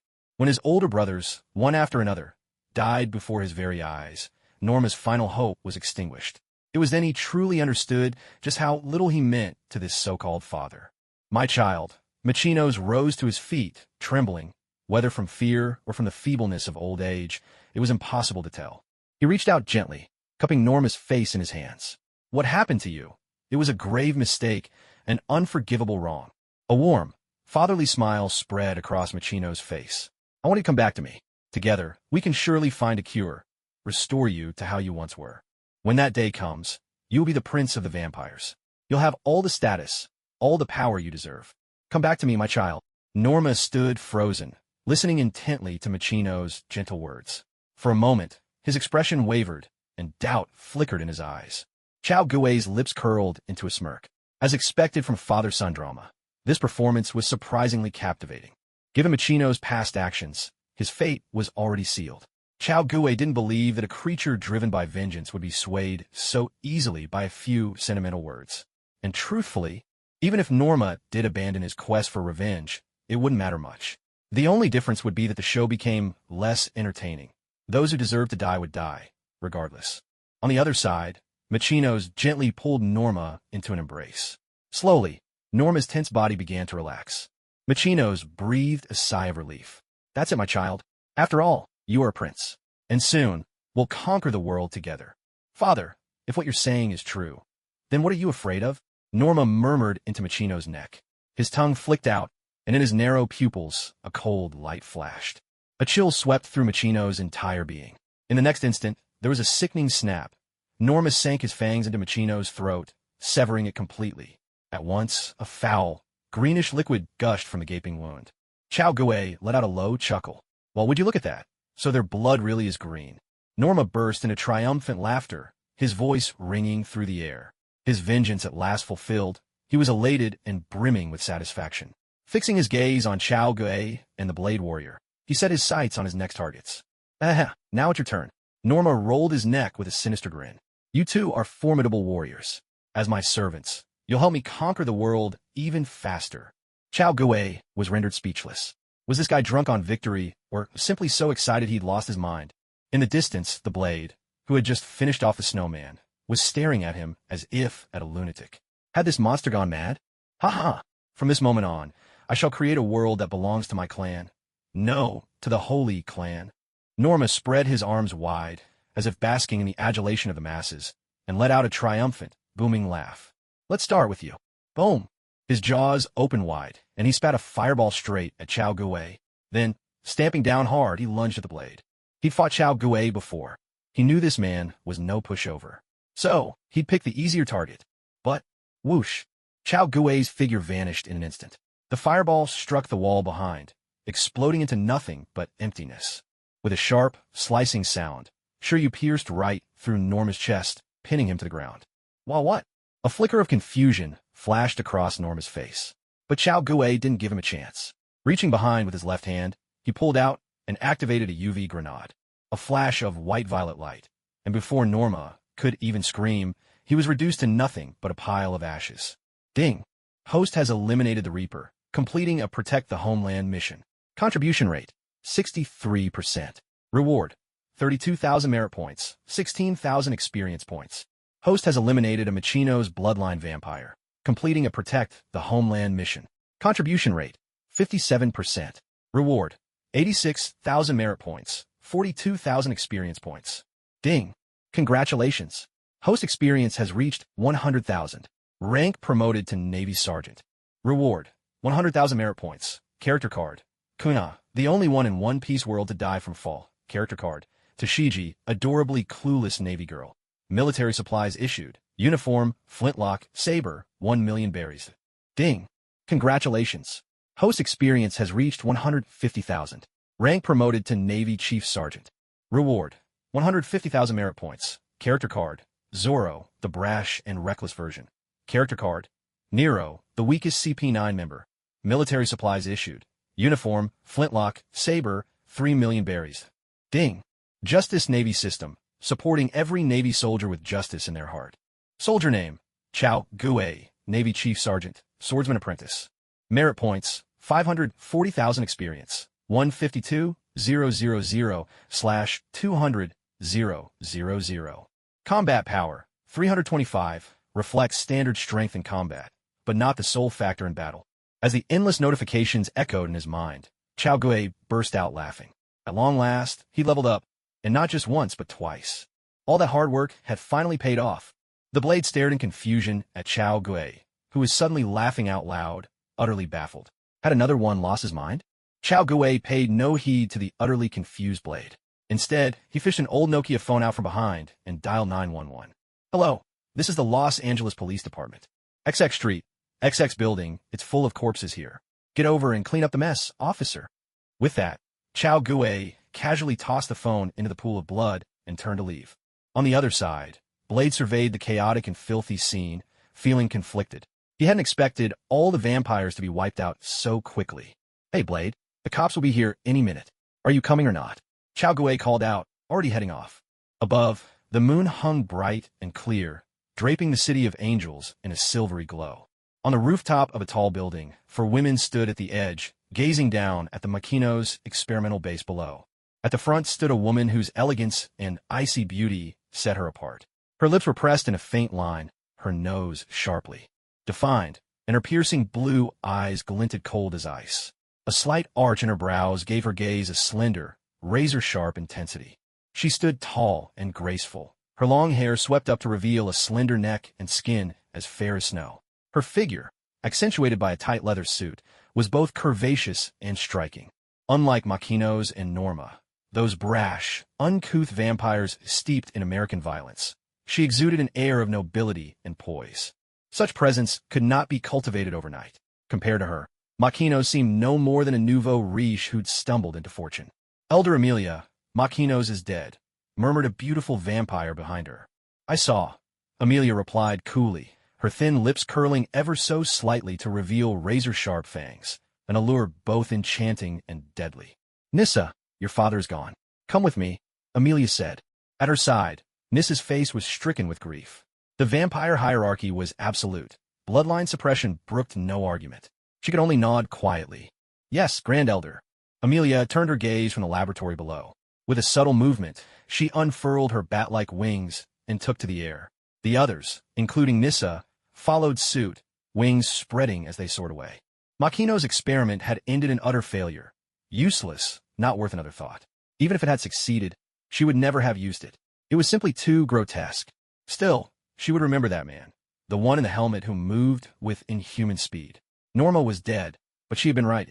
Was a fine candidate for the embrace. If the chance arose, perhaps she'd bestow it upon him. Yes, she had memorized his scent. With the vampire business settled, Chao Gue, feeling light as a feather, turned his attention back to Beth and Audrey, spending the first half of the night with Beth and the latter half with Audrey. Constantly rushing back and forth between two places had started to wear Chao Gue out, leaving him both physically and mentally exhausted. More than once, he found himself fantasizing about how great it would be to have the power of instant teleportation. Then his time management skills would truly become legendary.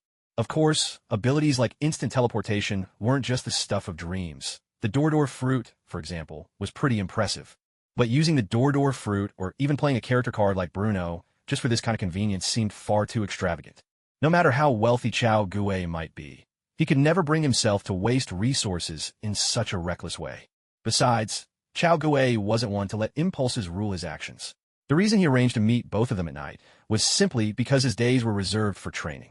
With a stock of recovery potions on hand and plenty of time to spare, Chao Gue threw himself into his practice with abandon. He used Kami with unrelenting determination, forcing and shaping his body to master the technique as thoroughly as possible. Chao Gue's strategy was simple: specialize in one skill while maintaining proficiency in the others. His goal during training was to master one technique as quickly as possible and reach a reasonable level of competence in the remaining two.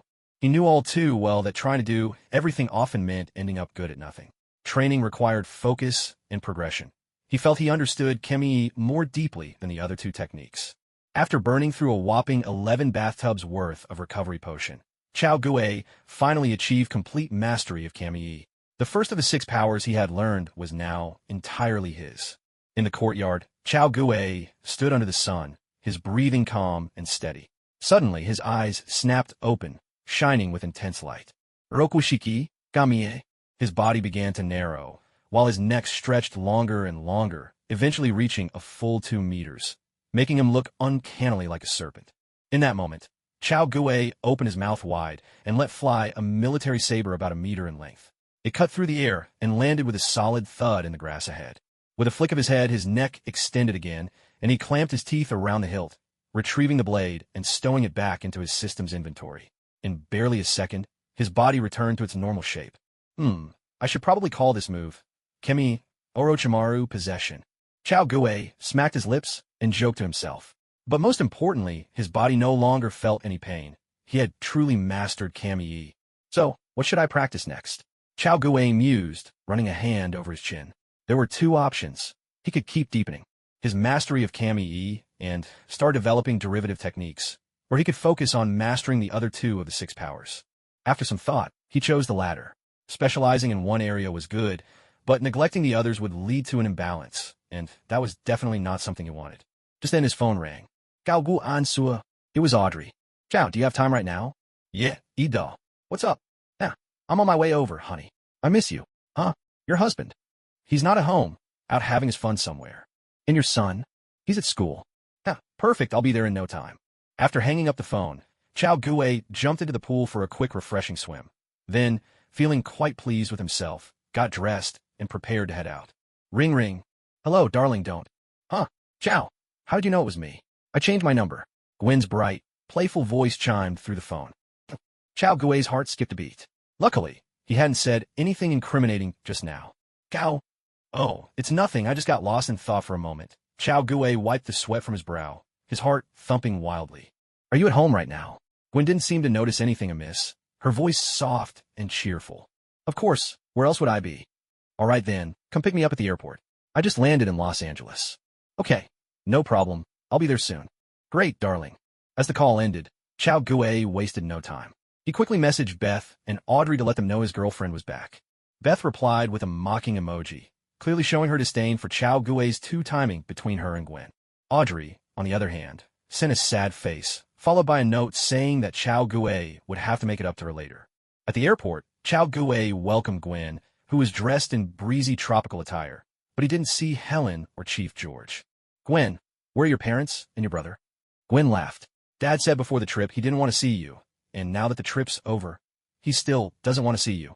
Chow Gue shrugged, at a loss for how to comment on Chief George's behavior. Driving them back to their villa, they had only just gotten out of the car when Gwen threw her arms around Chow Gue. Chow, damn it, I've missed you so much, Gwen whispered, her breath hot against his ear as she nipped at his earlobe. Oh, how much did you miss me? Chow Gue teased, bouncing the little koala clinging to him, grinning mischievously. You'll find out in just a moment, Gwen giggled, then gave a powerful tug, sending Chow Gue tumbling out of the bed. Los Angeles, Malibu, Tony Stark's cliffside seaside mansion. In the basement, a massive holographic projection replayed the scene of Pepper Potts being attacked by the Reaper and rescued by the mysterious helmeted man, Chow Gue. Surveillance footage from the street, reconstructed and enhanced by Jarvis's algorithms, played out the moment again. Nearby, Tony and Pepper watched with rapt attention. TCH, masked hero. Seriously, how childish can you get? Still playing these games? Tony Stark scoffed with a look of utter disdain. The whole hero saves the damsel routine. He'd left that behind a decade ago. Clearly, this guy was about as out of touch as they come. Mr. Stark, this so-called naive person you keep talking about actually saved my life. Without him, you'd be looking for a new assistant right now. So, I hope you can show a little more respect to my rescuer instead of mocking him. Pepper spoke with a calm, expressionless face. Tony Stark, however, still looked utterly unimpressed, clearly disdaining Chow Gue's rather simple attempts at flirting. Jarvis, what exactly are these monsters? Sir, judging from the injuries they've inflicted, I believe they are a type of creature that feeds on human blood. Additionally, given the frequency of their attacks, their metabolism must be quite fast. That's a lot of pointless information. Tony rolled his eyes, clearly frustrated that he was still getting no concrete intel about these creatures. I'm sorry, sir. There's no record of such creatures in the database. Based on their behavior in the video footage, I suspect they may be the same species as the so-called vampires from legend. Impossible. Absolutely impossible. Tony immediately rejected the idea. Vampires are supposed to be elegant, noble gentlemen. How could they be so crude? And besides, vampires are immortal. If you live that long, there are countless ways to make money. Why would they be out there scrambling for blood? Forget it. Let's move on. I need to figure out a way to prevent this from happening again. Tony's eyes narrowed with resolve. After all, he had no intention of losing Pepper as his assistant. Sir, based on the destruction caused by these creatures, only high-powered weapons would be effective. Ordinary security guards would be useless, Jarvis pointed out. Tony glanced at Pepper. She rolled her eyes as if to say, do I look like someone who can handle rocket launchers or Barrett rifles? Tony scratched his head, conceding the point. Pepper was just a woman, after all. It's not like she could wield those kinds of weapons. Otherwise, Stark Industries' arsenal would have more than sufficed. Just then, Jarvis displayed a conceptual vehicle design. It featured folding doors and mechanical arms, built to automatically scoop people into the car and drive them away if danger arose. That's a clever idea, Jarvis, Tony nodded approvingly. But those mechanical arms need some refinement. They're a bit too strong and could end up hurting someone.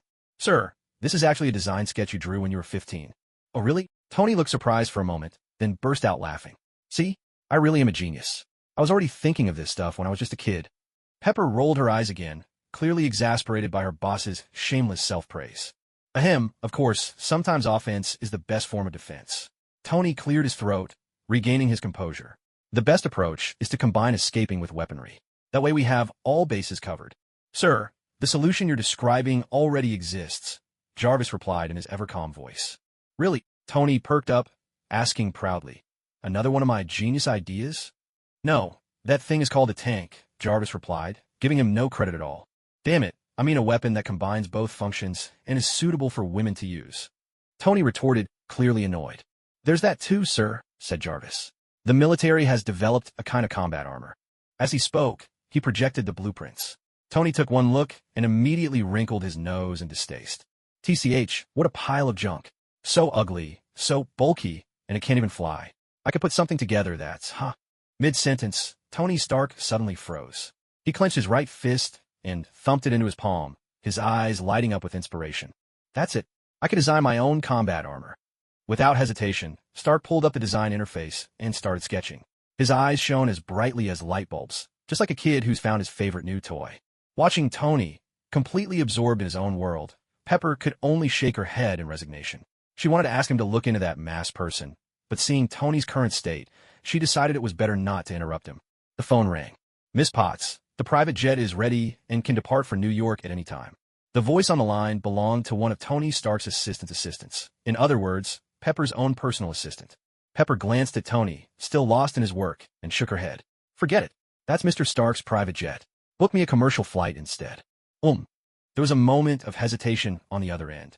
Technically, the jet did belong to Tony Stark, but as his assistant, Pepper was free to use it whenever she wanted. After all, Tony had more than one private plane. Could it be the two of them were having a falling out? The assistant couldn't help but feel a surge of excitement. Maybe this was her chance to move up. Understood, Miss Potts. I'll take care of it right away. Meanwhile, sunlight streamed across the bed in the villa. Feeling the change in light, Chow Gue slowly opened his eyes. He gave Gwen, who was nestled in his arms, a playful smack on her pert little backside. Time to get up, the sun's shining on your... Suddenly, Chow Gue noticed something odd in his line of sight. He grabbed at it, only to discover it was just a long, curly strand of hair. Expressionless, Chow Gue picked up the curl, surprised that it had left a mark after just one night. In his arms, Gwen opened her eyes just in time to see what he was doing, her cheeks instantly turning pink. Here, your souvenir, Chow Gue teased, grinning mischievously. Shut up, Gwen huffed, then bit Chow Gue's shoulder in mock retaliation. Ow, you dare bite me? Take this. The two of them tumbled and wrestled playfully until they were both breathless, finally coming to a stop. Stop messing around, Chow. We still have things to do. Gwen's face flushed as she gripped Chow Gue's mischievous hands tightly. All right. Chow Gue smacked his lips in resignation. Gwen was right. Vacation was almost over. It was time to head back to New York for school. Then get up already. Gwen gave the deadweight on top of her shove, her voice tinged with annoyance. I haven't even started packing yet. Okay, I'm getting up. Chow Gue reluctantly peeled himself off the bed. With a huff, Gwen dressed, packed her luggage, and contacted the airline to book their flight. 3 hours later, the two of them were driving to the airport. But as soon as Chow Gue and Gwen got out of the car, they were met with not one, but two familiar faces, Ken and his father. Hey, Gwen, Chow. By the car, Ken waved enthusiastically, his excitement bubbling over as he beckoned to them both. Looking up, Chow Gue felt the corner of his mouth twitch. Well, what do you know, they'd run into these two again. And to top it off, their flight was delayed. Good to see you again, Mr. Mills. Chow Gue flashed a friendly smile and greeted him warmly. Hello. Brian's expression remained reserved, and he nodded slightly. Back in Paris, he'd visited Paradise Street and seen the aftermath of the battle. Setting aside the infamous live broadcasts everyone seemed to enjoy, the scene itself had been shocking. There were subsonic bullets, flashbangs, and bodies, all shot cleanly through the head.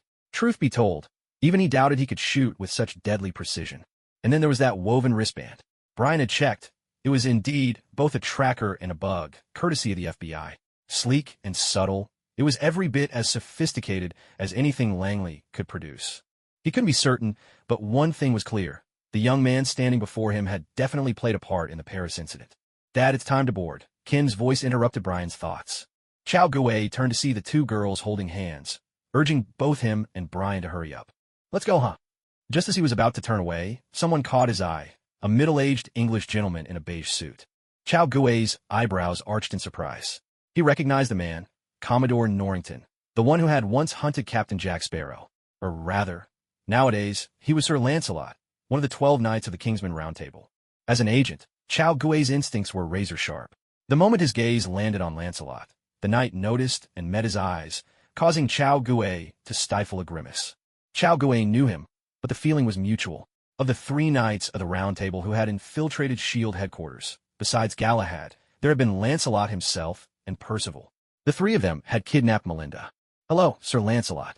From across the concourse, Chow Gui raised a hand and smiled, mouthing the words without a sound. Lancelot couldn't hear him, but he could read lips and caught the message. But Chow Gui didn't make any sudden moves. Instead, he calmly went through security and boarded the plane. However, to Chow Gui's surprise, this very same Lancelot knight ended up on his flight, seated just to his right, with only Brian separating them. To make matters worse, Chow Gui clearly saw that ahead to his left sat Pepper Potts, Tony Stark's assistant. Glancing at the people around him, Chow Gui couldn't help but twitch the corner of his mouth. A heavy sense of foreboding settled over him. So many big shots gathered in one place. If nothing unexpected happened, then something unexpected was surely about to happen. Chow Gui had an urge to grab Gwen and leave, but unfortunately, by the time he noticed all this, the plane had already taken off. The doors were sealed shut. There was no getting off now. Helpless, Chow Gui could only stay on high alert, eyes and ears sharp, while searching his system for any flight-related devil fruit character cards, ready to grab Gwen and escape at a moment's notice. Time ticked by slowly. The plane steadily climbed, reaching the stratosphere at 10,000 meters. Yet, to Chow Gui's astonishment, nothing out of the ordinary happened. But just as Chow Gui began to relax his guard, there was a chime from the intercom. Brian suddenly frowned, pulled out his phone, and checked a new message. "Are you ready to do your duty, Air Marshal?" Chow Gui's pupils shrank at once. On the other side, Rear Admiral Norrington, Lancelot, also had a subtle change in expression. Brian took a deep breath, kept his composure, and replied directly. "Who are you?" "One of your passengers," came the reply. Seeing this message, Brian instinctively scanned his surroundings, trying to spot whoever was messaging him. But before he could do anything else, another message popped up on his phone. "Now do I have your attention, Air Marshal? What do you want? Wire $150 million to a designated account within 20 minutes. If I don't receive confirmation in that time, I'll kill someone on the plane. And every 20 minutes after, another one will die." Seeing this, Chow Gui's lips twitched. If he remembered correctly, he had just landed in the plot of Liam Neeson's Nonstop. The problem was he'd only heard of the movie, never watched it in full, so he had no idea who the mastermind was. Keeping a straight face, Chow Gui lowered the small tray table in front of him and quickly tapped out a message in Morse code. "FBI, I'm armed. I can help." Brian glanced at Chow Gui. With the situation urgent, there was no time to hesitate. He nodded slightly, approving Chow Gui's offer. Just then, from Brian's other side, another Morse code message sounded. "I can help too." Chow Gui raised an eyebrow. It was Lancelot. Brian frowned slightly, a trace of distrust in his eyes. But Chow Gui immediately tapped out a message in Morse code, assuring Brian that this person could be trusted. Brian glanced at the 2 people sitting beside him. A flicker of confusion crossed his face, but it vanished just as quickly. After all, Chow Gui and his companion had been right by his side the whole time, and throughout their exchange of information, neither had even taken out a phone. They couldn't possibly be the hijackers. "Do you have a computer? With this information, can I track the other party's phone?" Lancelot typed out his question. Chow Gui's eyes narrowed, and without hesitation, he pulled a laptop from his bag. Expressionless, Lancelot took the laptop, gave his watch a subtle twist, and instantly, Brian's phone flickered with static before returning to normal. A flurry of expert keystrokes later, Lancelot quickly identified a source signal. "Direction 174, distance 11 meters, Lancelot typed on the screen. Following the indicated direction, both Chow Gui and Brian's eyes landed on a scholarly-looking man with glasses. Without a moment's hesitation, Brian strode over, pressed his gun discreetly against the glasses-wearing man's side, and hustled him into the airplane restroom. But when he checked the man's phone, there was no trace of the incriminating messages. They grabbed the wrong person. Brian's heart leapt in alarm. The very next moment, another message appeared on his phone. "Don't waste your time. You'll never catch me." Chow Gui's expression darkened. He reclaimed the laptop and pulled up the video feed. Lancelot's glasses had a recording function, and soon they spotted a subtle movement in the footage. Just as Brian stood up, the man with glasses seemed to brush his right arm swiftly against the passenger beside him. If their hunch was right, the phone had already been passed to the balding, overweight middle-aged man in the adjacent seat. Chow Gue and Brian exchanged a meaningful look. Brian immediately understood, and as an air marshal, quickly contacted the crew to request a review of the surveillance footage. Sure enough, the balding, overweight middle-aged man was the true source of the threatening messages. In other words, both men were hijackers. Brian didn't hesitate. He was ready to make the arrest then and there. But Chow Gue stopped him. There are two hijackers. That doesn't mean there isn't a third, or even a fourth, Chow Gue cautioned.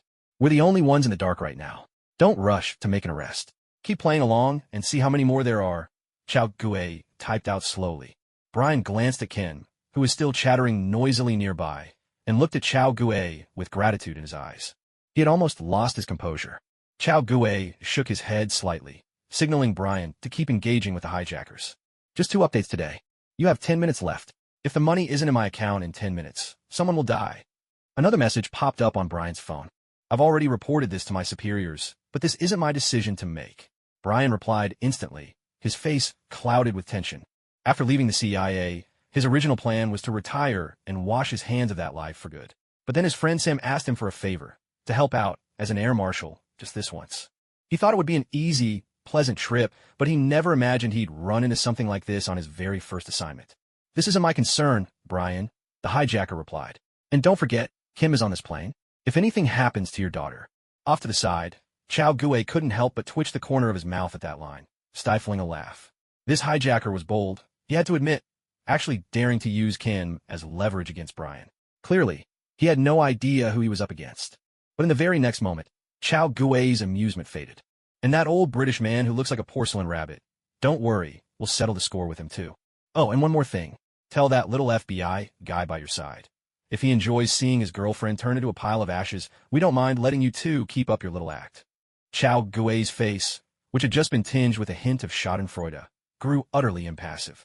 These hijackers had guts. He had to admit, he'd underestimated them. With a click, the Beretta 92F pistol was already chambered and ready. Calm down. Brian clamped a hand on Chow Gue's shoulder, hissing in a low voice, I found a third hijacker. Who is it? Chow Gue asked quietly. My partner, Brian whispered. He's sitting in economy. On this plane, he's the only one who knows my real identity. Well, that makes things easier, Chow Gue replied with a faint smile. You take care of your partner. I'll handle the half-bald fat man. Lancelot, keep the whole situation under control, and make sure you kill the surveillance and the network. Wait, we don't know how many hijackers there really are. Brian stopped Chow Gue again. Chow Gue patted his shoulder and chuckled. Doesn't matter how many there are. The weapons are bound to be on your partner. Control him, and everything will fall into place. Brian was exasperated. How could Chow Gue be so reckless with so many unknowns? What if his partner had already distributed the weapons? Relax. It won't be a big problem. Meanwhile, Lancelot smiled faintly, tapping quickly on his laptop. In no time, he'd hacked into the plane's systems, disrupting the surveillance cameras and cutting off the internet entirely. Hijackers rely on bombs and weapons. After all, with S.H.I.E.L.D. and his own skills, they could handle it. Besides, as the saying goes, those who don't respect the rules are doomed to fall. These hijackers were courting disaster. Seeing this, Brian sighed softly, then strode briskly toward the economy cabin. Chow Gue stood tall, raised his gun, and aimed it directly at the half-bald, middle-aged fat man. Oh, S.A. The fat man jumped in fear, startled out of his wits. He'd been closely watching Brian and his companions, but he never expected that Chow Gue would actually dare to fire his weapon directly. This was far beyond anything he had imagined. Bang! A flash erupted from the muzzle, and in an instant, a crimson stain blossomed across the right shoulder of the balding, overweight middle-aged man. Ah! Damn it! The man howled in pain at the top of his lungs. Behind him, Lancelot leapt from his seat, brandishing a Tokarev pistol as he scanned the cabin for any suspicious figures. He had followed Chow Gue's instructions to shut off the surveillance and cut the internet for exactly this reason. He had no intention of letting American law enforcement agencies get his face on record. FBI, everyone hands up. Place them on the seat in front of you. Chow Gue barked in a commanding tone, holding a Beretta in one hand and flashing his FBI badge with the other. The passengers, startled by the gunfire, screamed in terror. But as soon as they heard Chow Gue's order, they immediately complied, raising their hands obediently. Chow Gue glanced back at Lancelot, who had already gained control of the cabin, then stepped forward and yanked the fat man out of his seat. He grabbed the man's phone and, just as he suspected, found messages between him and Brian. Damn it, Let me go, the balding man snarled, still struggling desperately. Chao Gui's expression turned icy. Without warning, he brought his pistol down hard on the man's face. A sharp crack echoed. Blood spurted from the man's nose, and several teeth scattered to the floor. Over in the economy cabin, 2 gunshots rang out. Moments later, Brian returned, dragging a pale-faced, long-haired, middle-aged white man behind him. At this point, including the bespectacled man from earlier, all 3 hijackers had been subdued by Chao Gui and his team. Do you think this is the end of us? The fat man sneered, his face twisted with malice. Don't get your hopes up. I planted a bomb on this plane. If I die, none of you are getting out alive. Chao Gui's expression darkened. He lashed out with his foot, kicking the man so hard he passed out cold. By now, the passengers had realized what was happening. They were in the midst of a hijacking. The cabin erupted into chaos, cries of panic filling the air. Ladies and gentlemen, please remain calm. The hijackers have been subdued by the air marshals. Please stay in your seats and do not move to avoid any misunderstandings, the captain's voice announced over the intercom at just the right moment. With the 2 hijackers, one battered and the other ghostly pale, lying on the floor, the passengers' terror gradually subsided into uneasy silence. Gwen and Kim looked on in astonishment. Everything had happened so quickly that, before they could react, the hijackers were already taken down. What's going on? Why is Chao holding a gun? Kim asked, still confused. This plane was hijacked, Gwen said, patting her hand with a reassuring smile. Chao and your father are handling it. No, Gwen, it's not that I'm scared, Kim replied. I just don't understand when Chao became so formidable. After all, she was someone who had seen her fair share of the world. With her father nearby, no one could harm her. She simply didn't understand who Chao Gui really was. Gwen smiled. Chao's with the FBI. He's always been amazing. Right beside them, a black man with a short crew cut leaned in, curiosity lighting up his face. Really? Of course, Gwen replied, a touch of pride in her voice. Is that so? The man gave Gwen a once-over, as if pondering something. Meanwhile, following Brian's instructions, Chao Gui and Lancelot found a small black suitcase and brought it to the galley at the tail of the plane. It belonged to the long-haired man. When they opened it, they found a pile of IDs and a large, tightly wrapped bundle of white powder that looked suspiciously like a toy. Chao Gui and Lancelot exchanged a look, then cut open the package. As they suspected, hidden inside was a bomb. To their relief, the timer display on the device was still dark. That meant the bomb hadn't been activated yet. Lancelot examined it, his tone grave. This bomb uses both an electronic trigger and a pressure trigger. Because of the pressure trigger, we can't just throw it out of the plane. If the air pressure changes too much, it'll detonate. Chao Gui not dead. Luckily, the electronic trigger hasn't been activated. Beep, beep, beep. No sooner had he spoken than the timer display lit up, and a 30-minute countdown began. Chao Gui and Lancelot's pupils contracted in shock. The device was armed. That could only mean there was still another hijacker on board. Bang! A gunshot suddenly rang out in the cabin. No time to hesitate. The 2 of them rushed back toward the cabin, but as soon as they reached the doorway, a figure sprang out. In a flash, the man snatched Lancelot's gun away.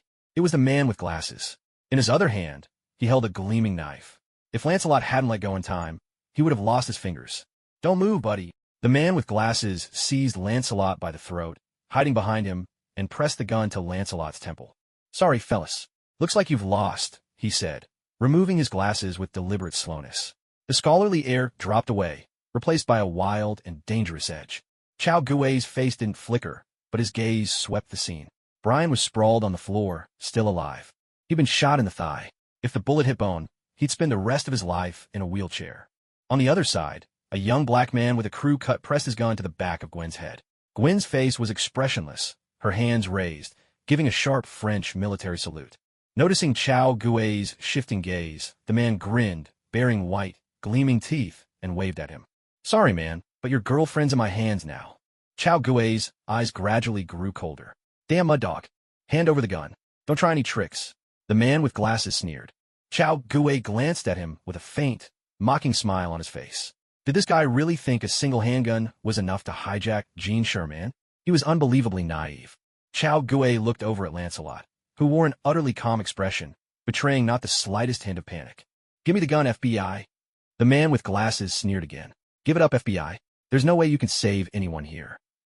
I don't buy it. Chao Gui returned the sneer. His hand eased around the gun, muscles flexing and ready to act at any moment. You don't believe me? A flash of madness crossed the face of the man with glasses. Every person who boards this flight believes their country will protect them. They believe you law enforcement types will keep them safe. But what happened? Do you have any idea how easy it was for me to smuggle bombs and guns onto this plane? You worthless fools have neglected your duties, over and over again. Chao Gui's face remained impassive, unmoved by the accusations. What did any of this have to do with him? Do you know? It's because of your failures, because of you bastards, that my father and more than 3,000 others lost their lives. The man with glasses gritted his teeth, his madness now raging. That's why I joined the army, to learn the skills the United States could teach me, so that one day I could use them to kill dogs like you. Not a bad idea, Chao Gui replied, lips curling into a grin. He couldn't help but offer a hint of praise. If it weren't for him and Gwen being on this flight, he might even have supported the idea in spirit. But unfortunately, that's far enough. Galgubaka sapi. A furious pounding echoed in his chest, his heartbeat thundering like a war drum. In an instant, he entered bullet time. His right hand whipped forward. With a sharp crack, a 9mm bullet arced through the air toward the black man with the close-cropped hair. At the same moment, Lancelot brought his raised left hand crashing down, striking the glasses-wearing man on the temple. The signet ring on his little finger unleashed a surge of 1,000 volts, enough to stun the man instantly. Meanwhile, the 9mm round struck the mud dog's right shoulder with brutal force. The searing pain made him drop his gun. Chao Gui hadn't killed him. He wanted the man alive to help defuse the bomb. And yet, bang, bang, bang.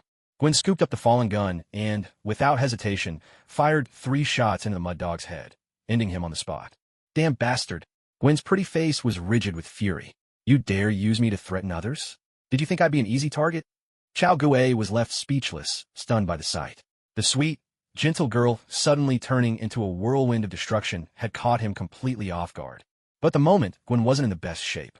Chao Gui hurried over to her side, holding her hand and offering constant reassurance. Meanwhile, Lancelot dragged the balding middle-aged man into one of the dining rooms. After his earlier display, it was clear that the man with glasses was not in a stable mental state. It was simply impossible to expect him to defuse the bomb. The balding man, on the other hand, seemed a more promising candidate. About 10 minutes later, Lancelot emerged alone, quietly returning to his seat and burying himself in a book. The crew, meanwhile, was busy tending to Brian's injuries. As for Chao Gui, ding! Host has eliminated a hijacker and completed a Defend the Homeland, Safeguard the People mission. Contribution rate, 61%. Reward, 5,000 merit points, 3,000 experience points. New York. After the plane landed, Chao Gui was questioned by the FBI. Naturally, after a routine round of questions, they left. Chao Gui figured Sitwell must have given them a heads up. As for Gwen, she had nothing to worry about. The FBI wouldn't dare push around a member of the NYPD on their own turf. After a perfunctory inquiry, they let her go as well. Chao Gui had initially been concerned that Gwen might suffer some psychological trauma after killing someone, but after a few days together, he noticed that while she was affected, the impact wasn't as great as he'd feared. The girl's mental resilience far surpassed what Chao had imagined. Seeing this, Chao Gui was finally able to relax. He picked a lucky day, grabbed a lavish gift, a fishing rod worth $10,000, and went to pay a visit to Gwen's father, Chief George. According to Gwen, Chief George was a seasoned fishing enthusiast. Of course, being an enthusiast meant that coming home empty-handed was more the norm than not. Lately, he'd had his eye on a particularly handsome new fishing rod, but thanks to Gwen, who had reported his secret stash, he didn't have the funds to buy it. Seizing this golden opportunity, Chao Gui decided to visit with the gift in hand. A few hours later, Chao Gui left the house, sent off by Helen's warm, beaming smile and George's stony, expressionless face. George was still the same George. He didn't show the slightest warmth to the wild boar who had stolen away the cabbage he'd so painstakingly raised. He accepted the gift, but his attitude remained unchanged. Chao Gui simply chuckled, not taking it to heart. George was just too proud to be friendly with him, but he didn't actually object to him dating Gwen. In fact, Chao Gui rather enjoyed seeing his future father-in-law scowl at him, wanting to complain but not daring to raise his voice. Because the moment George did, Helen would immediately put him in his place. Thinking of this, Chao Gui couldn't help but grin. It was all too amusing. Time flew by like a white colt passing a gap, vanishing in the blink of an eye. Before long, the new school term began, and Chao Gui was back at his beloved old school. Midtown High in New York didn't forbid student relationships, so Chao Gui could openly dote on Gwen, sharing sweet moments together on campus. That day, the two of them once again arrived at the school together when a voice called out behind them. "Gwen, Chao, wait for me." They turned around and, to their surprise, saw it was Lucy. Good morning, Lucy. Hey, Lucy, where's your brother? Chow Gui asked in confusion, recalling that burly guy from before who was a whole size larger than him. I have no idea. Lucy shrugged helplessly and replied. After my mom and I came back from spending the summer together, I couldn't find him anywhere. I asked John, but John said not to worry. Oh, Chow Gui suddenly noticed two figures walking side by side at the school gate. Good morning, Gwen Chow. Harry greeted them with a smile. Chow Gui raised his eyebrows, his attention drawn to the person next to Harry. The boy looked young and a bit awkward, but his face was oddly familiar. Hello, Senior. I'm Peter Parker. The boy greeted Chow Gui enthusiastically. There are 2 more chapters to go. It's getting late. Don't stay up waiting. Read them tomorrow, dear readers. See. During the break, Chow Gui stood in the corridor, looking down from above at the students on the first floor. Mainly, he was watching that Peter Parker. Harry, who's this Parker guy?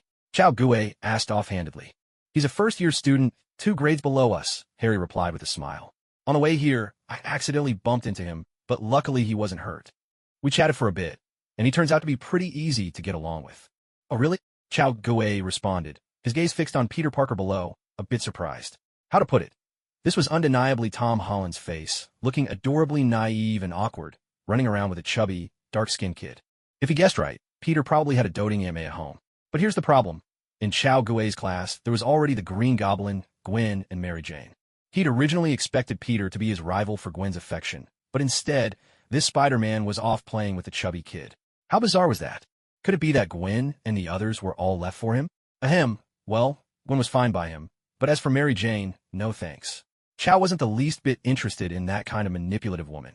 Harry could be ruled out too, male, straight, and that would never change. Still, thinking back, Peter hadn't grown up yet, and it would probably be a while before the story really started. Even when it didn't have much to do with Chow himself. There didn't seem to be anything he needed to pay attention to for now. Chow Gui touched his nose and pondered quietly. The next morning, Chow Gui drove to a residential area in New Jersey. The place was lush with greenery, far from the city, undisturbed by car horns or the stench of exhaust. A tree-lined path ran past the house, golden leaves scattered across the road, serene and picturesque. Chow Gui bought a property here. After all, he couldn't just let those hundreds of millions of dollars sit in his account. If the IRS ever got wind of it, he'd be in deep trouble. He'd have to figure out some tax tricks. He took a good look at his new house, including the front and back lawns. The property spanned 400 square meters, with the house itself taking up more than 200. It was a fine place, and Chow Gui was quite pleased with it. When he stepped inside, he found that most of the furniture had already been moved out. Only a few bulky pieces remained, the kind that were simply too unwieldy to take away. No big deal, he thought. He could just call a moving company and get it handled. Hey there, new neighbor? Just then, a man in pajamas strolled out of the house next door. He spotted Chow Gui standing by the door and greeted him with a hearty laugh. Chow Gui raised an eyebrow in surprise. The man had those big cheeks. He looked just like Brad Pitt. Ah, it seemed he'd stumbled into another storyline. Im John Smith, the man said with a smile. So was Mr. and Mrs. Smith. He remembered that movie. Chow Gui had seen it and found it thoroughly entertaining. Hello, Mr. Smith. I'm Chow Gui, he replied with a friendly smile. And for the sake of Mrs. Smith alone, he thought, this is definitely a neighbor worth befriending. Wow, are you Chinese? Absolutely. The real deal, Chow Gui answered. That's got to be interesting. You'll have to let me try some Chinese food sometime. Of course, neighbor. Just say the word. See you around. See you. Watching Smith walk away, Chow Gui started to ponder. Come to think of it, he seemed to have run into Fox once before in Los Angeles. Could that have been John's wife? Los Angeles, Marbury, basement. After several busy days, Tony Stark stretched and slowly got up from his chair. It's finally done. Jarvis, have Dummy get the camera rolling, Stark said excitedly. Yes, sir. I've activated all the cameras in the basement, Jarvis replied. Tony nodded, a sly grin spreading across his face. He picked up a mechanical arm from the table and slipped it onto his own. He flexed his hand a few times and continued. Not bad. Just as comfortable as I imagined. No awkward hair pulling, either. All right, time for the real test. Tony braced himself, planting his feet solidly on the ground. Jarvis, engage the power link. Yes, sir. A whirring sound filled the air as a device in his palm grew brighter and brighter, until, with a thunderous boom, a powerful pulse shot out and blasted a large hole in the wall. The recoil sent Tony flying across the room. After a long moment, he groaned and pushed himself off the floor. Damn, that recoil was more than I bargained for. Tony clutched his lower back. It wasn't in great shape to begin with, and now it felt even worse.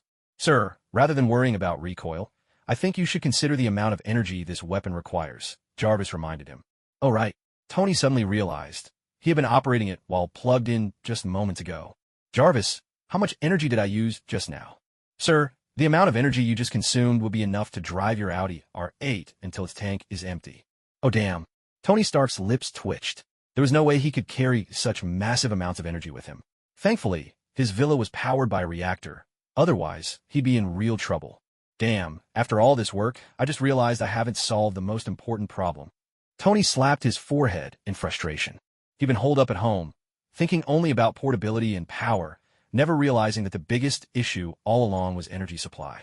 Looks like I need to figure out how to tackle the energy problem. Tony paced back and forth, murmuring to himself. Maybe shrinking the reactor is the way to go. His gaze settled on the blueprint of the arc reactor not far away. Sir, there's something I need to tell you about Miss Pepper. Jarvis began, but Tony was already lost in his own world, his mind shutting out everything else. New Jersey, residential area.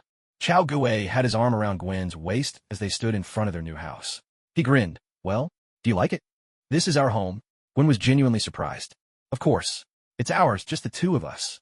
Chow, didn't you already spend that $1 million in Los Angeles? And this place doesn't look like something you could buy for $1 million. Huh? Didn't I tell you? Chow Gue scratched his head, looking puzzled. Tell me what? Gwen tilted her head, clearly confused. I could have sworn. Chow Gue paused as the memory came back to him. He had said it, but not to Gwen, to Beth. He almost mixed it up. Come on, darling, let's go inside. I'll tell you all about it, but my memory's not so great. Might need your help.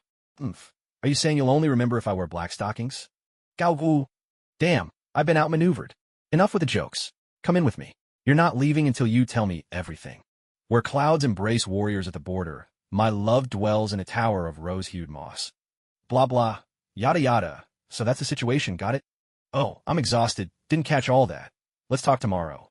Gwen wrapped her arms around Chow Gue, snuggled into his embrace, and drifted off into a deep sleep. Ahem, well, there's only one update today. Too tired. We'll continue tomorrow. At 10 in the morning, Chow Gue reluctantly got out of bed at Gwen's call. It's so early. I'm exhausted. Chow Gue grumbled with a big yawn, sounding thoroughly disgruntled. Stop whining. It's the weekend. Get up and take me out, Gwen demanded, dragging Chow Gue out of bed without a hint of mercy. All right, no problem, he replied, utterly resigned. Ever since Gwen returned from Hawaii, she clung to him constantly. They say absence makes the heart grow fonder, and maybe that's true, but it had been weeks now. Under Gwen's urging, Chow Gue had no choice but to wash up and get dressed without protest. The two of them climbed into the Porsche Cayenne that had been shipped all the way from Los Angeles, started the engine, and headed out. So, Gwen, where are we going? Chow Gue asked as they drove. Let's go to Ellis Island, shall we? Gwen said with a bright smile. I've been really interested in history lately, and I want to learn more about New York's past. Sure, no problem, Chow Gue laughed, steering the car toward the western side of New York. Ellis Island is a small island off the coast of New York. The first European immigrants landed there in history, gradually moving inland across the Americas, eventually forming what is now the United States. Did you know, Chow? Kin told me she found her great-grandfather in the museum on Ellis Island, Gwen said excitedly. Oh, really? That's amazing, Chow Gue replied in surprise. But come to think of it, weren't most European immigrants back then just riffraff and troublemakers? Kim should be all right, though. But according to her, her great-grandfather was a carpenter. He had to leave Paris and come to New York because he accidentally killed someone, Gwen explained. Ah, that explains it, Chow Gue nodded. No wonder Kim feels such a connection to Paris. Her roots go back there. That's why I want to visit Ellis Island. I want to find out which country my ancestors came from, Gwen said with a smile. No problem, darling. I'll come along with, huh? Chow Gue started to say, but suddenly the car sputtered and died. Glancing at the dashboard, Chow Gue couldn't help but twitch the corners of his mouth. The tank was empty. You dummy, Gwen scolded playfully, rubbing his cheek. You ran the gas down to nothing. All right, I'll go fill it up, Chow Gue muttered, pouting in frustration. Luckily, he remembered there was a small can of gas in his system backpack, enough to get them to a gas station at least. Bantering all the way, the two slowly drove to a small gas station. Chow Gue got out to fill up and went inside the convenience store to grab a few things. Just then, a black Chevrolet sedan lurched into the gas station, blasting heavy metal music at full volume, with no regard for anyone nearby. Back in the Porsche, Gwen frowned. Even before anyone got out, The car's occupants exuded an air of arrogance that instantly set her on edge. As expected, 3 men got out of the car, 2 young men about Gwen's age, and 1 adult man in a suit. They were speaking Russian, a language Gwen couldn't understand, but even from a fair distance, she could smell the waft of alcohol clinging to them. Inside the convenience store, Chao Gue immediately noticed the trio's arrival. He turned to look and was surprised to recognize one of them. It was Stinky Sean, a pitiful and detestable man. Outside, Stinky Sean lit a cigarette and took a lazy drag. The sun had just risen, glaringly bright, and he squinted against the light. But as his gaze shifted, he caught sight of Gwen sitting in the car. Instantly, he couldn't take his eyes off her.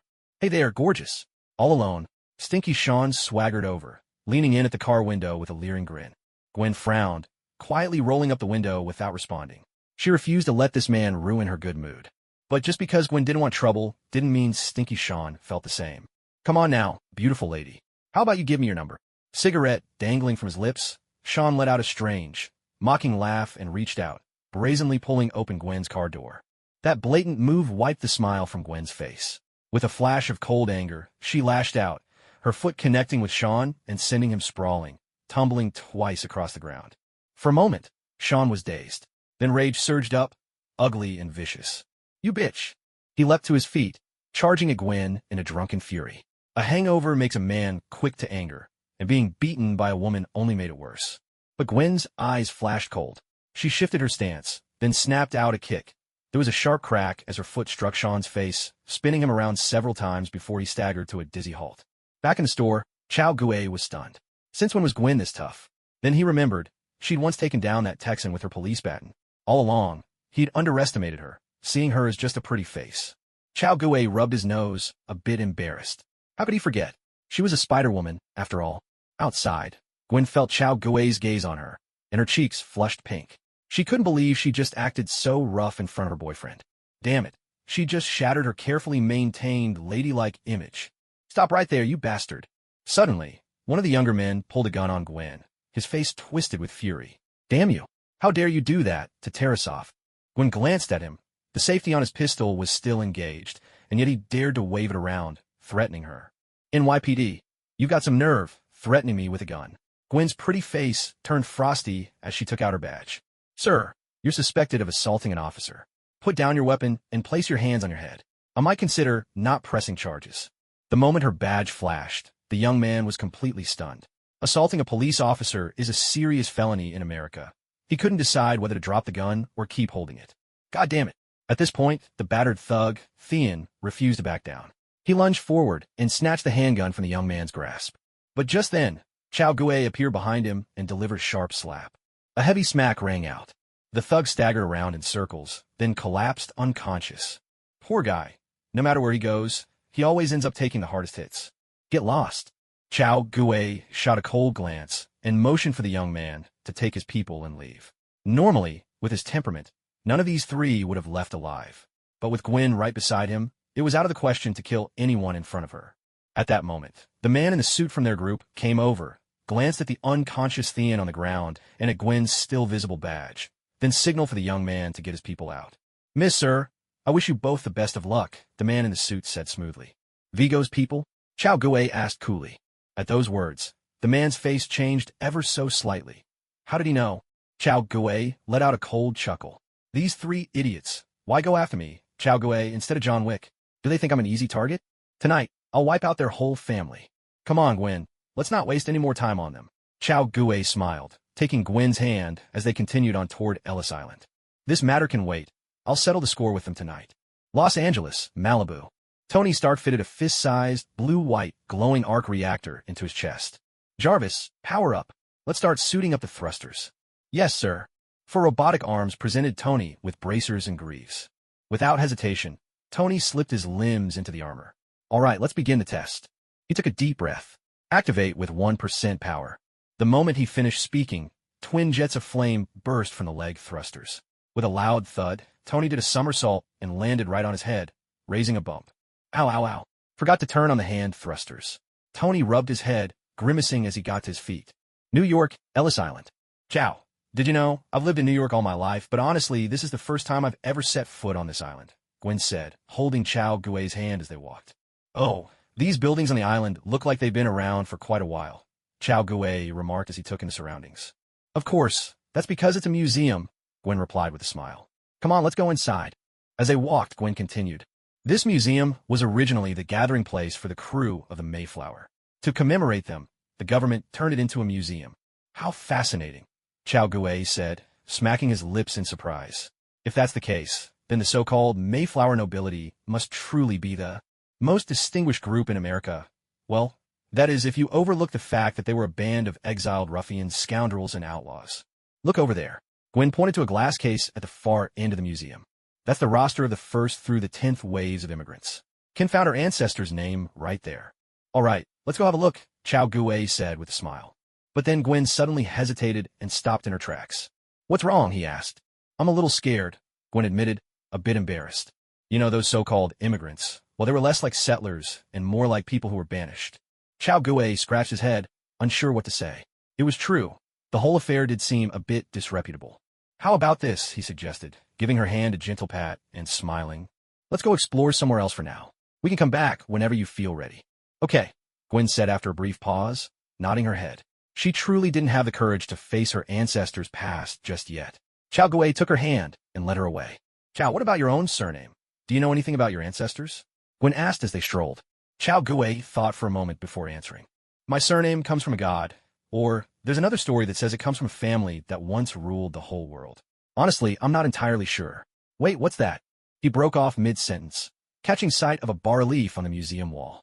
The bas-relief depicted a castle. At the foot of its walls stood a scholar in a long robe, while atop the ramparts was an angel with outstretched wings. Beside it was an unfinished pyramid, and above the pyramid was an eye, what people call the all-seeing eye. Quel guise face register de surprise. Aside from the all-seeing eye, the rest looked oddly familiar. He had seen the exact same carving on a pipe he'd found in the Arctic. That's the symbol of the Freemasons, Gwen explained. I heard that besides the Mayflower passengers, members of the Crusaders also made their way to North America, bringing with them the treasure of King Solomon. What? The words left Chao Gui utterly astonished. His mind raced, memories tumbling over one another until he remembered a rather fantastical film, Ghost Rider's Treasure Hunt. He stroked his chin, his eyes glimmering with curiosity. What was the plot of that movie again? The movies I watched as a child were so long ago that some of the memories have faded. Chao. Oh, it's nothing. I just remembered a few things, Chao Gui replied. All right then, let's keep touring the museum. Classes start tomorrow. Okowo. Los Angeles, Marbury. Again. With a roar, flames burst out from his palms and the backs of his legs, the force lifting his body off the ground. He spread his arms wide to steady himself. At last, Tony Stark was hovering in midair. Huh, I can fly, Tony Stark shouted excitedly. Congratulations, sir. Jarvis, get the armor ready. Suit me up. I want to try a real flight. Yes, sir. No sooner had he spoken than several robotic arms extended from the floor, assembling and layering each component until Tony Stark was clad in a gleaming silver suit of iron armor. Sir, there's something I need to inform you of, Jarvis suddenly said. What is it? Tony Stark frowned, a sense of unease prickling at him. 5 days ago, Miss Pepper's flight was hijacked. What? Why are you only telling me this now? Sir, I mentioned it before, but you overlooked it. Damn it. Tony Stark spun anxiously in place. Then his gaze hardened with resolve. Jarvis, plot a course from Los Angeles to New York. Check the weather and flight restrictions, and monitor ground control, too. My first flight is going to be a transcontinental one, straight across North America. Sir, there are numerous calculations that need to be done before you actually take off. Jarvis, my father used to say that sometimes you have to learn to run before you learn to walk. As you wish, sir. Activate. The thrusters roared to life, and Tony Stark slowly lifted off in his armored suit. The rush of speed made him cry out in exhilaration. Ha! This feels absolutely incredible. The wings on his back shifted, and the suit's flight grew steadier, the initial wobble fading away. Tony Stark quickly went from awkward to adept, adjusting his hands to change direction, aligning himself with the planned route, and flying toward New York. Jarvis, get in touch with Pepper for me. No, actually don't. Just tell her I'll see her in a few hours. No, don't tell her anything. I want it to be a surprise. Ha. The Orthodox Little Russia Church, located near a courthouse, wasn't a large or famous church, but it was the vault of the notorious mob boss Vigo. Night had fallen. Inside the brightly lit church, Vigo stood expressionless, holding a glass of red wine. In front of him stood Tarasov, familiarly known as Theon the Stinker, his face battered and bruised from Gwen's beating. Repeat what happened today. Vigo spoke in a cold, detached tone. Father, I've already told you. I said, repeat it. Vigo's face suddenly darkened. He drove his fist hard into Tarasov's stomach, the sharp pain making Tarasov double over and vomit up sour bile. He collapsed to the ground, unable to even stand. You idiot. Do you have any idea who those two people are? FBI and NYPD. Vigo roared, wishing he could hammer some sense into his foolish son. Father, I can handle this, Tarasov gritted out, struggling to his feet. He straightened himself and spoke in a tone of righteous resolve. Then tell me, how do you plan to handle it? Give me a few men. I'll go take out those two mongrels. Tarasov spat, his rage barely contained. Vigo's face twitched, caught between laughter and tears. His son's stupidity left him utterly exasperated. Utterly hopeless, Vigo muttered, rubbing his forehead, regretting once more that he hadn't just let this fool end up as a stain on the wall. What none of them noticed was in the shadowy corner of the church. Chao Gay, helmet still on, was sitting quietly, watching them in silence. Chapter 120. Joyful goddess, pure and fair, your radiant light shines on the earth. Inside the church, Beethoven's Ninth Symphony, fourth movement, filled the air, better known to the world as the Ode to Joy. It was a classic, sung and celebrated across generations. The lilting, cheerful music was soothing, but it could do nothing to dispel the heavy, oppressive atmosphere inside the church. A handful of Yakuza members sat scattered across the pews, heads bowed in silence. Watching a boss discipline his son was not the kind of drama they wanted to witness. At the center of the church, Tarasov, who had just managed to get back on his feet, was slapped down again by Vigo. Looking at his son's face, still twisted in resentment, Vigo felt utterly drained. Boss, what do we do now? Asked a middle-aged white man, Vigo's accountant, the man in charge of the syndicate's finances. We prepare for both outcomes, Vigo said with a deep breath. First, immediately investigate those two. Find out exactly who they are and everything about their families. Set up surveillance and be ready to move on them at a moment's notice. Then, bring gifts to the table and negotiate. Apply both pressure and persuasion. Whatever it takes to make them drop all charges against my son. Understood, Vigo, the accountant replied. In the shadows, Chao Gui's eyes narrowed, his calm gaze turning sharp and deadly. He had almost felt sorry enough for Vigo to spare his life, especially since that scoundrel Thean had already taken a beating from Gwen. The crime hardly warranted death. But now, they were asking for it. Kirill, Vigo called to a bodyguard standing nearby. Spread the word. Tell everyone to stay alert and prepare to move at any time. And get this fool out of my sight. I don't want to see him again. Yes, sir. The bodyguard named Kirill grabbed the filthy Thean with one hand, dragging him outside. In the dim shadows, Chao Gui silently watched this bodyguard called Kirill. This man was no amateur.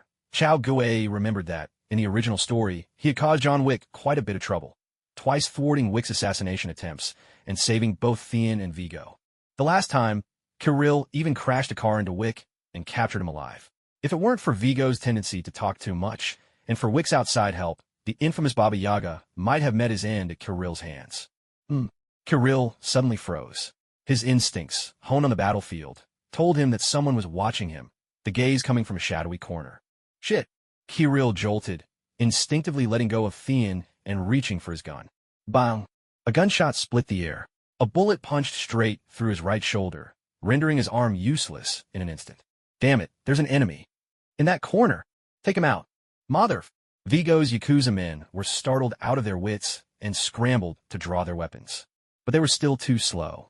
Bang, bang, bang, bang, bang. A rapid barrage of gunshots rang out, muzzles flashing in the darkness. In the blink of an eye, 6 Yakuza had their heads burst open. The church fell abruptly silent, leaving only 4 survivors. Vigo, the middle-aged accountant, Thean, and Kirill. Apologies, gentlemen, but you're already surrounded. Chao Gui stepped calmly out of the shadows, his voice in a motionless electronic female tone, and in his hand was a revolver with an ivory handle. Ah, Dad, save me. Save me. Thean flailed his legs in panic, scrambling backward. Surrounded? Are you sure? Vigo's face remained expressionless, completely unafraid. There's a 20-man security detail outside. The moment shots were fired, they started moving. Do you really think you can walk out alive? As soon as he finished speaking, Kirill behind him slowly rose, holding a SAI Glock 19 in his left hand. Its most distinctive feature was the titanium nitride-coated barrel, gleaming with a gaudy golden sheen. The slide had also been modified, with a larger heat dissipation area and smoother chambering. Chao Gui raised an eyebrow in approval. Another fine housewife for his collection. With a pivot of his foot, Chao Gue spun his body, instantly entering bullet time. His right arm swung out in a fierce arc. Bang! Bang!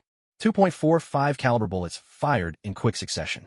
At the same time, Kirill squeezed his own trigger, sending a 9mm round toward Chao Gue. But in bullet time, Chao Gue's twin shots traced a graceful arc. One bullet clipped Kirill's shot from the side, shattering it in midair. The last round struck Kirill just above the neck, taking his life instantly.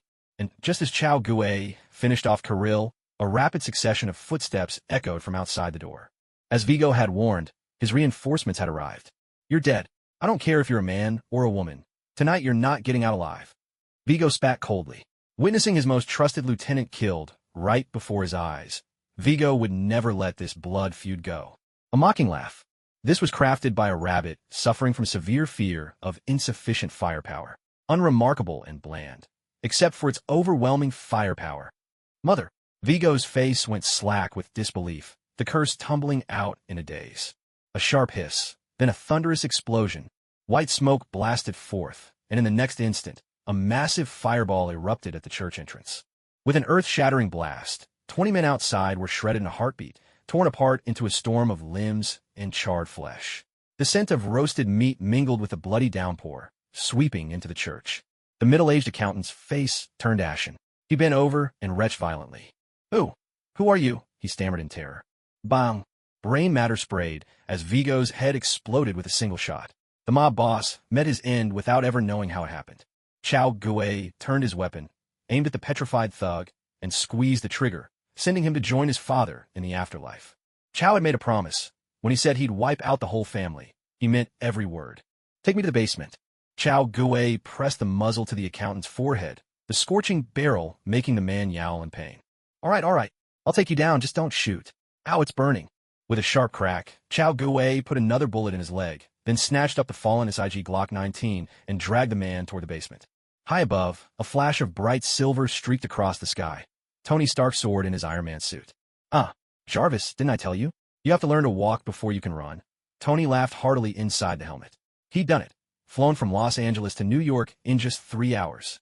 If he hadn't deliberately stuck to the flight path to avoid drawing the attention of air traffic control, he'd have arrived even sooner. "You're absolutely right, sir," Jarvis replied in his gentle tone. "Sir, we're about 10 minutes from your Long Island estate. I've already prepared the automatic armor removal protocol for your arrival." Just then, a sudden burst of fire lit up New York below. Tony's heart jumped. He spread his arms, hovering in the air. "Jarvis." "Sir, there are very few surveillance cameras in the vicinity. Only 3, all of which have been destroyed. Pull up satellite imagery. Calculate the energy output of that explosion." "Yes, sir." Within moments, Jarvis's formidable processing power brought back the data. Military-grade, high-explosive weaponry. Tony's eyes widened in surprise. "Someone's actually using that in New York? I'd better take a look." "Sir, the armor hasn't been tested in real combat." "Jarvis, remember what my father used to say. You have to learn to run before you can walk." Tony Stark ignored Jarvis's warning. With a sudden plunge, he dove straight toward the Russian Orthodox church below. In the church basement, stacks of dollar bills, securities, and a thick ledger were laid out. Of course, there were also rows upon rows of gold coins from the Continental Hotel. Chao Gue didn't bother with courtesy. He swept up everything except the securities and stashed them into the system backpack. Naturally, he had already taken care of the middle-aged accountant beforehand. Ding! Host has eliminated a member of the High Table, Tarasov's Bratva. Mission, eradicate evil complete. Reward, 10,000 merit points, 5,000 experience points. Chao Gue ignored the notification echoing in his mind. Instead, he flipped through the ledger in his hands. Beyond the piles of cash for power transactions, 2 names stood out: Obadiah Stane and Eric Sachs, CEO of a biotech company. Obadiah Stane needed no introduction. He was clearly Stark's bald uncle. But Eric Sachs, the name was so familiar, yet Chao Gue couldn't quite place it. He was certain Sachs was a villain from some movie he'd seen, but no matter how hard he tried, he just couldn't recall which one. As Chao Gue racked his brains, a sharp whoosh tore through the air above, followed by a heavy thud, like metal slamming into the ground. Chao Gue's heart tightened. Someone had arrived. Damn it. Tony Stark couldn't help but curse. "Sir, it was your failure to control the thrusters and the abrupt power cut that caused such a loud sound." "I know," Tony muttered, a vein throbbing in his forehead. "Jarvis, there's no need to explain everything." "Understood, sir."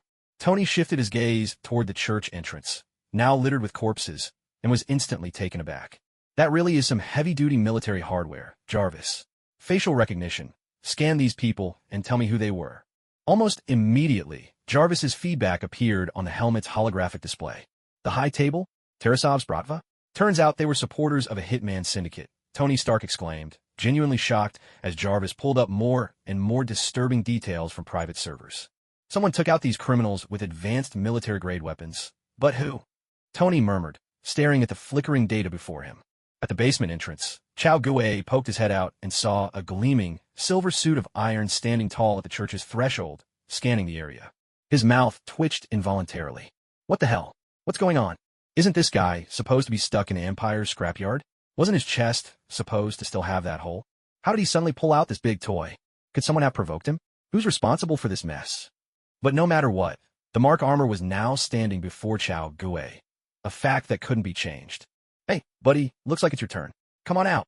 The blue and white eyes fixed on Chao Gue at the basement entrance as Tony Stark spoke slowly. Nice work, man, you took them all out. But I'm really curious. Who are you supposed to be? Zorro? Robin Hood? Captain America? Tony tilted his head, his interest piqued. Oh, maybe not. They all show half their faces, but you don't.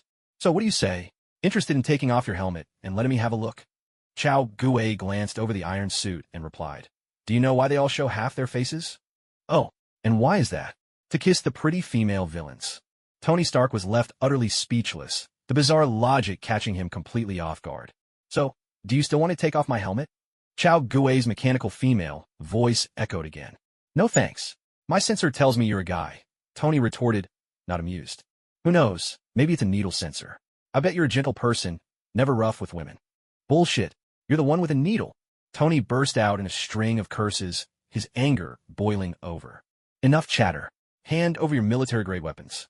That kind of stuff poses too big a threat to the country. Wow, Chao Gue exclaimed, his voice full of disbelief. Since when did Tony Stark become law enforcement? And let's be honest, you're the arms dealer here, yet you're accusing me of hoarding dangerous weapons. The blue and white eyes on Tony's helmet flickered rapidly. He couldn't figure out how Chao Gue could call out his identity so easily. After all, he'd only just built this suit. Oh, you seem surprised? Chao Gue's cold, electronic voice continued. Tony Stark, don't you know your mouth is infamous the world over? Pardon my bluntness, but your breath is worse than my athlete's foot. The moment you open your mouth, I know exactly who you are. Damn it, go to hell. Tony Stark was so enraged he could barely see straight. He raised his arm and fired off a pulse cannon. With a thunderous boom, a gaping hole appeared in the wall. But Chao Gue's silhouette had vanished, only to silently reappear behind him. Clang! Chao Gue's whip-like kick landed squarely at Tony's waist. Instantly, the Mark armor, with Tony inside, tumbled down the church steps, metal crashing and clattering all the way. Arg! Damn it, you bastard! Tony clutched his lower back and staggered to his feet. He'd always had some lumbar strain, and now, after taking a heavy blow, his back felt even worse than usual. It was agony. Damn it, you actually hit my back. Tony Stark roared. Not even Pepper had ever gone for his back like that. Bastard. With a sudden leap, the thrusters on Tony's feet flared to life, launching him forward as he swung a fist straight at Chao Gue's head. But in a flash, a soft, almost inaudible sound, Chao Gue vanished, activating his shave technique once again. Clang! Another whip-like kick came flying at him. Gritting his teeth behind the helmet, Tony forced himself upright once more. Jarvis, how did he just disappear? Tony demanded, frustration overflowing from the first blow, having overlooked just how formidable his opponent was. Sir, he didn't actually vanish, Jarvis replied. What you saw was high-speed movement, so rapid it created the illusion of teleportation. As he spoke, Jarvis projected several images, each showing a blurred afterimage. Though indistinct, it was unmistakably Chao Gue. Well, Tony Stark. Chao Gue chuckled, clearly satisfied now that his business was done and not at all opposed to toying with Tony a little longer. Behind the helmet, Tony's eyes darted as he considered his opponent's speed. Impressive, yes, but perhaps not impossible to counter. Damn it, you hit my back again. Tony shouted, his anger undiminished. Once more, the thrusters ignited, propelling him into another all-out punch aimed at Chao Gue's head. Again? Chao Gue raised an eyebrow, then stepped forward, vanishing in the blink of an eye. Instantly, he reappeared behind Tony, delivering yet another whip-like kick to Tony's lower back. This guy never learns. He just keeps charging in. It was the same scene unfolding, But this time, the Mark armor's left thrusters suddenly flared. In a flash of light, Tony spun around and, with a resounding snap, caught Chao Gui's ankle with perfect precision. Gotcha, kid. I have to say, your moves are way too predictable. Not good. Chao Gui tensed instinctively, bracing his body as he activated his iron block defense. The next instant, the world spun wildly. Wind roared in his ears. Then, with a thunderous crash, he slammed hard into the chapel floor. Chao Gui was speechless. If you remember correctly, this was just the start of combo attack. Sure enough, Tony's eyes lit up with childlike delight, like he'd just gotten his hands on a new toy. With a twist of his wrist, he swung again. Boom!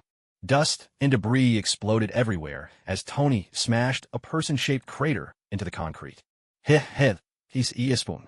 Tony cackled, arching his back and swinging his hips to spin faster. Boom! Boom! Boom! In Tony's hands, Chao Gui was tossed like a sack of potatoes, slammed to the left, to the right, to the front, to the back. In an instant, the chapel looked as though a hurricane had torn through, leaving utter devastation in its wake. Another deafening crash. Tony Stark gave a sudden swing, flinging Chao Gui clear out, smashing him through the wall and leaving a human-shaped imprint. This is hilarious. Way better than using dumbbells. Tony threw his hands on his hips and burst out laughing. Outside the church, under his helmet, Chao Gui's face was expressionless. With a layer of iron shielding his body, he didn't feel any pain at all. But I, a dignified transmigrator, just experienced Loki's signature hellish slam, and it was Tony Stark who tossed me out. How could I possibly live this down? If word got out, how would I ever hold my head up again? No way. I have to reclaim my dignity right now. Thud. Tony Stark flipped through the air and landed steadily right in front of Chao Gui. How about that? Not bad, right? Chao Gui brushed the dust from his suit, replying coolly, not bad at all, Tony Stark. And here I thought you couldn't handle losing. The gleaming Mark armor raised an index finger and wagged it. Tony's excited laughter echoed through the external speakers.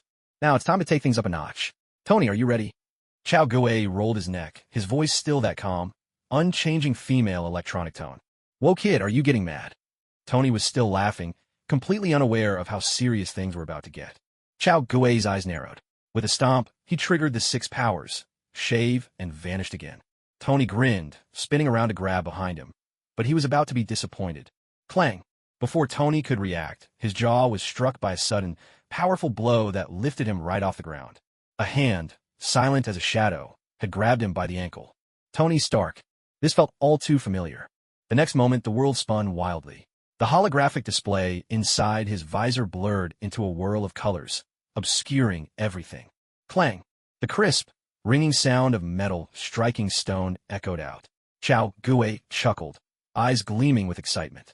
No wonder so many people love this move. It felt amazing. Once more, he spun Tony backward, clang. Then forward, clang. A sweep to the left, clang. A swing to the right, clang. The lively metallic sound filled Chao Gui with a deep sense of joy, as if all was right with the world. Inside his helmet, Tony Stark was seeing stars, his stomach churning. If he weren't holding back with all his might, he would have lost it already. Then another dizzying spin, bang. Tony crashed down hard onto Vigo's car. That was the last straw. Tony couldn't take it anymore. He flipped open his helmet and, with a loud retching sound, threw up. Since Pepper hadn't been around lately, Tony had been surviving on nutrient solutions, so what came up was all liquid. He felt a bit thankful.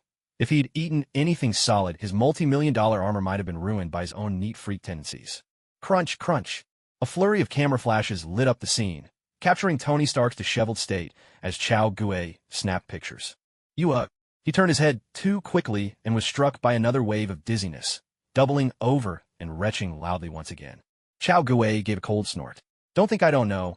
Jarvis has definitely recorded the entire fight. If Tony dared leak any footage of Chao Gui's embarrassing moments, then these photos he just took might just accidentally find their way to the world. Damn it. Tony clenched his teeth, snapped his helmet shut, and stood up. Hell, I refuse to believe I can't beat you. Sir, based on the recent events, you are indeed unable to defeat him. Please forgive my honesty. Jarvis's voice chimed in through the earpiece. Shut up, Jarvis. Tony fumed, utterly humiliated. Apart from losing in bed, he'd never suffered such a crushing defeat. Understood, sir. Jarvis, load up some martial arts, karate, jeet kune do, whatever you've got. I'm going to beat him black and blue. As you wish, sir. Off to the side, Chao Gui watched him with genuine interest. Truth be told, This Iron Man suit was nothing special. Other than its impressive mobility, he couldn't see any real advantage. If Chao Gui really let loose, tearing the whole thing down to spare parts wouldn't be a challenge. Still, he supposed, for ordinary people, it was barely passable. Watching Tony Stark's blustering bravado, Chao Gui crooked a finger in his direction, inviting him to bring it on. Hood, hood, hood.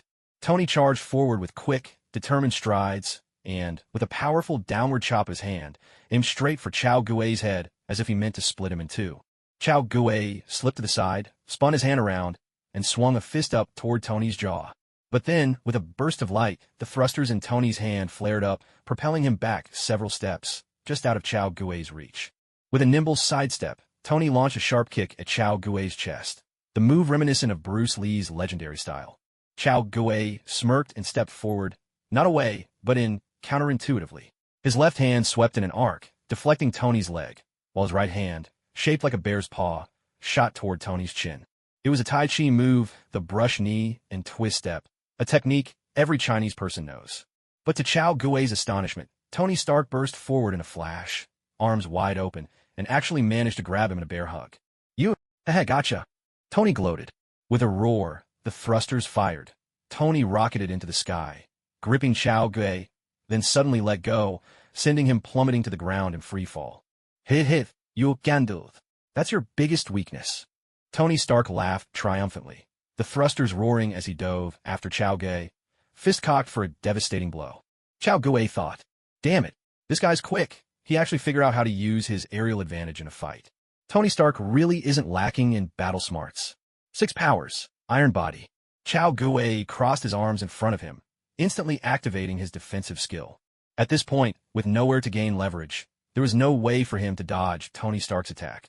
He could only brace himself and take it head-on. A heavy blow landed, and Chao Gui's body came hurtling down from the sky, whistling through the air. With a thunderous crash, dust billowed out, and a human-shaped crater appeared in the ground. Tony Stark descended from the sky and landed right at the edge of the pit. How's that? Not too shabby, right? In a sudden burst, Chao Gui leapt from the crater and drove a powerful uppercut straight into Tony's chin. But he wasn't finished yet. Twisting his waist sharply, Chao Gui's right hand darted out like an eagle's claw, gripping onto Tony's faceplate. His left hand balled into a fist and shot forward, striking with a dull thud that sent Tony staggering backward until he landed on his backside. Meanwhile, the faceplate was wrenched free, revealing a face with a neatly trimmed goatee. Damn it! Seeing this, Tony Stark didn't hesitate for even a second. He fired up his thrusters and shot into the air, fleeing as fast as he could, worried that Chao Gui might shoot him down at any moment. Honestly, Tony would have loved to unleash a barrage from above, using his aerial advantage. But he had no idea what kind of military-grade firepower Chao Gui might be packing. Now, with his faceplate gone, he was just an ordinary, vulnerable man. With his life on the line, Tony wasn't about to take any risks. Watching Tony Stark soar away into the distance, Chao Gui weighed the faceplate in his hand before tucking it into his system inventory. Not a bad trophy. To Tony, the Iron Man suit was as precious as a wife, and now Chao Gui had just ripped off a piece of it. Wait, was his klepto syndrome acting up again? Chao Gui cleared his throat awkwardly, then hurried into the church to tidy up, making sure he left no trace behind. Once certain, he slipped into the sewers and made a swift getaway. Back at his original apartment, Chao Gui began reviewing the day's battle. The biggest issue was his lack of flight capability. The memory of being dragged up into the sky by Tony Stark, utterly unable to retaliate and forced to take a beating, still flashed through his mind. This had to change. If he ran into another enemy who could fly, or even just glide for a few seconds, he'd be in big trouble. System, I want to exchange for the Navy's 6 powers, Moonwalk, and Tempest Kick. Host will spend 20,000 merit points to exchange for the Navy's 6 powers, Moonwalk, and Tempest Kick. Please confirm your exchange. Confirm. That familiar sensation washed over him again. Another brief mental blackout as a flood of knowledge poured into his mind. But that's still not enough, Chao Gui muttered, stroking his chin. That pulse attack from earlier was still quite formidable. He hadn't been injured by it, but it had definitely hurt. After thinking it over, Chao Gui opened the system menu, scrolled through his inventory, and finally focused on 2 items. Specialties from Sky Island, a cloud shell and an impact dial. Long Island, New York, a seaside villa. With the help of the robotic arms, Tony Stark carefully removed his Iron Man suit. Once he was out, Jarvis quickly reassembled the armor, piece by piece. Tony gazed at the empty faceplate of the suit, his expression twitching ever so slightly. As someone with obsessive tendencies and a perfectionist eye, he couldn't help but find the sight deeply unsettling. Yet, he couldn't bring himself to scrap this suit. After all, it was the very first one he had ever built. Forget it, just put it away. Treat it as a collector's item, Tony said through gritted teeth. One day, I'll get my armor back. No matter who you are, you'll pay the price. He paced back and forth, lost in thought for a moment. Jarvis, play back the footage of the battle. Yes, sir. As soon as the words left Jarvis's mouth, a large screen swung up from the floor, displaying the combat footage from a first-person perspective. Tony watched the recent events unfold on the screen, his brow furrowing in concentration. Aside from proficiency with firearms and hand-to-hand combat, that helmeted adversary possessed two unique abilities. One was incredible speed, so fast that he seemed to vanish from sight, almost like teleportation. The other was skin-hardening. Hitting him felt like striking solid iron. Tony guessed that even bullets might not penetrate. He stroked his goatee thoughtfully. It was time to build a suit specifically designed to counter this helmeted foe. Jarvis, open a new file. I'm getting back to work on a new suit. Yes, sir. Tony rubbed his hands together, fired up with determination. First, I need you to write a program that can capture and analyze an enemy's fighting techniques. Then, upload every martial art from around the world into my suit. I want to beat this guy so badly his own wife wouldn't recognize him. Second, install high-speed sensors. He's fast, sure, but it's not true teleportation. No matter how quick he moves, he can't possibly outrun a laser, can he? And finally, equip the suit with needle-shaped weapons. I'm going to break through that hardened skin of his. Needle-shaped weapons? Jarvis inquired. Sir, wouldn't it be more effective to simply increase the power of the pulse cannon? Needle weapons might not be sufficient. No. Jarvis. The opponent is a skilled fighter, extremely agile. Brute force alone won't work. We won't be able to hit him that way. Tony chuckled. But needle weapons are different. There's a saying in the East. Pierce the surface by breaking a point. If we can break through at one spot, we can exploit that breach and unravel his entire defense. Better yet, let's target 10 weak points. Next time we meet, he won't stand a chance. Understood, sir. Of course, these are just the basics. I want to upgrade the suit's parameters across the board. If I ever get another opportunity, I'll take back that faceplate with my own hands. Tony pressed a fist to his chest, his expression resolute. Moreover, not just that, I'm going to uncover this bastard's true identity. Jarvis, play the video again.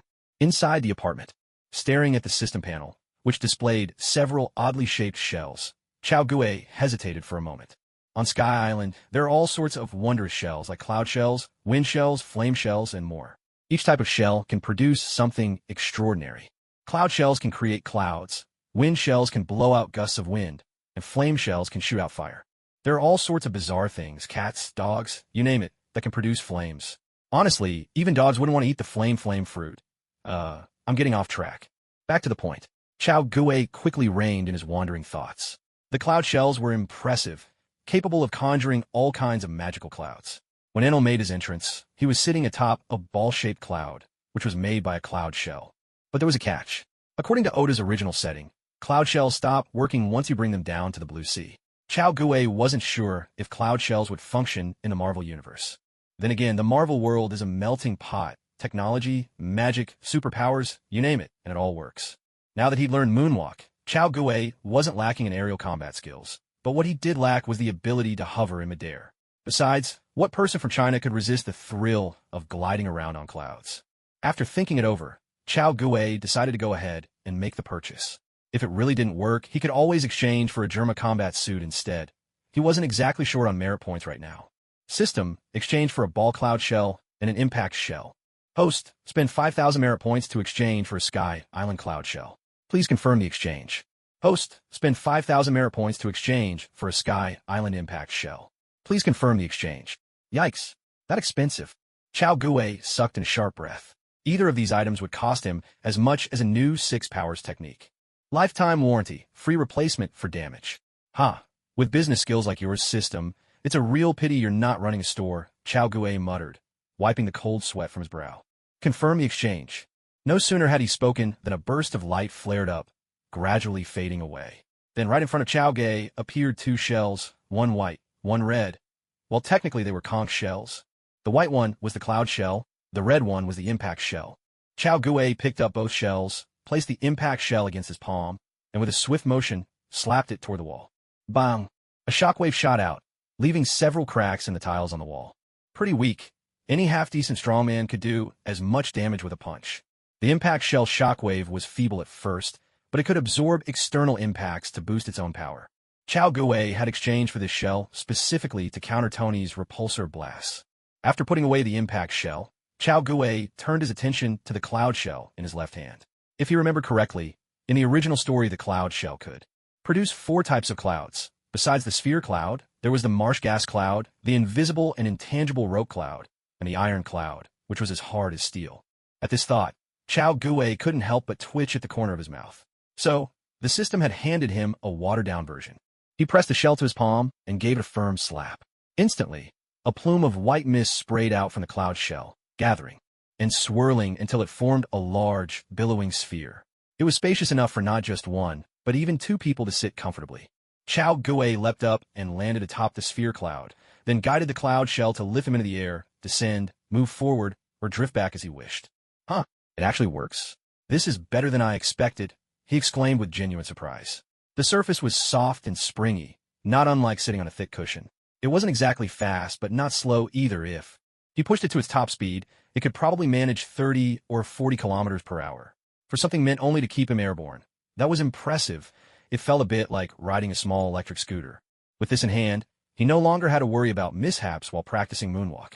But come to think of it, how did Tony Stark suddenly manage to build the Iron Man suit out of nowhere? Gao Guf Thao Wen. With Tony already forging the Iron Man armor, it meant chaos was coming sooner than expected. No, I need to start preparing ahead of time. Pacing around in circles, Chao Guwei felt a gnawing sense of unease. It was only 2006 by the Gregorian calendar. He thought he had 2 years left, but he never imagined the Iron Man suit would make its debut 2 years ahead of schedule. After a moment's thought, Chao Guwei retrieved a meerschaum pipe from the system inventory. Money is the greatest power in the world, and when confronted with Tony Stark's financial might, the best way to fight magic is with magic. As luck would have it, Chao Guwei had recently stumbled upon a treasure trove. Now was the perfect moment to unveil these treasures to the world. Night fell in the deserted woodlands of suburban New Jersey. Moonwalk. With a quiet command, Chao Guwei sprang into the air, his right foot stomping down hard against empty space. With a muffled puff, a burst of white mist unfurled beneath his foot. Borrowing strength from the air, he shot straight upward. His feet never paused. Left foot, another step, and again a cloud of white smoke blossomed beneath him. Each time gravity began to pull him down, he pushed off yet again, rising higher and higher. But with every leap, he also slowed. Moonwalk was a physical technique fueled by stamina, and once his strength was spent, he'd inevitably come back to Earth. Finally, about 100 meters up, his energy gave out, and he could no longer perform moonwalk. His body entered freefall, plummeting toward the ground. The wind howled past his ears, mounting gusts sharp as blades, biting at his face. But there was no trace of panic on Chao Guwei's face. He spread his arms to the sides, stood upright with his feet together, as if he were still standing firmly on solid ground. Under the force of gravity, Chao Guwei's descent picked up speed, and from a height of 100 meters, it took only a few seconds before he was just 20 or 30 meters from the ground. Storm kick. With a soft shout, Chao Guwei's right leg whipped out like a blade. The air burst apart with a thunderous crack, and a pale blue slash tore through the sky with a piercing whistle. In a flash, a treetop not far away was sliced clean off, the cut surface smooth and neat. Yet, suspended in midair, Chao Guwei showed no hint of satisfaction. His feet beat furiously against the empty air, but no matter how hard he tried, he couldn't summon the moonwalk. He could only let his body plummet, helpless against the pull of gravity. Ah, not again. Chao Guwei let out a frustrated sigh, reached out to grab a cloud pearl, and summoned his cloud orb. With a soft thud, he landed safely atop it. This is giving me a headache, Chao Guwei scratched his head. The storm kick was reliable. So long as he had the strength, he could unleash it as often as he liked. The real problem lay with moonwalk. As soon as he tried any other move while airborne, he lost the ability to use it. To put it simply, moonwalk required a single breath's focus. Once that rhythm broke, it was gone. It reminded him a bit of Wudong's leaping cloud step. As a lightness skill, it was certainly impressive, but moonwalk was meant for aerial combat, not just running away. It just couldn't deliver any real fighting power. He glanced up the night sky and guided the cloud orb toward his house in New Jersey. Chao Guwei had puzzled over the problem of moonwalk many times, but he hadn't managed to figure it out. For now, The only solution was to rely on the memories from his character cards. Conveniently, he had a CP9 character card in hand, which might just help. Before long, Chao Guwei returned home, changed out of his clothes, and slipped under the covers. Chao, be gentle. My neck's a little sore, Gwen murmured softly. Gao Gusha leaped Dwight. He gave her a light smack on the rear, then slid his arm around her and pulled her into his embrace, drifting easily into sleep. The next day, Midtown High School, New York. All right, that's the end of class. Up at the lectern, the teacher clapped her hands and said, Gwen, Beth, Chao Guwei, you three, come with me to the office. While the other students stood up to stretch, the three called upon looked at each other in confusion. Did something happen? Gwen whispered, clutching Chao Guwei's arm. No idea. We'll find out soon enough. Beth grinned, sidling up to copy Gwen and wrapping herself around Chao Guwei's other arm. Gwen shot her a look, then, clearly annoyed, pulled Chao Guwei's arm away, leaving Beth holding on to nothing but air. Ahem, enough, you two. Let's get going to the office, Chao Guwei said, putting a stop to their antics. He took both girls, one blonde, one dark-haired, by the hand and led them toward the teacher's office. There's something I need to tell you all. In the office, the middle-aged teacher with a receding hairline spoke slowly. What is it, sir? Chao Guwei asked. The Osborne Group has invited us to visit their biotechnology research facility. The school believes this is a great way to broaden your horizons and considers it an excellent educational opportunity. Chao Guwei's heart skipped a beat. What's going on? Is my Spider-Woman moment about to happen? But just then, the teacher continued, originally, this sort of activity would be for the whole class, but since the research site is out at sea and the facility itself is quite cramped. So, the school has decided that only the top students from each grade will participate. The three of you have been selected for this activity. The three of them glanced at each other in surprise. So it wasn't at the Osborne Group's headquarters, but out at sea. Sir, could you tell us what exactly they're researching? Gwen asked. Cellular vitality, the teacher replied, spreading his hands. It's said to be related to fish. If successful, it could lead to a cure for Alzheimer's disease. Alzheimer's, Chao Guwei thought, that's dementia. Suddenly, it all made sense. We'll set out in 2 days. Go home and get ready. Harry Osborne will go as well. He's our host. After all, the teacher added. Understood, sir. The three nodded and left the office together. Going all the way out to sea for a school visit. We must really have nothing better to do, Beth muttered. Nonsense. Osborne's research achievements are highly reputable, Gwen retorted, a little annoyed. Have you forgotten about Dr. Connors at our own school? He's one of the top scientists in the field of cellular regeneration. I'm not denying Dr. Connors or the Osborne Group, Beth replied with a helpless shrug. I just think it's a hassle to go all the way out to sea for a visit. What about you, Chao? What do you think? Gwen also looked at Chao Guwei, clearly curious about his opinion. Well, you both make good points, Chao Guwei replied with a gentle smile, nodding slowly. Gwen shot him a look. Beth followed up with a glare. What a half-hearted answer. Aboard a transport helicopter, Chao Guwei, Beth, Gwen, and Harry sat in a row. Across from them were three faces very familiar to Chao Guwei, a short, chubby boy, an African-American girl, and Peter Parker with his distinctly Dutch features. Harry, Chao, and Senior, hello. Peter Parker grinned, flashing his white teeth. These are my classmates, Ned and Michelle Jones. Nice to meet you. Just call me MJ. The girl with chocolate-colored skin greeted them briefly before turning her attention back to her book. Meanwhile, Peter and Harry struck up an endless conversation, chatting away without pause. All right, everyone. A thin woman with curly hair and a flat chest clapped her hands, drawing everyone's attention to herself. Our research focuses on the secondary activation of brain cells. I believe, as high school students, you all know that brain cells are the most complex cells in the human body, bar none. To this day, humanity doesn't even fully understand how the brain stores or retrieves memories. We've tapped into less than 10% of its potential. Once brain cells die, it means true death for a person. That's why our project is to repair and reactivate aging brain cells. If our research succeeds, we will wipe out Alzheimer's disease once and for all. At this point, her voice rose involuntarily, her eyes lit up, and her chest, though flat, seemed to heave with excitement. In short, the woman looked absolutely thrilled. Chao Guwei couldn't help but furrow his brow. In her, he seemed to glimpse the shadow of those mad scientists who would stop at nothing for their research. There, that's our ocean laboratory. The curly-haired, flat-chested woman pointed to a cluster of iron structures far out on the sea and smiled. There, you'll witness a monumental step forward in human medicine. Overhead, the sun was no longer fierce, hanging wearily in the western sky, casting a gentle, golden beauty. Chao Guwei felt a stir in his heart. Was it almost nightfall? And a bit later, Looking at the iron-fenced complex floating on the distant water, Chao Gue felt a strange twinge. If memory served, wasn't this just like that movie Deep Blue Sea? He'd watched it as a kid, a film that had haunted him ever since. The title might sound like a B-movie, but it wasn't. Unlike those trashy films like Sharknado or Six-Headed Shark Attack, this one actually had substance, exploring humanity's technological impact on ecological balance. What left the deepest impression on Chao Gue was the boss, played by Samuel L. Jackson, who insisted on making a grand speech right by the water's edge, only to be bitten clean in half by a shark before he could even shout his signature curse. Really talk about priorities. The helicopter descended slowly, and Chao Gue and his companions exited the cabin. As they looked up, they saw a large group gathering at the edge of the base, queuing in an orderly fashion to board a ship. They appeared to be staff from the research facility. Chao Gue frowned. Dusk was approaching, so why weren't they staying in the base? What was going on? Are they heading out? Chao Gue asked, puzzled. Tomorrow's a scheduled holiday for the lab, so they're returning to the Americas, the curly-haired, flat-chested doctor said with a smile. I see, Chao Gue murmured thoughtfully. Welcome, everyone, to our experimental facility. The curly-haired, flat-chested female doctor smiled gently as she opened the iron gate, revealing the base behind her to Chao Gue and the others. What met their eyes were 4 seawater pools, each enclosed by iron railings, with a massive metal structure standing at the center.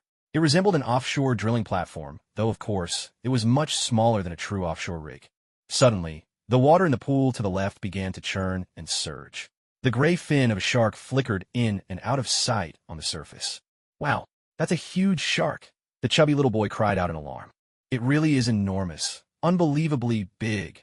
Peter and MJ echoed in astonishment. Chao Gue exchanged a glance with Gwen. They, too, were deeply surprised.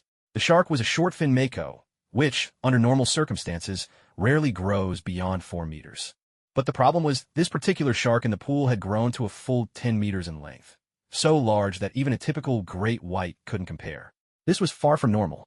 Just then, a human figure darted through the water below, a man in red swim trunks, with bronze skin and muscular lines, though not as defined as Chao Gue's, yet clearly more robust. Oh no! Quick, someone help him! Damn it, the shark's chasing him! Peter and Ned both shouted in panic, stamping their feet anxiously. Even Beth and Gwen, frightened, clung to Chao Gue's arm, their eyes squeezing shut and then reopening, terrified that the man would be torn to pieces in the very next instant. And just as they feared, the shark's jaws opened wide, razor-sharp teeth gleaming as it lunged forward, ready to snap down on the swimmer. But at that critical moment, the man in red trunks twisted deftly in the water. Instead of facing the shark head-on, he somehow ended up on its back. He grabbed hold of the shark's dorsal fin with one hand, and with the other, he gripped its teeth, as if working to remove something lodged in its mouth. A moment later, man and shark parted ways. The man swam back to the iron platform, casually tossing aside a metal license plate. He had been helping the shark by removing trash. Amazing. That was incredible. That's unbelievable. I can't believe someone can handle such a huge shark like that. Ned and Parker exclaimed in awe, one after the other. The curly-haired, flat-chested doctor smiled again, clearly understanding their excited reactions. Anyone who witnessed such a scene would be just as astonished. Chow, could you do something like that? Bet poket gao gunning mischievous. If it were you, would you try? Gwen shot Beth a look and gave her a light smack. Shut up, don't be ridiculous. Chow, just ignore her. Chao Gue simply shrugged, saying nothing. Honestly, it seemed like too much trouble. Why not just get rid of the shark altogether? All right, everyone. The curly-haired doctor clapped her hands and smiled, gently reminding them. That was a trained professional, a true warrior skilled at fighting sharks in the water. Please don't ever try to imitate this. It's extremely dangerous. Chao Gue rolled his eyes. Ridiculous. Praising someone else as a hero on the open sea right in front of a Navy officer. Was this an insult to his own righteous and dashing naval self? Hey, Dr. McAllister. At that moment, a slightly husky female voice came from nearby. Its magnetic timbre sent a tingle down Chao Gue's spine. He raised his brows, intrigued. Whoever owned that voice had to be incredibly attractive. Natalie, I thought you'd already left. The curly-haired, flat-chested female doctor waved enthusiastically, her voice full of excitement. Chao Gue glanced up, and, as he expected, the newcomer was a very familiar face. She wasn't especially tall, but her figure was striking, curves in all the right places, with a close-fitting outfit that highlighted every feature. Her short, shoulder-length hair was the color of pale gold, and her enchanting green eyes sparkled with mischief. That face, so familiar. Put her in a black bodysuit, and she'd be the legendary Black Widow, Natasha Romanoff. Suddenly, a memory of an old dream resurfaced in Chao Gui's mind. Singing Cake Yusha, downing vodka, arm in arm with Natasha, a PPSH in hand, shouting, Yura, Yura. Chao Gui hadn't expected the mother of asterisk Kerman to be absent here, only to be replaced by a Black Widow. What a twist of fate. But was this Black Widow the real deal, or just a fake? Knowing SHELD's usual antics, wherever there was something interesting, they were sure to show up. Chao Gui couldn't help but suspect that the woman before him might actually be the real Black Widow. Chao, stop staring. Gwen's going to get jealous. Harry's teasing voice sounded in his ear. Pulled from his reverie by those words, Chao Gui realized he'd been openly gawking at the woman called Natalie. The others, meanwhile, wore half-amused, half-knowing smiles. Ahem, sorry my mind wandered, Chao Gui said, coughing into his fist to cover up his embarrassment. Huh. But his explanation only earned him snickers from Peter Parker and the chubby kid, making Chao Gui's face darken with annoyance. All right, everyone, let's head inside. The female doctor cut in, halting the banter as she led Chao Gui and the others down to the second basement level of the base. This base had 1 level above water and 3 below. The surface level was for logistics and external communications. The first, underwater level, served as the living quarters, and the second underwater level, the very heart of the base, was their laboratory. This is our laboratory, the female doctor announced. Sharks are ancient creatures that have survived since the age of dinosaurs. They don't suffer from cancer, memory loss, or blindness. When sharks die, it's usually because of suffocation. When their aging bodies can no longer swim, they lose the ability to absorb oxygen from the water, and that's how they die. What I want to say is that there must be something special about how a shark's brain stays so active. Maybe it's some unique substance they produce themselves. Our goal is to find this substance and develop it into a medicine that can benefit humans. As they walked, the female PhD student introduced their research fields, explaining everything in detail. Since her audience was made up of students, most of them only caught the general idea. Lacking specialized knowledge, some didn't even recognize the names of the instruments. Gwen's eyes sparkled with excitement. A natural academic prodigy, she harbored a fierce passion for knowledge. She stuck close to the PhD student, attentively absorbing every word of the explanation. At that moment, the intercom crackled to life. Dr. McAllister, a tropical depression is heading toward our waters. In about an hour, we're expected to face gale force winds above level 7, along with a torrential downpour. A faint sense of foreboding crept into Chao Gui's heart, an ominous feeling settling over him. Level 7 gales and a torrential downpour? The flat-chested, curly-haired PhD student paused to consider this, then broke into a reassuring smile. Don't worry, everyone.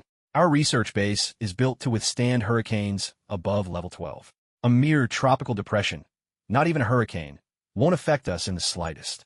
Hearing this, Peter, Ned, and the others who had been nervous visibly relaxed. This was, after all, their first time out at sea. All right, everyone, let's head up to the 3rd level for our next tour. There, you'll get to see our experimental equipment with your own eyes. The PhD student smiled, well aware there was a young heir of their major benefactor among these students. She knew she had to showcase the project's promise and future potential in hopes of securing more research funding. You all go ahead. I'll pass on this one, Chao Gui said, rubbing his nose awkwardly. I've got a fear of deep water, and honestly, this is already pushing my limits. At his words, muffled laughter bubbled up from the crowd, especially from the little chubby kid and Peter, who tried to stifle their giggles.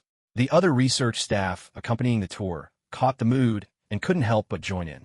Gaugusha Leapdwike, these 2 little rascals. Ahem, all right then. In that case, this student can return to the 1st level to rest. That's our living quarters. Jennifer, please take them upstairs.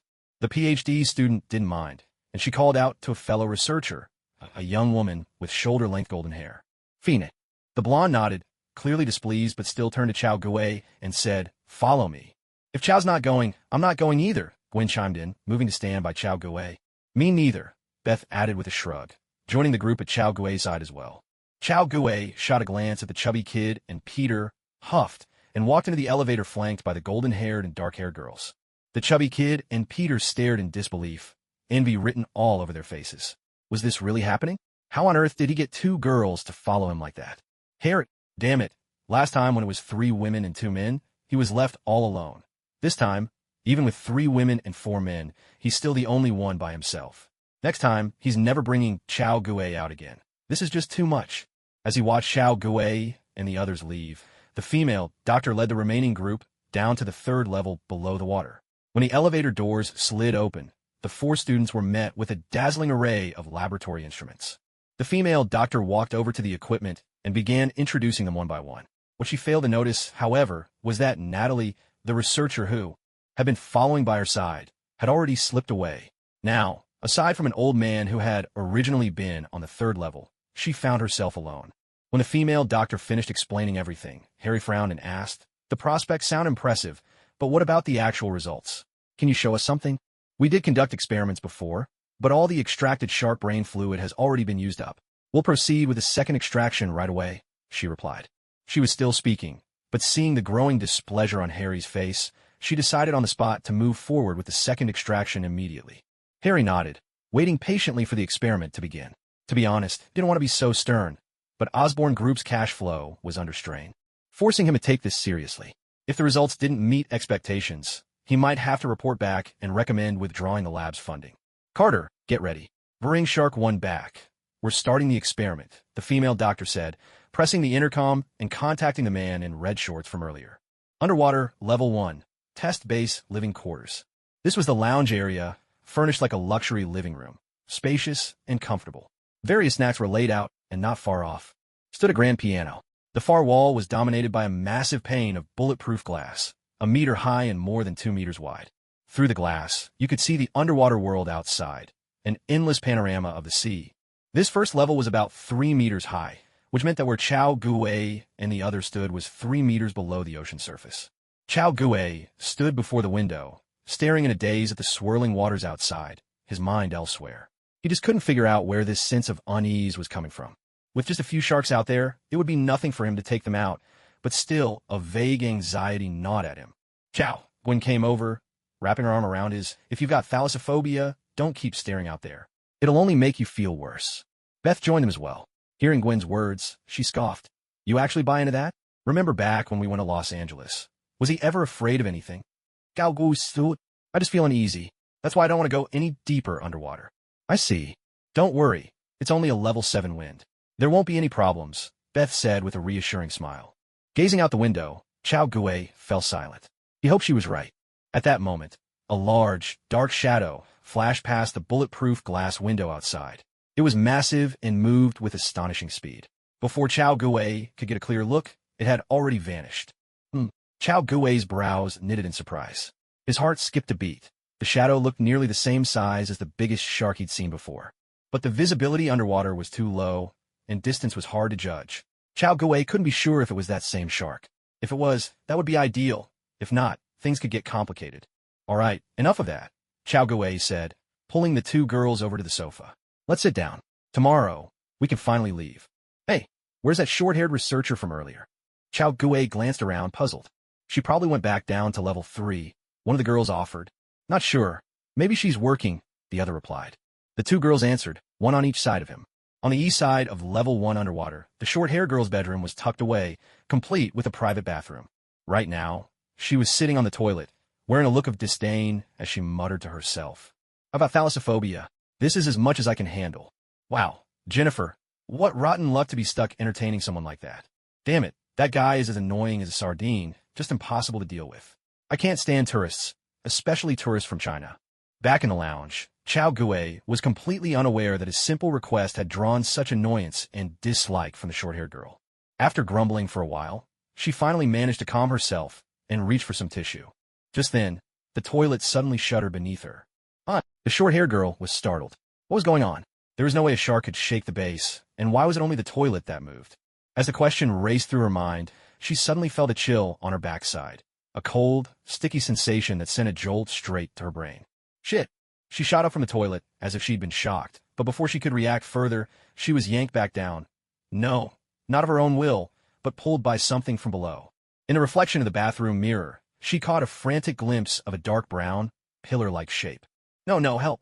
Somebody help! A sickening, wet sound erupted. Blood splattered everywhere.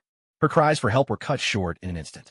The private bathroom fell silent once more, the only evidence of what had happened being a smear of blood on the wide mirror, silently bearing witness to the horror that had just unfolded. Suddenly, Chao Gui stood up from the sofa, glancing around with a look of uncertainty. Chao, what's wrong? Gwen asked, puzzled. I just felt the base shake a little. Did you feel it too?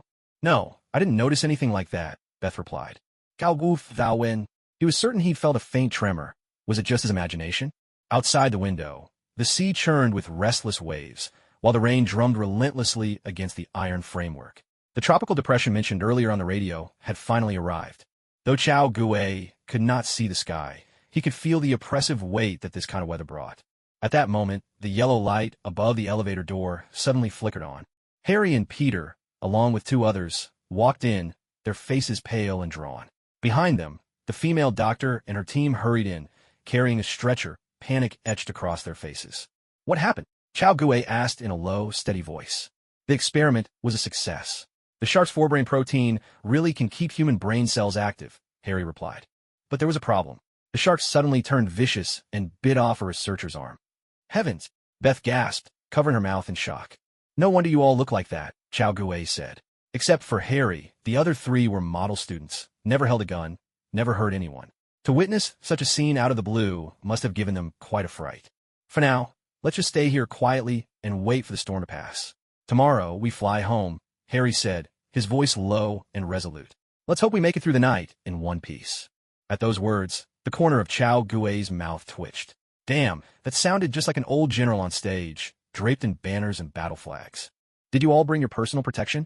Chao Gui asked. We did, Gwen, Beth, and Harry replied in unison.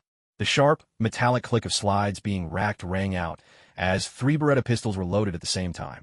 Little Blackie and Peter stared in disbelief. What the hell? Why were these 3 carrying handguns? 2 levels underwater in the laboratory.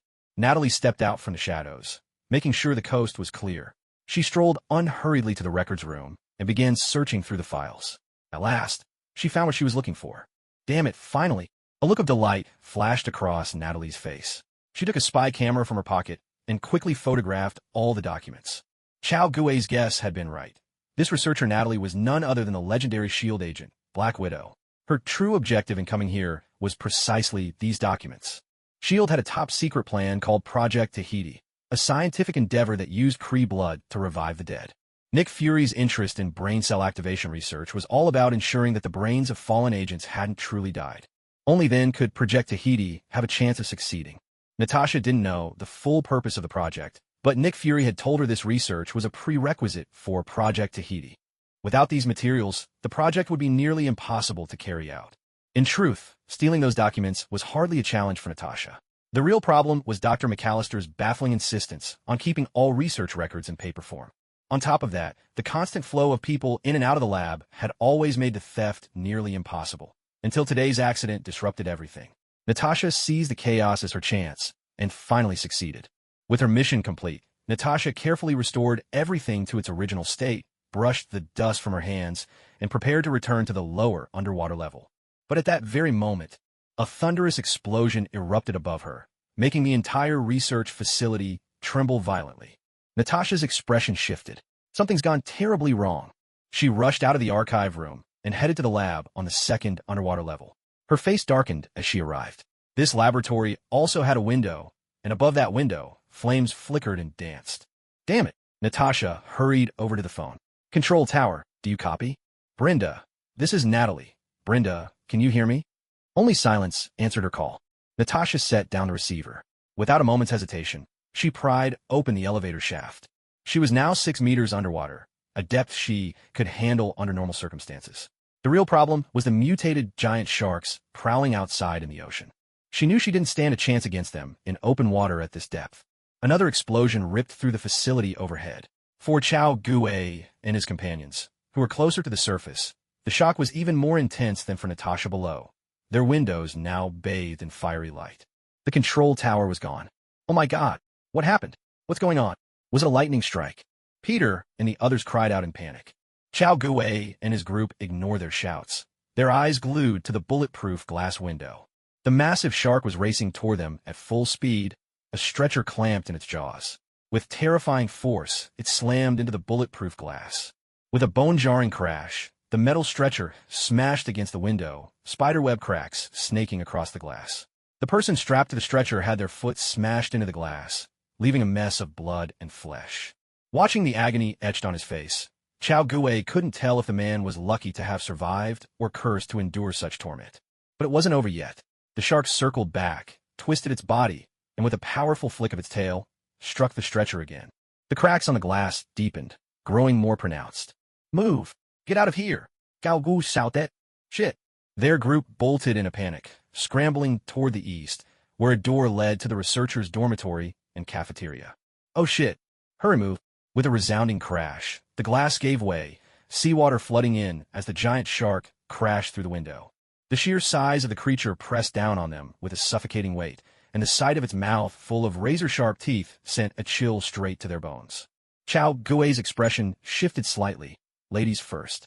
In no time, all the girls had managed to get out. Only the boys remained.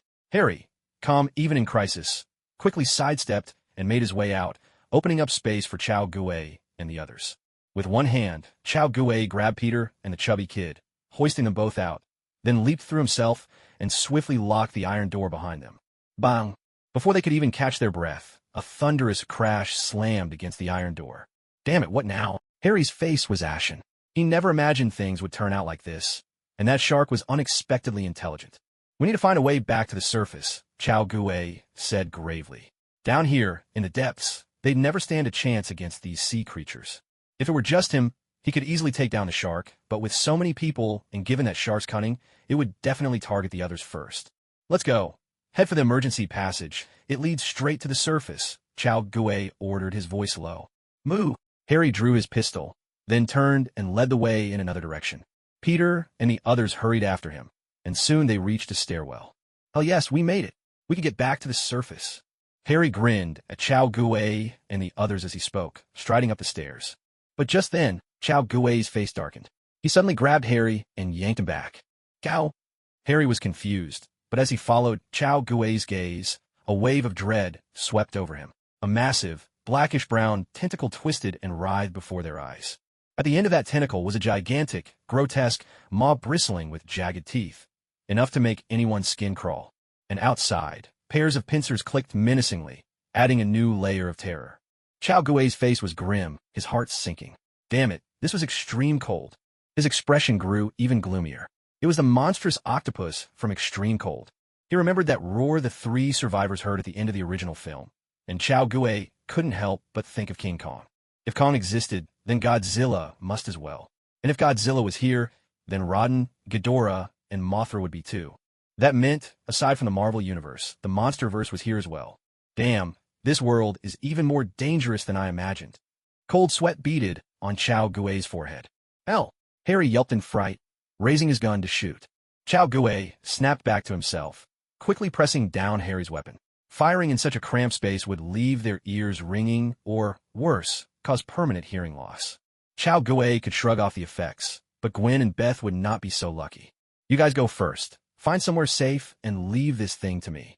"Gao Gu Bak Go. This. Let's go, Harry." Beth and Gwen grabbed Harry by the shoulders and dragged him along. "Don't disturb Chao.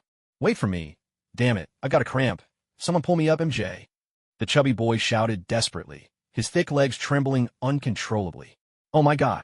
The black girl grabbed the chubby boy with one hand and Peter with the other, hurrying to catch up with Gwen and the others. Bang, bang, bang. Thunderous gunshots echoed behind them. Chao Guo's face was cold and grim. He fired 3 shots, but the bullets only slid off the tentacle's sticky surface. A guttural roar erupted as the mouth on the tentacle gaped wide, spewing out a rank, foul odor. Although the bullets hadn't pierced its skin, they had clearly hurt the creature. The dark, brown tentacle stiffened and rose, its mouth splaying open like a flower. In a swift, predatory motion, it lunged at Chao Guo as a giant python might strike its prey. Storm kick. With a contemptuous snort, Chao Guo's right foot shot out like lightning. There was a sharp crack as the air exploded at his toes, unleashing a pale blue slash that struck the tentacle with tremendous force. Smack! Surprisingly, the tentacle didn't break. It was like hitting bamboo with a blunt weapon. The bamboo was damaged but not severed. The tentacle before him was much the same. The razor-sharp attack merely knocked it aside, unable to slice it in half. Chao Guo's eyes narrowed. He had thought the bullets bounced off because of the sticky coating, but now it seemed that the giant octopus's skin was unexpectedly tough as well. The tentacle, enraged by pain, let out another furious roar, its mouth gaping as it lunged at Chao Gue once more. Chao Gue frowned slightly, pushed off with his foot, and leapt aside. If he couldn't break through from the outside, he'd have to destroy it from within. Just then, the tentacle, having missed its target, whipped around in a deadly arc, aiming for his back. Humph. I knew you'd try something like that. With a cold laugh, Chao Gue performed moon step, kicking off into the air. He twisted his body, narrowly dodging the attack, and at the same time tossed a grenade straight into the tentacle's gaping mouth. The tentacle twitched, as if confused by what it had just swallowed. The next instant, boom! A spray of sickly green fluid erupted in a burst of flame, shrapnel clattering against the surrounding iron walls. The tentacle was left with only half its length, writhing and twitching uncontrollably. From the base's perimeter came a monstrous, inhuman scream, neither truly beast nor man. Clearly, the pain was excruciating. Chao Gue let out a cold laugh and turned to look for Gwen, Beth, and the others. But just then, a figure suddenly emerged from the emergency passageway on the lower level, moving quickly, panic written all over her face. Chao Gue raised an eyebrow. Was that Natalie, the researcher rumored to be Black Widow? But before he could speak, 4 or 5 black-brown tentacles came slithering in pursuit, and then a round, bulbous head appeared behind them. Chao Gue's pupils contracted sharply. The giant octopus had actually burrowed its way into the base. Damn it, what do we do now? Inside a room, the chubby little blackie was shivering all over with fright, mumbling endlessly to himself, his rolls of fat trembling uncontrollably. There's no way out for us right now. We can only stay put, Gwen said in a low, steady voice, her beautiful face clouded with worry. That won't work. What if water starts flooding into the room? Harry asked anxiously. Gwen pulled Chao Gue's backpack over, rummaged through it, and handed out 8 portable oxygen tanks. Originally, Chao Gue had prepared 2 for each of the 4 of them, but with the situation so uncertain, she had no choice but to distribute them now. Stay alert. I'm sure there's more than one tentacle out there, Beth said, keeping her handgun at the ready as she scanned the room, her heart sinking with dread. They weren't fools. Firearms underwater were an entirely different story than on land. An AK-47's range underwater barely reached a meter, never mind the small 9mm pistol in her hand. There was a thunderous crash, a sound that felt as if it had struck right against their hearts. Damn, it's that shark. Beth's face turned grim. Water was already seeping in from beneath the heavy steel door.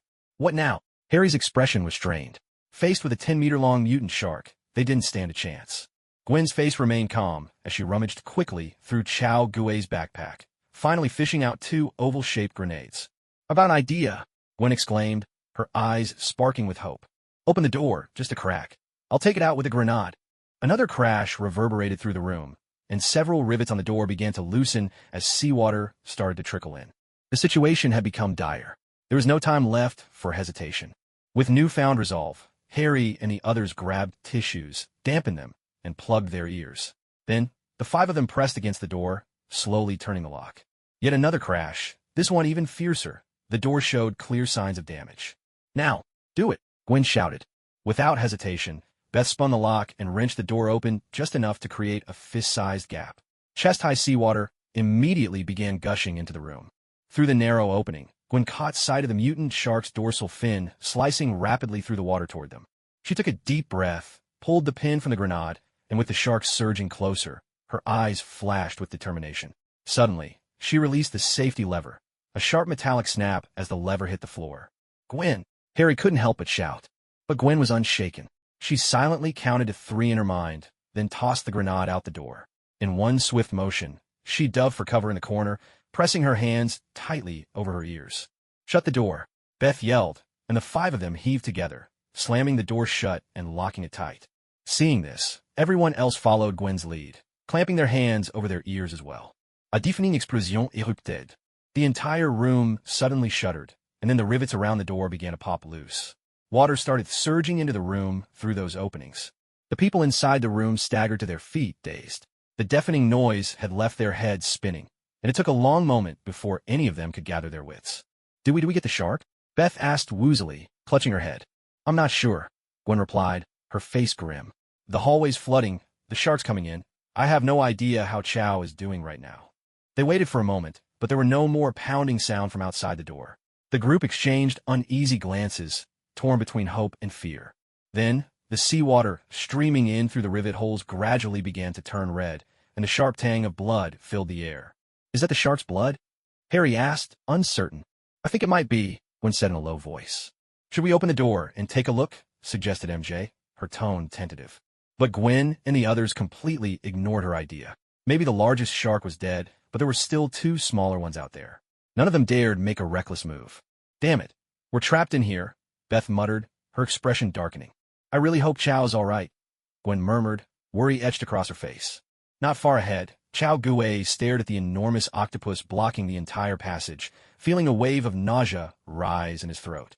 It was a massive octopus, its whole body a mottled black-brown, covered with fleshy spines and speckled patterns. It looked disturbingly like a giant sea cucumber, albeit one with 8 writhing legs. At its center, 2 beady eyes and a columnar mouthpart stared back at him. Revulsion twisted Chow Gue's features. If he remembered correctly, this creature's way of eating was to drink. It would swallow its prey whole, dissolve everything but the bones with digestive juices, slurp up the liquefied remains, and finally spit out the bones. Chow Gue recalled a scene from the original story, where a man survived even after half his body had been melted away. The memory was so horrific, it had haunted him since childhood. And now, waist-deep water surged in behind him, giving the octopus an unmistakable advantage. "Oh, thank God, this is perfect," researcher Natalie exclaimed with relief. "Please help me. That thing was chasing me." Chow Gue's face remained impassive. This woman was interesting. Most would be paralyzed with fear at the sight of such a monstrous creature. But apart from her disheveled hair and clothes, Natalie seemed remarkably composed. "All the exits are blocked. If you want to survive, don't even think about running. Fight it," Chow Gue said calmly. In fact, this was a perfect chance to see if she really was the Black Widow. Aye, Natalie's eyes brimmed with tears, her whole demeanor fragile and pitiful. Chow Gue acted as if he hadn't noticed. He raised his gun and fired at the giant octopus. Bang, bang, bang. 3 bullets flew straight at the giant octopus's eyes, but it reacted with incredible speed. 2 of its tentacles whipped through the water, blocking the shots that Chow Gue fired. At that moment, the sound of churning water erupted behind him. Chow Gue spun around abruptly, only to see a shark, nearly 1.5 meters long, racing towards him. Researcher Natalie had already vanished without a trace. With a sudden splash, the shark thrashed its tail and leapt from the water, its gaping maw bristling with razor-sharp teeth, closing in on Chow Gue's head. At the same time, a gust of wind seemed to howl above him. A tentacle lashed down from overhead, aiming directly at him. This giant octopus was frighteningly intelligent, striking ruthlessly at the weakest moment without hesitation. "Damn it!" Chow Gue's expression darkened. These two creatures really were pushing him to the limit. The tentacle slammed down, just grazing Chow Gue's body before crashing into the water, sending up a towering spray. Meanwhile, the shark's jaws, missing him by a hair, snapped down right onto the tentacle instead. "Rokushiki, Kamie."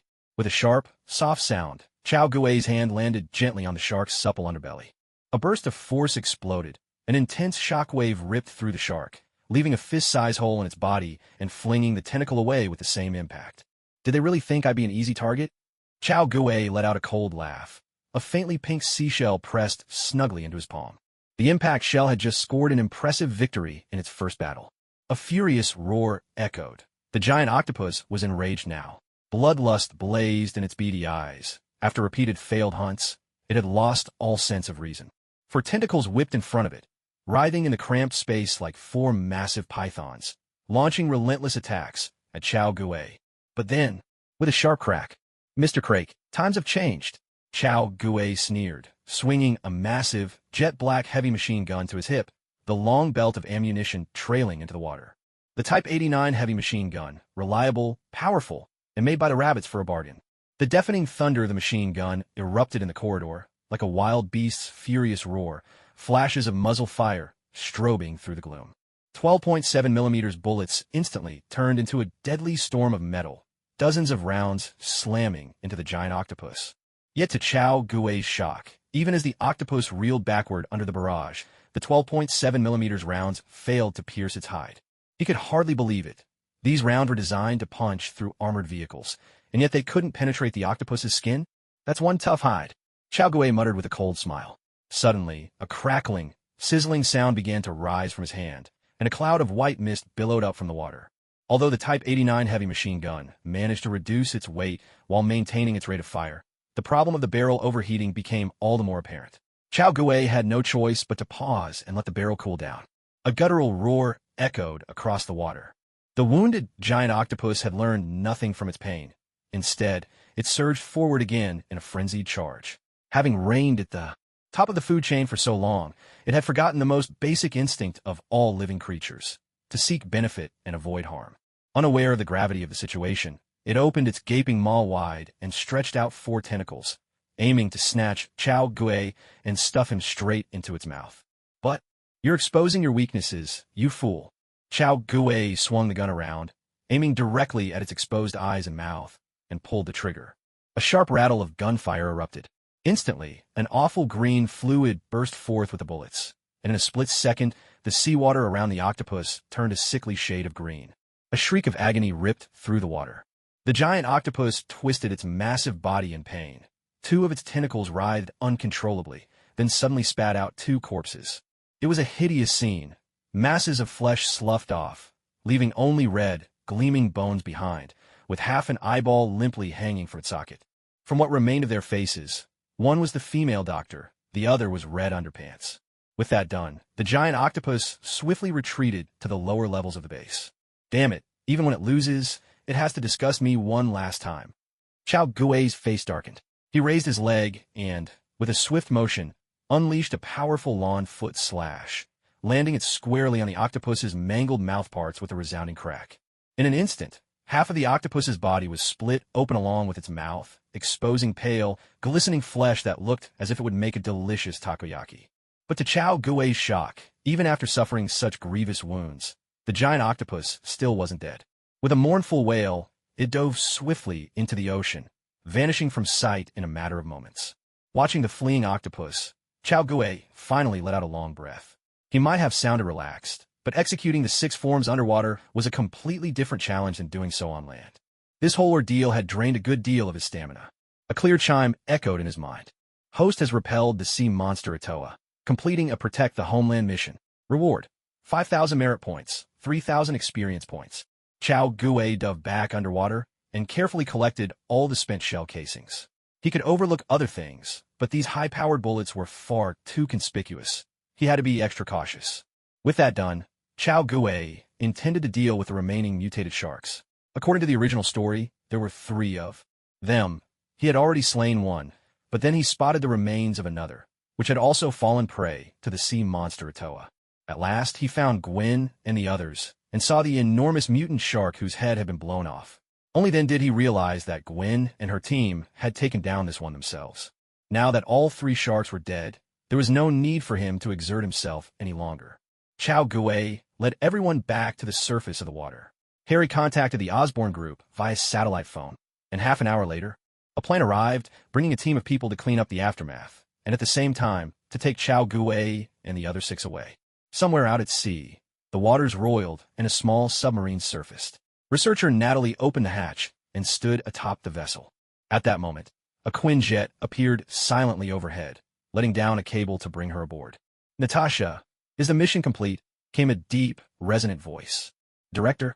Natasha looked in surprise at the powerfully built, one-eyed man before her. "What are you doing here?" "This concerns the Tahiti project. I have to be cautious," Nick Fury replied. "Where's the mission data?" "Right here." Natasha pulled out a spy camera and tossed it to Nick Fury. "Tell me everything that happened," Nick Fury said, eyeing the slightly weary Natasha. "So that's how much happened." Nick Fury stroked his chin, the light in his single eye flickering. "This data will be a heavy blow to Osborne," he said, weighing the spy camera in his hand before dialing a number. "Hill, get ready. We're going to short Osborne Group stock for a while." "Director, I don't understand." "We got something damaging to Osborne. Might as well make a profit off it," Nick Fury replied with a sly chuckle. "Yes, understood." Aboard the helicopter, Gwen and Beth leaned against Chao Gui's shoulders, quietly asleep. Compared to the excitement on their way out, the mood in the cabin now was heavy and subdued. According to Harry, everything else would be handled by the Osborne Group and wouldn't involve them. Accordingly, Chao Gui and the other 6 students were to keep silent about the matter. But at this moment, Harry's face was grim. The lab was completely destroyed. Not only was no research data salvaged, but even the project lead was dead.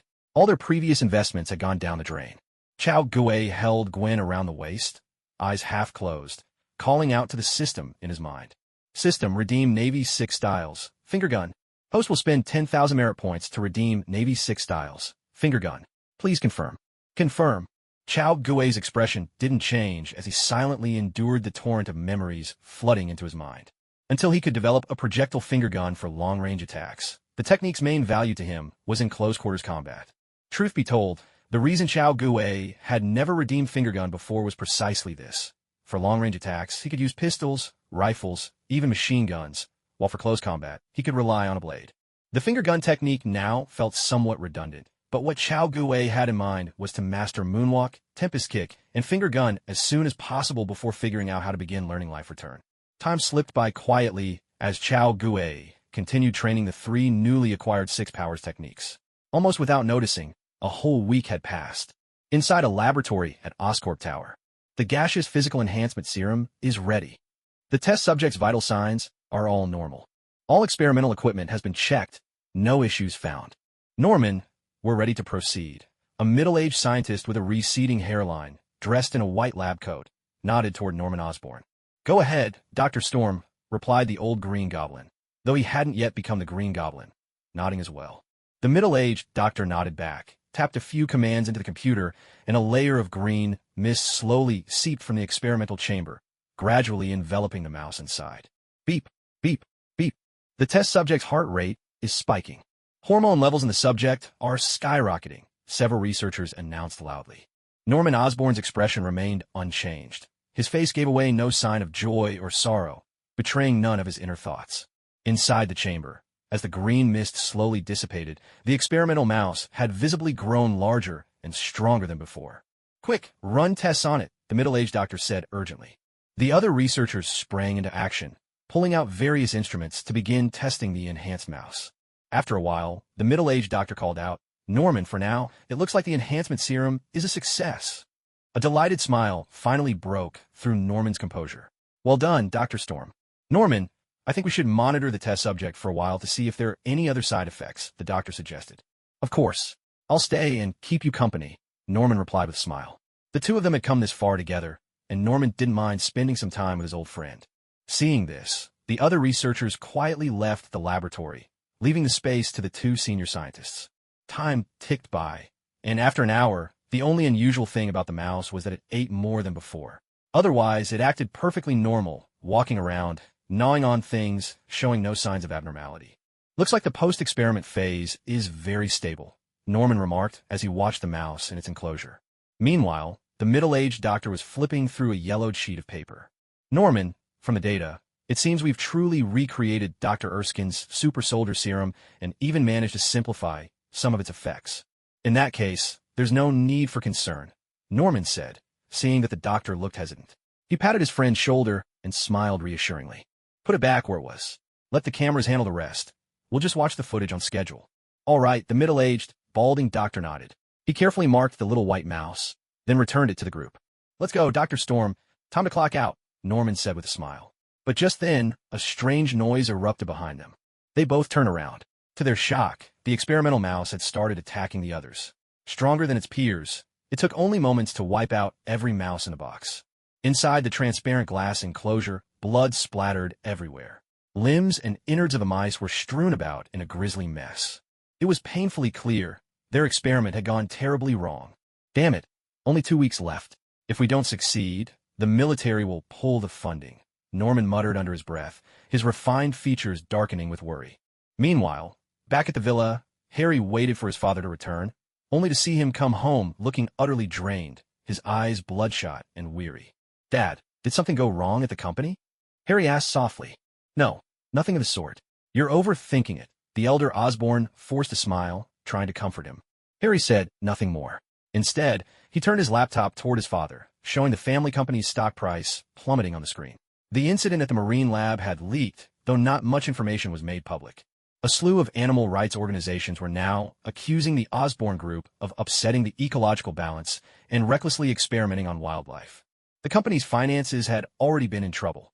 Now things looked even bleaker. Don't worry, we still have military funding. We'll pull through, Norman reassured him with a smile. New Jersey villa. After a shower, Chao Gue lay on his bed and opened his laptop. Gwen had gone home for the evening, leaving Chao Gue alone with the empty room. He'd thought about going to see Beth, but by the time his training finished, it was already late. On second thought, he dismissed the idea. Logging into the FBI database, Chao Gue hesitated for a moment, then typed in the name Benjamin. If he remembered correctly, the treasure-hunting ghostwriter was called that. Chao Gue stroked his chin, fuzzy on the plot, but he recalled watching the movie in class. The teacher had pointed out an interesting fact. The protagonist's name was the same as the man on the $100 bill. That simple tidbit had stuck with Chao Gue since middle school. Zing-jong, zing-jong. Suddenly, the doorbell rang. Chao Gue's eyebrows shot up. He climbed out of bed to answer the door, curious to see who would visit at such a late hour. To his surprise, it was Beth. She stood there in a form-fitting blue suit, with sheer black stockings accentuating her slender legs. Chao Gue's eyes lit up, and he couldn't help but feel both admiration and excitement. "Did you miss me?" Beth asked softly, her hand caressing Chao Gue's cheek. "You naughty thing." "I did. How much did you miss me?" "You'll find out in just a second." Chao Gue chuckled mischievously, scooping her up into his arms.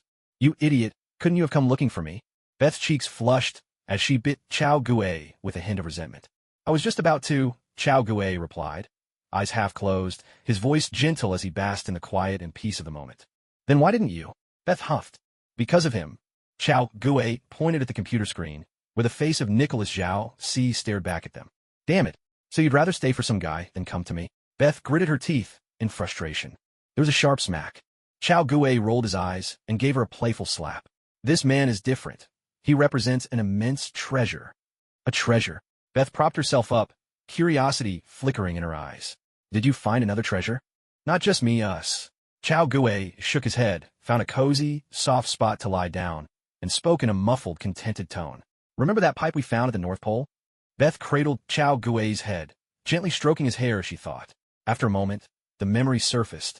"So there's a clue to the treasure on that pipe?" "Sort of, but it's not the whole story," Chao Gue explained.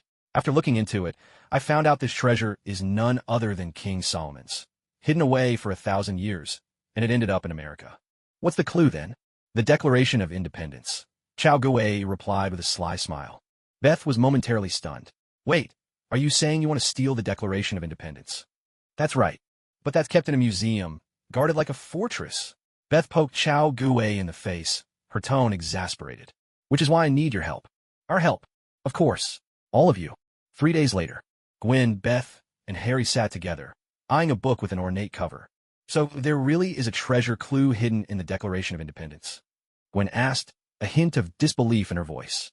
Lately, she'd taken an interest in American history, but she never imagined she'd stumble across such a wild tale. Chao Gue pulled out a slip of paper, the inscription from the pipe. Harry stroked his chin thoughtfully. His family's finances had hit a rough patch, and he wondered if this treasure might be enough to rival King Solomon's fabled hoard. The whole thing sounded more than a little tempting. "So, folks, how are we supposed to get the Declaration of Independence?" Beth asked. "The museum security is insane. Forget stealing it. Even getting close could set off the alarms." "No problem," Harry said with a cheeky grin. "I'll take care of all the museum's alarms and security cameras." "That's not enough," Gwen interjected. "The display case is encased in 3 centimeters of bulletproof glass. Unless you have a bomb, there's no way to crack it open." "It's not a big problem," Chao Gue said with a smile. "This thing needs maintenance from time to time. If we can trigger the alarm, it'll be sent to the maintenance room, and that's when we make our move. Let's go, folks, time for a treasure hunt." Rubbing his hands together in anticipation, Chao Gue was already planning to use this money to start his own company. That way, even if Hydra was exposed, and S.H.I.E.L.D. or the U.S. military came after him, they'd have to think twice about the consequences of messing with someone so well-capitalized. "Okay, let me go grab a few things first," Harry said quickly. Half a day later, the 4 of them arrived in D.C., Washington, D.C., to be exact, the heart of America's culture and politics. In the distance stood the Washington Monument, which, if memory served, would be spectacularly taken care of by Tom Holland's version of Spider-Man a few years down the line. Inside the museum, Gwen and Beth walked in hand, entering the exhibition hall. The security guards glanced their way, then promptly looked elsewhere. After all, they looked like ordinary students, and with their deliberately chosen outfits, every security guard simply overlooked them. "Guys, I'm in," Harry's voice crackled through their earpieces. "I've connected to the museum's data. In 3 minutes, I'll have full control over the surveillance system." Hearing Harry in their ears, Gwen and Beth exchanged a glance and began to drift along with the other visitors. 3 minutes later, they just so happened to arrive in front of the Declaration of Independence display case. With a subtle move, both Gwen and Beth aimed a red laser pointer at the temperature sensor inside the case. Moments later, an alarm blared through the hall, and with a mechanical click, the glass case protecting the Declaration of Independence sank into the underground storage vault. The staff would need to perform maintenance before it could be displayed again. Watching through the cameras, Harry saw the Declaration being secured in the underground storage room. Chow, Gwen, and Beth have completed their part. Copy that. High in the treetops, Chow Gue sat atop his cloud orb, slowly drifting toward the top floor of the museum, then slipped into the building through a ventilation duct, making his way to the elevator shaft. This was the staff elevator, and without fingerprint authorization, gaining access was impossible for most, but for Chow, it was no problem at all. He released his cloud orb once more, stood upon it, and quickly changed into an employee's uniform. For good measure, he even stuck on a Tony Stark-style goatee and popped in some colored contacts, turning his irises a pale green. "Hey Chow, where are you? I can't see you on the cameras." Harry's voice came suddenly. In the elevator shaft, Chow replied, preparing to enter the elevator through the emergency hatch on top. "All right, I've swapped all the surveillance footage. As far as the system's concerned, you're invisible now." Chow nodded and gently lowered himself onto the elevator, twisting open the emergency hatch. According to Harry's updates, the elevator was empty at the moment. Chow was clear to move ahead. And so, just like that, Chow Gue swaggered right into the very heart of American cultural heritage. If he were to set a fire here, well, the thought was tempting, but the gain would be zero. Best to forget it. "Harry, where's the storeroom?" "Go straight ahead. It's the second door on your left, about 10 meters away," Harry replied. "But there's a catch. It's password protected. Unfortunately, hacking locks isn't my forte. I only took control of the surveillance system, not the access doors." "So what now?" Beth asked anxiously. "It's not a big deal. We'll find a way," Chow Gue replied in a low voice. "Harry, how many people are in the storeroom?" "Just one." "Oh, she's a tall blonde, and quite a looker," Harry said with a mischievous chuckle. "Chow, fancy charming her? That would speed things up for us big time." Chow Gue's lips twitched, but he didn't answer. After all, both of his girlfriends were listening in. Sure enough, Gwen's scolding voice came through his earpiece, with Beth chiming in to berate Harry for his terrible suggestion. Chow Gue ignored the commotion and leaned silently against the wall beside the door, waiting for the person inside to come out. If he couldn't get in, sooner or later, someone would have to come out. About half an hour later, Harry reported that the blonde was about to leave. No sooner had he finished speaking than there were footsteps at the door. A blonde woman appeared in the doorway.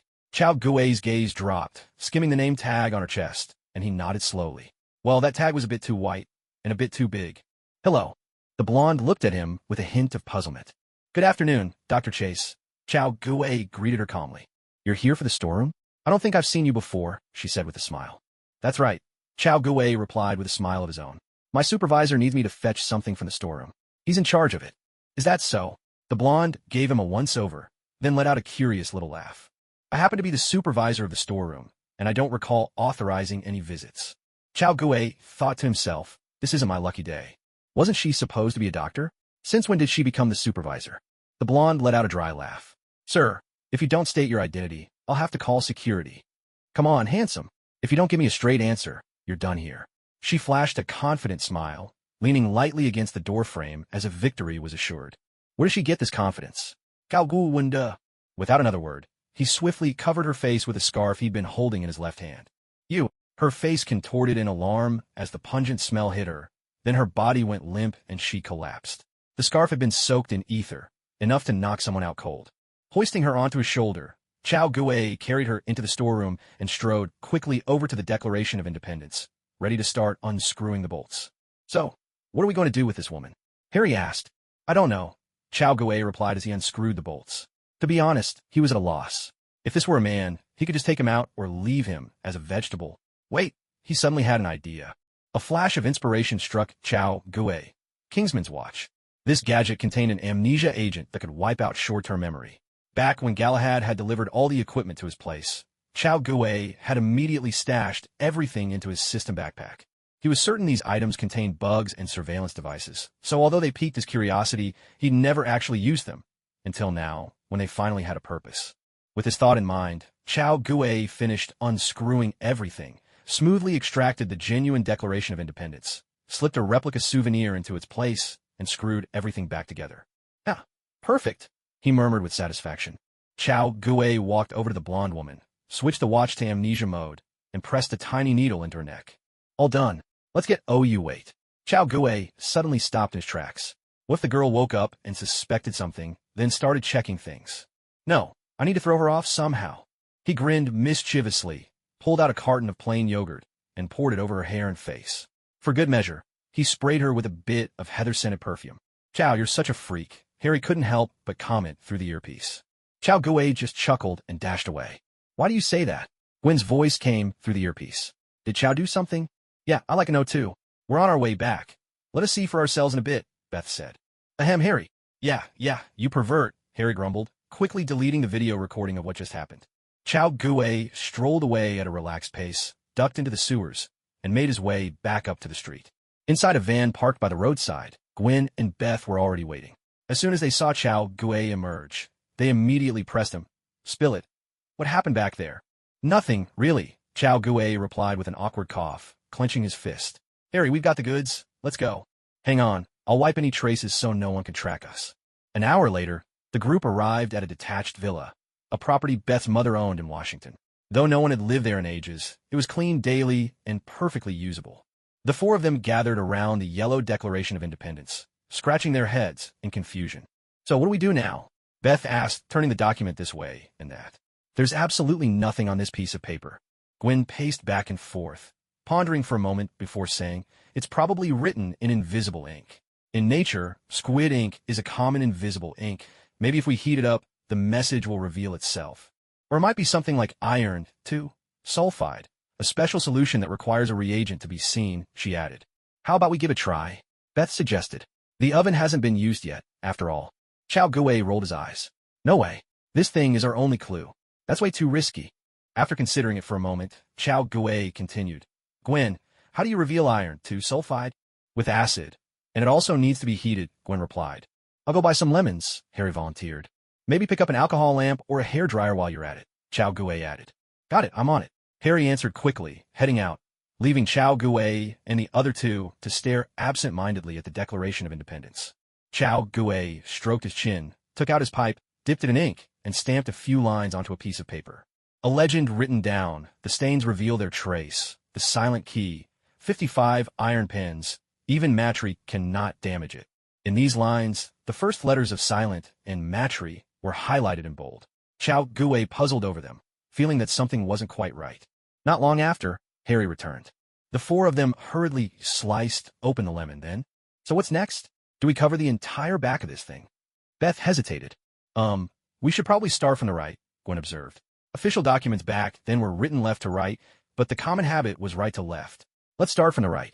All right. Chao Gue dipped a cotton swab into the lemon juice, applied it to the paper, and held it over the alcohol lamp. Sure enough, a tiny symbol and a string of numbers gradually appeared.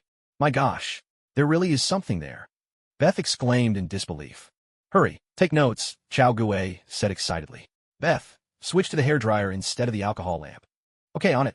Beth rubbed her hands together, her eyes shining with anticipation. Their faces were alight with excitement. Any clue hidden on the back of the Declaration of Independence hinted at a tremendous treasure. After a flurry of activity, a string of numbers lay before them. Chao Gue scratched his head, trying hard to recall the plot from the original book, but his mind was blank. He couldn't figure out what the numbers meant. What are these? Harry asked, frowning. I have no idea, Chao Gue admitted, spreading his hands. This is probably an Ottendorf cipher, Gwen explained. Basically, it's a code where the numbers refer to a certain page, line, and letter in a book or document. So, which book or document are we supposed to use? Beth asked. It must have something to do with silence, Gwen said, picking up the lines stamped from the pipe. The silent key. Chao Gue frowned slightly, then shifted his gaze back to the words on the pipe. The word silence and the initials of Matra were both bolded. Could this mean that silence was actually a person's name? With this thought, Chao Gue pulled out his laptop and began searching, entering the keywords silence, book, and American history. Soon, a piece of information popped up, the letters of Silence Dogood. Silence is a transliteration, which literally means silent, or without a voice. And as it turned out, Silence Dogood was actually Benjamin Franklin, the man who flew the iron kite and invented the lightning rod. Franklin once wrote 14 letters under the name Silence Dogood, and in Chinese, The name carries the meaning of doing good deeds without seeking recognition. Let's go, everyone. We need to visit the museum one more time and see what's written there. Chao Guwei said with a smile. I'll go with Beth, Gwen interjected quickly, concerned for Chao Guwei. You two should get some rest. No need, Chao Guwei replied, smiling. You two are already on the museum's security radar. If you show up again, it'll look suspicious. Harry and I can handle it. All right then. You two stay here and keep good notes. Let's see what information we get, Chao Guwei added. No problem, Beth replied from the side. Darling, read the numbers again for me, Chao Guwei said through the headset. Okay, Gwen answered immediately. 10, 11, 8, 10, 4, 7, 9, 2, 2, 18, 7, 4, 13, 10, 4, the, ha, u. Chao Guwei's eyes flickered as he quickly translated the numbers into letters. Meanwhile, Harry wandered nearby, drawing the attention of the security guards. Before long, Chao Guwei had converted all the numbers Gwen provided into letters. All done, Chao. You guys can head back now. Copy that. Chao Guwei and Harry hurried back to the villa. Gwen, what do those letters mean? Harry asked anxiously. The Osborne group was in serious trouble, and he desperately needed the funds to help turn things around. To see the treasured past, you must follow the shadow at the right moment, and go beyond pass and stow. Beth recited the entire line, then shrugged. I don't know about the rest, but pass and stow are clear enough.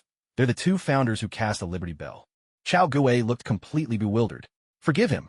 He knew nothing about American history. Oh, it's the Liberty Bell. Harry's eyes lit up. What are we waiting for? Let's go to the Liberty Bell. No, Gwen shook her head. There are 2 lines before that. If we don't figure those out, it'll be impossible to find what we're looking for. So were those 2 lines? Chao Guwei spread his hands. If it were a classic Chinese poem, he might have understood, but this American stuff was just beyond him. I don't understand the first line, Gwen said, spreading her hands as well.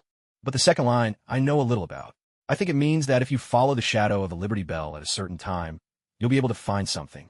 So, what time would that be? Chao Guwei asked. Could it be the time when the Liberty Bell was cast? I don't think so. Harry shook his head. The casting of the Liberty Bell happened over a period, not at a specific moment. This time must have something to do with Sirens Dude, Chao Guwei mused, sitting down on the sofa and thinking for a moment. After all, the clue about the Liberty Bell came from his letter.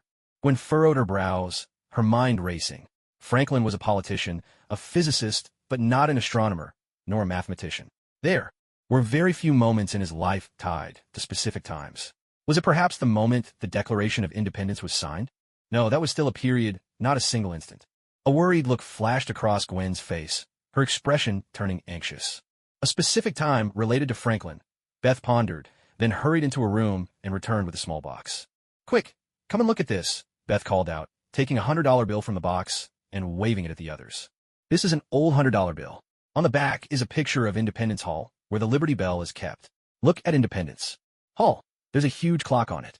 The hand on the clock points to a specific time, and this picture was painted by one of Franklin's friends. The 3 of them leaned in for a closer look, but the markings were so tiny they couldn't make out the time. Beth took out a magnifying glass and finally managed to see it clearly. 2:20 in the afternoon. What time is it now? They all looked up, eyes sparkling with excitement. Chao Guwei checked the time.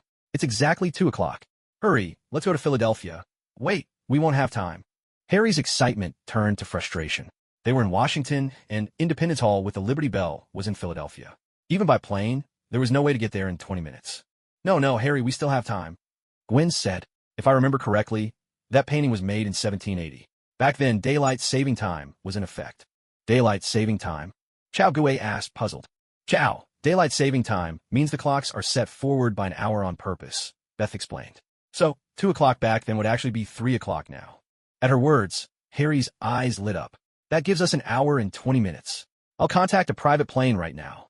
With that, he dashed out, barely able to contain his excitement as he made the call. Chao Guwei shrugged his shoulders. Thankfully, he had the 3 of them with him. Otherwise, he truly wouldn't have figured out all these convoluted clues. Half an hour later, the private jet took off, carrying the 4 of them to Philadelphia. Without any hesitation, Harry called the Osborne branch in Philadelphia to arrange a few cars, and the group sped straight to the Liberty Bell. It's 3:13 p.m. now, 7 minutes to go, Chao Guwei said, checking his watch. Let's head up. The weather's nice today, so the shadow should be clear. With that, he led the way up the clock tower. The 4 of them carefully avoided the staff, weaving through nooks and crannies until they quietly reached the very top of the tower. The shadow's over there, southeast, Beth whispered. They walked over and saw the shadow cast against the wall of the building below. Follow the shadow at the right moment. Cross pays and STO, Chao Gue said with a smile. Looks like we found it, folks. Let's go down and take a look. Chao Gue led the other three to the wall, following the shadow's outline. At last, they discovered a small, round indentation on one of the bricks with a pattern carved inside. Hey, this pattern looks just like the one on the back of the Declaration of Independence. Gwen exclaimed in surprise. That means we're in the right place, Chao Gue said with a grin, pulling out a dagger and prying the brick loose. Huh, there's nothing inside, Beth said, peering into the hollow space, but finding nothing. Chao Gue turned his wrist, revealing that the brick was hollowed out from the back, and inside the empty brick was a strange-looking pair of glasses. The glasses had 6 lenses in total, 2 large and 4 small, and all 4 of the smaller lenses could be moved. Are these glasses meant to read the Declaration of Independence? Harry wondered aloud. All 3 clues about seeing hidden treasures match up, so they must be, Gwen said with a smile. Let's go back and try it out, Chao Gue suggested with a laugh. Okay, follow me, Harry said. My father once bought a house here for Osborne. I spent my childhood in this very place. Chao Gue couldn't help but twitch his lips. Trust a capitalist to have property everywhere. In the living room of a manor villa in the western part of Philadelphia, Chao Gue put on the peculiar glasses and looked at the Declaration of Independence again. To his astonishment, the yellowed parchment burst into a brilliant array of colors. Chao, what do you see? Harry asked anxiously. Right here on the wall. It's written here in the wall, with an extra, Chao Gue replied, moving his gaze lower. To his surprise, he saw the symbol of a circular clover, a mark reminiscent of the enchantment Odin carved onto Thor's hammer. So, was this a coincidence, or was it intentionally left behind?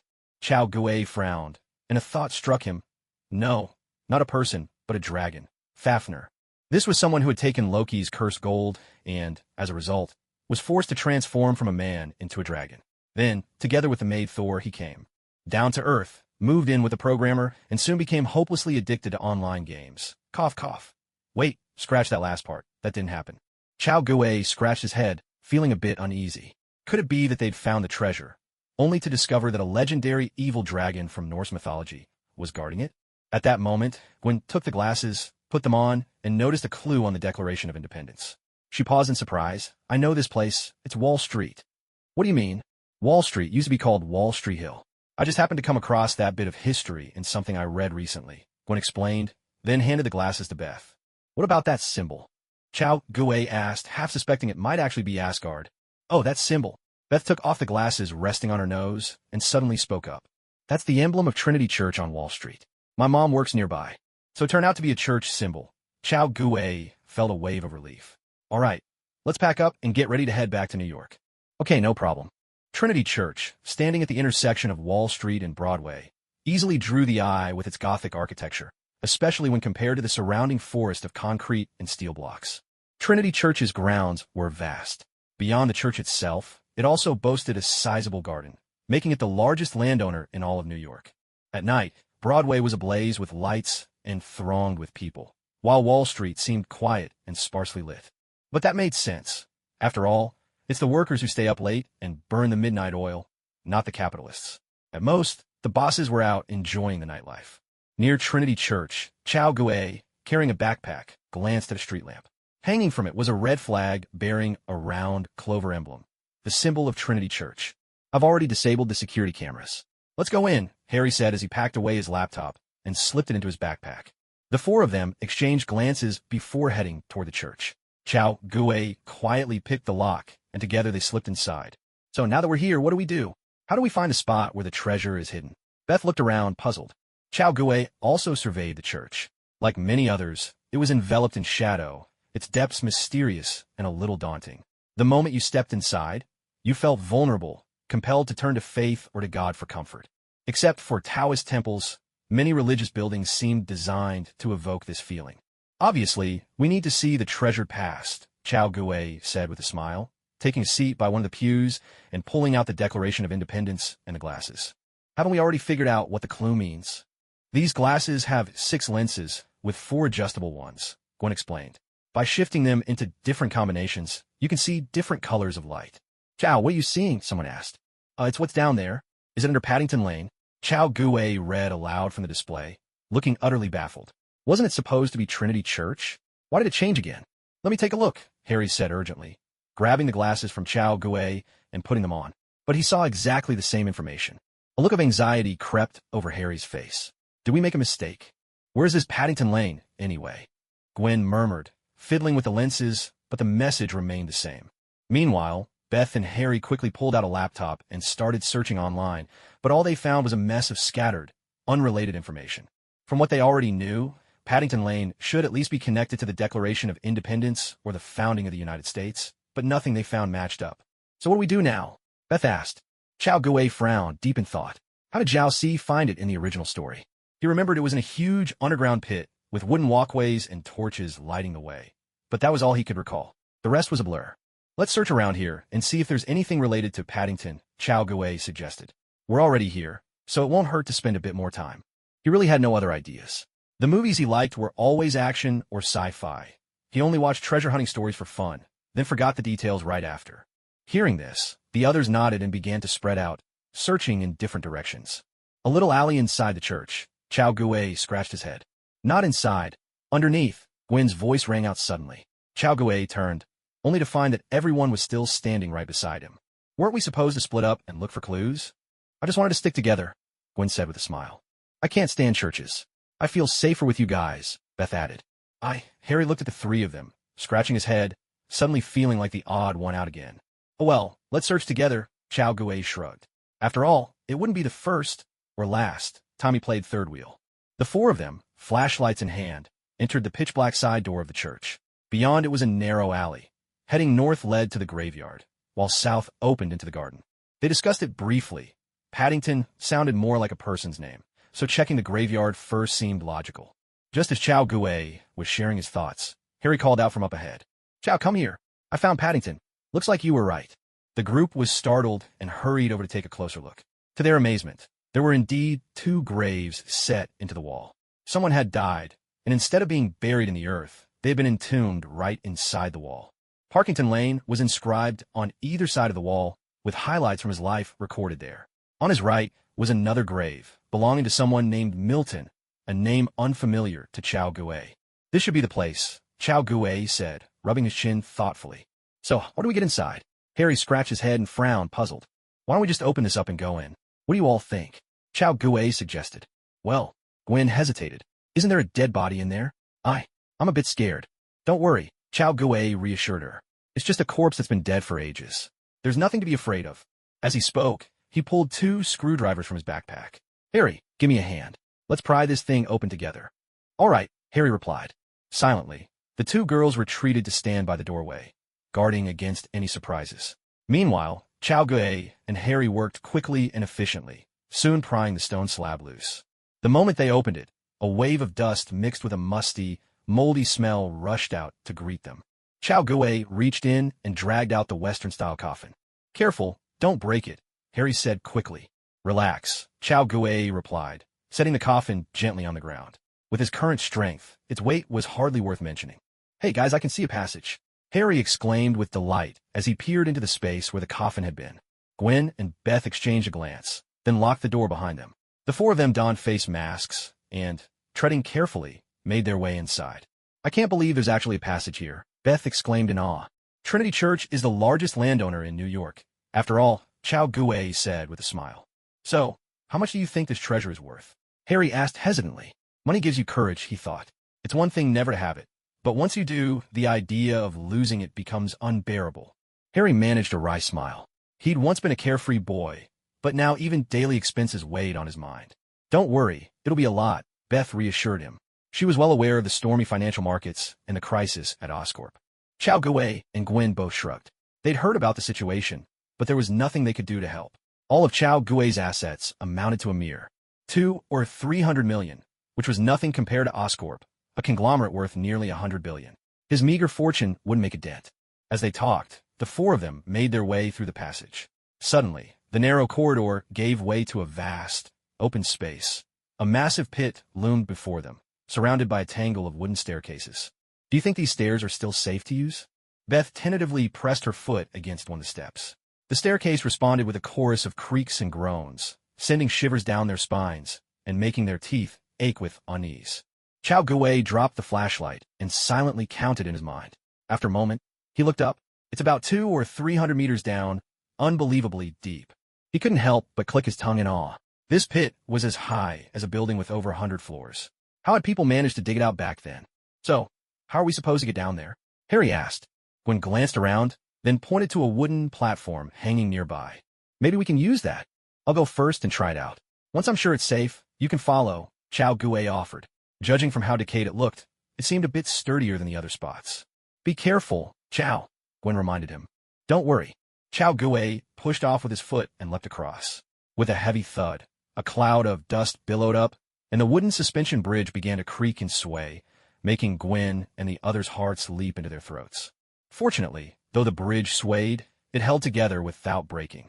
Crouching down to inspect it, Chao Gue noticed the wood here was different from that used in the nearby stairs. Chao, are you all right? Beth called out, worry in her voice. Relax, I'm fine, Chao Gue reassured her, bouncing lightly on the spot. Aside from the dust, nothing else happened. With that, he turned a crank on the side, and the bridge began to lower slowly. The three on the ledge looked on with concern. The pit below was pitch black, with only the faint light of the dropped flashlight at the bottom and Chao Gue's figure, growing smaller as he descended. Standing on the bridge, Chao Gue was gradually lowered. But when he reached halfway, he realized the rope wasn't long enough. He was still about 50 meters from the bottom. At that moment, he spotted a small wooden bridge jutting from the pit wall ahead, leading to a room carved into the rock. Chao, what's your situation? Harry's voice crackled in his earpiece. I found an empty room here. There's nothing inside. Never mind. I'll come back up and bring you all down together. Saying this, Chao Gue turned the crank to ascend, returning to the top and helping each of the others into the empty room on the pit wall. Once the last person had crossed, he secured the suspension bridge and joined the others inside. They looked around, finding the floor covered in a thick layer of dust, nearly a centimeter deep. Confusion swept over them. Damn it, don't tell me someone got here first, Harry exclaimed, his frustration boiling over. Gao Woof Thou Wen. Judging from what they'd seen along the way, Nicholas Zhao Si hadn't started searching for the treasure yet, which meant it should still be here. But the room was completely empty. Let's keep looking. Don't panic, Harry, Chao Gue said calmly. At his words, the group fell silent and quietly began to search for clues, though a heavy air settled between them. Chao Gue glanced around and noticed 3 or 4 arched recesses in the walls, resembling windows. In this room, aside from an oil lamp, these recesses were the only things that stood out. There's nothing here. Beth kicked a stone on the ground, her voice tinged with frustration. After working hard for 2 or 3 days, they'd ended up with nothing at all. Chao, Beth, come here quick. Suddenly, Gwen called out. The 3 of them paused in surprise, then hurried over. Gwen, did you find something? An eye. It's the all-seeing eye, Gwen said. She had discovered a mural on the wall, painted in the shape of an eye. What's the use of that? Beth asked, puzzled. Don't you remember? Gwen replied. Our very first clue, the pipe, it had an all-seeing eye on it. Gwen's right. Chao Gue nodded in agreement. Maybe there's a clue hidden here. Come on, let's look around. Harry urged them, his excitement mounting. Chao Gue searched the area and soon spotted a metal protrusion on the rock wall. Chao Gue's eyes lit up instantly. I think I found something. He brushed the dust off, and the 3 of them peered closer. It was a rather large, cylindrical button. Let's open it and see. Their faces were alight with excitement. Thankfully, they hadn't given up. With a sudden push, Chao Gue pressed the button. There was a sharp click, and the wall with the all-seeing eye mural trembled before slowly shifting aside, revealing a narrow gap. Looks like the treasure is finally ours, folks. Chao Gue chuckled, giving the stone door a forceful shove. We did it. Gwen and Beth hugged each other, jumping up and down, celebrating their victory before it had even arrived. Harry's face was flushed with excitement. At last, his father could breathe easy, no more rushing headlong into dangerous research projects. But when Chao Gue swung his flashlight inside, he froze. The joy on his face vanished in an instant. Inside was just like outside, tangled with cobwebs, a few candle holders scattered across the floor, several chairs eaten away and rotting from insects. It was all laid bare, nothing but dust. No treasure as they'd imagined, no piles of gold as they'd hoped. Absolutely nothing. Damn it, damn it. The flush drained from Harry's face, leaving him ashen. It was as if he'd fallen from heaven straight into hell. The pain was almost unbearable. It wasn't just Harry. Gwen and Beth's faces were also turning a stony shade of blue. That feeling of despair turning to hope, only to collapse back into despair, was simply excruciating. Shit, all this effort for nothing. A flash of anger crossed Gwen's face. She kicked a chair with a crash, sending splinters flying and a cloud of insectine dust billowing up. Faced with such bitter disappointment, even Gwen, ever the lady, couldn't help but lose her composure. Chao Gui, however, frowned deeply. This wasn't right. He remembered clearly that the treasure in the original story was real. Zhao Si hadn't shown up yet, so there was no way anyone could have gotten there before them. Chao, let's go back, Beth said. Let's stop searching. Someone already took it. Listen to me, everyone. Chao Gui said in a low, firm voice. The treasure is real. Think about it. On our whole journey here, do we see any signs that someone found the clues before us? Chao Gui looked around at everyone and raised his voice. No, we didn't. The Declaration of Independence? No. Silence, Dugud's letter?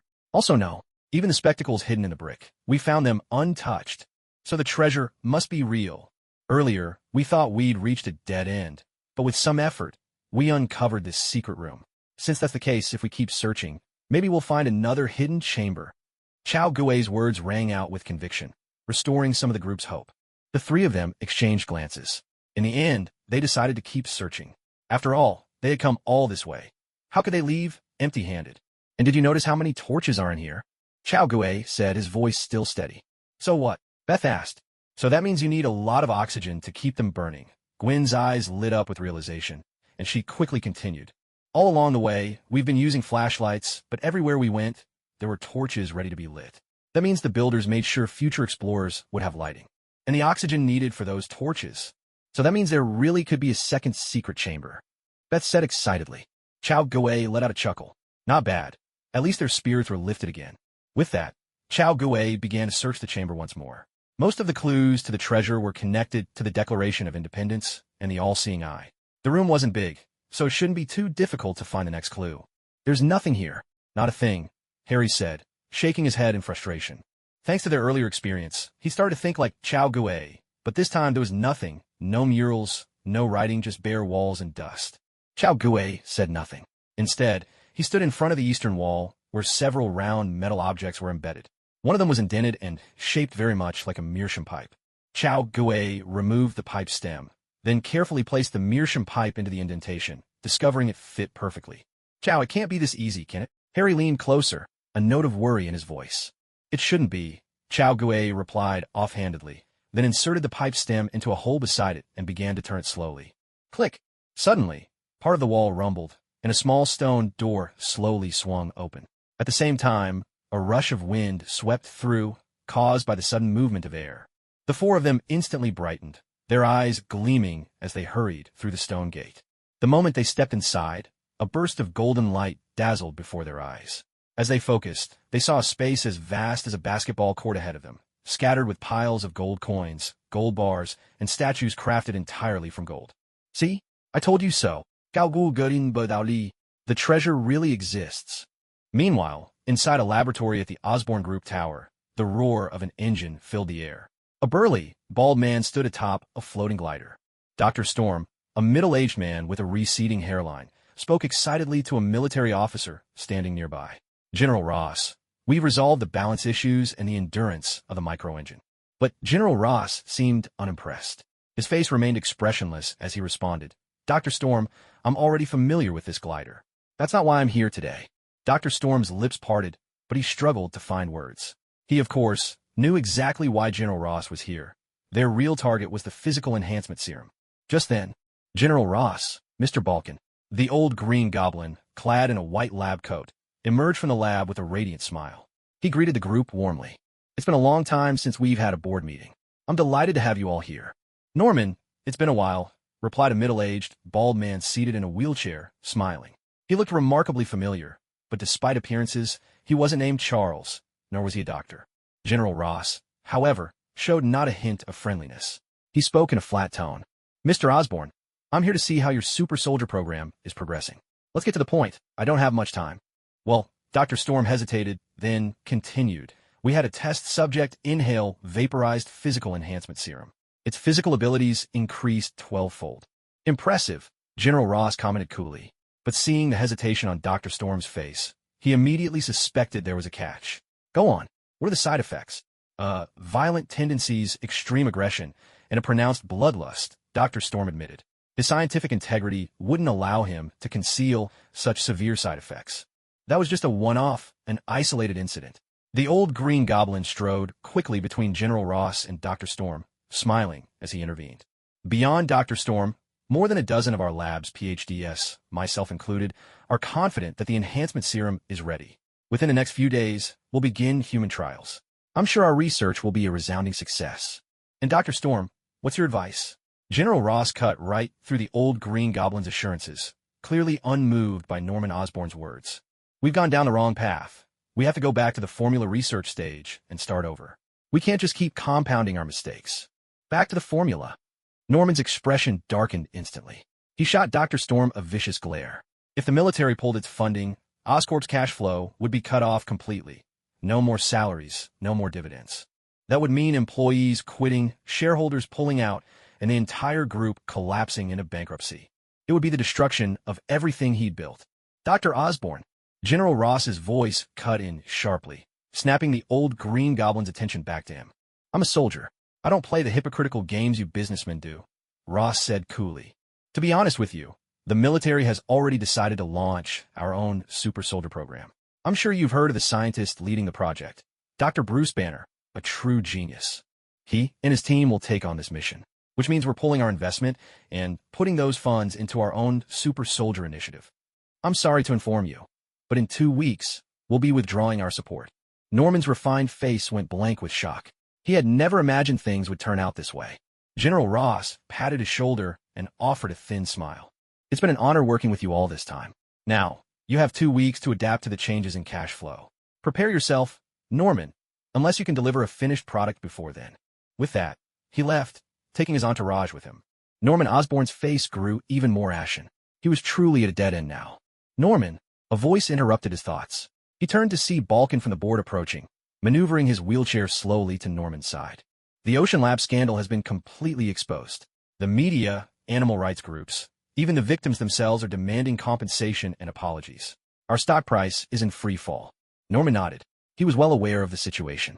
But with their cash flow drying up, all they could do was some ineffective PR, which wasn't enough to turn the tide.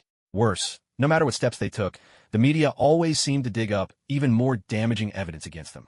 Simply put, someone was targeting them. Norman wasn't a fool. Faced with all this, he quickly deduced the motive behind the attacks. Their adversaries weren't just after money. They planned to short Oscorp, and, judging by the series of moves, they wanted to swallow the whole company whole. Norman knew everything, but in this country, without money, nothing could be accomplished. That was why he pushed the Super Soldier Project so desperately. If it succeeded, not only would he have the support of the military, but also the backing of the entire nation. At that point, all his problems would be easily resolved. But Norman's face darkened. With Ross's decision, the death knell for the Osborn group had sounded, and there was nothing he could do to stop it. In light of this severe crisis, the board has decided to convene a meeting in a week to address our current predicament, said a bald man in a wheelchair named Balkan. With those words, he turned and left with his entourage. All right, I understand, Norman replied weakly, collapsing onto the company steps, his mind a whirl of confusion, his face clouded with bewilderment.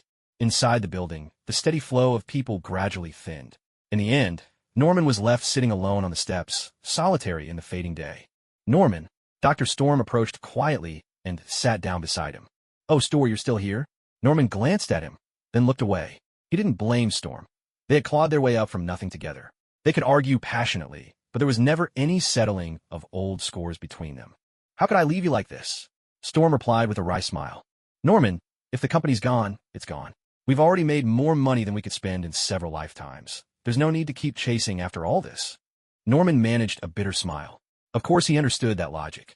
But Osborn was something he had built up bit by bit, pouring so much of his heart and soul into it. Losing it meant losing his sense of purpose, his very direction in life. Besides, would the people behind all this really let him go? Once the short selling was over, he would be swamped with endless lawsuits, stripped of everything, left destitute, and finally thrown behind bars to die alone. What is a capitalist but someone who squeezes every last drop of value from everyone? That is the nature of a capitalist. And as a fellow capitalist, Norman knew all too well how those people operated behind the scenes. The thought filled Norman's eyes with terror, but also sparked a desperate will to survive. He couldn't accept defeat. If he was going to lose, he would make one final stand. Storm, let's go to the lab. We'll start human trials for the Super Soldier Project right now. Norman's eyes suddenly blazed with determination. I'll be the subject. Norman, absolutely not. Storm refused outright. It's too dangerous. Remember what happened to that little mouse. But Norman wouldn't listen, dragging him toward the lab. Norman, listen to me. We absolutely can't do this. Storm struggled to break free. Suddenly, the shrill ring of the phone burst into the moment.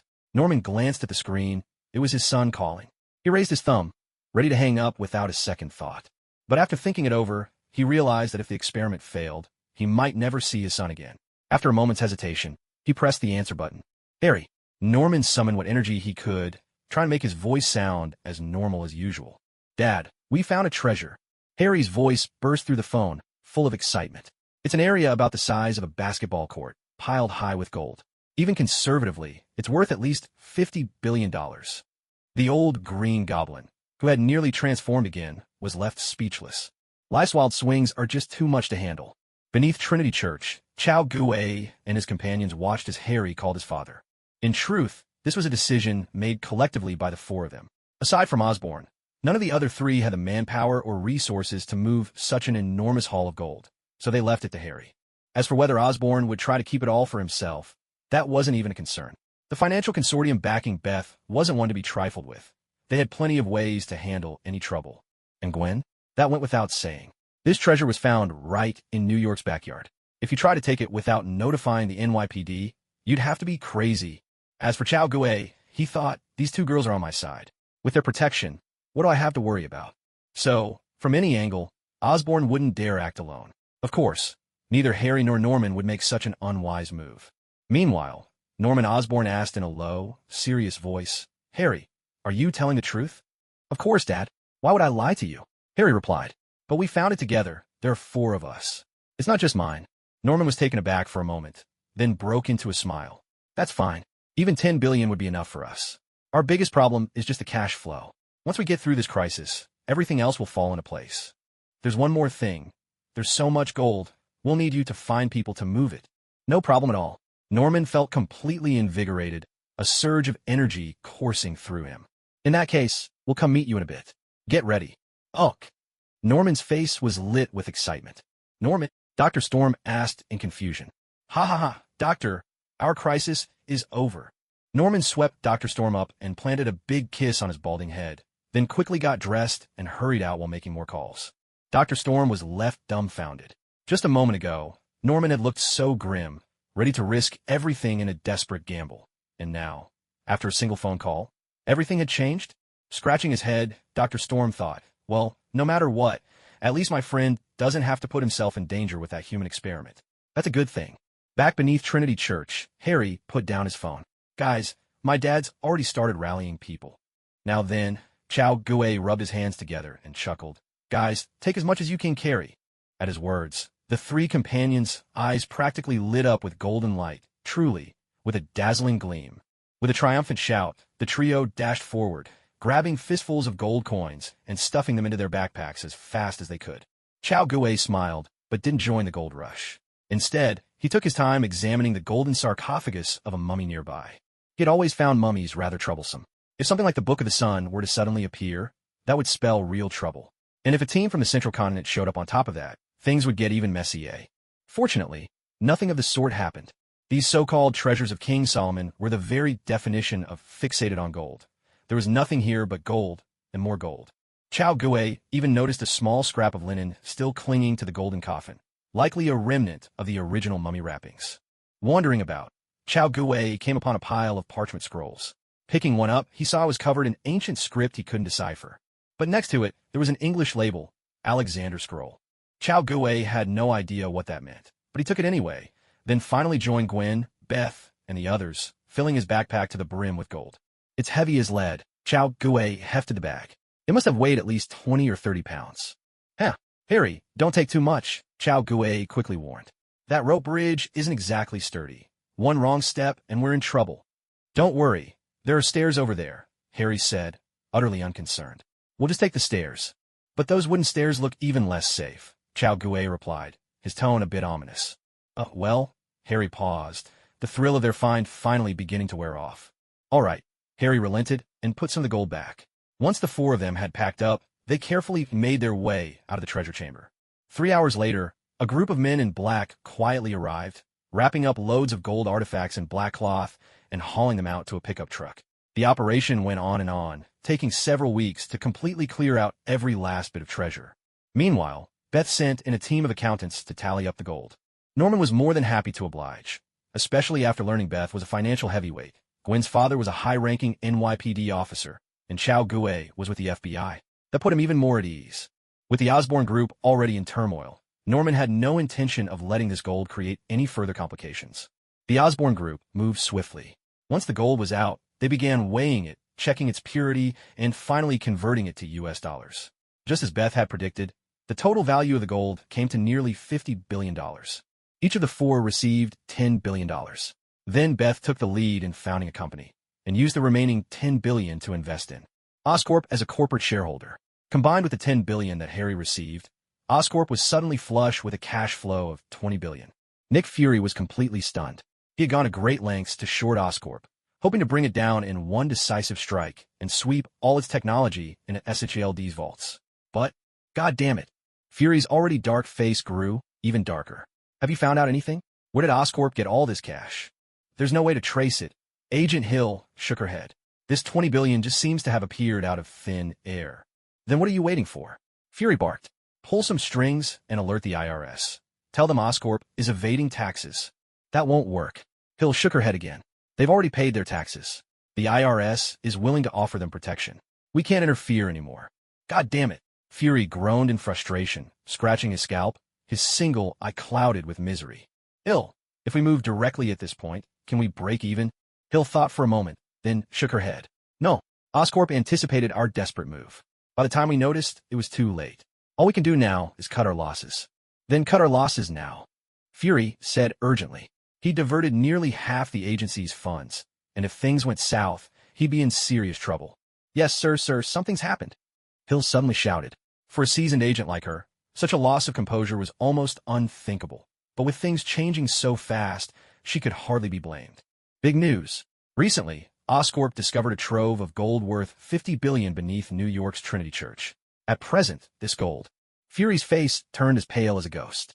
On the monitor beside him, Oscorp's stocks, which had been in freefall, were suddenly rocketing upward like a missile. At this point, cutting their losses was a fantasy. If they didn't end up owing money, it would be a blessing. Fury looked utterly defeated. The wild swings of fortune were almost too much to bear. Sir, the Security Council is on the line. They're demanding you attend an emergency meeting. Coulson's voice came through his earpiece, bearing yet more bad news. Washington, D.C., the top floor of the Triskelion. Nick Fury stood before an elderly man in a white suit and said gratefully, Sir, thank you for your help. If not for you, I'd have had to resign in disgrace. The old man in the suit smiled faintly. No need, Nick. You're my chosen successor, so of course I'll stand by you. But for now, just call me Pierce. It's only the two of us here. You have always been a superior I deeply respect, Nick Fury said, bowing slightly in a gesture of deference. Well, suit yourself, Secretary Pierce replied with a casual smile, then continued. Although I managed to keep your position safe, the council has decided to establish a new committee to oversee finances. That was inevitable. Nick Fury nodded, looking resigned. He knew that when mistakes were made, one had to own up to them and accept the consequences. Though he wanted to resist, there was little he could do. After all, the head of this new committee was none other than Pierce himself. During the previous meeting, it was Pierce who had spoken in his defense and secured his job. That was a significant favor, one that Fury couldn't ignore. But therein lay the problem. Because of this, he would now have to work under the shadow of this committee for the foreseeable future. It was gratitude that made him respect Pierce, but it was also the reason he preferred to keep some distance. The committee members are all from within the agency. You don't need to worry about us trying to tie your hands, Pierce said with a reassuring smile. Fury paused, surprised. Sir, may I ask who the members are? Level 8 agents Victoria Hand and John Garrett. Level 7 agents Sitwell and Gasper, and also Phil Coulson, Pierce replied with a smile. Our goal is simply to prevent you from misappropriating funds. We have no intention of stopping you from using the budget for the right purposes. Upon hearing this, Nick Fury's face lit up with relief. Thank you, sir. Boss. Pierce gave him a faint smile. Go do what you need to do. You'll always have my support. Understood, boss. Fury replied, his excitement clear. Pierce chuckled as he watched Fury leave the office. After a moment, Sitwell emerged from the shadows of the room, a slight frown on his face. Sir, why not just get rid of him? I don't quite understand your decision. Pierce shook his head gently and stood by the window, gazing outside. We are parasites living off S.H.I.E.L.D. The stronger S.H.I.E.L.D. becomes, the stronger we become. The establishment of the committee is meant to reclaim control over SHIELD's finances. My goal is to see just how many backup plans that man has hidden away. As for why I didn't remove him, compared to an unfamiliar opponent, I know Nick far better. Pierce spoke slowly, and though Sitwell understood his reasoning, concern still creased his brow. Nick Fury was indeed a remarkably capable leader, but he also had the potential to turn into a formidable adversary who might one day stand against him. After a moment's thought, Sitwell shook his head. Matters like these were far above the pay grade of someone earning only tens of thousands of dollars a month. While Nick Fury had just survived a close call, on Chao Gui's side, life was nothing short of blissful. $10 billion hit their account, and the four of them established a company that helped resolve Osborn's crisis. After that, they set up a foundation to handle tax avoidance, skillfully sidestepping the IRS, which was like a pack of vampires. The four formed a board of directors, with Beth serving as chairwoman. They also brought in a top-level professional, commonly known as the CEO. From that point on, Chao Gui was officially transformed into a ruthless capitalist, making millions every month without even lifting a finger. Of course, even though he'd reached the pinnacle of success, Chao Gui never forgot the nature of the world he lived in. Following Chao Gui's advice, Beth began acquiring shares in Stark Industries and PIM Technologies. Both were tech giants in the Marvel Universe. Missing out on them would have been a terrible waste. And of course, there was the most important target, Dr. Helen Zhao's Nanomaterials Laboratory. Faced with this series of moves that didn't fit the company's original plan, the newly appointed CEO protested, claiming these actions weren't in the company's best interests and demanded the board reject all of Chao Gui's proposals. But Chao Gui just snorted. The chairwoman is my partner. The main shareholder is also my partner. If you ignore that little green goblin, who's left to overrule me? Who dares bring a case against this magistrate in his own court? Seeing this, the CEO had no choice but to quietly withdraw his objections and focus on being a model employee. With these matters settled, the four returned to the peaceful life of students. Apart from their swelling bank accounts each month, nothing in their daily lives seemed to change. Well, except Gwen did buy her family a big new house. But George and Helen politely declined for now. Gwen was almost always with Chao Gui these days and rarely came home, so their previously cramped apartment suddenly felt much roomier. No need to move, though a weekend getaway was always welcome. Gwen was a little hurt to hear this. So she was a redundant one in the family all along? Determined to get back at her parents for their true love, Gwen started going home more often, dragging Chao Gui along with her most of the time. Helen welcomed them warmly, but George kept up his usual grumpy expression. It wasn't just because Chao Gui had snatched away his precious daughter, but also because his two young sons constantly pestered Chao Gui to tell them stories. Now look at him. His wife and daughter shoo him out of the kitchen. His two sons gather around the wild boar, bombarding him with questions, and he's left all alone in the corner. Being a man is hard. Being a father is even harder. Chao, tell us more about your treasure hunts. The two little brothers urged eagerly. Haven't I already told you those stories? Ever since they learned he'd found a treasure, their eyes had shone with excitement, and they hadn't stopped pestering him. Even George, standing not too far away, looked like he was about to lose his patience. Poor George. No, that's not it, the little brother urged. Big Sis said you found 3 treasures in total. What about the other 2? Tell us about them. George, standing nearby, twitched his ears in surprise. There were 2 more treasures? He couldn't help but lean in closer. After all, treasure hunting had a way of captivating any man's imagination. With no way out, Chao Gui had to recount the tales of the other 2 treasures, carefully leaving out any mention of Target I and Kathleen. After dinner, Gwen suggested staying over instead of returning to New Jersey. Helen happily invited Chao Gui to stay as well, but seeing George's stoic expression, Chao Gui decided not to put him on the spot. After all, why make things difficult for a fellow man? He chatted with Helen for a bit, then took his leave.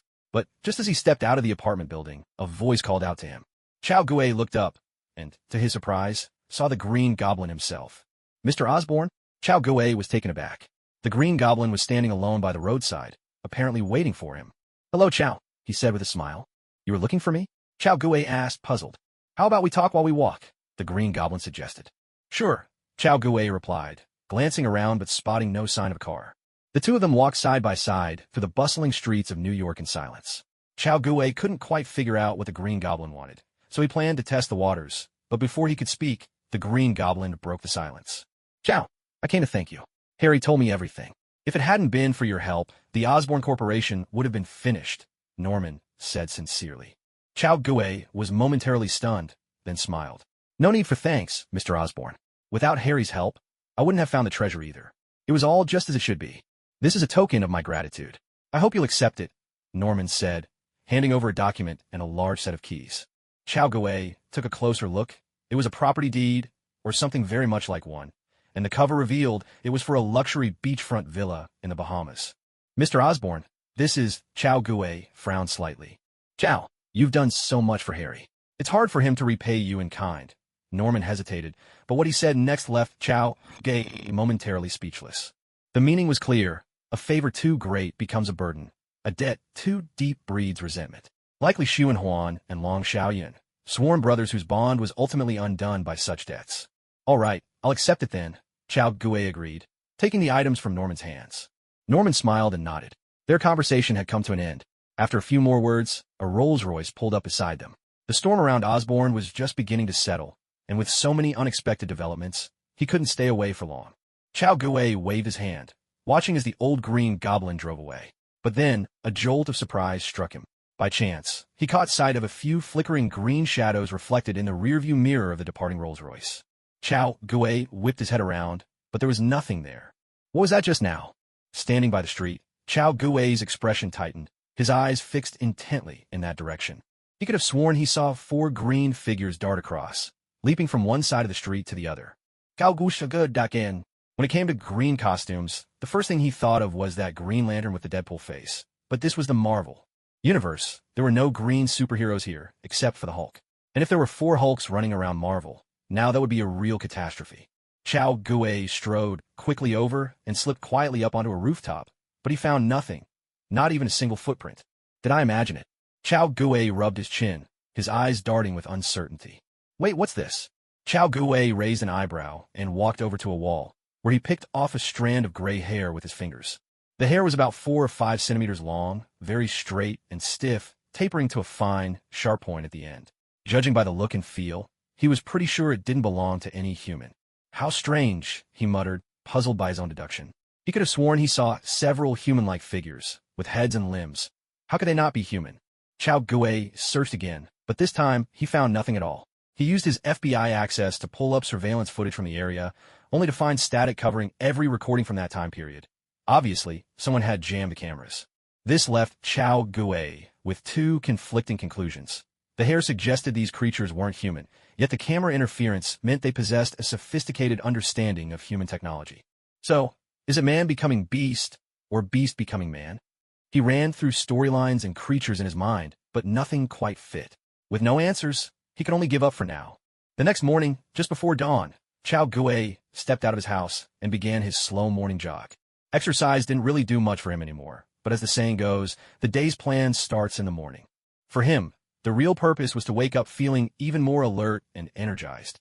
His body now needed little sleep. Just 2 or 3 hours were enough to recover from any mental fatigue. So ever since moving here, he'd never skipped his morning runs. At that moment, a shapely silhouette caught his eye. It was Jane, the wife of his neighbor John Smith, the woman with the same face as Firefox, and a married beauty who could turn heads wherever she went. Chow Gui's expression grew serious, though there was an appreciative glint in his eyes as he watched her from a distance. Chow Gui insisted that he harbored absolutely no improper thoughts toward the woman before him. Cough, his neighbor, not his sister-in-law. It was simply that there were too many bad people in this world, and so, out of necessity, he followed this fragile woman to protect her. Perhaps sensing Chow Gui's gaze, Jane, who was jogging ahead, slowed her pace. Noticing this, Chow Gui realized he'd been caught and decided to stride forward and greet her openly.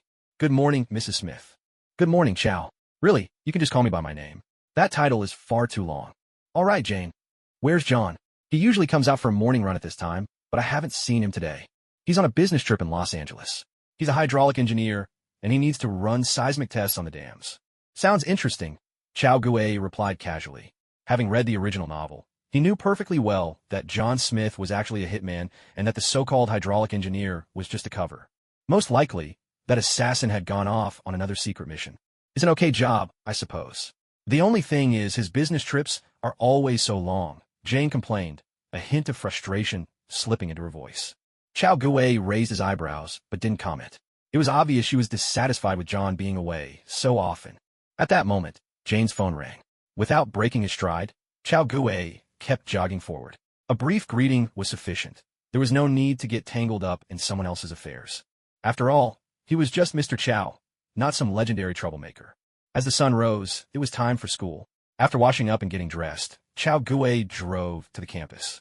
Just as he parked, a car door opened not far away, and Harry stepped out. "Morning, Harry. Wait, you don't look so good." "One of my friends had an accident," Harry replied, his face darkening as he spoke quietly. He was a really skilled hacker. We were chatting online, when he suddenly disconnected. At first, I thought he just had something to take care of, but it wasn't until last night that I found out he's dead. Chao Guwei looked shocked.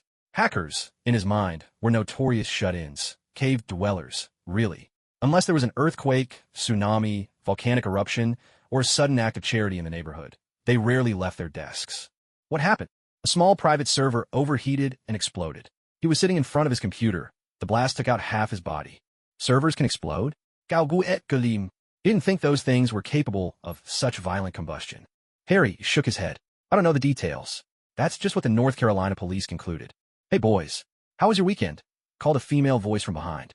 Both Harry and Chao Guwei turned to see Lucy approaching.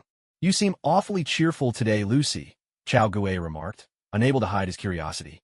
When they went treasure hunting, Chao Guwei originally planned to bring her along. But for some reason, her phone was always off, and he couldn't get through no matter how many times he tried, so he gave up on that idea. "Of course, I moved to a new place and got a new phone number. I'll share it with you all in a bit," the girl said with a smile. "What's going on here?" Harry asked, in confusion. Why bother moving at all? And besides, isn't it better to just own a few more houses? That way, you can stay wherever you like. Chao Guwei shot him a look. Classic capitalist. "Have you already forgotten how pathetic you were when you had no money? John kept harassing me. I got fed up, so I moved and changed my number," Lucy replied with an exasperated sigh. "Someone's harassing you? Why not just deck him?" Green Goblin Jr. was baffled. He knew just how tough this girl could be. She wouldn't hesitate to throw a punch if someone rubbed her the wrong way, let alone if they were actually harassing her. "Harry, that man named John is probably your father," Chao Guwei coughed lightly, speaking in a low, knowing tone. "Damn it, you know everything," Lucy grumbled, giving Chao Guwei a sharp kick. Last time, he knew all about her family's misadventures in Los Angeles. Now, he was even aware of the drama with her own father. How was a person supposed to keep any secrets? "FBI, miss," Chao Guwei chuckled, recalling that half-bald New York cop. Truth be told, Chao Guwei had a lot of respect for John McClane. If you counted up all the villains he'd taken down over the years, there was Professor Snape and his brother, Alfred the Butler Hero, and, of course, the infamous world-renowned Agent 47. To be able to defeat such a rogues gallery, you can only imagine how formidable this guy's fighting skills must be. Of course, McClane hadn't quite reached the peak of his powers yet. After all, he still had some hair left. Maybe when he finally went completely bald, he'd end up charming some sweet girl, find Lucy his stepmom, and then fight side by side with his old spy buddies, pistols blazing against rocket launchers, and all that. "Oh, by the way, Chao," Harry suddenly said, "I heard Gwen has become Dr. Connor's intern. What do you think? Would you like to intern at our company too? It would really help when you're applying for college." "Our company, huh? Oh right, I have shares in Oscorp," Chao Guwei realized, suddenly remembering he'd become one of those dreaded rich people. "So, are you interested in interning at your own company, Mr. Shareholder?" Harry grinned. "Well," Chao Guwei scratched his head and, after a moment's thought, politely declined. He needed to devote some of his time to training, and as for internships, he could give those a pass. With his current grades, getting into a good university wouldn't be a problem. No need to waste energy on anything else. "All right, boys, we're at the classroom now. Let's drop this topic," said Lucy. Only then did the two realize that, without even noticing, they'd already arrived at the classroom. Before long, the class bell rang. But instead of the expected teacher, a refined, middle-aged man with a missing arm entered, accompanied by Gwen. Chao Guwei raised his eyebrows in surprise. So this was Dr. Connors. He had once been a military doctor, losing an arm on the battlefield.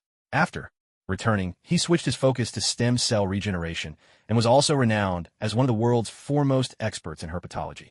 "Everyone, if I could just have a moment of your time," Dr. Connors said with a gentle smile. "I'm currently looking for interns.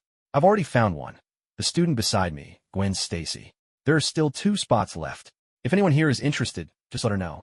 As long as your knowledge meets my requirements, you can become my intern." With those words, Dr. Connors left the room, and Gwen returned to her seat. This was the last classroom they needed to attend that day. Gwen, when did you become Dr. Connor's intern? Beth leaned over and whispered. Right before we started our treasure hunt, Gwen replied with a smile. So, you must be really busy every day now? It's all right, just means I don't have much free time anymore. Gwen frowned slightly, a hint of frustration crossing her face. After school, I have to help out in Dr. Connor's lab. I probably won't make it home until 9. Beth, who'd been feeling a bit bored, suddenly perked up at these words. Wait a minute, doesn't this mean Chow will be home alone? Beth rubbed her hands together, a sly grin spreading across her face. At last, Gwen, there'll be times when you're not around. On the other side, Chow Gue suddenly felt a chill run down his back, as if someone was secretly plotting against him. But when he glanced around, he saw nothing out of the ordinary. Am I just being paranoid? Chow Gue scratched his head, chalking it up to his imagination. Moments later, the actual teacher arrived, pulling him away from his suspicions and back into the lesson. The process of absorbing knowledge was both joyful and fleeting, and before long, the entire day had slipped by. The final bell rang in the afternoon. Sweetie, I'm heading out. See you tonight. Gwen waved to Chow Gue before driving off toward the Oscar building. Come home early tonight. I know. Chow Gue smiled and turned toward the parking lot. But as soon as he stepped into the underground garage, the door of a nearby car swung open. Inside was Beth. Home alone tonight? Beth's eyes sparkled with mischief, her smile full of hidden meaning. Come on, let's go to my place. Why? I'm the chairwoman, and you're the one who appointed me. Beth huffed, sounding indignant. So, I need my salary. You can't just pay me nothing, can you? Without waiting for a response, Beth grabbed Chow Gue by the arm and, with decisive force, pulled him straight into her car. You drive, Beth said, nudging Chow Gue into the driver's seat. What about you, he asked. Well, I'll just collect a little interest first, Beth replied with a slight smile, settling herself into the passenger seat. Chow Gue was left speechless. I'm driving, you're driving too, but you can't be driving when I'm already behind the wheel. Night had fallen, and a gentle breeze carried a trace of chill. The temperature tonight was noticeably lower. Inside an old, dimly lit warehouse, a large truck converted into an RV stood parked. At a computer sat a strikingly cool and seductive Asian woman, headset on, her fingers dancing across the keyboard. Ma'am, I've sent the program to you. A voice crackled through her earpiece. Receiving now, thank you. Wait, ma'am, are you sure this is legal? We're just running a security system test. There's nothing to worry about, she replied, her tone as cold and indifferent as her expression. Wow. Honestly, your voice is incredibly sexy. Is there anything else I can help you with? The flirtatious note in the voice was unmistakable. But the woman ignored the comment, her tone unmoved. No need. We have everything we need. With that, she ended the call. Thomas, it's all ready, she said, turning to the man sitting a short distance away, lounging in a chair. The man slowly set down his cup, revealing a face reminiscent of a bearded Agent 47. Then let's begin, he said. All right. Without pause, the woman grabbed a connector and plugged it into the computer, her hands moving swiftly as she entered command after command. On the screen, lines of dark green code flickered relentlessly, windows popping up and vanishing in rapid succession. If one looked closely, it was clear that names like FBI, CIA, DEA, major energy companies, Wall Street trading firms, cutting-edge tech corporations, even the IRS, all flashed across the screen. With a final tap of the Enter key, all the green lines vanished in an instant, and the display reverted to the default Linux interface. Thomas, it's begun. Then let's rest, my. 7 days from now, our moment of triumph will arrive. Their actions rippled out, and computers in the FBI, CIA, DEA, IRS, all these agencies suddenly malfunctioned, only to recover moments later. Alerted, the agencies immediately called in specialists to investigate. Eventually, they confirmed that the first line of their system's firewalls had been breached. Before they could issue orders to track the intruder, the lights overhead flickered once, then blinked out completely. A blackout. Faces tightened with concern. After all, their power supply came directly from the central grid. At that moment, the lights flickered again, then came back on, as if everything before had just been a prank. Inside the Osborne Tower, most people had already left, but Gwen was still in the laboratory, absent-mindedly staring at several boxes containing spiders. Something had gone wrong. A spider was missing. These spiders were genetically engineered super spiders, extremely valuable for research. Damn it, I didn't even experiment on the spiders. How did one just disappear? Gwen muttered with a frustrated scratch of her head. The thing about spiders is the scariest part is when one suddenly vanishes. No one knows where it's gone. It could be on the wall, on the floor, or worse, somewhere on your clothes. What one didn't notice was that a red and blue spider had silently crept on her back, right at the edge of her shoulder blade. After searching high and low and finding nothing, Gwen had no choice but to give up on looking for the spider. Forget it, I'll stop searching. She shrugged off her lab coat, thinking perhaps someone else had taken the spider for an experiment, and maybe it would turn up tomorrow. But as she slipped out of her coat, she failed to notice the spider stealthily crawling on her hand, just as she was about to pull her arm out of the sleeve. With fangs bared, the spider struck suddenly and bit down hard. Ouch! Startled, Gwen flung her hand, sending her coat flying. But on the base of her thumb, a red mark appeared, the spot where the spider had bitten her. Honey, I'm back, Gwen called weakly as she pushed open the door. Okay, huh? Chao Gue was rubbing his back absent-mindedly, but his expression changed in an instant. He caught the unusual tone in Gwen's voice, and, looking up, saw her pale, drawn face. Gwen, what happened? Chao Gue hurried over to support her. Oh, it's nothing, just got bitten by a bug, Gwen said, leaning on him as they walked. I'm just going to rest for a bit. I'll be fine. With that, she staggered into the bedroom, but before she could even reach the bed, her legs gave out and she collapsed. Chao Gue caught her just in time, and he immediately felt the feverish heat radiating from her body. His face darkened with worry as he quickly unfastened her clothes. Her temperature had soared past 40 degrees Celsius, far above what a human body could handle. If left unchecked, it could do serious harm. Gwen was now not only burning with fever, but cold sweat was pouring from her skin. In moments, her silky blonde hair was plastered to her face and neck with beads of sweat. Chao Gue dared not be careless. He began to examine her body and quickly discovered a swollen wound on the web between her thumb and forefinger. At the center of the wound were 2 small red puncture marks. Just a moment ago, Gwen had mentioned being bitten by a bug. Instantly, images of Spider-Man's origin flashed through Chao Gue's mind. Seeing the wound, his suspicions only deepened. But the problem was, Chao Gue wasn't sure which version of a spider this was. If it were something else, perhaps it wouldn't be too serious. But if it was the Garfield version, that would be a big deal. Richard Parker, in his so-called pursuit of justice, had secretly encoded his own genetic material into the experiment. If you weren't directly related to him, there was a real risk of something going terribly wrong. Anything related to genetics. If there's a problem, it's always a big problem. Chao Gue didn't dare waste a second. He grabbed his laptop, logged into the Oscorp database, and began searching for Richard Parker. Soon, he found Richard Parker's employment records, an outstanding scientist who had died in a plane crash many years ago. In the original version, Richard Parker was a CIA agent and Peter's mother was an analyst.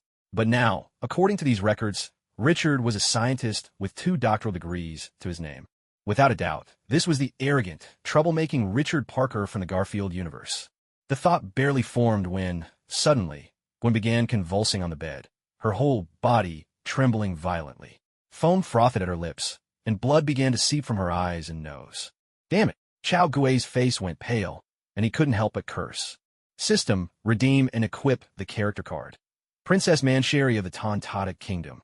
Manhware was a healer, her fruit ability capable of curing all injuries and illnesses in living creatures. Chao Gue had originally considered redeeming Marco the Phoenix, but Marco's powers seemed better suited to external injuries. The situation was too urgent to take that risk, so he chose the more targeted healing ability of Manhware. Host. Redeeming the character card for Princess Manhware of the Tontata Kingdom will cost 30,000 merit points. Please confirm. Confirmed, just hurry. Chao Gue broke out in a cold sweat, replying anxiously. Host has equipped the character card, Princess Manhware of the Tontata Kingdom. Effective time, 420 seconds. As the notification sounded in his mind, Chao Gue raised his hand and pressed down. A golden light radiated, enveloping Gwen. Within moments, Gwen's condition began to stabilize. Her violent convulsions eased, and the bleeding from her eyes and nose stopped. Chao Gue let out a sigh of relief and withdrew the power. But the instant he did, Gwen's symptoms returned. Damn it, Gaogusha Lipchemba. The character card would only last 7 minutes. If Gwen wasn't cured by then, it would all be over. Chao Gue raised his right hand once more, activating his ability to maintain the healing effect. At the same time, in the depths of his left hand, golden light mingled with a crimson glow began to gather in his palm. After a few breaths, a small, blood-red dandelion floated above his hand. The blood donation dandelion, one of Manhwa Li's fruit powers. Its principle was much like a blood transfusion. The blood drawn from another person would be condensed into the form of a dandelion. Each dandelion could work wonders as a cure, and the healthier the person donating the blood, the more potent its healing effects. Chao Gue had no idea how long the blood donation dandelion would last, but right now, that was the least of his concerns. All he could do was keep making more. He silently hoped that Gwen would recover before time ran out. With one hand channeling his power and the other forming blood donation dandelions, Chao Gue worked tirelessly. These dandelions couldn't be conjured out of thin air. They required both fresh blood and his fruit ability working in tandem. As more and more blood donation dandelions took shape, Chao Gui's face grew increasingly pale. With every dandelion he created, his own blood reserves diminished. Pushing himself as far as he dared without losing consciousness, Chao Gui managed to produce just 9 blood donation dandelions. 7 minutes slipped by in a flash. The character card's effect expired, but Gwen's condition remained unchanged. Forced into a corner, Chao Gui had no choice but to start using the dandelions. A soft groan escaped Gwen's lips. It seemed the dandelion's healing worked even better for her. Thankfully, by the time he used the 6th blood donation dandelion, Gwen finally turned the corner. Her temperature returned to normal, the shivering stopped, and she sank into a deep, steady sleep, her breathing calm and even. Seeing this, Chao Gue finally breathed a sigh of relief. Still uneasy, he used the last 2 dandelions on her as well, just to be safe. He kept watch by Gwen's side for another half hour. Once he was sure there were no complications, Chao Gue immediately contacted Harry and asked him to find a female doctor to make a house call. Now, he was severely anemic. His head was spinning, bright spots danced before his eyes, his breath came short and shallow, and his strength had plummeted. The last thing he wanted now was to let danger through the door. Thanks to the power of money, a female doctor soon arrived, bringing with her a large supply of plasma. "Sir, your blood levels are shockingly low," the blonde doctor exclaimed, even as she swiftly set about giving him a transfusion. Chao Gue, feeling a little better, took a closer look at her, and realized she looked oddly familiar. "Doctor, may I ask your name?" he inquired. "Christine Palmer," she replied, frowning. "You rich folks are something else. It's just anemia, but you still have to call on a surgeon like me to help out." Ah, so it was her, Chao Gue thought, a sudden realization dawning in his mind. Dr. Strange's colleague, the actress's name escaped him. Both actors had long, tongue-twisting names. With several bags of plasma infused, Chao Gui's complexion gradually improved, the ghastly pallor that had terrified everyone earlier now replaced by a healthy flush. His physical constitution far surpassed that of ordinary people. Once his blood loss was replenished, he was none the worse for wear. He didn't need the long, arduous recovery that most would require. Once he'd come around, Chao Gue sent Christine home, then crawled into bed and gathered Gwen into his arms. The day had been grueling. After being thoroughly drained by Beth, he'd barely escaped with his back aching. He'd hoped for a chance to recuperate, only to end up giving more blood for Gwen's sake, leaving him drained of both strength and vitality, nearly at the brink. No, this debt must be settled. Richard Parker may be dead, but his son, Peter Parker, will have to pay it back. With this thought, Chao Gue closed his eyes and drifted into a deep sleep. The next morning, sunlight streamed in through the window. Gwen's eyelashes fluttered as she slowly opened her eyes. In that first moment of wakefulness, she noticed something different about her body. "My eyes seem better?" Gwen rubbed them in surprise. After so many hours of reading and studying, she developed a touch of nearsightedness, but now her vision seemed fully restored. Carefully slipping Chao Gui's arm off, she sat up and immediately realized there were even bigger changes. "I think I'm stronger," Gwen murmured, making a fist. Subtle muscle lines appeared along her arm. She'd never been overweight, but now her body fat seemed to have melted away inexplicably. "I have to eat more and get back to normal. Chao definitely wouldn't like me like this," Gwen grumbled to herself. "Wait, something's off." Suddenly, Gwen paused, feeling a tightness across her chest. She hurried to the mirror, only to discover she'd actually gotten bigger. "What on earth happened?" Gwen exclaimed, delight and confusion mingling in her voice. "Could it be that spider?" "Ah!" Back in bed, Chao Gue stretched lazily and slowly sat up. "Honey," Gwen spun lightly, her laughter sweet. "Notice anything different about me?" Chao Gue looked her over. "Gwen, you've gotten thinner? Make sure to eat more these next few days. Being too thin isn't good." Gwen ground her teeth. "Look closer. Where am I different?" Afraid he'd miss it, she made a point of straightening her posture. Chao Gui's eyes lit up immediately. So that's where the change is. All of last night's effort hadn't been in vain." With a mischievous grin, Chao Gue opened his arms wide. "Come here, my dear." "No way, you're the worst." Trying to run?"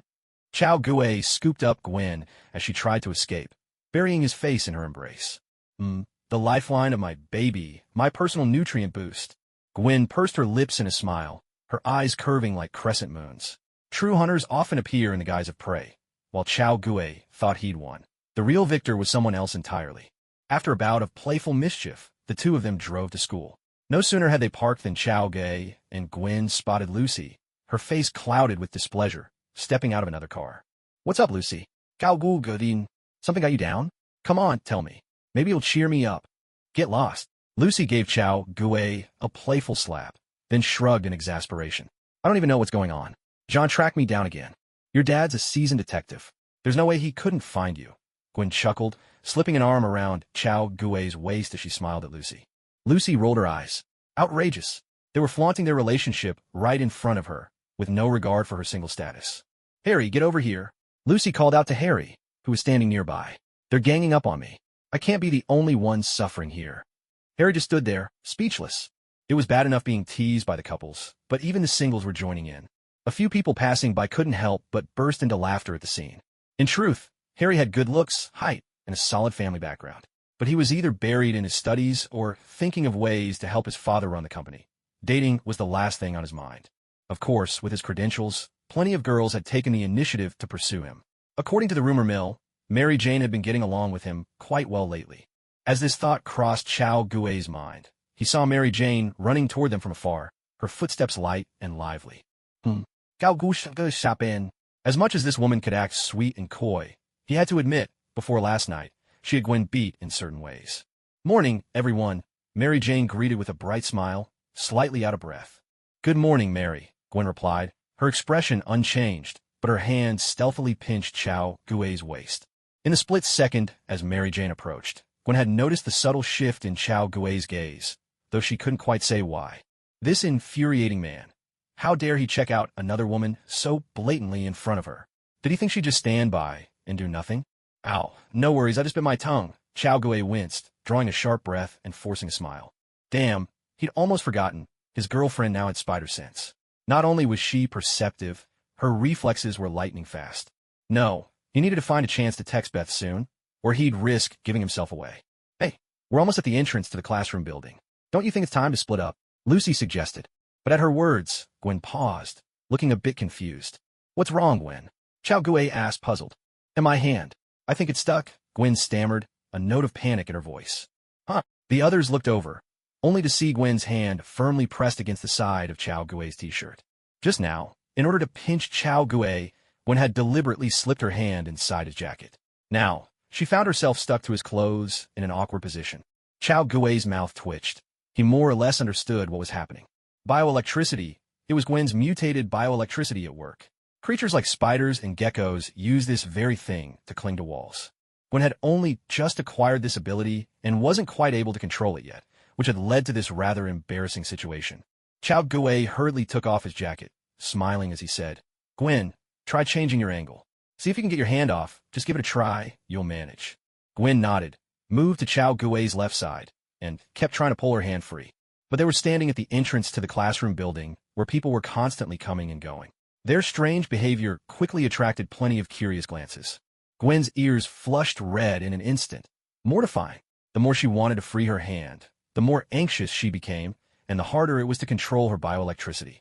Frustrated and flustered, she shook her hand violently. With a loud rip, she tore Chao Gui's jacket off. She hadn't even realized the sudden surge of strength she'd gained. A chorus of surprised exclamations rose from the crowd. Gwen snapped back to her senses to see Chao Gui standing there, bare-chested, his face helpless, the strong, graceful lines of his muscles on full display.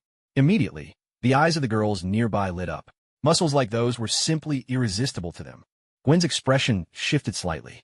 Her spider sense blared at full alert, warning her that people were staring at the meat in her bowl, and not just girls but boys too. Fitness can attract the opposite sex, but it can attract the same sex as well.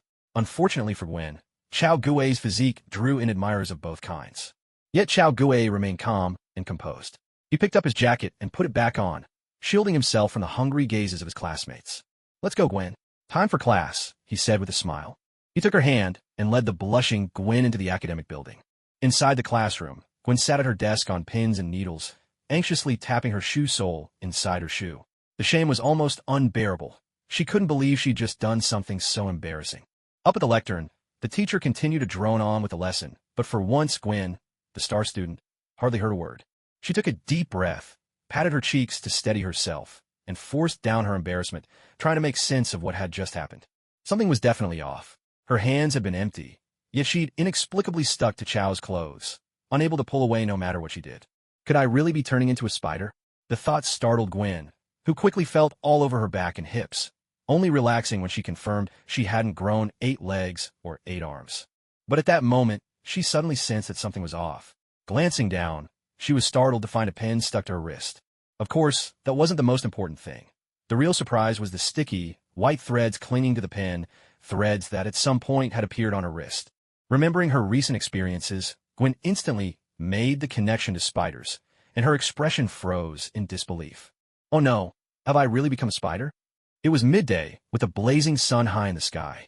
Far above the city, Chao Gue sat atop a cumulus cloud, gazing down upon the bustling heart of New York.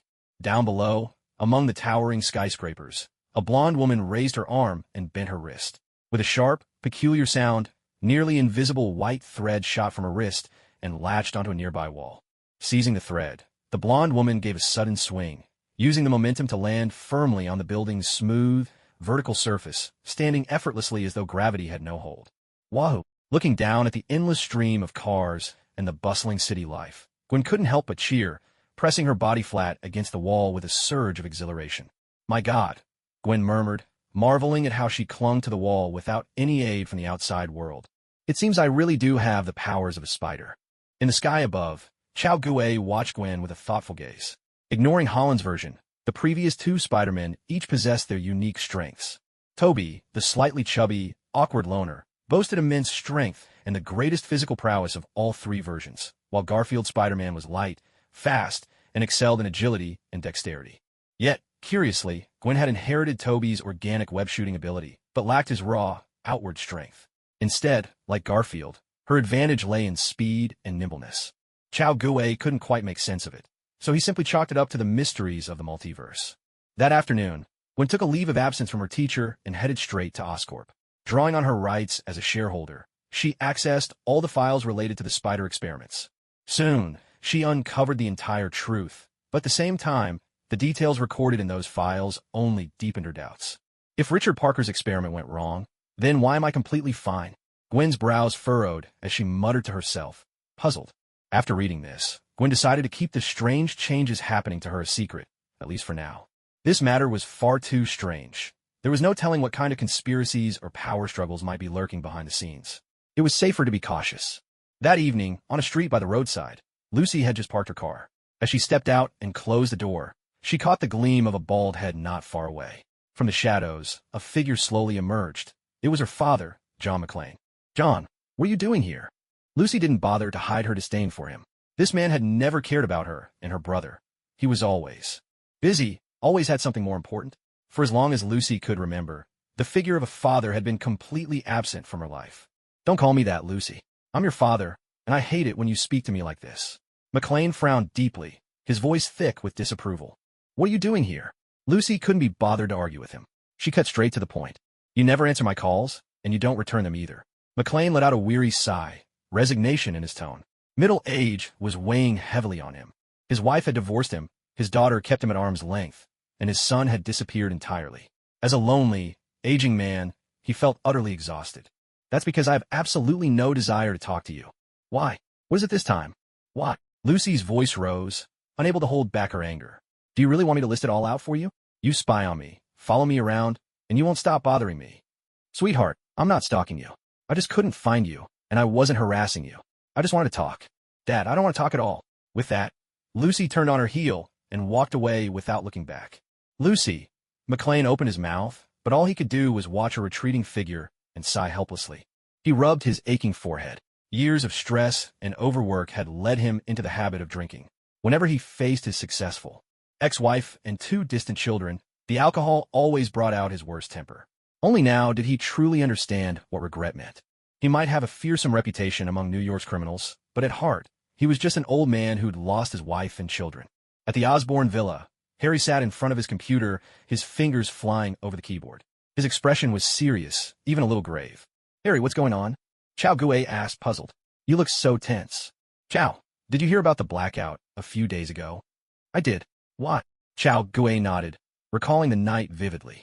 He'd been lighting candles with Beth to set the mood when suddenly the power cut out. The moment was ruined. Just as they resigned themselves to changing plans, the lights snapped back on. Beth had been furious, and Chao Gui had spent the rest of the night calming her down. That's why his back had been a bit sore the next morning. That blackout hit us at Osborne too, Harry said, his voice low and steady. But here's something you might not know. Our villa's electricity comes directly from the East Coast power hub. So you're saying the problem that night was actually with the power hub? Oh, Chao Gui raised an eyebrow, sensing another opportunity to rack up some points. Go on, he urged. This is highly unusual. I took a look at the outer firewall of the power grid hub and discovered it had already been breached. That's what caused the blackout that night, Harry said in a low, serious tone. Following the traces they left behind, I realized they didn't just attack the power grid. They targeted us at Oscorp as well. Do you remember the hacker friend I told you about? The one who died in that server explosion? Harry shifted the topic with a question. I remember. You said it was those people behind all this, right? Chao Gui asked. I managed to break into their system, but I only caught a sliver of information before they kicked me out, Harry replied. If it hadn't been for Oscorp's own supercomputer forcing its way in, with his skills alone, he probably wouldn't even have recognized the decoy machines they set up. In that bit of data, I found 4 names. 3 of them are dead, right? Chao Gui suddenly interjected. Huh? How did you know? Harry asked, surprised. Chao Gui shrugged with a hint of sarcasm. Movies always played out like this. There was nothing new under the sun. All right, then tell me where the last one is. Camden. His name is Matthew Farrell, Harry said. New Jersey, huh? Chao Gui stroked his chin in thought. Yeah, I need you to bring him back, Harry continued. He's a hacker too. Not bad at what he does. He's especially good at writing algorithms. Without our supercomputer, I can't break through the firewall he set up. What if you use it? Chao Gui asked. He wasn't very familiar with all this hacking business. If I do, he'll notice right away, Harry replied with a helpless gesture. And then he'll wipe everything and go off the grid. We'll lose him for good. All right, I'll pay him a visit, Chao Gui nodded. Somewhere on the streets of New York, McLean slumped back into his car, his face a picture of defeat and loneliness. John, that's just like you. Managed to upset your kid again, he muttered to himself. Beep, beep, beep. John, pick up. A voice buzzed through the comms. McLean frowned, reluctant, but answered anyway. McLean here. John, the FBI just sent over a file. They need our help picking someone up in Camden, New Jersey. Hey, hold on. John protested, clearly annoyed. It's already evening. My shift's over. Why don't you send one of the rookies? There are plenty of eager new faces at the precinct. They'd jump at the chance for something like this. No can do, John, came the reply over the radio. The FBI specifically requested a seasoned detective. They don't trust the rookies with this one. Oh, for crying out loud. McLean groaned in frustration, but orders were orders. He had no choice but to comply. What's the name? I need the details.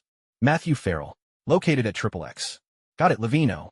Don't forget, you owe me one. Remember to buy me a drink next time. Note, Meat Chicken refers to fake IP addresses captured by hackers, used to mask their true identities. Camden, New Jersey. Below an old apartment building, a van rolled to a stop.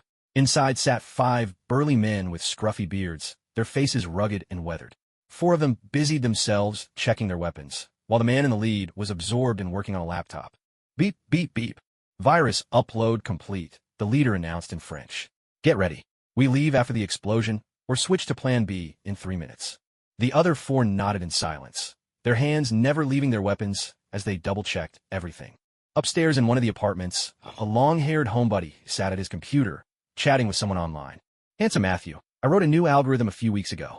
Mage, I already know about this. Here's some advice. Get out fast. This is dangerous. Handsome Matthew, can you help me out? I'm in trouble. Mage, no. Mage is logged off. Oh God. Matthew Farrell buried his face in his hands, groaning in distress. He'd been told to keep the algorithm strictly confidential, but he couldn't resist sharing it with his friend, a heavyweight in the hacker community. He hadn't expected such a reaction. Still, he didn't take Mage's warning to heart. As a classic shut-in, Matthew's sense of danger was different from most people's. In his mind, no threat could actually endanger his life. Suddenly, the computer screen flickered, then went completely black, crashed, frozen on the chat window. Oh, come on. Just my luck, Farrell muttered, not the least bit alarmed.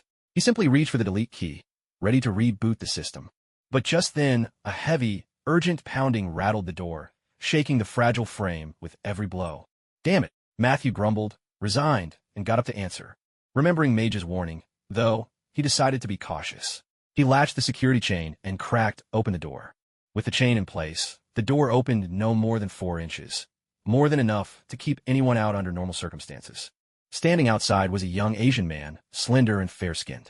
The sight of him made Matthew pause, then relax. Just some rookie Asian kid, he thought. I could take 10 of him. Can I help you, sir?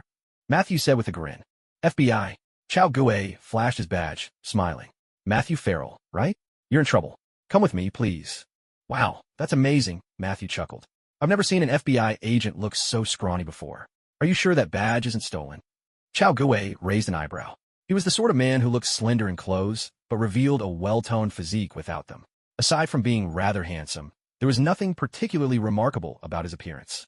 Yet Chow Gue never expected that, even after flashing his credentials, the other person would remain so unfazed. In America, resisting arrest was a serious crime. One of the worst, in fact. Should I show him a little of what I can do? Chow Gue's eyes flickered as he considered it. But after a moment's thought, he decided against it. No point wasting time. It was better to follow proper procedure. With that in mind, Chow Gue lifted his jacket, revealing the SAI Glock holstered at his waist. What about now? Officer, good day. Matthew instantly straightened up, bowing slightly with a respectful grin. Cut the nonsense. Let's get going. All right, no problem. Matthew Farrell undid the security chain on his door. But I'll need a few minutes to pack up my computer. Downstairs in a van, 5 burly men exchanged glances. The time had come, but clearly, something unexpected had happened. In that case, it was time to move to Plan B. They reached for the van doors, but just then, the driver barked. Hold on. There's a car coming. Those about to get out quickly withdrew their hands. A black Santana sedan slowly pulled up and came to a stop behind them. Under their watchful eyes, a burly, bald man stepped out. Matthew Farrell. This should be the place, McLean muttered to himself, then headed towards the apartment building. The 5 exchanged glances and followed suit, getting out of the van. One of them, carrying a rifle, made his way up to a nearby rooftop, preparing for a long-range kill. The remaining 4, armed with UMP-45 submachine guns, charged into the building. Their goal was to take out Matthew Farrell, and if possible, that troublesome bald guy as well. Upstairs, Matthew was frantically packing up his computer. Officer, can I ask what crime I committed? Matthew ventured. Don't ask what you shouldn't, Chow Gue replied offhandedly. But just then, a jolt of unease struck him. A strange, prickling sensation spread through his chest. If he had to sum it up, it felt as if someone out there was plotting against him. Steel Guard. Trusting his instincts, Chow Gue subconsciously activated his defensive skill. And at the very instant the steel guard flared to life, crash! The window shattered, a bullet slicing through the glass, aimed straight at Chow Gue's forehead. Clang! A shower of sparks erupted. The bullet ricocheted off Chow Gue's head and flew harmlessly away. What in the name of Joan of Arc? The shooter was dumbstruck. The bullet hadn't even broken the man's skin. Was this a human being or some kind of monster? As shock rooted him to the spot, he suddenly realized Chow Gue, from across a whole building, had locked his gaze squarely onto him. A chill raced down his spine. Years of experience living on the edge told him one thing. He just provoked someone far beyond his ability to handle. Without a second thought, he let go with both hands, spun around, and bolted away at full speed. Inside the building, Chow Gue let out a cold chuckle. Offending the Navy and thinking you can get away that easily? Not a chance. With a flick of his left hand, a Colt M1873 with an ivory grip materialized out of thin air. He whipped it up, and, with a thunderous bang, a .45 caliber bullet arced through the air with a piercing whistle. The fleeing man felt a sudden numbness in his left knee and tumbled uncontrollably to the ground. Damn it, he'd been shot. He hadn't managed to kill the man. Shooting upward from below made it hard to get the angle right. Inside the building, the deafening gunshot instantly put McLean and the 4 burly men in the corridor on high alert. The 4 men following McLean hesitated no longer. They drew submachine guns from beneath their clothes, flipped off the safeties, and prepared to fire. Shit! Startled by the gunfire, McLean heard the commotion behind him. When he turned to look, terror seized him. He dove into the corridor with a desperate roll, just as a barrage of gunfire erupted behind him. Bullets splintered the stairs, but none found their mark. Inside the room, Chow Gue's eyebrow arched at the sound of gunfire. He turned to Matthew with a grin. Looks like you've attracted quite a bit of attention. Matthew Farrell's face had gone deathly pale as the gunfire echoed through the building. Only now did he truly grasp what the wizard had meant by danger. Seeing his fear, Chow Gue let out a low chuckle, grabbed Matthew by the back of his collar, and hauled him up. Come on, kid. Let's move. Wait, slow down, my legs are cramping. Matthew stammered, his knees so weak he could barely stand, nearly in tears. Chao Gui ignored his complaints and dragged him straight toward the door. But as soon as they stepped out, they spotted McLean, fighting furiously as he retreated. The four burly men had him pressed hard. If not for his quick reflexes and a bit of luck, he'd be done for by now. Sizing up the situation, Chao Gui pulled out 3 flashbang grenades, yanked out their pins, and hurled them all down the stairwell in one breath. A triple burst of blinding light exploded in the narrow, shadowy corridor. In an instant, all 5 men caught in the fight lost their sight and hearing. Chao Gui strode forward, dragging Matthew with one hand and holding his gun in the other. Bang! Bang! Bang! Bang! The 4 burly attackers dropped to the floor. Oh my God! Matthew gasped in disbelief. You actually killed them. FBI agents taking out armed criminals. That's nothing unusual, Chao Gui replied, looking at Matthew as if he couldn't believe his naivety. What about him? Matthew pointed at the bald-headed John McClane. He's a cop. Wait, when did he go bald? Chao Gui exclaimed in surprise. The last time they met, the guy still had some hair. How had he lost it so quickly? Looks like this guy's skills have leveled up in a flash. Not someone to mess with. Not at all, Chao Gui muttered in admiration, hustling Matthew quickly down the stairs. But as soon as he got downstairs, he saw a burly man limping into a car, his left knee injured and his face twisted with pain. Well, were you the one who just shot me? Chao Gui chuckled, raising his gun and aiming it at the man. Wait, I surrender, the man screamed. Bang! Af! Blood spurted for his right thigh. Sorry, you surrendered a bit too late, Chao Gui said with a smile. Judging by your accent, are you French? Looks like you're not a real Frenchman after all. Even your surrender is so slow. Inside the stairwell, McLean's face was streaked with tears and snot. It took more than 20 minutes before he could finally see straight again, and the ringing in his ears slowly began to fade. Lavenot, something's happened, McLean said, pulling out his phone and dialing a number. I've been attacked, and the target was taken by someone else. What happened? Came a voice on the other end. I don't know. For armed men with submachine guns, and there was another guy, more terrifying, who tossed 3 flashbangs right in my face, McLean replied, still gasping for breath. Wait. Lavenot sounded confused. The people who attacked you had 4 submachine guns and flashbangs. No, there were 2 groups, McLean said. Those 4 are dead now. Then why didn't the others kill you? I have no idea, McLean replied, pausing in bewilderment. Never mind, just come back for now. Half an hour later, Chao Gui returned to Osborne Group with the 2 men in tow. Looking at them, Harry's face was full of confusion. Chao, is Matthew Farrell actually 2 people? Harry, your imagination is wild, Chao Gui said, exasperated. This weakling is our target. The one whose legs I broke was here to kill him. Oh, I see, Harry nodded, then turned his gaze to the 2 men. So, can either of you explain what happened with the blackout a few days ago and the attack on Osborne? Chao Gui sat to the side, pulling out his SIG Glock. He crossed his legs and started cleaning the gun with a leisurely air, the threat in his posture impossible to miss. Damn it, you're definitely not FBI. Matthew roared. I'm a capitalist, Harry replied coolly. A capitalist who can sway Parliament. Any more questions? No, none at all. Matthew instantly became obedient. He knew exactly who truly held power in this country. Good, let's get back to business, Chao Gui said with a grin. Now answer the question. I don't know anything, Matthew blurted out. I just wrote a bit of code, that's all. I didn't do anything else. Chao Gui and Harry ignored him. Now that the suspected mastermind was in their grasp, Matthew's importance had dropped considerably. Chao Gui slowly looked down at the burly man who appeared to be French. Cold sweat instantly broke out on the man's face, though it was hard to tell whether it was from pain or fear. I can talk, but I have only one request. Don't kill me, the man pleaded quickly. That can be considered, Chao Gui replied in an unhurried tone. But that depends on whether your information is useful enough. The big man let out a sigh of relief, paused for a moment, and then said, It's the Doomsday Plan. The Doomsday Plan? Chao Gui raised his brows, clearly intrigued. In the Marvel world, anyone with the nerve to launch a doomsday scheme was never a minor character. Who could it be this time? Yes, the Doomsday Plan, the Frenchman went on. Step 1. Cripple the country's transportation. Step 2. Attack finance and communication. Step 3. Target key infrastructure, including nuclear power, fuel, and water systems. Take these 3 steps, and the whole country's finished. So, that's the kind of doomsday he meant. Chao Gui immediately lost interest. Just making trouble for America?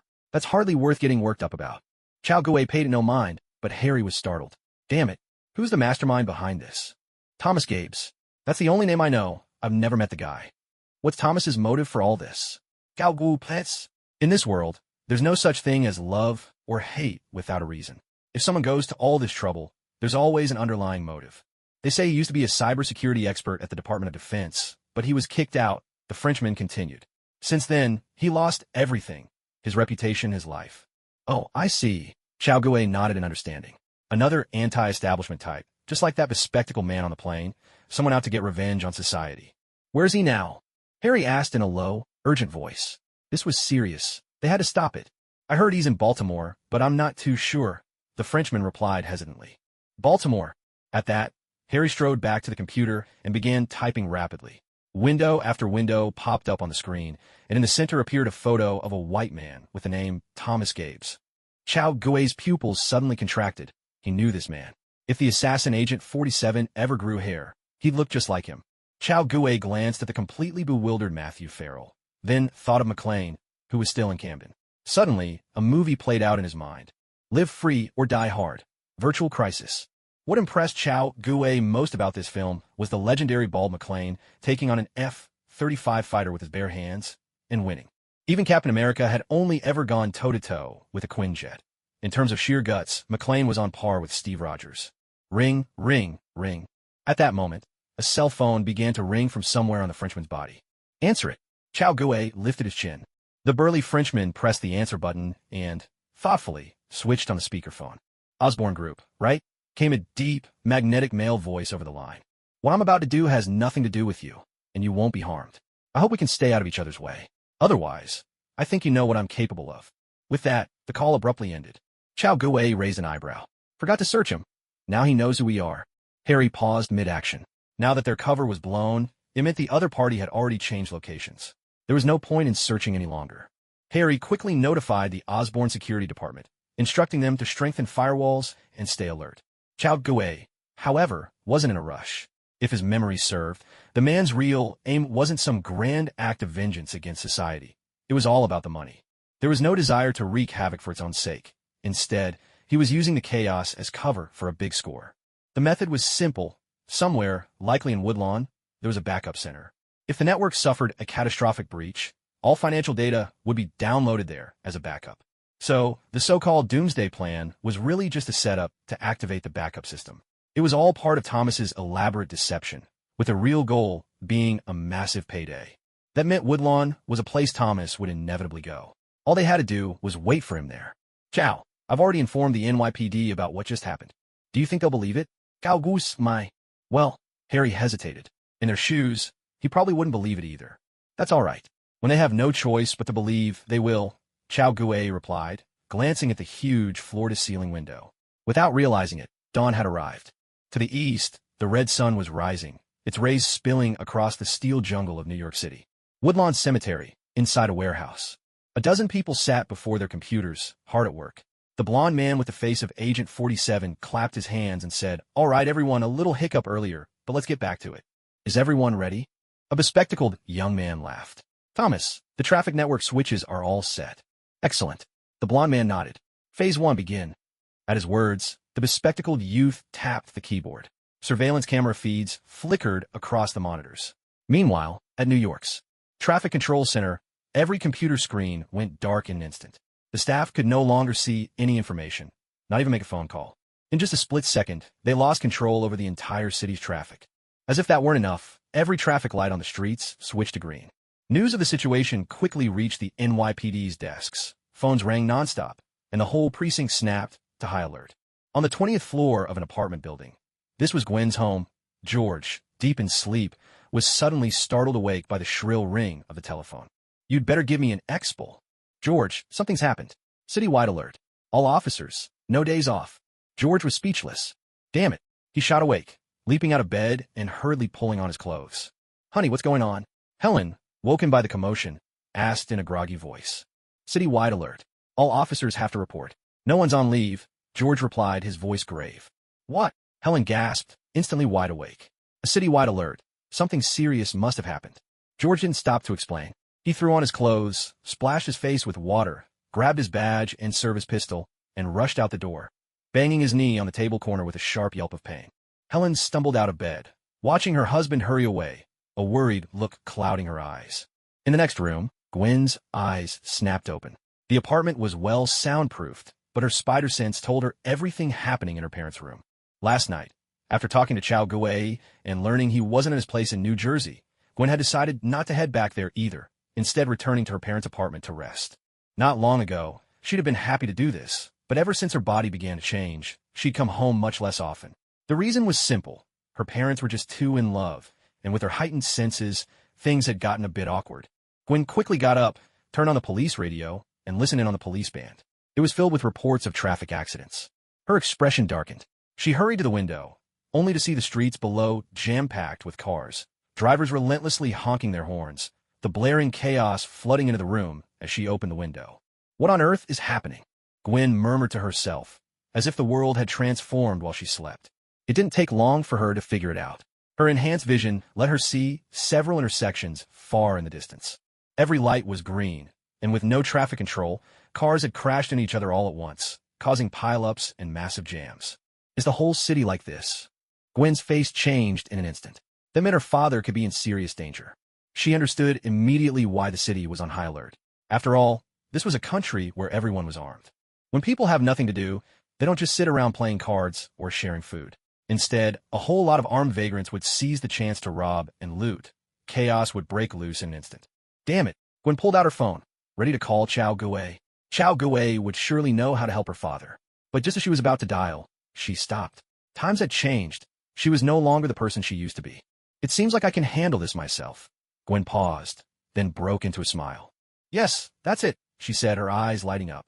A mischievous grin appeared on her face as she rummaged through her bag, searching for something to disguise herself. If her father ever found out his daughter was a web-slinging freak, he'd be scared out of his wits. Gwen's hands moved quickly. From her bag, she pulled out a pair of white stockings, a white mask with a pink heart printed on it, and a pair of lacy black fingerless gloves. Ugh, always messing around with this weird stuff, Gwen muttered, blushing as she silently cursed a certain someone for being such a weirdo. But she didn't slow down, slipping into a loose hoodie, putting the mask on backwards, pulling on the stockings, tying her hood tight, and finally putting on the gloves. Not a single inch of her skin was left exposed. With everything in place, she slid open the window, climbed up the wall, and swung out into the night. Inside the room, Helen and her two brothers didn't notice a thing. Sir, traffic's gridlocked. There's chaos breaking out near Hell's Kitchen. The situation is extremely dangerous. A police officer shouted over the roar of the helicopter to George. What about our people? George asked grimly. Hell's Kitchen was one of those lawless corners of New York. Even as the city's top enforcer, he preferred to steer clear of it. They're on their way, but the roads are completely blocked. We have to rely on helicopters, but there aren't enough. We've only got one squadron. One squadron, just 200 people. That's nowhere near enough, George said, his frustration visible. Sir, every single one of our helicopters is already in the air. This is the best we can do. I know, George replied, his face darkening. Damn it. Those useless slackers only care about eating, drinking, and fooling around, and now we can't even scrape together enough helicopters. After a pause, George gave his order. Let's go. We'll deal with that area first, then move on to the others. The pilot nodded, pushing the throttle as they sped toward the northwest side of Manhattan, the heart of Hell's Kitchen. Huh. Down below, amid the steel jungle, Gwen gave a quiet shout, her arms pulling tight on the webs as she swung onto the roof of a high-rise building. Why is Dad heading to Hell's Kitchen? She grumbled, glancing at the helicopter's direction. If she'd known, she would have brought a few guns with her. Woodlawn Cemetery, inside a warehouse.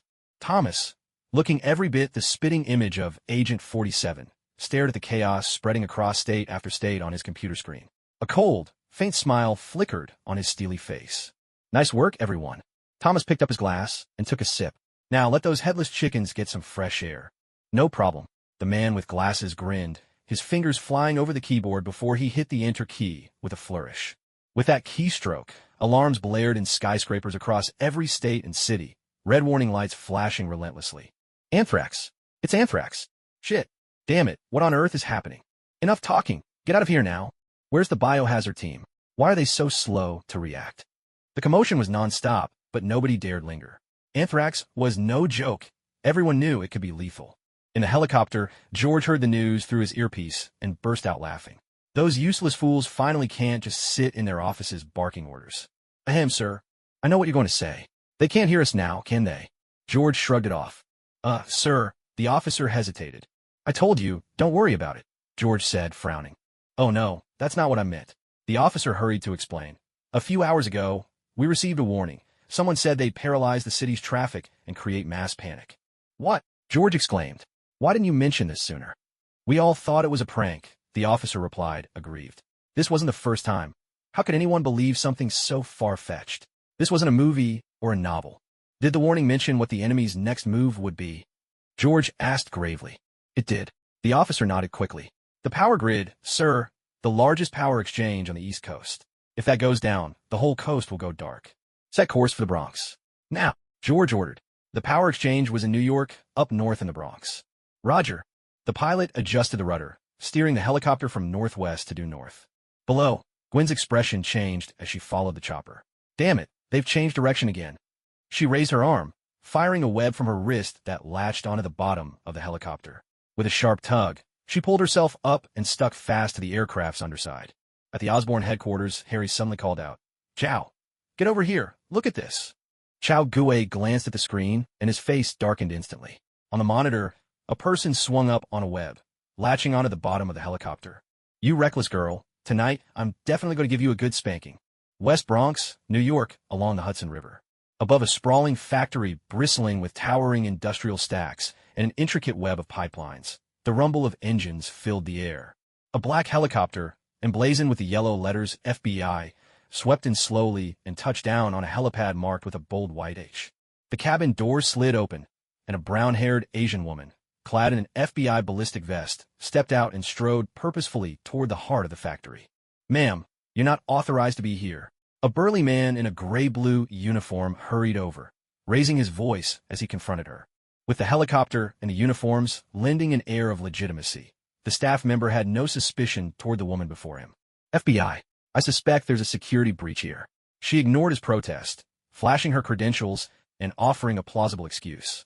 No, ma'am, the security guard replied firmly, refusing to budge. You and your team need to leave immediately. At that, the woman's expression turned icy.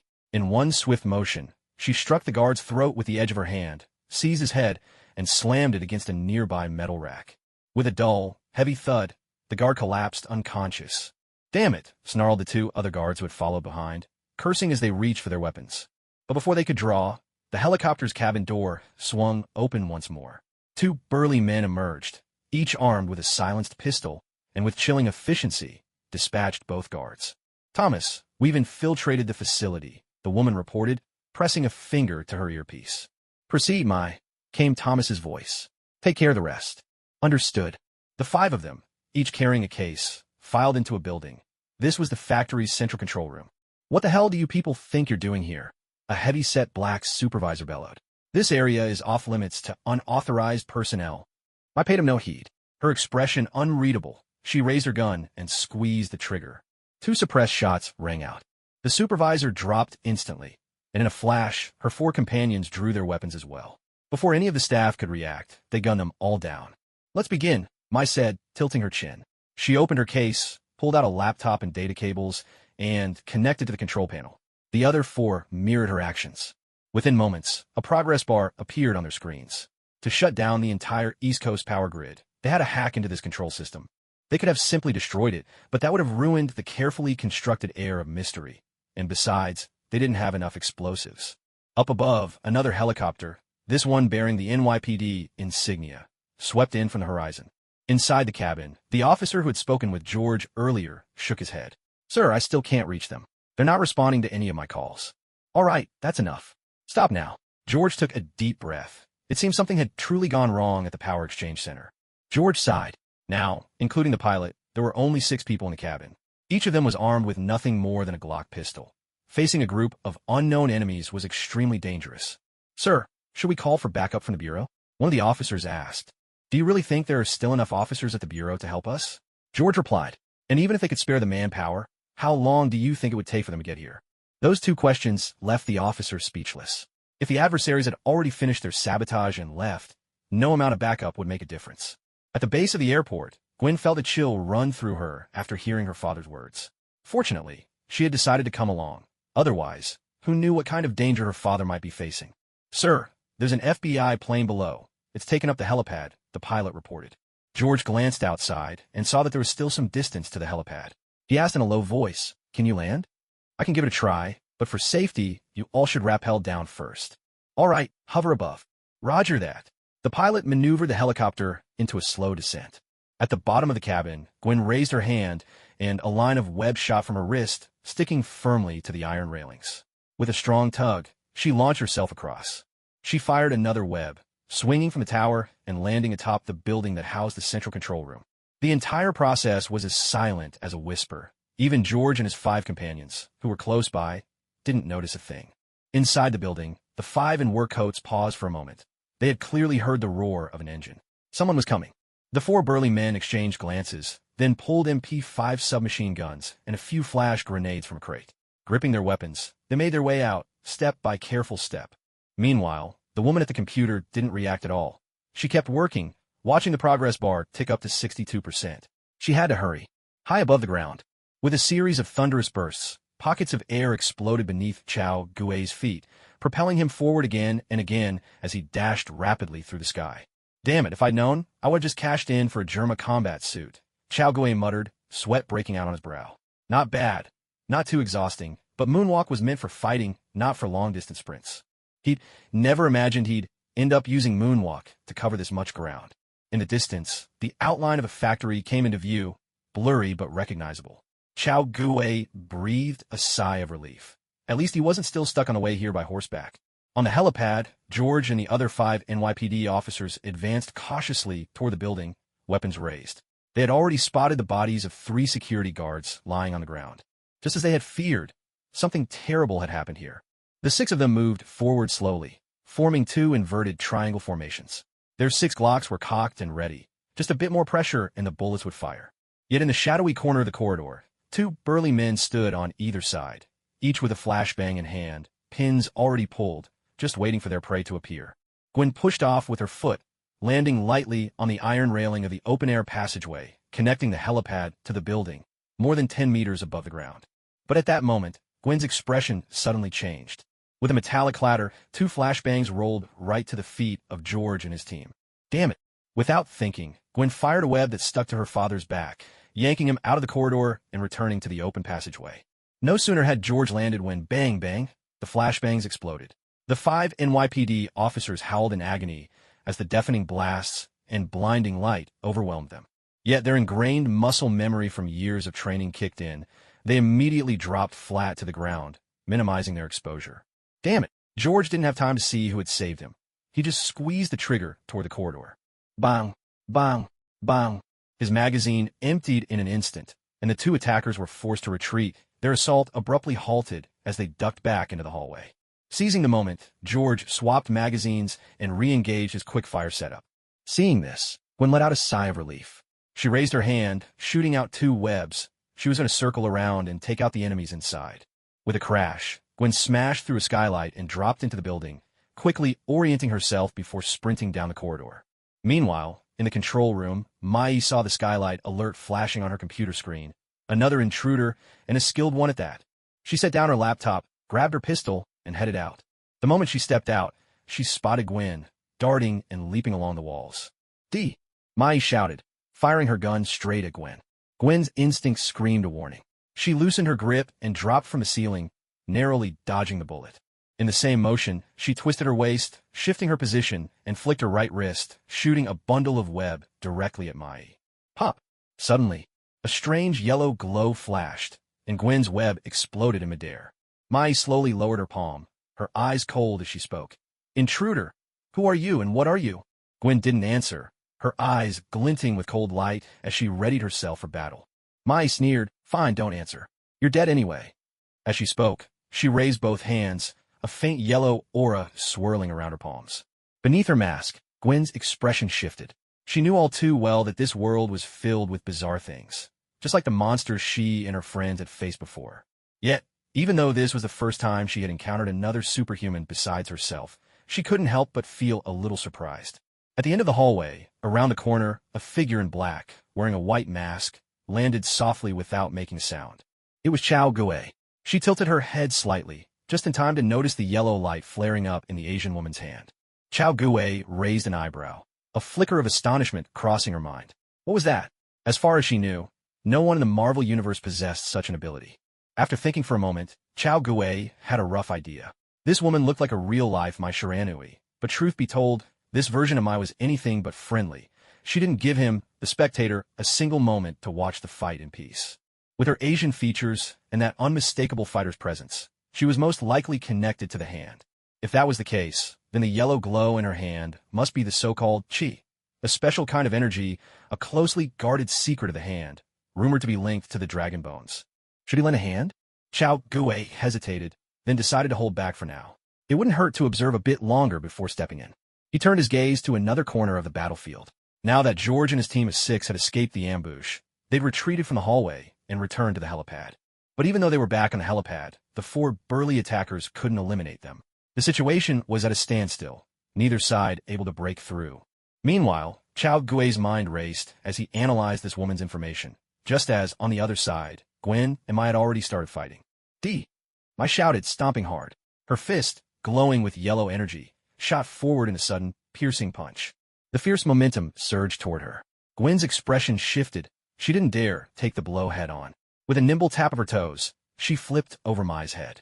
From afar, Chao Gui frowned. As expected, this foolish girl lacked combat experience. Jumping without the ability to hover or overwhelming strength over her opponent was a terrible choice. Sure enough, Mai spun on her ankle, turning her forward momentum into power. Her leg whipped around in a vicious arc. Just as Gwen landed, she saw the yellow glowing leg slicing toward her with brutal speed. Damn, Gwen cursed under her breath. She hadn't yet recovered from her last move, and the new attack was already upon her. Flustered, she had no choice but to raise her arms defensively. Wham! The whip kick slammed in her crossed arms, sending Gwen crashing hard into the wall. Huh, that didn't hurt at all, Gwen exclaimed in surprise. But Mai's face darkened. That kick had felt like striking solid iron. The counterforce made her shin ache down to the bone. Even with her chi-enhanced power, she couldn't even break through the woman's defense. Clearly, her opponent wasn't just a mutant, but also a physically enhanced human. She'd underestimated her. Compared to Mai, Gwen was secretly delighted, so the yellow glow wasn't as formidable as she'd feared. Since that was the case, there was no need to be on edge anymore. With a sudden push off the ground, Gwen sprang forward, her powerful fists lashing out one after another, each strike aimed at Mai's vital points. Fool, do you really think brute strength is all it takes to get your way? Mai sneered inwardly. She widened her stance, arms raised in defense, her eyes sharp as lightning, parrying every one of Gwen's attacks with precision. Her superiority didn't just stem from that so-called energy enhancement. She also possessed martial skills honed through years of rigorous training since childhood. Thud, thud, thud. Fists and kicks flew as the two women clashed ever faster. Gwen's blows were heavy and swift, her reflexes razor-sharp, her offense as relentless as a raging storm. But Mai wasn't one to be easily overwhelmed. She met Gwen's onslaught with steady, measured movements, advancing and retreating in perfect rhythm. What seemed perilous at first glance was, in fact, a well-ordered defense amid chaos. As the saying goes, a first charge is full of momentum, but it soon wanes. Despite the ferocity of Gwen's rapid attacks, it was impossible to maintain such intensity for long. Soon enough, her tempo slowed involuntarily. Mai caught on instantly, a cold smile flickering across her lips.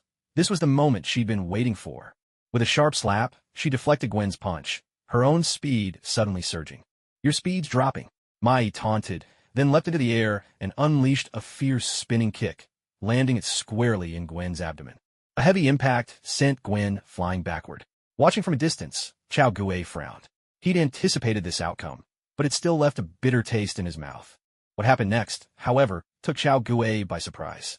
Suddenly, Gwen flicked her wrist, shooting out a strand of web that latched onto Mai's right foot. What? Mai stared in momentary shock at the web. On the other end, Gwen yanked hard, sending Mai crashing to the ground and dragging her closer.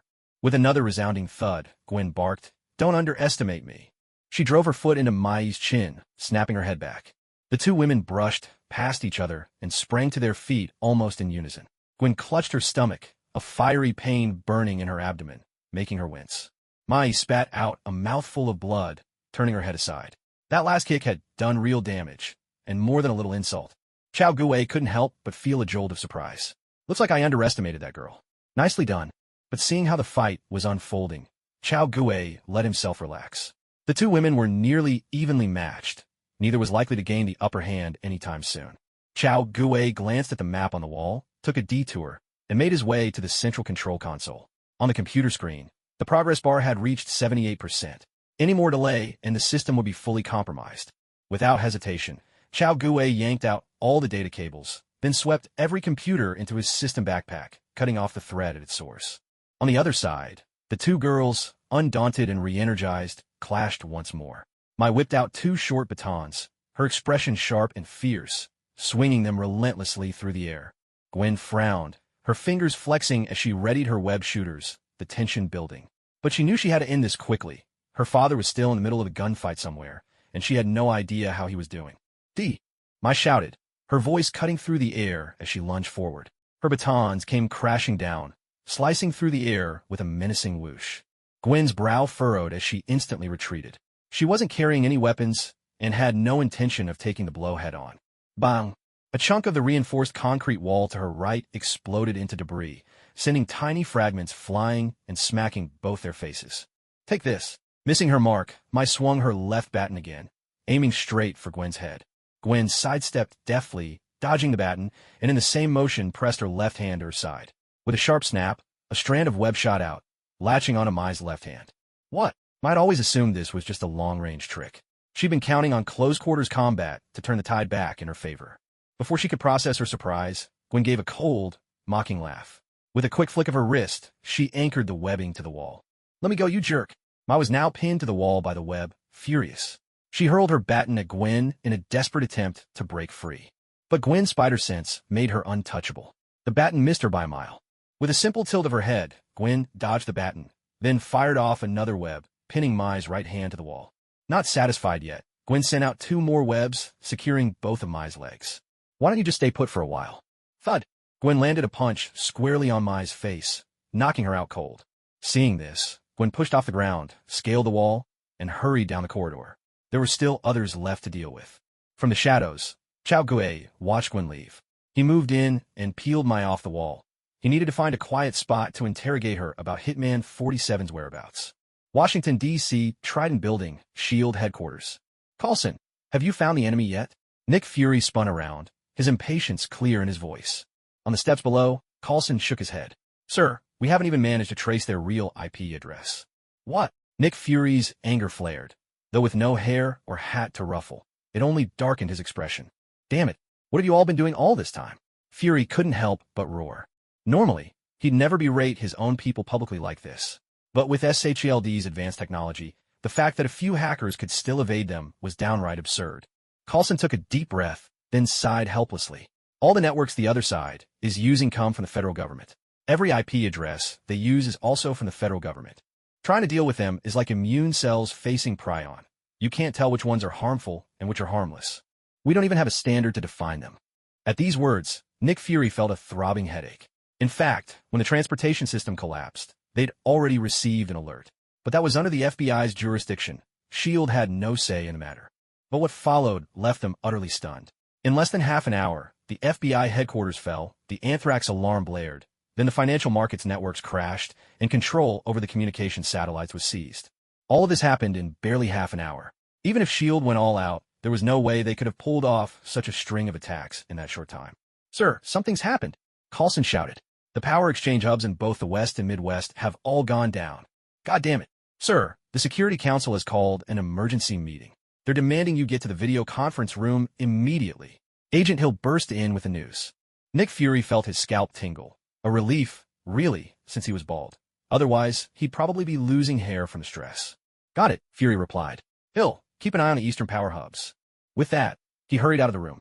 New York, Bronx, East Bank of the Hudson River. In a room inside a factory, there was a heavy thud as a woman named Mai was slammed onto the floor by Chao Guwei, sending a muffled sound echoing through the space. Chao Guwei glanced at the floor, now shrouded in dust, and shrugged. After all, the woman had chi. She wasn't going to die from this. But the rough landing jolted Mai awake. With a faint groan, she slowly opened her eyes. Damn it! The moment she saw Chao Guwei crouching beside her, Mai startled, lashing out instinctively with a slap. There was a crisp smack as Mai tumbled away like a rolling gourd. Chao Guwei shook out his hand, and behind his mask, curled his lip in disdain. This woman really needed a lesson. Are you awake now? An electronic female voice rang out as Chao Gui took out a cell phone and played the message aloud. Mai sat there, face dark with anger, saying nothing. She could tell that the person in front of her wasn't the same as the woman who spun silk before. Foolish. Chao Gui played another message, then slowly lifted his right foot and, without warning, lashed out. There was an explosive crack as the air split. A pale blue, crescent-shaped slash shot forth, howling straight at Mai. Her face drained of color, her guts twisted with terror. Instinct took over, and she rolled across the floor, narrowly dodging the attack. With a strange, muffled sound, a gaping hole was blasted clean through the wall half a meter behind her. Cold sweat trickled down Mai's forehead.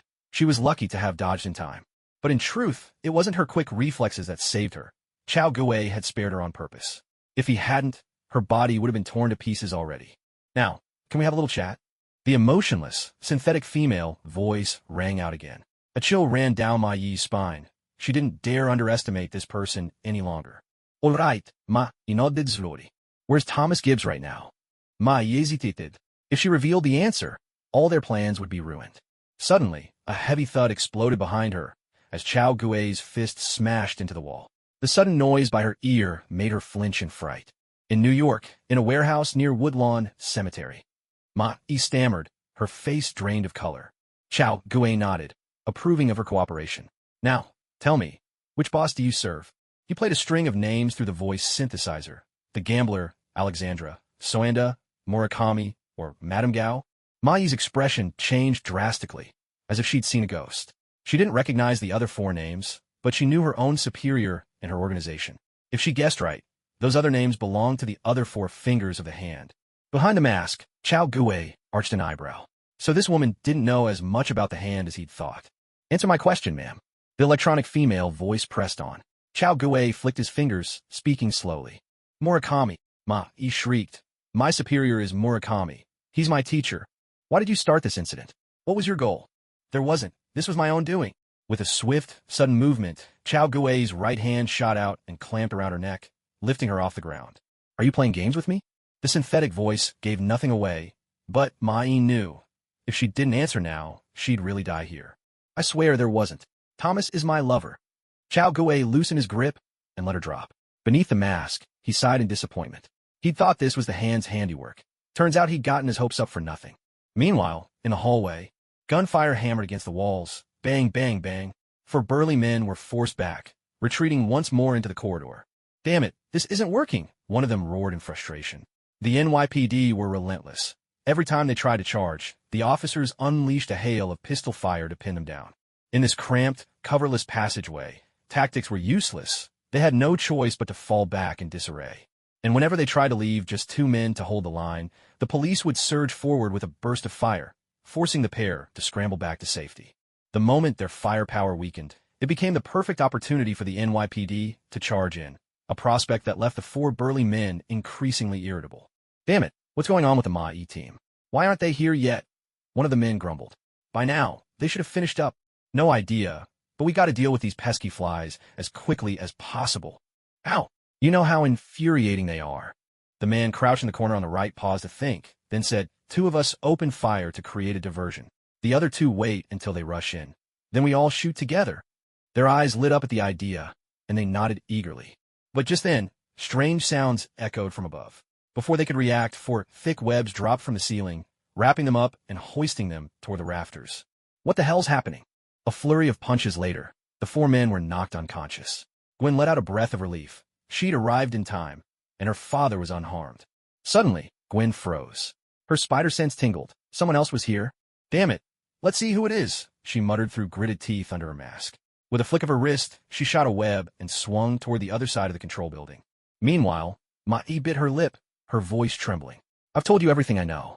Please don't kill me. Where's Murakami? I don't know. I haven't seen him for 5 years. He only comes to me when he wants something. A sharp chop from Chao Gui knocked her out cold. For the sake of that pretty face, I'll let you go, for now, he muttered, shaking out his hand and preparing to leave. A soft, scraping sound drifted down from above. Chao Gui's brows arched. This girl was back again? Slowly, Chao Gui looked up. Sure enough, Gwen was there, pressed flat against the ceiling, gazing down at him from above. He took in her outfit. Mask, stockings, that pair of lace gloves. Hadn't he used those before? Beneath his mask, his cheeks reddened slightly. I thought you'd already left, Chao Gui said, flexing his fingers as he spoke. Who are you? Gwen asked, her familiar voice echoing from the ceiling. Chao Gui raised an eyebrow. This girl had no idea how to protect herself. Maybe it was time to teach her a lesson about the harshness of the world. That's none of your business, miss, he replied, taking a few careful steps back and pretending to feel wary. Sorry, but you're not exactly trustworthy, Gwen replied, pushing off the wall and landing lightly, her gaze locked on Chao Gui. Take off your mask and tell me who you are, then maybe I'll let you go. You're meddling in things that are none of your business, aren't you? The electronic female voice was utterly devoid of emotion, yet the note of displeasure in it was unmistakable. What's this, are you with the NYPD or something? That's right, I am NYPD, Gwen admitted without hesitation, her tone open and direct. Now, take off your mask as I instructed. Otherwise, I have the authority to arrest, or even use lethal force against you. Oh, Chao Gui's voice was hoarse, tinged with amusement as he chuckled and tossed out a line. So, does this mean you're quite close with one of those NYPD folks outside? Beneath the white nylon mask, Gwen's eyes flashed with realization. This guy was trying to bait her. Washington, D.C., Trident Building. Agent Hill stared intently at the screen, her brow furrowed with worry. It's been 10 minutes now. 10 minutes since the power grids in the West and Midwest went down, yet the Eastern grid is still untouched. It was a good thing, but it didn't make sense. Given the string of moves their adversary had made so far, there was no reason the Eastern power grid would be spared. Something unexpected must have happened there. Coulson, Hill's gaze sharpened as she made up her mind. Mom, take a team and head to the Eastern power grid right away, Agent Hill ordered, her voice grave. There's definitely something unusual happening there. On it, Coulson nodded, assembled an action squad, and boarded a Quinjet bound for the Bronx, New York. New York, the Bronx. With Chao Gui's words, Gwen's presence turned razor-sharp, the air between them instantly crackling with tension. Well now, you look upset, the electronic female voice chimed in on cue. Beneath his mask, Chao Gui's raspy chuckle sounded almost like mockery to Gwen. Her expression hardened under the mask, her long, powerful legs tensed. In a flash, she sprang from the wall, fist clenched, arrowing straight for Chao Gui's forehead.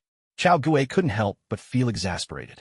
This girl had already paid the price for leaping in the air once, and she still hadn't learned her lesson. He tapped his toe for a light jump, then swung his leg around, landing a precise kick to her shoulder blade. With a muffled thud, Gwen's balance was knocked awry, and she crashed sideways against the opposite wall. Girl, haven't you learned that you should never leave the ground in a fight? The electronic voice echoed in the room as Chao Gui landed smoothly, his eyes glinting with mischief. Damn it, Gwen roared, flipping herself upright and firing a web to yank herself back up to the ceiling. What do you think you're? Chao Gui started to ask, but before his words were out, he heard 3 sharp, slicing sounds. 3 bundles of white spider silk shot toward him. Chao Gui raised his eyebrows. He'd seen this kind of web shot by the slightly chubby, scruffy version of Spider-Man, and it also resembled Doflamingo's string shot. Both used silk or threads to strike at their enemies from distance. However, compared to Doflamingo, Spider-Man's webs were more of a distraction than an actual threat. This was what puzzled Chao Gui. The webs were flying at him, but not very fast. What could they? Suddenly, with a series of muffled bursts, the 3 bundles of spider silk exploded open, unfurling into webs that spread out to surround him. Chao Gui couldn't help but exclaim in surprise. He hadn't expected the webs he'd fired from inside himself to be used this way. Then again, he remembered in the classic fight against Dr. Octopus on the train, Spider-Man had used his webs just like this. Let's see where you run to now. Up on the ceiling, Gwen sneered. As the webs expanded, she leaped, pushing off the left wall and launching a powerful kick at Chao Gui's face. She was a bit slower than the webs, but that was intentional. She wanted to control the timing. As long as the webs trapped the masked man before her, she could deliver a decisive blow. But 6 powers, shave. In a blink, the world spun. The webs missed, and Gwen's sure-kill kick struck nothing but air. Gwen landed lightly on the ground, glancing warily around, but her spider sense stayed silent. Damn it, where did he go? She muttered, bewildered. Looking for me? A cool, electronic female voice sounded behind her. Gwen felt a chill run down her spine. What was happening? Why couldn't she sense him at all? Gwen's heart raced with alarm. She couldn't figure out whether her danger sense had failed, or if her opponent was simply too powerful. With a sudden thud, Chao Gui kicked her, sending her flying, but he hadn't used much force. After all, she was his precious little darling. He couldn't bear to hurt her. You?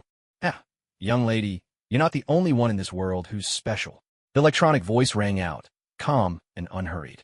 Seizing the moment, Chao Gue gave her a warning. He had no desire for some one-eyed, hard-boiled government agent to come knocking someday to recruit Gwen for the Avengers. What annoying thought. Who are you? Gwen's tone changed. She wasn't stupid. If the other person had wanted to kill her, she'd already be dead. Just then, a rush of footsteps echoed from outside.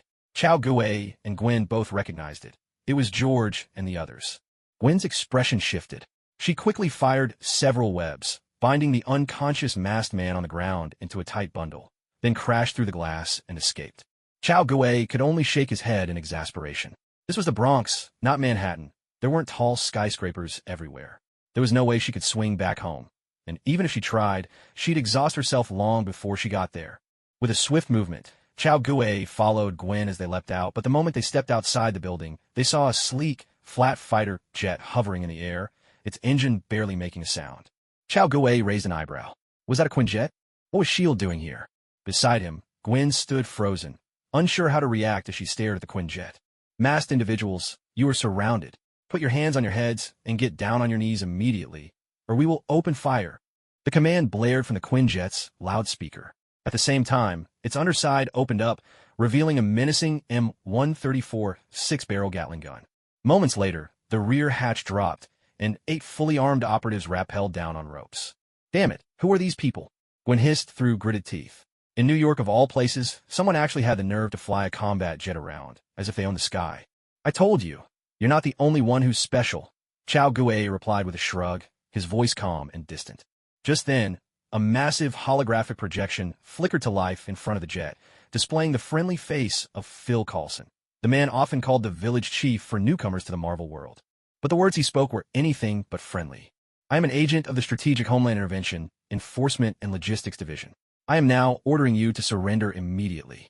I suspect you of unauthorized bodily modifications. You must submit to our questioning and supervision.